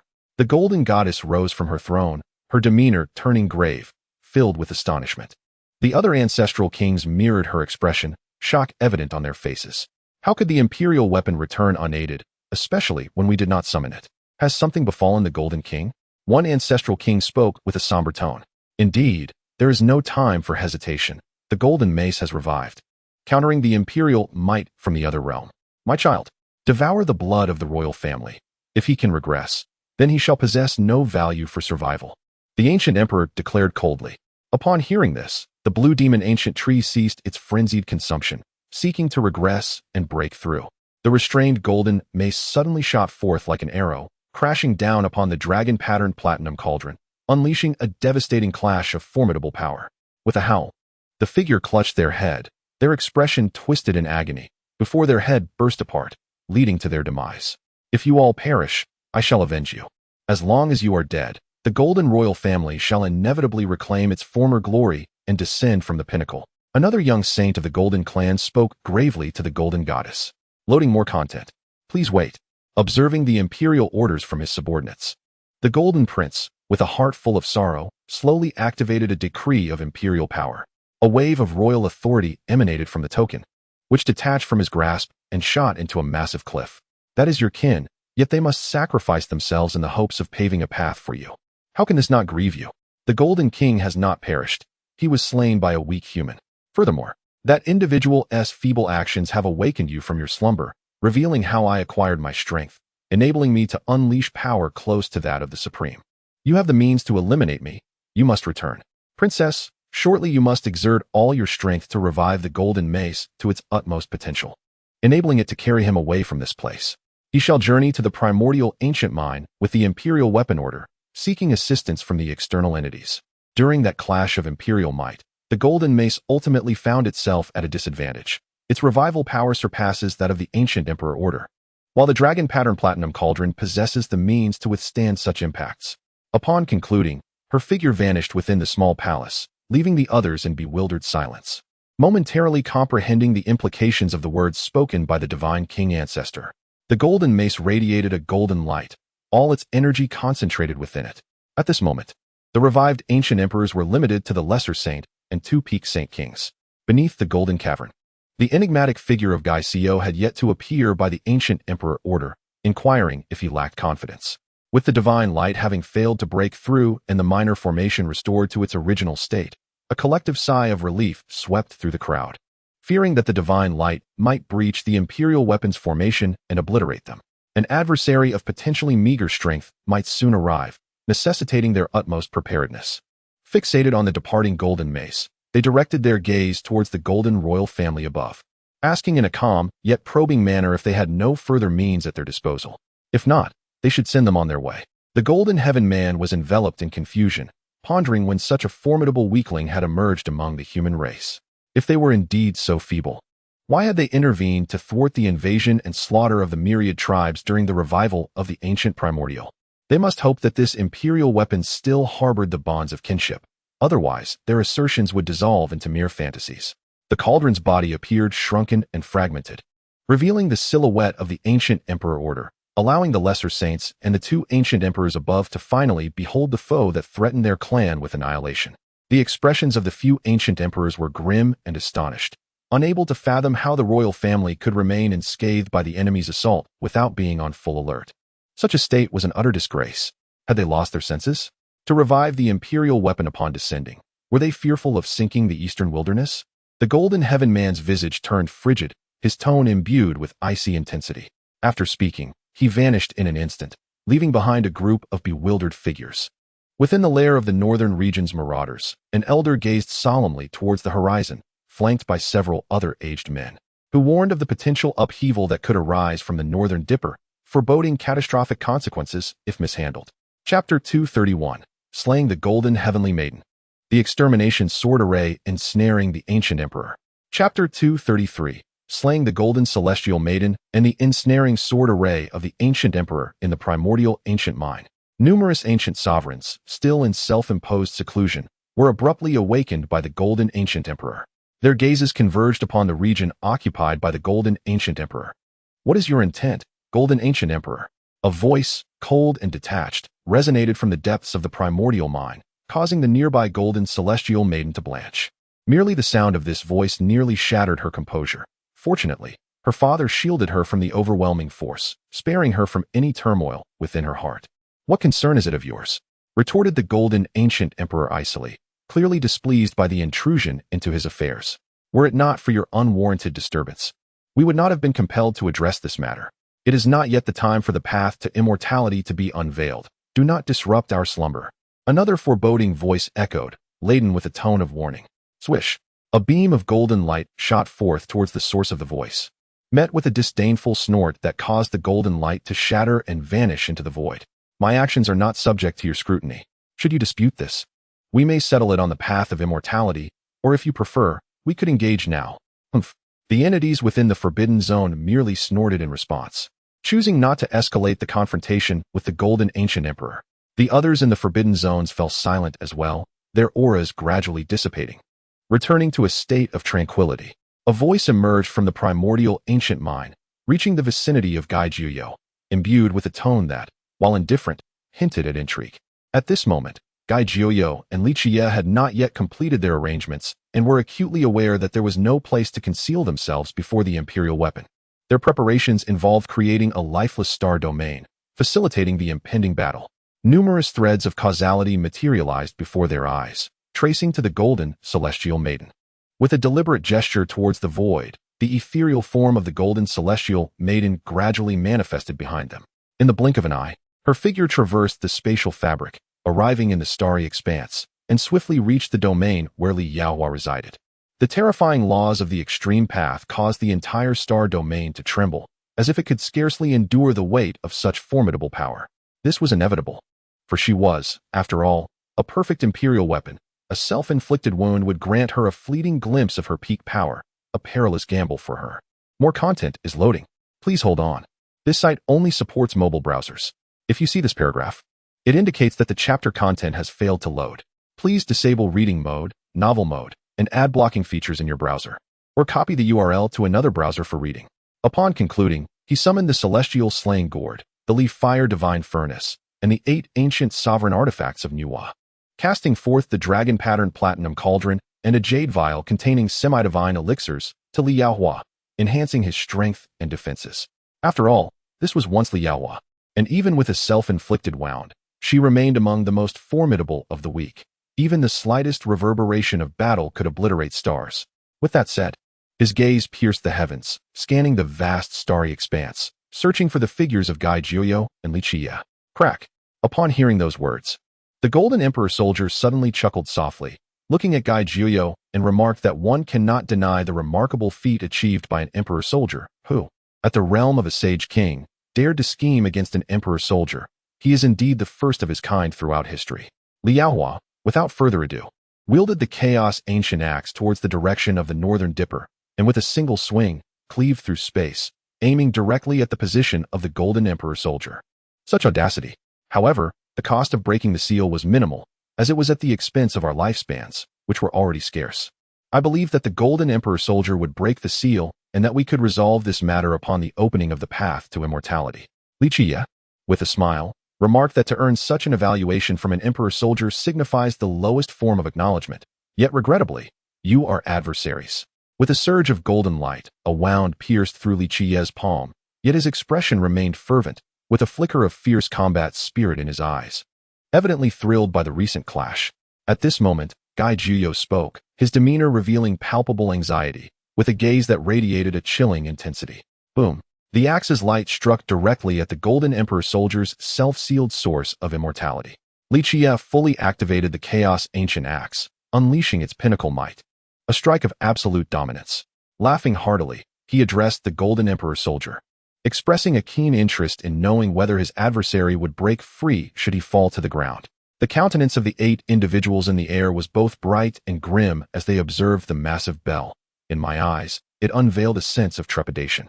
Though that strike was once again intercepted by Li Yaohua, blood trickled from the corner of her mouth, indicating the attack was not easily withstood. Even if I were an alternative peak of enlightenment, just a step away from achieving the Tao, it would still be challenging to withstand the wrath of a supreme's furious blow. The renowned star field was now enveloped by a seemingly boundless formation, which, upon completion, shone with a dreadful brilliance as the terrifying laws of the Absolute began to awaken slowly. Should another royal family intervene, it would be he who was targeted, rather than other Emperor soldiers, such as those from Blood Phoenix Ridge, 10,000 Dragon Nest, or Qilin Cave. Gradually, the figures of the two were discerned, eliciting a disdainful snort from one of them. Thus concludes Chapter 232, The Law of Heaven Resists the Earth, the Blood-Colored True Dragon Slaughter.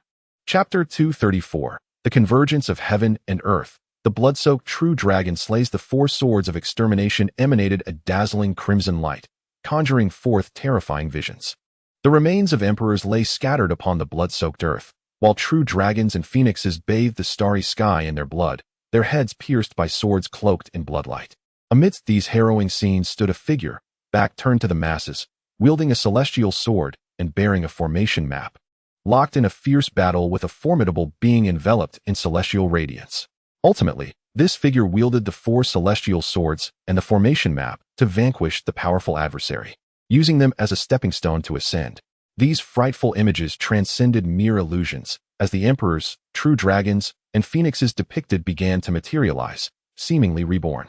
The ancient Golden Emperor gazed upon this spectacle, astonished by the capabilities of the extermination sword formation, contemplating whether these apparitions were the enemies slain by the revered Lingbao Tianzuan in days of yore. If so, this enigmatic figure, steeped in endless legends, would indeed be a terrifying presence. After all, emperors and monarchs were entities that could suppress an era, treading upon mountains of bones and annihilating all foes to achieve their status. To have slain so many of equal caliber speaks volumes of Lingbao Tianzuan's might, surpassing the realm of emperors and striving for even greater heights. Truly, the extermination sword formation possesses the ability to transform past adversaries into allies, aiding in the pursuit of victory. Slaying you today may very well enhance its power, perhaps even leading to its ascension as a divine artifact. Li Qiyeh, brandishing the extermination sword, was filled with boundless combat fervor. With a swift motion, he unleashed a blood-red sword beam that descended with the ferocity of countless slain foes. The left arm of his opponent burst into a mist of blood, their body violently propelled away, blood spilling from their mouth. Instinctively, they thrust a fist towards him, a delayed reaction prompted by an inner warning, confirming that his strike was indeed accurate, as the golden child had teleported before him, their golden fist aimed at his head. Meanwhile, although the golden Lingbao was sent reeling by the blow, their palm cracked, but not as severely as their opponent, primarily due to Li Qiyeh's unbroken physique, fighting with the enhanced form of a minor saint. The golden Lingbao retaliated with another strike, golden light clashing once more against the crimson sword beam. The terrifying energy within the sword formation capable of annihilating an entire star domain. Without the need for a sword, Li Qiyeh moved like light itself, his bronze fist hurtling towards the face of the golden Lingbao with no mercy spared. Thus, Li Qiyeh harnessed the power of the chaotic body and the newly formed convergence of heaven and earth, possessing the strength to contend with minor emperors. More content loading. Please wait. This site only supports mobile browser access. If you see this paragraph, it indicates that the chapter content failed to load. Please disable reading mode, novel mode, and ad blocking features in your browser, or copy the URL to read in another browser. As Guy Juyo and the primordial bell observed from the sidelines, we remained uninvolved in the fray. Without the control of the exquisite sword array, it seemed improbable for Huang Jingtong to escape. That figure, surprisingly, lacked the necessary means. Presently, I am considerably weaker than you. Yet, the minuscule manifestation requires an energy beyond imagination, rendering it unsustainable over time. The embodiment exuded a chaotic aura, adorned in armor forged from the brilliance of countless stars, culminating in a celestial wheel formed by the convergence of subtle laws. Clutching a colossal, blood-red sword, I realized I had inadvertently overlooked a crucial presence. Heaven itself was merely observing, its gaze intensifying upon witnessing the actions of the golden spiritual treasure.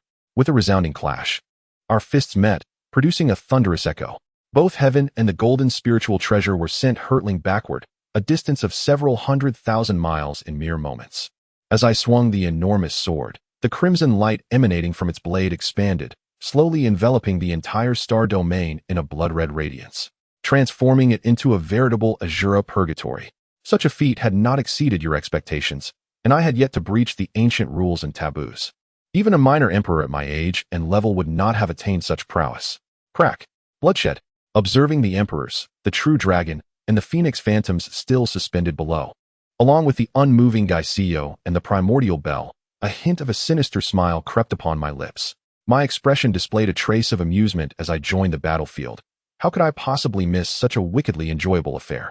On the other side, Tong Wan clashed her hands against the golden mace, the terrifying force causing even the formation below to tremble.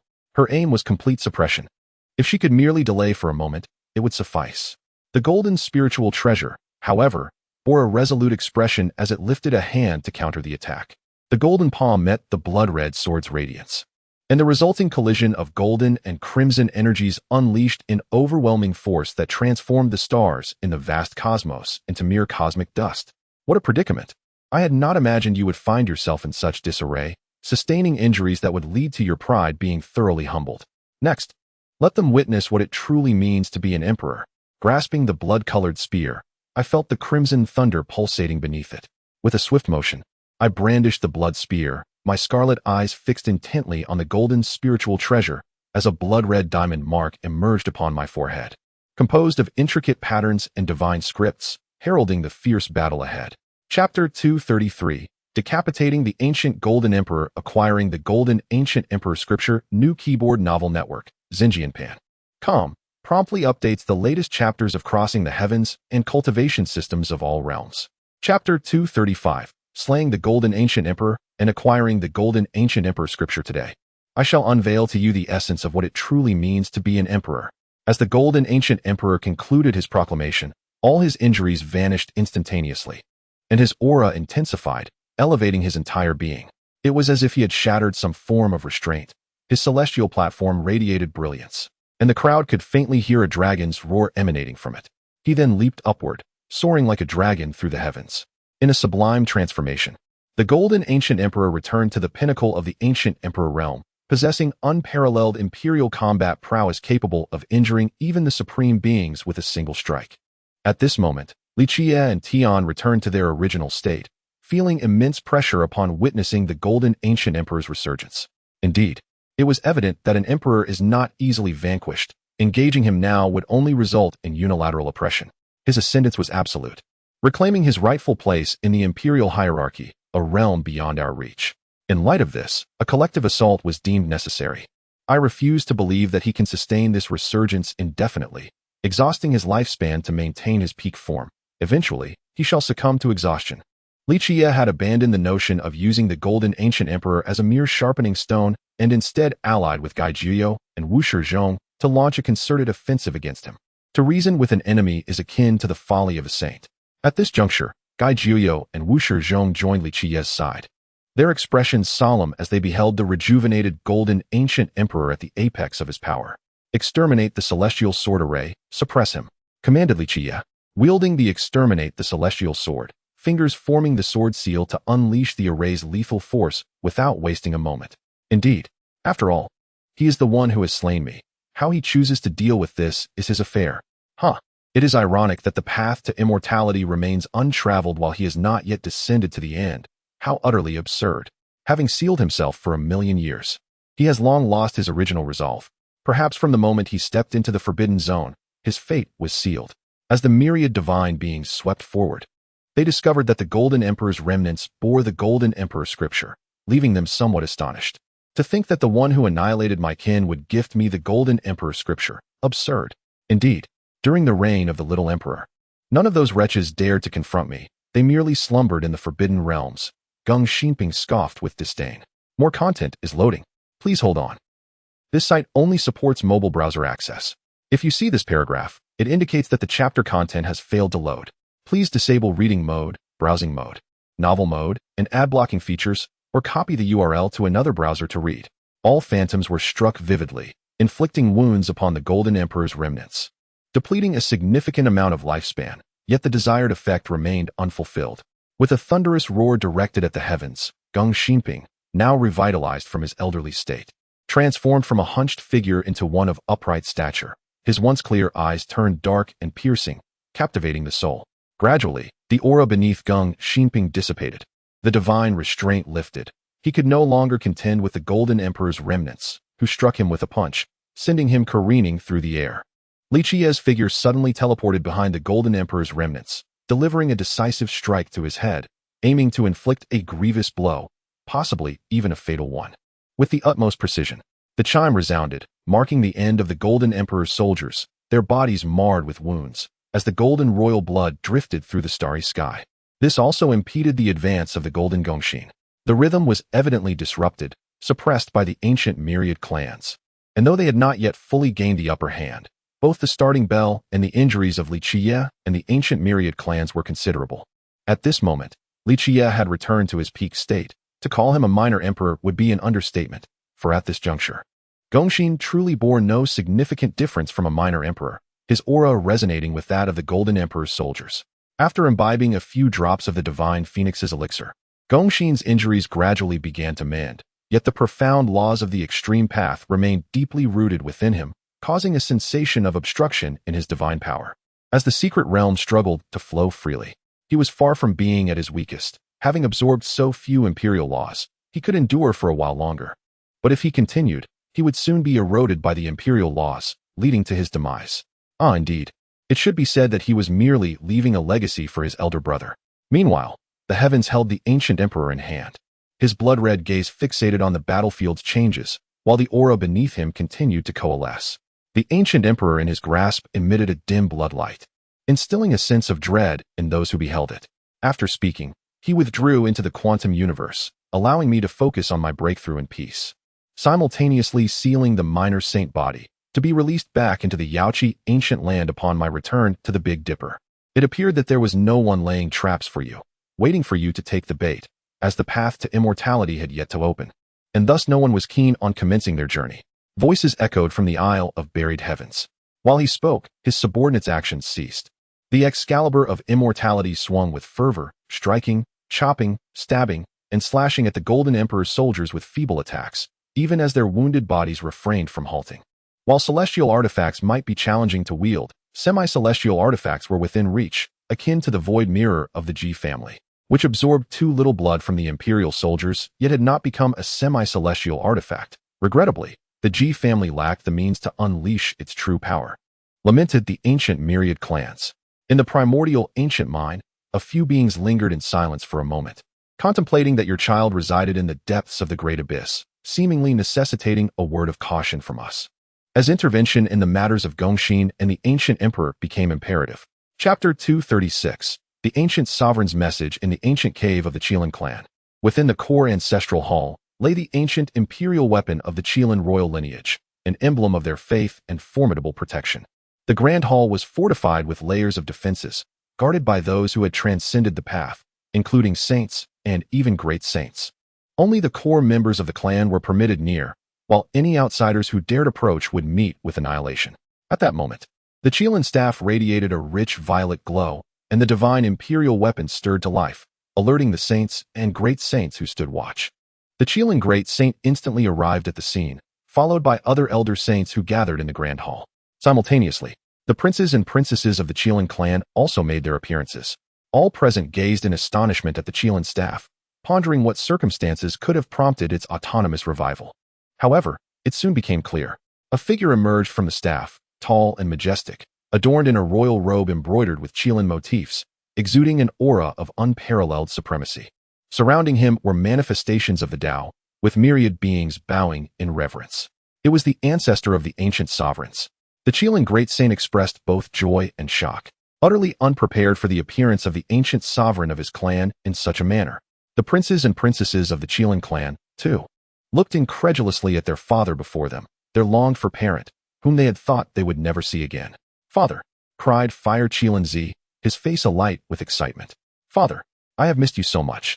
Fire Qiyeh, tears streaming down her face, rushed towards the ancient Qiyeh sovereign and embraced him. "That fellow has gone too far. How many lives do I need to extinguish before he relents? Must I annihilate all of the Tai?" exclaimed Fire Qiyeh, her voice tinged with fury. Everyone was taken aback, unable to fathom that they had indeed killed an ancient sovereign. In their eyes, they had merely been negotiating with Guanyin, striving to reach an agreement that would prevent further conflicts between Guanyin Tai and the human race. Even the human race harbored doubts, unable to comprehend the ruthlessness displayed by the myriad ancient clans, as every faction they had obliterated left no survivors. The Silver Scale clan had perished, their members consumed by a terrifying poison, leaving behind mere remnants of human skin. The ongoing tragedy left the remaining members of the ancient clans in despair. As they lived each day in fear of being hunted down by this harbinger of death, they felt as if they were living in a nightmare, with the specter of annihilation looming ever closer. At this juncture, the ancient clans had returned to the Northern Dipper, yet they did not retreat to the Yaoqi. Instead, they pressed onward in their quest for vengeance. This individual showed no signs of restraint, continuing to target factions opposed to the human race. Should anyone inadvertently cross his path and provoke his wrath, they could only resign themselves to their misfortune. The ancient myriad clans gazed into the distance and spoke in a tone devoid of any fluctuation, as if the slaughter of countless beings weighed lightly upon their hearts. "Countless lives perished at my hands, yet not a single soul dared to raise their voice against me, trembling in subservience." The shadow cast by that individual had left a profound psychological impact on them. They sought to withdraw, to stand opposed to the human race, to position themselves in a neutral camp, refraining from displaying hostility towards humanity when necessary. The human race, though not weak, was wary of the ancient forces. Should they withdraw, even the imperial clans would face imminent annihilation, and not even you could shield them from such fate. Meanwhile, the ancient monarch observed with a mix of tenderness and regret as he stroked the head of the Fire Lin, his eyes filled with affection and sorrow. Before turning to the Fire Linzi, his gaze reflecting both comfort and expectation. The news that emerged was almost unbelievable, the existence of such a slaughterer among the human race, who could annihilate entire clans in a single day, left a gruesome image of a mountain of corpses and a sea of blood. This was precisely the aim of the ancient myriad clans. It was not about forcing the ancient royal families to make a choice, but rather to continue opposing humanity, to be at odds, facing extinction at my hands, or to restrain their own power and kin, forging alliances with the human race. The Golden Royal clan had yet to be obliterated, and the Golden Lin had also been slain. However, it must be conveyed that behind these events lay a strategic maneuver by the human race against Li Qiyeh. As the bell tolled, a passage appeared, leading back to the Purple Mountain. For clans were reduced to ruins by a terrifying sword light, leaving behind a chasm stretching for hundreds of thousands of miles. Upon witnessing the ancient monarch, all present fell to shiver. They understood that the information capable of reviving the ancient monarch's consciousness was of paramount importance, a reminder that the weight of such knowledge was to be taken seriously. It was indeed a grave matter to lay the foundation of human dignity at the cost of an ancient monarch's life. Simultaneously, such occurrences had not transpired among the ancient royal families. In Blood Phoenix Ridge and 10,000 Dragon Nest, messages from the ancient monarch of their clan urged them to oppose humanity and to restrain their own influence and kin. Chapter 235, Schemes of the Desolation Heaven Technique Merging with a New Chaotic Body. Chapter 237, Scheming the Fusion of Silent Destruction Technique with a New Chaotic Body. The Arctic immortal land has long been steeped in mystery and allure, captivating numerous prodigies, sages, great sages, and even emperors since ancient times. The primary allure lies in its possession of the Arctic immortal light, a celestial artifact associated with immortality. This precious substance not only enhances the potency and capabilities of weapons, but also extends the lifespan of great sages. Merely a wisp can prolong the life of an expiring great sage by nearly a century. Consequently, many powerful individuals on the brink of death or those wishing to augment their weaponry venture here, hoping for a stroke of fortune to acquire a fragment of the Arctic immortal light. However, this light has always been exceedingly rare, manifesting only once every 100,000 years, with few fortunate enough to obtain it, making it a daunting endeavor even for emperors. After resolving matters concerning the ancient myriad of clans, Li Qiyeh made his way directly to the icy expanse. The vast plains were blanketed in glaciers and endless white snow, devoid of any signs of life. In the heart of this frigid desert lay a terrifyingly vast chasm, measuring several hundred kilometers. Even a sage would find their flesh torn asunder upon entry. Only those with formidable physiques could dare to tread there. Thus, historically, only great sages have ventured into the Arctic immortal land in search of the Arctic immortal light. Of course, there were exceptions. Some individuals were inadvertently transported into this realm and survived, such as Tu Fei in his previous life, who received the inheritance of the Silent Destruction Sovereign from an ancient matron contemporaneous with the madman. This technique emphasizes the cultivation of the physical body, exploring the potential and mysteries hidden within, facilitating one's metamorphosis, and enhancing cultivation aptitude while mitigating physical frailty. As I retreated, I beheld a vast chaos unfolding behind me. Realizing I had reached the precipice of this deceptive world, nearby stood a stone tablet inscribed with a warning: "No sage may tread here." It was evidently a caution to those who dared approach. The more I pondered, the more exhilarated I became. I seemed to have discovered a pathway to continue my descent into weakness, a journey that would not only impede my cultivation speed, but also allow me to weaken perpetually. Gazing at the inscription "Immortal Abode" carved beneath the diminutive stone gate, I felt an overwhelming sense of foreboding. I sensed that I could not take another step, for allowing the chaotic body to devolve autonomously would lead to a detrimental weakening of both my corporeal form and spiritual essence. Li Qiyeh was equally astonished. Those two characters were likely penned by a minor emperor, exuding an aura that commanded respect and instilled dread across the heavens. I contemplated that perhaps my chaotic body could not further diminish, but rather evolve into a constitution far surpassing its original form, embarking on a genuinely novel path where the leap in combat prowess would be significantly greater. However, that particular technique was ultimately established by the 8 emperors and 7 sovereigns. Shrouded in profound mysteries, given my current realm, it is indeed challenging to fully comprehend its intricacies. Thus, to continue the process of integration, I must await an elevation in my previous understanding. As for the celestial steel profound method, I merely utilize it as a reference, extracting its essence to incorporate into the secret realm technique, harnessing my potential while merging the advantages of possessing several times the divine power of my peers into the secret arts. I have not succumbed to despair. Rather, I have merely shifted my direction. During this journey, I glimpsed the fragmented patterns of a minor emperor's formation, vivid and radiant. Yet I still lacked the energy to vanquish the lesser saints. After several explorations, I finally discovered the location I sought, a vast expanse sealed by numerous minor saint formations. Within, I beheld an ancient crone, enveloped in the celestial light of the North Star, confirming that I had indeed arrived at the right place. Approaching the stone gate, each step back sent a piercing pain through my flesh. However, as I drew nearer, the sensation diminished. Yet, I did not falter. Such pressure was trivial in comparison. I entrusted the body scripture to the celestial realm for cultivation, as it is far more suited to that text than I am. And I have only reached the 4th level of the body scripture. 8,000 zhang were densely populated with corpses, resembling a vast cemetery from above. The vortex formed by the domain drew away the surrounding ice and snow, stones, and the ruins of distant palaces, revealing shattered bones, broken steel, and remnants of the deceased, all evidence that the weaker beings who ventured here were mercilessly annihilated and entombed by the domain. After 200 years, the difficulty of ascending to emperorhood amidst the ensuing chaos seems minimal, especially since the entities within the forbidden zones will undoubtedly observe my path to enlightenment and subtly assist me. Witnessing this situation, Li Qiyeh activated the temporal silver eyes, aiming to perceive everything within the well. The silver light pierced through a myriad of vibrant divine hues, ascending until it illuminated the very bottom of the well. If one were to extract and integrate the capabilities of each imperial scripture into their chaotic body, would it be possible to forge a feeble constitution that transcends chaos, evolving into a primordial saintly body capable of true cultivation towards immortality?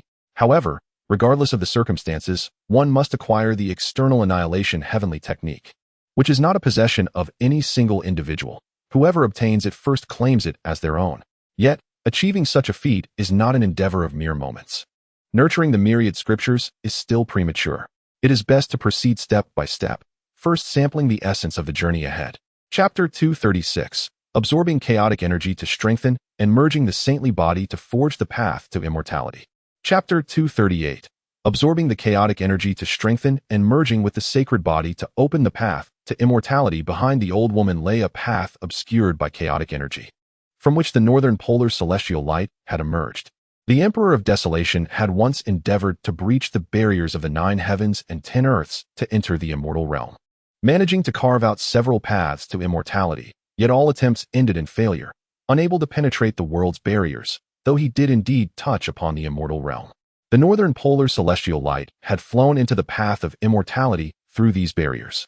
Many emperors and sovereigns had aspired to shatter the barriers and enter the immortal realm. But alas, all had failed. The absence of Tu Fei indicated a significant change in circumstances, primarily due to the earlier demise of the Crown Prince at his hands. Without the Crown Prince's involvement, figures like Pang Bo and Tu Fei would not be hunted by all races. Thus, only the old woman, a pinnacle figure among the human race, remained here, a contemporary of the madman. As Li Qiyeh observed the old woman, entwined in the northern polar celestial light, her eyes shut tight and suspended in midair, he suddenly felt her gaze upon him. Though her eyes remained closed, the sensation of being scrutinized was profoundly intense. To his astonishment, he encountered a senior, a young prodigy who had transcended to the sacred king realm in this flourishing age, which seemed to be teeming with such exceptional talents. The old woman continued to keep her eyes closed, her demeanor serene, communicating with Li Qiyeh through her consciousness. Li Qiyeh, maintaining his calm composure, replied, "Elder, it appears you have not paid attention to the affairs of the outside world for quite some time. The era of prodigies at the level of crown princes and imperial sons has indeed dawned, marking the true beginning of a golden age. Is that so? However, there must be others who have reached such levels. Even imperial sons and crown princes could have attained the sacred king realm at his age." The old woman remarked with a hint of nostalgia, as if she had never encountered such an extraordinary prodigy before. With a mere wave of her hand, she captured the northern polar celestial light that had flown forth, storing it within the quantum universe for future processing. "I know that is not what I seek. The silent destruction technique has finally been found." She expressed her satisfaction, even contemplating a long-term establishment here. Yet, she recognized the limitations of everything, understanding that her physical form could only grow weaker by absorbing the external chaotic energy until it reached a threshold. However, she soon discovered that Qin Lian exhibited no sign of joy, not even a glimmer of satisfaction on her face, as she retreated into the chaotic energy without any protective measures. "More content is loading. Please wait." It became clear that to obtain the northern polar celestial light, one must traverse this pathway, the path to immortality, calmly stated. Meanwhile, on the other side, Qin Lian sensed her physical form, Tao, and soul gradually weakening, albeit at a swift pace, yet undeniably diminishing. Indeed, a corpse of an emperor. Indeed, if it were the corpse of the young emperor, the beings of that era would have no means to manipulate it. Moreover, even if it were said to be integrated, the difference remains vast. The question lies in how I achieve this. The old woman was both astonished and perplexed. He must have realized that to communicate, one must prepare for the long-term presence outside. Upon arriving here, he should have noticed that an imperial battle had once transpired outside, leaving everything utterly destroyed. There were incessant cleavages, passages opened, and deep penetrations. Even the old woman in the inner realm sensed my existence. As the path to immortality fused with the small saintly body, a terrifying aura emanated from my form, astonishing the old woman, who had been keenly observing the developments of the path to immortality, causing her to widen her eyes in surprise. Upon looking further, one could see that the other side of the chasm was not merely a stone wall, but a vast world, adorned with various hues of divine light and celestial radiance flickering within. There stood a colossal stone tablet, from which faint echoes of profound sounds emanated. Upon witnessing this, the path to immortality burst into laughter, as if to suggest that this realm was far more suited to me. It was my world. If you also desire this polar celestial radiance, you must first open the passage behind you. Otherwise, attaining it would be impossible. You have exerted minimal effort to clear a considerable distance to obtain but a few wisps. Subsequently, it was not the 7th axe, the 8th axe, nor the 7th axe. Flattery, flattery. What merits do you possess? You merely strive, yet detest exercise daily, which has rendered you so feeble. This includes the passage, which is tainted with the remnants of the young emperor's battle laws and chaotic energies. Only those above the small saint realm can hope to traverse it. The old woman ominously cautioned, fearing that the beings of that era might be overly impulsive, wasting their efforts in that endeavor. to wholly open that passage. Considering my current cultivation, it would likely be a protracted process. Countless streams of chaotic energy seem to have found their home, continuously retreating into my body, causing it to emanate a chaotic hue, while various principles began to materialize and swirl around me. This prompted you to consider intervening to extract it, but you hesitated, realizing that the path to immortality was autonomously absorbing the chaotic energy. Junior, are you out there to gather this polar celestial radiance? Qin Lian feigned confusion as she inquired. Chapter 237. The Heavenly Craft. The Royal Sutra begins to merge. The chaotic body transforms again. Chapter 239. The Celestial Craft. The scriptures of the Royal Canon begin to merge, and the chaotic body undergoes yet another metamorphosis. In the heart of the small world stands a colossal stone tablet, exuding ethereal sounds of Tao, akin to a supreme being reciting the Tao amidst the celestial heavens, effortlessly drawing one into its profound depths. This stone tablet, forged from chaos stone, undeniably serves as a repository of celestial treasures. Li Qiyeh gazes in astonishment. Approaching the tablet, the once enshrouded stone soon reveals itself entirely before his eyes. Though devoid of inscriptions, it resonates with the profound recitations of scriptures. The Tao exists between the heavens and the earth, intangible in essence, elusive in form. It transcends the mundane, serving as the fundamental source of all existence. In the primordial chaos, it permeates all phenomena, generating life endlessly and animating all things. It is the wellspring of life, the mysteries of the cosmos, and the supreme principles governing the universe. It neither favors good over evil nor discriminates based on status. The Tao, in its formlessness, is the aspiration of the human heart and the foundation of the spirit. As the grand Tao is chanted, the stone tablet imparts wisdom, and the uninscribed surface begins to manifest the characters of the Tao, akin to majestic beasts in motion, to mountains and rivers, to the sun, moon, and stars, encompassing the vastness of the universe, containing all within its embrace, ever-changing yet capable of coalescing into a single character. The characters of the Tao amalgamate, pulsating with vitality. As the cosmic tapestry unfolds, heaven and earth, the universe's grandeur, the celestial bodies, and all of existence evolve within the fabric of the Tao. However, amidst this transformation, a figure stands resolute at the cosmic center, its form morphing into a complex and profound operation as it voraciously devours the essence of the universe. Its shape is defined, and there is substance to grasp. Should one seek to comprehend its form, one must not bind oneself with the shackles of limitation. To attain the Tao, one must first navigate the tangible and the conceptual. Golden lotuses rise from the earth, cheilants tread upon auspicious grounds, and the white-haired beasts roar. Ancient trees stretch the heavens and the earth, celestial herbs evolve into stars, and the boundless sea transforms into a divine mirror. The most minimal harvest from this journey is the partial metamorphosis of the physical body through the scriptures, though a secret method. It cannot yet be integrated into the path of bodily transformation. Li Qiyeh reflects upon his enlightenment and the insights gained from this corporeal evolution. What was once an empty void now manifests as a brand new skin, akin to divine gold and jade, radiating a celestial glow, more lustrous than the skin of any mortal. The celestial sovereign seals the Tao with his hand, casting forth a white Tao seal that directly targets the Empress Nuwa. This seal is imbued with terrifying devouring power, as it consumes the surrounding chaotic energies and laws, seemingly intent on engulfing the Empress Nuwa herself. The scriptures serve as the skeletal framework, merging into the reshaped form, gradually evolving into an entirely new silhouette, enveloped in a halo of chaos, surrounded by multiple worlds, with the sun, moon, and stars revolving around it. More content is loading. Please wait. This site is only accessible via mobile browsers. If you see this paragraph, it indicates a failure to load chapter content. Please close your browser's reading mode, novel mode, and disable ad blocking features, or copy the URL to read in another browser. The Tao possesses form and thought, yet remains finite. The essence of the universe is ineffable. Even Yao Ji would likely gaze upon this with envy and jealousy, perhaps seeking from me the method of transformation. The celestial sovereign launched another assault, transforming into the very essence of heaven and earth, intent on enveloping the Empress Nuwa, seeking to assimilate her into his being. Yet, rather than resist, the Empress willingly surrendered to his overwhelming force. Crack, crack. As the chaotic energies being absorbed dwindled, a resplendent glow of chaos emanated from beneath Li Qiyeh, obscuring his figure. The finite is profound, and within boundaries lies the inexhaustible.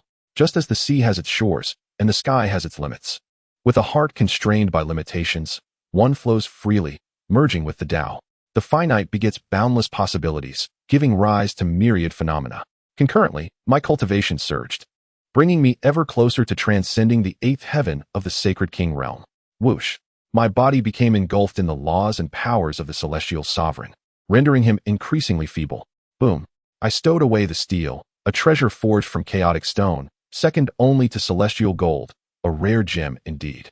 The inscriptions upon the steel had yet to envelop Li Qiyeh, plunging me into a state of enlightenment, as my body autonomously absorbed the surrounding chaotic energies, creating a vast chaotic vortex at the heart of this world, continuously drawing in the chaotic essence without a trace of celestial light.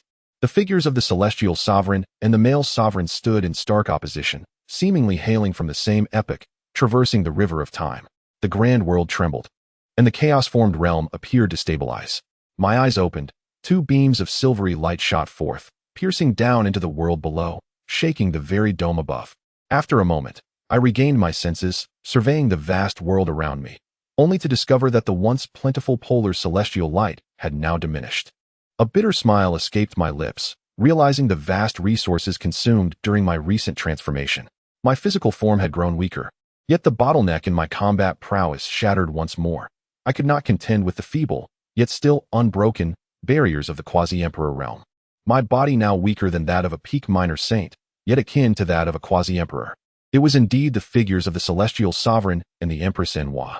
In my state of enlightenment, I instinctively sought to merge the celestial annihilation technique and the Enwa scriptures, aiming to harness the strengths of both and integrate them into my own chaotic form, aspiring to undergo a metamorphosis into an entirely new chaotic entity. The resonance of the Tao echoed, heralding the 238th chapter, seizing the chaotic immortal soil, an apology from all races. Chapter 240. The retrieval of the chaotic immortal soil and the apologies of the 10,000 races in an inconspicuous stone, merely 1 meter long and buried in the earth, lay the chaotic immortal essence, with the surrounding soil being the emperor's treasured chaotic earth. Additionally, he beheld a crimson mountain, upon which divine phoenixes spread their wings, and true dragons coiled, adorned with endless dragon patterns of black gold, lakes of immortal tears in green gold, shimmering purple divine marks in purple gold, eternal blue in blue gold, radiant golden tribulations in gold, destiny in orange gold, and brilliant white light in platinum. Here, one could find all 9 varieties of celestial gold, each of a size that defied imagination, truly a realm of immortal soil. It was no wonder that such a miraculous place could evolve into a world of chaotic immortal soil, a rare fortune that only the formidable emperors had encountered. Unexpectedly, Li, would become the second. Li Qiyeh gazed at these veins of celestial gold and chaotic immortal essence, unable to tear his eyes away.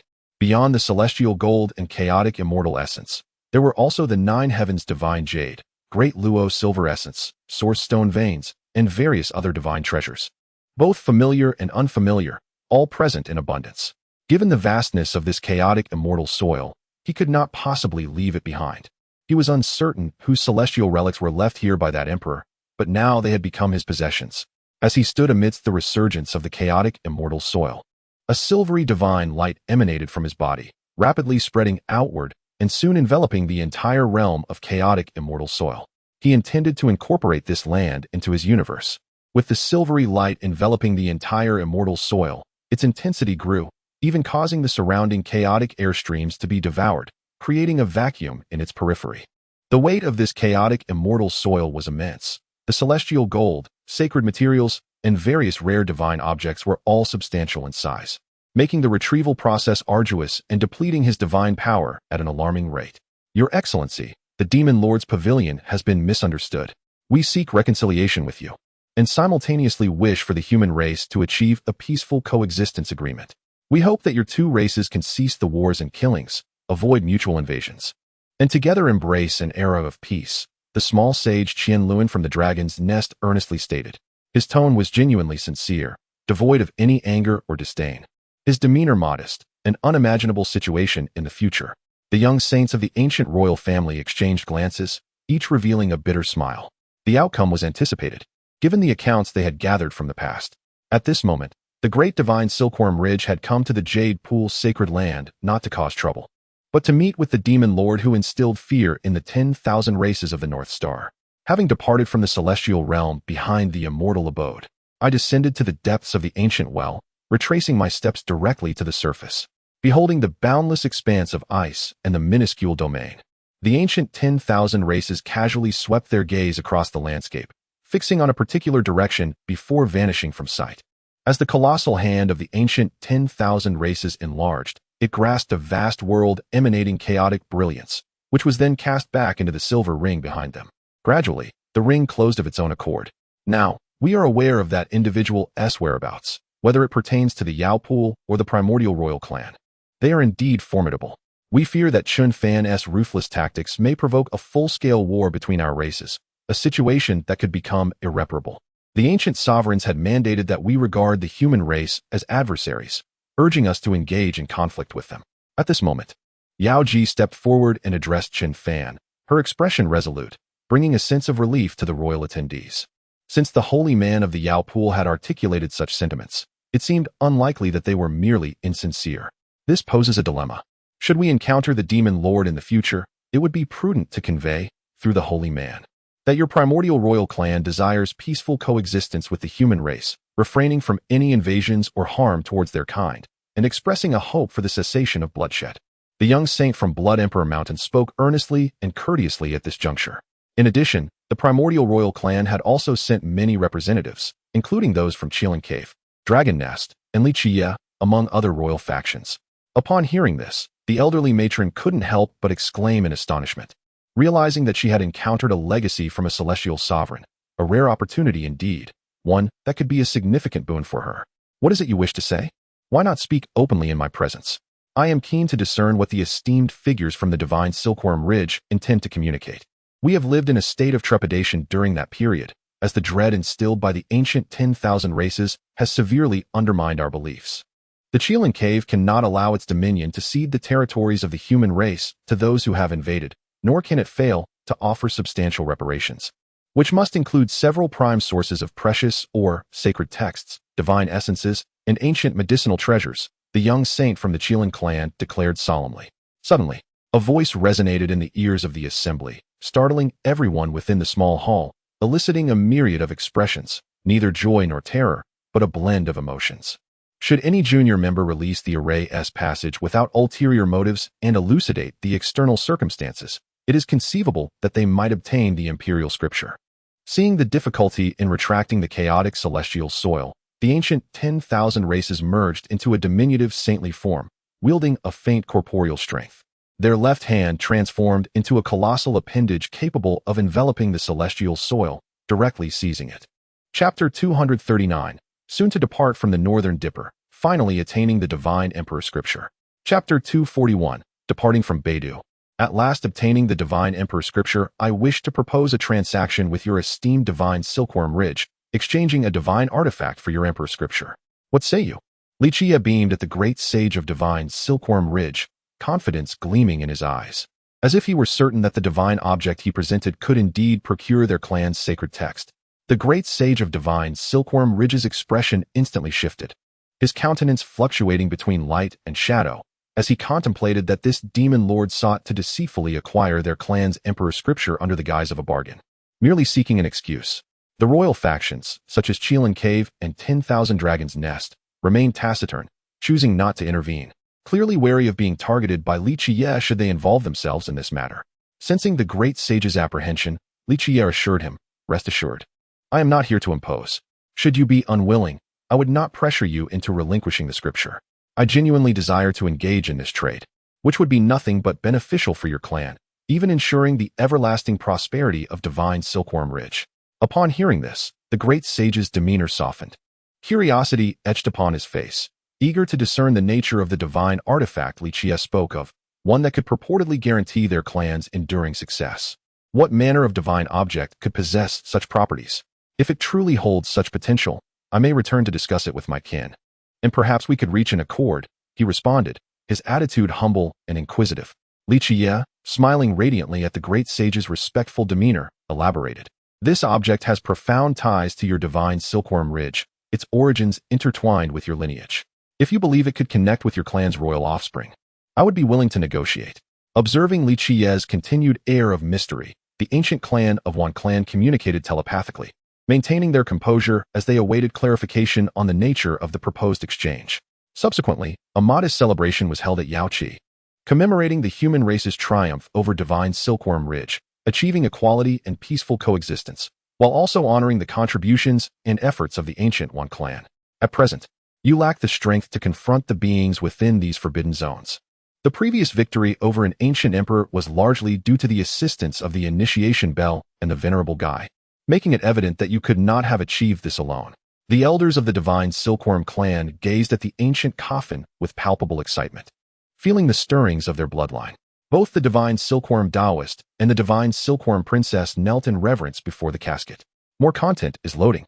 Please wait. The site only supports mobile browser access. If you see this paragraph, it indicates a failure to load the chapter content. Please disable reading mode, novel mode, and ad blocking features, or copy the URL to another browser for reading. Understanding the thoughts of those present, the ancient Wan Clan remarked. You previously mentioned that the object would ensure the longevity of their clan. Surely, that must be jest. 8 days prior, the forces and cultivators of Beidou became aware of a minor event.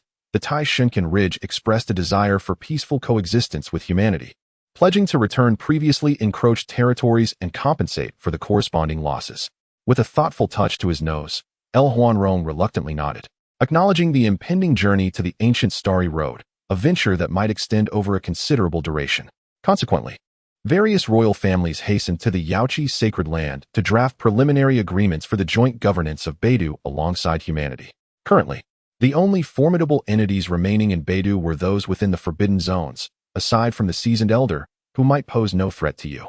Without your presence, he mused, would these princes and celestial prodigies truly flourish? While your departure was somewhat delayed, there remained viable paths forward. Yao Ji regarded me with a gaze imbued with a hint of melancholy, inquiring whether he was indeed preparing to leave. Indeed, old Li, his audacious ambition, might render him the weakest prodigy of the age. The imperial throne in that era was undoubtedly his destiny. Peng Bo, standing beside me, clapped my shoulder and chuckled heartily. As we spoke, the younger ones nodded in refusal. Although we grasped the specifics of the battle, we were acutely aware of the lurking dangers. With a glance towards the two individuals, I remarked that aside from those involved in that affair, no one had knowledge of your actions. And you harbored a disdain for anonymity. Bai Huang, still in a state of confusion, perked up at these words, addressing the ancient myriad tribes, suddenly questioning whether the eldest son was indeed preparing to depart from Beidou. Following that, his gaze shifted to the Tai Shunkin Ridge, calmly stating that they could not return. Their commitment to peaceful coexistence hinged upon whether they would honor their recent promises. If not, one could only wander through El Huanrong's domain again. Are you serious?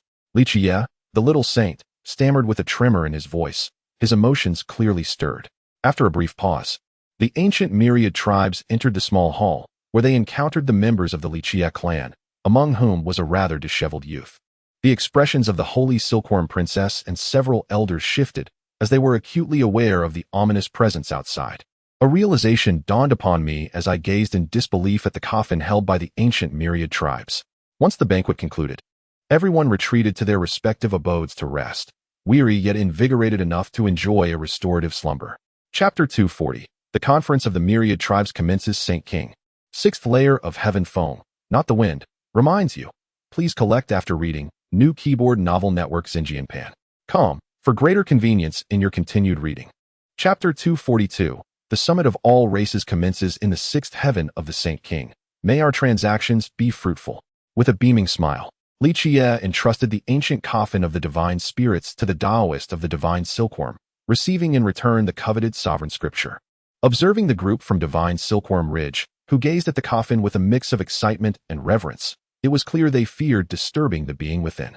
I offer you a word of caution. Unless faced with the peril of annihilation, it is wise to refrain from fully opening the coffin, particularly the final layer. This advice served as a supplementary gift alongside the sovereign scripture. Upon hearing this, the people of divine Silkworm Ridge turned their questioning eyes towards Li Qiyeh, eager to glean more information. However, Li Qiyeh chose to remain silent, pondering the consciousness of the entity within the coffin. He had no desire to stir unnecessary trouble. There are certain truths I cannot disclose. Speaking them would not bode well for you. If you wish to understand, seek your own answers. He shook his head, offering no further reply. With a resigned sigh, they accepted his reticence, aware that the demon lord harbored knowledge that was shrouded in fearsome taboos, making it unwise to press him further. Nonetheless, they took note of his earlier words, planning to enshrine the ancient coffin in their ancestral grounds and refrain from utilizing it unless absolutely necessary. Thus, I have conveyed all I needed to say. If there are further inquiries, they are no longer my concern.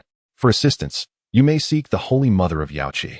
With that, he vanished from the Grand Hall, leaving them no opportunity for further questioning, clearly indicating that there were matters he preferred to keep to himself. Boom. The ancient races felt as though they had yet to reach their destination.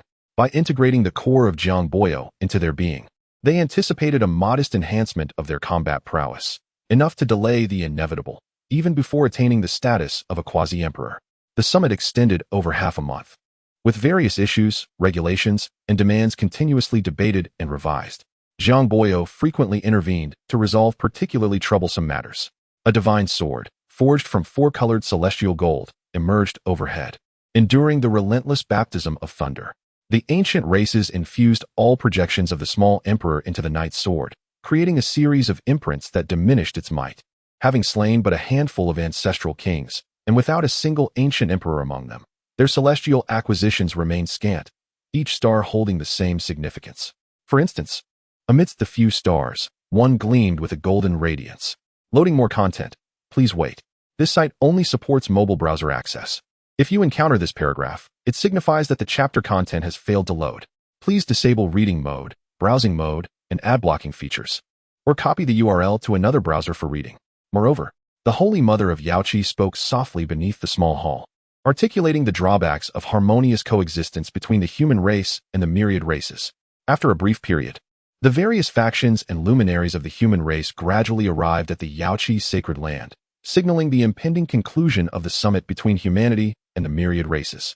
Upon hearing my words, the assembly fell into a profound silence, as the proposal unmistakably seemed to target us. It is widely acknowledged that the ancestral lineage of Tai Jiangbo Yao is the most limited. Should restrictions be imposed, the exceptional individuals of the human race would inevitably become targets of covert assassinations. In the past, the Divine Emperor utilized the transformation of the Divine Silkworm to attain the celestial throne. Now, entombed within an ancient coffin, it appears he is struggling to ascend further, possibly yet to reach the 11th transformation. Esteemed colleagues, we have gathered here today to deliberate on fostering harmonious coexistence between Tai Jiangbo Yao and the human race. The inherent discord between the human and myriad races raises the question of whether it is necessary to continue this relentless conflict, which would only serve to deplete our foundational resources. After a prolonged period, the tempest of thunder dissipates, returning everything to a state of intensity. The ancient myriad races quietly sense the power coursing through their beings. You too concur. The combat prowess of the sages is lamentably feeble, far from what the blossoming talents can withstand. Thus, the intervention of sages is imperative. The minor sage from Qilin Cave has also stepped forward to voice agreement. Rejecting the proposal from the Demon Lord's pavilion, the notion that those beneath the sage rank may intervene represents the most detrimental choice for both the myriad races and humanity. As articulated by the minor sage Jiangbo Yao, the individual presiding over that meeting was from the ancient myriad races. I merely made an appearance to exert a deterrent effect, while the true responsibility for that discussion lay with the Holy Mother of Li Qiyeh. Ultimately, after 8 days, all matters were addressed, and the ancient myriad races finally resumed their position at the negotiations, subsequently retreating for seclusion. However, sages transcend the limits of the aspiring talents. Thus it has been decreed that those below sage rank are permitted to take action. What you propose is not merely a suggestion, but a notification to them, remarked the representative of the ancient myriad races in a dispassionate tone. Noticing this, the formidable faction of the Divine Emperor also chimed in, and the smaller factions of humanity naturally stepped forward to express their approval. Such matters evidently do not benefit the human race. Why should we endorse them? The ancient myriad races let out a resounding roar, propelling themselves directly into the thunderous sea as they plunged into the depths, wreaking havoc upon the surrounding waters and devouring the relentless thunder. In an instant, torrents of thunder descended, chaos erupted, the 7 sacred beasts manifested, and the projection of the minor emperor appeared, alongside the eye of heavenly punishment. Upon the utterance of those words, the atmosphere was rife with discussion, clearly indicating that the proposal bore neither wholly good nor entirely bad implications. The detriment lies in the lack of a fair platform for the youthful prodigies, who may face assassination due to their lesser qualifications. The 8th stage of the Sage King realm is not far from the threshold of the Minor Sage realm. Chapter 241. Xiaoyu evolves into Bai Zhe. Treading the ancient path of the starry sky, traversing the heavens. The cultivation system of all realms. Please cite the source. Xin Jian Pan Novel Network Xinjian Pan. Com Chapter 243. Xiaoyu evolves into Bai Zhe and embarks on the ancient path of the stars. It is time to depart. Remaining here will not allow me to continue my ascent in strength. After enduring the tribulation, Li Qiyeh has sensed that the pace of his cultivation has begun to decelerate. Of course, this assessment is based on his own aspirations. With less than 200 years remaining, his current rate will not suffice to reach the level of slaying the supreme beings of the Forbidden Zones. Only by venturing onto the ancient path of the stars can he acquire greater opportunities to enhance his power.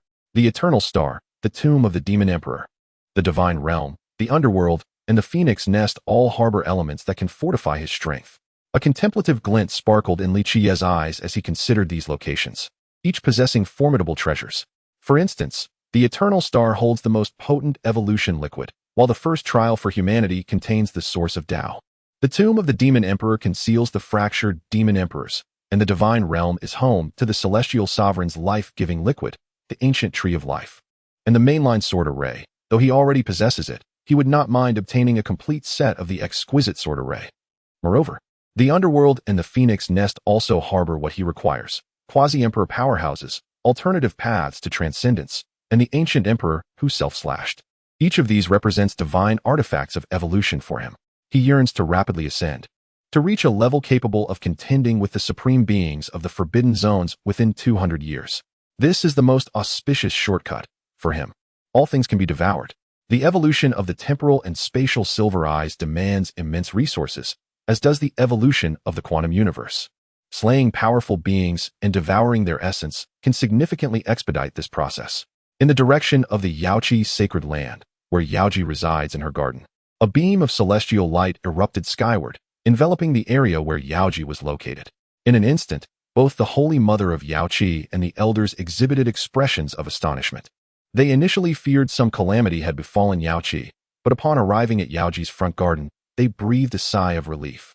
They then inquired of Yaoji, who was also observing, if this commotion was caused by that formidable entity. The recent breakthrough of Dayo took me by surprise as well. I had some doubts regarding Xiaoya's appearance. Was she not a tiger-headed being in my recollection? You strive diligently. Theoretically, that is the case. However, the specifics depend on the individual's prior cultivation. Li Qiyeh replied with a smile. Roar. The colossal yet diminutive figure let out a thunderous roar toward the heavens, and in that moment, the winds and clouds shifted. The surrounding realm manifested elements of earth, wind, water, and fire, swirling around the giant diminutive figure, resisting its command. Loading more content, please wait. This site only supports mobile browser access. If you see this paragraph, it indicates that the chapter content has failed to load. Please disable your browser's reading mode, browsing mode, and ad blocking features, or copy the URL to another browser for reading. 7 hooves accompanied by sacred flames radiated a dark, jade-like sanctity, while the twin horns beneath its head had yet to fully transform into dragon horns, revealing profound patterns. White lightning occasionally surged from the dragon horns. You may understand the higher realms, as they serve as criteria for measuring prodigies, yet undergoing tribulation before transforming into a dragon is an inevitability. It is a test of heaven and earth. A colossal, ethereal wheel of divinity hovered before the mind, with lightning dancing between dragon-like horns. 7 hooves ignited with an obsidian sacred flame, and a pair of white eyes emanated an air of authority, exuding a presence that commanded reverence from all beasts. Within those eyes, sacred light flickered. Gazing too long would evoke a sensation of being thoroughly understood. The gaze bore neither the purity of unwavering conviction nor the aura of dominance, instead offering a harmonious tranquility that discouraged any thought of sacrilege. Alas, it was unfortunate. The importance of what lay ahead was paramount. His current power was lacking, rendering him unable to traverse the ancient celestial path alongside you. The expanse of sacred light gradually diminished, slowly enveloping the Yaoqi palace until it was entirely shrouded. A diminutive figure, formed from the condensation of dark sacred light, resembled a ram's head adorned with dragon horns, leopard claws, and a fox's tail, draped in a cloak of pristine white fur, evoking imagery of a qilin or a white tiger. The trial of my imperial path had reached its conclusion. Naturally, your desire was for him to vanquish the prodigies of the human race. If he were to seek his own demise, that could only be deemed my misfortune. As Li Qiyeh shook his head in resignation. Is that its form before it regressed? How astonishingly feeble, devoid of the power of wind, water, and fire. And its aura is exceedingly faint. It must have entered the realm of severing the path. Yet, why is there no heavenly tribulation descending? Pondered the holy mother of Li Qiyeh with a hint of confusion. Li Qiyeh nodded, her expression tinged with worry. Before Dia acquires treasures that can reverse the bloodline regression. He has been in seclusion. It seems he has not yet reached the most critical threshold. I wonder what might transpire. Let us await his return, urged the group. Huh. Li Qiyeh chuckled, scratching his nose and muttering. When did you ever entangle yourself in such affairs? What slander is this? The assembly turned their attention to the hastily approaching Li Qiyeh, and upon hearing his clarification, they were astounded to learn that such beings existed in the world, and that breaking through realms required enduring tribulations. Within the sacred grounds of Li Qiyeh, all disciples and elders gathered, accompanied by Li Qiyeh, Bai Huang, Pangbo, Duanda, Jiang Taishu, Gu Tianshu, Li Qiyeh, and others. Yet Dia's vulnerability during tribulation raises concerns. What does it signify? If you remain vague about it, it suggests that as long as Dia's innate talent remains insufficiently potent, achieving sanctification or ascension to emperor will be a formidable challenge. Li Qiyeh, with a hint of trepidation, inquired, will Dia be all right? After all, the metamorphosis of bloodlines carries inherent risks. Chapter 242, The Fusion of Nine Transformations, Entering the Eternal Star Domain. Chapter 244, The Fusion of Nine Transformations and Nine Turns. Entering the Eternal Star Domain, the cosmos stretches infinitely, resembling a magnificent tapestry of vibrant colors. Countless ancient stars continuously radiate their brilliance, adorning the dark expanse of the night sky like luminous pearls. Among these celestial bodies, some are occasionally chronicled by sages, forming unique astronomical coordinates. Should future generations traverse the heavens, they may follow the paths recorded by their predecessors. This constitutes the ancient star road, transcending the boundless void, traversing desolate and lifeless stars, persistently advancing in solitude until discovering new luminous celestial bodies. Upon one such desolate and lifeless star, a figure leisurely rides a divine beast radiating holy light, progressing at a languid pace. Indeed, one might describe it as a stroll. The atmosphere of this star is saturated with an aura of death. It is devoid of any semblance of life. Suddenly, the seemingly tranquil ground ahead erupts with a resounding crash, revealing a gaping chasm. A crimson tentacle emerges from within, its viscous, blood-red fluid glistening as it slides along the appendage, some droplets splattering onto the ground, instantly dissolving it into a deep pit. With a swift motion, the enormous crimson tentacle lunges towards the figure, its speed surprisingly swift considering its massive form, poised to ensnare the figure in the blink of an eye. Yet, the silhouette upon the goat-headed steed remains utterly still. A single strand of hair gently lifts, tracing an imperceptible line through the air, cleaving a minute rift in the void. This rift extends in counter to the massive tentacle, ultimately slicing through it, halting the onslaught of the blood-red appendage in an instant. Brother, that creature is truly vile and grotesque. It deserves to be devoured. Dia suddenly interjects, her eyes betraying a look of disdain. This is your first encounter with such indigenous beings from that domain. Your luck today is rather unfortunate to encounter such malevolent entities, a voice from the rear observes. Slowly, a diminutive starship materializes in the vastness of space, the very vessel glimpsed after the God Emperor's scripture. From beneath the ship, a mocking voice resonates. The God Emperor opens his eyes, revealing a trace of impatience, and coolly remarks, enough of this noise. The objective is to merge the transformations of Li Qiyeh with the 4 transformations of heaven and earth, progressing from 1 to 4, each transformation corresponding to a turn, culminating in 4 complete metamorphoses, 4 stages of sublime transformation. Suddenly, the diminutive crimson tentacle bursts apart, dispersing into a mist of sanguine vapor, while a pale ground trickles with red fluid, reminiscent of blood, reeking with a metallic tang. Since the transformation into Bai Zhe, this creature has exhibited a significant reduction in innate talents and divine abilities, notably lacking in the art of swift movement, devoid of any semblance of speed.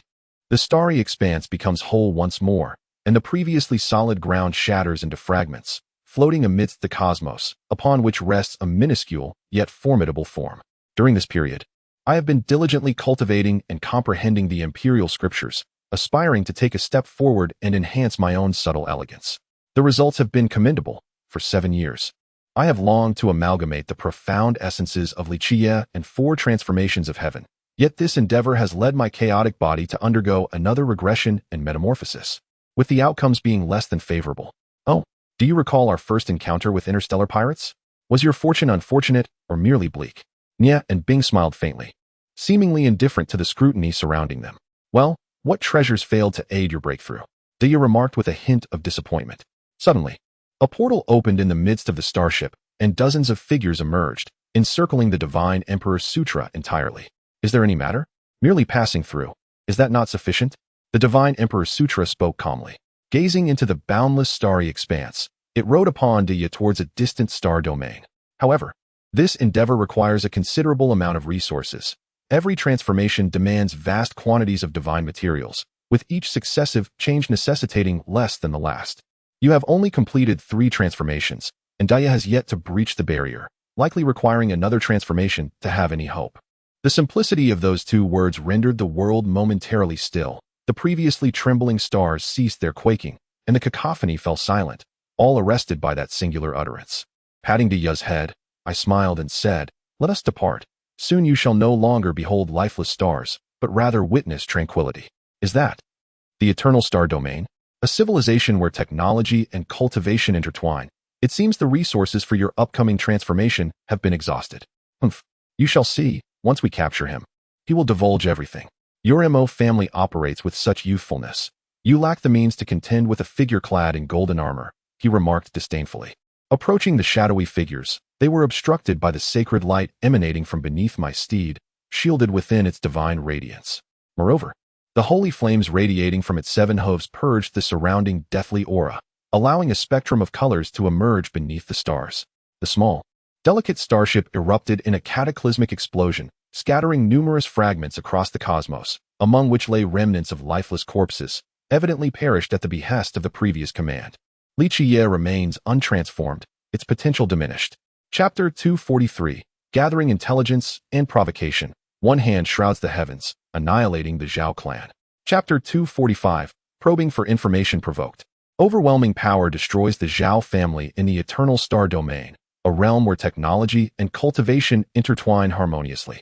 Unlike the Beidou Star Domain, the practitioners here place great emphasis on the application of technology. They do not cultivate their physical bodies, but rely on advanced mechanized suits for combat, alongside the utilization of the most potent evolutionary fluids to enhance their cultivation levels. Consequently, their combat prowess pales in comparison to that of practitioners from the Beidou and Ziwei star domains. However, this realm is not devoid of merit. It has birthed 2 emperors, thus housing exceptional talents. For instance, Daoyan Emperor's progeny, Dao Yi, stands as a paragon of imperial caliber, recognized as the last imperial scion in the Eternal Star Domain and one of its sovereigns. On the Eternal Main Star, futuristic architectural marvels abound, with steel cities suspended in the air, vessels navigating molten rivers, and underwater metropolises.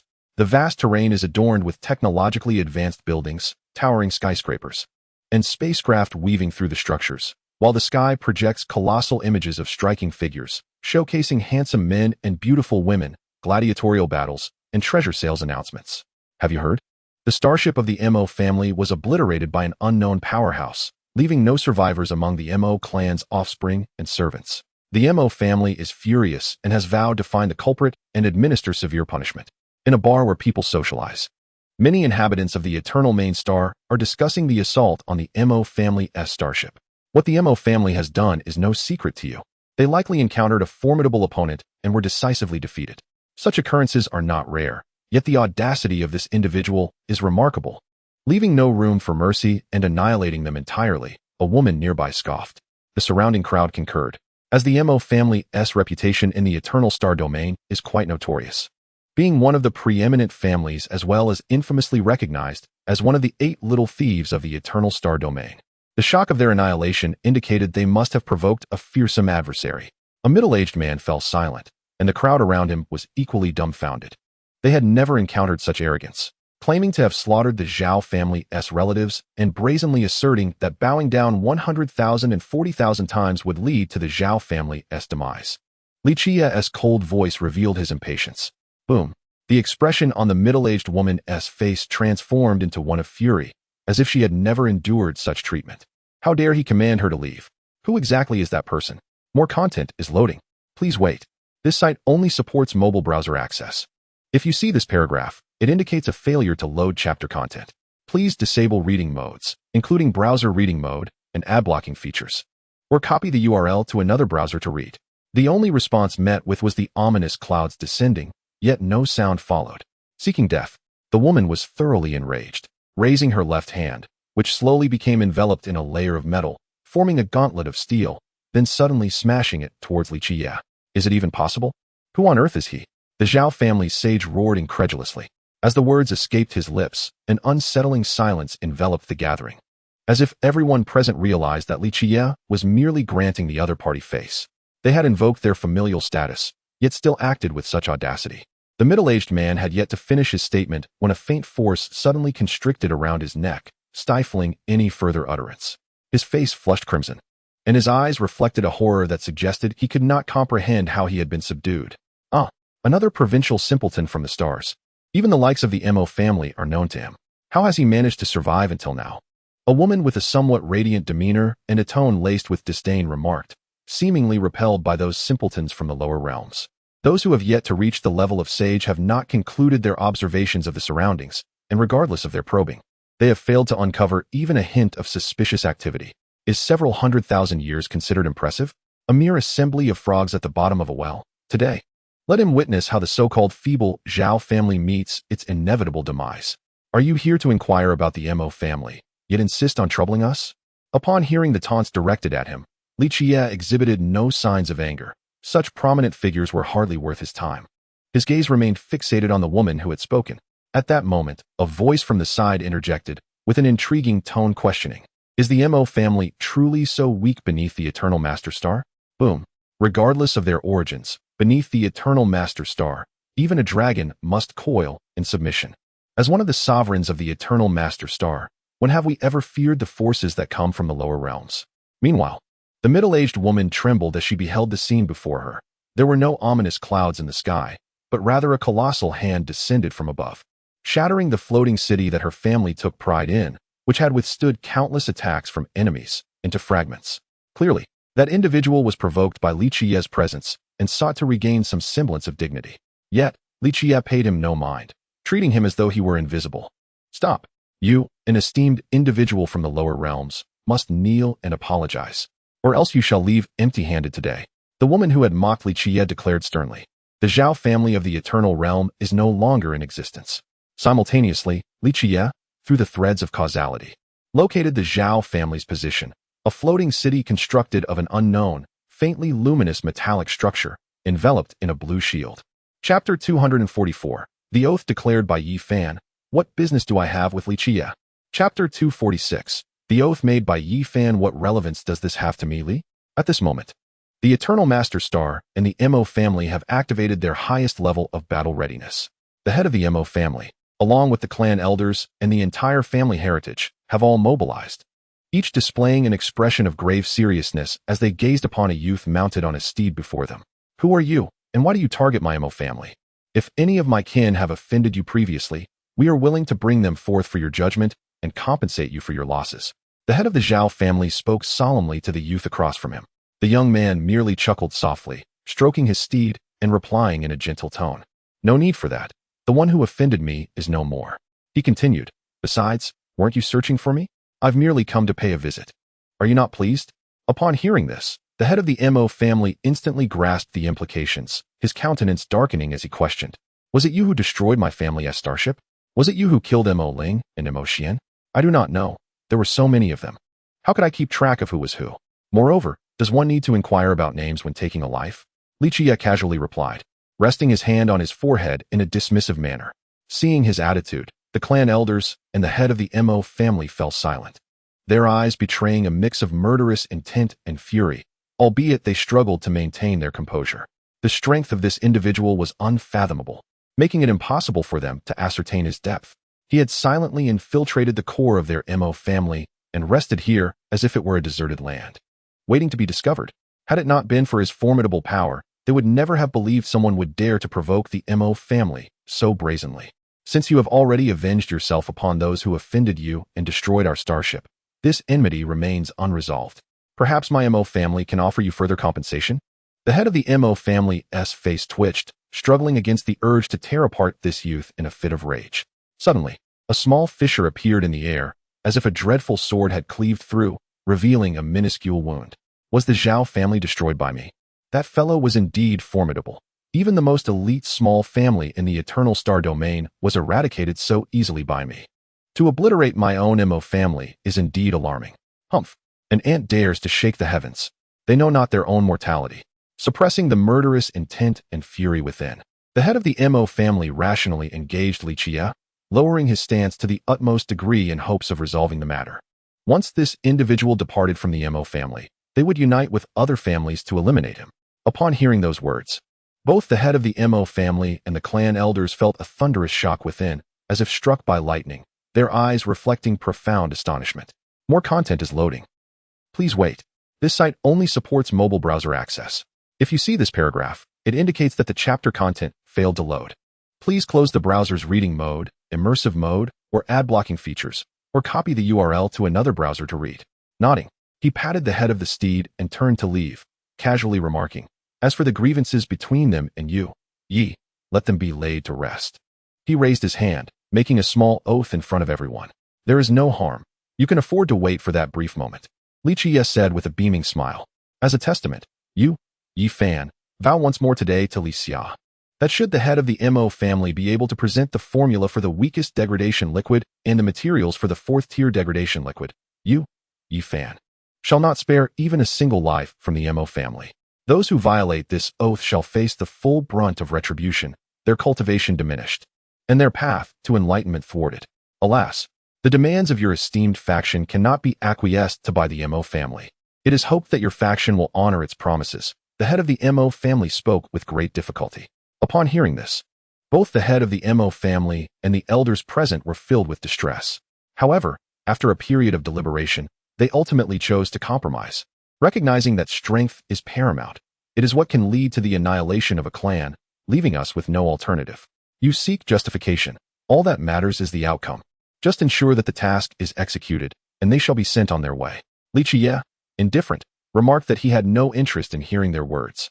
Li Qiyeh coldly regarded the crowd as they launched a frenzied attack against him, and with a wave of his hand, he struck the void with a single slash. After all, he was the sovereign of a universe. Creating a resonance was rather excessive. Yet, with a disdainful smile, Li Qiyeh noted that this was merely a minor oath made by Yi Fan, and had nothing to do with him. With a forced smile, the head of the Mo family addressed Li Qiyeh, stating that regarding the fourth tier, the materials for the fourth-tier degradation liquid were something that the Mo family had plundered from the Eternal Star Domain for many years, and they had only just managed to produce a single batch, which was a significant challenge to replicate. Should they fail, all their efforts would turn to naught. Boom. Yet amidst the despair, a figure appeared behind the crowd, causing everyone to gaze in astonishment at the returning Li Qiyeh, wondering what his intentions were. The head of the Mo family managed to smile and inquired whether there was still nothing pressing at hand. After a full half-hour of waiting, the Mo family finally gathered the formula for the weakest degradation liquid and the materials for the fourth-tier degradation liquid. The primary delay stemmed from the scarcity of the required divine materials, nearly exhausting their resources. Li Qiyeh, with an indifferent tone, declared that the Mo family would be eradicated. From this day forth, there shall be no Mo family in the Eternal Star Domain. As his words resonated through the sky, the hearts of the onlookers trembled slightly. Upon witnessing this, the head of the Mo family realized. Chapter 245, Refining the Seventh-Tier Evolution Liquid. The chaotic body transformed and shifted. Foam, not wind, suggests that you collect this for future reference. New Keyboard Novel Network.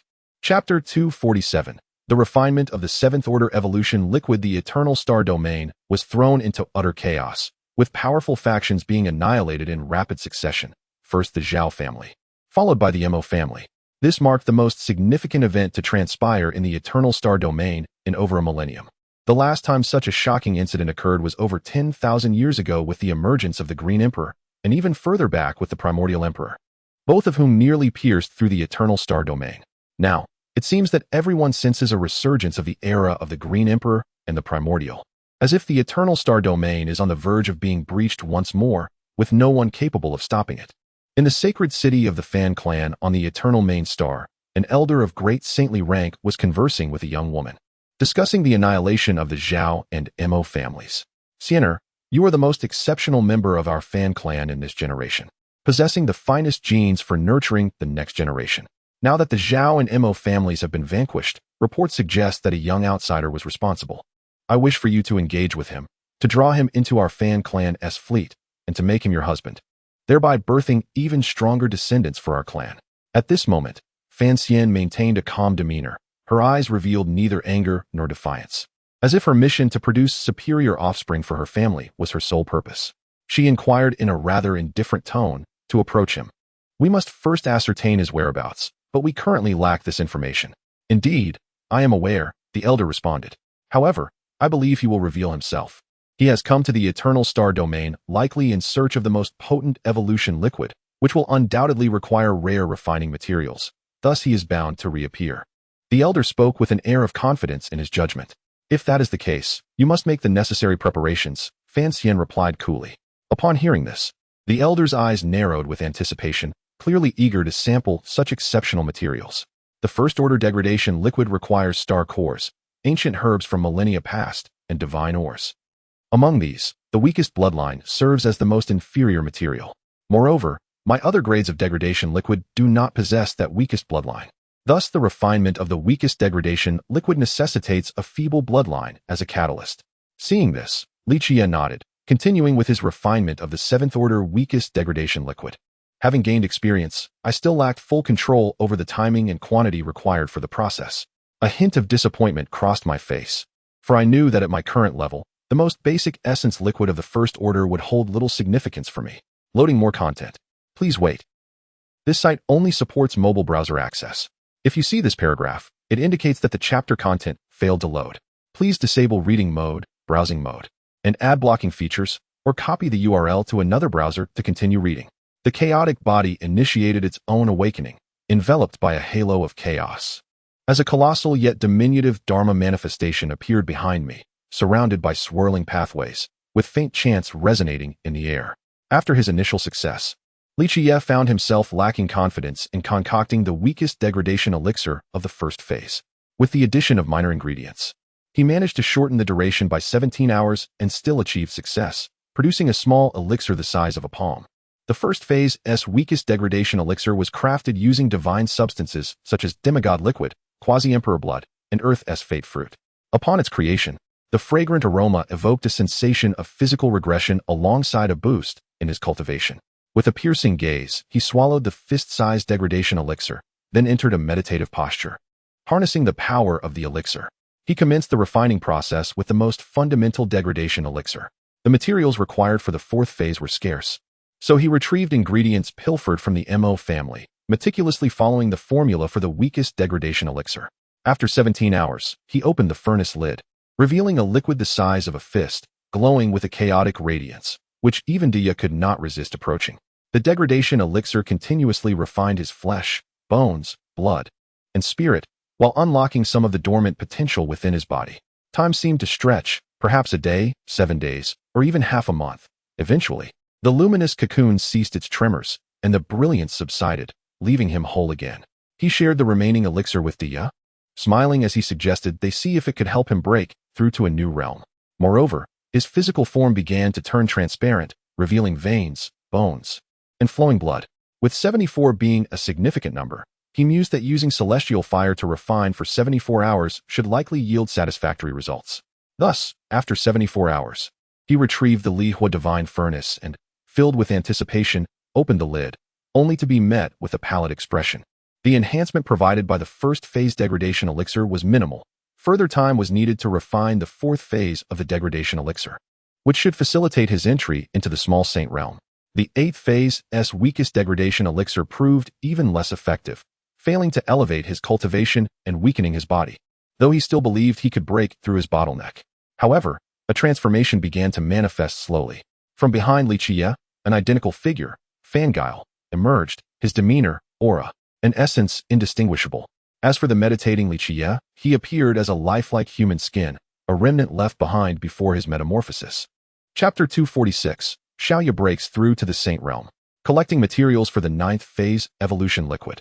Chapter 248, Xiaoya breaks through the Saint Realm and gathers materials for the 9th order evolution liquid boom.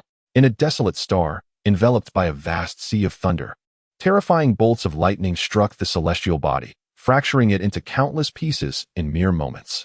The sea of thunder resembled a tangible realm, complete with rivers, mountains, the 4 sacred beasts, celestial palaces, and heavenly soldiers.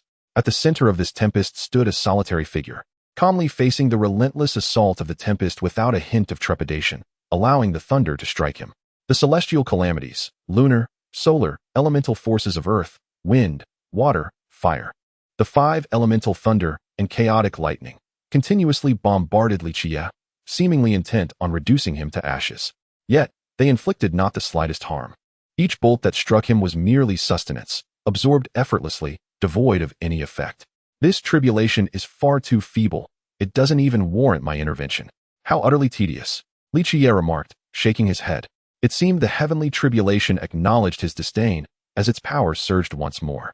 Celestial soldiers descended, the azure dragon, vermilion bird, black tortoise, and white tiger all united in their onslaught against him. Following this, figures emerged from the celestial palace, some wielding divine swords, others bearing ancient mirrors, and still more with bell towers and cauldrons.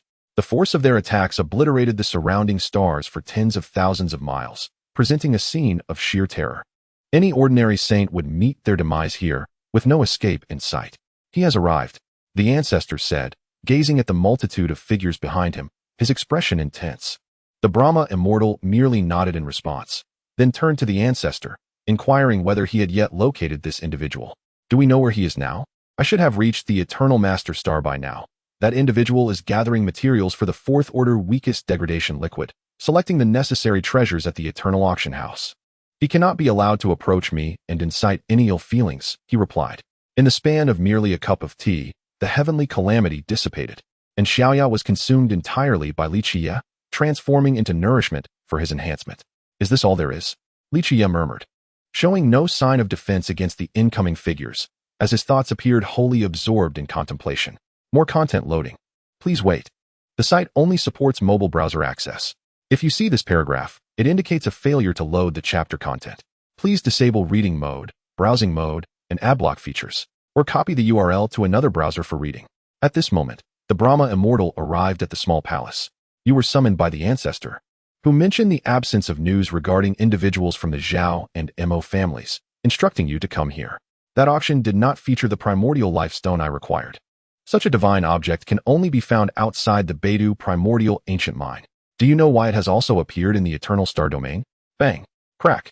I have exhausted the materials for the weakest 4th order degradation liquid. Now I must gather the final and most crucial component of the 4th order degradation liquid, hoping to cultivate the 4 transformations to an even lower echelon. Today is not the day for item auctions. Sitting alone in the attic, I gaze at the dense crowd above, feeling no trace of excitement, only thoughts of the slow-paced matters that remain unsold. I long to gather my materials and depart from the eternal star domain, continuing on my path of trials. As the chaotic light envelopes Xiaoya, everything around comes to a standstill, as if all actions have been suspended. In this moment, everything feels significant. As long as I can obtain the primordial fate stone, I can proceed along the starry path, refining the 4th stage of the degradation liquid to further enhance my cultivation, hoping to soon step into the realm of the lesser saint and subdue the ancient paths of the cosmos. With this determination, I decide to halt my reflections here. A holy pressure blankets the surroundings, causing the molten lava to emit a chilling energy, rendering it quite agitated.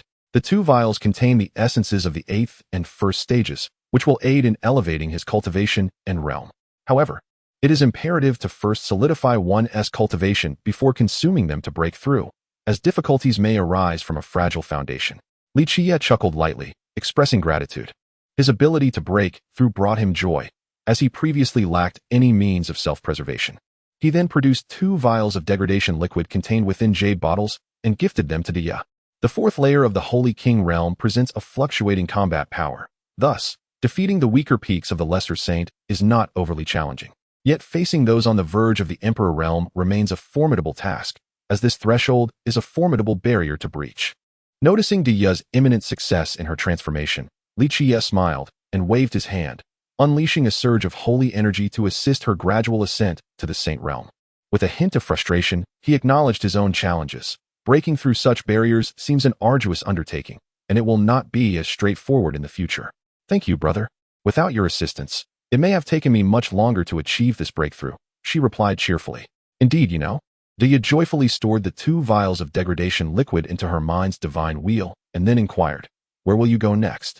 Departing from the eternal star domain? Meanwhile, Li Qiyeh had disposed of all the items he required to the auction house, hoping to accumulate sufficient funds to procure the materials for the weakest degradation liquid of the 4th stage. The disparity between the lesser saint and the quasi-emperor is akin to the distance between mortals and the heavens. Chapter 247, Patiently Awaiting the Fish to Bite, Making a Deal with the Fan Clan. Chapter 249, Patiently Awaiting the Catch. Brother, what are we doing here? Shouldn't we be heading towards the ancient path of the human race? In the eastern sea of the eternal master star, Li Qiyeh leisurely basked in the sun on a deserted island, accompanied by Shrouding. He savored spiritual fruits and sipped fine spirit wine. Shrouding, with a strand of ancient ginseng in her mouth, munched while questioning Li Qiyeh, struggling to comprehend why they lingered instead of pressing forward. Naturally, we are fishing, Li Qiyeh replied with a faint smile. Shrouding looked puzzled. But doesn't fishing require a fishing rod? How can one fish without it?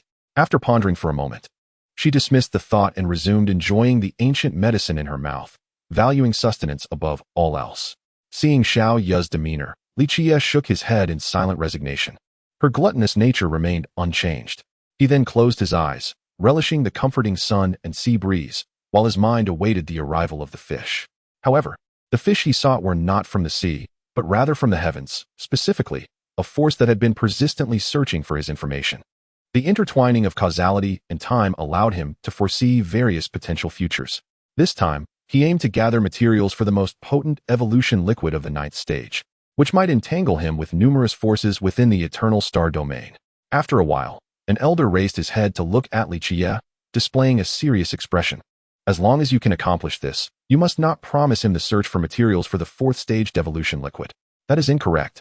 Strength determines everything.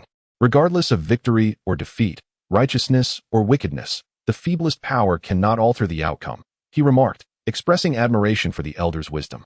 Surprised, he glanced at Shrouding, who was engrossed in her food, suddenly realizing he had overlooked the beast resembling a goat lurking nearby. Li Qiyeh, shaking his head, expressed his interest. You came here merely to strike a deal with the clan, to exchange for the materials you require. My intentions are within contemplation. Before arriving at the Brahma clan, Brahma Immortal had sent someone to notify the ancestor, requesting a meeting with the esteemed Li Qiyeh to ascertain if he was indeed the person they sought. Upon meeting the elder, Brahma Immortal showed a respectful demeanor and bowed deeply. Ancestor, why are you on that deserted island? Is there no treasure there? Brahma Immortal inquired, a brilliant smile adorning his face, exuding a blend of charm and cultured confidence. You previously invited him, intending to recruit him into your Brahma clan. Should he choose to join, you can offer him the coveted devolution liquid, allowing him to transform dramatically. Furthermore, if he consents to join your clan, he could wed one of your clan's most outstanding men, such as the one beside him. Worry not, for if you wish to slay him, 100 of his kind shall still prove formidable adversaries. Your presence here is merely to negotiate a transaction.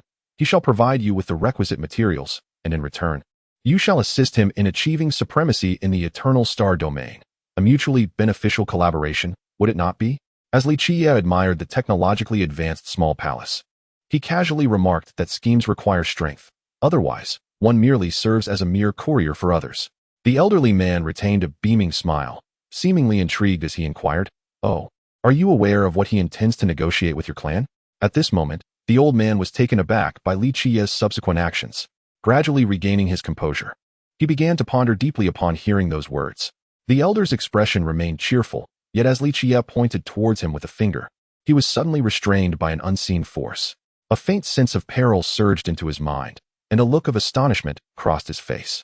The man, still with closed eyes, spoke to Fan Xian, stating that he was fishing outside. "Brother, is that not the fish he caught?"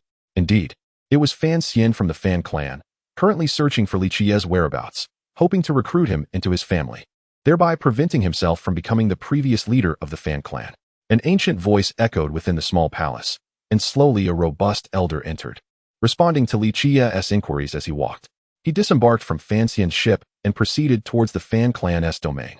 Meanwhile, on a solitary island, Li Qiyeh basked in the sunlight with his eyes shut, suddenly sensing something approaching rapidly from afar. Initially, he anticipated a day devoid of any gains, until he heard one of his subordinates announce that in the northeast, approximately 37,000 miles away, there was a large island where a person had been spotted, possibly the one you seek.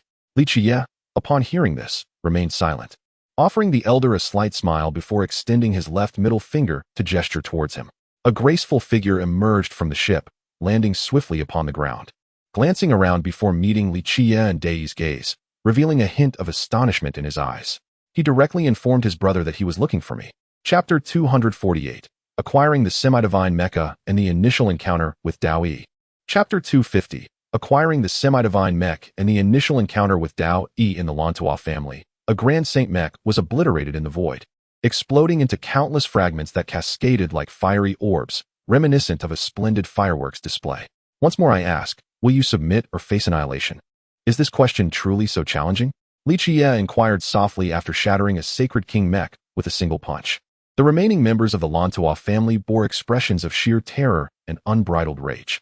Their ancestor, wielding a pinnacle Grand Saint Mech, had been effortlessly defeated, leaving them feeling like fish pinned on a cutting board, vulnerable to slaughter. They were utterly bewildered. Everything had been proceeding smoothly until this individual appeared, shattering their defenses and demanding their submission, lest they face destruction.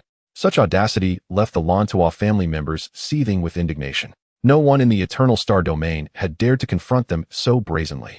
In response, they dispatched their family's guard to eliminate Li Qiyeh, only to quickly discover his overwhelming power. Even the family patriarch, a saint, was reduced to a mist of blood under a single strike, and their ancestor commanding the Grand Saint Mech met a similar fate. Now, the Lan Tai family was left with only a second ancestor of Saint King Cultivation, whose expression was grim as he sought a means to avoid both submission and annihilation. Thus, the second ancestor addressed Li Qiyeh with a solemn tone, "My lord, I believe we can sit down and discuss this. It need not come to such extremes. How about?" Before he could finish, Li Qiyeh silenced him with a single slap, leaving only a faint trace of blood in the air. "Enough of this prattle. You inquire whether they will submit or perish. There is no need for further dialogue. Since they have answered, let it be known they agree to submit, and I shall escort them on their way to the afterlife."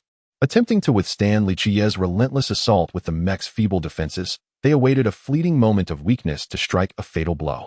Was the obliteration of your power in the Eternal Star domain driven by fear of retaliation? Or perhaps your sect might face a similar fate? Before seizing the core treasury of the clan, Zhao Shengzhu turned away from the Lan Tai family, heading towards the previous clan to finalize a transaction with the Fan family. Opportunities are granted but once. Should they be missed, they vanish. Does he believe this is a mere transaction, open to negotiation? Loading more content. Please wait. This site only supports mobile browser access. If you see this paragraph, it indicates a failure to load chapter content. Please disable reading mode, novel mode, and ad blocking features in your browser, or copy the URL into another browser for reading. Yet today, they encountered Li Qiyeh, who directly breached their city's defenses and, before all eyes, demanded their submission or threatened annihilation. Wait. The Lan Tai family is willing to submit to you. We hope you can spare our clan a path to survival. A young man stepped forward, kneeling before Li Qiyeh, his countenance betraying no anger despite the death of his father and ancestor. Before delivering that punch, Li Qiyeh ceased his assault, standing with hands clasped behind him, seemingly awaiting the movements of the opposing mech, his expression one of sheer anticipation. With the swiftness of lightning, Li Qiyeh unleashed his fist, leaving numerous afterimages that rendered the master of the Sunfall royal family utterly incapable of discerning his attack patterns and targets, forcing him into a position of passive defense. Boom, boom, boom. Just as he prepared to move, a figure emerged from behind, a young man of remarkable demeanor, his eyes radiating pride and confidence. Upon hearing my words, he calmly spoke, hands behind his back, asserting that he could not resist taking a chance. Beneath the void, Zhao Shengzhu and the master of the Sunfall royal family engaged in a fierce battle, clashing from the eternal main star to the domain, the ensuing shockwaves obliterating numerous planets and meteors in their vicinity. As the flesh and blood fist collided with the iron fist forged from fine silver, the energy released created ripples in the surrounding void, distorting the fabric of space in several areas. The seventh family, the Sunfall royal family, is an ancient lineage under the eternal main star, said to have a history spanning millions of years, once ruling over the eternal star realm. Their banner is ubiquitous throughout the star domain, with every ancient life-bearing star hosting a branch of their family. Though their power has significantly waned, akin to the sun, they too shall fall. Upon returning to the city of the Sunfall royal family, the forces of causality were invoked to utterly annihilate them, plundering their core treasury before preparing to move on to the next target. Li Qiyeh effortlessly struck down the seventh ancestor of the Lan Tuo family, then coldly addressed the crowd above, seemingly intent on prolonging the encounter. This was your first meeting, but the overwhelming imperial blood emanating from him revealed his true identity.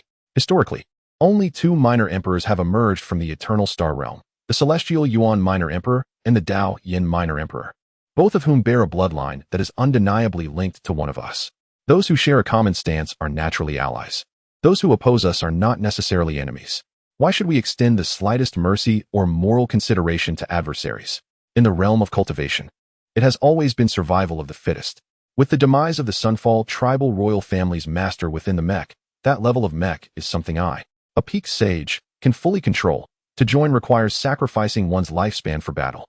Gazing at the young man before him, Li Qiyeh prepared for the next chapter, capturing the Dao Yi Emperor and acquiring the Dao Yin Emperor's scripture.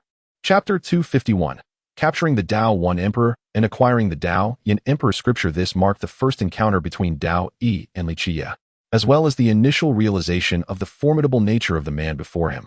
In his heart, Dao Yi had already categorized Li Qiyeh as a terrifying adversary on the path to enlightenment. Just moments ago, upon hearing that the primordial emperor was his master, Dao Yi harbored the intent to eliminate this person, wishing to eradicate a potential threat to the eternal star domain. However, when the moment to act arrived, he became acutely aware of the chasm separating their powers, a disparity as vast as heaven and earth, rendering him unable to fathom Li Qiyeh's depths. Merely a glance from Li Qiyeh rendered him immobilized, trapped in an ethereal void. Yet, he remained unperturbed. Although his life appeared to be at the mercy of Li Qiyeh, he did not fear death in this moment. After all, he was the offspring of an emperor, and he possessed ample means for self-preservation. Moreover, he discerned that Li Qiyeh had no intention of killing him. Otherwise, mere confinement would not suffice. Come forth. Attempting a sneak attack to rescue your emperor is not a sagacious course of action. If I wished to slay him, I would have done so long ago. And you would be powerless to prevent it, Li Qiyeh remarked coolly, fixing Dao Yi with an unwavering gaze. Dao Yi's expression tightened, revealing a grave demeanor. This was a contingency he had prepared. In times of peril, he could summon his protector to intervene.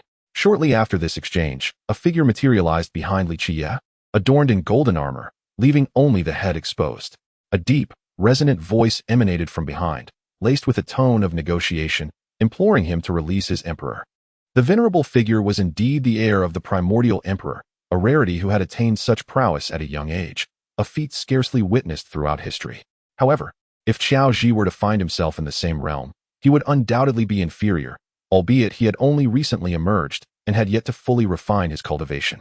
With a gaze that danced between amusement and seriousness, he addressed Dao Yi. The elder is the protector assigned by the primordial emperor to assist you, a minor saint-level individual, tasked with aiding Dao Yi in overcoming adversaries beyond his current abilities, ensuring his steady growth. Thus, what conditions must be met for you to survive? Dao Yi inquired, focusing his mind, eager to ascertain Li Qiyeh's true intentions and what he sought to extract from him. More content is loading. Please hold on. This site only supports mobile browser access. If you see this paragraph, it indicates that the chapter content has failed to load. Please disable reading mode, novel mode, and ad blocking features, or copy the URL to another browser for reading. The scene left both Dao Yi and his protector utterly bewildered, as they collectively gasped in astonishment at the 7 artifacts displayed behind Li Qiyeh, their expressions betraying disbelief. The young saint from the Fan clan revealed a hint of regret at this sight. He had hoped to facilitate a union with Fan Xian, yet recognizing the inevitability of the situation, he chose to remain silent. Upon encountering Dao Yi, it seemed as though he discerned my thoughts, articulating with remarkable eloquence that Dao Yin Tianjiao is not the sole entity of his kind.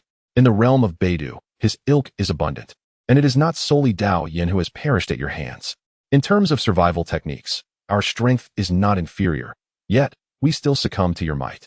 It is not yet the time to underestimate the situation. Should that individual resurrect all that is lost, It would not only be our demise, but also the obliteration of the eternal main star by the power of the Imperial Prince. The guardian of the Tao was thoroughly incensed, the aura beneath him gradually diminishing, as the divine armor enveloping him awakened, emanating an aura of ultimate law. The 7 Imperial Princes symbolized the extreme powers of 7 minor emperors, as well as the legacies of these 7 imperial beings. That individual is the descendant of a minor emperor. How could he lack the backing of other imperial princes? I recognized that Dao Yi had held back, yet I refrained from exposing him and instead turned to depart, vanishing from the sight of the two. I continued with the negotiations with the Fan clan before leaving the domain of the Eternal Star. Upon hearing those words, Dao Yi gazed at Li Qiyeh with a hint of astonishment and subsequently inquired about which ancient emperor's progeny he had slain. The latter was merely a ruse. Of course, had I agreed, I would have absolutely honored my word and released myself. However, such a course of action would render me unworthy of contending for the path of the Emperor. After departing the eternal main star, Li Qiyeh summoned Day from the quantum universe, embarking upon the ancient path of the stars, traversing the vast cosmos towards the ancient road of the human race. A descendant of the royal bloodline, the 4th generation of the Yuan Emperor, the son of the Golden Ancient Emperor, he was not the offspring of the Celestial Emperor. In terms of innate talent, the son of the Celestial Emperor is inferior to him. Yet, he was slain before he had the chance to emerge, and thus, he could still engage in a spar with you. Naturally, Li Qiyeh acquiesced to this notion, and soon thereafter, he obtained the imperial weapon Imperial Scripture from Dao Yi.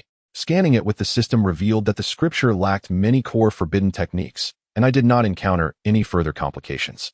Since the fall of the Sun clan and the subsequent annihilation of the royal family, the remaining top-tier forces had been slow to prepare defenses against the enemy. When confronted with Li Qiyeh's influence, they collectively repented and brandished their weapons in retaliation. Releasing Dao Yi from his constraints, I instructed him to transmit the imperial weapon Imperial Scripture, and Dao Yi, being a being of his word, fulfilled his promise without hesitation. Though he cautioned me to refrain from sharing it with others. Yet, how many could stand behind me now? The minuscule few that remained had perished at my hands. Even if it were Qiao Ji or the Imperial Prince, what difference did it make? I had already claimed their lives. Before annihilating those few factions, I returned to Chapter 250, arriving at the first ancient city of the human race, ready to suppress all adversaries. Chapter 252, Arrival at the first ancient city of humanity. Suppressing all foes. When will the gates of this foremost city open? I have been waiting here for half a month. With so many people outside, why can't we be allowed in? A young man clad in battle armor and wielding a longbow spoke with indignation towards the towering gates of the first city. There are many here who have waited far longer than you. I, for one, have been waiting for 3 years, and yet I still endure. If you are dissatisfied, feel free to force your way in, scoffed a youth with flowing brown hair, a sneer of contempt gracing his lips, as he looked down upon the complaints of the bow-wielding young man. What do you mean? Are you provoking me? The young archer retorted sharply, his voice brimming with fury, an overwhelming aura emanating from him that suggested a potential clash if the other party dared to continue.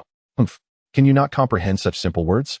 If you lack the capability, cease your raucousness and disturb the peace no longer, the brown-haired youth replied coldly, his gaze betraying an air of haughty disdain. Dismissing the archer entirely, seeking death, the expression of the bowman turned frigid in an instant, his longbow transforming into a formidable weapon, the bowstring gleaming like a blade as he aimed it downwards towards the brown-haired youth. A sharp, fierce energy emanated from the bowstring, slicing through the air with a delicate crack, the sound of a sonic boom reverberating through the space. Should the attack connect, it would undoubtedly cleave its target in two. However, the brown-haired youth remained unfazed, a mocking smile still playing on his lips as the bowstring descended upon him, instantly bisecting his form, leaving onlookers aghast. Many spectators shook their heads in sorrow, their expressions reflecting a mixture of disbelief and indifference, while some were focused solely on the conflict between the two. Others sat upon their mounts with closed eyes in meditation, or sat cross-legged near the city's small gates, awaiting the moment they might enter. At that moment, the commander furrowed his brow, observing the skirmish between the two, and called out with authority, "Enough! Cease this at once. The external world is the first city of humanity, and your battle has yet to disrupt the balance of this place. Begone!" A figure emerged, radiating an oppressive aura beneath the city wall, a small seal suspended above his head, a pinnacle miner's sacred weapon. The steeds appeared so frail, their masters were undoubtedly even more formidable. One might wonder how such seemingly weak mounts could be subdued. Even the king of the underworld would find this true. Yet, I am confident in my own strength. Perhaps blindingly so, believing that I could triumph even against their masters, primarily due to my illustrious past achievements. As for others, we only know that today. The first city of humanity has attracted a truly terrifying individual, a prodigy who disregards all rules, exerting pressure upon the ancient city and subjugating every adversary. Scornful of all existence, a hand pierced through the skull of the young archer, exerting a slight force that obliterated his head, scattering blood and brain matter into the void. The onlookers instinctively summoned their sacred power to shield themselves from the drifting remnants. It was surprising to realize that this individual had ascended to the pinnacle of sainthood, standing merely a step away from becoming a saint king. How exhilarating the next battle would be. His relentless cultivation likely aimed at reclaiming his honor, and I anticipated our next confrontation. Suddenly, a terrifying pressure enveloped the first ancient city of the human race, forcing all its inhabitants to bow to the ground, utterly incapable of resistance. Do you see those behind us? We are the weakest of the prodigies here. The one seated upon his steed is a prodigy who will arrive here 2 years hence, known as the king of the underworld. In a previous battle within the city, he slaughtered 80 prodigies, earning a fearsome reputation that dissuaded anyone from provoking him. After expressing a mere grievance, he sought to take my life, only to realize his own weakness, which led him to relent. A cruel glint flickered in his eyes, revealing a greedy indifference as he remarked that if your dragon could sense dread, it indicated an exceptionally potent bloodline. Should he be slain and devoured by your dragon, perhaps it would grow even stronger. Prodigies who rarely tread the path of trials on their home planet often find themselves facing no rivals. Yet, upon arriving here, many have unwittingly become stepping stones for others' fame. With a venomous gaze fixed on Dian, he scrutinized him with an intensity that made many hesitate to meet his eyes. A cold voice suddenly emerged from behind Dian, its striking timbre rendering the entire realm silent, causing the colossal hand formed in the sky to dissipate with a thunderous roar. Both individuals turned to regard the figure beneath Dian. Though obscured by sacred light, its form remained indistinct. Nevertheless, a grave expression crossed their faces. We all sensed the formidable presence of this individual. Step, step, step. Humph. Do you think the arrows you unleashed were so easily dismissed? The young archer bellowed, as the light arrow halted midair and reversed direction towards the brown-clad youth, once hesitant to embark on the path of trials. The prodigies who aspired to emulate the ancient emperor's path to enlightenment found their hopes dashed, enveloped by a sense of despair. Wasn't this the weakest trial? Truly brutal. The king of the underworld regarded Dian with a bright expression, yet he refrained from making another move, merely snorting in disdain before issuing a harsh warning. Remember this grudge when we meet again. Chapter 251. The opening of the Trial Islands and battle with the Blood Lake reflection. Chapter 253. The opening of the Trial Island and the battle against the Blood Lake mirage within the grand estate of the first ancient city. The envoy was visibly anxious as he gazed at Li Qiyeh, accompanied by a sacred beast radiating divine light. His heart was a tumult of fear and curiosity. This was the first time he had confronted a figure who could easily incapacitate the city's leader with mere pressure. A person capable of inflicting injury with a single utterance, a true prodigy of the human race, overshadowing the entire ancient city. In his lifetime, he had never encountered such a formidable talent among mankind. Despite his peak status as a saint king, bolstered by the support of a supreme saint artifact, he found himself unworthy to even contend with this individual. He could only wonder at the origins of this remarkable being. In his mind, he had already categorized him as an emperor's scion, perhaps sealed away by the ancients or myths, now re-emerging in this era to traverse the trial ancient path, forging an invincible heart and achieving the path to emperorhood. After all, such beings were not uncommon in the annals of mankind's ancient history. Imperial offspring, unparalleled prodigies. Gifted talents often sealed by their kin or themselves, awaiting a grand era to emerge and vie for the singular path to supremacy, becoming invincible entities across the universe. May I inquire as to your origins, or perhaps the identity of the emperor you are related to? The envoy asked cautiously, mindful of the potential to provoke this formidable individual. Li Qiyeh cast a glance at him, understanding his thoughts but choosing not to engage in such trivial discourse. Instead, he posed another question to the envoy, seeking to ascertain when the trials of the first city would commence. He was particularly intrigued by the Blood Lake, rumored to replicate an identical mirage of anyone who reached its waters, complete with the original's abilities and combat prowess. He was eager to discover whether this mirage could match his own strength or merely simulate a fraction of it. If it were the former, it would be an extraordinary opportunity for him, a remarkable means to hone his combat skills, which he certainly would not overlook. Upon hearing Li Qiyeh's inquiry, the envoy understood his intent, likely wishing to utilize the Blood Lake to assess his own strength.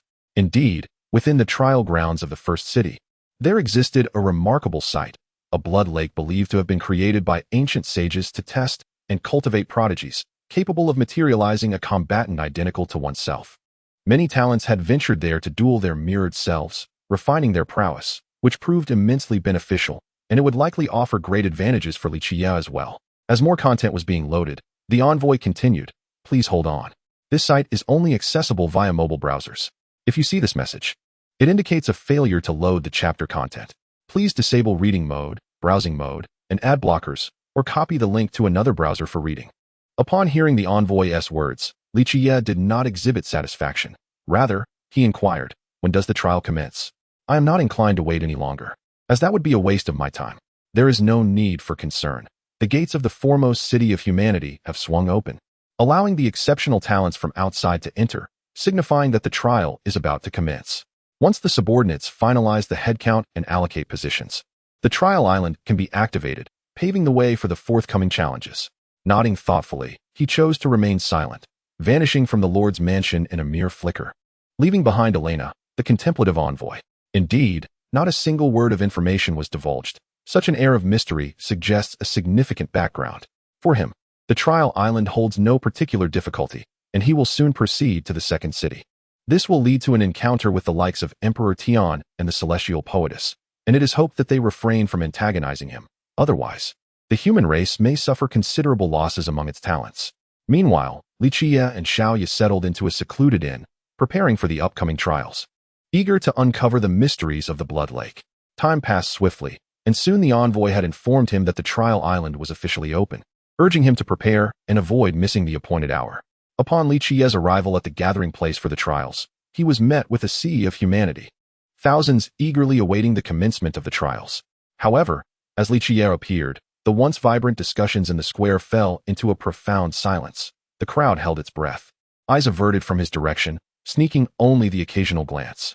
Li Qiyeh observed this situation with a touch of exasperation. After all, he had merely dispatched two individuals who had offended him, yet he was now perceived as a ruthless demon.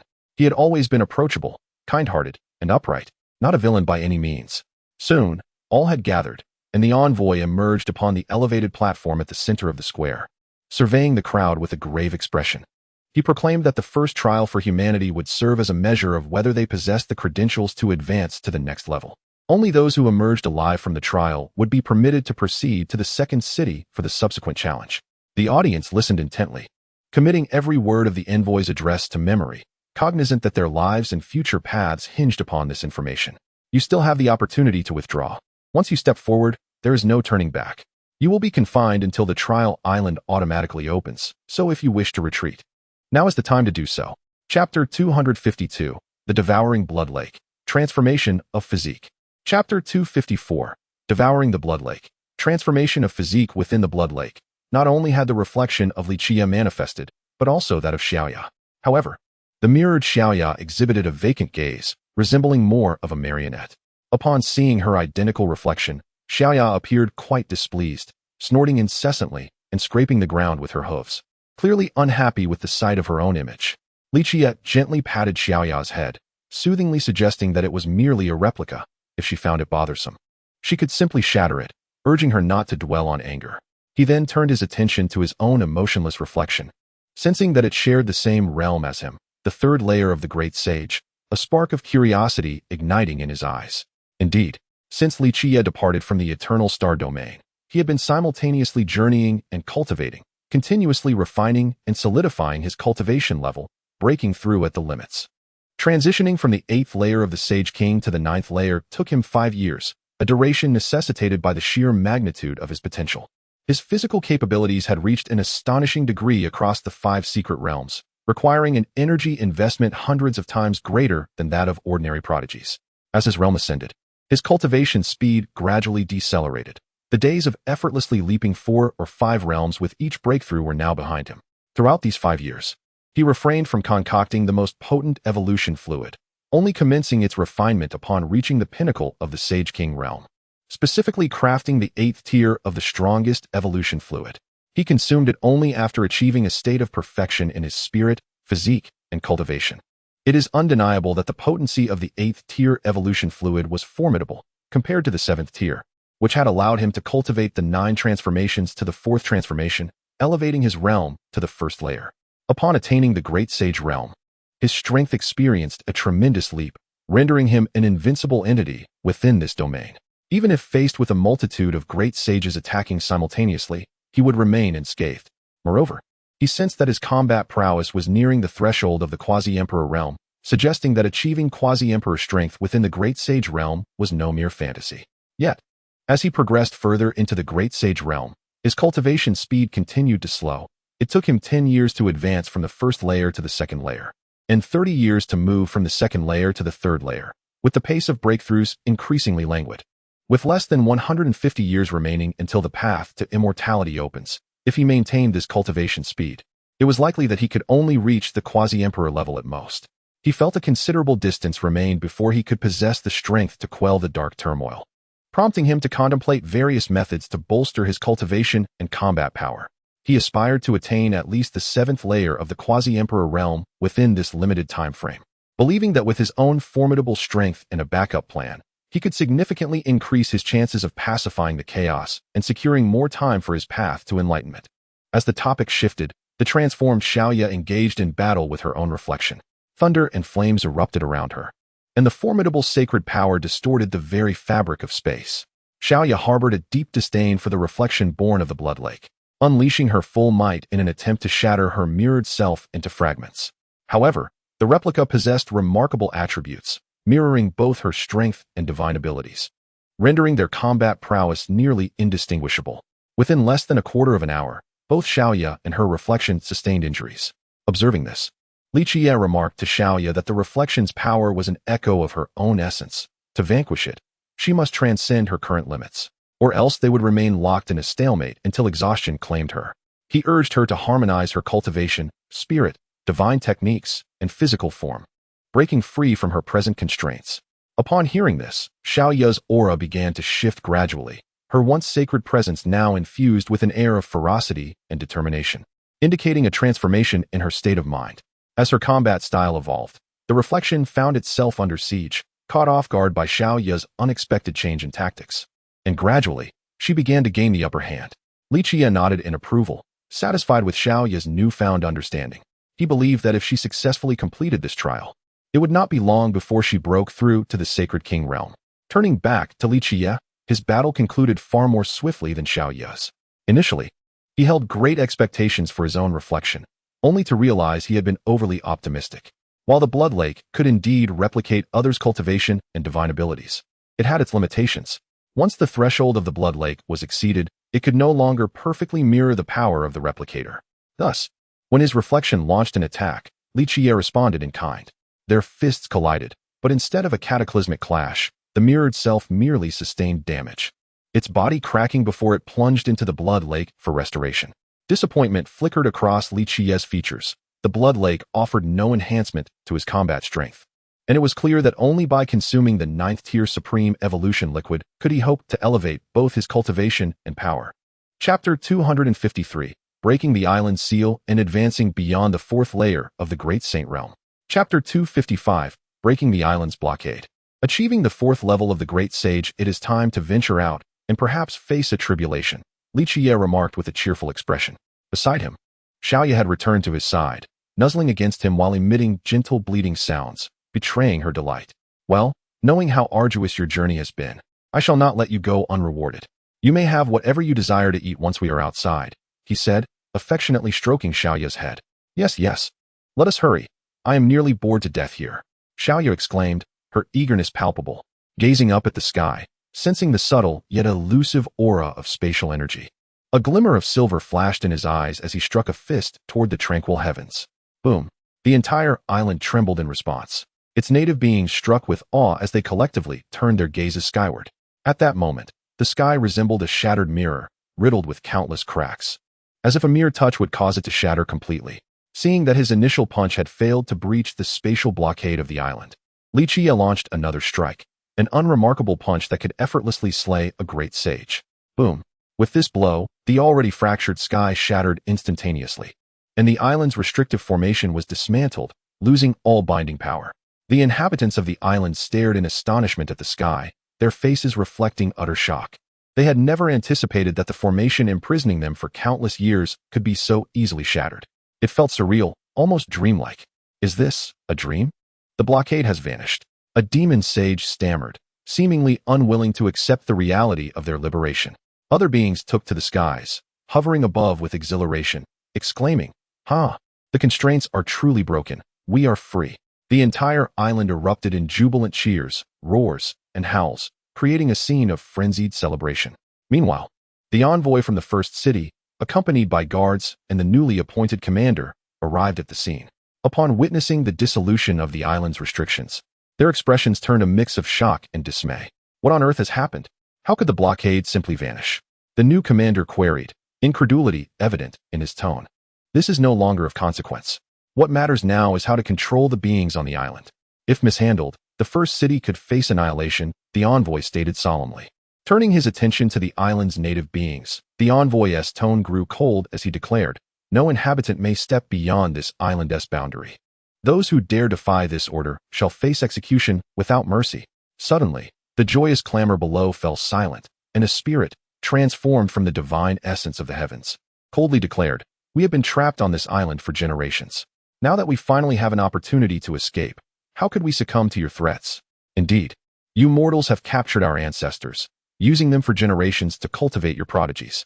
We shall no longer be bound by your chains. I shall devour you wretches to quell the hatred in my heart. Instantly, chaos erupted below, causing the expressions of the guides and leaders above to darken. Clearly aware that subduing this unruly group would be an impossible task. How intriguing! I never expected to encounter you here again. A voice, calm yet tinged with amusement, resonated from the skies, startling the airborne guards and guides. Suddenly, a figure riding a steed appeared before the crowd, eliciting gasps of surprise. However, as the guide focused, his expression shifted dramatically, and he exclaimed in astonishment, it's you. You are alive. Dead. I believe you are mistaken. I merely spent a year in seclusion on this island. How could I perish? Li Qiyeh replied, shaking his head with a smile. Upon hearing this, those around him were momentarily taken aback, exchanging puzzled glances. Uncertain of the conversation's context, the guide took a deep breath, seemingly recalling something significant, and pointed upwards, asking, did you break the island's restrictive formations? Nodding naturally, Li Qiyeh responded, of course. How else would I have escaped? I couldn't possibly remain here indefinitely. A silence enveloped the crowd.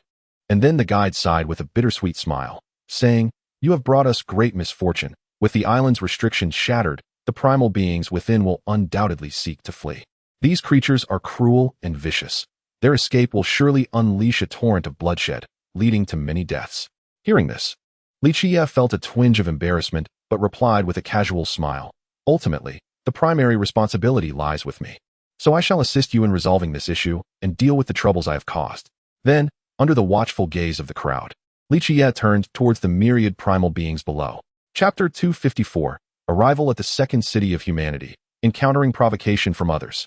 Chapter 256, Arrival at the Second City of Humanity and Encountering Provocation. Within an inn in the Second City, numerous individuals engaged in lively discussions, exchanging thoughts on trivial matters, evaluating the most formidable seed-level contenders of the human race, and deliberating the affairs of the first city. Rumors circulated regarding a seed-level prodigy who had previously emerged in the first city, reportedly overpowering the entire ancient city, rendering even the envoy of the first city defenseless, and ruthlessly slaying the captain of the guards before witnesses, an act of utmost tyranny. At this moment, a middle-aged man with a single eye animatedly recounted the tale of the prodigy from the first city to his companions at the table, his gestures accentuating the gravity of his narrative, leaving his audience in stunned silence. Many nearby were drawn in by his words, leaning in to listen more intently or moving closer to catch the continuation of his tale. Yet, skepticism lingered among some, who perceived his claims as exaggerated. Is it truly as grand as you describe? It must be noted that the envoys of the first city possess peak Saint King level strength. Can a newcomer prodigy truly wield such power? I find it hard to believe, remarked a young man clad in crimson, wielding a blood-red sword, a sardonic smile gracing his lips. Deceive you. This is common knowledge among the denizens of the first city. The prodigy acted before all, and with merely a cold snort, he severely injured the commander of the first city. If you doubt me, feel free to inquire with those recently arrived from the first city. They can attest to my words. Upon this declaration, several individuals spoke up, corroborating his account, which caused many young prodigies present to display grave expressions, sensing that this individual was undoubtedly a formidable adversary. If he is so powerful, why has he not yet arrived at the second city? Someone inquired, perplexed by the absence of such a formidable talent. The reason being, during the previous trials, he has not emerged since entering the trial island. Many speculate that he may have perished within, explained a prodigy who had just come from the first city. Upon hearing this, many were taken aback, finding it rather inconceivable that such a potent prodigy could fail even the first trial. It seemed unbelievable to share such news with others. Simultaneously, several prodigies felt a quiet sense of relief, secretly pleased that the demise of such a formidable foe would eliminate a significant obstacle on their own paths to glory. The young man in crimson, however, merely shook his head with a disdainful chuckle. I expected him to be of great prowess, yet he met his end without even passing the trial island. To call him a seed-level prodigy is a farce. He is more akin to a worthless talent. If he cannot conquer such a simple trial, his existence is of little consequence. Others, however, did not echo his sentiments. They remained silent, with many displaying a hint of disdain in their eyes. Such a backseat commentator, had he not been associated with a formidable prodigy, would hardly have been worthy of their company. He was a waste, and were he so, then he was even less than that. A cool, youthful voice broke through the tension, as a strikingly handsome young man, his expression aloof, addressed the young man in red. The smile on the red-clad youth's face gradually stiffened, a shadow of gloom overtaking him as he directed a gaze laden with unabashed murderous intent toward the speaker. A sinister smile crept upon his lips as he coldly uttered, "I advise you to retract your previous words and kneel to apologize, or you shall find it impossible to leave this city today." The young man, however, let out a hearty laugh, responding icily, "In my life, aside from bowing to heaven, my parents, and my mentors, no one else has the right to command my submission, and you are certainly unqualified." Instantaneously, the atmosphere in the inn transformed, thick with tension and a palpable aura of impending violence, prompting the onlookers to hastily retreat. Just then, a languid voice interjected, laced with a hint of drunkenness.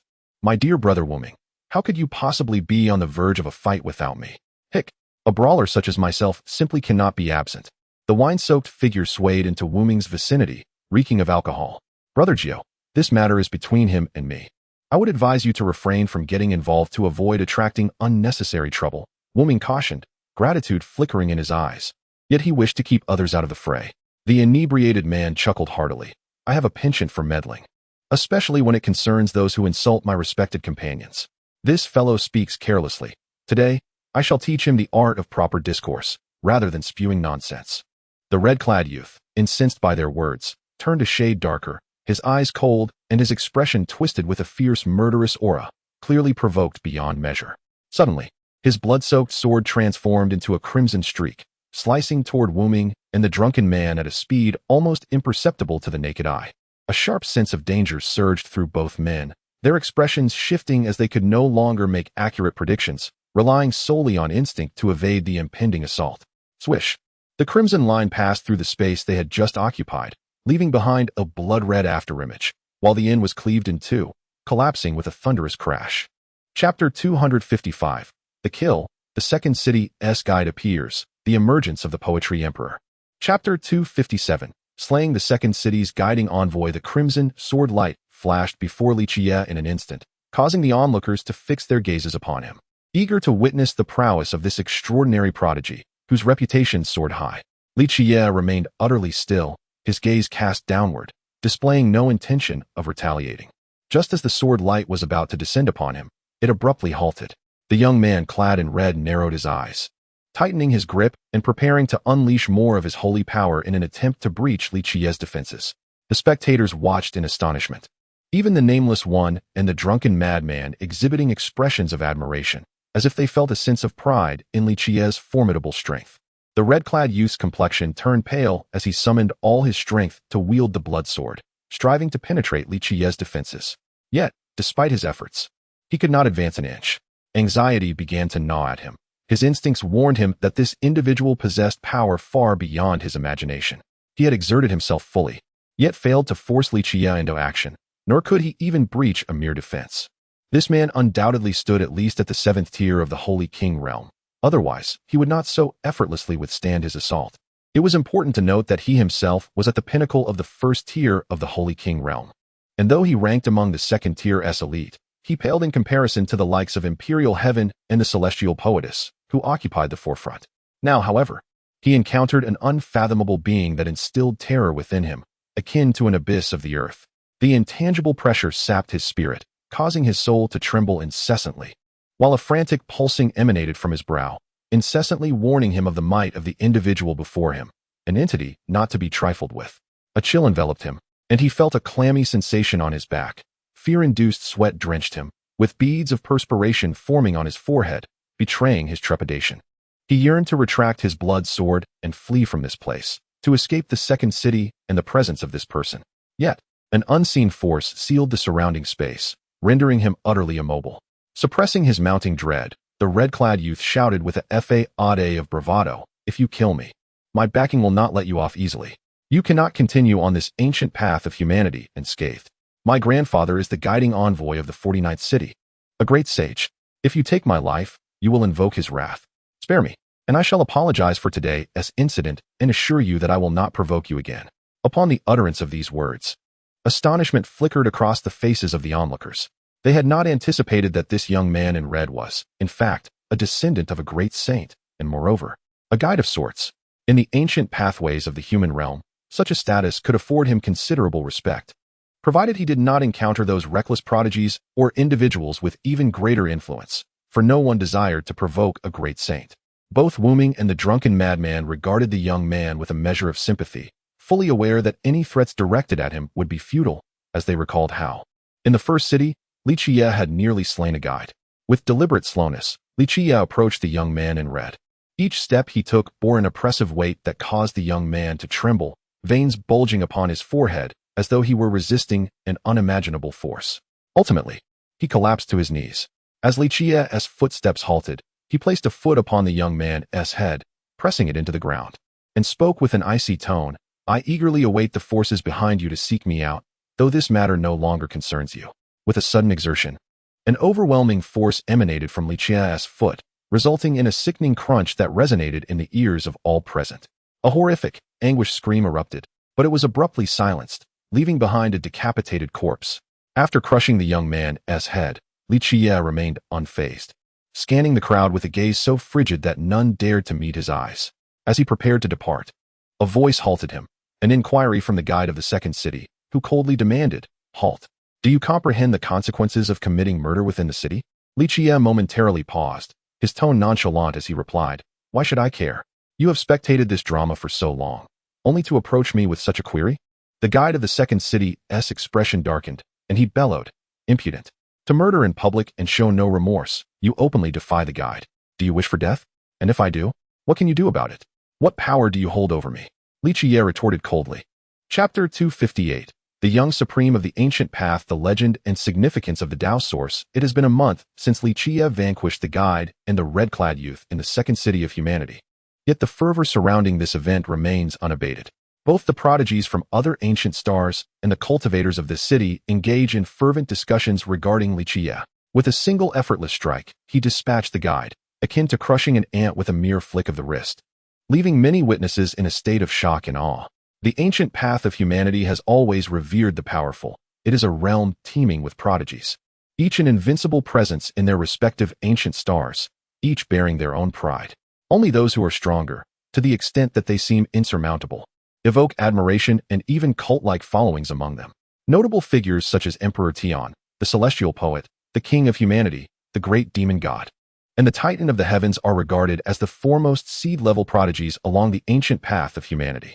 Even among the demon, Holy Spirit, divine, and ancient races, they stand as the pinnacle of excellence, prodigies most deserving of vying for the imperial throne, possessing unparalleled talent, Tao hearts, combat prowess, and fortune.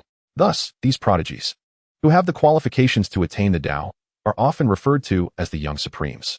This term is self-explanatory among their peers of the same realm. They exhibit an unequivocal dominance in combat ability, truly deserving of the title of Supreme Powerhouse. In the eyes of numerous prodigies, Li Qiyeh's performance positions him alongside figures like Emperor Tian, the celestial poet, and the great demon god as a young supreme.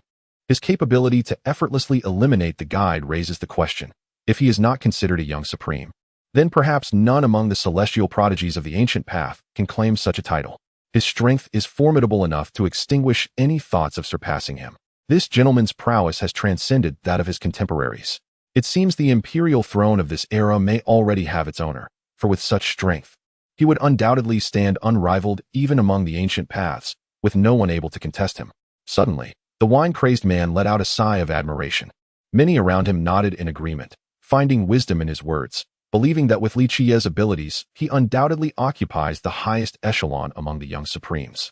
However, there were dissenters who contested the wine-crazed man's perspective, asserting that while Li Qiyeh might be formidable, he was far from the strongest prodigy. This statement elicited discontent from the wine-crazed man and his admirers, who promptly countered. Among them, an unnamed individual bluntly declared that strength is measured by capability, asserting that one must find a being capable of slaying a peak Saint King in a single blow to validate their claims. Upon hearing this, the countenances of the dissenters shifted slightly, and then a man clad in black coldly remarked, "I concede that he is strong, but that does not equate to invincibility. My son's prowess in combat is certainly not inferior to that individual. Your perspective is rather limited, as you perceive merely a fragment and assume it to encompass the entirety of existence." Both Wu Ming and the drunken madman's expressions grew serious, their brows furrowing slightly. Wu Ming then inquired, "Who is your son? To have a being of the pinnacle of the saint realm willingly follow him, he must surely be a young supreme, no?" A hint of pride appeared on the face of the man in black, his eyes brimming with admiration and fervent devotion towards his son. He spoke with a tone of haughty assurance, "My son is none other than Emperor Tian, one of the strongest prodigies of our time. He is currently in the second city." He witnessed the previous battle and acknowledged that individual's strength, yet he declared he would surely contend with him in the future. Thus, it is evident that my son fears no opponent. This proclamation incited a stir among the crowd, as many began to speculate on who would prevail in a confrontation between Emperor Tian and Li Qiyeh. After all, one was a renowned prodigy with universally recognized strength, while the other was a mysterious newcomer who achieved divinity through a single battle. The true measure of their strength remained unknown, and offering judgments could lead to unwanted repercussions from their respective followers. The drunken madman scoffed dismissively, "I concede that Emperor Tian is formidable, yet I refuse to accept that he can be compared to that esteemed individual. Anyone can boast, to prove your son's superiority over him. A duel is the only way, otherwise, it is mere folly." This sentiment resonated with many, for regardless of the flattery, ultimate recognition must be earned through strength. No matter how eloquently one speaks, without the requisite prowess, it remains futile. The expression of the man in black grew increasingly austere. After regaining his composure, he replied in a calm, cold voice, "Rest assured, my son will undoubtedly engage in battle with him, and there is a significant possibility that it will occur in the second city." The crowd was visibly shaken, a wave of excitement washing over many faces, as the mere thought of witnessing two preeminent figures clash ignited fervor within them. Hearing this, Wu Ming posed another question, "How can you be so certain? Has Emperor Tian already issued a challenge?" With a beaming smile, the man in black responded, "Every city has its trial, and the second city shall be no exception. This upcoming trial promises to be intriguing, as it will not only feature prodigies of the human race, but also other extraordinary beings." Chapter 257. The Overlord descends upon the second city, for young supremes assemble. Chapter 259. The Overlord's arrival in the second city. The four young supremes gather upon an ancient star near the second city of the human race. Amidst an expanse of desolate and boundless mountain ranges, a terrifying dust storm enveloped the ancient star, rendering it lifeless and devoid of vitality. From above, the star appeared akin to a colossal golden marble. Deep within the mountains lay a cave, fortified by powerful formations that deterred outsiders, safeguarding Li Qiyeh, who was currently in seclusion within. The sixth transformation of the Divine Emperor Sutra proved to be more challenging than the cumulative difficulty of the previous 5 transformations. The 9 revolutions celestial technique mirrored this difficulty, indicating that the sixth stage presented a significant threshold, surpassing it would yield a qualitative enhancement. At this moment, Li Qiyeh was earnestly contemplating the 6th transformation of the Divine Emperor Sutra and the 6th revolution of the 9 revolutions celestial technique. The number 6 embodied transformation, representing the yin aspect within the dynamic interplay of yin and yang, while the yang aspect culminated in 9. Thus, the greatest hurdle in the 9 transformations was the dichotomy between 6 and 9. Both 6 and 9 encapsulated boundless possibilities, with each individual's comprehension yielding distinct insights. This very reason compelled Li Qiyeh to devote himself ardently to the 6th transformation and revolution, although he could utilize the most potent 9th-tier evolution liquid to achieve a breakthrough. Such an approach was deemed inefficient. Even if he were to succeed, he would encounter substantial bottlenecks in the future when navigating the 9 transformations. Therefore, the most prudent course of action was to rely on his own strength to shatter these barriers, thus maximizing the benefits derived from the 9th-tier evolution liquid. As he pondered, an epiphany regarding the Tao Yin Emperor Sutra emerged. This scripture offered a unique perspective, utilizing external elements to unlock one's potential and cultivate one's essence and spirit. Unlike other imperial scriptures that emphasized self-development through the transformation of yin into yang, this one focused on the opposite, unleashing yang to dispel yin. Thus, it was conceivable that the origin of the most potent evolution liquid could be traced back to the Tao Yin Emperor. However, this liquid could only elevate one's physical constitution to the quasi-emperor realm. The remainder depended on personal endeavor, as attaining enlightenment ultimately relied on oneself. Nonetheless, this revelation sparked inspiration within him. Perhaps he could achieve the 6th transformation and revolution without prematurely consuming the most potent evolution liquid. As he progressed further, the potential of the physical body became increasingly arduous to cultivate, with each metamorphosis heralding considerable enhancement and burgeoning power. For this transformation, he would require formidable divine artifacts to assist in breaking free from constraints. The Tao source represented an exemplary divine artifact, condensing the profound principles of the cosmos and allowing for the swift absorption of these principles for breakthroughs. Coupled with the divine artifacts he had prepared, accomplishing the 6th transformation and revolution remained within reach. More content loading. Please hold on. This site only supports mobile browser access. If you see this paragraph, it indicates that the chapter content failed to load. Please disable reading mode, novel mode, and adblock features in your browser, or copy the URL to read in another browser. In his mind, he continued to contemplate methods to surpass the 6th transformation and revolution. What he currently needed were transformative divine artifacts to aid in his metamorphosis, and the Tao source stood as the most beneficial resource at present. This was precisely why he lingered in the 2nd city of the human race. The legendary Tao source was the key to his further empowerment. It is time to venture forth. The trials of the 2nd city are soon to commence, and the Tao source shall emerge during this event. One cannot afford to miss this opportunity. Murmuring to oneself, I rose and departed from my cave dwelling. In a fleeting moment, I vanished from the spot, heading towards the 2nd city of the human race, poised to await the onset of the trials. Confident that many would be anticipating my arrival. Today, the 2nd city exuded an unusual tranquility, yet this calmness bore an oppressive undertone, as if a storm were brewing on the horizon. A resounding roar echoed from beyond the city gates, followed by a violet figure ascending into the air above the gates. Clad in armor and wielding a battle spear, its piercing violet eyes coldly surveying the throngs below. The crowd, upon a mere glance, was immediately enveloped by an overwhelming sense of tyrannical majesty, akin to an imperious emperor, sovereign and unmatched, whose will could not be defied. Many hastily averted their gaze, unwilling to meet those eyes any longer. Their overwhelming dominance instilled an urge to submit, a notion that could shatter one's resolve and transform one into a devoted follower. Such terrifying eyes, merely a glance could crush one's spirit, and yet, they invoked an instinct to yield. Who could this be? The realization dawned.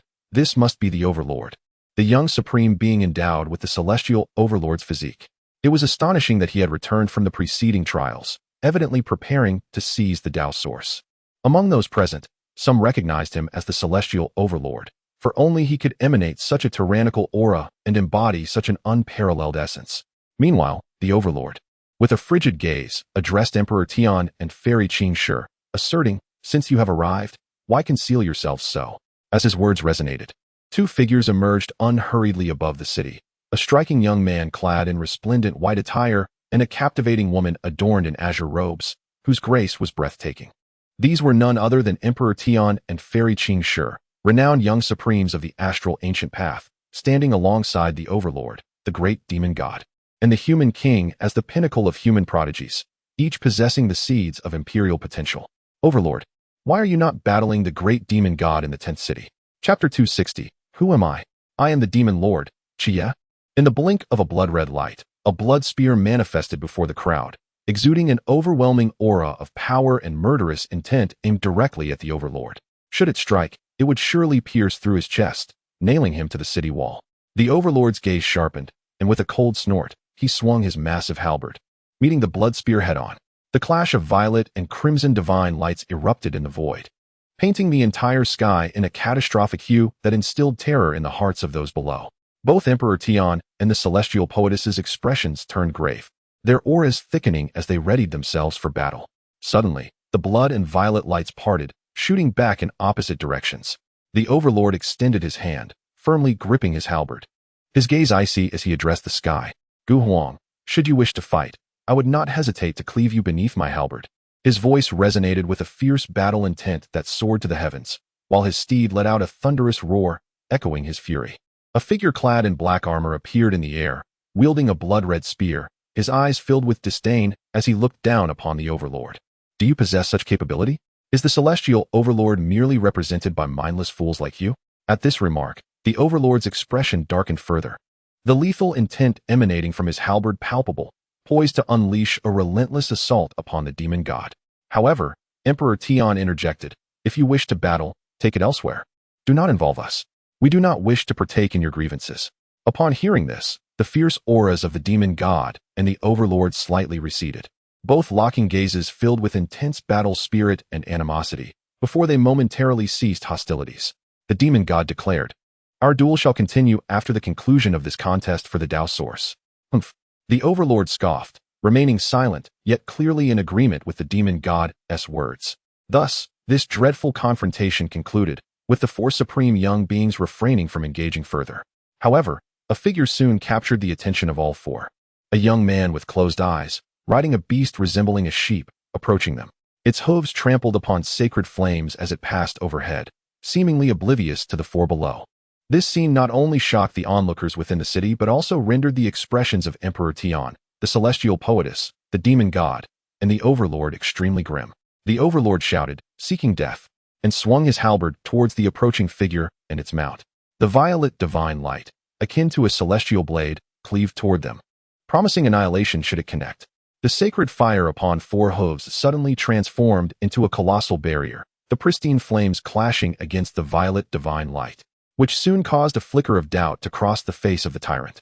The purple divine light did not cleave through the barrier of sacred fire. Instead, it merely created a multitude of fissures upon its surface. Although this was merely a casual strike, the beast had managed to withstand it, clearly revealing its exceptional prowess, a creature of remarkable potential. The great demon god was equally astonished, having not anticipated such a scene. Despite their adversarial relationship, he acknowledged the strength of the tyrant, and was taken aback by the formidable capability of this beast, which resembled a sheep. His gaze shifted to the figure atop the steed, a grave expression emerging in his eyes. To possess such a powerful mount suggested that its master was even more formidable. He sensed that this individual was not inferior to them. At this moment, Emperor Tian and Qing Shi had regained their composure, gazing at the figure on the mount with a look of astonishment. The fairy Qing Shi then spoke. Might I inquire if your appearance here is also in pursuit of the Tao Source? However, your cavalier disregard for our presence as your steed treads above us seems rather disrespectful. Yet, no one responded to her query. The mount continued its leisurely advance toward the city, seemingly indifferent to her words, or perhaps choosing to ignore them altogether.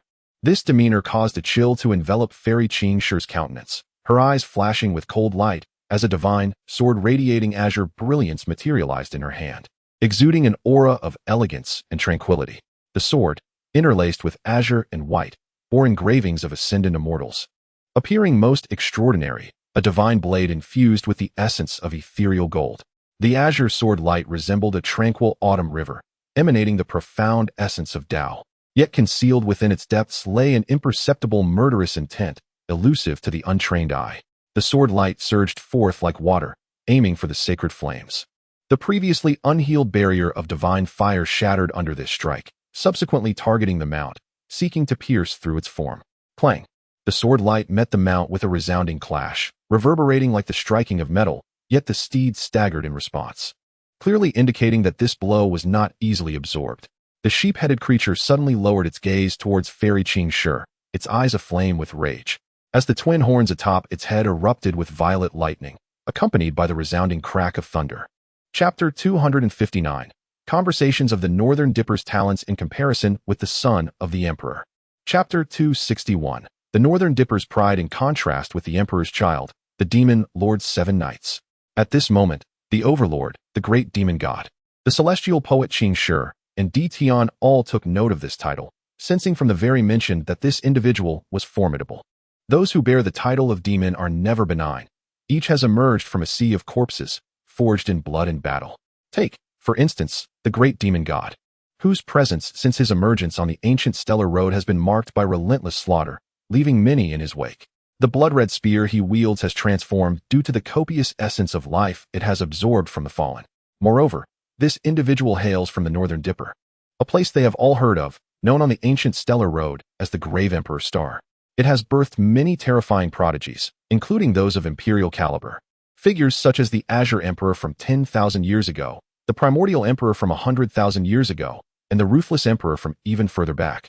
All originated from this star, each a unique existence throughout the ages. Thus, any prodigy emerging from the Northern Dipper possesses extraordinary talent and strength, making them formidable competitors on the imperial path. At this moment, the great demon god exhibited a burgeoning battle intent, harboring a desire to measure his strength against this demon, Lord's 7 Knights. The spear in his hand quivered with his rising ambition, pulsating with a blood-red radiance. The Overlord mirrored this sentiment, his unruly gaze brimming with overt provocation and domineering battle spirit. The violet halberd he wielded shimmered with divine light, exuding a powerful, oppressive aura throughout the arena. While Qing Shi and Di Tian were both curious and eager to engage in battle with Li Qiyeh, they had previously witnessed his prowess, which left them somewhat apprehensive, prompting them to hold back for the time being and observe how the Overlord and the great demon god would fare. They discerned that both the great demon god and the Overlord had developed an interest in Li Qiyeh and sought to challenge him, rendering their own intervention unnecessary. The Overlord was the first to speak, addressing demon Lord's 7 Knights, expressing his desire to ascertain whether the title was truly deserved. He wished to see just how powerful a prodigy from the fabled Grave Emperor's Star could be.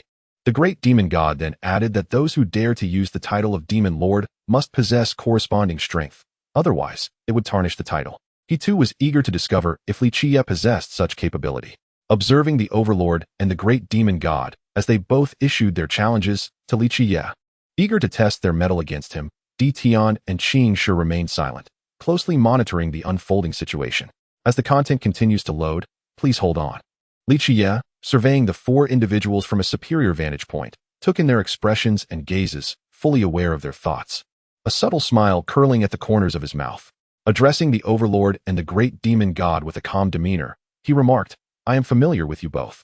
One is the reigning titan of the heavens, and the other is the young sovereign revered on the ancient road. Regarding talent, aptitude, and strength, although one may be inferior compared to the offspring of the great emperors, one still possesses commendable qualities, ranking among the elite prodigies in the Northern Dipper." Upon hearing this statement, the crowd's eyes widened in surprise, revealing their astonishment.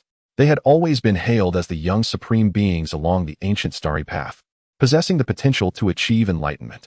Yet now, they were confronted with the astonishing news from Li Qiyeh, the offspring of an emperor, the progeny of a great emperor.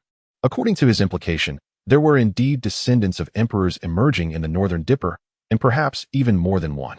What was particularly difficult for them to accept was the assertion that they could not be compared to these imperial offspring. For individuals who had never tasted defeat in their lives, the notion of being inferior to others was inconceivable. Their true mindset was one of invincibility. Curious, the celestial maiden Qing Shi playfully inquired of Li Qiyeh, jesting about the implications of the emergence of imperial offspring on the Burial Emperor's Star, and the possibility of multiple such beings. He cast a casual glance in her direction and remarked, "Since you refer to it as the Burial Emperor's Star, do you not understand why it bears that name? Since the mythic era, there have always been celestial lords, great emperors, and ancient monarchs who journeyed to the Northern Dipper, leaving behind their legacies, powers, and clans. The existence of imperial offspring may be rare in other ancient stars, but in the Northern Dipper, it is not surprising. I have encountered 7 or 8 such imperial offspring myself. It is nothing extraordinary." Upon hearing this, the 4 fell into a contemplative silence, their hearts weighed down by an overwhelming shock. They had never anticipated the existence of so many imperial offspring, all emerging in this generation. This revelation cast a shadow over their spirits. While they had never encountered an imperial offspring, they had gleaned from ancient histories the terror associated with them. Inheriting the bloodline of great emperors, they naturally possessed the most exceptional physiques and talents, and through the power of their lineage, they could effortlessly cultivate to the pinnacle of quasi-emperor status, becoming supreme-level beings. Just based on this fact, they found it impossible to compare themselves. Although they understood that the path to enlightenment for these imperial offspring, due to the challenges posed by their emperor bloodlines, was fraught with difficulties, akin to the trials faced by the sacred body and the overlord body. Suddenly, Dition spoke up, questioning why, if so many imperial offspring existed in the Northern Dipper, they had not heard their names along the ancient starry path. Chapter 262. The Dominant Body and Divine Form. One finger suppression upon hearing such overwhelmingly domineering words. All present froze momentarily. Their expressions remained composed, concealing any visible emotions. However, an icy aura emanated from them, betraying their simmering anger. The overlord swung his massive halberd without hesitation, transforming the sky behind him into a vivid purple, where an immense halberd emerged, seemingly capable of supporting the heavens and the earth. As the colossal halberd mirrored the motions of the overlord's weapon, its purple blade cleaved through the void, creating a rift that relentlessly extended toward Li Qiyeh. The inhabitants of the city below, gripped by panic, began to flee. They no longer wished to linger in a place that had become perilous. Above them, the figures were all youthful supremes, beings of unparalleled might within the second city of the human race, invincible and unmatched. Witnessing the overlord's impending strike, they sensed that if it were to land, the ancient city would be utterly annihilated, and remaining here would spell certain death.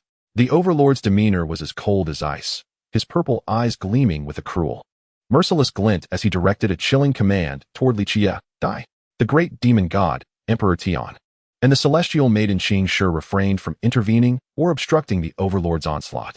They understood that to absorb such a blow would demand a hefty price, especially given their growing dissatisfaction with Li Qiyeh. From the outset, he had regarded them with disdain. Although his strength was unfathomable, they believed he was merely a notch stronger than them, not excessively so. Should the four of them join forces, they could easily vanquish him. Yet, they wished to preserve their strength, keeping their cards close to their chests for the impending competition for the Tao Source. Thus, the overlord's aggression provided them with an opportunity to gauge Li Qiyeh's true power.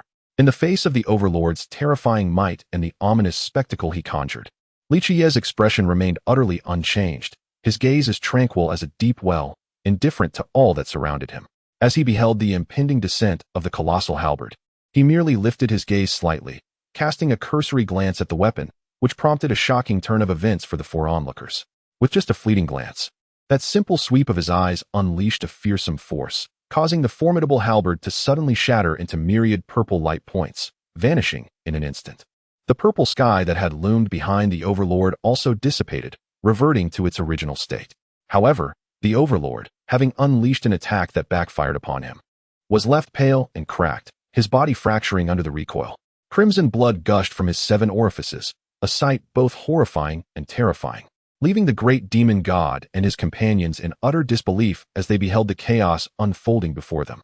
The overlord's visage was illuminated by a violet radiance, his lips tightly sealed and his expression grotesque, as he desperately struggled to suppress the violent backlash of energy that threatened to ravage his own flesh. Ultimately, he succumbed. A sudden spurt of purple blood erupted from his mouth, revealing fragments of his internal organs within the crimson fluid. Instantly, his countenance turned ashen, his gaze a mixture of shock and ferocity as he fixed his stare upon Li Qiyeh, exclaiming in disbelief, "This is impossible. I refuse to accept this. How could I possibly be defeated?" The purple blood had stained his armor, and his body trembled uncontrollably, exuding an aura of madness and dominance. He could not fathom being vanquished so easily. He could not believe that this individual could best him merely with a glance. He had yet to unleash his full potential. He was determined to retaliate and affirm his invincibility. Though his complexion was pale, he stood tall, and suddenly a divine light flashed, rapidly healing the ghastly fissures adorning his body. In a matter of moments, the gruesome wounds were entirely mended. From within him surged a radiant force, transforming into a colossal kunpeng that obscured the heavens, enveloping the ancient city in a shroud of violet light, turning the sky into a vast sea of purple. The Emperor of Heaven, the great demon god, and the celestial poetess watched in astonishment. The celestial poetess then spoke in a grave tone. This is the divine form of the Overlord. Legend speaks of the 9 divine forms of the celestial Overlord. Each form cultivated can exponentially increase one's combat prowess, and mastering all 9 divine forms could rival an emperor, bestowing imperial might. Both the Emperor of Heaven and the great demon god were well aware of the legends surrounding the 9 divine forms of the celestial Overlord. Yet this was their first encounter with the Overlord's manifestation. It was evident he had unleashed his full strength, seeking to redeem himself from his prior humiliation. However, the 3 of them harbored doubts. They sensed that Li Qiyeh's earlier strike had been delivered with casual indifference, scarcely acknowledging the Overlord's assault. This dismissive demeanor, coupled with his formidable prowess, made it clear to them that Li Qiyeh was an opponent far beyond their comprehension, an entity they could not hope to conquer. As the Overlord summoned this divine form, a flicker of intrigue appeared in Li Qiyeh's eyes. He chuckled softly, remarking, "The 9 divine forms of the celestial Overlord, how fascinating. Indeed, there lies profound depth within. It is no wonder this physique can stand toe-to-toe with the ancient sacred body. Quite impressive indeed. Should you manage to display 7 divine forms, perhaps we could engage in a contest." Chapter 261. The sharpening stone prepared for the sacred body. The source of Tao has finally emerged. Chapter 263. The grinding stone for the sacred body at last. The source of the Tao emerged. A colossal finger descended from the heavens, suppressing the audacious tyrant beneath its weight. His armor shattered completely, and numerous fissures marred his body, threatening to shatter him into countless fragments at any moment. Yet, he truly lived up to his title of tyrant, for even in such dire straits, he continued to resist fiercely. Emitting furious roars, his eyes brimming with indomitable fighting spirit, earning the admiration of those around him. "I refuse to submit. If we were of the same realm, I would undoubtedly defeat you," the tyrant bellowed repeatedly, convinced that it was merely Li Qiyeh's superior cultivation that led to his crushing defeat, not a reflection of his own inadequacy. He was confident that he would be invincible among his peers. Li Qiyeh observed this relentless tirade, and with a slight release of pressure from his finger, the tyrant was liberated from his suppression. The immense finger vanished, granting him a moment to begin mending his injuries. Yet, scarcely had he begun to heal when a foot descended upon his head, instantly pinning him down. The terrifying force crushed his skull, the sound of grinding bones resonating ominously in the air.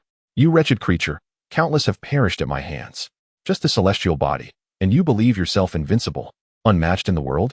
Your lineage, since the mythical age, has failed to produce a single person of note over the years. What audacity you possess to consider yourselves unbeatable." With disdainful eyes, Li Qiyeh looked down upon the tyrant, each word dismantling his pride and resolve. At that moment, they were no longer contenders for supremacy on the ancient path. They faced opponents far more formidable than any they had previously encountered. This was the culmination of the imperial path. "Devil monarch, you shall not spare him. The shame he has brought upon you will be repaid 100-fold, 1,000-fold, a myriad of times.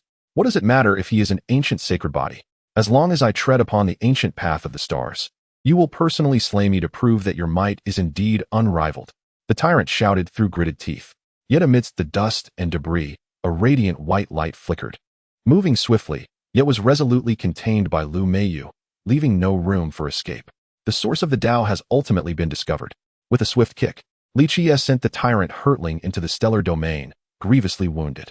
Even with the use of secret techniques, recovery would be arduous, necessitating a prolonged period of seclusion for healing. As he walked, he addressed the 8 individuals above him, offering a hint to hasten their cultivation. For time was of the essence. The sacred body, the imperial prince, the royal male, and even the unparalleled prodigy sealed for 1,000,000 years would soon appear on the ancient path. You seek to slay him, yet his life holds no value to you. Using him merely to cultivate the sacred body is indeed a misguided choice, perhaps his only significance. Upon witnessing the 8 individuals declare their relinquishment of the struggle for the Tao source, a satisfied expression graced Li Qiyeh's countenance. He spoke to us with a tense tone, exclaiming, "How clever! Such a wise decision, one that demonstrates an understanding of how to attract fortune and avert calamity. Unlike that fool, whose thoughts are solely consumed by brawls." He pondered the prospect of his own demise. Should he perish in such a manner, the celestial tyrant lineage would undoubtedly be ridiculed. Thus, I could only cast a venomous glare at the 7th city, my expression contorting into a grimace. A beam of divine light shot forth from the celestial mechanism, landing in Li Qiyeh's palm.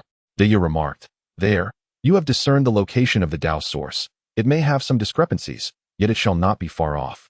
Meanwhile, Lu Meiyu directly approached the leader of the 7th city, inquiring about the conclusion of my trial. This matter ought to have been handled by the guide. Yet he had not yet met his demise at my hands. The two of us exchanged no words, merely responding in silence. After a while, the 8 conversed among themselves before departing, unwilling to linger in the 7th city any longer. We were acutely aware that should we persist in the struggle, if Li Qiyeh chose to act, our lives would not be spared. Hence, after careful deliberation, the 8 ultimately decided to forego the contest for the Tao source against Li Qiyeh. At this moment, Di Tian, the celestial poetess, and the little demon god fell into silence, their eyes flickering with rapid contemplation, clearly torn over the decision to abandon their pursuit. Through Di Ye's predictive abilities and the dual calculations of the celestial mechanism, 8 days passed, and at last, Di Ye, appearing fatigued, discerned the location of the Tao source. Naturally, Li Qiyeh was in no hurry. He was prepared for the trial, opting not to seek the Tao source directly. Initially, I had intended to mischievously participate in the ancient trial incognito. Since we could contend for the Tao source, remaining here had become utterly meaningless. Progressing deeper into the starry expanse for trials and hastening our growth was paramount. Who would dare obstruct me? I would eliminate them without hesitation. As for the Tao source you covet, will they continue to vie with you, or will they voluntarily relinquish their claim? Let it be known beforehand that should you persist in your endeavors, you shall not be granted mercy. Though you had promised an elder to spare some of those prodigies for the sake of humanity's legacy, should they insist on opposing you, those who stand in your way shall face annihilation without reprieve. Chapter 262, The Transformation of the Flesh, 6 Transformations and 6 Transitions. Chapter 264, Transformation of the Flesh, 6 Changes and 6 Turns, observing the struggling Tao source in his grasp. Li Qiyeh noted the radiant white holy light that shimmered continuously. The profound laws of heaven and earth coalesced at the core of the Tao source, exuding an essence that could lead one to enlightenment. Truly, it was a rare divine artifact of antiquity, if refined. Such dense laws of nature would undoubtedly facilitate his breakthrough to the 6 changes and 6 turns. As Li Qiyeh scrutinized the Tao source, he endeavored to refine it, curious about the extent of its potential benefits. However, to his surprise, he discovered that this entity resisted his attempts at refinement, as if it were actively repelling his efforts. It baffled him, for he was not a mere mortal. Possessing a chaotic physique, he should have been the ideal vessel for the Tao source. Yet, it seemed unwilling to submit to his will. His gaze sharpened, and a faint cold scoff escaped his lips as he summoned greater devouring power. He refused to believe that he could not subdue such a seemingly insignificant Tao source. To be consumed by me is your ultimate purpose. Resistance will not spare you from inevitable absorption. In this world, nothing is beyond my grasp. With determination, Li Qiyeh activated his chaotic physique, his silver eyes reflecting the essence of time and space. Together, he unleashed a dual force to consume the Tao source, which could not escape its destined fate. The core laws were continuously stripped away and assimilated into his being, enveloping him in chaotic energy and forming a great cocoon above an endless lake. As time passed, wisps of chaotic energy began to emanate from the cocoon, encircling it in an enigmatic aura. Gradually, individuals near the lake noticed the unusual sight, with one pointing and exclaiming, "Look over there. That is enveloped in chaotic energy. It must conceal a treasure, perhaps even the Tao source itself." Although the Tao source lacked consciousness, it seemed to possess a defensive mechanism, activating instantaneously against those who attempted to seize its laws, thereby preventing others from consuming its power. It meticulously repaired its own flaws, striving for perfection without any shortcomings. Within the membrane, it appeared that something was gestating. As time progressed, the membrane gradually faded, ultimately vanishing completely. The originally lustrous and jade-like skin of the figure before Li Qiyeh exhibited a crack, starting from a minuscule fissure at the nail, expanding until it spanned the entire back. Suddenly, the ethereal skin detached, revealing a brand new layer beneath. The ultimate path of stagnation began to weaken, as visions of various divine techniques and secret arts he had collected flooded his mind, urging him to continue his descent from the 8th stage. It merely requires some time. To me, it is but a trivial matter. As long as I can refine the source of the Tao, the time spent is indeed worthwhile. With the relentless consumption of the laws of devouring by Li Qiyeh, the struggle of the Tao source has been escalating. While I find myself devoid of any power for resistance, allowing Li Qiyeh to voraciously absorb and refine it at will. Recently, I found myself embroiled in a fierce battle for the so-called stone elixir. Scriptures, secret arts, and divine abilities replay incessantly in my mind, simulating cultivation and combat. As I extract their essence and distill their profound mysteries, We have come to this place upon hearing tales of a terrifying young supreme among the human race, who has vanquished tyrants, subdued the Emperor of Heaven, and bested the likes of the celestial maiden Qing Shi and the 8 prodigies of the little demon god, all while singularly acquiring the Tao source. As the stone elixir's brilliance enveloped me, I opened my eyes to sense the increasingly faint power within my body. My face alight with uncontainable joy. Not only had my physical frailty diminished, but my combat prowess had also subtly risen. I sensed that I was on the verge of touching the threshold of the quasi-emperor realm, and I was alarmingly close to it. A pure yet formidable aura of chaos continuously emanated from my being, enveloping my internal organs, gradually forming a membrane of chaotic radiance that shielded me from all prying eyes.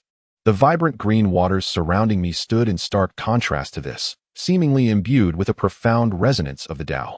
The waters, now tainted by the chaotic energy, began to exhibit traces of divine power, transforming into a unique lake that shimmered with transparency, wrapped in a layer of dark luminescence. I had not anticipated such a swift breakthrough to the 7th level of the Minor Saint realm. With further refinement, I planned to venture into the Demon Emperor's tomb to retrieve the Demon Emperors. In this realm, a congregation of prodigies from ancient paths has gathered at the lake in the 7th city of the human race, hailing from various races, including the Demon Clan, the Sacred Spirit Clan, the Divine Clan, and Primordial Beings. At this moment, I possess a terrifying capacity for comprehension, meticulously sorting through my accumulated knowledge, combat experiences, and lifetime memories, as if my mind were equipped with a supercomputer. Yet, Li Qiyeh is evidently an extraordinary individual. I bear the chaotic physique and the silver eyes of time and space, endowed with an unparalleled constitution and the ability to absorb and refine. Chapter 263. The Young Supremes Assemble, Blood Beasts Devoured. Chapter 265. The young Supreme Qi emerges, the blood beast devoured. It appears that the timing is fortuitous. For within the lake there exists a chaotic aura, undoubtedly hinting at the presence of remarkable treasures, perhaps even the source of the Tao. At this moment, a being enveloped entirely in metal materialized within the scene. It resembled a mythical beast, yet emanated an aura of sanctity. Its form was composed wholly of metal, radiating a chilling luminescence that struck terror into the hearts of many, prompting them to retreat hastily. This is the golden-eating beast, one of the young supremes of the ancient Starry Road, whose entire body is forged from metal and possesses the ability to continuously devour divine gold and even celestial gold, transforming its corporeal form into a sacred weapon or even an imperial weapon. A voice emerged from the crowd, belonging to a creature of the demon race. Simultaneously, the sky darkened, and a colossal figure loomed above the assembly, resembling a great mountain, akin to an ancient behemoth, its formidable presence rendering the onlookers momentarily breathless. Then, from the opposite horizon, tumultuous waves surged forth, blood-red in hue, crashing relentlessly towards the gathering. Amidst the tumult, a blood-red beast became visible, its eyes crimson, reminiscent of a demon from the abyss, instilling an instinctive sense of dread. It is the sky-devouring beast and the blood beast. Who would have anticipated their arrival? These two beings, alongside the golden-eating beast, are young supremes of the ancient Starry Road, possessing the most exalted of bloodlines. 3 young supreme-level prodigies have already emerged, hailing from other ancient paths of the Starry Realm, signifying that this trial shall be extraordinarily brutal, with many prodigies from both the human race and other species destined to perish. Who would have thought this place would be so lively, with all 3 of you present? In the distance, 4 figures shimmering with golden light raced forward. As the golden glow dissipated, 7 youthful individuals clad in golden brocade, adorned with patterns resembling soaring serpents, appeared. Each bore the emblem of the golden beast upon their foreheads, their eyes resembling those of serpents. Anyone caught in their gaze could not help but feel a primal fear akin to being targeted by a venomous snake. The 7 lords of the golden beast have arrived. Could it be that they too were drawn here? Is the allure of the human race's 7th city so minimal that it only attracts such a handful of young supremes? Exclaimed a cultivator of the human race in astonishment. The little demon god chuckled heartily, remarking on the audacity of this fellow to devour, truly a foolhardy endeavor.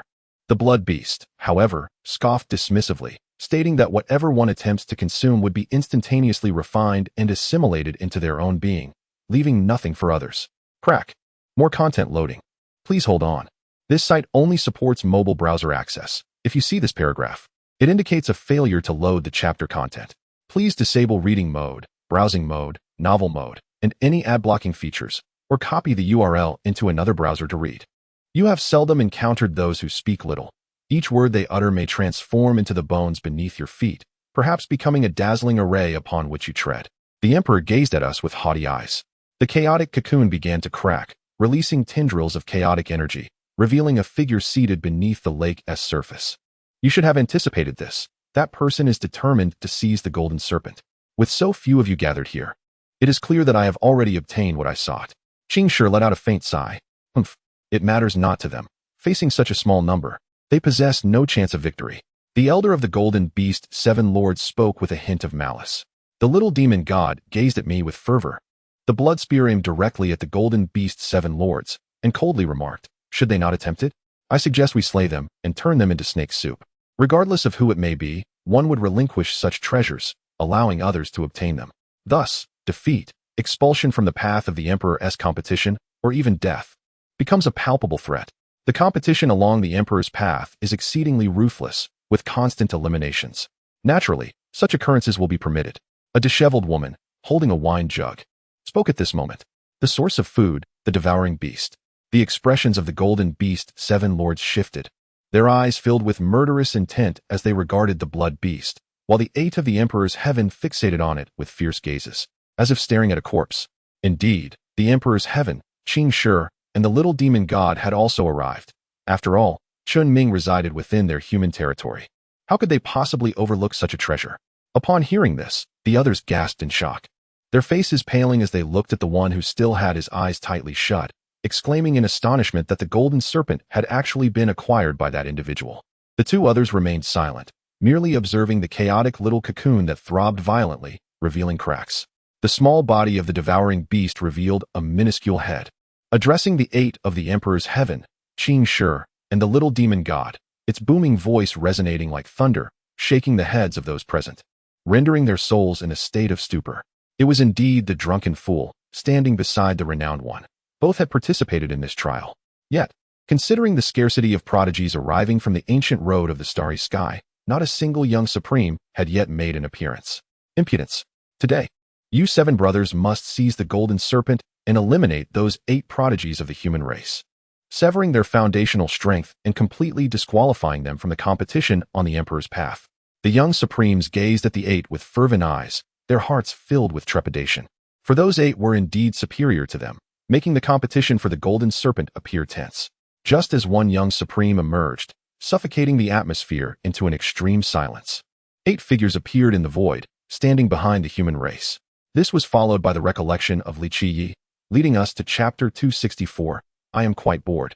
Give me some amusement. Chapter 266, I am bored. Bring me some amusement with icy eyes surveying the surroundings. The individuals under his gaze felt as if their very souls were pierced by a sharp blade, trembling in fear as dread enveloped them. What a terrifying gaze. This man is undoubtedly a formidable character. Yet why has his name never been heard before? The devourer beast, the gold-eating beast, and the golden serpent lord were all engulfed in confusion. A being capable of slaying the blood beast, albeit through cunning means, is undeniably a young supreme. How could such a figure remain obscure? Either he has only just embarked on the ancient path of the stars, unknown to the world, or he is a once-sealed prodigy re-emerging in this era. In either case, this individual poses a significant threat. The human race possesses many prodigies like Emperor Tian, Qing Shi, the great demon god, the overlord, and the human king. The emergence of yet another could jeopardize our future supremacy in the imperial path. It would be best to eliminate him. The golden serpent lord's eyes glimmered with unmasked murderous intent. Clearly, they did not desire the rise of too many young supremes among the humans, as it would be detrimental to their interests. Extermination was the optimal solution. The devourer beast and the gold-eating beast also wore grim expressions, their minds racing as they weighed the pros and cons. Ultimately, their gazes hardened, an aura of ferocity emanating from their cold eyes. It is possible to kill that man, but I suspect Emperor Tian and his companions will not stand idly by. The human race is unified in their grand strategy. I can assist you in restraining the 3 of them, but the rest will depend on your own capabilities. The devourer beast conveyed in a secret transmission. With my involvement, we can hold them off longer with a 2 to 3 advantage. I hope you can conclude this swiftly. The gold-eating beast joined the endeavor to eliminate Emperor Tian and Qing. The 7 brothers of the golden beast were pleased to hear this. As long as those 2 were willing to help restrain Emperor Tian and his 8 companions, they would handle the rest themselves. Emperor Tianqing stroked his chin, frowning in contemplation under the scrutinizing gazes, seemingly devising a strategy to annihilate the Golden Beast clan. How audacious that man is. The Golden Beast Lord has long been renowned as a supreme of the demon race, bearing the bloodline of the soaring serpent, consistently hailed as a prodigy of imperial stature.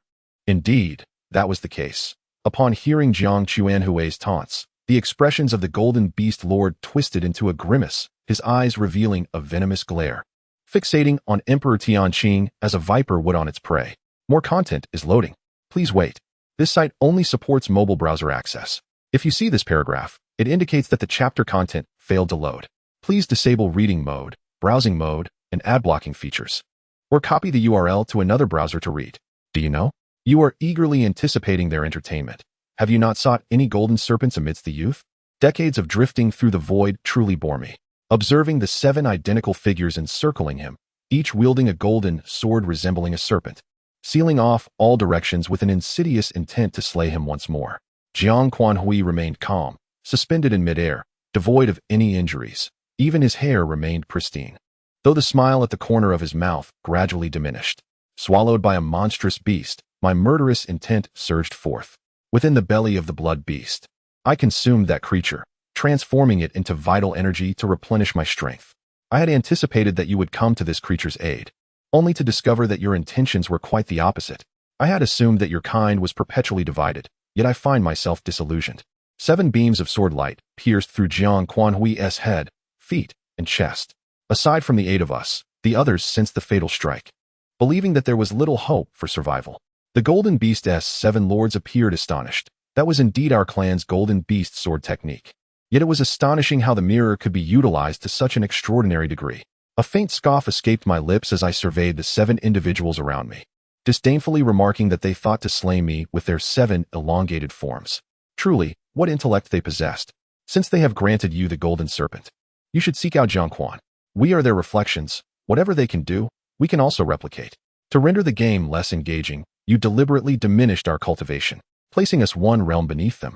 Meanwhile, Di Tianqing was on the verge of breaking through to the 8th transformation, striving to solidify his foundational cultivation to avoid any instability. How intriguing. Offering them an opportunity has proven useful. They have granted you Jiangquan. Hence, you must seek their kin for the Golden Serpent. Do they believe that annihilating their clan is sufficient to obtain the Golden Serpent? The 8 of us remained still, intensely gazing at the devourer beast and the glutton, seemingly without any intention of breaking through to assist Jiang Quanhui, merely observing the unfolding scenario. The 8 of us were initially startled, yet upon witnessing the situation below, we recognized our adversary's scheme. They aimed to restrain us, allowing the Golden Beast's 7 lords to eliminate Jiang Quanhui. 7 reflections held the nearly lifeless heads aloft, presenting them to Di Tianqing. Gazing at the shocked and fearful expressions of the severed heads, Jiang Quanhui sighed and shook his head. The gluttonous tone was laced with mockery and derision, revealing that Di Tianqing Shi and the 8 demons were truly self-serving individuals, only caring for themselves in the face of fame and fortune. Yet, little did they know that I was refining my foundation at this critical juncture. Chapter 265, Devouring the Devourer Beast and Refining the Golden Beast.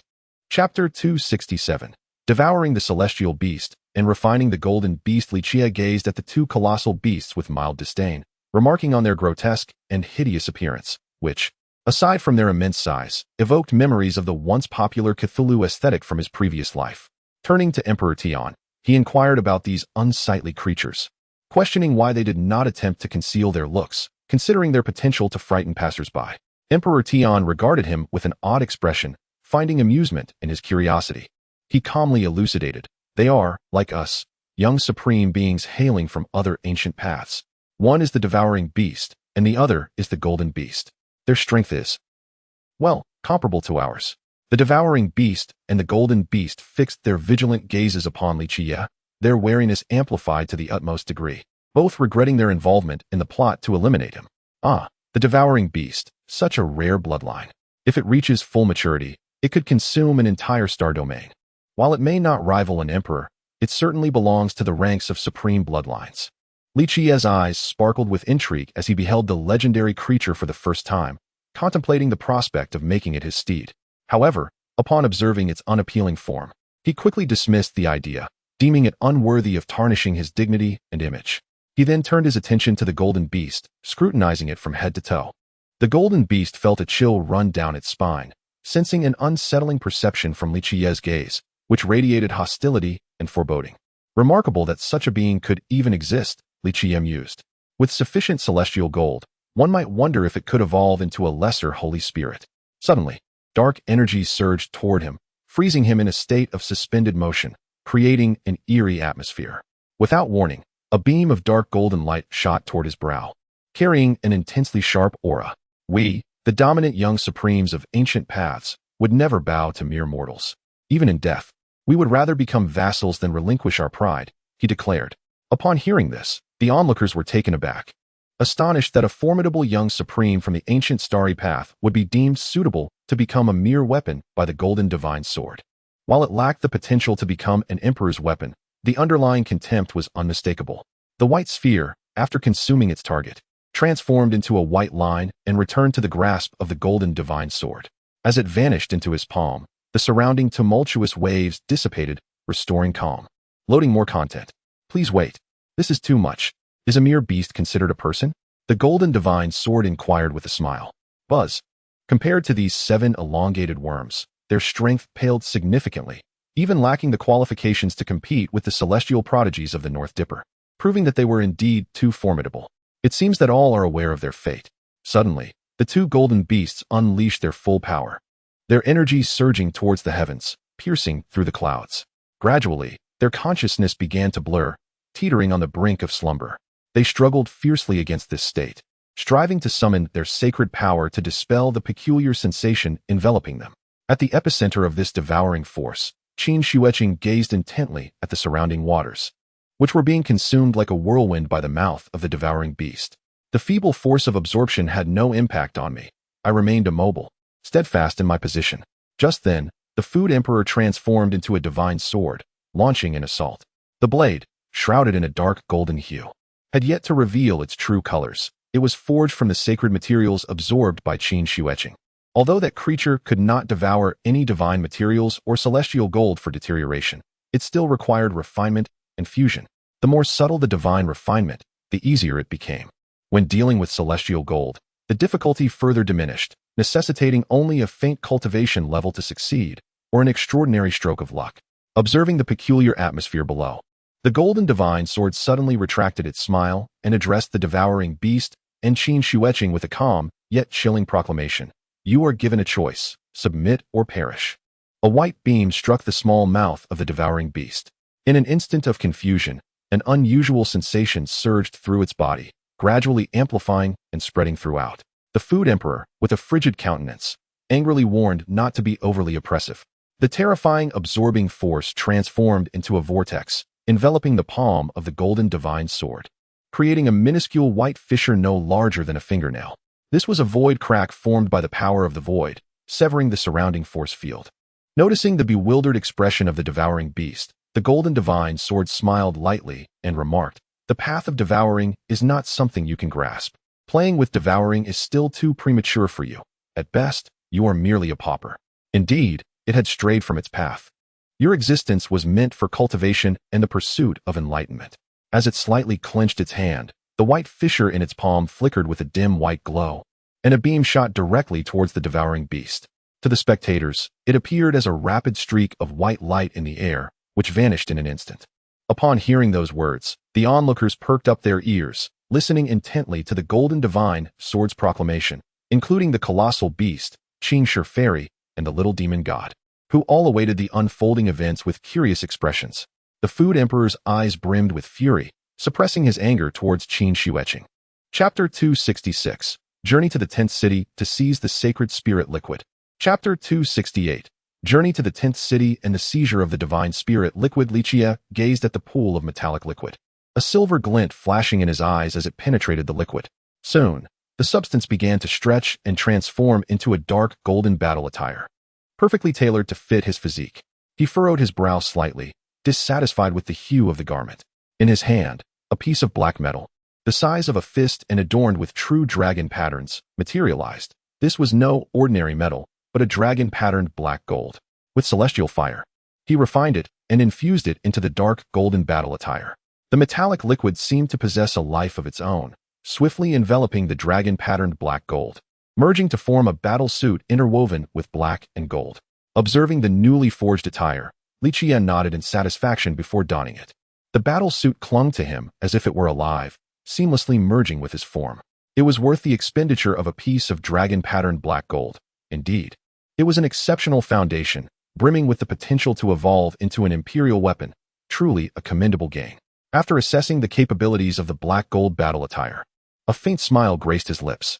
In the distance, the great demon god observed Li Qiyeh's series of maneuvers and suddenly remarked that this fellow had never intended for the devouring beast and the gold-eating beast to survive. He had been toying with them all along, a truly formidable individual. Qing Shi, with a profound gaze, noted that his realm was exceedingly high, having not only reached the great sage level, but having ventured far beyond. Whether confronting the four of us or the golden serpent lord and the devouring beast, he appeared unconcerned, merely acting at his leisure. This individual had traversed too far, surpassing us by a significant margin. He hailed from the buried Emperor Star, an incredibly mysterious and fearsome ancient star, known for being the birthplace of many small imperial capitals. One could only wonder how many prodigies akin to Li Qiyeh possessed such strength. It was uncertain whether those from the buried Emperor Star shared similar prowess. The Emperor was particularly interested in what Li Qiyeh had mentioned regarding the buried Emperor's progeny, having learned from me that the buried progeny had yet to emerge as the most formidable of imperial prodigies. Those individuals were destined to tread the ancient paths of the starry sky, inevitably crossing paths with us, leading to a clash of titans. I pondered that if every imperial prodigy were to possess strength akin to Li Qiyeh, then this era of imperial paths would be the most terrifying of all. The Taichu, the sacred spirit born from the ancient mines of Taichu, was on the verge of coming to fruition. However, just as it was about to ascend, a group of self-destructive minor imperial ancient sovereigns invaded my domain, nearly ending my existence. Among them, the deeply impactful emperors like Taichu and Zhongbanian were of exceedingly obscure origins. Suddenly, the small demon god and Qing Shi felt a shift in the aura of the buried progeny. They beheld the emperor's sharp gaze, radiating brilliant divine light, their expressions reflecting astonishment. More content is loading. Please wait. This site only supports mobile browser access. If you see this paragraph, it indicates a failure to load chapter content. Please disable your browser's reading mode, as well as ad blocking features, or copy the URL to read in another browser. Whether in this era or the next, the emergence of numerous imperial prodigies will surely solidify your path to becoming an emperor. The individual grasped something profound, leading to a slight enhancement in his cultivation. The little demon god exclaimed in astonishment. At that moment, I felt no constraints, the realms of life and death. The ancient emperors could merely be subdued and refined, serving as nourishment for my growth. To devour others in order to weaken myself is the slowest path. Beings of the quasi-emperor level are inherently not trivial entities. The forces such as the Phoenix Nest, Divine Court, Divine Domain, Holy Spirits, and the underworld are not overly populated with weaker quasi-emperors. It is fortunate that they managed to escape, although they may have begun their cultivation anew. Their foundations and innate talents remain evident. In the annals of history, the primordial era is forever marked by the Tao Emperor's star, which can be deemed weak. This may be somewhat related to the journey of ascension and the treachery against the emperor by the heavenly sovereign, leading to the downfall of the celestial court. If I recall correctly, the Holy Spirit essence not only prolongs life, but also enhances cultivation, making it the most undesirable treasure for me. Such a substance is merely a detrimental supplement, capable of stunting my progress. As Li Qiyeh traversed the starry expanse, each step transcending the constellations, he advanced towards a human city at what appeared to be a rapid pace, yet was, in truth, rather slow. He chose to disregard others. His own matters remained unfinished. And it was time to depart from this place, journeying deeper along the ancient path in search of greater opportunities and slower breakthroughs. That individual, despite his flaws, stood shoulder to shoulder with Yi Fan in the later stages of his journey, possessing talents, cultivation, strength, and comprehension that could not be dismissed. His ability to break through was indicative of my own poor cultivation aptitude. The Emperor is a remnant of the mythic age, with talents, strength, and fortune that can be scrutinized, a true prodigy capable of achieving the status of a lesser emperor. Had I continued to seal myself and suppress my cultivation, perhaps I would have already reached the Emperor Star in the primordial or even ancient times. As long as I can gradually cultivate to the pinnacle of the lesser saint, Utilizing the weakest degradation liquid of the fourth tier, my chances of breaking through to quasi-emperor status remain exceedingly slim. At this moment, I could slightly augment my estimation, thereby slowing the rate at which I weaken. Contemplating this, a flicker of confusion arose within me, and suddenly my conviction regarding the path ahead wavered. Though it was quickly dispelled, and my gaze turned hesitant once more.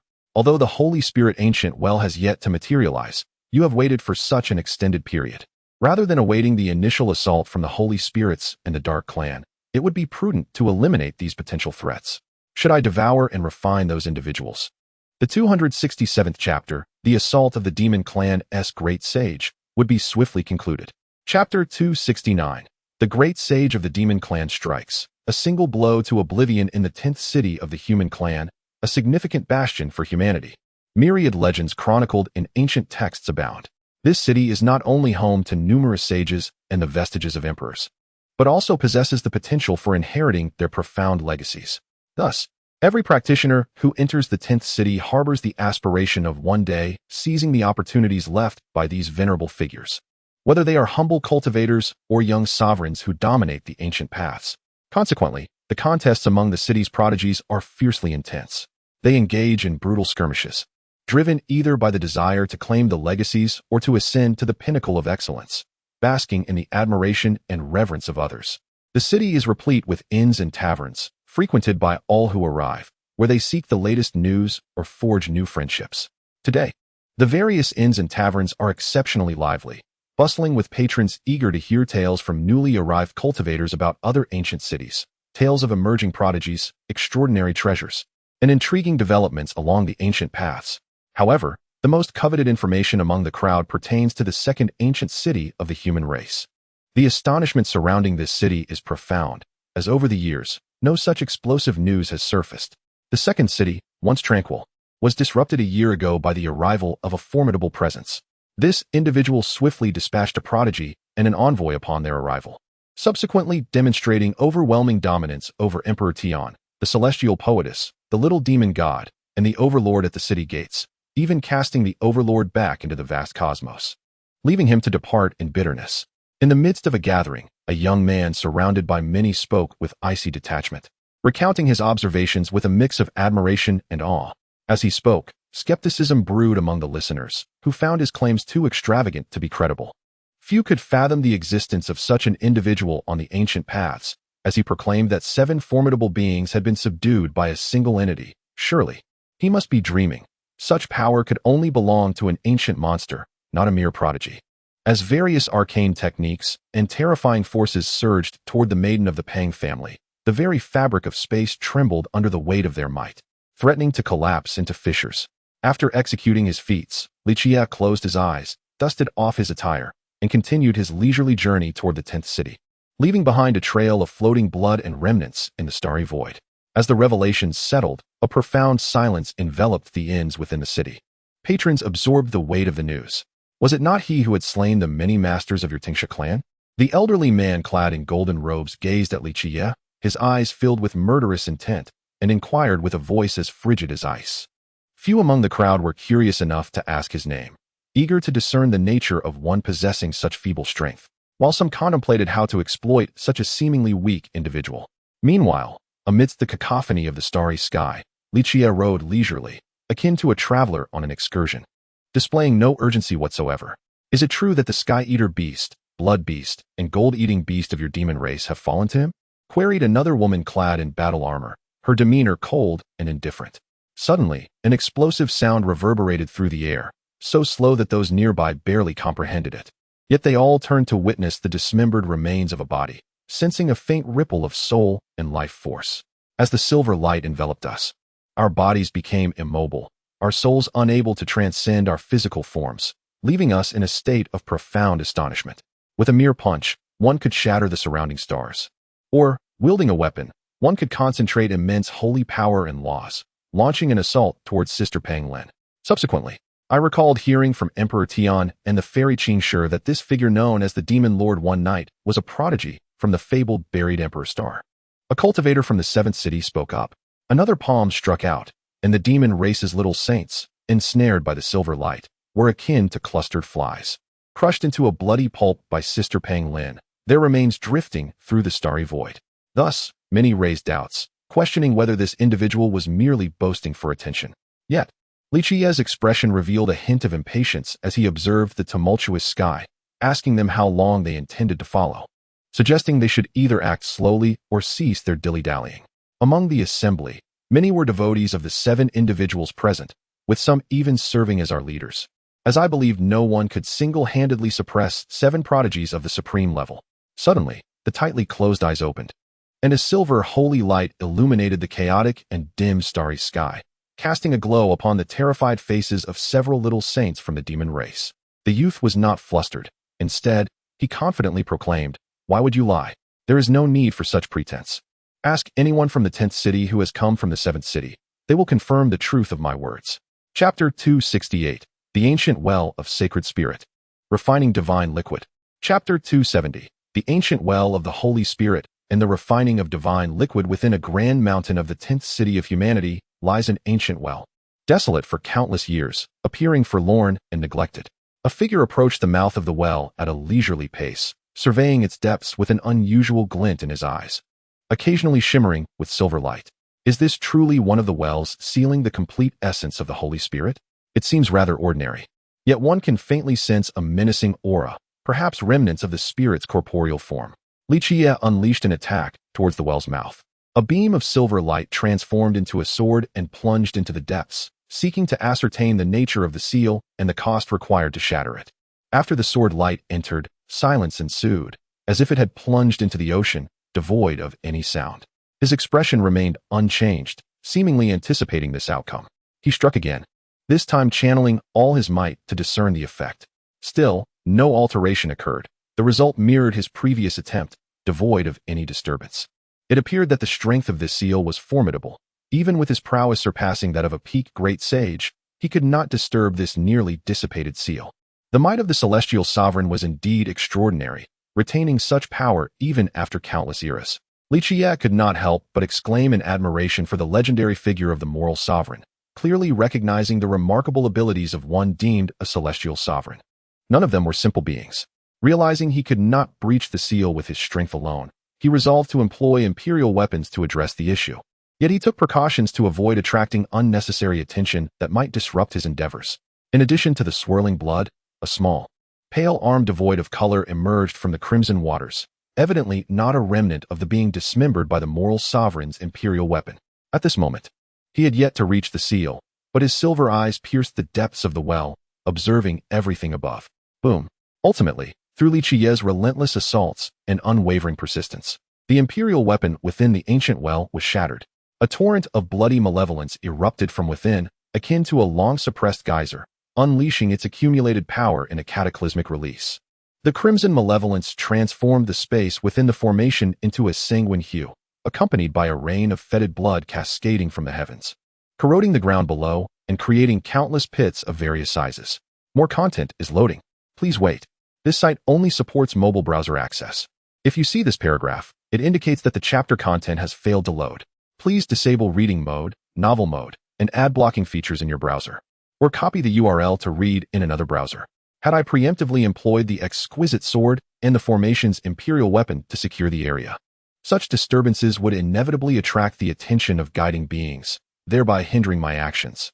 This was the imperial formation laid by the moral sovereign, inscribed with 4 imperial characters, bestowing upon the formation a faint suppressive force, rendering it unbreakable.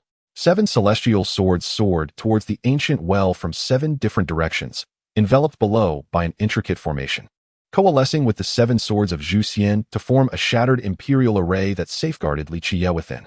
After a brief interval, the silvery light and chaotic energy surrounding the well dissipated, revealing a figure emerging from the depths below. Exuding a calm aura yet with eyes radiating a brilliance akin to the sun, impossible to gaze upon directly. With a resounding thud, Li Qiyeh, contemplating these thoughts, sheathed the 7 swords of Zhu Xian and the formation, vanishing from his location in search of the preceding ancient well. Turning once more to the well, he observed it erupting with a deluge of crimson rain, accompanied by a piercing, dreadful scream emanating from within, its tone sharp and imbued with savagery and madness. He summoned forth the chaotic axe, the fire god furnace, the immortal slaying gourd, and the dragon-patterned platinum cauldron, which levitated beneath the seal, manifesting 8 incarnations, each wielding a unique weapon, converging to unleash an assault upon the ancient well above. The cacophony of their collision resonated through the air, as feeble energies caused the surrounding mountains to crumble, leaving behind a flat expanse or a gaping pit, yet the vicinity around the well remained unchanged. Boom, boom, boom. With these thoughts in mind, Li Qiyeh retrieved the 7 swords of Zhu Xian and the formation, intending to cloak the surrounding area and deter any interference. For he planned to employ his unique weapons against the imperial vessel of the well, ensuring that the commotion would not be excessive. This was not the purpose of Li Qiyeh's journey. He sought the divine liquid crafted by the moral celestial, a sacred substance that could not be allowed to diminish one's cultivation, refine one's foundation, or extend one's lifespan. With a sigh, he observed the diminishing blood corpses beneath the seal, stepping forward directly toward them. As his foot descended, a silver holy light enveloped a small cluster of blood corpses, which swiftly transformed into sanguine liquid, merging into the earth. The blood corpses, remnants of the deceased divine beings, contained the essence of bitterness, rage, and hatred, embodying all negative emotions. Their existence rivaled that of a perfected divine spirit, for even in death, their flesh was terrifying. Amidst the diminutive yet pallid arms, threads of sacred light emerged, eliciting a hint of joy upon Li Qiyeh's countenance as he leapt directly into the well. The explosive sounds from the well persisted relentlessly, while Li Qiyeh and his 8 incarnations continuously assailed the imperial vessel of the ancient well, causing the distant region to tremble violently. Enveloped by chaotic energy, the narrative unfolds further in Chapter 289. Yi Fan arrives at the first city, slaying the sacred king and the celestial prodigy. Chapter 271. Yi Fan arrives at the first city and slays the holy king prodigy as usual. A multitude of people gathered outside the gates of the first city. Some sat in meditation with closed eyes, others engaged in sparring, while yet others formed groups, vying against one another. This scene unfolded periodically, rendering the city guards and the onlookers accustomed to the spectacle. At last, he had arrived. The journey through the ancient starry path had indeed been arduous. A figure appeared at the outskirts of the first city, capturing the attention of many who gazed upon him in astonishment. Their eyes were particularly drawn to the magnificent steed beneath him, a creature with the head of a dragon and the body of a horse, adorned in crimson and purple scales, traversing the flames, exuding an air of extraordinary prowess. This was the fabled dragon horse, the exclusive mount of emperors. Who would have thought to witness such a legendary being today? Those with knowledge gasped in awe. As chronicled in ancient texts, this being, birthed from the essence of heaven and earth, was favored by the cosmos, imbued with rich fortune and possessing a supreme constitution, capable of contending with the youthful sovereigns of the ancient path. The appearance of the dragon horse in this era sparked speculation. Did it herald the birth of a great emperor? Such conjecture quickly spread among the crowd, redirecting their gaze to the figure atop the dragon horse. Whoever could tame such a divine beast must undoubtedly be an extraordinary individual. At that moment, Yi Fan observed the murmurs surrounding him and felt little surprise. After all, his mount was renowned, celebrated as the steed of emperors, and his presence atop it undoubtedly quelled many wild imaginings. However, instead of revealing discontent, a woman displayed satisfaction, before turning her focus back to the dragon horse. Her brow furrowed as she coldly inquired whether he had heard their conversation. The subsequent words, however, darkened her expression, transforming it into one of palpable ire. As if she were encased in eternal frost, a blue spiritual essence emerged from the shattered body, seeking to escape rapidly. Yet, the dragon horse was prepared. With a swift hand gesture, it unleashed a golden divine light from its palm, sealing the blue essence in place. With a fierce motion, it struck out with a punch. The golden holy light resembling the radiant sun, exuding a formidable, scorching force. More content is loading. Please hold on. This site only supports mobile browser access. If you see this paragraph, it indicates that the chapter content has failed to load. Please disable reading mode, browsing mode, novel mode, and ad blocking features, or copy the URL to another browser for reading. Meanwhile, Li Qiyeh had yet to locate the 8th dry well, preparing to employ an imperial weapon to shatter the seal and consume the divine liquid within to break through his realm. Once he devoured the divine liquid from that ancient well, he would ascend to the 8th level of the Little Saint realm. The dragon horse beneath Li Qiyeh chuckled, questioning whether it was intended for him to display the might of his small emperor's exclusive steed. Was it not a trivial matter to withstand a few strikes from a holy king with the Saint realm? Suddenly revealed a faint smile, nodding in agreement as he spoke. What he says is unreasonable, Treasures are meant for those with virtue. Upon hearing this, Yi Fan raised his hooves and viciously stomped towards the woman, angrily exclaiming, "How dare he? A mere waste dares to ride you. If he were to follow you, he would inevitably tread upon the pinnacle of existence, becoming a figure of reverence among all. Why squander time on someone devoid of value?" Witnessing Longma's demeanor, the woman smirked in irritation and remarked, "It's quite amusing. Every newcomer here carries an air of arrogance, yet reality eventually dawns upon them." Yi Fan let out a derisive laugh. He may claim to be on the path to becoming an emperor, but he merely flaunts his lowly cultivation, believing himself superior. He is far from it, a true waste. Furthermore, I am fully aware of the nature of someone like Li Qiyeh. Letting go would be his gravest mistake. He may encounter unforeseen dangers. For the ancient Starry Road is fraught with peril. Is that steed of yours, Yi Fan? A haughty and chilling voice suddenly pierced the air, prompting Longma to turn and regard the speaker. He listened intently, his face betraying no anger, merely observing with calmness as he inquired, "Are you certain you wish to barter with him?"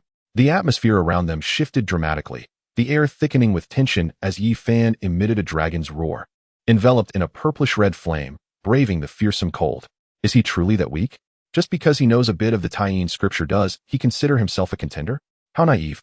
Indeed, having lingered beside Li Qiyeh for an extended period, he has surely absorbed some of his flaws. It's far easier to feign strength after committing murder.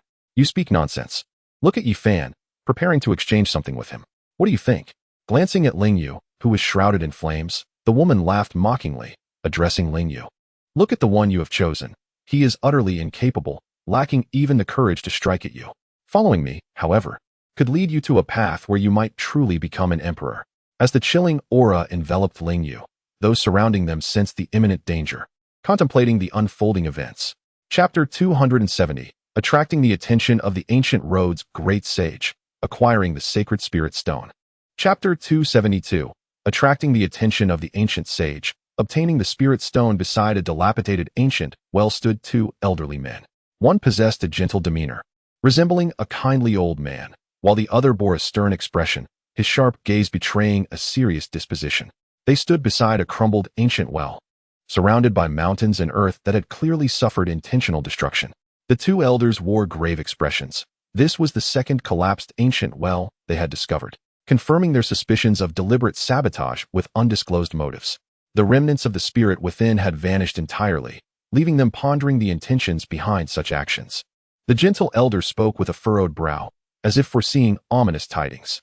In contrast, the stern elder's eyes flickered uncertainly as he voiced his doubts, stating that what lay sealed here was a complete spirit from the mythological era, dismembered and imprisoned by the moral celestial, waiting for future generations to refine it into divine liquid. Qinghuang, do you think it could be the spirit clan instigating trouble? They may be attempting to break the seals of all ancient wells to seize what lies within. The elder known as Qinghuang narrowed his eyes, his expression growing more somber, laced with a hint of murderous intent as his tone turned icy. If it is indeed the spirit clan causing chaos, they shall not escape the path of humanity. Those who dare to act recklessly among us must be prepared to face death. Qitian, I believe we should swiftly proceed to the locations of the other ancient wells. I suspect that the individuals responsible for the destruction will continue their actions, regardless of whether they belong to the spirit clan or another faction. We shall not permit any disturbances along the human path. Those who defy this will be killed. Upon hearing this, the elder named Qitian nodded with a cold expression, although a flicker of something indecipherable flashed in his eyes. He then suggested, we should split up and take action. Meanwhile, summon a few of our fellow Taoists to assist us. Wang Lizzie smiled slightly. I have an inkling of what lies beyond. Activating the sword array of extinguishing immortals, he unleashed a devastating strike, instantly releasing 7 beams of sword light imbued with annihilative intent, clashing against the enormous hand descending from the heavens. It seems I must proceed with caution. If these old fellows catch up, it will undoubtedly lead to prolonged entanglements. The divine liquid of the spirit is akin to a divine medicine, capable of enhancing cultivation and extending lifespan. Even a minor saint like you could gain an additional century of life. If you manage to obtain and refine it, the possibilities are limitless. Surely, this step is within reach. Loading more content. Please wait.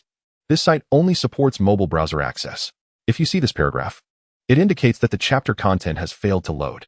Please disable reading mode, novel mode, and ad blocking features in your browser, or copy the URL to another browser for reading. As for the situation, there is little I can control. I can only resign myself to misfortune. As the figure retreated into the depths of the well, it summoned its diminutive holy artifact to strike at the colossal leg, only to witness it suddenly transform into a pool of blood. Apart from this, there was nothing else, save for the rancid odor that pervaded the air. After a brief interval, a silhouette emerged at the base of the ancient well, gazing down to ascertain the situation within. Upon discovering the absence of a small leg, a look of astonishment crossed their face. Sponge approached Li Qiyeh, and as Li Qiyeh unleashed the 7 swords of extermination upon the imperial weapon of the ancient well, a beam of celestial light pierced the heavens. The gigantic hand abruptly sprang to life, its arm mechanically lifting as it raised the seal in its grasp, wielding it as a weapon to strike fiercely against the extermination sword array. Meanwhile, Li Qiyeh had yet to arrive at the location of the 7th ancient well, concluding his assault on the imperial weapon, and retreated into the well to ascertain whether any divine liquid of significance remained. He simply shrugged, indicating his lack of options, and then departed the area. Lizzie resolutely clutched the item in hand. While its lack of a deity was a minor flaw, it also served as a slight advantage. After all, a holy seal devoid of a divine presence would inevitably yield to him. He pondered the fate of Qi Tian, hoping to uncover the whereabouts of this individual. The Taoist Qing Huang, concerned for Qi Tian's situation, wished to locate Li Qiyeh and subsequently signaled for a joint capture. Remaining was not merely a head, but the gathered essence of that small portion of the Holy Spirit. Thus the divine liquid was regrettably minimal. However, for Li Qiyeh, this was inconsequential. He had vanquished ancient emperors, and the residual pressure of a complete Holy Spirit was hardly noteworthy. He resolved to continue breaking seals, starting with the first 2 locations where Wang Li had dismantled the seals. Before the clash commenced, the sky bore lotus flowers and a massive hand, alongside an ancient stone-like token that floated serenely in the air. Suddenly, a faint smile graced his lips, and a glimmer of intrigue sparkled in his eyes, as if he had discerned the intent of the individual. Inspecting the seal in his hand, Li Qiyeh examined it for a moment, nodding in satisfaction. Although it was not the genuine stone decree, it was not significantly inferior either. His previous stroke of misfortune had been unfortunate, while devoid of divine liquid. It was not entirely lacking, as it sufficed for him to break through to the 8th level of the minor saint realm, necessitating further exploration. With that, Lizzie rapidly retreated to a previous location. He had yet to fully map out the ancient well's position. Though he knew how to employ the source heaven divine technique, he was well versed in its usage, having broken the seal of the 271st ancient well, culminating in the demise of the great Saint Qi Tian. Chapter 273, breaking the seal of the last ancient well and defeating the great sage Qi Tian in this final ancient well. Extracting the sacred spirit essence would signify the completion of this endeavor, after which the golden ancient road awaited. Li Qiyeh had arrived at the last ancient well, already devising a plan for his forthcoming actions, as the resources available to enhance his strength were dwindling. Among them, the most advantageous location was the divine domain within the golden ancient road, where treasures such as the life spring liquid of the spiritual treasure, celestial sovereign, the ancient life tree, and the extermination sword formation resided, each being extraordinary relics of the world. Thus, by shattering the seal of this final ancient well and obtaining the essence within, he would be able to transcend his current limits and inch closer to the realm of the quasi-emperor. Approaching the ancient well, Li Qiyeh did not hasten to break the seal. Instead, he stood in quiet contemplation, seemingly unperturbed by the task at hand. "Old man, have you finished watching me?" Li Qiyeh spoke calmly, as if he had long sensed the presence of someone concealed nearby. Shortly after his words, an elderly figure materialized from the void to his left. Though frail and emaciated, the old man's steps remained steady, and his eyes sparkled with vitality. A remarkable youth indeed, achieving such a realm before reaching a century of age. If given more time, becoming a quasi-emperor might not be a challenge for you. Truly an impressive prodigy, hard to believe, remarked the newcomer, the Qing Huang Taoist, who had been waiting here for quite some time. He had witnessed the explosion of a star and recognized the existence of a sealed ancient well, thus knowing that this individual would inevitably return. "Are you here to commend me? Or perhaps to thwart my efforts in breaking the seal of the ancient well?" Li Qiyeh asked, regarding the Qing Huang Taoist with a detached gaze. "Impressive. Although your realm has not yet reached its zenith, your strength is formidable, leaving me in awe and searching for explanations. From whence did such a monster emerge? Enough with the pleasantries. You must break the seal. And I have the means to prevent you," the Taoist insisted. Through persistent effort, Li Qiyeh ultimately succeeded in shattering the seal and descended into the depths of the well. Upon reaching the bottom, he was greeted by a colossal head, akin to a mountain, which elicited a look of exhilaration on his face. He reached out, drawing the sacred spirit essence into his palm before absorbing it into his quantum universe. Now was the time to refine it without interruption. Loading more content. Please wait. This site only supports mobile browser access. If you see this passage, it indicates a failure to load the chapter content. Please disable reading modes, novel modes, and ad blocking features, or copy the URL to another browser for reading. In the midst of my astonishment, I directly seized the old man and tossed him into the cosmic domain. Subsequently, I unleashed the extermination sword formation and my imperial weapons to secure the surrounding area. With the grand formation sealing the heavens and the earth, one individual, the Qing Huang Taoist, was cast into the cosmic domain by Li Qiyeh, while the other, Qi Tian, was preoccupied with scheming, his gaze fixed intently on the essence within the ancient well, seemingly intent on claiming it for himself. One can only speculate about the calamities that may befall the 10th city upon the breaking of the seal. Perhaps it is best to relinquish the thought altogether. Providing him with an opportunity is a gesture to be cherished, yet he insists on courting death. So be it. I shall oblige him. With a swift motion, my hand transformed into a blade, cleaving the massive head in twain. Slowly, a fragrant essence emerged from the depths, a small vial of divine liquid, no larger than 2 fists, suspended within the bisected cranium. On the other side, the Qing Huang Taoist also discerned this anomaly. Initially believing that his peak minor saint cultivation would easily subdue a mere fledgling, he was taken aback, despite the youth's own minor saint status. The disparity in their powers was undeniable. A smile of resignation crept across the Taoist's face as he shook his head, lamenting the impetuousness of youth, who often disregards the wisdom of the elder. Alas, since he chose to retreat, I shall impart some wisdom upon him, allowing him to reflect upon his folly. I have lived long enough, nearing 4 millennia, and in that vast expanse of time, I have encountered numerous prodigies, yet never have I encountered such a bizarre individual. Casting a glance at QTN, I smirked and remarked coolly, "What is he, to dare raise his voice at you? Begone." Li Qiyeh, however, made no effort to intervene, permitting the Qing Huang Taoist to exhibit his abilities. As the divine powers surged into my being, I merely shook my head in resignation. The youth was to relinquish the treasures he had procured from the depths. These belonged to me, and I had a firm grasp on them. Attempting to subdue me with mere peak minor saint cultivation is indeed laughable. Even if the Qing Huang Taoist channeled all his sacred energy into himself, it would still fail to achieve suppression. He is courting his own demise. The ancient well echoed with a resounding roar, and the walls began to fissure ominously, threatening collapse at any moment. Grasping the Qing Huang Taoist's hand resting upon my shoulder, I tightened my grip, suddenly exerting force, instantly repressing the entirety of his life as cultivation. My own prowess had transcended the ordinary. Not even one minor saint could stand against me, let alone a mere 10, yielding no effect whatsoever. A silvery radiance emanated from my palm, and in that fleeting moment, QTN's long hair cascaded down, his form becoming increasingly stooped. Thus unfolds Chapter 272, rooting out the weeds and annihilating the clan, as I extend life to the Qing Huang Taoist. Chapter 274, rooting out the weeds and annihilating the clan. You killed him. Do you even comprehend what you have done? The Taoist of the Azure Phoenix gazed at Li Qiyeh with eyes filled with both fury and profound astonishment. He could hardly believe that a mere verbal altercation had led to the demise of a great sage of the human race. Although Qi Tian's actions were indeed inappropriate, they did not warrant death. This young man before him acted without hesitation, utterly disregarding the repercussions, which sent shivers down his spine. Li Qiyeh, however, wore an expression of indifference, exhibiting no remorse or regret for taking Qi Tian's life. Why should he spare someone who dared to harbor murderous intent towards him? He, Li Qiyeh, would never let any transgression slide based on notions of righteousness or malevolence. His stance was singular. Anyone who opposed him was an enemy, and enemies deserve to perish. Not only should the enemy die, but their entire lineage and clan must also be obliterated.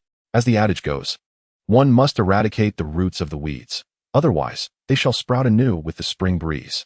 If he had resolved to kill, it must be done thoroughly, lest future relatives seek revenge, a waste of time he was unwilling to entertain. His silver eyes swept across the void, searching for the thread of causality linked to Qi Tian, determining whether this man had descendants. If so, they too would face annihilation. In the midst of these contemplations, Li Qiyeh responded to the Taoist of the Azure Phoenix, his tone devoid of warmth or emotion. Upon realizing from where Li Qiyeh had emerged, the Taoist felt a measure of relief. He had visited the burial ancient star and had personally experienced its terrifying aura. Nodding in acknowledgement of Li Qiyeh's words, the Taoist's expression relaxed somewhat. Li Qiyeh paid him no mind, instead grasping a tangible thread of causality, Qi Tian's. Following the thread, he discerned Qi Tian's blood relatives. The revelation left the Taoist astonished, exclaiming, "The descendant of the initiate Little Emperor."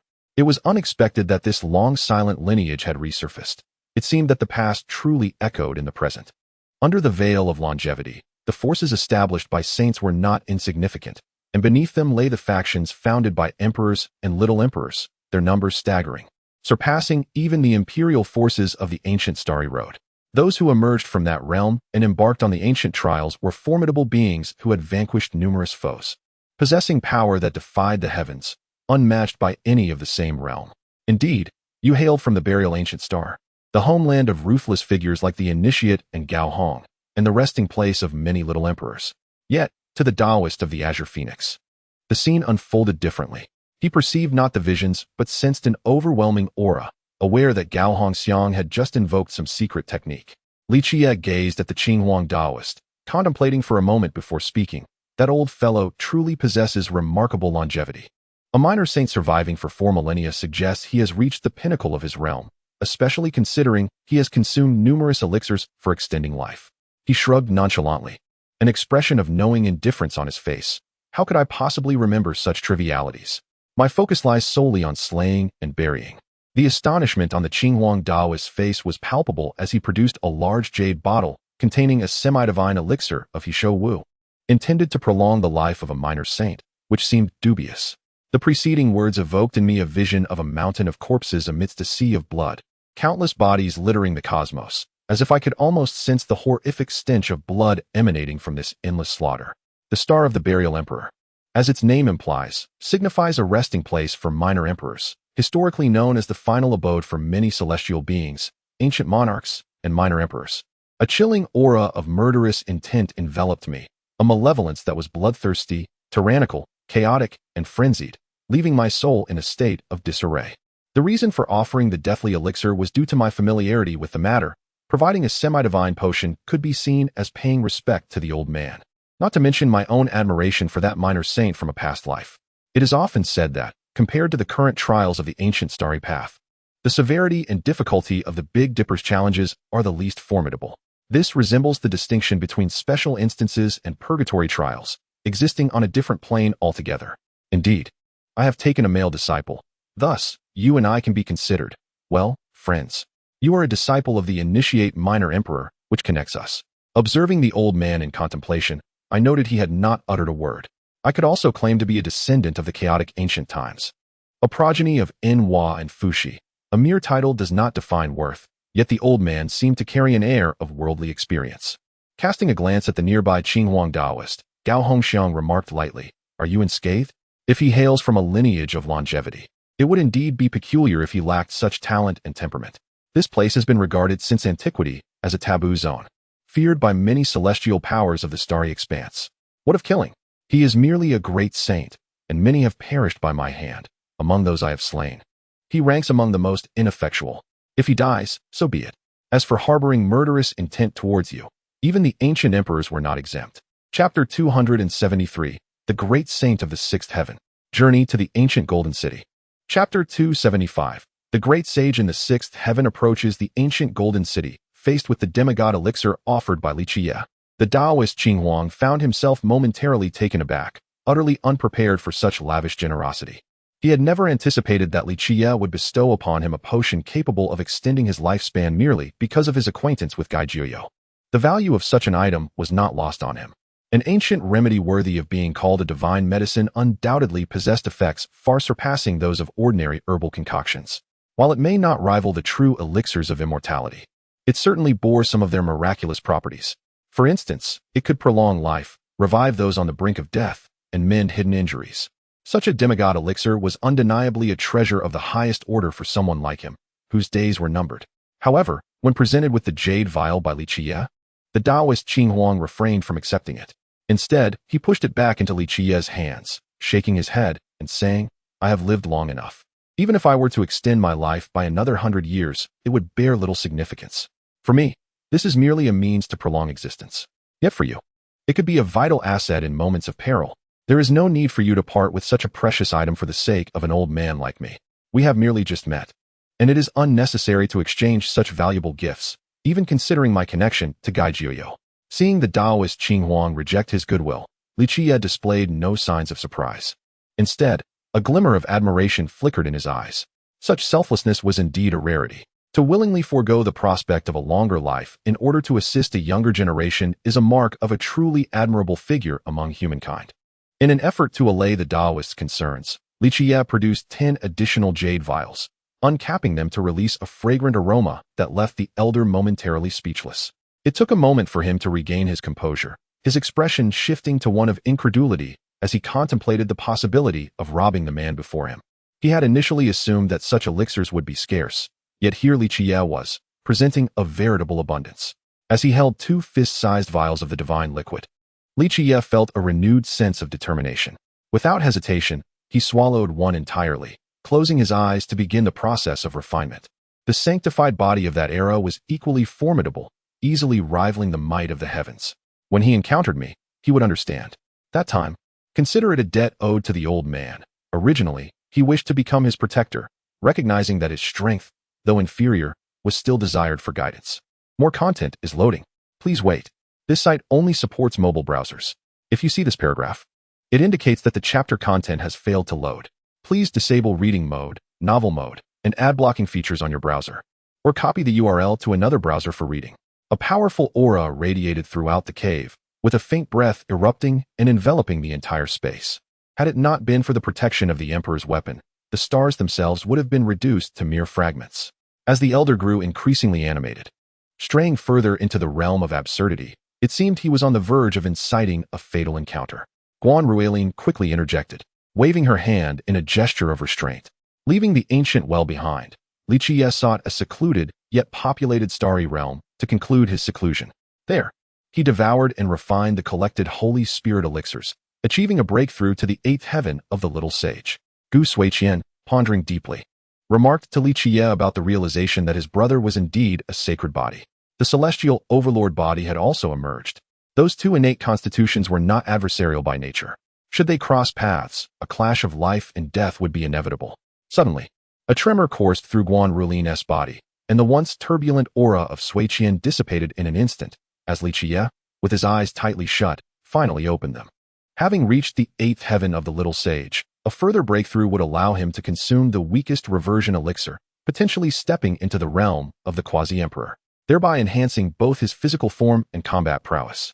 However, he pondered whether he even knew his brother's name, recalling a previous encounter that had gone awry. With a look of confusion and a desire to inquire further, the Taoist Qing Huang interrupted, stating that it was time to part ways.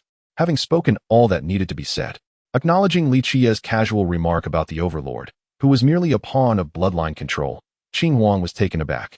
The ancient sacred body. It dawned upon him that this individual was indeed extraordinary. The celestial overlord body, ancient sacred body, and the human king body. All these formidable constitutions had yet to be born, let alone those transcending them. Rising to his feet, he casually stretched, producing a series of cracking sounds that reverberated through the surrounding space, creating visible ripples. Had others witnessed this, they would undoubtedly have been astounded by the spectacle.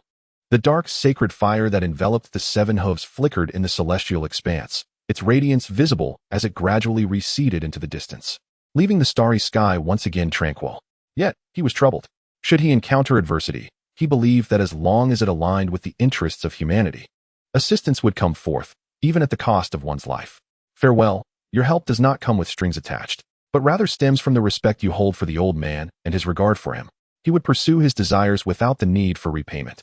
If he truly wished to repay a favor, it would be to aid and watch over your brother. Calculating the time, he surmised that he had yet to reach the human realms chapter 274, where he would attain a breakthrough to the 7th heaven. Arriving at the Golden Ancient City. Chapter 276, Breakthrough to the 7th Heaven. Arrival at the Golden Ancient City. Brother Yi, I have heard that you hail from the Burial Emperor Star. I wonder how many beings of your caliber exist in that realm. Within the first ancient city SN, a multitude of individuals surrounded Yi Fan, their gazes imbued with a mix of reverence, trepidation, and apprehension, while others displayed envy and disdain. The array of expressions was diverse, Yet Yi Fan remained largely unfazed. He preferred not to squander time on insignificant figures unless provoked or confronted with malevolence. In response to the inquiries from the cultivators nearby, Yi Fan did not withhold information.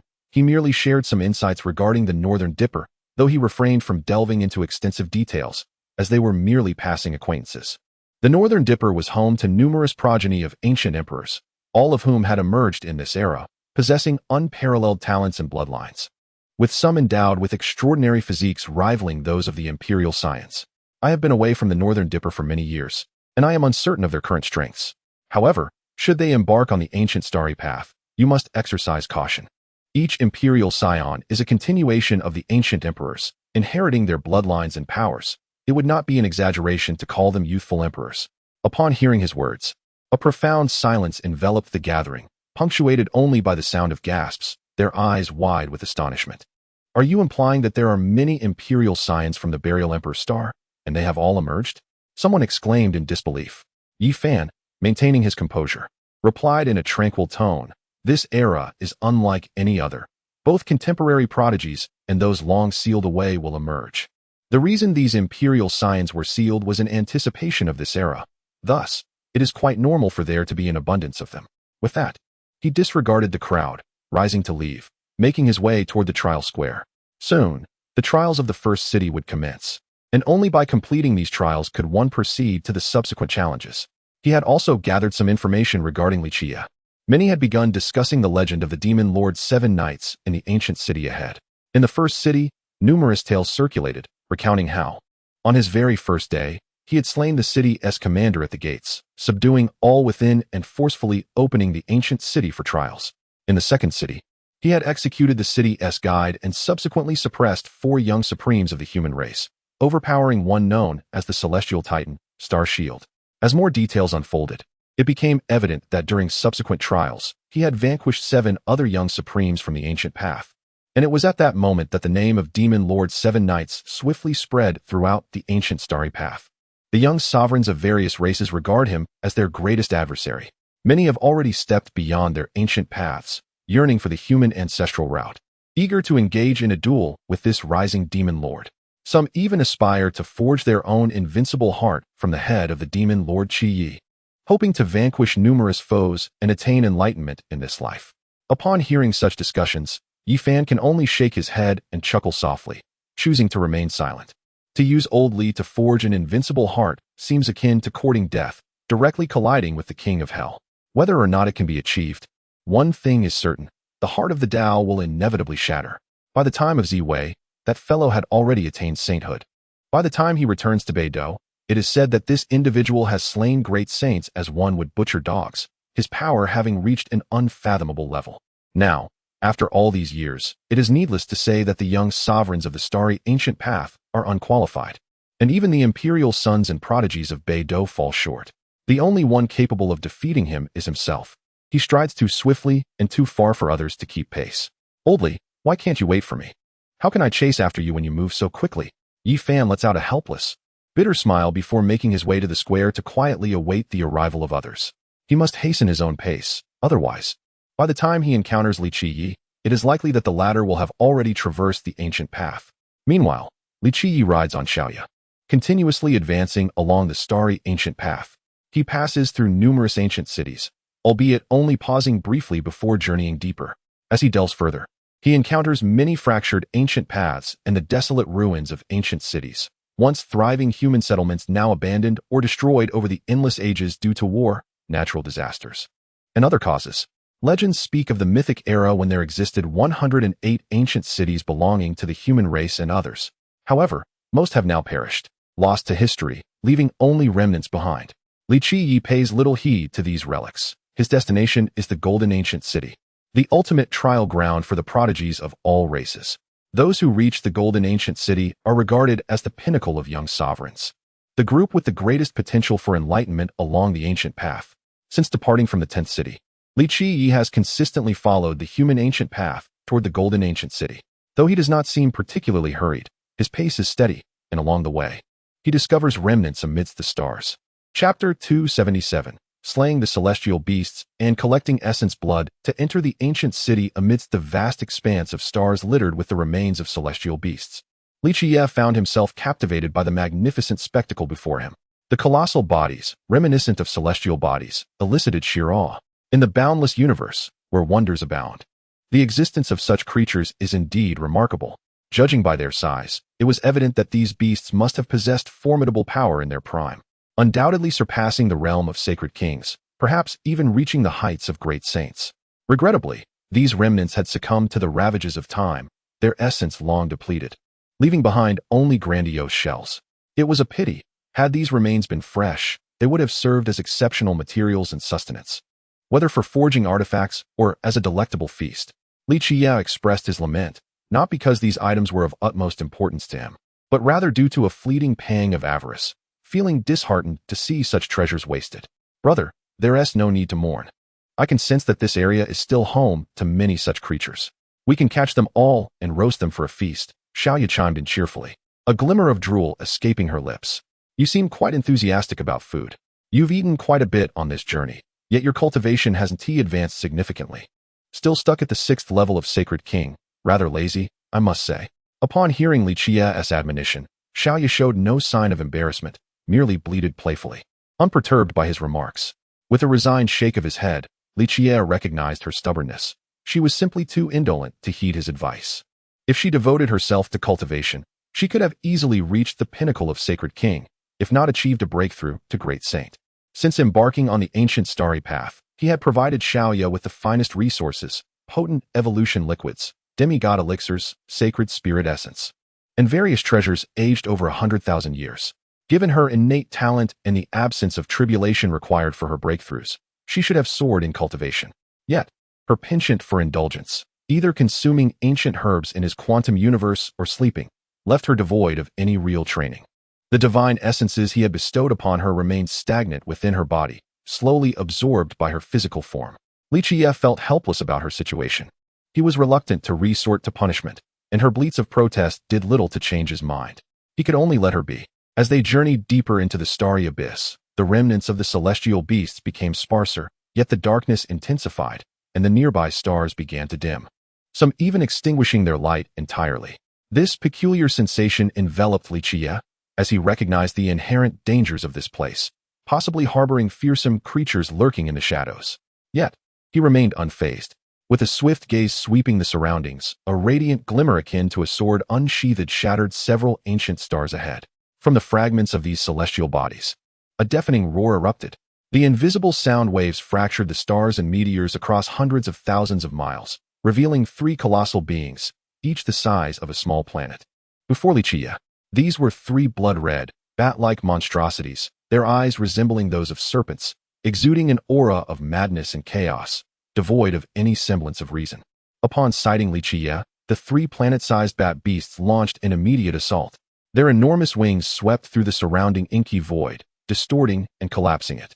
Nearby stars, debris, and meteors were all drawn into the gravitational pull of this warped space. With a furious screech, the massive creatures hurtled towards Li Qiyeh at astonishing speed, parting the void and creating a vast rift that bore the force of terrifying spatial turbulence, imbued with a devouring power. Such might would compel even a great sage to brace themselves. The combined onslaught of these 3 celestial behemoths, comparable to great sages, could overwhelm even the strongest, potentially leading to demise for those of lesser cultivation. Li Qiyeh furrowed his brow, observing the approaching bat monsters without a trace of concern. Instead, he perceived that these creatures seemed devoid of intelligence, a chaotic and frenzied horde. Were these mindless celestial beasts a natural occurrence, a consequence of the environment, or perhaps a deliberate creation? Could this be a trial set for challengers? As this thought crossed his mind, a glimmer of realization flickered in his eyes. Indeed, this was the essential passage to the golden ancient city, and reaching it necessitated overcoming trials, which manifested in the form of these celestial beasts. This served a dual purpose: to test the challenger's strength and determine their suitability for the trials of the golden ancient city, while also preparing them for entry into the divine realm. For those journeying to the golden ancient city aim to enter the divine realm, a domain forged from the corporeal form of the celestial treasure, sovereign posthumously. To access this realm, one must be equipped with 10 portions of the blood essence of formidable beings. In this scenario, The three bat beasts conveniently served as materials for entering the divine realm, acting as a reward for the challengers. Chapter 276, The Rusted Longsword. Half-Step Emperor Weapon. The Transcendence of the Heavenly Cultivation System. Please credit the source. New Keyboard Novel Network. Xinjianpan.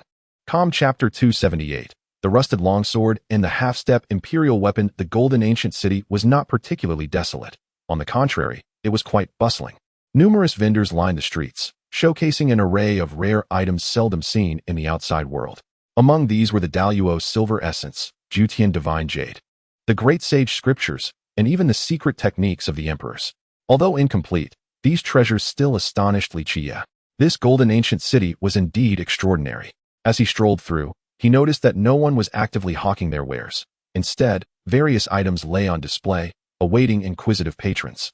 Those who approached invariably inquired about how to make an exchange rather than asking for prices, indicating a mutual understanding that the goods here could only be traded for what the vendors desired. Without such offerings, one could not procure the coveted items. As for forceful theft, Li Qiyeh deemed such an act impossible. Not only were the enforcers of the golden ancient city resolute against such occurrences, but the vendors themselves were formidable, and any would-be thief would likely find themselves swiftly vanquished. Many of the vendors he observed were great sages, their prowess ranking among the most formidable in the starry ancient path. Even those of equal standing would not recklessly provoke a great sage, for such an action would be profoundly unwise. As he continued, he noticed others casting furtive glances in his direction, though they quickly averted their eyes, clearly unwilling to provoke his displeasure. While perusing the items on display, he found that many were things he already possessed. Artifacts like Daluo Silver Essence and Immortal Gold held little allure for him, as he had an abundance, particularly with the Immortal Gold, which was integral to his own small world. As for ancient medicines, such as those revered by the Medicine King, he also felt little interest. He already possessed the divine elixir of immortality. Unless the ancient medicine was extraordinarily unique, it failed to pique his curiosity. He did, however, harbor some interest in scriptures, particularly the emperor-level scriptures and secret techniques. These were exceedingly rare, and while he did not lack them, acquiring more would only serve to enrich his foundation for future creations. Regrettably, the emperor-level secret technique available from the vendor was one he already possessed, the Taiyin True Scripture, specifically the Taiyin Divine Palm, a technique renowned for its devastating power. It was said that mastering it could freeze time and space, although this remained merely a legend, unless the Taiyin Holy Emperor were to arise and demonstrate it once more. The vendor had originally harbored a glimmer of hope upon seeing Li Qiyeh approach to inquire about the emperor-level secret technique. Having observed Li Qiyeh previously, he recognized the depth of his abilities, which were shrouded in mystery. He was acutely aware that treasures belonging to such powerful individuals must be plentiful. Perhaps he could exchange for something he coveted. It was reasonable to assume that few would decline a proposition involving an emperor-level secret technique. Regrettably, Li Qiyeh did not engage in an exchange. Instead, the curiosity in his eyes faded, evidently indicating his lack of interest in the emperor's secret technique. Intrigued nonetheless, he inquired, "You seem to harbor little interest in this emperor's secret art. Perhaps you possess knowledge of this technique as well?" While he scanned the offerings on the stall for items of potential value to him, he remarked, "Indeed, I am acquainted with it. The technique created by the Saint Emperor of the Sun, if comprehended in its entirety, wields extraordinary power. However, you possess only this singular form, and without the corresponding scriptures, one cannot fully unleash its might. Moreover, it may even inflict harm upon your physical form, rendering this a rather poor exchange." Upon hearing these words, the stall owner was taken aback, not anticipating such accurate observations from the young man before him. It was indeed true that the sun goddess palm required the sutra of the true sun to maximize its efficacy. Only by cultivating the saint power of the sun could one achieve significant results. Subsequently, he nodded in agreement, refraining from contradiction. Clearly, this individual was well versed in the sutra of the true sun, perhaps even possessing its lineage, and thus he felt no need to conceal anything. He then spoke. "The finest item I offer here is this emperor's secret technique. While the other treasures may not match its grandeur, they still hold substantial value for you. For instance, that piece of dragon-patterned black gold can augment the might and potential of your weapon. The herb, a relic over 100,000 years old, can restore you to full health instantly if you suffer grave injuries. Additionally, the blade, wielded by a formidable individual on the brink of ascension to emperor, surpasses ordinary saintly weapons by a considerable margin. All these items would serve you well, especially when you find yourself in the realm of the divine, providing you with protection." As the stall owner expounded upon his offerings, Li Qiyeh remained unresponsive, merely scanning the items in search of what he truly needed. He casually picked up a rusted longsword, examining it closely and gently running his fingers over its corroded surface. A subtle ripple of intrigue flickered in the depths of his calm gaze. He then inquired, "What conditions must be met to procure this sword?" Seeing Li Qiyeh's interest in the rusted longsword, the stall owner's eyes gleamed with surprise, clearly not anticipating such an inquiry regarding this particular weapon. Nevertheless, he replied, "This sword was unearthed from the ruins of an ancient tomb amidst the vast cosmos." Chapter 279. The Saint Tyrant is about to duel at the Celestial Sovereign's life spring. Have you heard? The tyrant has challenged the saint body, Yi Fan, seeking to slay him once more in the very place where the former great saint body and great tyrant once clashed. At this moment, the 51st city of humanity is abuzz with fervent discussions regarding the impending confrontation between the saint body and the tyrant body, both regarded as the pinnacle of human physiques, steeped in invincible legends and heritage.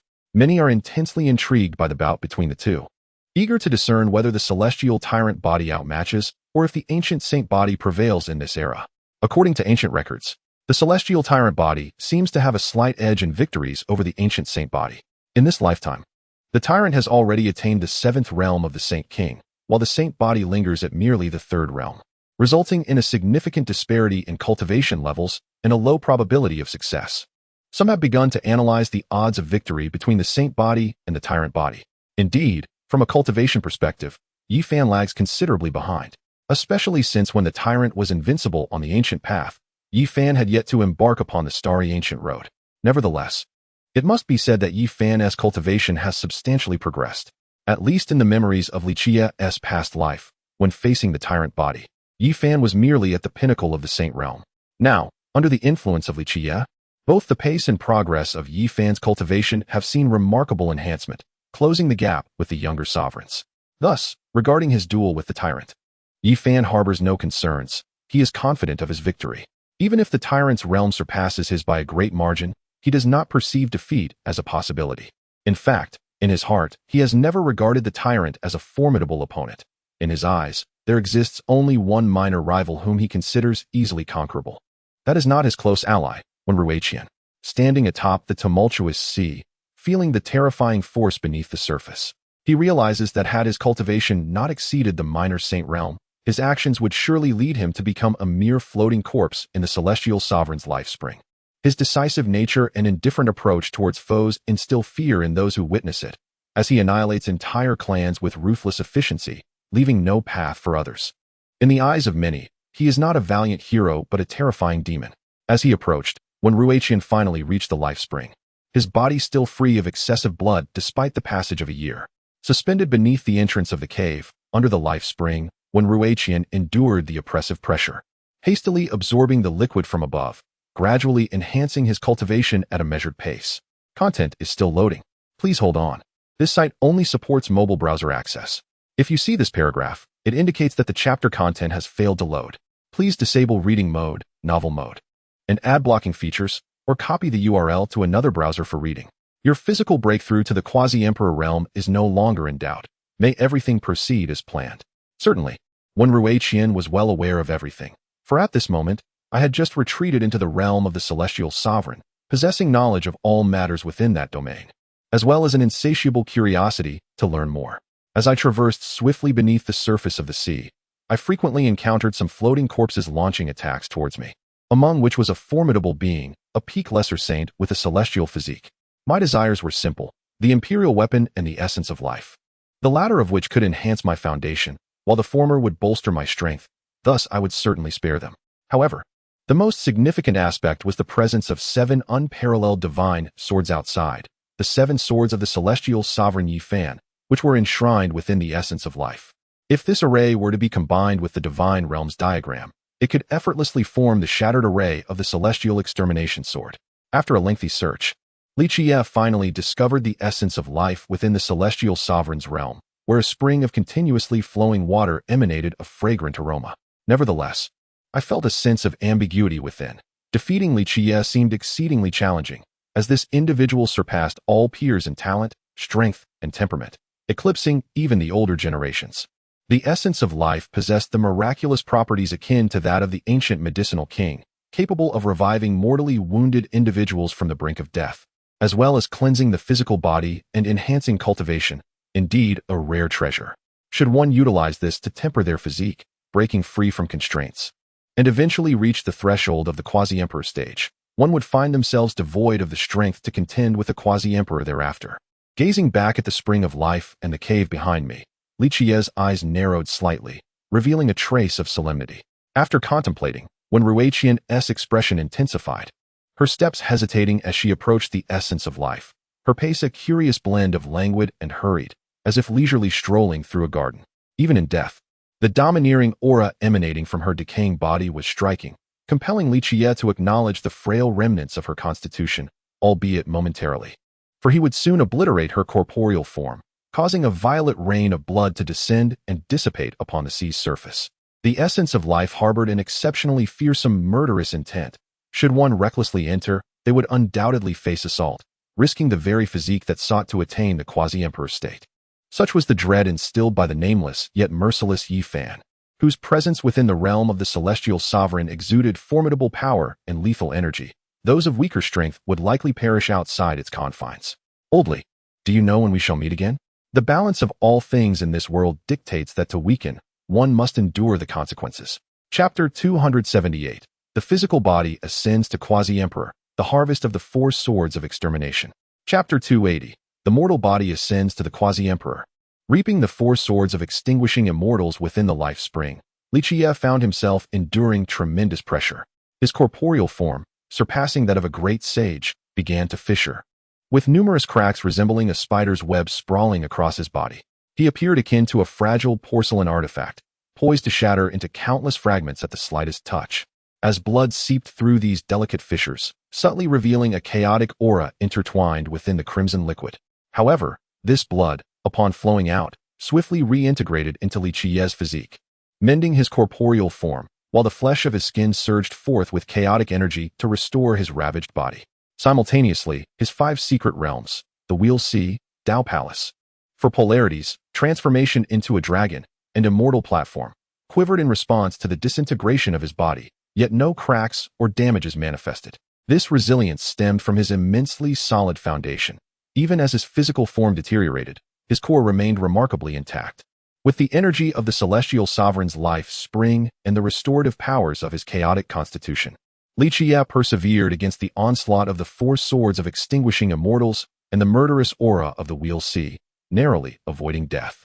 Nevertheless, he remained in peril, for any misstep could result in the collapse of his body, the scattering of his soul, and his demise in this realm. Yet, fortune and misfortune coexist. Such danger often heralds significant opportunity. Though his body was incessantly being shattered, he precariously maintained a balance through the celestial sovereign's life spring and his own innate qualities. This destruction and subsequent reconstruction of his being indicated a gradual weakening of his corporeal strength, yet it also signified an adaptation to this new frailty. Should he fully acclimate, it would symbolize his ascendance to a new echelon, transcending his former self. Suddenly, his previously closed eyes flung open, emitting a beam of silver light that soared towards the heavens, transforming into a towering pillar that pierced the sky and caused the celestial dome below to tremble. Various extraordinary phenomena erupted, filling the expanse of the sea and sky with manifestations akin to a newly birthed realm, rejoicing in its inception, as if paying homage to a significant presence. With a decisive strike of his fist, the towering waves of the sea were obliterated, restoring tranquility to the realm as if nothing had ever transpired. The tumultuous surface of the ocean calmed, the once mighty waves receding, while the few corpses adrift were swept away, disintegrating into fragments or dissolving into sanguine waters. The scene unfolded with an array of extraordinary phenomena. Chaos birthed the heavens, yin and yang resonated, the Taiji divine diagram manifested. The golden lotus of the bitter sea emerged, the 18 heavens illuminated, and the 7 divine lights and 7 sacred spirits materialized. Beneath his corporeal form, the myriad fissures culminated in the shedding of dried skin, revealing glistening remnants imbued with chaotic radiance. Once achieved, it does not signify that my corporeal form has ascended to the ranks of the quasi-emperors, nor that I have become a minor saint with a physical body of imperial caliber. Although merely a quasi-emperor, the ease and disparity within that realm are as vast as the heavens and the earth.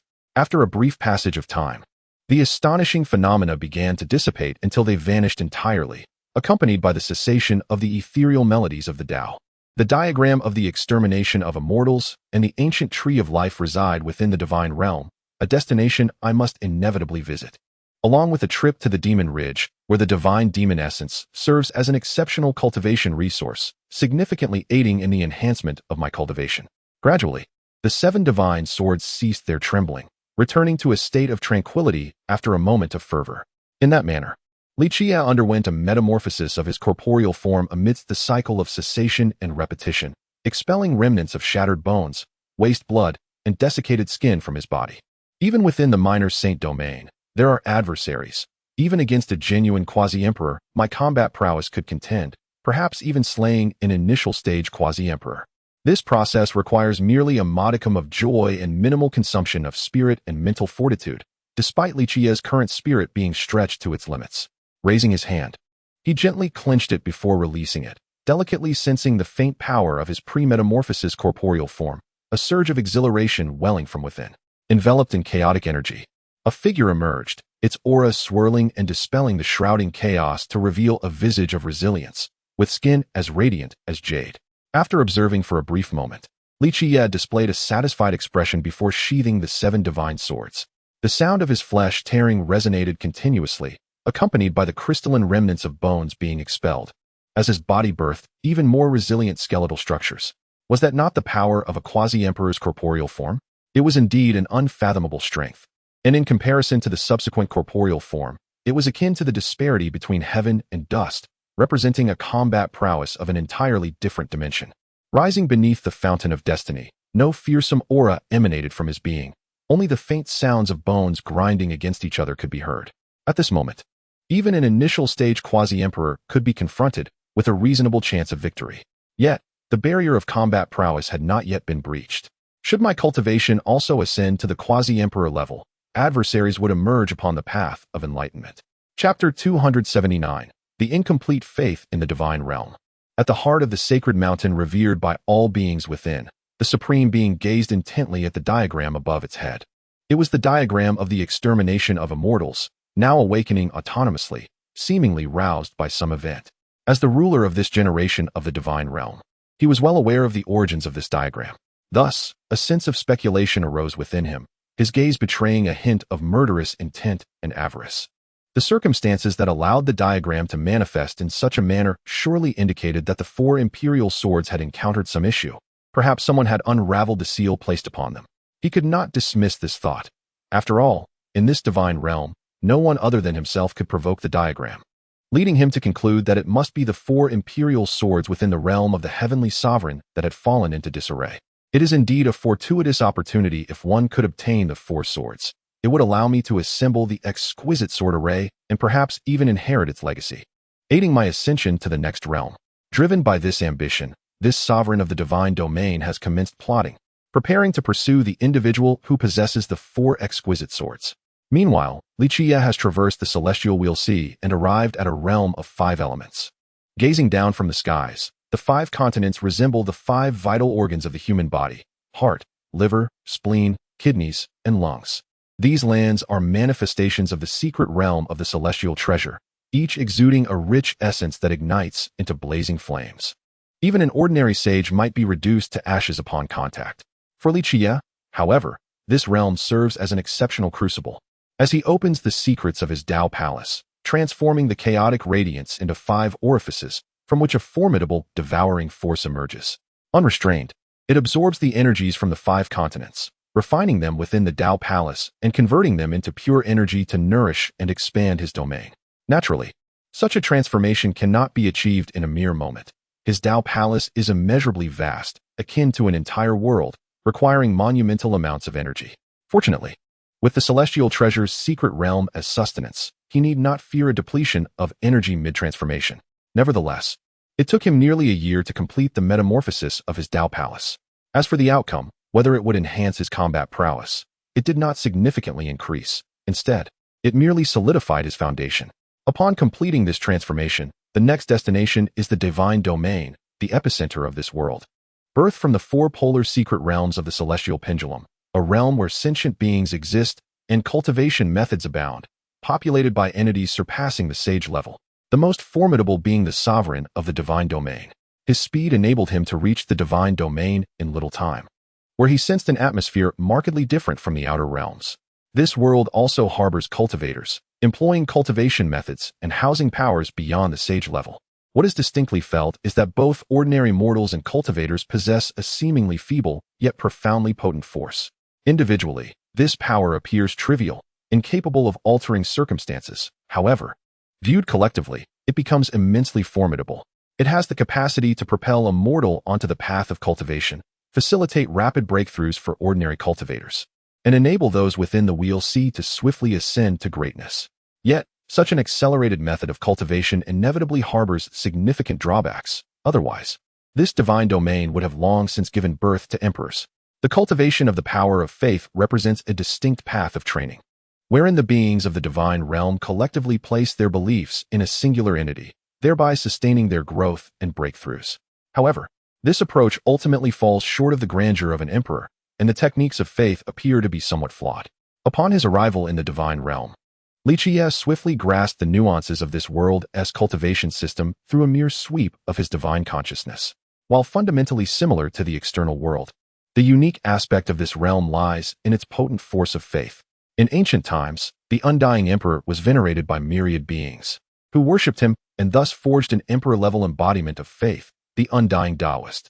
Similarly, the Amitabha Buddha once imparted the path of faith, amalgamating all Buddhist beliefs in the universe to create an embodiment of Amitabha. Moreover, several ancient records hint at emperors who have also traversed different paths through the power of faith, albeit the details remain obscure and elusive. Currently, the techniques of faith within this divine realm evoke a profound sense of potential and strength in him, explaining why numerous emperors have sought to explore this force. In essence, this power encapsulates the collective will of sentient beings, embodying their most genuine desires. Hence it possesses both purity and potency, enabling cultivators to achieve rapid breakthroughs. However, this power is also tumultuous, as each thread of faith is interwoven with the will of the beings, leading to a cacophony. If one fails to sift through the excess will, an overindulgence can shroud one's soul and spirit, tarnishing the heart of the Tao and hindering progress. Thus, many emperors, despite recognizing the immense potential of the power of faith, remain cautious. Chapter 280. The emergence of a new sovereign of the divine realm. The sacred mountain serves as the epicenter of the divine realm, drawing both mortals and cultivators who aspire to ascend its heights, yearning to become servants and attendants of the sovereign. This is regarded as the pinnacle of honor in their lives. Yet, the sacred mountain now shatters the exalted image these individuals held dear. Once a revered site of worship and faith, the sacred mountain now crumbles, its towering peak collapsing as if the heavens themselves were falling, sending tremors throughout the divine realm. The once majestic statue, which had radiated holy light for millennia, is now marred by fissures, with boulders akin to small mountains breaking off intermittently. What on earth is transpiring? Why does the sacred mountain collapse? Why do the divine statues shatter? And why does the deity not intervene to halt this calamity? Many cultivators, witnessing this apocalyptic scene, are left in shock, exclaiming in disbelief. They are oblivious to the true nature of this catastrophe. The sacred mountain, which has stood resilient for countless years, now crumbles, and the statue of the sovereign, which ruled the divine realm, lies in ruins. All signs point to an ominous portent. I sense a foreboding change is imminent. Perhaps a significant upheaval has occurred, or something grave has already transpired.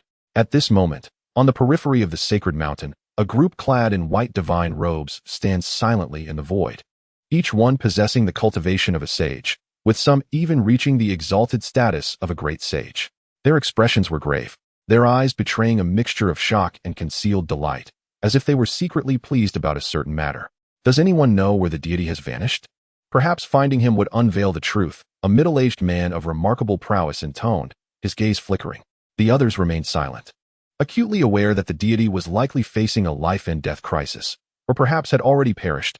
Otherwise, such a scene would not have unfolded. We are unaware of the situation, yet we must focus on addressing the immediate crisis, lest the sacred mountain continues to collapse, which would bode ill for the divine realm, someone interjected, advocating for a resolution to the present predicament. Upon hearing this, the group exchanged quick glances, reaching a consensus to prioritize the restoration of the sacred mountain. After all, the status of the deity was uncertain, and any rash actions could spell disaster. Then, the middle-aged man of great cultivation spoke up. Very well. We shall commence the restoration of the sacred mountain, for its significance is paramount, embodying the power of faith. Its destruction would adversely affect the future of belief. With that, he soared towards the still leaning and crumbling sacred mountain, transforming into an imposing figure cloaked in divine light, with a radiant sun hovering behind him. All beings in the divine realm beheld this spectacle, their expressions turning reverent as they knelt in homage, bowing deeply in respect.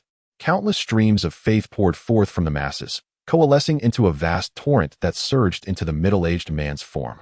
Instantly, a divine realm began to manifest within him, filled with countless beings kneeling in worship, as a powerful force surged through his body, propelling his long-stagnant cultivation from the 8th to the 9th heavenly layer. Joy surged within him. This was the long-awaited breakthrough he had yearned for. Having been trapped at the 8th heavenly layer for years, his heart fraught with impatience. Yet he had to conceal his true strength, for the Lord of the divine realm forbade the emergence of anyone who might threaten his position. Thus, he had been meticulously hiding, waiting for his own power to flourish until the old deity's demise. Now, that moment had arrived. The deity was truly dead. Otherwise, such an immense influx of faith would not be permitted, nor would the beings of the divine realm be allowed to place their faith in another. It seemed this was destiny. I, Shintu, am destined to ascend as the new lord of the divine realm, and no one can thwart me. The man named Shintu's eyes gleamed with a fierce light as he surveyed the crowd below, a hint of lethal intent surfacing. Humph, what of their resistance? I have now reached the pinnacle of the great sage realm, surpassing all. Even if that old deity were to return, he would be powerless against me. These mere early-stage great sages and holy kings are but insignificant obstacles. In his eyes, he has undoubtedly become the foremost figure in the divine realm, an unquestionable sovereign. Impervious to defeat and resistance. Indifferent to the throng below, he devoted himself to the restoration of the crumbling sacred mountain, for it would be his future abode. Should it collapse, it would tarnish his majesty and undermine his dominion over the divine realm. Extending his hands, he grasped the tilted, collapsing peaks, lifting them back to their rightful position. The resplendent sunlight behind him emanated a sacred radiance, mending the fractured ridges. As the sacred mountain was restored, the beings of the divine realm, still kneeling, grew increasingly reverent, their emanating faith intensifying, causing the divine kingdom surrounding Shintu to shine even brighter and expand in size as the influx of belief surged. This filled him with profound satisfaction, his holy light becoming ever more dazzling, his form towering and majestic.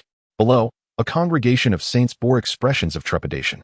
Chapter 281. The flesh resists the onslaught of gods and demons. Preparing to break through to the semi-emperor realm, tell me where the abyss of the gods lies, and I shall allow one of you to survive. Upon hearing this proclamation from Li Qiyeh, the crowd was struck with a jolt, a chilling dread penetrating their very souls. The notion that only one could survive implied a brutal contest among them, knowing that only one would emerge alive. Instantly, all eyes fell, minds sharpened with vigilance as they began to select their targets for a lethal strike, vying for the chance to live. I grant you a quarter of an hour. If you cannot provide me with the answers I seek, then you shall all perish. Li Qiyeh donned a theatrical expression, observing the demeanor and actions of those below, relishing the unfolding drama of deception, a spectacle that, at the very least, promised not to be dull. As his words echoed, the atmosphere thickened with a palpable tension, the air around them seeming to freeze as a storm loomed on the horizon. Boom! The previously motionless figures erupted into action, unleashing lethal strikes, each summoning their sacred weapons to deliver their most potent blows. In a fleeting moment, several cultivators at the Saint King level were obliterated by the tremendous energy unleashed. Soon, only 4 Saint-level cultivators remained, locked in a tense standoff, each wary of the other's movements, gathering formidable power in preparation for a decisive blow. Seeing this, Li Qiyeh's initial interest waned, his anticipation for a brutal clash dampened by the rapidity of the carnage. Choosing to disregard their struggle, he turned his gaze instead to a small green sapling held in his right hand, its leaves exuding an essence of life, a fragrant aroma wafting into his nostrils, filling him with a sense of bliss. This is the elixir of immortality he acquired from the sacred mountain, the ancient tree of life, which embodies potent life principles, granting the consumer extraordinary vitality and longevity.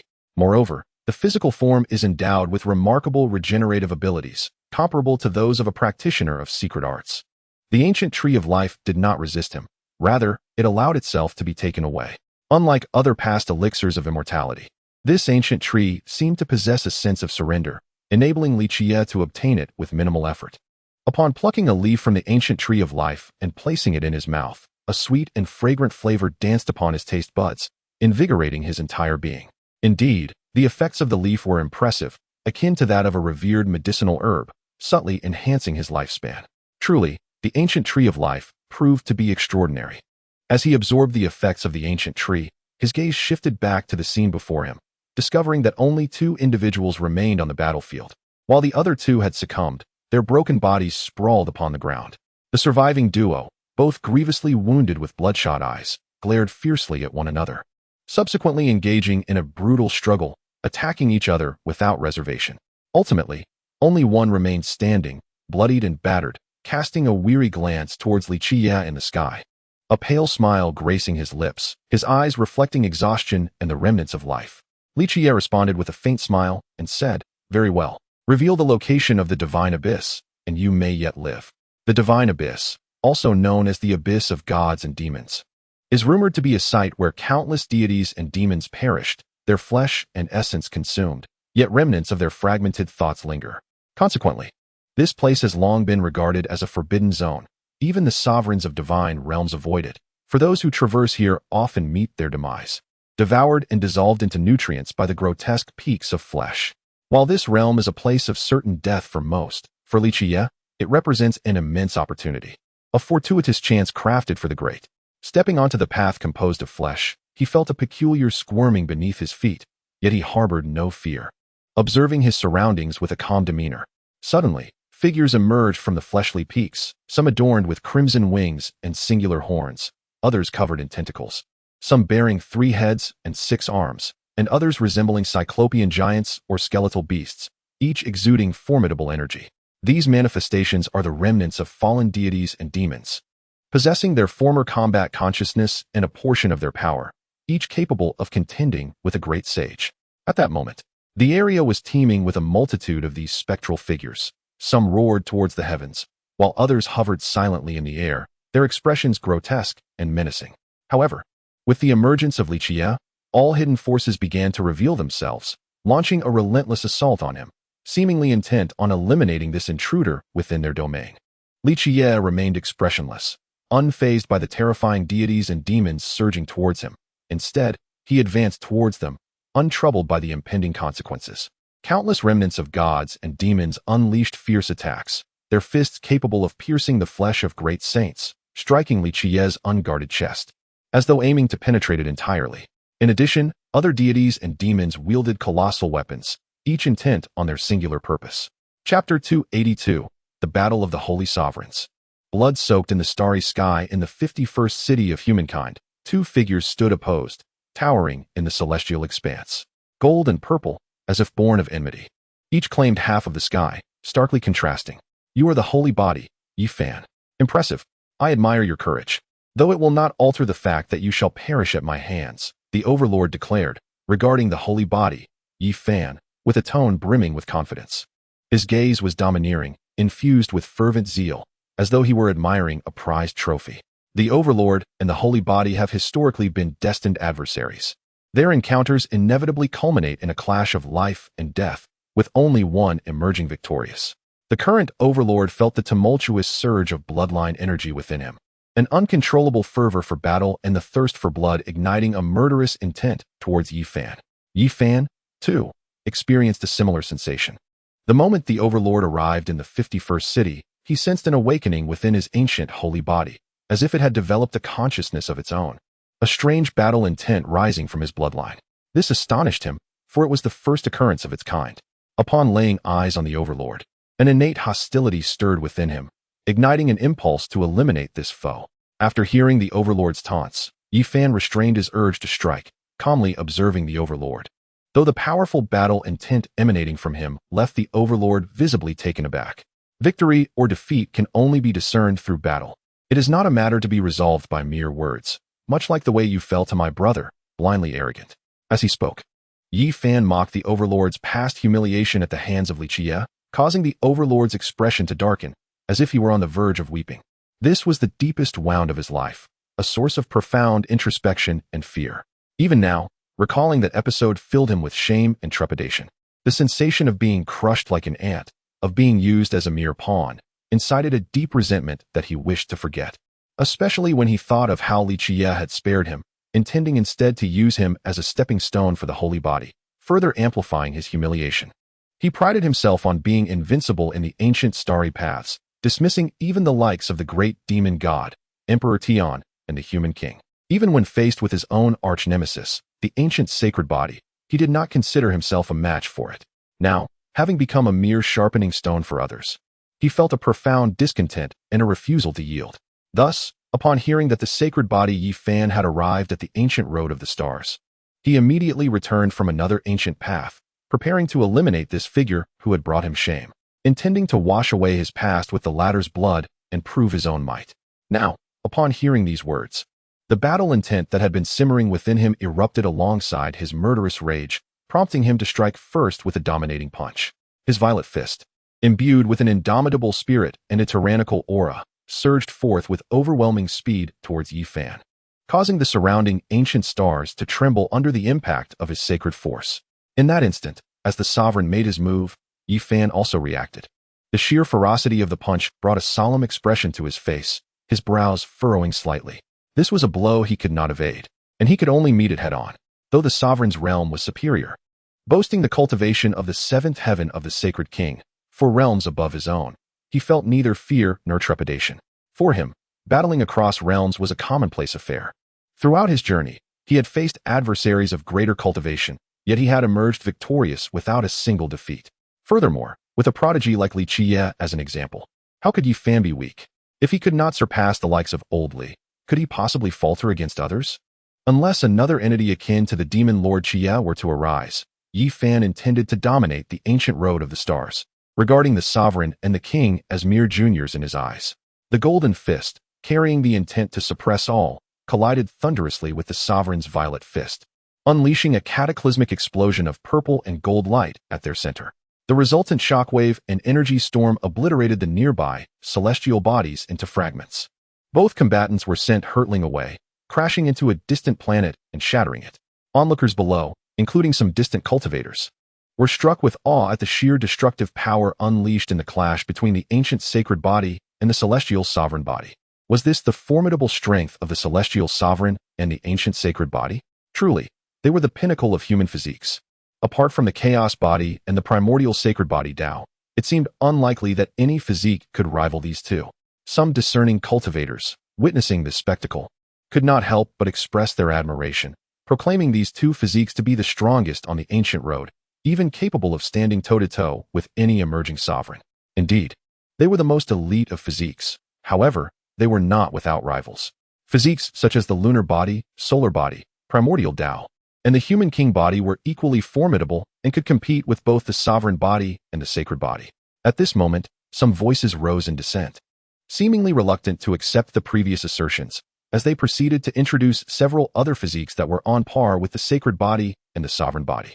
This indeed piqued the interest of some, yet discussions were momentarily halted, awaiting the conclusion of the battle between Yi Fan and the Overlord under the starry sky. At this juncture, the conflict had escalated to the 283rd chapter, where the Overlord was slain, and Yi Fan emerged as a transformed being. With a resounding crack, a golden fist pierced through the Overlord's chest, splattering a cascade of violet blood amidst a scattering of golden and purple droplets. Along with shattered bone fragments, Yi Fan's expression remained stern, his gaze detached, as he relentlessly penetrated the Overlord's arm. Suddenly, a brilliant golden light erupted between the limbs, causing the Overlord's corporeal form to be violently torn asunder. The Overlord's remains lay beneath Yi Fan, who was drenched in the Overlord's blood, as the vaporous essence illuminated the once dim and silent celestial expanse. His gaze, piercing and imperial, surveyed the fallen Overlord with a chilling indifference. You have been defeated. Although the Overlord's body had reformed, the grotesque fissures remained unhealed, a testament to his prior devastation. The once tumultuous blood essence had diminished, resembling a parched lotus pond rather than the vast ocean it once was. Dark purple blood continued to seep from the wounds, while his eyes brimmed with defiance and an indomitable fighting spirit. Despite his battered physique, nearly devoid of strength, the fervor within him persisted, fixated on Yi Fan. Observing the overlord's unwavering resolve, Yi Fan felt a twinge of admiration for his tenacity. Though they were destined foes, he could not help but respect the overlord's indomitable will to fight. However, admiration aside, it was imperative to act. As adversaries, one must not show mercy, for it would only sow seeds of trouble for the future. With a thunderous neigh, the divine steed, dragon horse, ignited with celestial flames, dashed forth with remarkable speed, vanishing from sight in mere moments, leaving behind a chorus of astonished gasps. As the violet smoke dissipated into the golden sea of stars, only a few luminous specks lingered, drifting and gradually fading into the cosmic expanse. The elder, with a mix of satisfaction and regret, remarked on the obstruction posed by the phoenix, lamenting the loss of such a formidable talent, which was indeed a significant detriment to the ancient human lineage. Upon returning to the 70th city, the long-awaiting crowd erupted in a cacophony of astonishment at Yi Fan's return. Some expressed disappointment, while others were on the verge of tears. Witnessing the prosperity of those who had profited from their toil, their hearts heavy with bittersweet sorrow. Slaying lesser saints as one would butcher dogs, his prowess was unfathomable, and with a careful consideration of his actions, the likelihood of incurring my wrath was exceedingly low. Thus, they awaited in silent anticipation for the moment of transformation from chrysalis to butterfly. Loading more content. Please wait. This site only supports access via mobile browsers. If you see this paragraph, it indicates that the chapter content has failed to load. Please disable reading mode, full screen mode, novel mode, and ad blocking features, or copy the URL to read in another browser. The celestial phoenix observed the starry sky, sighing with a sense of melancholy, expressing a hope that minor disturbances would not arise, for the ancient path of the human race was too tranquil. At this moment, the blood cocoon pulsated intermittently, and as time elapsed, the frequency of its throbbing diminished, resembling the rhythm of a heartbeat. I yearned to prove my worth amidst adversaries and seek a way to escape the shadows of my past. Now, in a confrontation against the sacred body, I find myself vanquished despite my lower realm power. Witnessing my corporeal form disintegrate and my spirit dissipate, the overlord revealed a faint smile of liberation. Perhaps this was the anticipated outcome, yet it allowed me to confront my fate with composure. It is bittersweet yet resigned, reflecting on all that has transpired. In the final moments of my life, I still have not relinquished my struggles. What does it matter if I am resigned? Ultimately, I have succumbed. Yet I prefer to depart with a semblance of peace. Observing this, Qiyeh did not appear at ease. He effortlessly intercepted that blow, and as his palm struck the overlord's crown, it shattered the celestial platform and spirit. Yi Fan cast a casual glance in its direction, offering no response. Instead, gazing deeper into the cosmos. The external matters concerning the spirit had concluded, and I must continue my journey to fulfill the ultimate trial. Within the blood cocoon, a narrow fissure had not yet formed, through which wisps of chaotic energy wafted, continuously absorbing the divine energy and laws from the surrounding flesh mountains, seemingly replenishing the blood cocoon. You intend to interfere in the conflicts of our generation. This is our era. You need only ensure that those who do not belong to our ancient path refrain from meddling.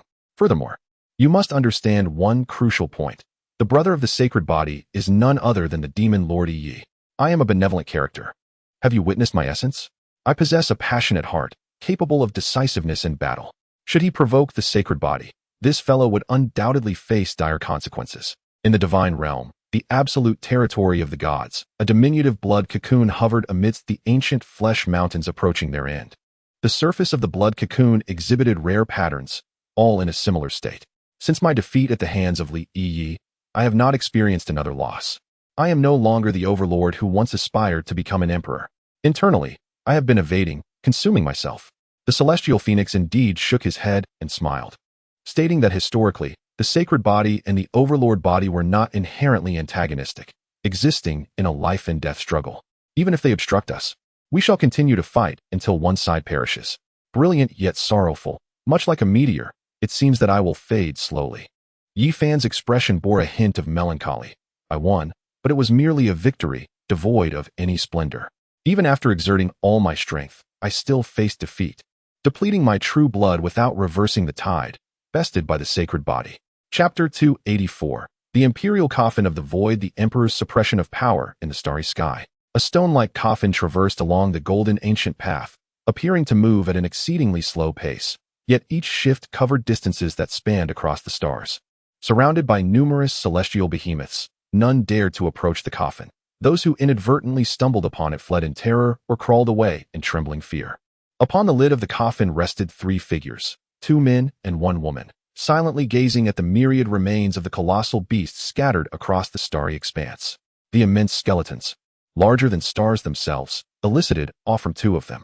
"Wow, such massive remains must have possessed terrifying power in life," exclaimed Li Qiyeh, her eyes wide with astonishment. "I have seen related records in the ancient texts of my family. These must be the legendary celestial behemoths that feast upon stars. As adults, they are beings of saintly caliber, an ancient and formidable existence. I never imagined there would be so many remains here. It is truly incredible." Li Qiyeh gazed curiously at the countless remnants of celestial beasts, marveling at the opportunity to witness such legendary entities. Beside them, a man remained composed, showing no signs of surprise at the surrounding spectacle. He simply peered into the distance, his eyes sparkling with a glimmer of insight. Suddenly, Li Qiyeh inquired, "Little ancestor, where do you think the coffin of our imperial ancestor is taking us? It wouldn't be to the netherworld, would it?" Li Qiyeh's expression darkened slightly, clearly exasperated by his whimsical sister. To be honest, I should have been more resolute initially and kept her suppressed at home. Now, bearing such a formidable demonic presence, I fear I may perish at the hands of our enemies, but I might just as likely fall victim to my own sister. The competition was indeed ruthless. Is the path of the emperor akin to nurturing a poison? He pondered. Brother, you should reconsider. His power has already surpassed that of Yi Fan. Achieving enlightenment seems plausible, yet it may lead only to his demise. The coffin they possessed, the Tianqing Emperor's coffin, harbored the remains of their ancestral figure, the void little emperor of the Tianqing Ji family. Beneath this fleshly cocoon, 8 fissures had yet to tear open, and chaotic energies wafted through, faintly emanating an overwhelming pressure. They arrived at the Tianzuan We'll See, and after a brief duration, the scenery shifted once more. The 8 were transported by the imperial coffin to a realm dominated by blood-red mountains, which upon closer inspection, were discovered to be composed of flesh. Beyond them lay the golden ancient city.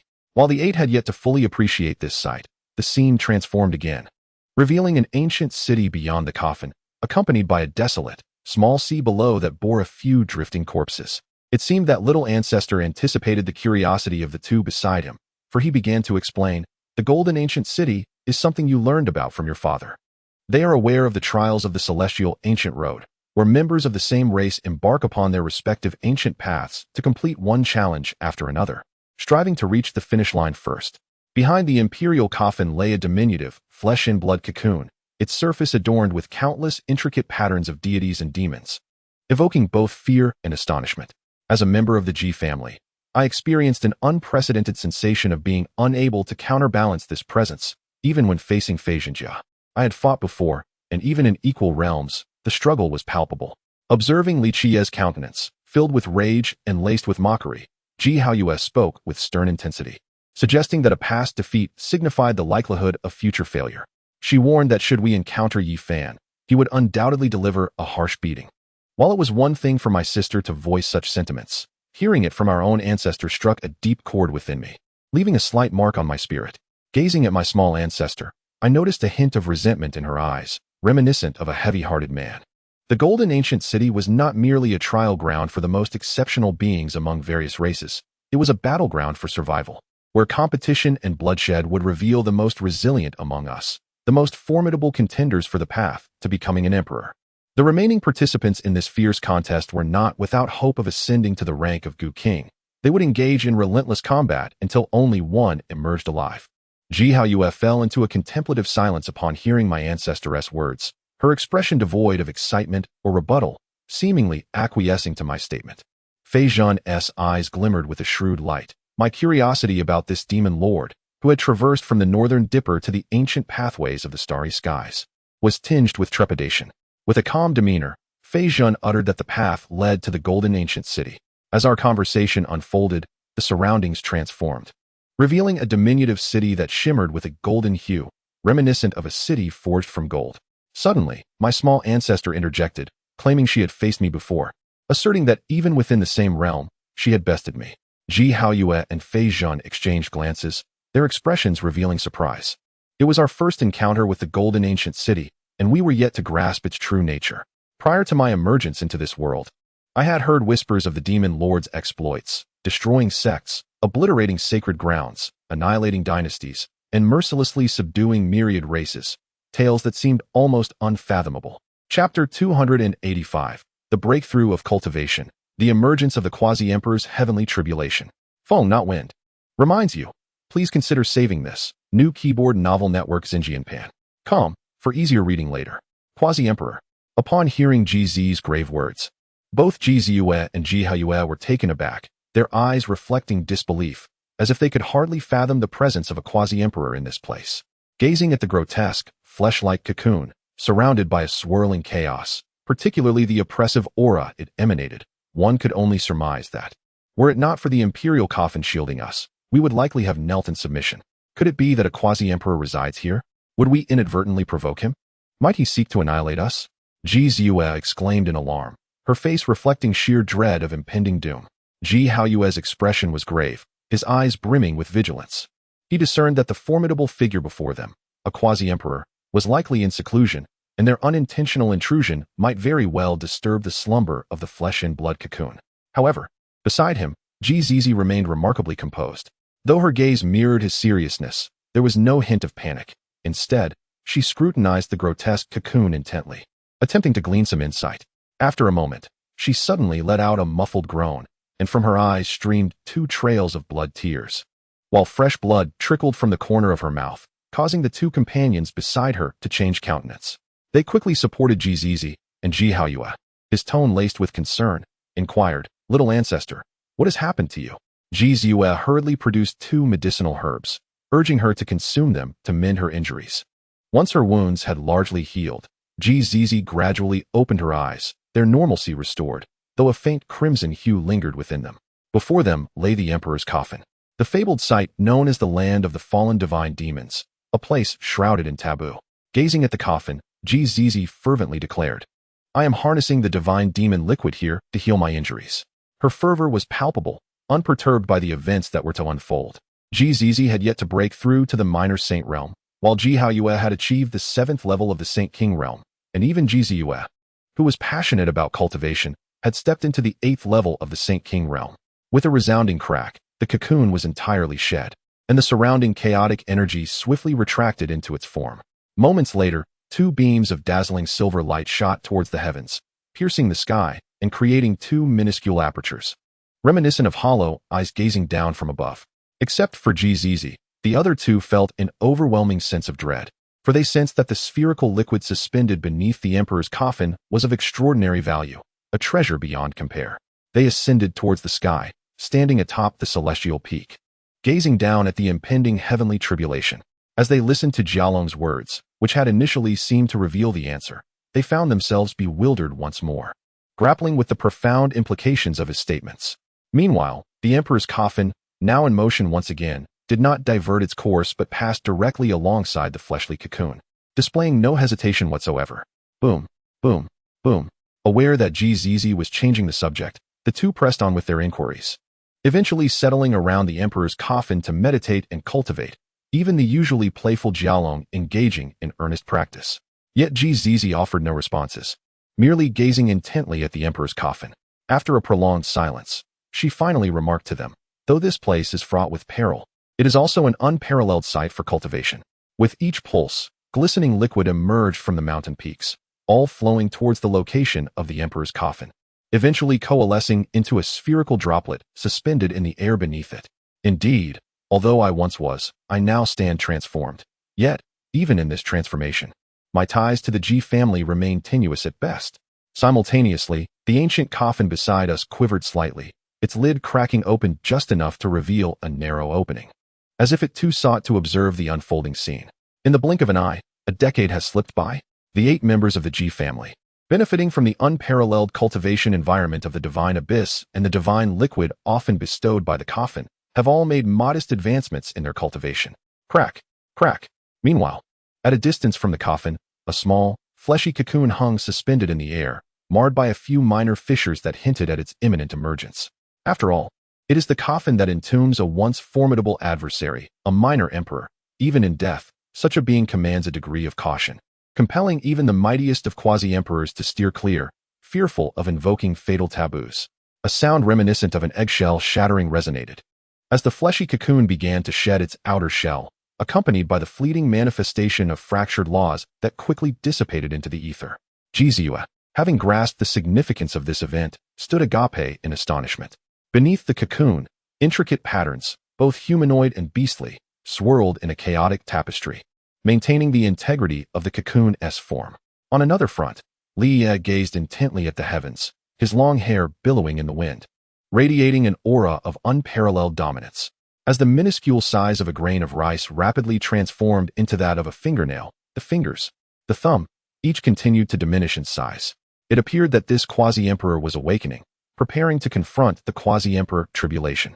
In the divine abyss, Li Qiyeh and her companions remained transfixed by the distant firmament, now shrouded beneath a menacing sea of thunder, which expanded relentlessly, encroaching upon their vicinity. The quasi-emperor tribulation, Li Qiyeh remarked gravely. At this rate, it will soon envelop our area, and we will inevitably be caught in its grasp. With our current strength, we would be little more than fodder. Despair etched upon Li Qiyeh's delicate features. She lamented. How tragic it would be for one as divinely gifted and exquisitely beautiful as I, destined to become the future empress, to perish here. Her gaze began to scan the surroundings, seeking a suitable resting place for herself, contemplating a burial before the tribulation's arrival. Of course, she also sought a spot for her brother and the little ancestor above her grave, under the pretense of ensuring her departure was aesthetically pleasing. Li Qiyeh's anger boiled beneath the surface, his complexion dark as charred coal. Were it not for the current circumstances, he would have relished the opportunity to chastise this rebellious girl and confine her back home. A glance at the little ancestor beside him revealed an impassive expression. Indifferent to Li Qiyeh's nonsensical musings, fixated instead on the ever-expanding tribulation above. Do not worry. As long as we remain beside the imperial coffin, we are safe. Li Qiyeh seemed to sense the concerns of the two individuals beside her and spoke to soothe their minds. Upon hearing this, the siblings visibly relaxed, their tense emotions dissipating. Li Qiyeh glanced at the imperial coffin and then at Li Qiyeh, suddenly enlightened, and playfully smacked her brother on the forehead, letting out a sound of regret. How could you not have thought of this? With the imperial coffin of our little ancestor present, any heavenly tribulation must yield. A mere quasi-emperor's tribulation dares to be impudent before the little emperor. Although tattered, the battle attire exuded an aura of transformation, and beneath the fabric, one could sense a flicker of imperial might, adorned with the patterns of heavenly tribulations and the imprints of quasi-emperor laws. Li Qiyeh looked at the groaning Li Qiyeh, her expression radiant as she teased. Ah, it seems you are feeling mischievous. Perhaps you should remedy that. The terrifying chaos of the void and the heavenly tribulation sought to obliterate my corporeal form, yet initially, it could not inflict even the slightest harm. I stood still, allowing the tribulation to unleash its fury upon me, biding my time for a more ferocious onslaught. Li Qiyeh was also concerned. She knew her sister's temperament all too well. Whenever there was trouble, she would take pleasure in teasing her brother, wearing an expression of mock guilt, which was both exasperating and amusing. However, I had not yet developed immunity to her antics. I had simply been too rarely caught in her traps to become desensitized. Boom. At that moment, a four-colored divine sword materialized in my hand, its brilliance shifting, adorned with various Tao patterns, dragons, phoenixes, and the sacred beasts of the seven symbols, all echoing the celestial realms. Alas, more content loading. Please wait. This site only supports mobile browsers. If you see this paragraph, it indicates that the chapter content has failed to load. Please disable reading mode, novel mode, and ad blocking features, or copy the URL to another browser for reading. Li Qiyeh's face was intense, utterly unconcerned with the injuries and pain of her corporeal form, still anticipating a weaker, heavenly tribulation. If that sister were my full-blooded sibling, I would not even harbor the urge to cast her aside as a gift to another, should all four small celestial beings be activated. This sword would possess the potential to become a celestial artifact, waiting for my ascension or a gradual transformation over hundreds of thousands of years. Holding his head, Li Qiyeh let out a loud grunt a couple of times before falling silent, his expression one of subdued excitement as he gazed at the heavenly tribulation below, his eyes reflecting a hunger to devour it, prompting Li Qiyeh to shake her head in bemusement. Li Qiyeh remarked that it was not merely a playful jab. It only served to enhance Li Qiyeh's already prominent presence, making him a standout even within the inner realm. The siblings' playful banter was quickly quelled by Li Qiyeh's overwhelming strength, and soon the eight of them focused intently on the expanding heavenly tribulation in their vicinity. This was not just any quasi-emperor tribulation. It was the manifestation of the humanoid tribulation of those who had once ascended, imprinted by the heavenly street, the trials of the little emperor. Above, the thunderous tribulation rolled like a colossal dragon's roar, disorienting Li Qiyeh, causing him to nearly stumble. Had Jizi not used her powers to shield them, the injuries sustained would have been far more severe. The passage of time felt agonizingly slow, the dizzying sensations and the thunderous roars gradually dissipating. As I glanced around, my lips involuntarily twitched. Before the column of lightning vanished, a figure materialized in the void. It was Qiyeh, unscathed, her platinum attire shimmering with dragon-shaped patterns, and faintly, the sound of a dragon's roar could be heard. "Brother, you are mistaken. He has spared you." To my astonishment, the golden tribulation had activated the celestial gold attribute. I had never anticipated that surviving the quasi-emperor tribulation could bring about such ominous events. Meanwhile, the sword of Qiyeh was incomplete, amidst the four-colored divine light. Besides the resplendent purple, a golden divine light radiated with an intensity matching that of the purple light, exuding a familiar celestial gold aura. Lu Hanhong, amidst the thunder tribulation, stood firm at the heart of the calamity, feeling a power he had never experienced before, his heart devoid of tranquility or ease, his expression intense. In that fleeting moment, I was bombarded by countless bolts of thunder and tribulation. Chapter 287, Time Suspended, mirror image of the tribulation below. GZ and the others gazed in astonishment at the dozens of figures that suddenly emerged from the tribulation. Aside from GZ, the other two were left dumbfounded, their expressions reflecting sheer disbelief. Is the quasi-emperor tribulation truly this terrifying? If I am not mistaken, those figures are humanoid tribulations, and they appear to be of the young emperor level. I even spotted a great ancestor among them. Is there any hope left? GZ's mouth gaped in shock as she beheld the group of young emperors surrounding the indistinct figure, fearing that this newly emerged quasi-emperor was fated to perish beneath the tribulation. One or two might have a chance of survival, but dozens? Even a reborn emperor at the same level would likely meet their demise. After all, they faced beings of equal caliber, and the numerical disparity was enough to compensate for their fighting prowess. Why does that figure seem so familiar? Have I encountered them before? Could it be a senior I know undergoing the tribulation? Qiyeh pondered, gazing at the figure in the sky that was undergoing the tribulation, his sense of familiarity growing stronger.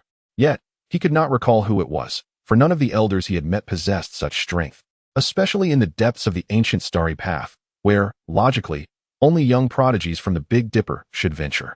Upon hearing Qiyeh's words, GZ's gaze subtly narrowed, peering at the figure in the tribulation with hands clasped behind its back, feeling a sense of recognition, though uncertain of the identity.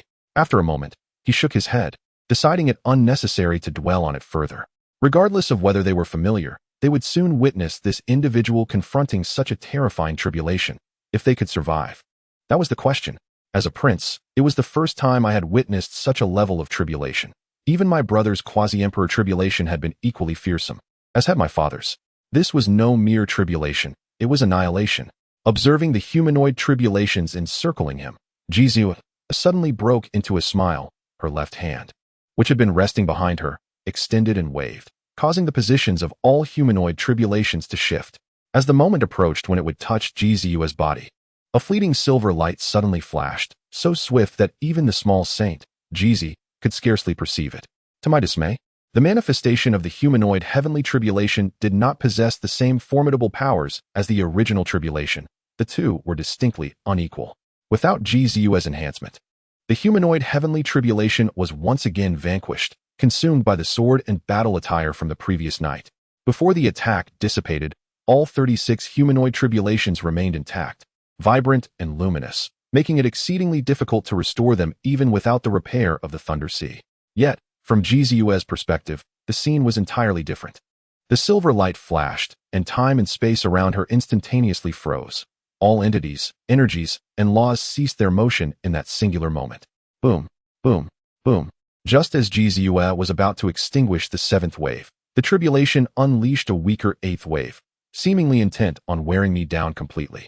However, Yuan Yuejiao's power was finite, and it appeared that she was apprehensive of exhausting it entirely. A resonant bell tolled, the sound echoing in Qiyeh's mind, instilling an impulse towards transcendence. In that moment, I directed my focus beneath those humanoid tribulations to observe the effects.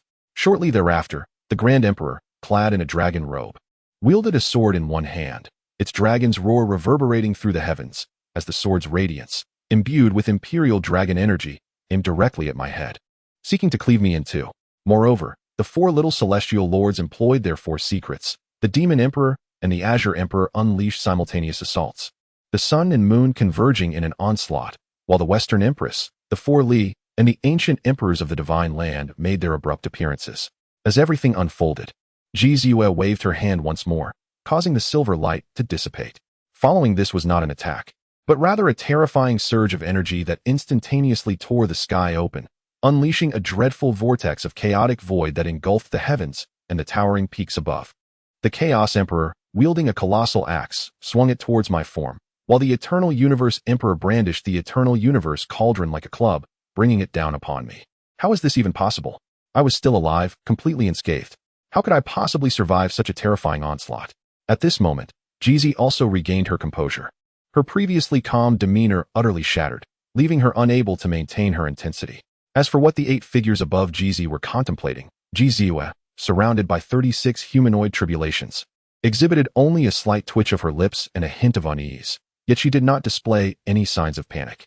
With the 8th wave of tribulation approaching, it seemed to realize that such an exhausting endeavor would ultimately lead to my demise. Thus, the tribulation conceded and dissipated, allowing Jizi to successfully navigate the tribulation, ascending to the status of a quasi-emperor, and even achieving the 8th tier of quasi-emperor existence.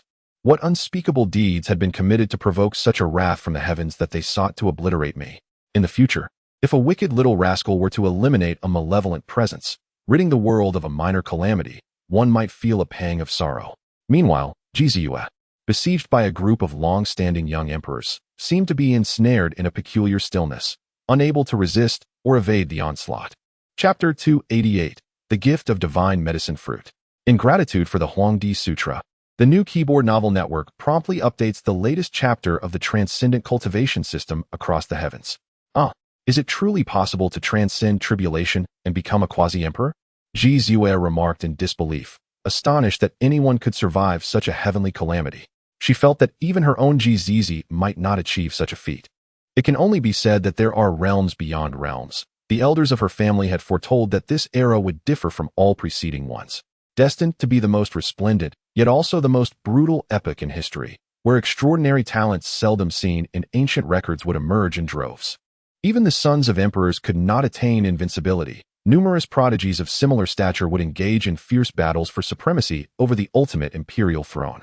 Li Qiyeh expressed a blend of admiration and trepidation for the splendor and terror of the Age of Gold, while discreetly glancing at Jizi, seemingly wary of inciting her displeasure. Fortunately, Jizi remained unfazed by Li Qiyeh's musings, instead gazing skyward, her eyes suddenly alight with recognition as she exclaimed, "I know who that is." In unison, the two companions inquired, "Who?" "The demon Lord Qiyeh. How can this be? In such a short time, he has achieved quasi-emperor status. Even for a son of an emperor, it is inconceivable to progress so rapidly." Li Qiyeh found it unfathomable that the one undergoing tribulation was indeed Li Qiyeh. Utterly astonished that within less than a century, he had reached such heights, shattering her understanding of cultivation. At those words, the expression of the young emperor shifted, revealing a mix of realization, sorrow, and concern. Both Li Qiyeh and Qiyeh exhibited expressions of profound disbelief, as if they had uncovered an earth-shattering secret. "In your homeland, I am revered as the progenitor of humanity, worshipped and venerated during the age of mankind. There is no higher status than this. For due to my achievements and certain myths, I was known in my previous life as the human emperor or Huangdi." Upon noticing the puzzled gazes from the two beside him, the young emperor responded with a hint of melancholy.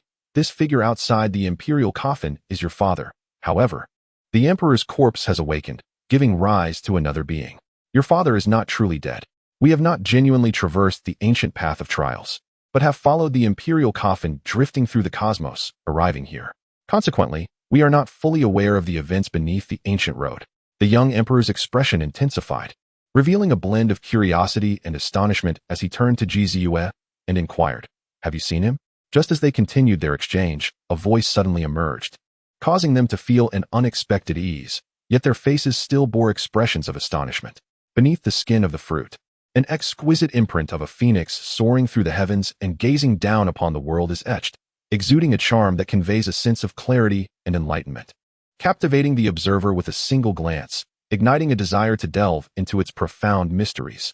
As the content loads, a message appears, indicating that the current chapter has failed to load properly. It advises the reader to disable the reading mode, browsing modes, and ad blocking features, or to copy the URL into a different browser for seamless reading. In this moment, JZU, holding a fruit in her hand, is enveloped by a refreshing fragrance that invigorates the spirit. After inhaling its essence, a sense of mental clarity washes over her, dispelling confusion and fostering enlightenment. GOHNGPing, feeling somewhat embarrassed, chuckles awkwardly, as the phrase "the years not lived" feels like a curse, an awkward notion to ponder. Observing the expressions of the 8 individuals, he senses a blend of sorrow and unexpected realization, understanding that they possess knowledge he has yet to acquire. Perhaps even unspoken interactions with the Emperor's coffin. Shaking his head, GOHNGPing hears GZU speak again, noting that while they have never met, tales of her legend and myth abound in his homeland. With a gentle smile, he emerges from behind the 8 individuals, exuding the warmth of an old friend reunited after a prolonged separation. What does it mean for the Emperor's corpse to awaken? GHOU inquires, her curiosity piqued. Isn't it true that cultivation becomes increasingly arduous in later stages? How is it that he seems unaffected? Listening to Li Qiyeh bombard her with questions like a barrage of bullets, GZU finds herself at a loss. Answering each query would surely wear her thin under the weight of his incessant inquiries. He is indeed mistaken. Perhaps in that lifetime, he could have quelled the chaos. As her voice fades, GZU respectfully bows, acknowledging the Emperor's transmission of the Huangdi Sutra to her as a token of gratitude. She elaborates on various intricate matters, recounting her experiences during the heavenly tribulation that allowed her to transcend into the realm of the quasi-emperor, sharing her observations along the ancient path, which piqued the curiosity of the 8 listeners. This serves as a preparatory measure for the recent upheaval. GZU shakes her head, indicating ambiguity, asserting that mere acquaintance does not guarantee understanding, as exemplified by the figure in the coffin, patiently explaining to both her companions and the entity within the Emperor's coffin. She expresses her belief that the Emperor has been watching over her, particularly in light of the formidable tribulations that have captured her attention.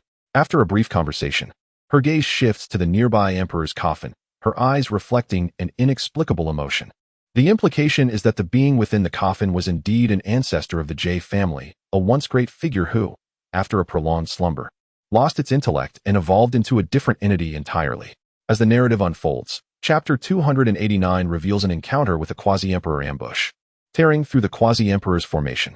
The principle that heaven's way diminishes the excess to replenish the insufficient, while human principles balance the deficit with abundance, applies universally, not only to humankind but to all living beings, embodying the unchanging laws of survival and the relentless struggle for existence throughout history. On an ancient star, the Holy Spirit, the demon clan, the divine clan, and the human clan engaged in a ruthless battle over a sacred weapon, resulting in devastation across thousands of miles.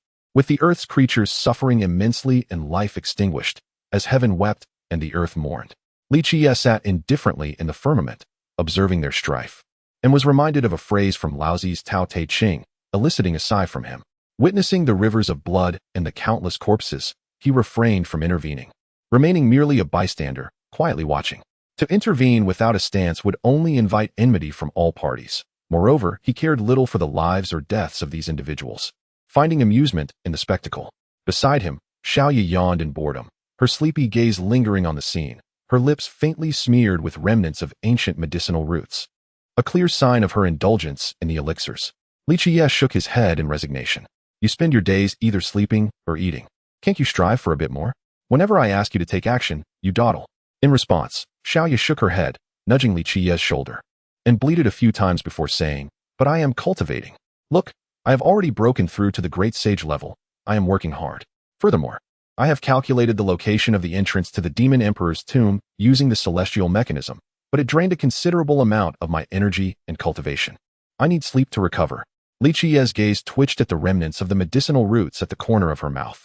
He realized that her penchant for deception had begun at some point. Every time he sought her foresight or divination using the celestial mechanism, she would employ the same ruse to secure her meals. Initially, he believed her words to be true and thought that engaging in such predictions and divinations was a transgression against heaven, inviting divine retribution. Moreover, the use of the celestial mechanism itself had inherent drawbacks in that regard. A hoarse and sinister voice resonated through the starry expanse. Feng Shaoli's eyes remained fierce, seemingly unperturbed, as they fixated on a shadowy area to his left. He had initially anticipated resolving the matter of the Demon Emperor's tomb after dealing with the ancient serpent ancestor, extinguishing the threat once and for all. It came as quite the surprise that the old fellow had sought him out for vengeance. The Demon Emperor's tomb was not particularly difficult to locate, as few cultivators knew its exact whereabouts. Most only acknowledged it as an imperial tomb or speculated it to be the burial site of a minor ancient emperor. Li Qiyeh suddenly chuckled, gazing at the ancient serpent ancestor, and raised a hand towards the ground. Instantly, the void rippled with visible waves, spiraling and halting in its rotation. A frown creased his brow as he halted Dia, surveying the surroundings. I sense fluctuations from a formation, and its power is significant, on par with that of a quasi-emperor. More content is loading. Please wait. This site supports mobile browser access only. If you see this paragraph, it indicates that the chapter content failed to load. Please disable reading mode, novel mode, and ad blocking features in your browser, or copy the URL to another browser to read. Huh, how intriguing. I can actually pinpoint your location. It appears that this human prodigy possesses considerable skill, being a unique and extraordinary figure. It is indeed a pity that your 7 predecessors perished at his hands. In the grand tapestry of existence, there is a tale of galloping hooves traversing the starlit sky, transforming into ethereal white streaks, reminiscent of shooting stars, particularly as they race toward the sepulchre of the Demon Emperor. Li Qiyeh's gaze was indifferent, a smile gracing his lips, a blend of icy warmth, akin to the biting winds of winter, piercing and freezing the very soul. What is truly possible? To him, the notion of a quasi-emperor might appear trivial, yet for others, it remains an insurmountable threshold, one that can be crossed with a mere passage of time. Upon hearing Li Qiyeh's derisive chuckle, one might ponder if he is indeed the ancestor of the Golden Serpent's 7th Lord, a realization that brings forth astonishment. Thus, I find myself questioning the words of that grand figure. It seems that all subsequent effects revolve around the pursuit of greater sustenance. Grasping the serpent sword array, I observed the dazed expression of the serpent ancestor across from me and inquired with a smile if he referred to that particular matter. How could this be possible? He is a quasi-emperor. Who is he truly? The serpent ancestor, now manifested, wore an expression of horror, his eyes filled with disbelief. Struggling to reconcile the notion that someone I deemed insignificant, a mere ant among the human elite, could possibly be a quasi-emperor. Yet, I could sense the weighty aura emanating from him. This individual is undoubtedly an ancient being, barely over a century old. How could this be? That fellow has only recently begun his cultivation. How could he possibly ascend to quasi-emperor status so slowly, unless he is an old monster? He harbors doubts, fearing that you might acquiesce to his demands, allowing him to meander along his path to encounter his 7 serpent grandchildren, offering thanks for your apparent lack of compassion. Li Qiyeh sought out the solitary grave, desiring only the severed remnants of the demon emperors. Moreover, I must commend his audacity. For once, before his 7 serpent grandchildren, you had proclaimed your intent to slay him. Originally, you had planned to attend to your own affairs before confronting him. Yet his unhurried approach to death has truly moved you. Whether he is a genuine quasi-emperor or a mere pretender, once he steps into your serpent sword array, he should not expect to emerge alive. Once you vanquish him and integrate his blood and flesh into the formation, it is certain that he will grow weaker, becoming a mere shadow of the quasi-emperor he once was. Chapter 292, Slaying the Semi-Emperor and Devouring the Refinement. Chapter 292, Slaying the Quasi-Emperor and Devouring his essence. Grasping the Quasi-Emperor's sword array in his hand, Li Qiyeh sensed the array fiercely resisting. Hearing the hissing of the soaring serpent, the laws of the Quasi-Emperor awakened instinctively, launching an attack, attempting to break free from his grasp. His hand tightened slightly, and the array emitted a sound of unbearable strain. Casting a glance at the dazed figure of the ancestral serpent opposite him, he taunted, "Do you have any tricks left? I permit you to unleash your trump card. Do not blame me for not giving you a chance." Upon hearing these words, the ancestral serpent trembled involuntarily, feeling an overwhelming terror engulf him. This was the closest he had ever been to death in his life, and it very well could be the final occasion. The prospect of being slain by a human youth he had always regarded as insignificant filled him with dread. After all, who would have anticipated that such a young individual would be a quasi-emperor? Such figures were rare in ancient history, if not entirely absent. As he pondered this, despair washed over him, but the fear morphed into a fierce resolve. With a savage glare fixed on Li Qiyeh, his golden serpent eyes brimmed with madness and brutality. Since he could not escape alive, he would take Li Qiyeh down with him. Even if he could not slay him, he would at least rip a piece from him. I know I shall not survive. You will not spare me. Yet, even in death, I shall ensure we perish together. Let us journey to the underworld as companions." The ancestral serpent's expression turned frenzied, his aura surging explosively. His withered skin radiated golden light, and the potent laws of the quasi-emperor enveloped him. His veins became visible beneath his skin, and blood coursed like flames. He relinquished everything, igniting his soul, cultivation, and blood into a peak strike, intending to drag Li Qiyeh down with him. The execution of this series of actions transpired in the blink of an eye. The ancestral serpent's figure merely swayed slightly, yet he remained rooted in place. However, this was merely an illusion. His speed had surpassed the refraction of light, rendering his movements imperceptible. In a flash, the ancestral serpent's form appeared before Li Qiyeh in less than the blink of an eye, his hands poised like blades, aiming for Li Qiyeh's head. The speed was so extraordinary that even an ordinary quasi-emperor would likely be unable to react, resulting in a shattered skull, a broken celestial platform, and a fragmented soul, not dead, but severely wounded. However, this time he faced Li Qiyeh, sealing his fate. The sword light pierced through Li Qiyeh's head, and in an instant, his entire head exploded into motes of light, swiftly followed by the disintegration of his body and mount beneath him. The ancestral serpent was momentarily stunned, then overwhelmed with ecstasy. He felt as though he could escape death. He had not anticipated that his desperate, self-destructive strike would actually annihilate his opponent, an utterly unexpected outcome. Just as he was about to sever his own bloodline and the burning of his soul, a voice suddenly echoed behind him, causing the hairs on his body to stand on end, and a wave of fear washed over him once more. "Is this your trump card? Clinging to the notion of mutual destruction to fight against me is indeed a clever strategy. However, it seems your speed is insufficient to reach me. How is this possible? How could he be so swift? Even I could not discern it." The ancient ancestor of the Tangsha gasped internally, utterly unprepared for such a turn of events. He swayed slightly, attempting to teleport away, but was suddenly horrified to find himself immobilized. His body, soul, cultivation, and even the laws he wielded were shackled by an ominous power, rendering him utterly helpless. The only aspect of him that remained mobile was his consciousness. As the scent of death drew nearer, poised to invade his soul and consume him. "You truly disappoint me. How have you managed to cultivate to the level of a quasi-emperor with such skills? Even when given a chance, you prove utterly ineffectual." Li Qiyeh maintained a calm demeanor, his tone laced with mockery as he regarded the ancient ancestor of the Tangsha. He perceived the supposed strength of this quasi-emperor as grossly inflated, lacking any incentive to engage. Merely by slightly utilizing his ability to pause time, he had rendered his opponent a mere lamb awaiting slaughter, devoid of any capacity for resistance. "Very well, I shall send you on your way. Even if I do not kill you, you will be unable to escape. No need to thank me. After all, I am simply a good person," Li Qiyeh remarked, his voice tinged with an icy nonchalance as he uttered the coldest of words. A radiant nine-colored divine light pierced through the ancestor's head, beginning to devour the laws and powers of the Tangsha, transforming them into sustenance for his own growth. After all, he was a quasi-emperor, a treasure in his own right, suitable for nurturing the seven-knight sword. With the demise of the Tangsha ancestor, the once violently struggling formation began to weaken significantly, as if the death of its master had drained it of much of its strength. Observing the Tangsha sword formation gradually returning to tranquility, Li Qiyeh had no intention of preserving it. He exerted force, and the intact formation was instantaneously shattered into fragments.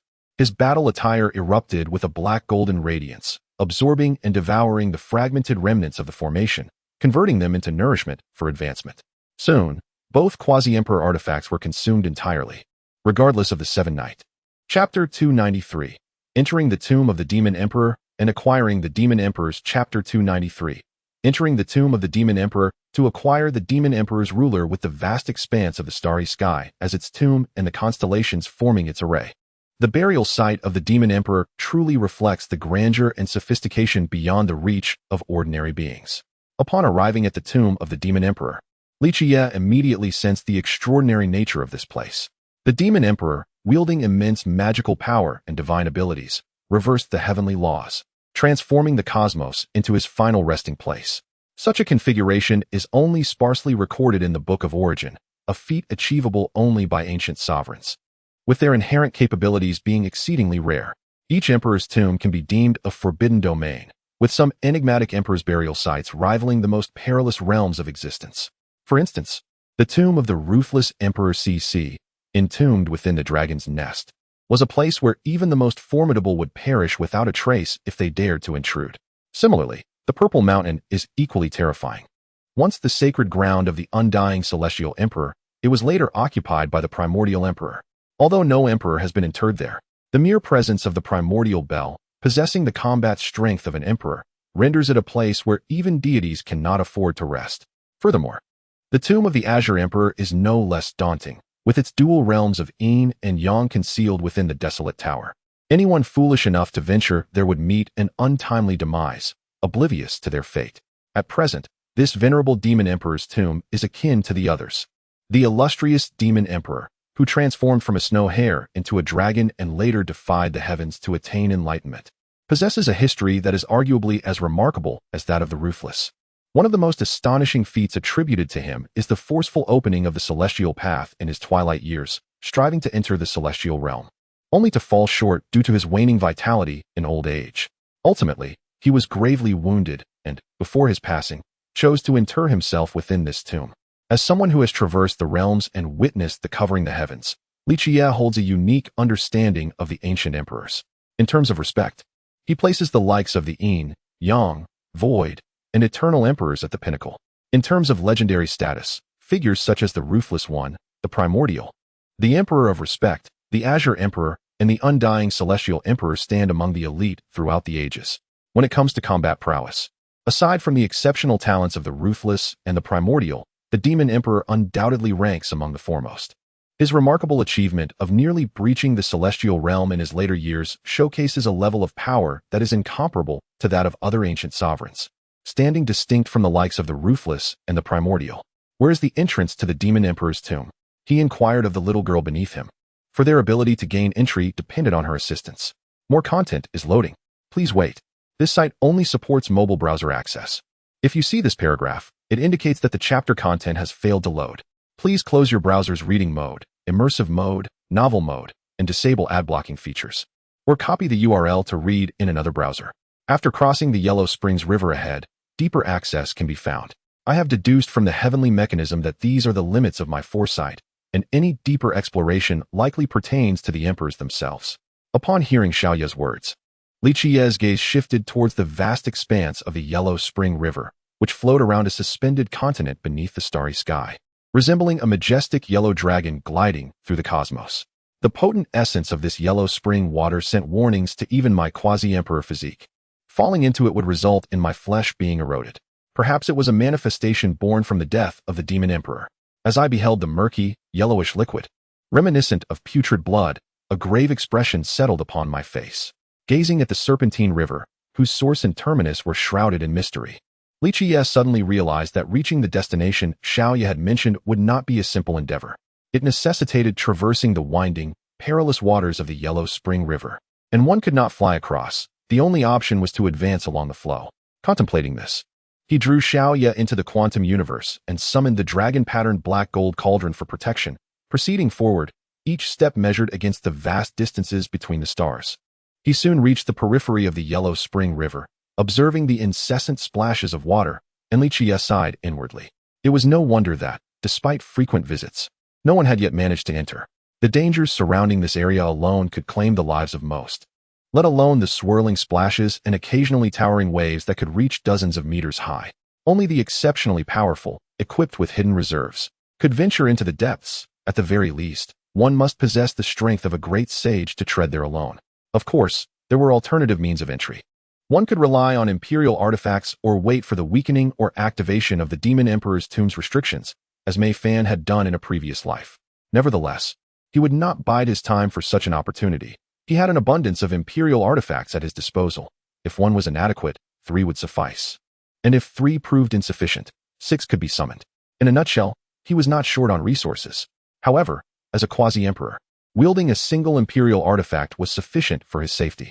Thus, although he encountered numerous close calls with the Yellow Spring water, the dragon-patterned black gold cauldron shielded him from harm. Ultimately, he ventured into the depths, arriving at the periphery of the floating continent, where he discovered the breach in the restrictions that Xiaoye had indicated. Feeling the subtle emanation of imperial energy from the small opening, Li Qiyeh sensed that the protective formation of the Demon Emperor's tomb would eventually diminish on its own, even in his absence, within a few decades. Chapter 294. Restoring the Demon Emperor's ruler and gaining the Demon Emperor's scripture. Though severely damaged, the fundamental principles of the Demon Emperor remain intact, with a lingering trace of divine essence that allows for restoration. Holding the fragments of the Demon Emperor's ruler, Li Qiyeh felt a renewed confidence in his ability to restore it to its former glory. Possessing a system marketplace, the task of mending an imperial artifact is not insurmountable. It merely hinges on the cost involved. Fortunately, the damage to the Demon Emperor's ruler is not as grave as he initially feared, making restoration feasible. If only he had the celestial liquid from the Kunlun immortal pool, for such a substance is among the finest materials for the restoration of the Demon Emperor's ruler. Nevertheless, he can procure it from the system marketplace if necessary. Contemplating these thoughts, Li Qiyeh paused to consider the materials and steps required for the restoration. Eager to expedite the process, the Demon Emperor's ruler had shattered into 9 segments, necessitating the use of supreme immortal treasures akin to celestial liquid for binding them back together. Before proceeding, he needed to prepare some celestial tears green gold to serve as a conduit, merging the damaged principles of the Demon Emperor with celestial fire. The process appears straightforward, yet executing it demands immense concentration. Even a slight miscalculation could lead to catastrophic failure, resulting in wasted materials and the irreversible destruction of the Demon Emperor's ruler. Nonetheless, he harbored confidence in his abilities and mastery over celestial fire, believing he could successfully restore the artifact. With that thought in mind, he ceased further contemplation in exchange for a liter of celestial liquid from the system marketplace.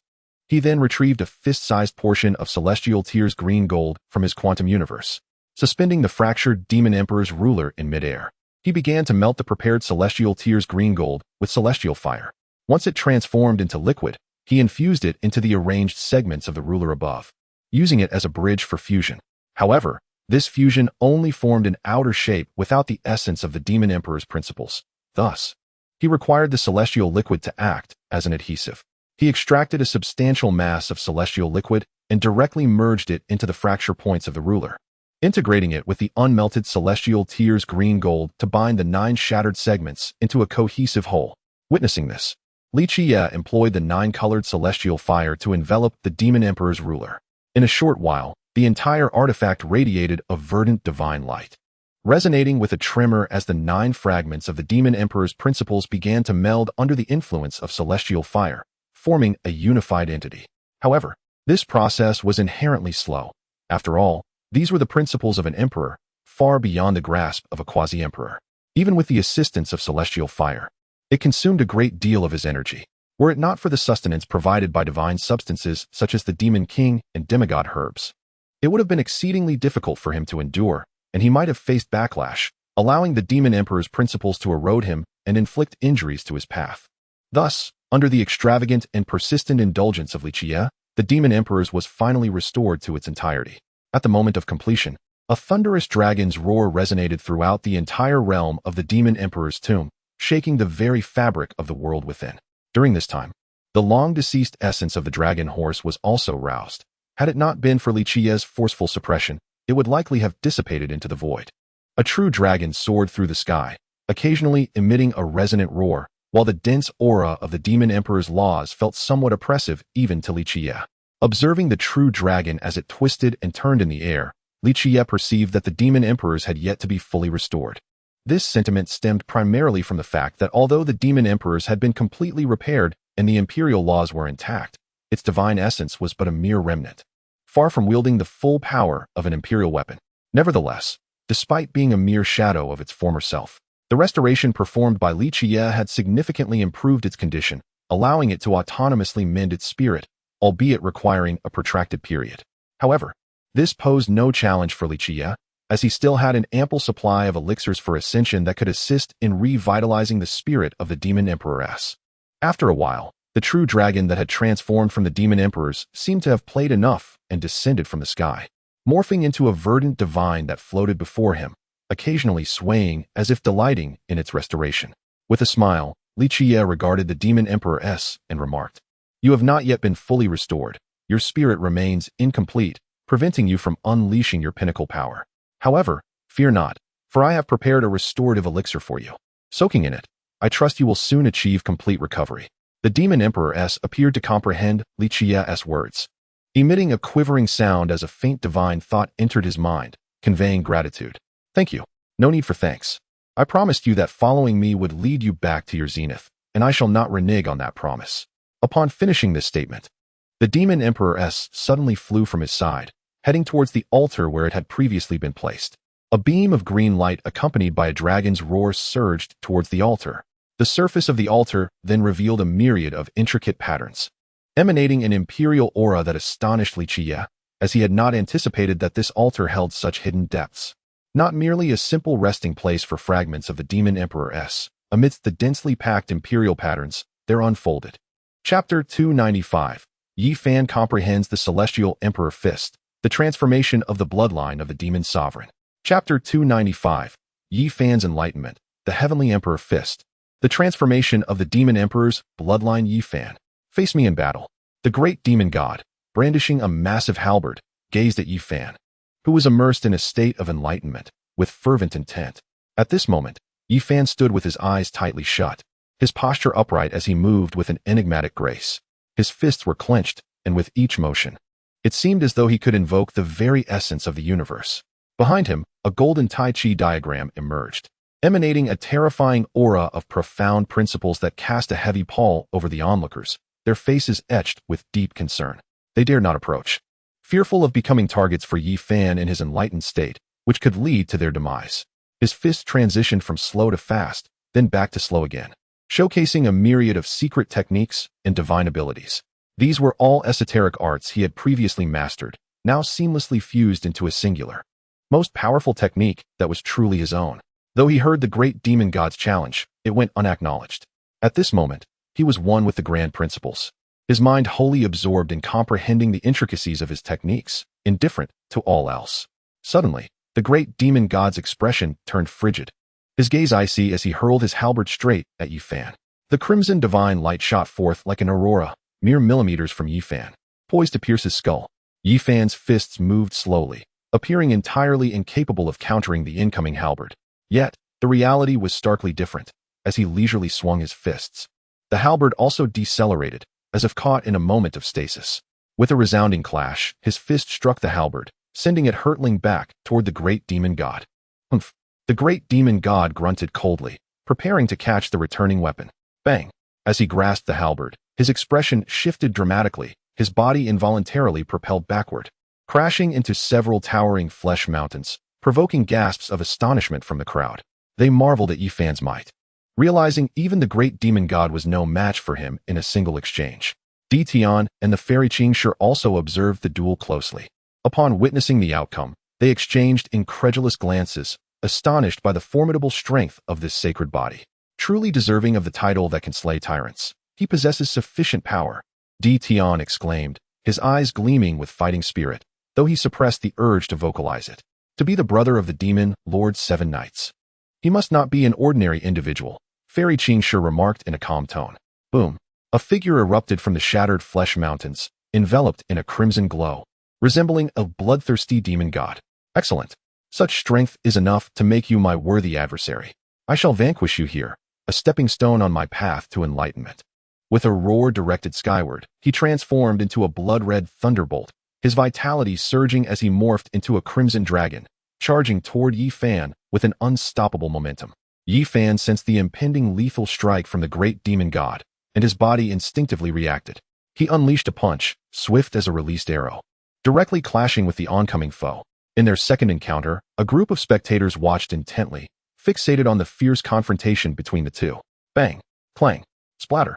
In just a single exchange, the great demon god was once again sent reeling, his massive halberd now riddled with numerous cracks, a clear indication that his weapon was on the verge of shattering.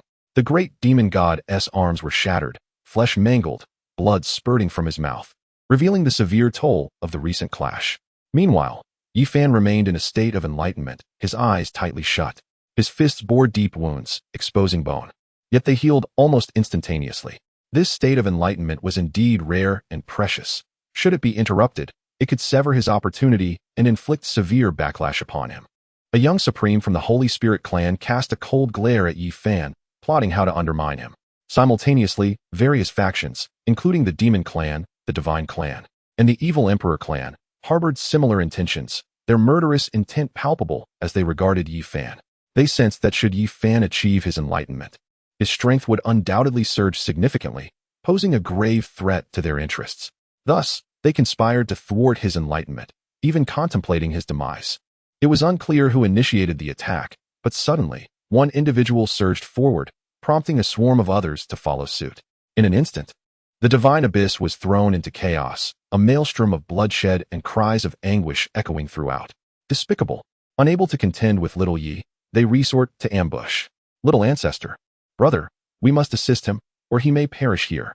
Ji Ziyue exclaimed anxiously as she observed Yi Fan being besieged, pleading with her little ancestor and brother for aid.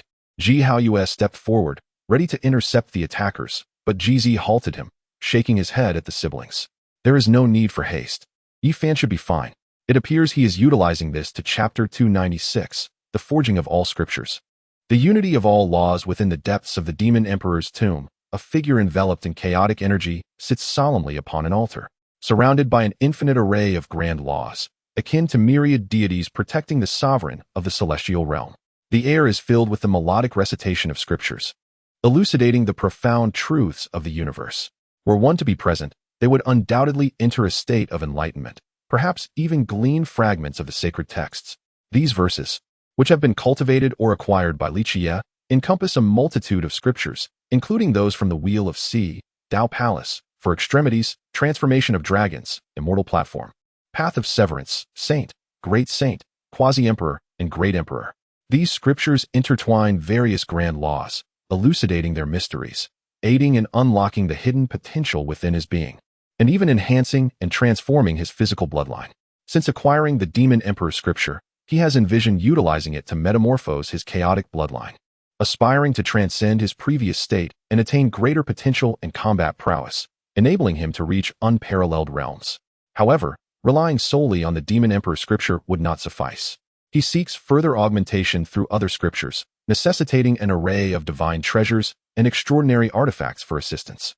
Utilizing the Demon Emperor scripture and Divine Emperor scripture as the foundation for his bloodline, he draws upon the primordial scripture, void scripture, ancient disorder scripture, and green emperor scripture as a canopy, employing the heavenly devourer technique, indestructible celestial technique, Enwa scripture, and Fushi scripture as the crucible, with the 9 supreme scriptures serving as the pillars.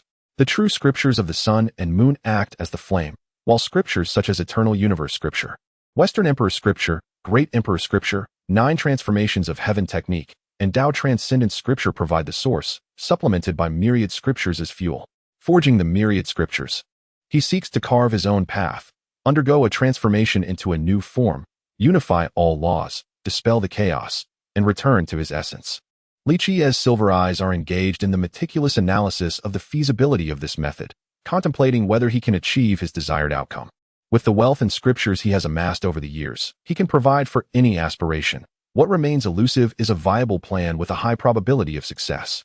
The method is indeed feasible, yet fraught with peril, as numerous unknown factors loom. A slight misstep could lead not only to the destruction of the physical body, but also to the ruin or even obliteration of the soul. He weighs the pros and cons, deliberating the necessity of such a risk. In a state of temporal insight, he suppresses all emotional impulses, leaving only rationality, thus arriving at a decidedly logical conclusion. Not long after, he concludes that the risks are too great to warrant a trial, subsequently withdrawing from the state of insight. Rubbing his brow, the emotions of humanity return to Li Qiyeh's eyes, confirming his analytical conclusion with a wry smile. Although the conclusion suggests against attempting this endeavor, time is truly of the essence for me. Presently, I find myself at the threshold of the 3rd heavenly layer of the quasi-emperor realm. Yet the duration required to transcend to the next level is exceedingly prolonged. It is utterly implausible to attain the combat prowess of an emperor, let alone that of a supreme being, before the impending turmoil of darkness. Thus, despite the inherent dangers, I must forge ahead. After all, success lies in human endeavor while fate is in the hands of the heavens. With my profound foundations, even in failure, I can preserve my life and possess the strength to take this risk. With these thoughts, Li Qiyeh's gaze solidified with determination and fierceness. Having traversed numerous perilous paths, he could not afford to cower in fear. In an instant, the surrounding chaotic pathways converged inward, gradually compressing and enveloping Li Qiyeh as the nucleus. This transformation eventually manifested into a colossal furnace, beneath which the true fires of the sun and moon ignited, fueled by myriad imperial laws that guided countless scriptures, saints, and quasi-emperor texts to bolster its flames. The furnace, supported by 9 feet resembling towering pillars, bore the imprints of the celestial sovereign's principles and laws. The inscriptions, temporal, martial, confrontational, and all-encompassing, served as the foundation for the immense body of the furnace. Its surface, circular and adorned with 3 distinct patterns, showcased figures of extraordinary presence, gazing down upon all beings with an air of dominion over the universe. These grand forms, reminiscent of ancient deities, inspired involuntary reverence and awe in those who beheld them. The square lid of the furnace featured engravings of a bell, a mirror, an axe, and a lotus, which occasionally morphed into humanoid shapes, embodying the ethereal visages of the primordial, the void, the ancient chaos, and the azure emperor. The true fires of the sun and moon, nourished by the countless scriptures, flowed through the chains of imperial laws into the furnace, transforming into sparks that fused with Li Qiyeh's being. These seemingly minuscule sparks, upon contact with his flesh, instantly seared away vast swathes of skin and muscle, revealing crystalline bones that shimmered with a chaotic luster. Each spark encapsulated the essence distilled from the incinerated scriptures, embodying the wisdom and profundity of countless sages, saints, quasi-emperors, and even emperors. Now, these refined essences melded into his corporeal form, nourishing his foundation, fortifying his laws and paths as stepping stones on his journey. Chapter 297. Encountering Zhang Beinian beyond the Imperial Gate. Before the majestic Imperial Gate, scattered silhouettes stood, comprising members of various races including humans, demonkind, and divine beings, all distinguished talents. In front of the gate, a crystalline monument loomed, exuding an ancient aura that transcended even the primordial era.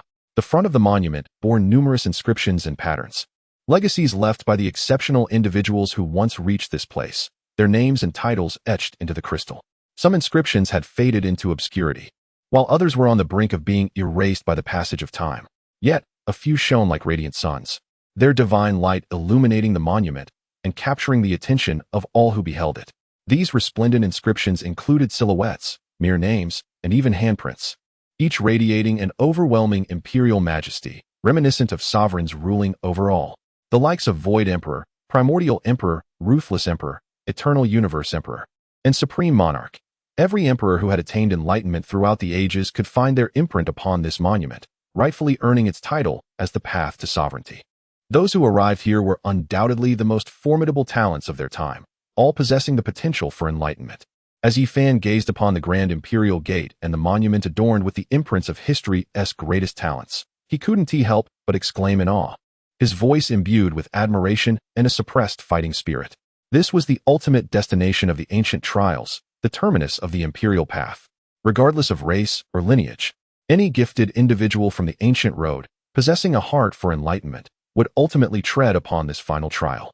The imperial gate served as the last barrier. Yet entry to the ultimate ancient path was not granted to just anyone. A stringent requirement existed. One must possess the cultivation of the great saint realm. For without such prowess, one could not even push open the gate, rendering them unworthy of entry. The crystalline monument before them served as a gauge of strength for those aspiring talents. Only those who could leave their imprint upon the crystal were deemed worthy to unlock the gate and venture forth. Those who fell short of this criterion would forever be barred from entry, symbolizing a futile pursuit of the imperial throne, unable to contend with those who were qualified. Although harsh, this was the undeniable truth. Only a minuscule fraction could partake in the battle for ascension, while the vast majority could not hope to rival these chosen few, their forced participation leading only to demise. This era was one of golden opportunity, birthing numerous talents with the potential for sovereignty. Only when the number of aspiring talents reached a sufficient threshold could they collectively push open the long-sealed gates. As more content loaded, a voice suddenly resonated beside him, gentle as a spring breeze, exuding warmth and comfort. Yi Fan turned to see that the speaker was an unremarkable young man. He was clad in an ordinary Taoist robe, devoid of any imposing aura, appearing merely as an unremarkable mortal without any striking features. If he had not initiated conversation, Yi Fan would hardly have noticed his presence.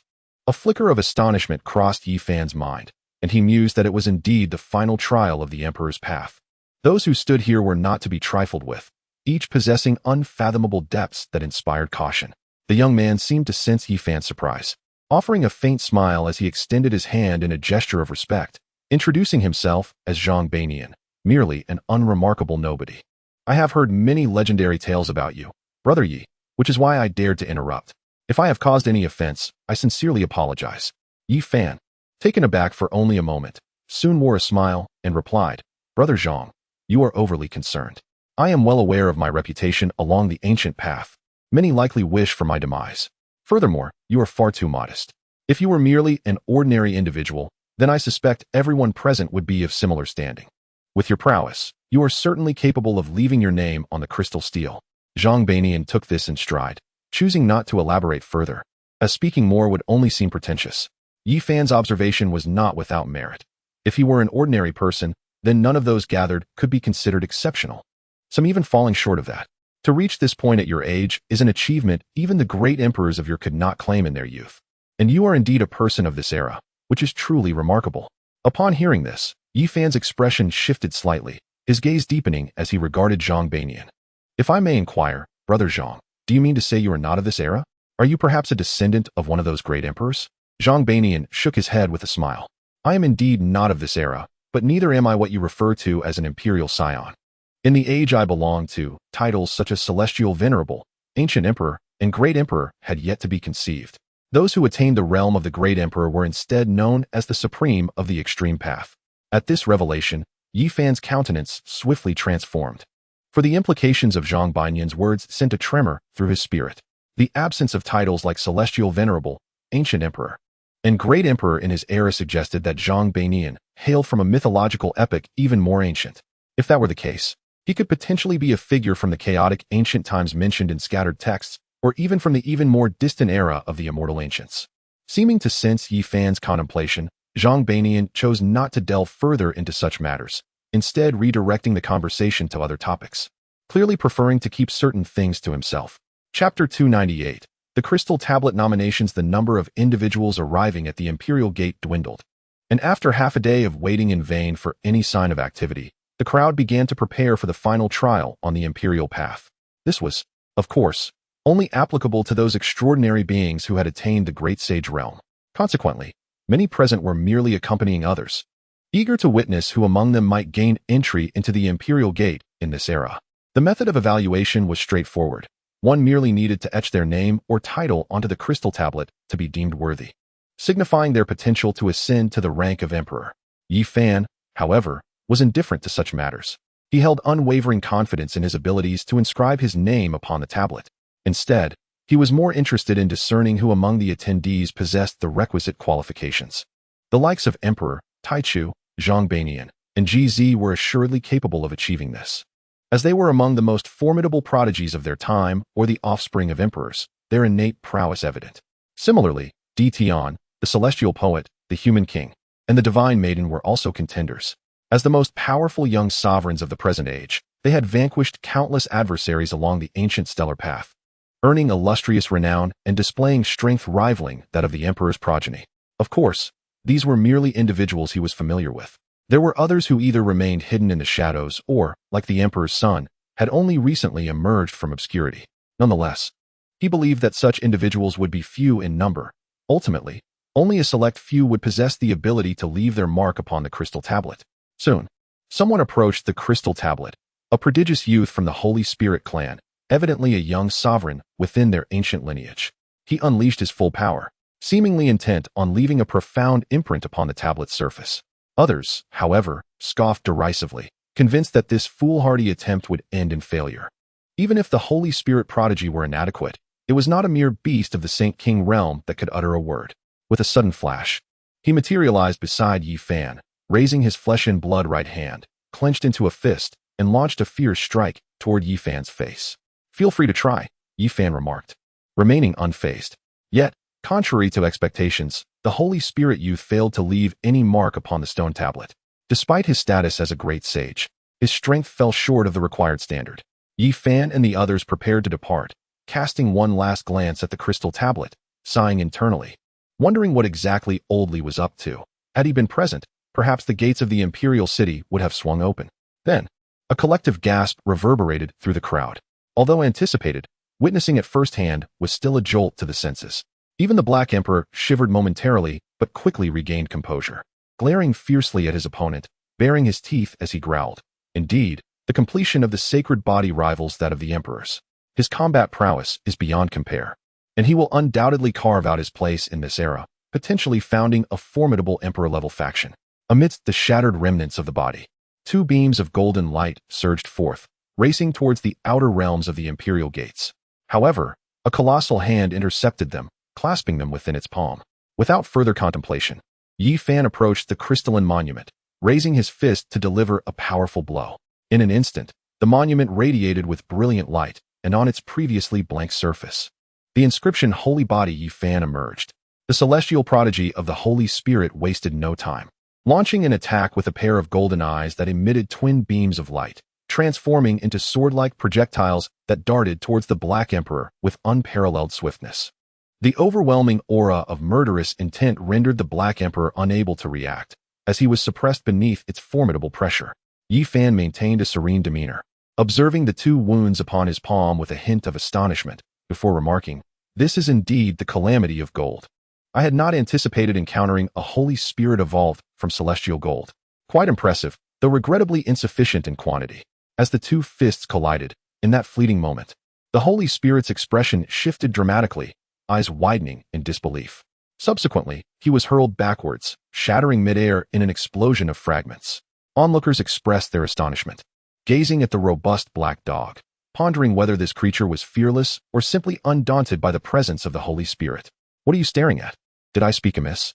The Emperor declared. The Holy Spirit lineage, prior to its complete emergence, is inherently flawed, and thus its realm is stunted.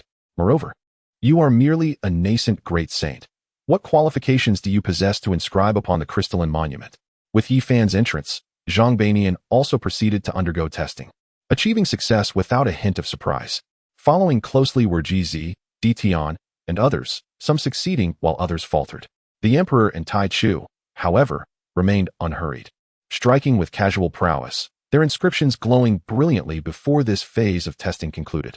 Yi Fan observed the two golden orbs in his grasp with a cold detachment, disregarding their tremors as he tightened his grip, extinguishing the lingering souls within. He made no attempt to evade. Instead, his right hand formed a fist, unleashing the Heavenly Emperor's fist, which instantaneously subdued the ferocious and violent intent of the Holy Spirit. The celestial prodigy's gaze narrowed slightly, astonished to see Yi Fan block his lethal strike with a single hand, though he masked his surprise with a disdainful smile. The Holy Body Yi Fan, renowned for its unparalleled physique, is said to rival the great emperors upon reaching full maturity. In my eyes, he is but. Chapter 299. The coming tribulation. As the ominous tribulation approaches, the myriad paths of the universe seem to converge, resonating with an ethereal symphony of Tao sounds. Countless figures, gods, demons, spirits, and celestial beings, bow in reverence before Li Qiyeh, surrounded by a multitude of radiant orbs akin to the stars in the galaxy. He stands as the focal point of existence, the sovereign of the world. In but a few strides, Li Qiyeh emerges from the depths of the demon emperor's tomb into the external realm. At that moment, the starry sky trembles as if responding to a celestial command. Endless starlight coalesces towards him, forming a colossal true dragon that surges toward his being. Consequently, the once luminous expanse of the sky is shrouded in an impenetrable darkness, as if it has succumbed to eternal night. Nearby cultivators, witnessing this phenomenon, are struck by a wave of confusion and dread, uncertain of the cause behind this sudden eclipse of the cosmos. What on earth is happening? Why has the sky turned to pitch black? One of the Saint King-level practitioners exclaimed in terror. Yet, not every corner of the universe is engulfed in shadow. Look over there. There remains a vibrant glow of starlight. Someone pointed out, drawing the attention of many. Upon noticing a particularly brilliant area, some exclaimed in astonishment, "Isn't that the site of a grand tomb? Perhaps it is a tomb of at least quasi-emperor caliber, or even an imperial tomb. Could it be that the tomb is revealing its wonders?" A considerable number found this speculation plausible, their hearts ignited with excitement at the prospect of venturing into the tomb in search of fortune. However, others cautioned that it might also be a perilous domain, fraught with unspeakable dangers. "Such a pity. The timing is unfortunate. It is a dying man," remarked a voice, conveying a sense of foreboding. The path to immortality is about to unfold, and those beings will not permit any unforeseen variables to arise. Indeed, and that tribulation bearer also serves as a prime source of nourishment. Should we consume him, our vitality would undoubtedly be enhanced, a rare boon. Echoed an ancient voice from the depths of the void. Since it has drawn attention, let us swiftly eliminate it. A mere quasi-emperor poses no threat. Even if he survives the tribulation, should our foremost objective be the realm of immortals, even a perfected holy body would meet its end. I find his physical form quite intriguing. Perhaps consuming a portion could extend my lifespan, mused an elder wielding a wooden axe, who then sighed deeply before retreating into the palace, silenced. Loading more content. Please hold on.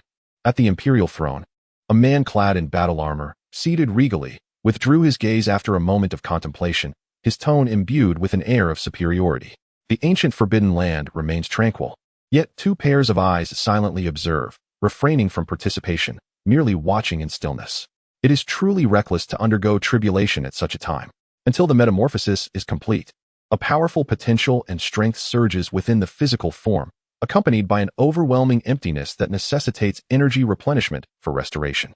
Suddenly, a colossal thunder tribulation blankets the ebony sky, its oppressive force enveloping the surrounding star realms, rendering the faces of those who had just escaped pale, reflecting expressions of having survived a calamity.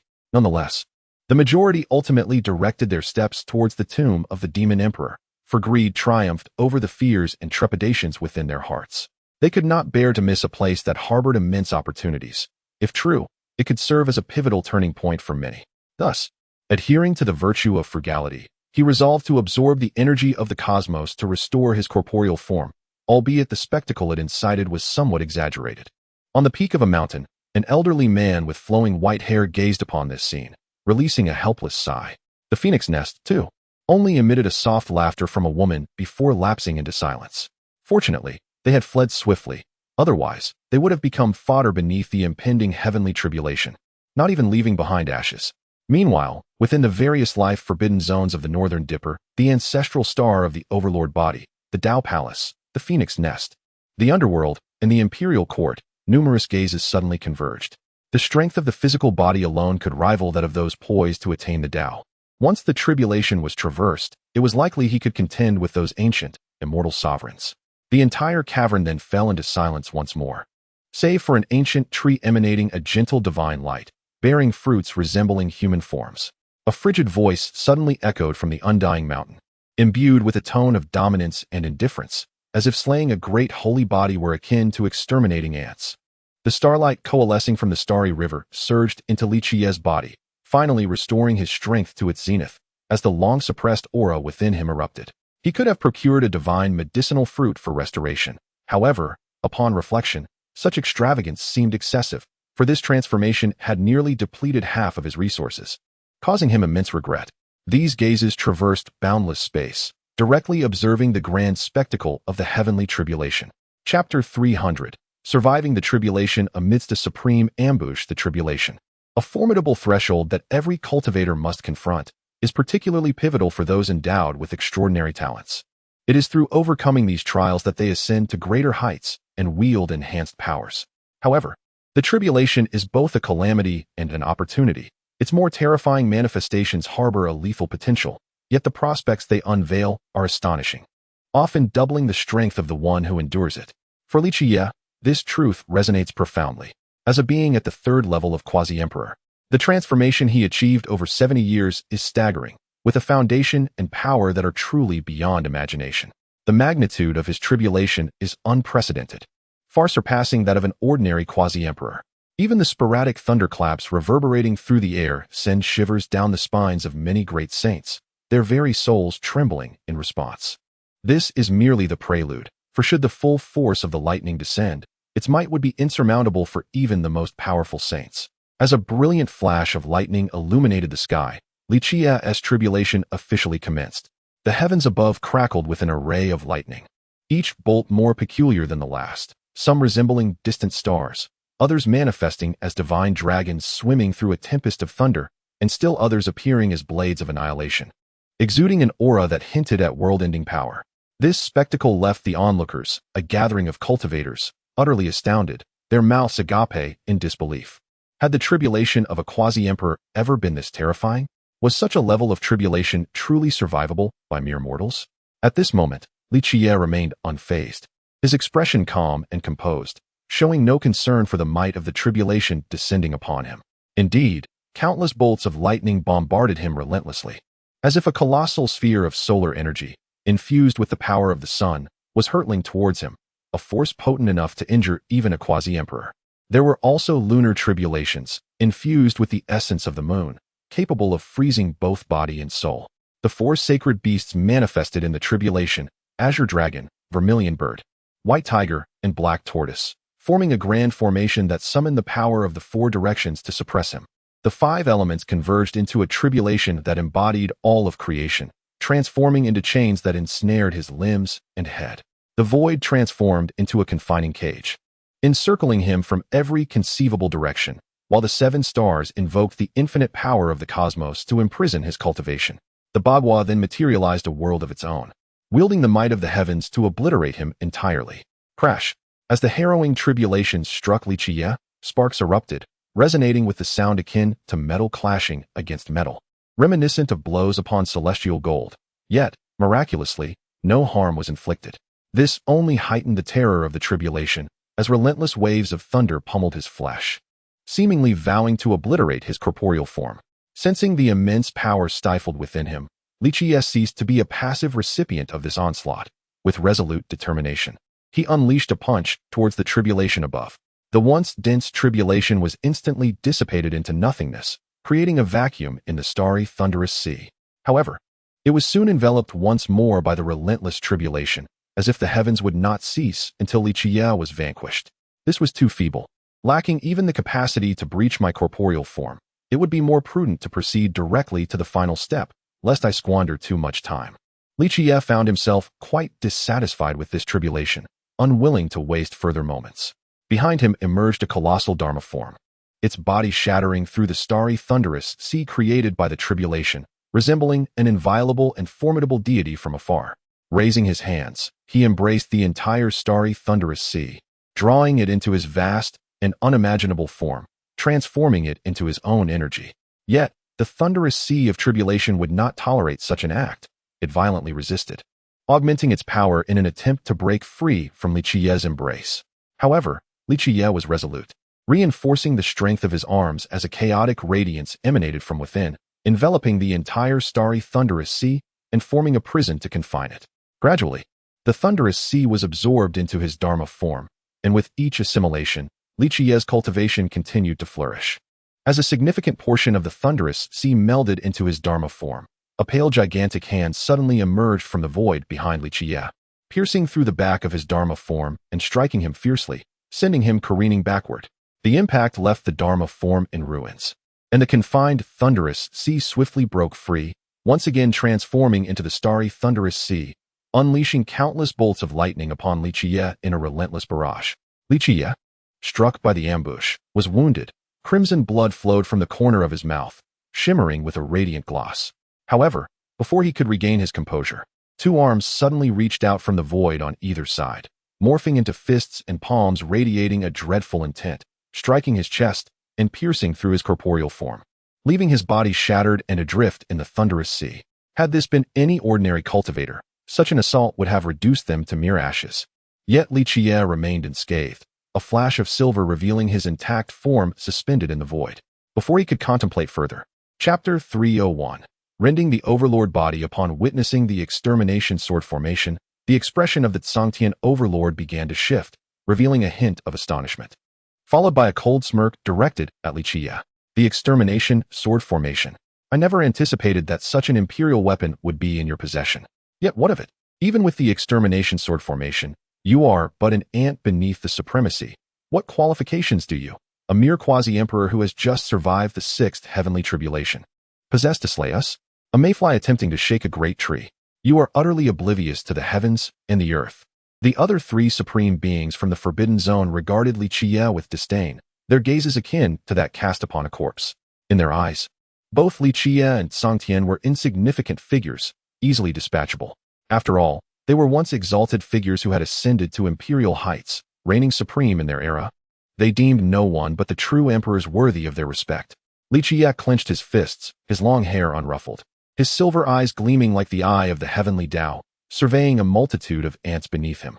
At that moment, his aura surged dramatically, shattering the still coalescing heavenly tribulation and rendering it utterly non-existent.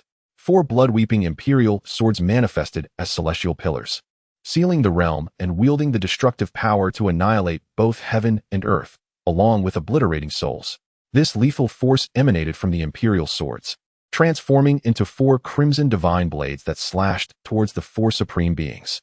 The expressions of the 4 supreme beings grew slightly grave, their auras suddenly surging, emanating a pressure that transcended the peak of quasi-emperors.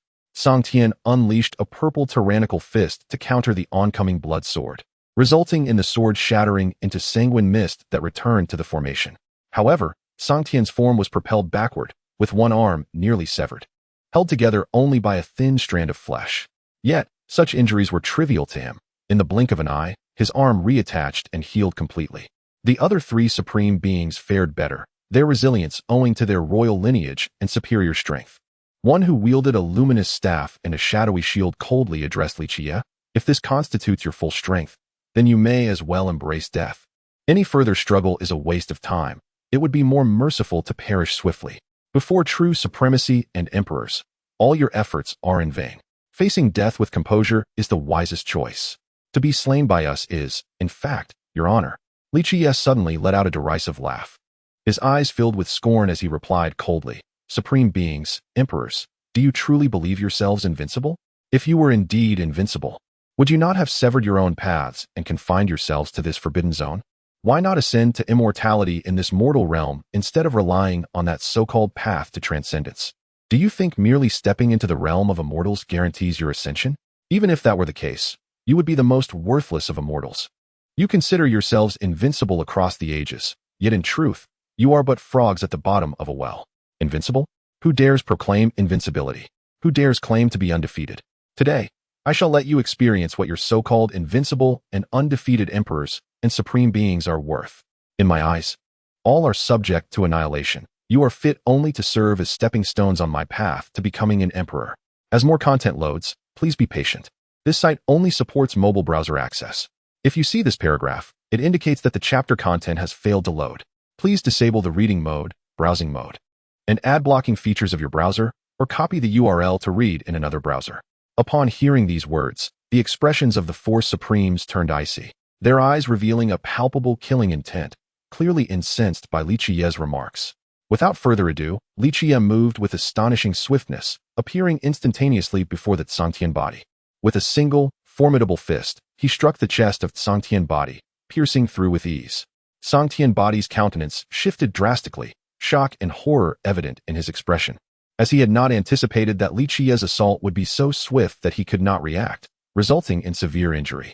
A silver light emanated from his arm, akin to the flesh of an emperor, which was instantly cleaved in 2. Meanwhile, the 3 other supremes exchanged glances, their expressions shifting dramatically. 1. A man with a head of golden hair regarded the situation with suspicion, stating in a low voice that the combat prowess of this individual was rather unusual. A quasi-emperor at the 6th heaven possessing strength comparable to a supreme. Could he be yet another primordial force? Enough of this. Let's settle this quickly to avoid further complications. Interjected another supreme, his white hair flowing like a cascade, wielding an imperial blade, seemingly now aware of the gravity of underestimating Li Qiyeh. However, just as they prepared to assist, a figure suddenly blocked their view, causing their expressions to stiffen in astonishment. This individual bore an uncanny resemblance to Li Qiyeh, yet his aura was far more domineering and detached, his gaze one of utter indifference, as if he held no regard for the 3. The 3 imperial supremes found the situation intriguing, truly delectable prey. By consuming you, I shall further my cultivation and break through to the 11th layer. The newcomer was none other than Li Qiyeh's true self, awakened from a long period of seclusion. In his hand appeared a blood-red spear, its shaft adorned with intricate patterns and designs, resembling precisely the patterns of the Zhuxian sword formation. Who are you? The golden-haired supreme inquired icily. Food requires no extensive knowledge. Such awareness only breeds fear and suffering. With that, the blood spear materialized at the golden-haired man's forehead, instantly shifting his expression to one of gravity. He let out a deafening roar, evading the strike with remarkable speed, yet a blood hole remained at his brow. His heart filled with trepidation. The long-dormant battle spirit within him was reignited. He gazed at the figure across from him, as the sealed imperial blood within him began to slowly unseal. Perceiving the newcomer as a formidable adversary. Chapter 302.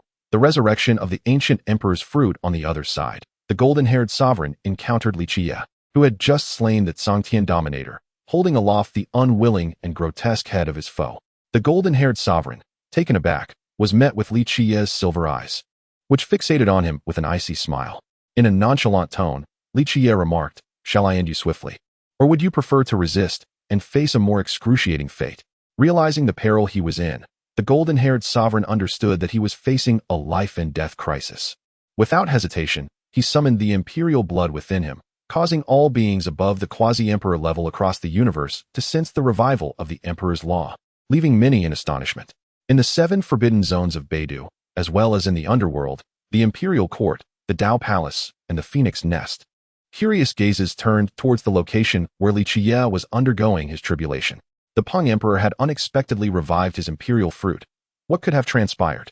Was it truly necessary for such a being, comparable to a sovereign, to resurrect his imperial path? Did he not fear the depletion of his lifespan? That individual has set up contingencies, obscuring our awareness with imperial artifacts, rendering us incapable of discerning the situation within. Should we offer assistance? Silence reigned among them. Evidently, they were reluctant to intervene. The fact that the Peng Emperor was compelled to resurrect his imperial strength indicated a significant risk, and none could ascertain the number of unparalleled traps that lay in wait. They had no desire to become ensnared. With the path to immortality about to unfold, their sole objective was to penetrate the celestial domain. Everything else was inconsequential. Even if a sovereign emerged, it would not be of great consequence. Should chaos erupt, the combined efforts of multiple sovereigns would ensure that even the emperor would face defeat. At last, you are willing to fight with all your might. I had assumed you would cower like a turtle, Li Qiyeh taunted. But this is splendid. I am eager to witness the true might of an emperor. As he consumed the head, which transformed into a purple essence, Li Qiyeh's aura surged once more, propelling him beyond the 6th stage of the quasi-emperor realm to break through to the 7th. He quelled the urge to transcend during the tribulation. This was not the opportune moment. He needed to devote himself entirely to battling the resurrected Peng Emperor. To have forced me into this predicament. You are indeed the first. Yet, this is where it ends.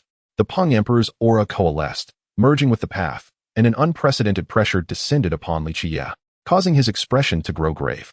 The first to strike, the silver-eyed sovereign unleashed a flash, freezing the cosmos in its tracks, as if all existence had been suspended. The shattered void and chaotic laws were brought to a standstill. Time itself halted, a power he had possessed for ages, now elevated to an astonishing level with his newfound strength. More content is loading. Please hold on. This site only supports mobile browser access. If you see this paragraph, it indicates that the chapter content failed to load. Please close the reading mode, browsing mode, novel mode, and disable any ad blocking features. Or copy the URL to another browser for reading. Even the ancient sovereign, the Peng Huang, can achieve a momentary stillness, albeit fleeting, akin to the blink of an eye. The disparity in realms is simply too vast for a prolonged pause. Nevertheless, this brief interval suffices for him to launch an assault. With a swift motion, he unleashed the heavenly slash. The Qiyeh sword materialized, cleaving through the Peng Huang's head, splitting it in twain. Yet, as the moment of stillness dissipated, though the blow had fractured his cranium and marred his celestial platform, it did not yield a fatal outcome. What sorcery is this? The Peng Huang bellowed in anguish, clutching his head as blood tears streamed from his eyes. However, he swiftly regained composure, his gaze towards Li Qiyeh now laced with raw malice, profound suspicion, and trepidation.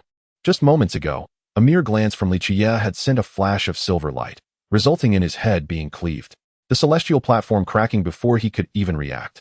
In response, a sword imbued with the essence of the cosmos descended upon him with relentless force, compelling the Peng Huang to defend himself. Wielding the imperial sword, he struck upward, yet the brilliance of the sword shattered upon impact. Li Qiyeh's arm fractured, revealing a crystalline structure, radiating a chaotic luminescence adorned with intricate symbols, while his body bore fissures and blood trickled from the corner of his mouth. Truly, he is an emperor, far superior to the supreme beings. However, the burning of his vital essence cannot sustain this pinnacle for long. Should you fail to vanquish me, I will be the one to end you. In a flash of silver light, all wounds were instantaneously mended. Observing the increasingly formidable aura of the Peng Huang, a fierce battle spirit ignited within Li Qiyeh's eyes. You shall not witness the moment of my resurgence. The path to imperial ascendance I tread is far beyond what any single supreme being can defeat. In my eyes, You are but a larger ant, destined to be consumed. Your vitality will replenish my own, and when the path to immortality reveals itself, I shall ascend to the celestial realm. Beneath the Peng Huang's feet, a golden pathway emerged, stretching directly toward Li Qiyeh. I have proclaimed, Great Emperor. To me, supreme beings are merely fodder. You are fit only to serve as my sustenance. For figures loomed above the array, all advancing towards Li Qiyeh, each wielding an imperial sword, each embodying the power of the supreme. Is this a technique of duplication? It bears resemblance to the secrets of multiplicity, yet with subtle distinctions. However, in the face of numerical superiority, it serves only to prolong your demise, truly. Chapter 303. Breaking through the 8th layer of the quasi-emperor and annihilating the celestial tyrant, is this all? Can you not exert a little more effort? I, Li, am putting in so much effort to confront you, and this is the test you present to me? Standing at the heart of the most formidable tribulation that envelopes a star domain, Li Qiyeh's tone was far from amiable. After all, this was the tribulation of the 8th layer of the quasi-emperor. Is such feeble power a sign of disdain towards me? Having endured the onslaught for half a day without so much as a scratch, his displeasure grew, feeling that this tribulation was cutting corners. In the past, his tribulations had been relentless. Fortunately, this was merely an appetizer. In apparent response to Li Qiyeh's expectations, figures radiating an imperial aura emerged from the tribulation. There were 9 in total, each a pinnacle supreme-level humanoid tribulation. A glance revealed familiar faces, causing his eyelids to twitch slightly. They were Su Kong, Heng Yu, Ren, Wu Shi, the Undying Emperor, the Green Emperor, the Yin, the Yang, and the Fighting Saint Emperor. All formidable characters, whose combat prowess was unparalleled compared to other emperors. Even the mightiest would kneel before them. Indeed, they seemed intent on my demise. Even the tribulation faced by emperors likely paled in comparison. I cannot fathom the magnitude of the tribulation that awaits me upon my own ascension. The other forbidden zones remained silent. For while they would join forces to enter the immortal domain, their hearts were not united. Each harbored ulterior motives, unwilling to provoke Li Qiyeh. Time passed, and eventually, Li Qiyeh emerged from the shattered void, emanating a terrifying supreme pressure that made the very Tao resonate, as if the cosmos wished to kneel at his feet. An aged voice echoed from the divine void, suggesting that Li Qiyeh posed a significant threat and should be eliminated before he grew even stronger. The beings from various forbidden zones fell into an unusual silence, naturally contemplating this outcome. They had made sacrifices, sealing themselves to this life. All for the chance at immortality they had calculated. Were it not for the impending path to immortality, and their need to conserve strength to enter the immortal domain, they would not allow such a person to provoke them so audaciously. From the depths of the undying mountain came a domineering voice, laced with murderous intent. Before the tribulation could strike, Li Qiyeh took the initiative to attack without a moment's hesitation. Speaking of such matters was now futile. This individual was another Wu Shi, possessing the combat strength of an emperor even before achieving that status. As long as he did not hinder our path to immortality, it would be wise not to provoke him. After all, once we enter the immortal domain, the affairs of this realm would cease to concern us.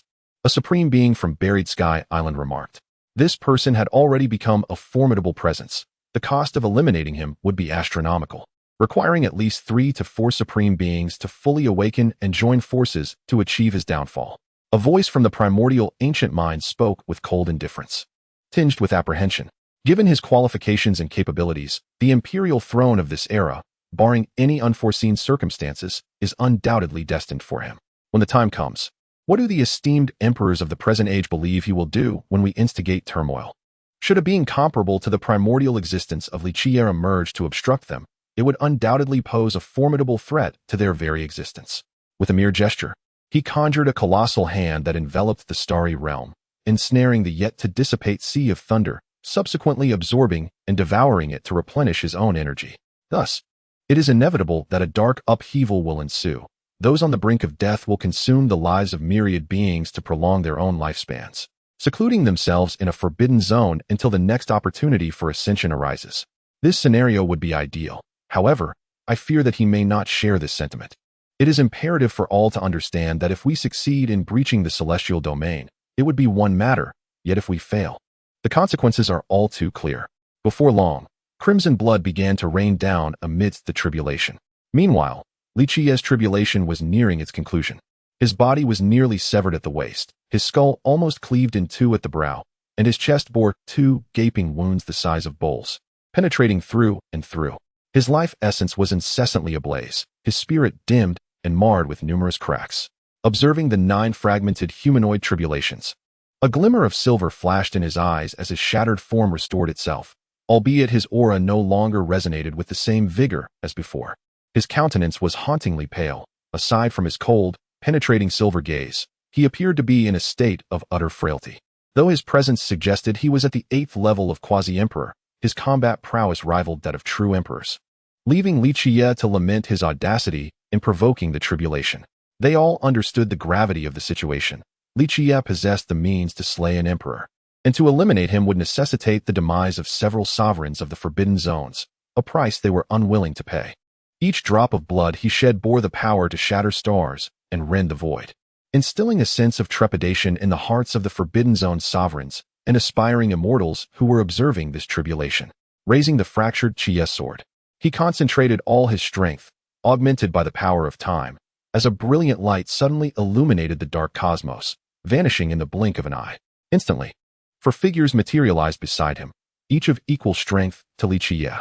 These are mere conjectures, yet all are aware that this world harbors genuine opportunities for ascension, allowing us to enter the celestial realm.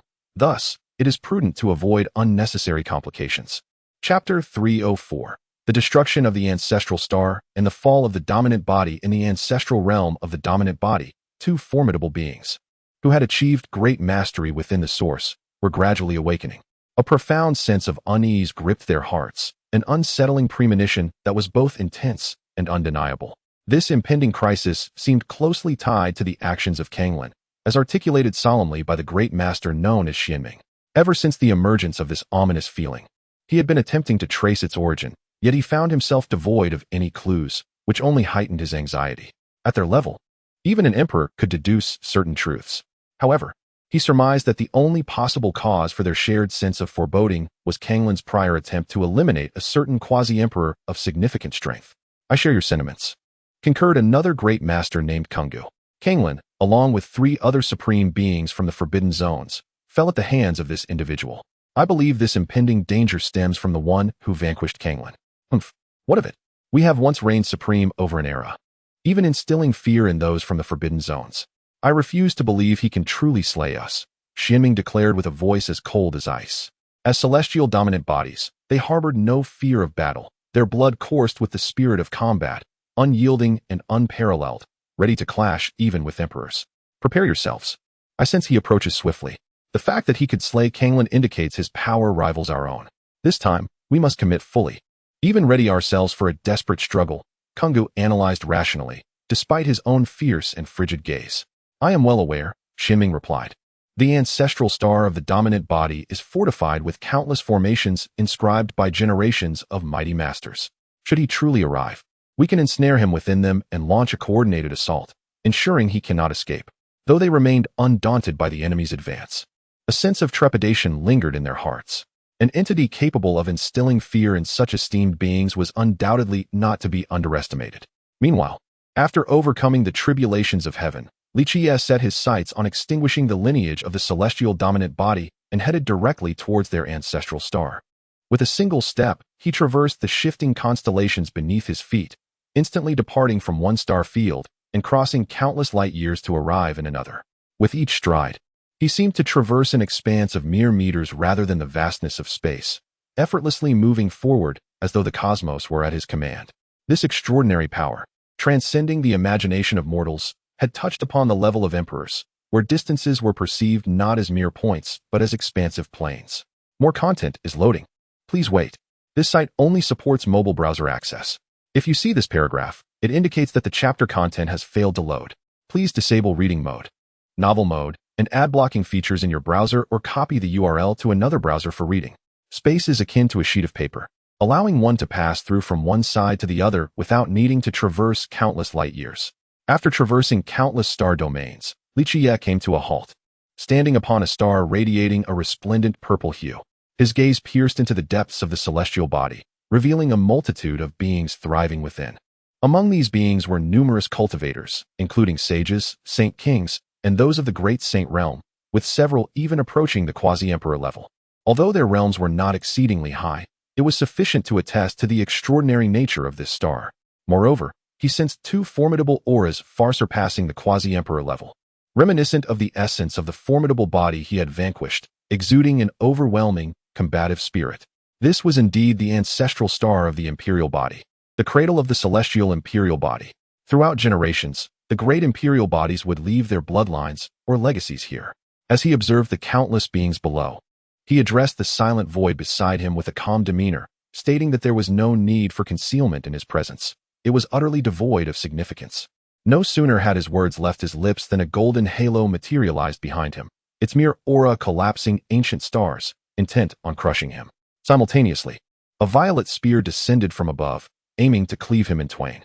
The assailants were naturally the great imperial bodies of Xianming and Kanggu, who had set their trap long before Li Qiyeh's arrival, lying in wait to ambush him. As the attacks bore down from above and behind, Li Qiyeh remained unperturbed, devoid of any sign of panic. With a single hand raised, he effortlessly blocked the onslaught of the spear. His left fist clenched, he stood resolute, retaliating against the golden halo, the silvery radiance enveloping his fist colliding with the halo, sending it hurtling into the depths of the cosmos. At the same time, he grasped the descending spear, feeling a sharp cut across his palm as crimson blood flowed forth, yet his hand healed almost instantaneously.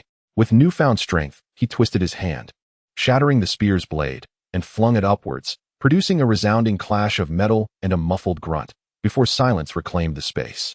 Soon, two imposing figures appeared around him, tall, robust men with flowing purple hair and deep, ancient eyes radiating an aura of dominance, instantly recognizable as terrifying entities. Chapter 305. Pressuring the ancient emperor's revival in the underworld, gazing upon the shattered ancestral star of the dominator body, Li Qiyeh sensed a formidable primordial force emanating from it, a power with which he was intimately acquainted. Indeed, it was the essence possessed by the celestial dominator body. Through countless years of evolution and development, this celestial body had birthed innumerable celestial dominator bodies and fostered a multitude of descendants bearing the bloodline of the dominator. Nurtured and influenced by these countless dominators, the essence of this star had long since transformed into an ancestral star imbued with the primordial power of the dominator body. Owning this ancestral star could significantly enhance the probability of the innate emergence of the dominator body. Furthermore, it would assist those with dominator bloodlines in better activating the blood within them, facilitating their transformation from acquired to innate dominator bodies. Thus, Li Qiyeh found himself intrigued by this prospect. While this essence may not rival that of the Supreme, it was still of considerable utility to him at present. He did not dwell on it for long. His immediate need was for resources to break through his cultivation. Although consuming Xianming and Kanggu had not yielded the sensation of a breakthrough, it was evident that he required more resources to reach the ninth layer of the quasi-emperor realm. The primordial essence of the ancestral star of the dominator body was an excellent choice, promising to save him considerable time. He proceeded to consume it, soon feeling a slight enhancement in his cultivation, though he remained short of the threshold for a breakthrough. It appeared that he would still need to find an ancient emperor of the supreme class to consume for effective results. Fortunately, there was one in the underworld, a sovereign corpse that had achieved enlightenment a second time.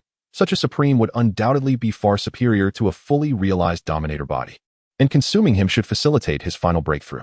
Li Qiyeh furrowed his brow in contemplation for a moment before relaxing, convinced that this was the best course of action. After all, there were less than 20 years remaining before the path to immortality opened, and time was of the essence. Moreover, eliminating a supreme from the underworld would be beneficial, preemptively resolving a potential complication. The dark turmoil was not solely comprised of those supremes attempting to breach the immortal domain. There were also some whose lifespans were already dwindling, relying on the consumption of living beings to replenish their vitality. He was confident that, at this critical juncture, the supremes of the Big Dipper would refrain from intervening. Otherwise, they would not have remained passive while he decimated the ancestral star of the dominator body. At the very least, they would have launched a covert assault to place him in peril. Their thoughts were currently fixated on the path to immortality, and as long as their ambitions remained unimpeded, they would not entertain many other notions. Furthermore, they were acutely aware that the cost of attempting to eliminate Li Qiyeh would be exorbitant, likely resulting in the loss of several supremes, dissuading any from taking the lead. The underworld had always been shrouded in secrecy, with most individuals unaware of its lair, only knowing it as a terrifying force that had obliterated countless powerful factions and races across various epochs. a force to be greatly feared. However, that was no longer the case. With the causal power of his silver eyes, Li Qiyeh had located the underworld. His causal abilities had grown tremendously. Any existence that harbored thoughts of him would forge a causal connection, simultaneously revealing their whereabouts to him. Loading more content. Please wait. This site only supports mobile browser access. If you see this paragraph, it indicates that the chapter content has failed to load. Please disable reading mode, browsing mode, and ad blocking features, or copy the URL to read in another browser. Indeed, there exist formidable beings beyond his comprehension, such as the ruthless individuals and the enigmatic Wuxer, whose powers far surpass his own, rendering their causal threads invisible to him. Nonetheless, he harbors a suspicion that, whether in the present, past, or future, these two are akin to taboo entities, incomparable to his current self. It is truly concealed, a small world that predates the era of myths, shrouded by numerous royal arrays, which elude the detection of ordinary individuals. Following the threads of causality, Li Qiyeh discovered the hidden layer of the underworld, astonished by its profound concealment. Clearly, this was not an array set by an ancient emperor. He sensed the presence of several distinctly different royal laws. However, he was also aware that within this realm, only one was the prison-suppressing emperor, while the others hid within the treasures of the underworld, evading the reckoning of the underworld sovereign. After all, that being a close friend of the desolate heavenly emperor, the master of the emperor's sovereign, and the creator of the underworld, has existed through cycles in the mortal realm, a presence they cannot confront. Boom. A fist enveloped in quasi-emperor laws struck directly at the entrance of the underworld. The protective royal array of the underworld was instantly activated, and the royal laws left by the ancient emperors surged through the array, permeating the starry sky. What is happening? Who dares to invade the underworld? Within the blood sea of the underworld, countless corpses floated, and a figure, shrouded in deathly aura, emerged. Its skin pale as if it were a corpse, with eyes devoid of color, glaring at the entrance of the underworld. Its tone was filled with fury and murderous intent, radiating the oppressive aura of a high-tier quasi-emperor, a being on the verge of attaining completeness. Soon, two more figures appeared, exuding equally terrifying presences. Both at the 8th level of quasi-emperor, their expressions a mix of anger and solemnity. The revival of the ancient emperor's array clearly indicated that the adversary outside was formidable, possibly an ascendant. Nonetheless, even so, to provoke the underworld would lead to a dead end. For countless years, it has always been they who initiated slaughter and dominated death. Never has anyone dared to approach them with hostility. The Lord of the Prison Suppression and the Lord of the Underworld Palace both emerged together. Chapter 306. Slaying the Ancient Emperor of the Underworld and breaking through to the 9th level of Quasi-Emperor. Given time to reclaim your pinnacle, you shall die without regret. Li Qiyeh articulated the fate of a supreme being in unassuming tones, foretelling his demise in this battle, destined to become the nourishment for his ascendance. A cold snort resonated from the depths of the underworld, causing the entire cosmos to tremble. The supreme and formidable laws of the imperial path surged back to life, revealing the overwhelming might of the ancient emperor. In all realms of life, the countenances of those at the quasi-emperor level shifted, their gazes drawn to the pitch-black void of the starry sky, unable to conceal their astonishment. What transpired in such a brief span? The revival of the imperial laws. Could it signify the onset of dark turmoil? Why had such phenomena emerged in rapid succession? The quasi-emperors, unaware of the reasons, were engulfed in profound dread, perplexed by the occurrences and the frequent resurgence of the ancient emperor's laws, which led them to suspect a terrifying upheaval was imminent. Conversely, some powerful quasi-emperors possessed an inkling of the truth, their expressions grave, as if they had glimpsed something unfathomable. In the phoenix nest, a captivating and graceful maiden reclined upon an exquisite phoenix throne, her gaze fixed on the depths of the starry sky, revealing a trace of uncertainty in her eyes. Her delicate lips parted, releasing a melodious whisper. The emperor's lips curled into a cold smile, seemingly unconvinced of Li Qiyeh's future, despite having misjudged once before. Li Qiyeh remained silent, observing the situation. The ancient emperor of the underworld, too, refrained from comment, extending a hand to unleash a beam of divine light, propelling it forward, and remarked with a smile, "Consider this my gift, a reward for your impending victory in battle. Kill. Ultimately, I underestimated you. Who would have thought you could reach this juncture? Yet, what does it matter? The path to immortality shall commence. And this moment offers no opportunity for you to attain enlightenment. Rather, it will render you a target for the united might of those from the forbidden zones. After all, should they falter, they would be compelled to consume the weak. Now, he no longer needed to conceal his strength. He was unafraid of the scrutiny of those sovereigns from the forbidden zones. Moreover, he wished to convey a warning to those individuals, demonstrating that his current power was beyond their reach. Such as the ancient emperor, the mightiest existence of an era, possessing the strength to gaze down upon the universe. Were it not for the fractured pathways of heaven and earth, perhaps these ancient emperors could indeed ascend to immortality in the mortal realm. Content loading. Please wait. This site only supports mobile browser access. If you see this paragraph, it indicates a failure to load the chapter content. Please disable reading mode, novel mode, and ad blocking features, or copy the URL to another browser for reading. Li Qiyeh, drenched in blood, with shattered fists revealing translucent bones, bore a visage filled with intense battle fervor, his formidable blood qi dispersing the surrounding chaos. In the midst of a fierce battle, the two figures traversed through various star realms, ultimately vanishing into the vastness of the cosmos. Their conflict transcended the universe, plunging into the chaotic abyss where even the supreme beings of numerous forbidden zones could not perceive their struggle. They shattered countless star domains, leaving a trail of devastation in their wake, with only the unhealed turbulence of space remaining. With a flourish, a nine-colored celestial sword materialized in his right hand, unleashing a sword light that tore through the boundless chaos. This radiant blade, infused with the principles of the chaotic path, transformed the surrounding chaotic energy into a formidable weapon, a sword destined to cleave the heavens, aimed at the prison emperor. The battle raged on. Li Qiyeh unleashed a flurry of strikes, his fists colliding with the prison emperor's spear and shield, producing a symphony of resounding clashes of celestial gold. Despite the prison emperor's peak ancient royal prowess, it was sustained by the burning of his vital essence. Once that was depleted, his life would reach its end. Remarkable. Such a defiant presence has emerged in this era, possessing such formidable combat strength at such a young age, leaving the old man in awe. The surrounding space fractured, and the underworld below, safeguarded by the imperial array, trembled under immense pressure, unable to withstand even the might of several ancient royal laws. Yet, from the chaotic rifts and the intermittent flow of blood, it was evident that their confrontation was incredibly intense, approaching its final stages. Though you and I are adversaries, you are indeed a worthy opponent. However, this is where it ends. You have exhausted your strength. With this final strike, I shall send you on your way.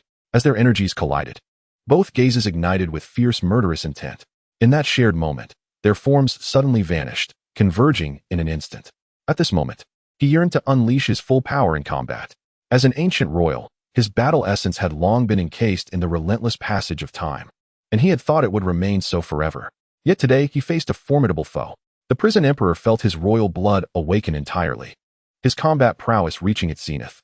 He had not considered a retreat, for Li Qiyeh's strength had escalated to a level that compelled him to confront it with all his might. Meanwhile, the Beidou Forbidden Zone was under the watchful gaze of numerous supreme beings, rendering the vicinity a perilous ground where no one dared to approach. The prison emperor's eyes turned towards Li Qiyeh, revealing a profound sense of melancholy. Chapter 307. The Return of Beidou and the Emergence of Tai in the Desolate Expanse of the Universe, Amidst Chaos. Li Qiyeh was enduring the ninth heavenly tribulation for the quasi-emperor. Compared to the previous tribulations, the ninth was far more formidable, directly manifesting a grand world that drew him in, summoning mythical beasts, sacred creatures, and human-shaped tribulations to combat him. Each adversary possessed strength comparable to that of an emperor, making the struggle exceedingly arduous for Li Qiyeh. Despite his formidable prowess, bolstered by the absorption of ancient emperors and supreme beings, he found himself at a disadvantage against such overwhelming numbers. Fortunately, his strength was sufficiently potent, allowing him to withstand the onslaught of emperor-level attacks.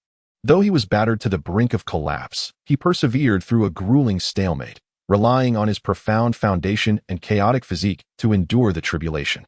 Even as the tribulation's power swelled in its final moments, he caught a fleeting glimpse of a blood-red blade embedded in a stone platform, poised to be drawn forth. The mere hint of its aura instilled within him a profound sense of life and death peril. Should it descend, he would likely perish in an instant. Yet, it did not materialize, and the tribulation dissipated, allowing him to emerge victorious. However, he sensed that during his next encounter with the Emperor's tribulation, he would undoubtedly confront that blood blade. Should he lack sufficient strength, he would still face death, but that was a concern for another time. He was confident that he would not falter in such matters. Even if uncertain, he had the support of a system and could always resort to monetary means for survival. Having reigned in his aura, He absorbed enough chaotic energy before departing. It was time to return. He wondered how Yao Ji was faring. With a heart full of urgency, he realized he had ascended to the apex of the contemporary realm. He could now be regarded as an unconventional path seeker, with his combat prowess, physique, and spirit all meeting Emperor standards, save for the need to transcend the Emperor's tribulation and merge with the heavenly heart imprint. Fortunately, the current Yaoqi Saintess, Yao Ji, possessed considerable insights regarding this, reassuring the crowd not to panic, as it was likely the time for the Holy Sun's avatar to enter seclusion and emerge. As the third bell tolled, the previously incomplete world fully evolved into a true realm, and a figure stepped forth, appearing before all. While she anxiously concerned for Li Qiyeh, the Dongwang bell suddenly resonated with a chime, akin to the celestial sound of the Tao, revealing myriad paths. Years ago, the Holy Sun had proclaimed before the previous saintess and others that with the spirit of the Holy One residing in the Dongwang bell, the emergence of the great Holy Spirit could be hastened, potentially within 200 years. Yet today, for reasons unknown, it autonomously revived, its bell sound echoing throughout the eastern wilderness, stirring numerous holy lands, clans, and ancient races. More content is loading. Please wait. Uncertain of how many individuals have visited, inquiring about the happenings, they have all been met with dismissive replies, leading to the closure of the mountain gates and the activation of formidable barriers, forbidding any outsiders from entering. Alone, he fears not the challenge of facing 4 adversaries. Yet he knows that against a dozen or 20 supreme beings of the forbidden zones, he would be overwhelmed and subdued. Thus, he must await the opportune moment.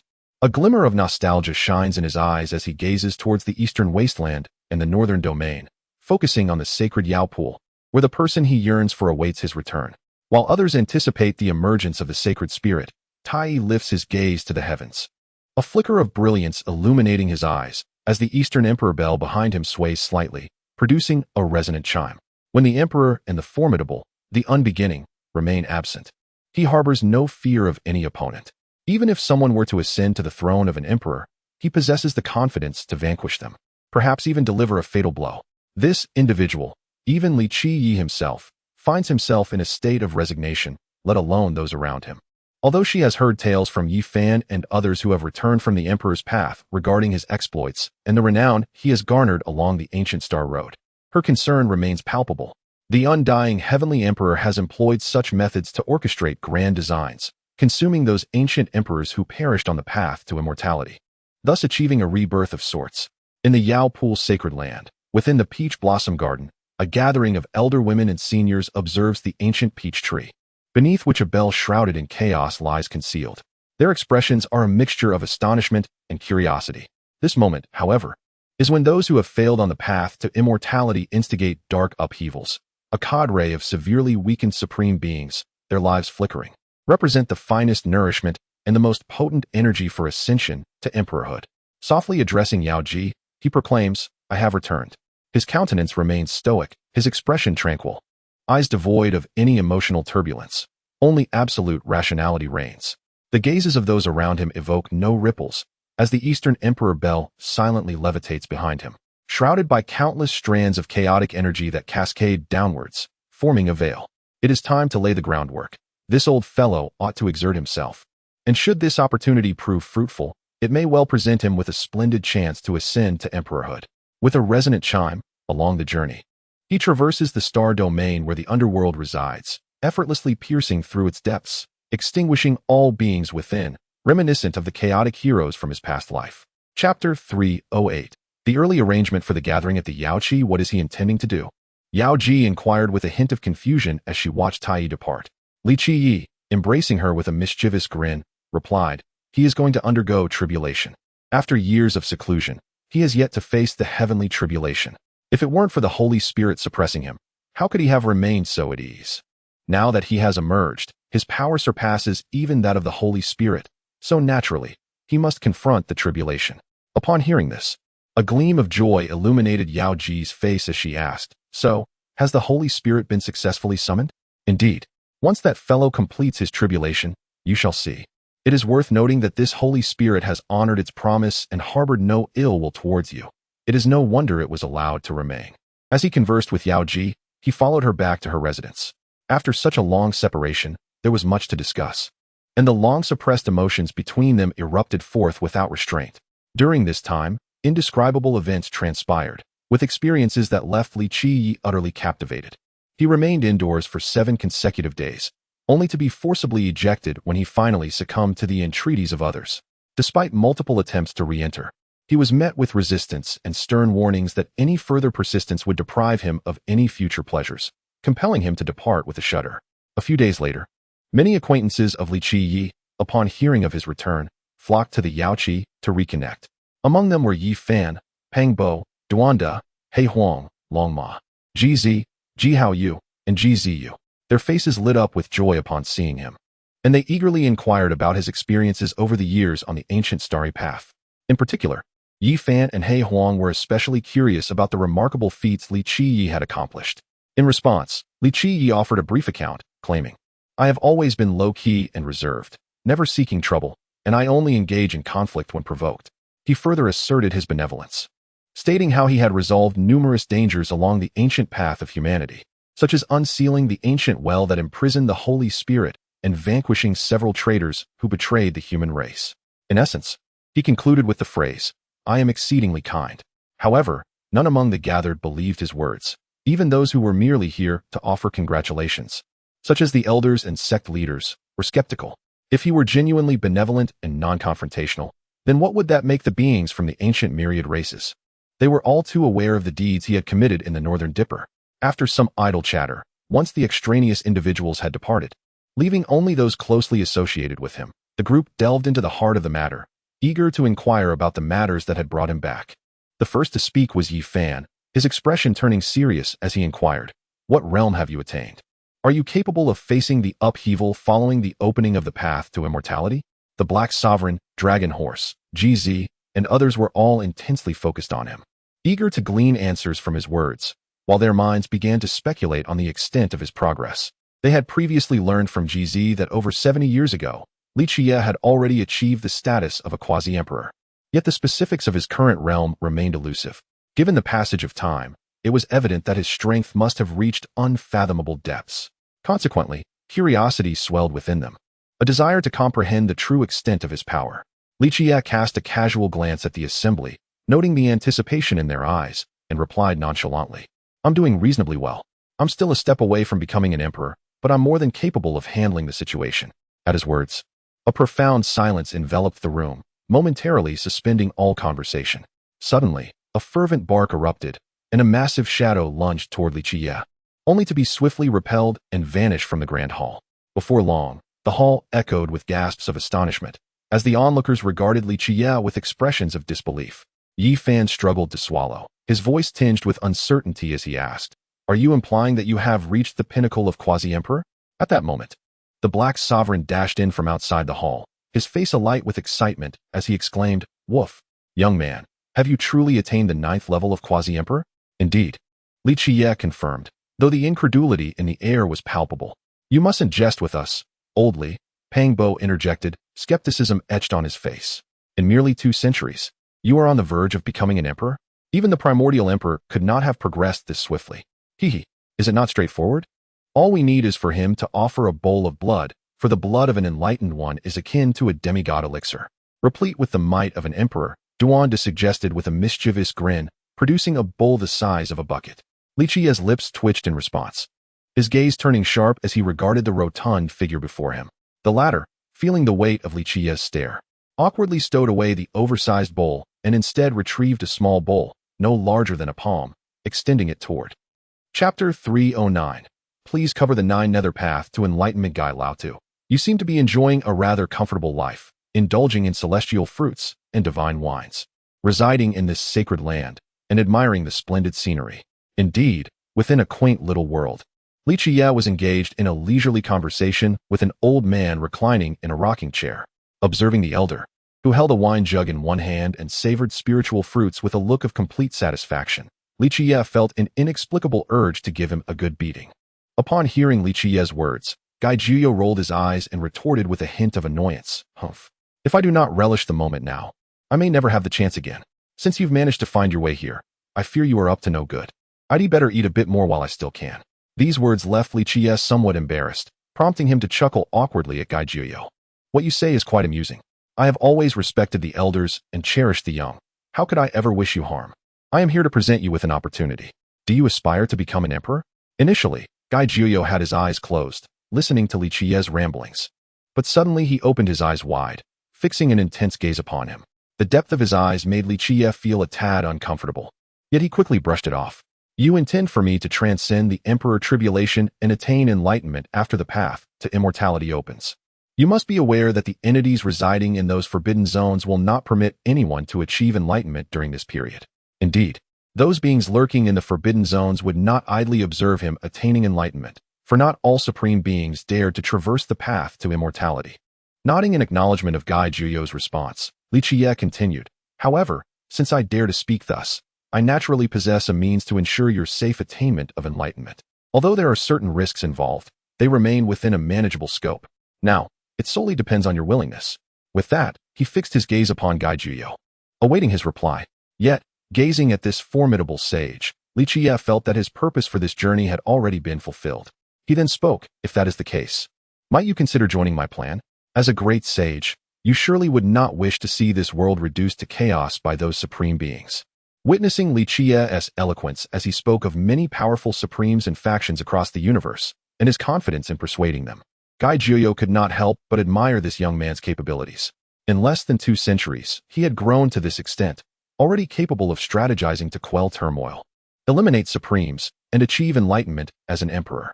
He himself found this hard to believe. Li Qiyeh regarded Li Qiyeh with an enigmatic glimmer in his eyes. This fellow dared to utilize the blood and flesh of supreme beings to attain enlightenment, an audacious act indeed. Were it anyone else, he would have dismissed them outright.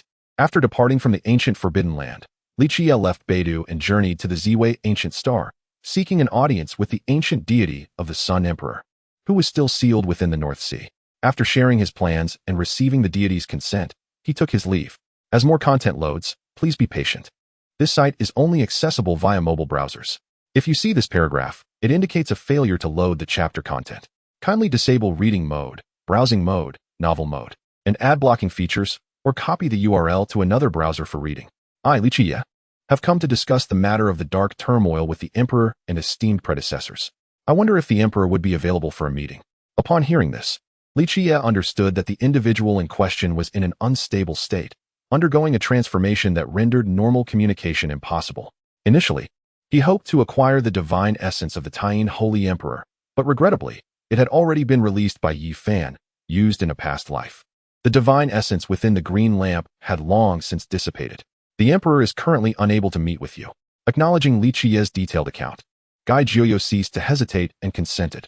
If he could be used as bait, amidst the turmoil of a lifetime, even if he were to perish under the Emperor's tribulation, it would be without regret.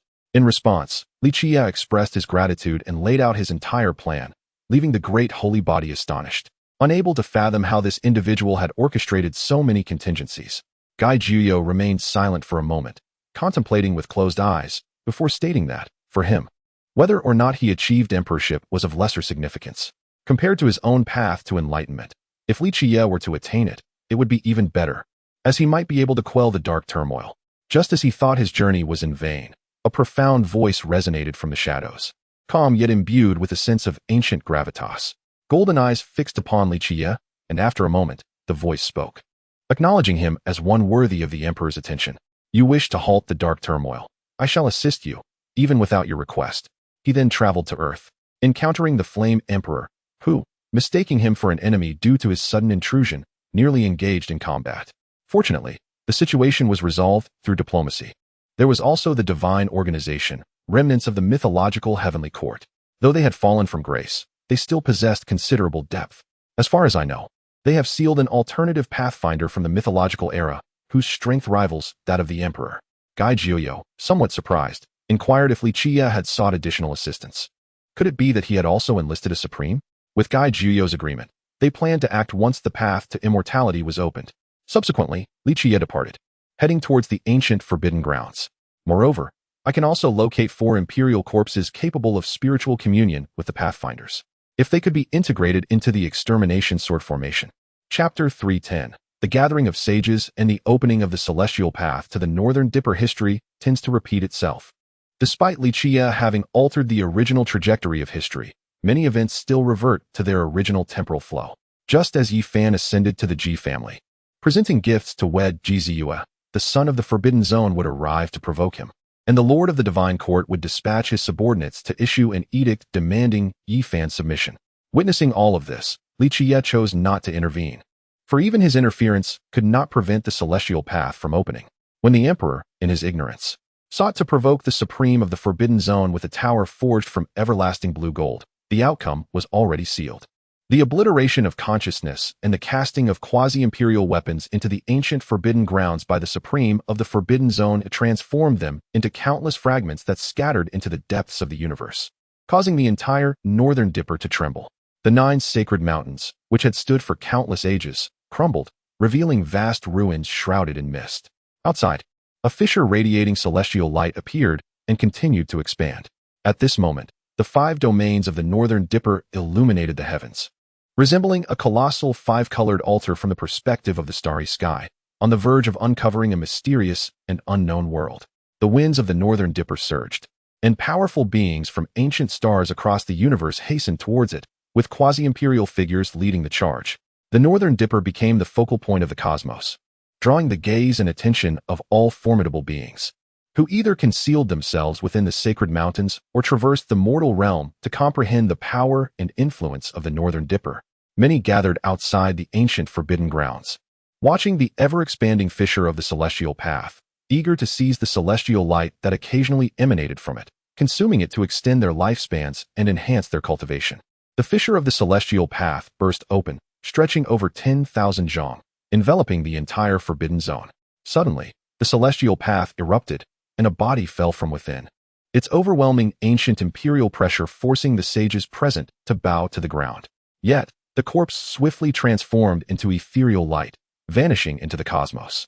Li Qiyeh stood atop Yaoqi Mountain, observing wave after wave of powerful beings traversing the starry skies towards the Northern Dipper.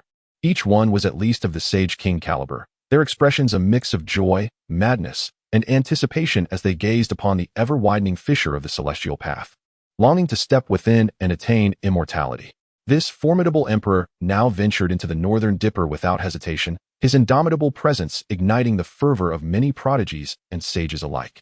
This was the primordial beginning, where names were etched upon the ultimate ancient path. The cycle of life and death is the rhythm of the heavenly Tao. No one desires to perish, and the quest for immortality is a universal aspiration among all beings. They are but a wisp among the countless souls. Boom. More content loading. Please wait. This site only supports access via mobile browsers. If you see this paragraph, it indicates that the chapter content failed to load. Please disable reading mode, immersive mode, novel mode, and ad blocking features in your browser, or copy the URL to another browser to read. All those who have inscribed their names upon the crystal steel of the ultimate ancient path are the strongest from the various ancient routes. Now they are all heading to the Northern Dipper to witness the opening of the celestial path. For her, the allure of becoming an immortal was undeniable. However, she could never succumb to such madness as they did. After all, even the supreme beings of the Forbidden Zones had to scheme for eons, sacrificing their own paths to ignite a tumultuous darkness in hopes of seizing the opportunity for ascendance. How could these sages dare to covet such transcendence? Amidst the chaos, there were screams, shouts, and maniacal laughter as they reveled in the prospect of their potential immortality. The evacuation is complete. Even the mortals under my jurisdiction have been relocated beyond the realms. Now, only I and a few elders remain to guard the Yao Pool. Yao Ji sighed, her voice tinged with helplessness, even as the sovereign of the Yao Pool, tightly embracing the man beside her. Her crystalline lips found his in a kiss. Time seemed to slip away until her affectionate gaze met Li Qiyeh's, and with a smile, she declared, "I shall wait for you." Boom. The presence of the Emperor, a being whose name was etched in the crystal steel, once invincible in an era, having vanquished all rivals, had been the most promising candidate for the path of enlightenment. Yet, he forsook that path, sealing himself in this world, a figure of unimaginable strength. Subsequently, amidst the exploding celestial road, not only did the Emperor's corpse descend, but also the radiant essence that nourished lifespans, driving many sages with fleeting time to the brink of madness. Gently holding Yao Ji, Li Qiyeh spoke softly. "You should temporarily leave the Northern Dipper. The Yao Pool needs no guardians. As long as I am here, it will remain untouched. With your departure, I will have no further concerns." Boom. The once invincible sovereigns, who had dominated the heavens and the earth, began to awaken, gathering strength for their journey towards immortality, restoring their peak powers. Boom. Once the path to immortality concluded, a dark upheaval was bound to ensue. At that time, countless beings on the Northern Dipper would inevitably fall prey to those supreme beings. A sense of compassion stirred within, yearning to save more lives, yet feeling utterly powerless. Whether they were great sages or quasi-emperors, all ceased their bloodshed, falling into an unsettling silence, filled with trepidation. If the path to immortality were so easily traversable, why would the supreme beings wait for eons? Without absolute strength, even the road to ascendance would remain beyond their reach, rendering them mere cannon fodder. A figure transcended the starry domains, traversing the cosmic seas, igniting a new chapter. Chapter 311. The Supreme Chi breaks through the immortal path. The undying mountain has been subdued. In the vast expanse of the North Dipper's numerous forbidden zones, an immense radiance pierces through ancient stars, and powerful energy swiftly envelopes the entire star domain, rapidly resonating throughout the cosmos. The breath of profound laws awakens in succession, as figures begin to emerge from the brilliance, emanating the aura of ancient emperors and sovereigns. A thunderous roar echoes along the immortal path, reverberating across the North Dipper. Gradually, magnificent cities and formidable fortresses materialize along the immortal path, inhabited by terrifying beings of colossal stature, unleashing their ferocious cries. From the towering gates, a small bird, resplendent in crimson and reminiscent of a sparrow, soars forth, trailing torrents of flames that stain the immortal path of vivid scarlet. This is the vermilion bird, a legendary celestial spirit, a being that resides within the realm of immortals, unexpectedly manifesting before our eyes. Indeed, this path to immortality holds true. In this lifetime, ascension to the celestial realm is truly possible. Many cultivators witness this spectacle, their eyes brimming with excitement and their spirits invigorated, as they behold the vermilion bird soaring freely along the immortal path. An overwhelming desire to step onto this path surges within them. Another roar resounds, and a colossal white tiger strides forth from the fortress, exuding an oppressive aura that instills terror in all who behold it. This is the White Tiger, another legendary celestial spirit, having descended from the immortal realm to the mortal world. The immortal path has fully opened. Crossing through the fortress grants entry into the realm of immortals. Countless individuals are overwhelmed with exhilaration, gazing at this mythical celestial beast. Many weep tears of joy, feeling that even if they were to perish at that moment, they would die without regret. However, these beings are not true celestial spirits. They are manifestations of the laws of the immortal realm, guarding the passage between the immortal and mortal worlds. Only by defeating them and stepping through the immortal gate can one truly enter the realm of immortals. Some powerful cultivators discern the truth and urgently call out, prompting many to awaken to reality. Yet, even so, they cannot quell the frenzy of the crowd.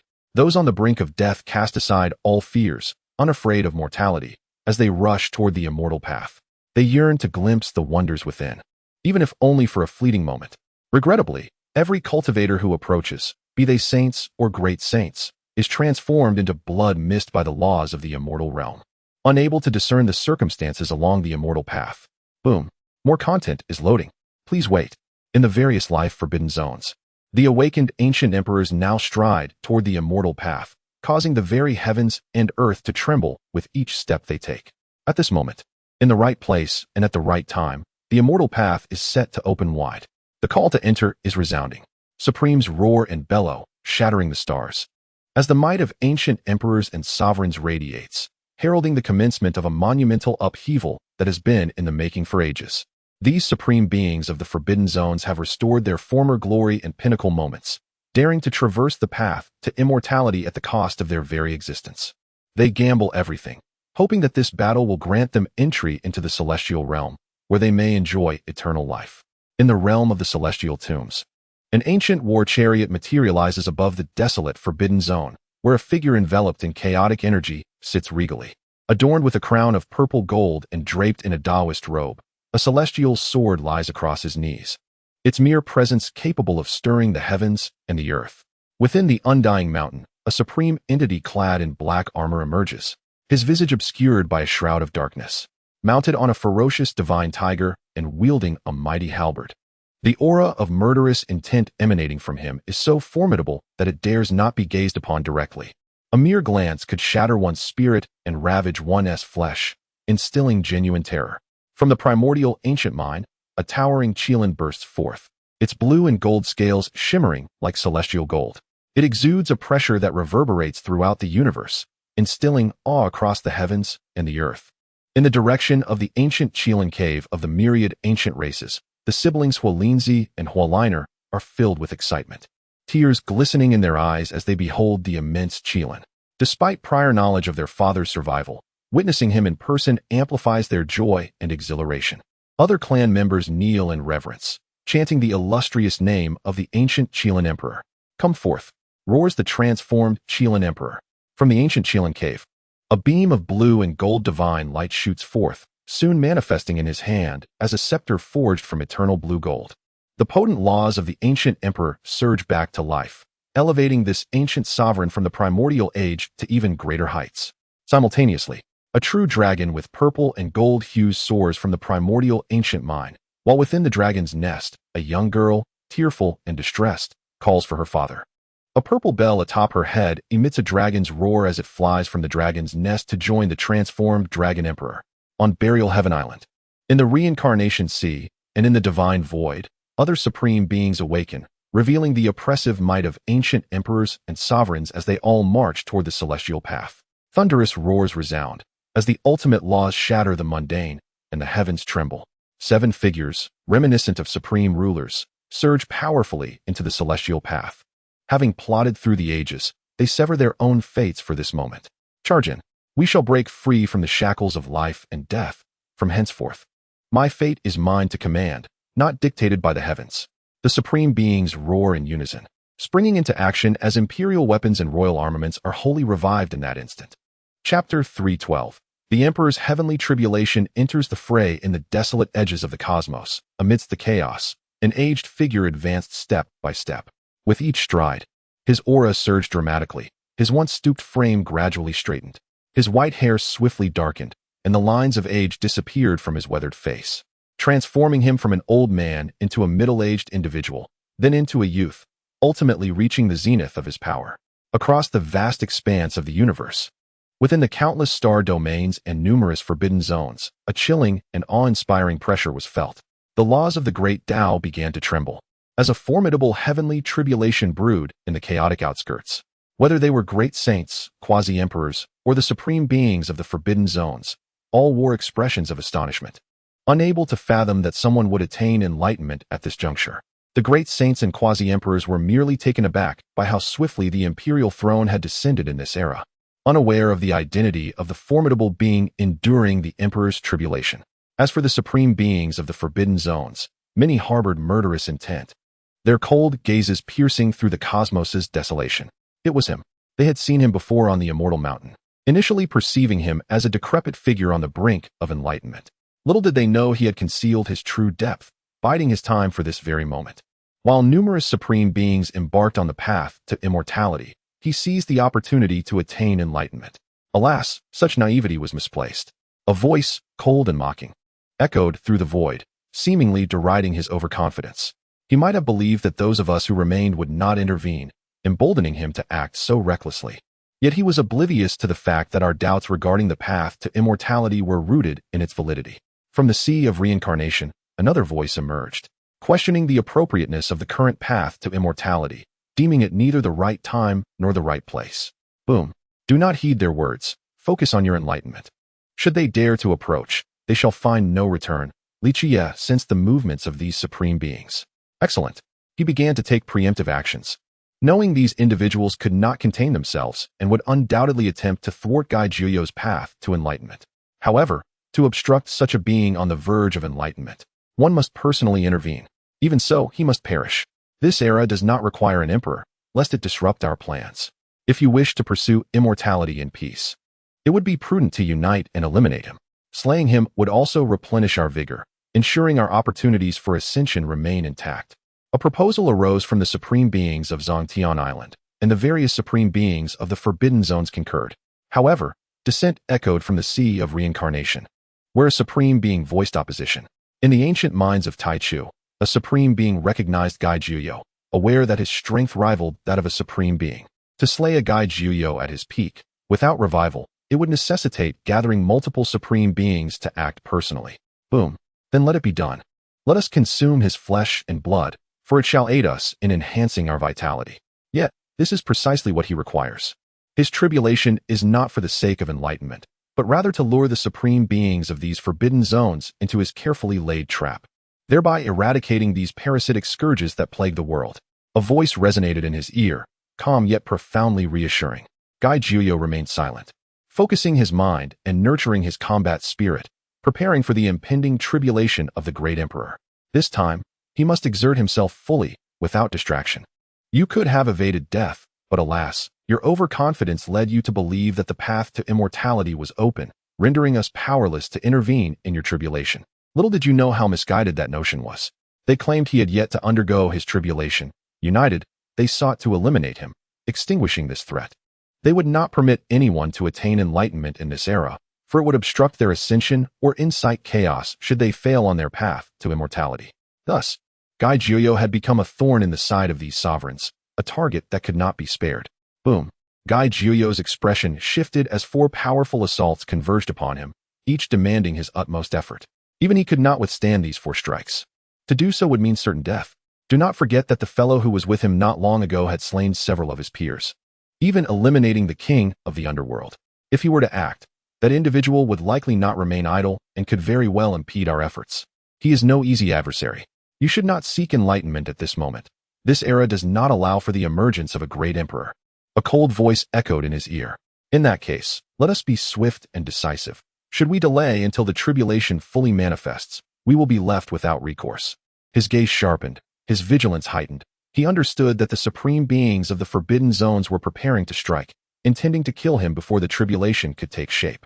For colossal hands of heaven attacked from all directions, their terrifying power shattering numerous star domains, even piercing the void of chaos. Then let us resolve this matter together.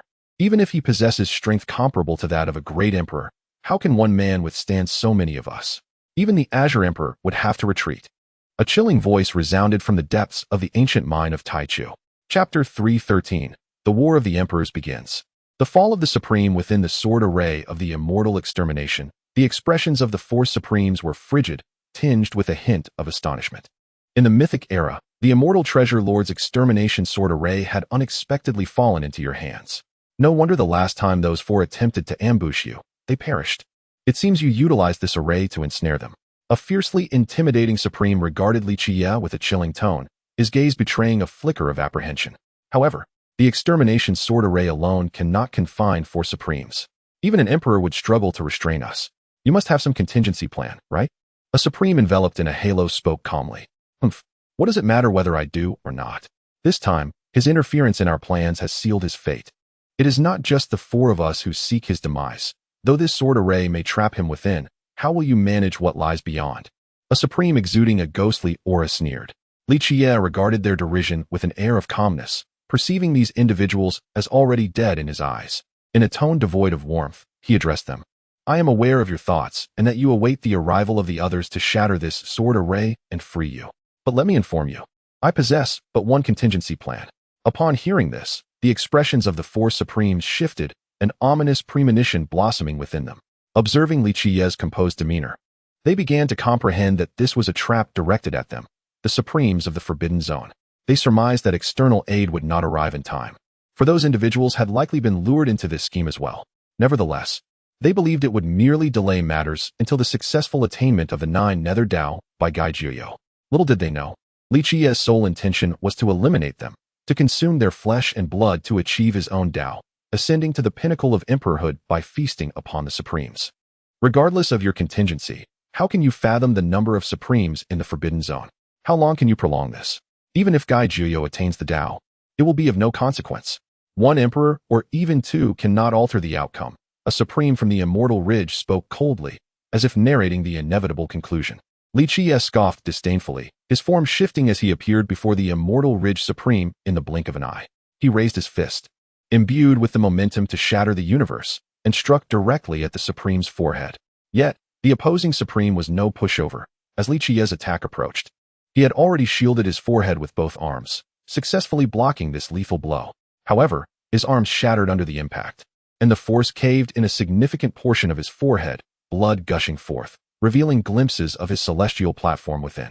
You seem to have misunderstood one critical aspect. My purpose in confining you is not to buy time, but to eliminate you, using your blood and flesh to assist me in achieving the Tao. Li Qiyeh's form wavered once more, materializing before the ominous presence of the Supreme. The opposing Supreme, having foreseen this encounter, preemptively unleashed a palm strike, colliding with Li Qiyeh. In an instant, the entirety of his arm erupted, a cascade of imperial blood scattering across the starry expanse. The remaining two Supremes exchanged glances, their expressions grim, and simultaneously commanded their powers to engage. This individual exhibited an overwhelming combat prowess. Should they fail to revive their royal prowess, they would be unable to vanquish him in a direct confrontation. As the words left their lips, four figures swiftly encircled Li Qiyeh, each executing their most formidable strike. The starry sky was ablaze with the silhouettes of these five titans clashing, traversing from one side of the cosmos to the other, reducing celestial bodies to mere ruins and debris, leaving behind extensive fissures in the void. The realm itself shattered under the weight of their conflict. With the majority of stars obliterated, Li Qiyeh stood resolute against the four, showing no signs of yielding. His eyes glimmered with fervent battle intent as he let out a resounding roar, his aura surging once more, instantaneously dispersing the surrounding stars. The four Supremes, who had sought to ensnare him, found their expressions changing dramatically, astonishment and dismay etched upon their faces, as Li Qiyeh's presence suppressed their own. With his vital essence surging, the fervent battle spirit within him propelled his power to new heights. His silver eyes shone like divine lanterns, exuding a force that instilled fear even in the hearts of the four Supremes. In your current state, you are no match for me. Without reviving your peak strength, you are but hard-to-kill ants in my eyes. Li Qiyeh's voice dripped with disdain and arrogance. Impudent, seeking death, come forth, kill. The four Supremes were incensed by Li Qiyeh's taunts, though they recognized his intent to provoke them into burning their life force. They could not allow themselves to be belittled by an individual they deemed an insignificant insect, even if it was a ruse. They were determined to eliminate him to assuage their rage. Moreover, they sensed that if they did not restore their peak abilities, they might indeed perish here. The prolonged absence of reinforcements spoke volumes. No longer suppressing their powers, the four Supremes ignited their lifeblood to reclaim their pinnacle strength. In an instant, the cosmos resonated with the emergence of four ancient imperial laws, stirring a wave of astonishment among the myriad of great saints and quasi-emperors. Chapter 314, The Supreme's Demise. The emergence of the throne within the Zhuxian sword array. The battle has reached its zenith, with both the Supremes of the Forbidden Zone and the ancient sacred body engaged in a fierce struggle. However, as the conflict has unfolded, the Supremes from the Forbidden Zone have gained the upper hand. Even with the support of the Zhuxian sword array, the likes of the Flame Emperor, Yellow Emperor, Laozi, and Shakyamuni are barely able to contend with these Supremes. Despite their bodies being of the imperial level, without the enhancement of the Emperor's laws, they cannot withstand the relentless assaults of the Supremes for long. Even with the Zhuxian sword array's assistance, it merely prolongs the inevitability of your demise. Before us, you are ultimately powerless to alter your fate. The ancient sacred body, the solar sacred emperor's divine thought, the alternative path seekers, and those who aspire to transcendence shall all be reduced to naught. After repelling the ancient sacred body, one Supreme taunted, his gaze icy and merciless. The ancient sacred body, though heavily injured and nearly decapitated, remained undeterred, engaging fiercely with the surrounding Supremes. Your meticulously crafted scheme to draw us out was merely a ploy to ensnare us all. Yet it seems you are the ones who have become the prey, he retorted.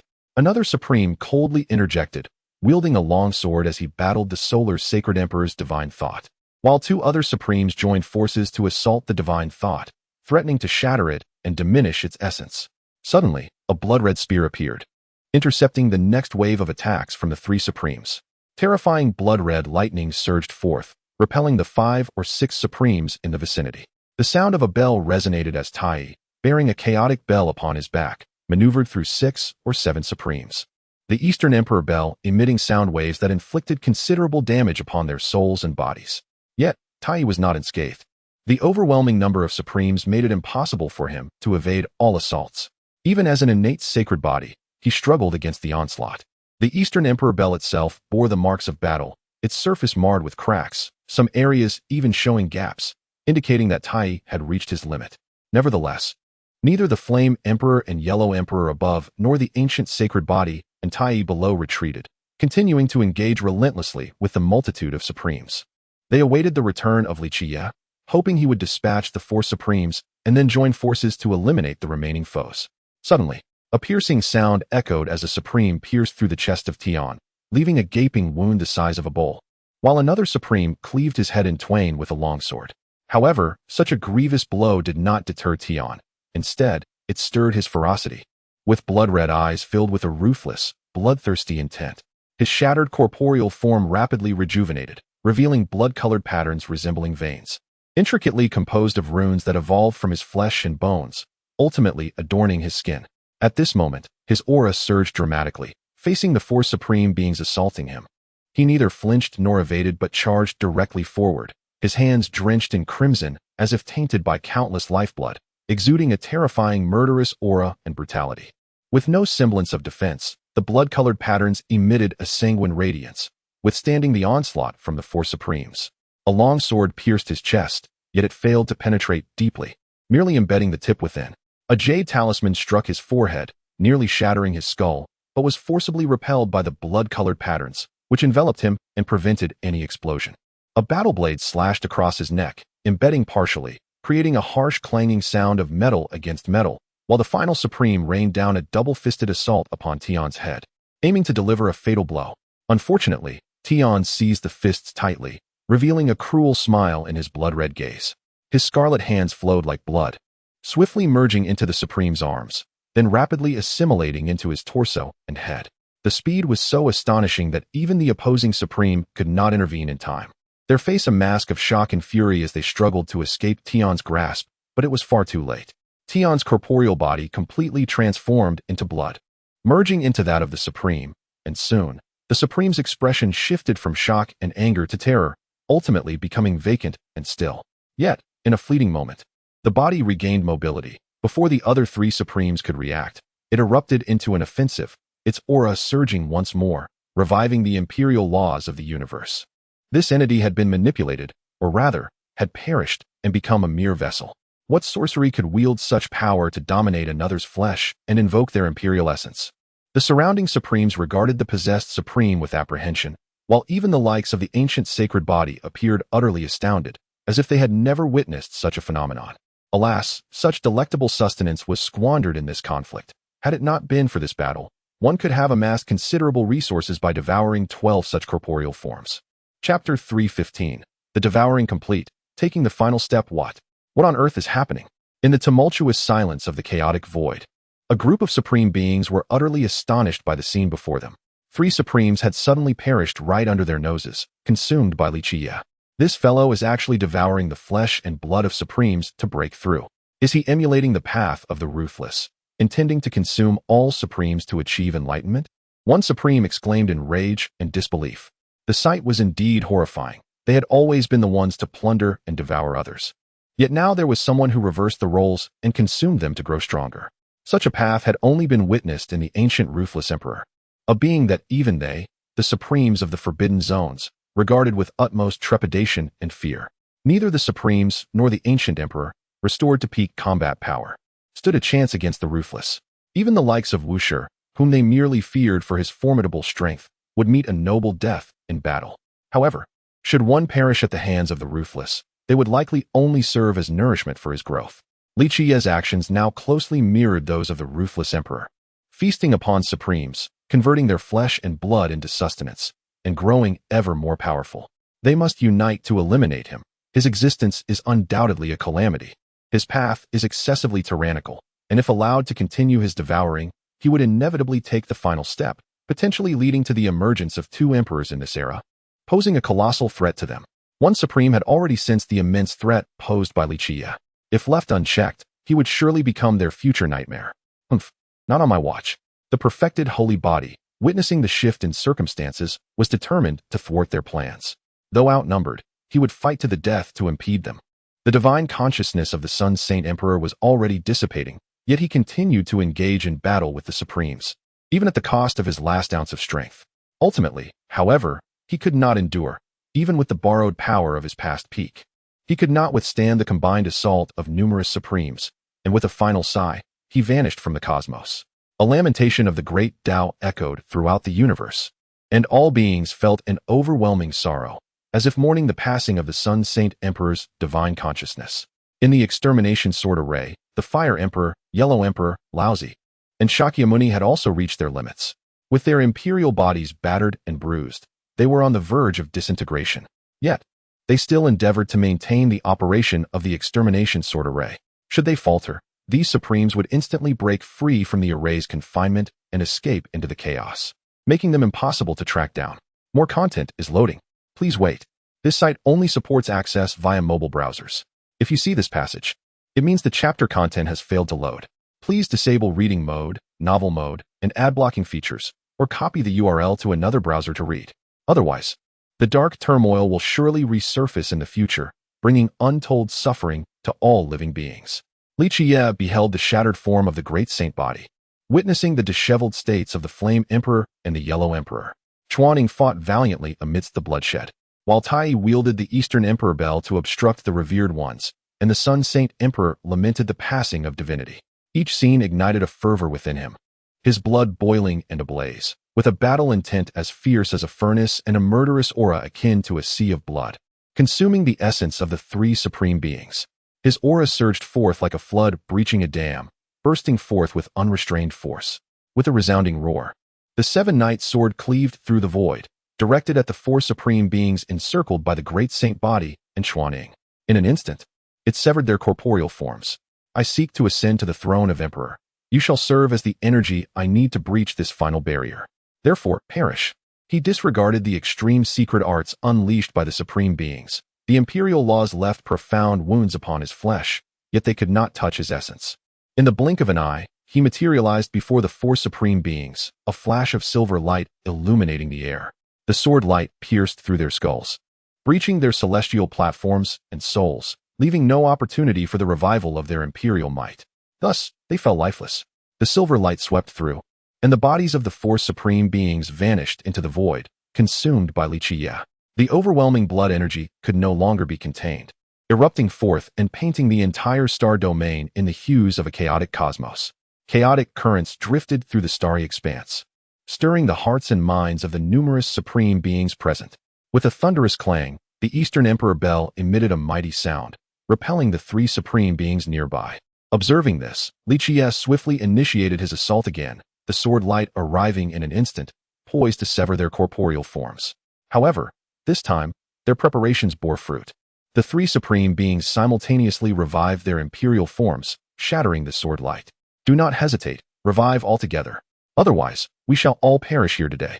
This fiend's strength is overwhelmingly formidable, rivaling our peak states. He is on the verge of taking the final step, and if he devours a few more, we are doomed. Infuriating, to be driven to such extremes. Even in death, I shall slay you. As the words left his lips, 5 strands of extreme laws surged forth within the cosmos, causing the entire universe to tremble in response.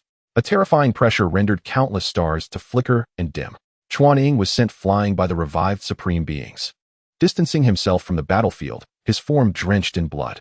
Chapter 316. Stepping onto the path of immortality, disrupting the undying scheme remarkable. He has indeed taken the final step, devouring the flesh and blood of so many supreme beings. Should he attain enlightenment, he would undoubtedly surpass the ancient emperors of yore. Even the Emperor Zun of the past could not rival his monstrous talent. Chuaning, both astonished and in awe, remarked as he gazed upon the blood energy that permeated the starry sky. Were it not for the confinement of the extermination sword array, it would likely affect the entire universe. This blood energy far exceeds that of previous emperors. Merely sensing it instills a sense of dread within one's heart. Overwhelmed by its demonic and tyrannical power, he is still a step away. He is yet to transcend the emperor tribulation and integrate the heavenly heart mark, thus not yet achieving a flawless state of emperorship. Although the perfected sacred body was also taken aback, it discerned that Li Qiyeh's current realm had not yet reached true imperial status. Upon hearing this, Chuaning, the Flame Emperor, and the Yellow Emperor nodded in agreement. Indeed, they were not mistaken. Each had either ascended to the imperial throne in past lives or achieved enlightenment through alternative means, thus possessing a profound understanding of Li Qiyeh's present realm. At this moment, the Yellow Emperor spoke, noting that attaining enlightenment with his strength was not arduous. However, Should he proceed in this manner, it could jeopardize Li Qiyeh, as the heavenly heart mark was singular. If he were to attain enlightenment, Li Qiyeh would be unable to integrate, and thus could not become an emperor. The Flame Emperor shook his head, suggesting that Li Qiyeh was likely aware of this, and had thus allowed Li Qiyeh to attain enlightenment first. Do not forget, he added, he is merely over 200 years old, and has already reached this stage. His physique must be extraordinary. I suspect he is the fabled chaos body, for otherwise, his actions would be inexplicable. Upon hearing this, Chuan Ying's eyes lit up, and he soon realized that this was the only explanation for the abnormality of this individual's strength. The chaos body does not require the integration of the heavenly heart mark and can directly attain the title of Chaos Emperor. Thus, they all understood the source of Li Qiyeh's remarkable confidence. Meanwhile, Li Qiyeh quietly felt the power within him capable of annihilating the universe, which momentarily stirred his excitement. Though he quickly regained his composure, becoming an emperor merely marked the end of his journey within the realm of mortals. A considerable distance remained before he could ascend to immortality, and moreover, he had yet to undergo the tribulation, thus not truly embodying an emperor. Raising his hand, he dispelled the extermination sword array and approached the perfected sacred body and the others, observing their injuries. With a wave of his hand, silver light enveloped their forms, and their wounds swiftly healed, astonishing them. They had not anticipated that he possessed such a remarkable ability for rapid recovery. Thank you, esteemed seniors, for your assistance. Were it not for your support, I would not have been able to resolve this matter so effortlessly, Li Qiyeh expressed sincerely to the group. The others exchanged no further words, and after a brief exchange of pleasantries, Li Qiyeh turned his gaze toward the desolate edges of the universe, where Li Qiyeh was still enduring the Emperor tribulation. Although it appears that Li Qiyeh is in a woeful state, with a significant portion of his body obliterated, discerning observers can readily perceive that this individual is on the verge of achieving enlightenment. This is the final trial of the heavenly tribulation. Once he transcends it, he will merge with the heavenly heart mark and attain the status of a great emperor. In this lifetime, perhaps there truly exists a chance for ascension. I, too, have been reflecting on my own preparations for becoming an immortal, not at the North Dipper, but rather at the flying immortal star. Immortality represents a higher echelon of cultivation, akin to the divine beings in the eyes of those beneath the sage level, while the great emperor is revered as a deity by the sages. You are overly fixated on the so-called immortal domain, believing that entry therein guarantees ascension. Yet, have you considered that immortality is merely a state of being? Can one not achieve it even amidst the mundane world? The crowd reacted with astonishment to these words, especially the perfected holy body, whose expression was particularly taken aback. However, Chuaning shook his head, asserting that this universe does not permit ascension. Had it been possible, the emperor would not have established the celestial court, uniting numerous heavenly powers to pursue the path of ascension, ultimately resulting in failure. Shakyamuni nodded in agreement, stating that if ascension were attainable in this universe, then throughout history, emperors would have already found their paths to immortality, and there would be no regrets in death or unrest in the forbidden zones, awaiting ascension in this lifetime. Upon witnessing the expressions of the crowd, Li Qiyeh calmly remarked that he was informing them there are no immortals in this universe. There are indeed immortals and the possibility of becoming one, but it requires immense willpower and extraordinary talent to achieve. Their inability to perceive this is merely a matter of their own limitations. Disregarding the astonished faces of those around him, he moved onward towards the North Dipper Star region. Soon arriving at the path of ascension, before him loomed the magnificent and imposing gateway, shrouded in celestial light, rife with danger, where the distant roars of celestial beasts and the fierce shouts of powerful beings could be faintly heard. Upon reaching the grand entrance, he observed the restored city gates, raised his hand, and with a powerful strike, shattered the majestic gateway, reducing it to order chains that floated along the path of ascension. With deliberate steps, he ventured deeper, encountering a group of supreme beings engaged in fierce combat against the true dragons and phoenixes, embodiments of the laws of the immortal way. In the distance lay a cave dwelling, the terminus of the path of ascension, from which wisps of immortal energy wafted, driving the combatants into a frenzy as they recklessly expended their dwindling vitality in an attempt to slay these beings of law and gain entry into the immortal domain. Chapter 317. The annihilation of the forbidden zone. The path to immortality has vanished. After Li Qiyeh resolved the threats posed by the Stone Emperor and other supreme beings, he once again returned to the void. The aspirations of all sentient beings for transcendence went unfulfilled. Instead, they witnessed ancient emperors who once overlooked the passage of time, succumbing one by one. The universe echoed with the lamentations of the great Tao, as dozens of distinct ultimate laws dissipated, stirring all life forms. Whether mortal or saint, or even those on the brink of becoming emperors, they all felt an indescribable tremor within. It was almost inconceivable that such formidable beings, capable of dominating the cosmos, were perishing one after another. Indeed, he has accomplished it. He has quelled the dark turmoil. Such deeds have rarely been seen throughout history and will undoubtedly echo through the ages, becoming an indelible record in the annals of time. The Black Emperor, both exhilarated and astonished, remarked on this. As the most devoted follower of the primordial emperor, he had longed for the resurgence of the primordial emperor's glory in the world. Li Qiyeh, as the heir to this legacy, had naturally become the focus of his hopes. Now that Li Qiyeh has achieved this, even though many are still unaware of his exploits, it is only a matter of time before the entire universe recognizes the might and invincibility of the primordial emperor, as well as the exceptional talent of his successor. The lineage of 3 emperors will resonate throughout eternity. Indeed, he has truly accomplished it. I remember once making a vow alongside him before the solar sacred emperor. Now, he has ascended to emperorship while I remain troubled by my struggle to reach the threshold of quasi-emperor, lacking even the qualification to partake in such battles. Yi Fan felt a mix of joy for his brother's success and sorrow for his own inability to join in. He too desired to become a figure like Li Qiyeh, capable of disregarding the supremacy of the powerful and possessing strength to rival them. Alas, despite being an ancient sacred body, he was still far from achieving that pinnacle, which weighed heavily on him. He pondered how Li Qiyeh managed to cultivate to the emperor realm so swiftly. Was the chaotic body truly that formidable, allowing for such effortless breakthroughs? After some contemplation, he could only shake his head with a bitter smile. Perhaps, who could say? In any case, all of that is now in the past. What is or isn't no longer holds significance.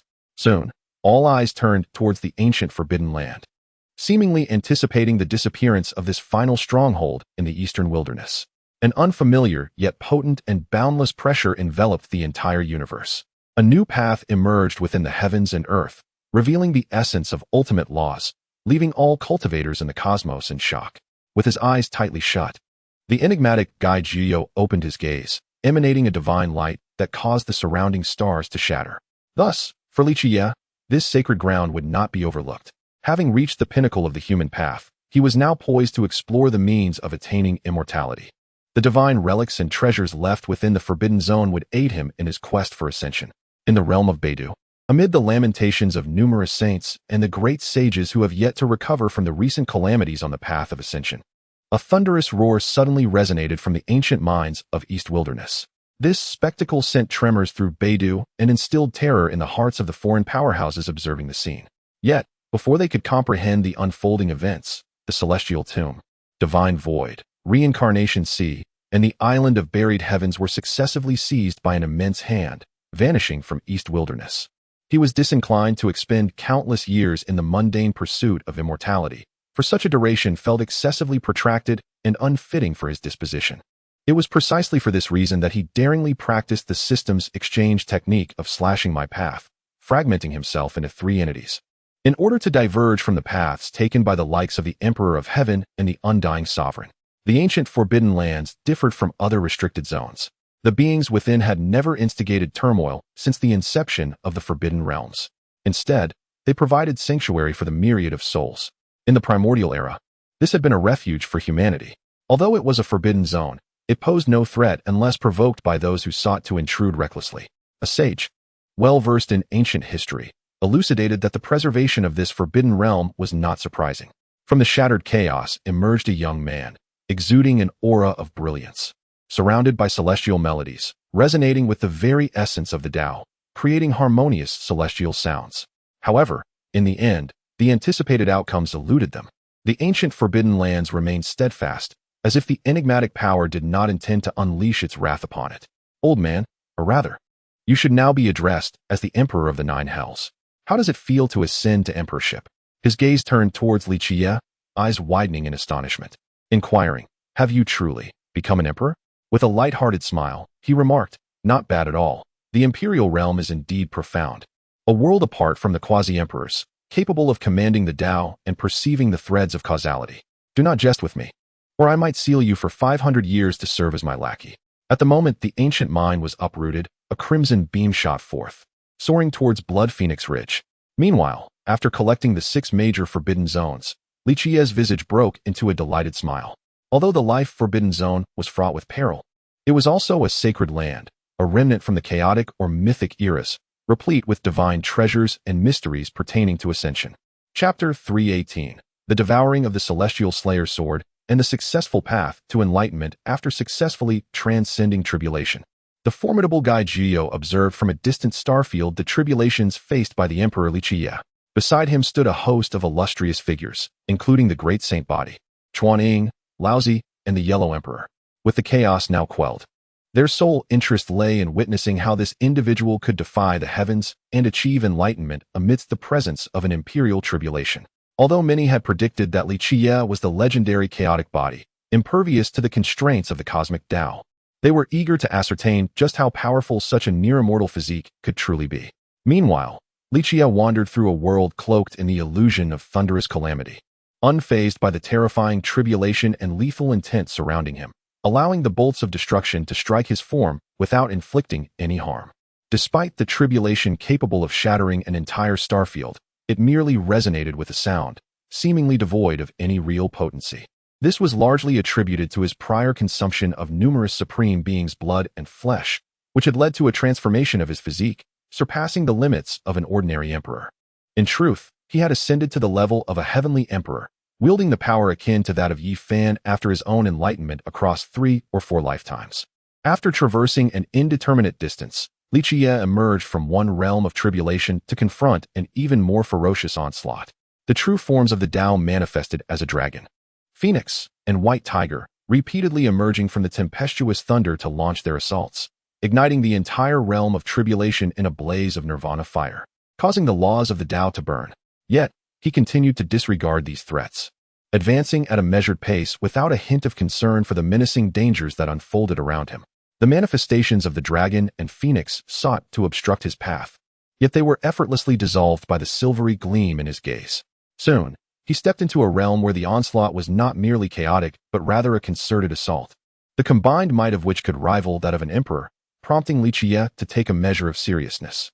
Nevertheless, he maintained his steady pace toward the next level of tribulation, a 9-colored divine sword materializing above his head. This sword shimmered not only with the laws of celestial gold, but also bore the phantoms of ancient emperors who had perished at Li Qiyeh's hands, emanating a murderous aura that could instill fear even in the hearts of emperors. The 7-Night sword transformed into a 9-colored rainbow, gliding through the ranks of celestial warriors with the grace of a swimming dragon. Wherever it passed, it pierced and tore apart all celestial beings in its wake, subsequently devouring them and assimilating their essence into its blade. The speed of his advance cleared a vast swath of territory before him, leaving only shattered thunder and the ever-replenishing tribulation behind, ultimately allowing him to proceed. Thus, step by step, he ascended above the tribulation, leaping from one world to another, utilizing the 7-Night sword to breach over a dozen realms of tribulation, further empowering the sword after absorbing the blood of numerous ancient emperors. Loading more content. Please wait. This site only supports mobile browser access. If you see this paragraph, it indicates that the chapter content has failed to load.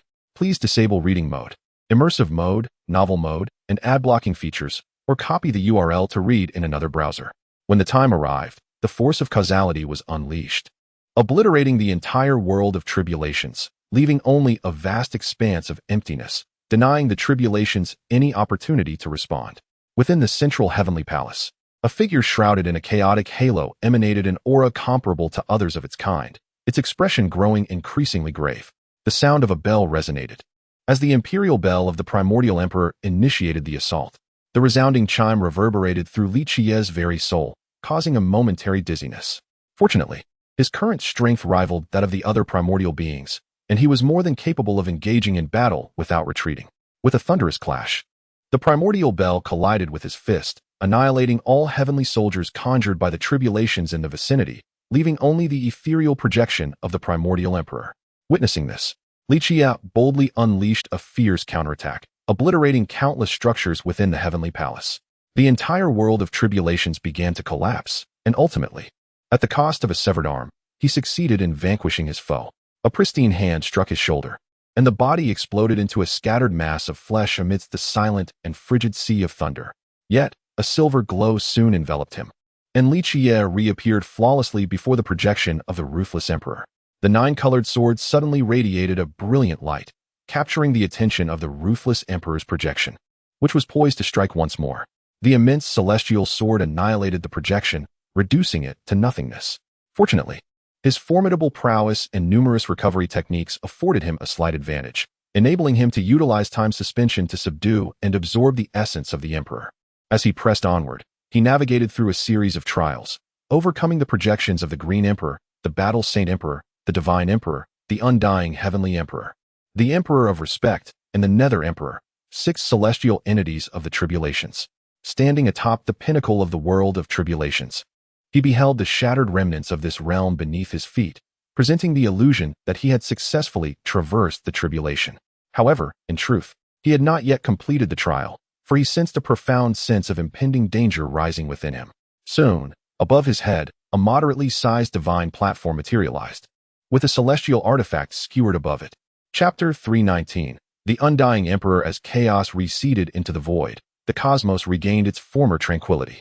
Yet, the world now harbored a formidable emperor, and the universal principles began to manifest, as if the entire cosmos were awakening, enveloped in a joyful sentiment that resonated with all sentient beings. The shattered star domains, under the influence of myriad laws, began to mend.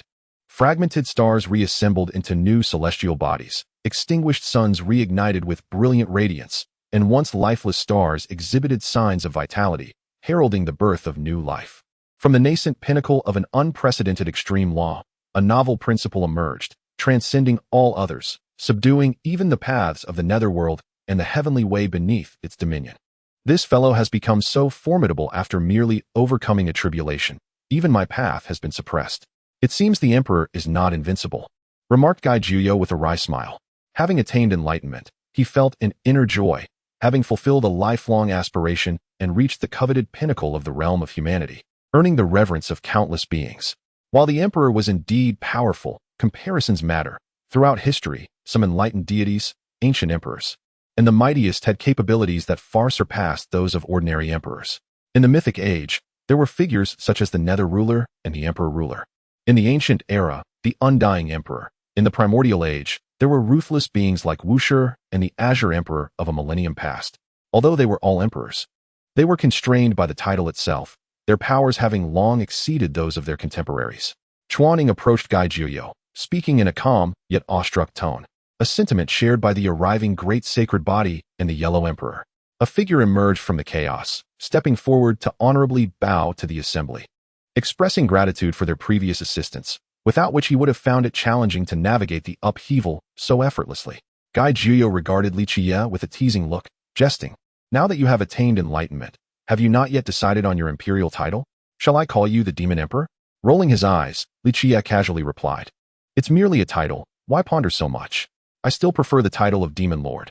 I have used it for so many years, why change now?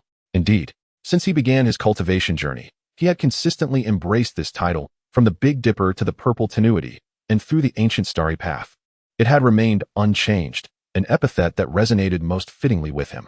Understanding this, Li Qiyeh refrained from further comment, aware that the title of Demon Lord had accompanied this individual throughout his growth, becoming a taboo name in both the Big Dipper and the ancient starry path, perfectly suiting him. More content is loading. Please wait. This site only supports mobile browser access. If you see this paragraph, it indicates that the chapter content has failed to load. Please disable reading mode, browsing mode, and ad blocking features, or copy the URL to another browser for reading. At present, the turmoil has been quelled, and order has once again been restored. However, individuals such as Li Qiyeh find themselves enveloped in a sense of melancholy. Although the chaos was indeed terrifying, the absence of adversaries brings a peculiar solitude, save for that one individual across from them. Li Qiyeh, in contrast, shook his head and remarked that despite the pacification of the 6 great forbidden zones and the demise of the supreme beings during this dark upheaval, not all have been eradicated. While the others were somewhat taken aback, they soon grasped his meaning, particularly the Great Saint Body and Chuaning, both of whom had significant ties to the underworld. The Great Saint Body solemnly declared that, to his knowledge, 2 supreme beings still linger in the underworld. They are strange entities born from the corporeal remains of the fallen Mingzuan, remnants of their transformation into spiritual beings. And the curse that plagued the later years of the great saint body originated from them. Moreover, it seems that the imperial weapon of Mingzuan has morphed into a celestial artifact, gaining its own sentience, which is indeed terrifying. Chuaning nodded in agreement, stating that Mingzuan was once the master of the emperor, a figure of unfathomable power. Even the emperor had expressed admiration and awe at Mingzuan's might, recognizing him as a formidable force. The Yellow Emperor, the Flame Emperor, and others were equally astonished, for they knew well who the emperor was, a being of legendary status, whose power could scarcely be measured. Insights into his strength could only be gleaned from fragmented historical accounts. Li Qiyeh remained calm, fully aware of who Mingzuan was. In this cycle of reincarnation, he is known as Duanda. The two individuals, upon realizing that Mingzuan had not perished, have been living in fear of his return to settle scores with them, hence their furtive behavior. They have even resorted to utilizing the arcane arts of Mingzuan to place curses upon those who cultivate source techniques, condemning them to a millennium of misfortune. The great saint body, having been particularly targeted by these supreme beings who instigated the chaos, has also fallen victim to a curse, destined to transform into a mindless monstrosity that will plague the world in his later years. The imperial weapon, the celestial underworld treasure, is a celestial artifact capable of concealing our retreat, its location indeterminate, thus presenting a lingering threat that, if left unchecked, will surely wreak havoc upon the realm. Guy Juyo furrowed his brow, expressing his concern. Li Qiyeh, however, responded with a tranquil smile, assuring him that they would not remain hidden for long. This era is different from the past. Ascension is not a mere illusion.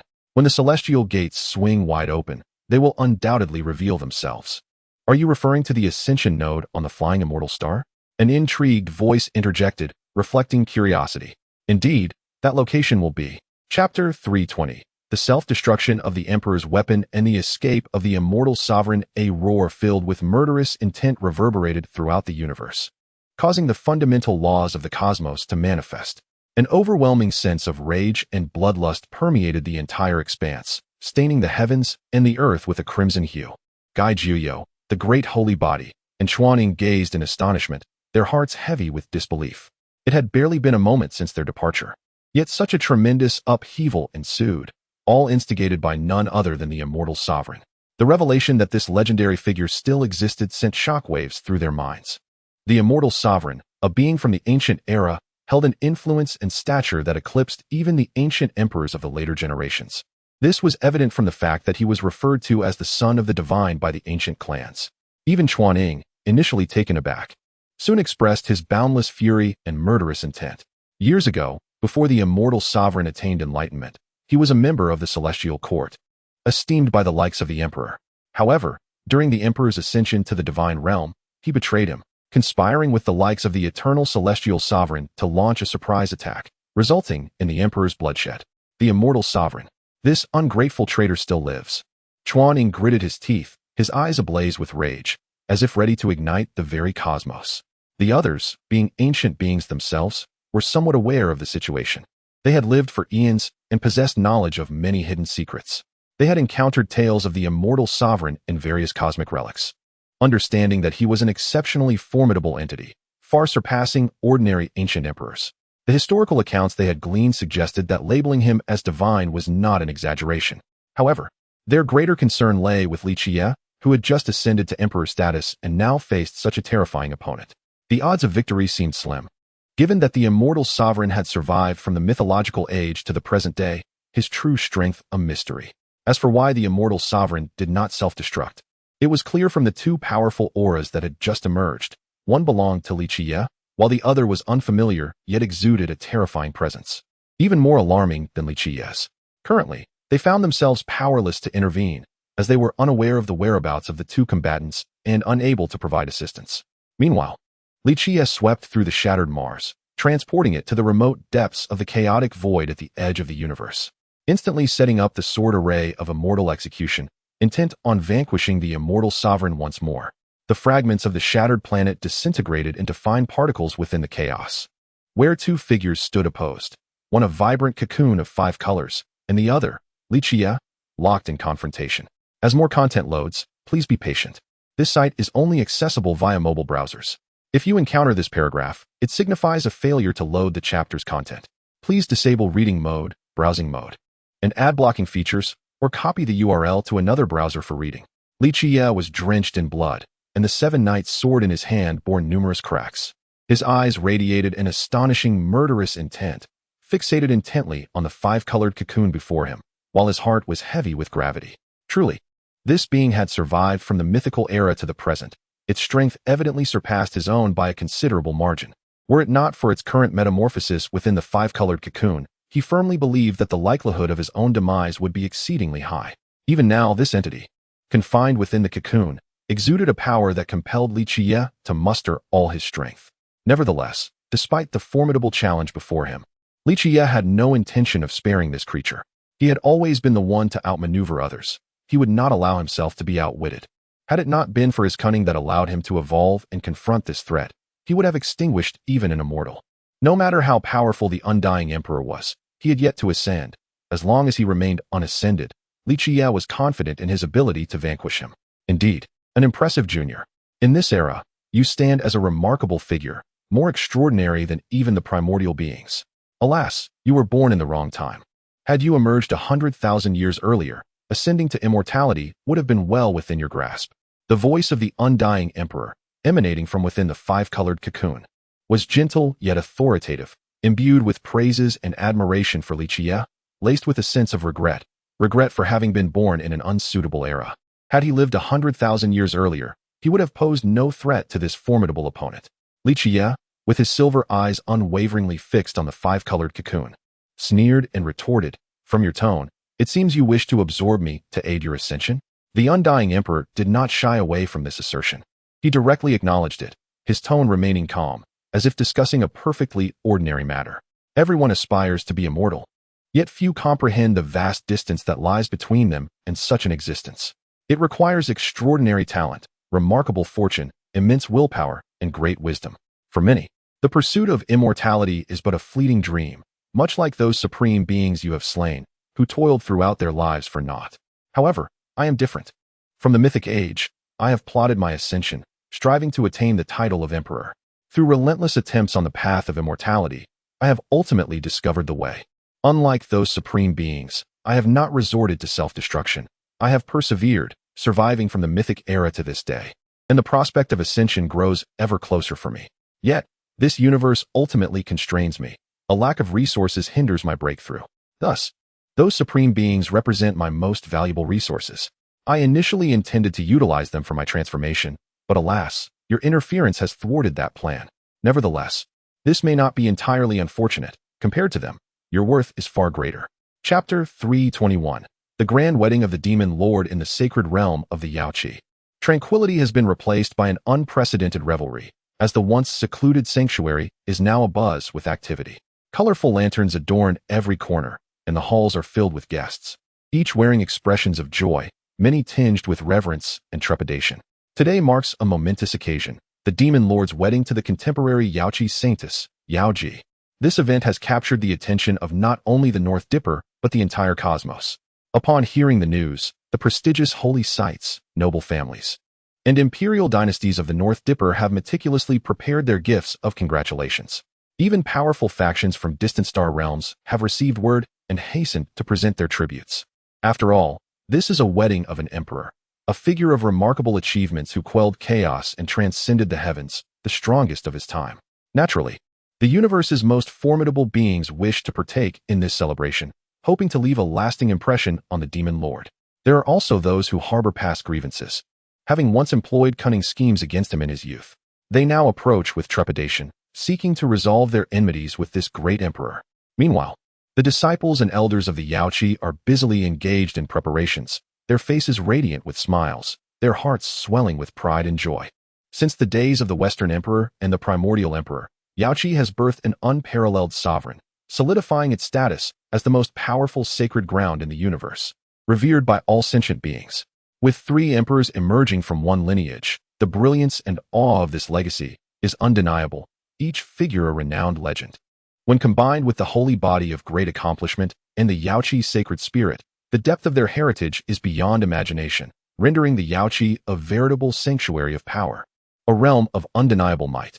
Today, their holy son is to wed the Qiyeh Holy Mother, a cause for immense excitement and joy.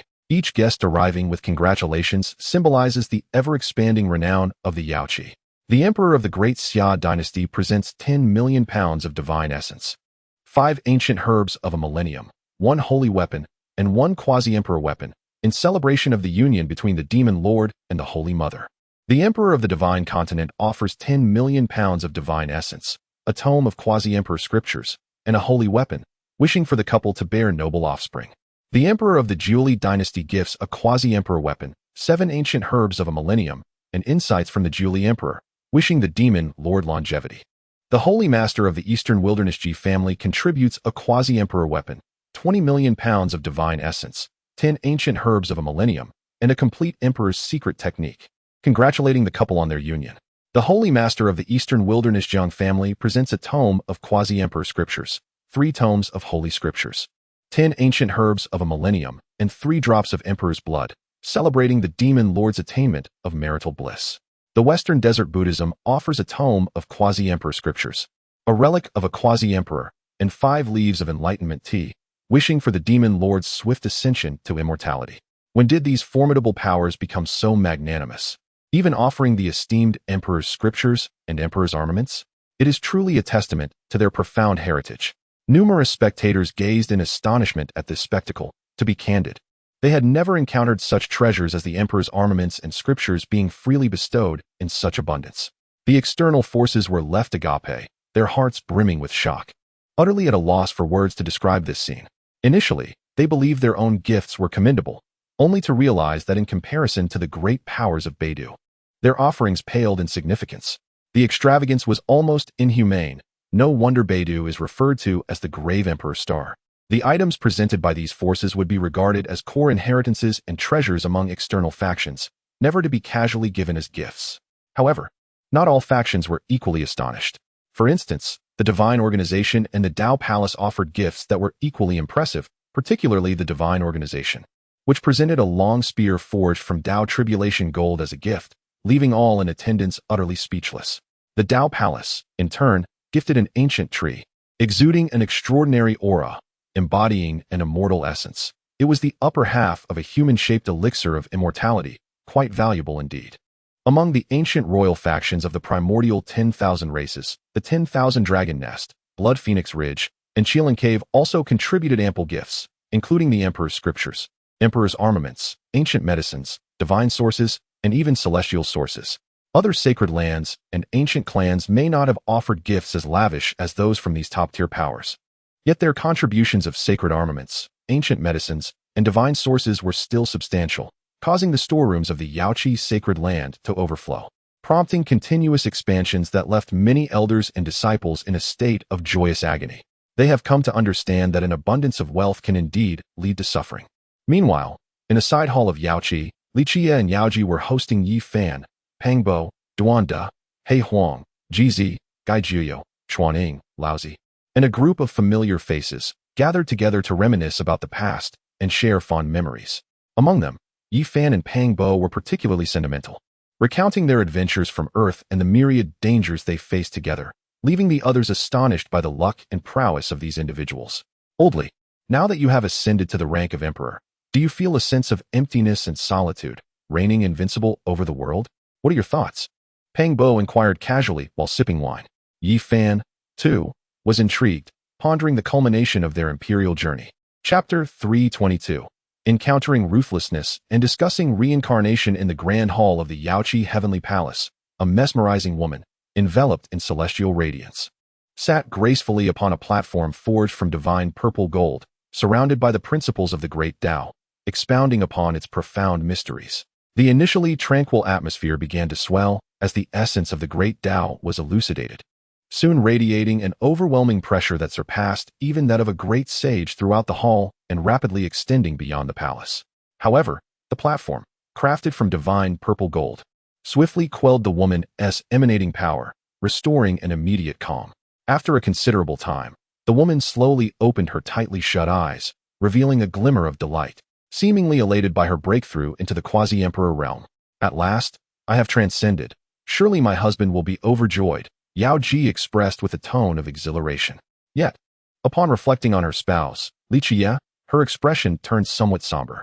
Over a millennium had passed since their marriage, and this man frequently sequestered himself in seclusion, from the initial months to years, and even decades, with his longest retreat lasting 120 years, causing her feelings of frustration and annoyance. Nonetheless, she understood that Li Qiyeh's incessant seclusion was for the pursuit of immortality. As a sovereign standing atop the human realm, he had no rivals. His singular ambition was to attain transcendence, lest the interminable passage of time lead to unending solitude and desolation. While pondering when he might emerge from his meditation, a gentle, melodic laughter resonated beside her, jolting her senses and eliciting an excited smile. Turning to look, she beheld a strikingly handsome young man, beaming at her. Indeed, I did not expect my wife to ascend to the quasi-emperor realm so swiftly, possessing the bearing of an emperor. It is assured that she will attain enlightenment in the future. Li Qiyeh approached her, playfully wrapping his arms around her slender waist. Yao Ji's cheeks flushed, and she playfully pinched his waist, reproaching, "You jest with me. Before your lordship, who possesses the capability to achieve enlightenment under your imperial path. My rapid breakthrough is not merely due to your abundant heavenly materials and treasures. Even the rare divine purple gold was forged into a platform for my comprehension and cultivation. Even a pig could ascend to the quasi-emperor realm under such circumstances." Feigning a grimace of pain, Li Qiyeh appeared to suffer greatly. As a being of celestial caliber, it was a rare feat indeed to induce pain in him. To him, a great emperor was no different from an ant, easily extinguished with a mere flick. "I assert that if you can, then you shall, for it is merely a matter of imperial rank. If you desire it, I shall grant it to you." Li Qiyeh laughed heartily, his demeanor utterly nonchalant. "Really?" Yao Ji regarded him with skepticism, seemingly unconvinced. How could the esteemed title of an invincible great emperor be so easily relinquished? Drawing her closer, he chuckled softly. "Why would I deceive you? To me, the title of great emperor holds little significance. It is merely a phase along the path of cultivation. At this juncture, I have long since transcended the need for such concerns. As more content continues to load, please be patient. This site only supports access via mobile browsers. If you see this paragraph, it indicates a failure in loading the chapter's content. Kindly close the reading mode, browsing mode, novel mode, and disable any ad-blocking features. Or copy the URL to view it in another browser." Upon finishing his words, his gaze turned towards the palace's exterior, penetrating the endless expanse. He beheld the myriad pathways woven within the heavenly Tao, and the imperial path that dominated all others. This was his path, now radiating with the essence of immortality, transcending all other paths, akin to the sovereign of the cosmos, worshipped by myriad routes. Yet, despite exuding an aura of the immortal, the imperial path had not fully transformed. A tenth of it still belonged to the realm of humanity, preventing complete transcendence and the attainment of immortality. Sensing the tone of Li Qiyeh, Yao Ji raised her head to meet his contemplative gaze directed towards the distance. A sense of infatuation welled up within her heart, prompting her to pose a question. "What is your current state? From your tone, could it be that you have truly attained immortality?" Upon hearing this, Li Qiyeh reined in his thoughts, a smile gracing his lips as he gently shook his head. Achieving immortality is no simple feat. It is exceedingly difficult to attain in this mortal realm. Immortality ultimately belongs to another domain. Observing the sighs and melancholy in her husband's tone, Yao Ji felt a pang of sympathy. She tenderly caressed his face, softly reassuring him, "There is no need to rush. I believe that with your innate talent, attaining immortality will not be beyond your reach. After all, you have always been a creator of miracles." Her words evoked a proud expression on Li Qiyeh's face. He responded with an air of confidence, "Of course. Your husband's brilliance echoes through time, unrivaled across the ages. Attaining immortality is merely a phase of the journey. Moreover, though I have yet to achieve it, I am not far from success. Just one final step remains before I can become immortal for eternity. When that time comes, I shall establish an immortal realm in this world, allowing all beings to attain immortality." "Really?" Yao Ji exclaimed, her eyes shining with excitement. "If that is the case, it means you truly can achieve immortality in this lifetime, heralding a brand new era, surpassing the legendary emperors of myth and the immortal sovereigns of antiquity, gaining renown throughout the ages." Indeed, he released his embrace around her waist and said, "I have been in seclusion for so long without finding inspiration. It seems that stillness leads to movement. Perhaps a stroll outside will yield some insights." After bidding farewell to Yao Ji, Li Qiyeh made his way directly to the ancient Forbidden Zone, intending to converse with the formidable great emperor and discern what wisdom he might glean from this esteemed figure. Chapter 323. Discovering the key to ascendancy and settling future karmic ties above the realm of immortals lies the immortal king. In response to Li Qiyeh's inquiry, the formidable figure answered with remarkable composure, as if well versed in the secrets surrounding the immortal king, which left Li Qiyeh feeling somewhat awkward. It reminded him of a comedy he had seen in a past life, where someone had inquired about the world. Li Qiyeh managed an awkward smile. Wiping the sweat from his brow, the formidable figure simply gazed at him, seemingly awaiting further elaboration on how to resurrect his brother. While the immortal king reigns above the immortals, he is not the pinnacle of the immortal path.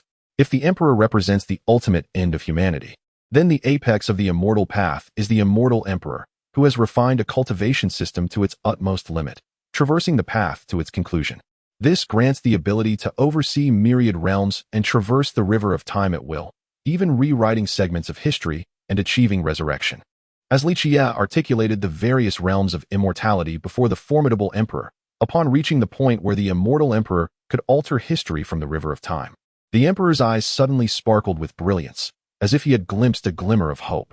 Li Qiyeh, understanding the emperor's contemplation, clarified that although the immortal emperor could rewrite history and extract individuals from the river of time, such actions demand tremendous karmic consequences.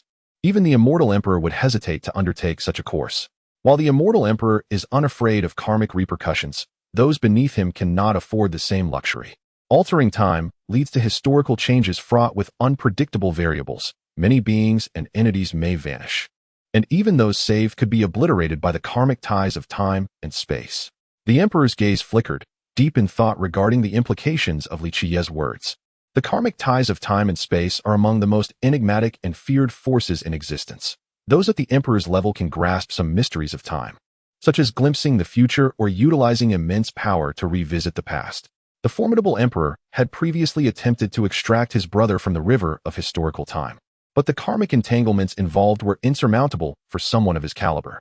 Initially, he had hoped that reaching the level of a mortal emperor would enable him to disregard these karmic ties and retrieve his brother, only to realize the risks were too great. While immortal emperors may transcend karmic ties, his brother could not, as the taboos of time are not for the ordinary to breach. Reflecting on this, the emperor lowered his gaze once more to Li Qiyeh and spoke with a somewhat frosty tone. Since you have shared so much with me, it indicates you possess alternative methods. Tell me, for I owe you a karmic debt. Li Qiyeh shook his head, replying, there is no need for the emperor to feel this way. My visit serves a dual purpose, to explore the means of ascension and to settle karmic ties. Indeed, there exists a method to resurrect your elder brother.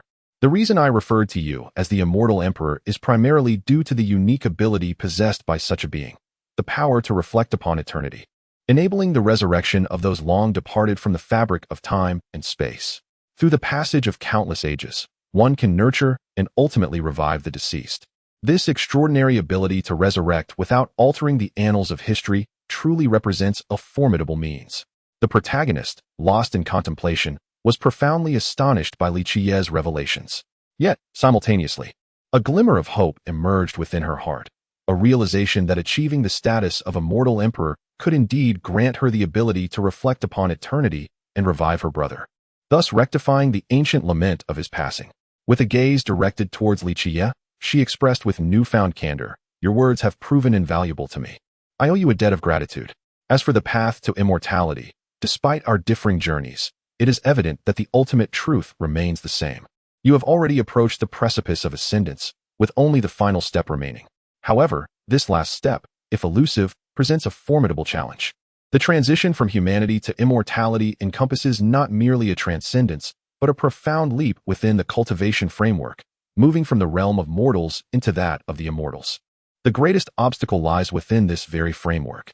She elaborated on the distinctions between the paths of humanity and immortality, and as she spoke, Li Qiyeh's expression shifted from perplexity to clarity, enhancing his grasp on the intricacies of achieving immortality. Our cultivation system encompasses 5 great secret realms: the Wheel of Rebirth, the Palace of Tao, the 4 Extremes, the Transformation of Dragons, and the Immortal Platform. Even the greatest emperors seldom reach the pinnacle of humanity.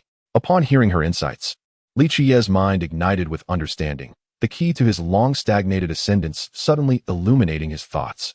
His eyes sparkled with increasing brilliance, excitement coursing through him.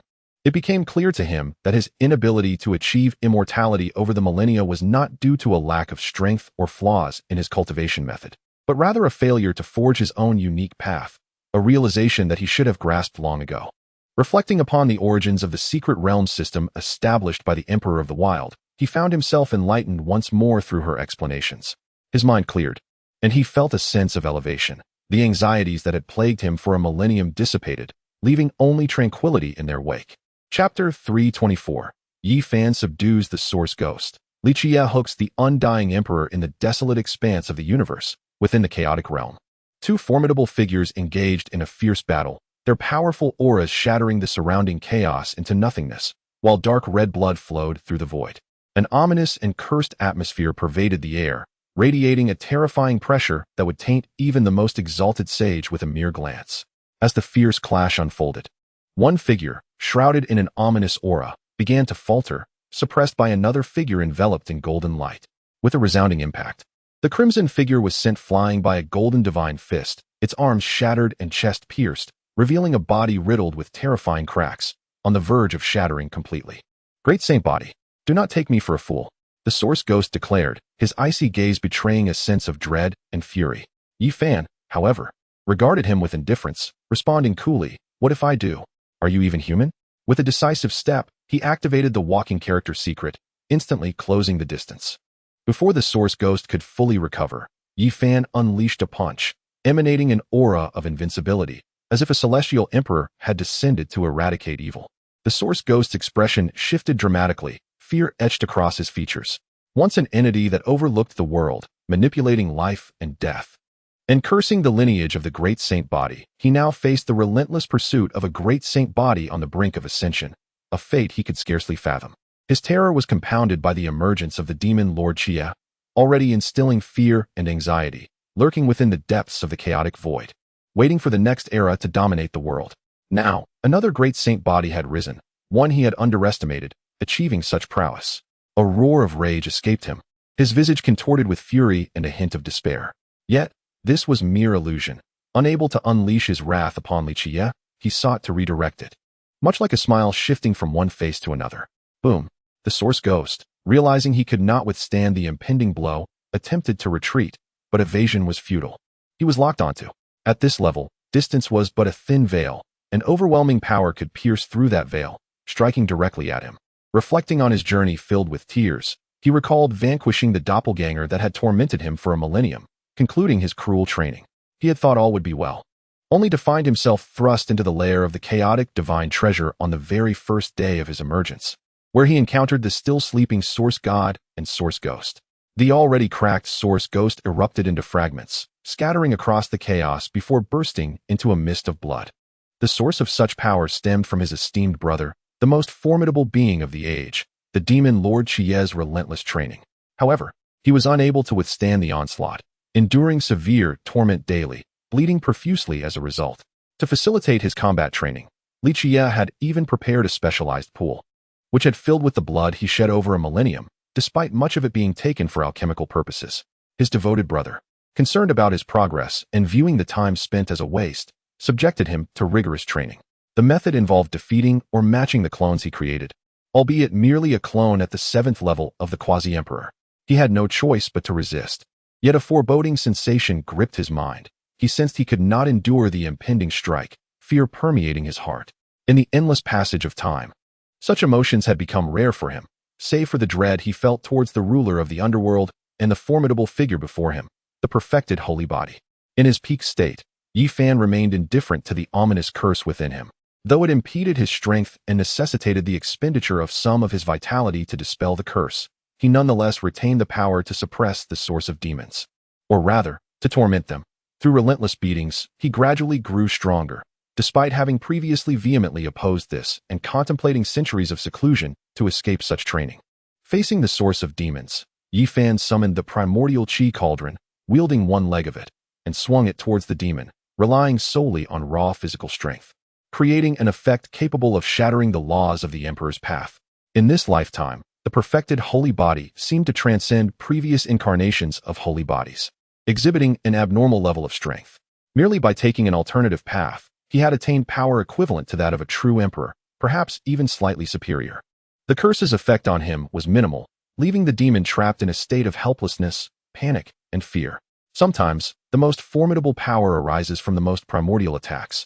Returning to simplicity, where all laws converge into one. Not only did he locate their stronghold, but he also possessed the capability to eliminate them, even invoking the curse. Attempting to incite an ominous response from the perfected holy body proved futile.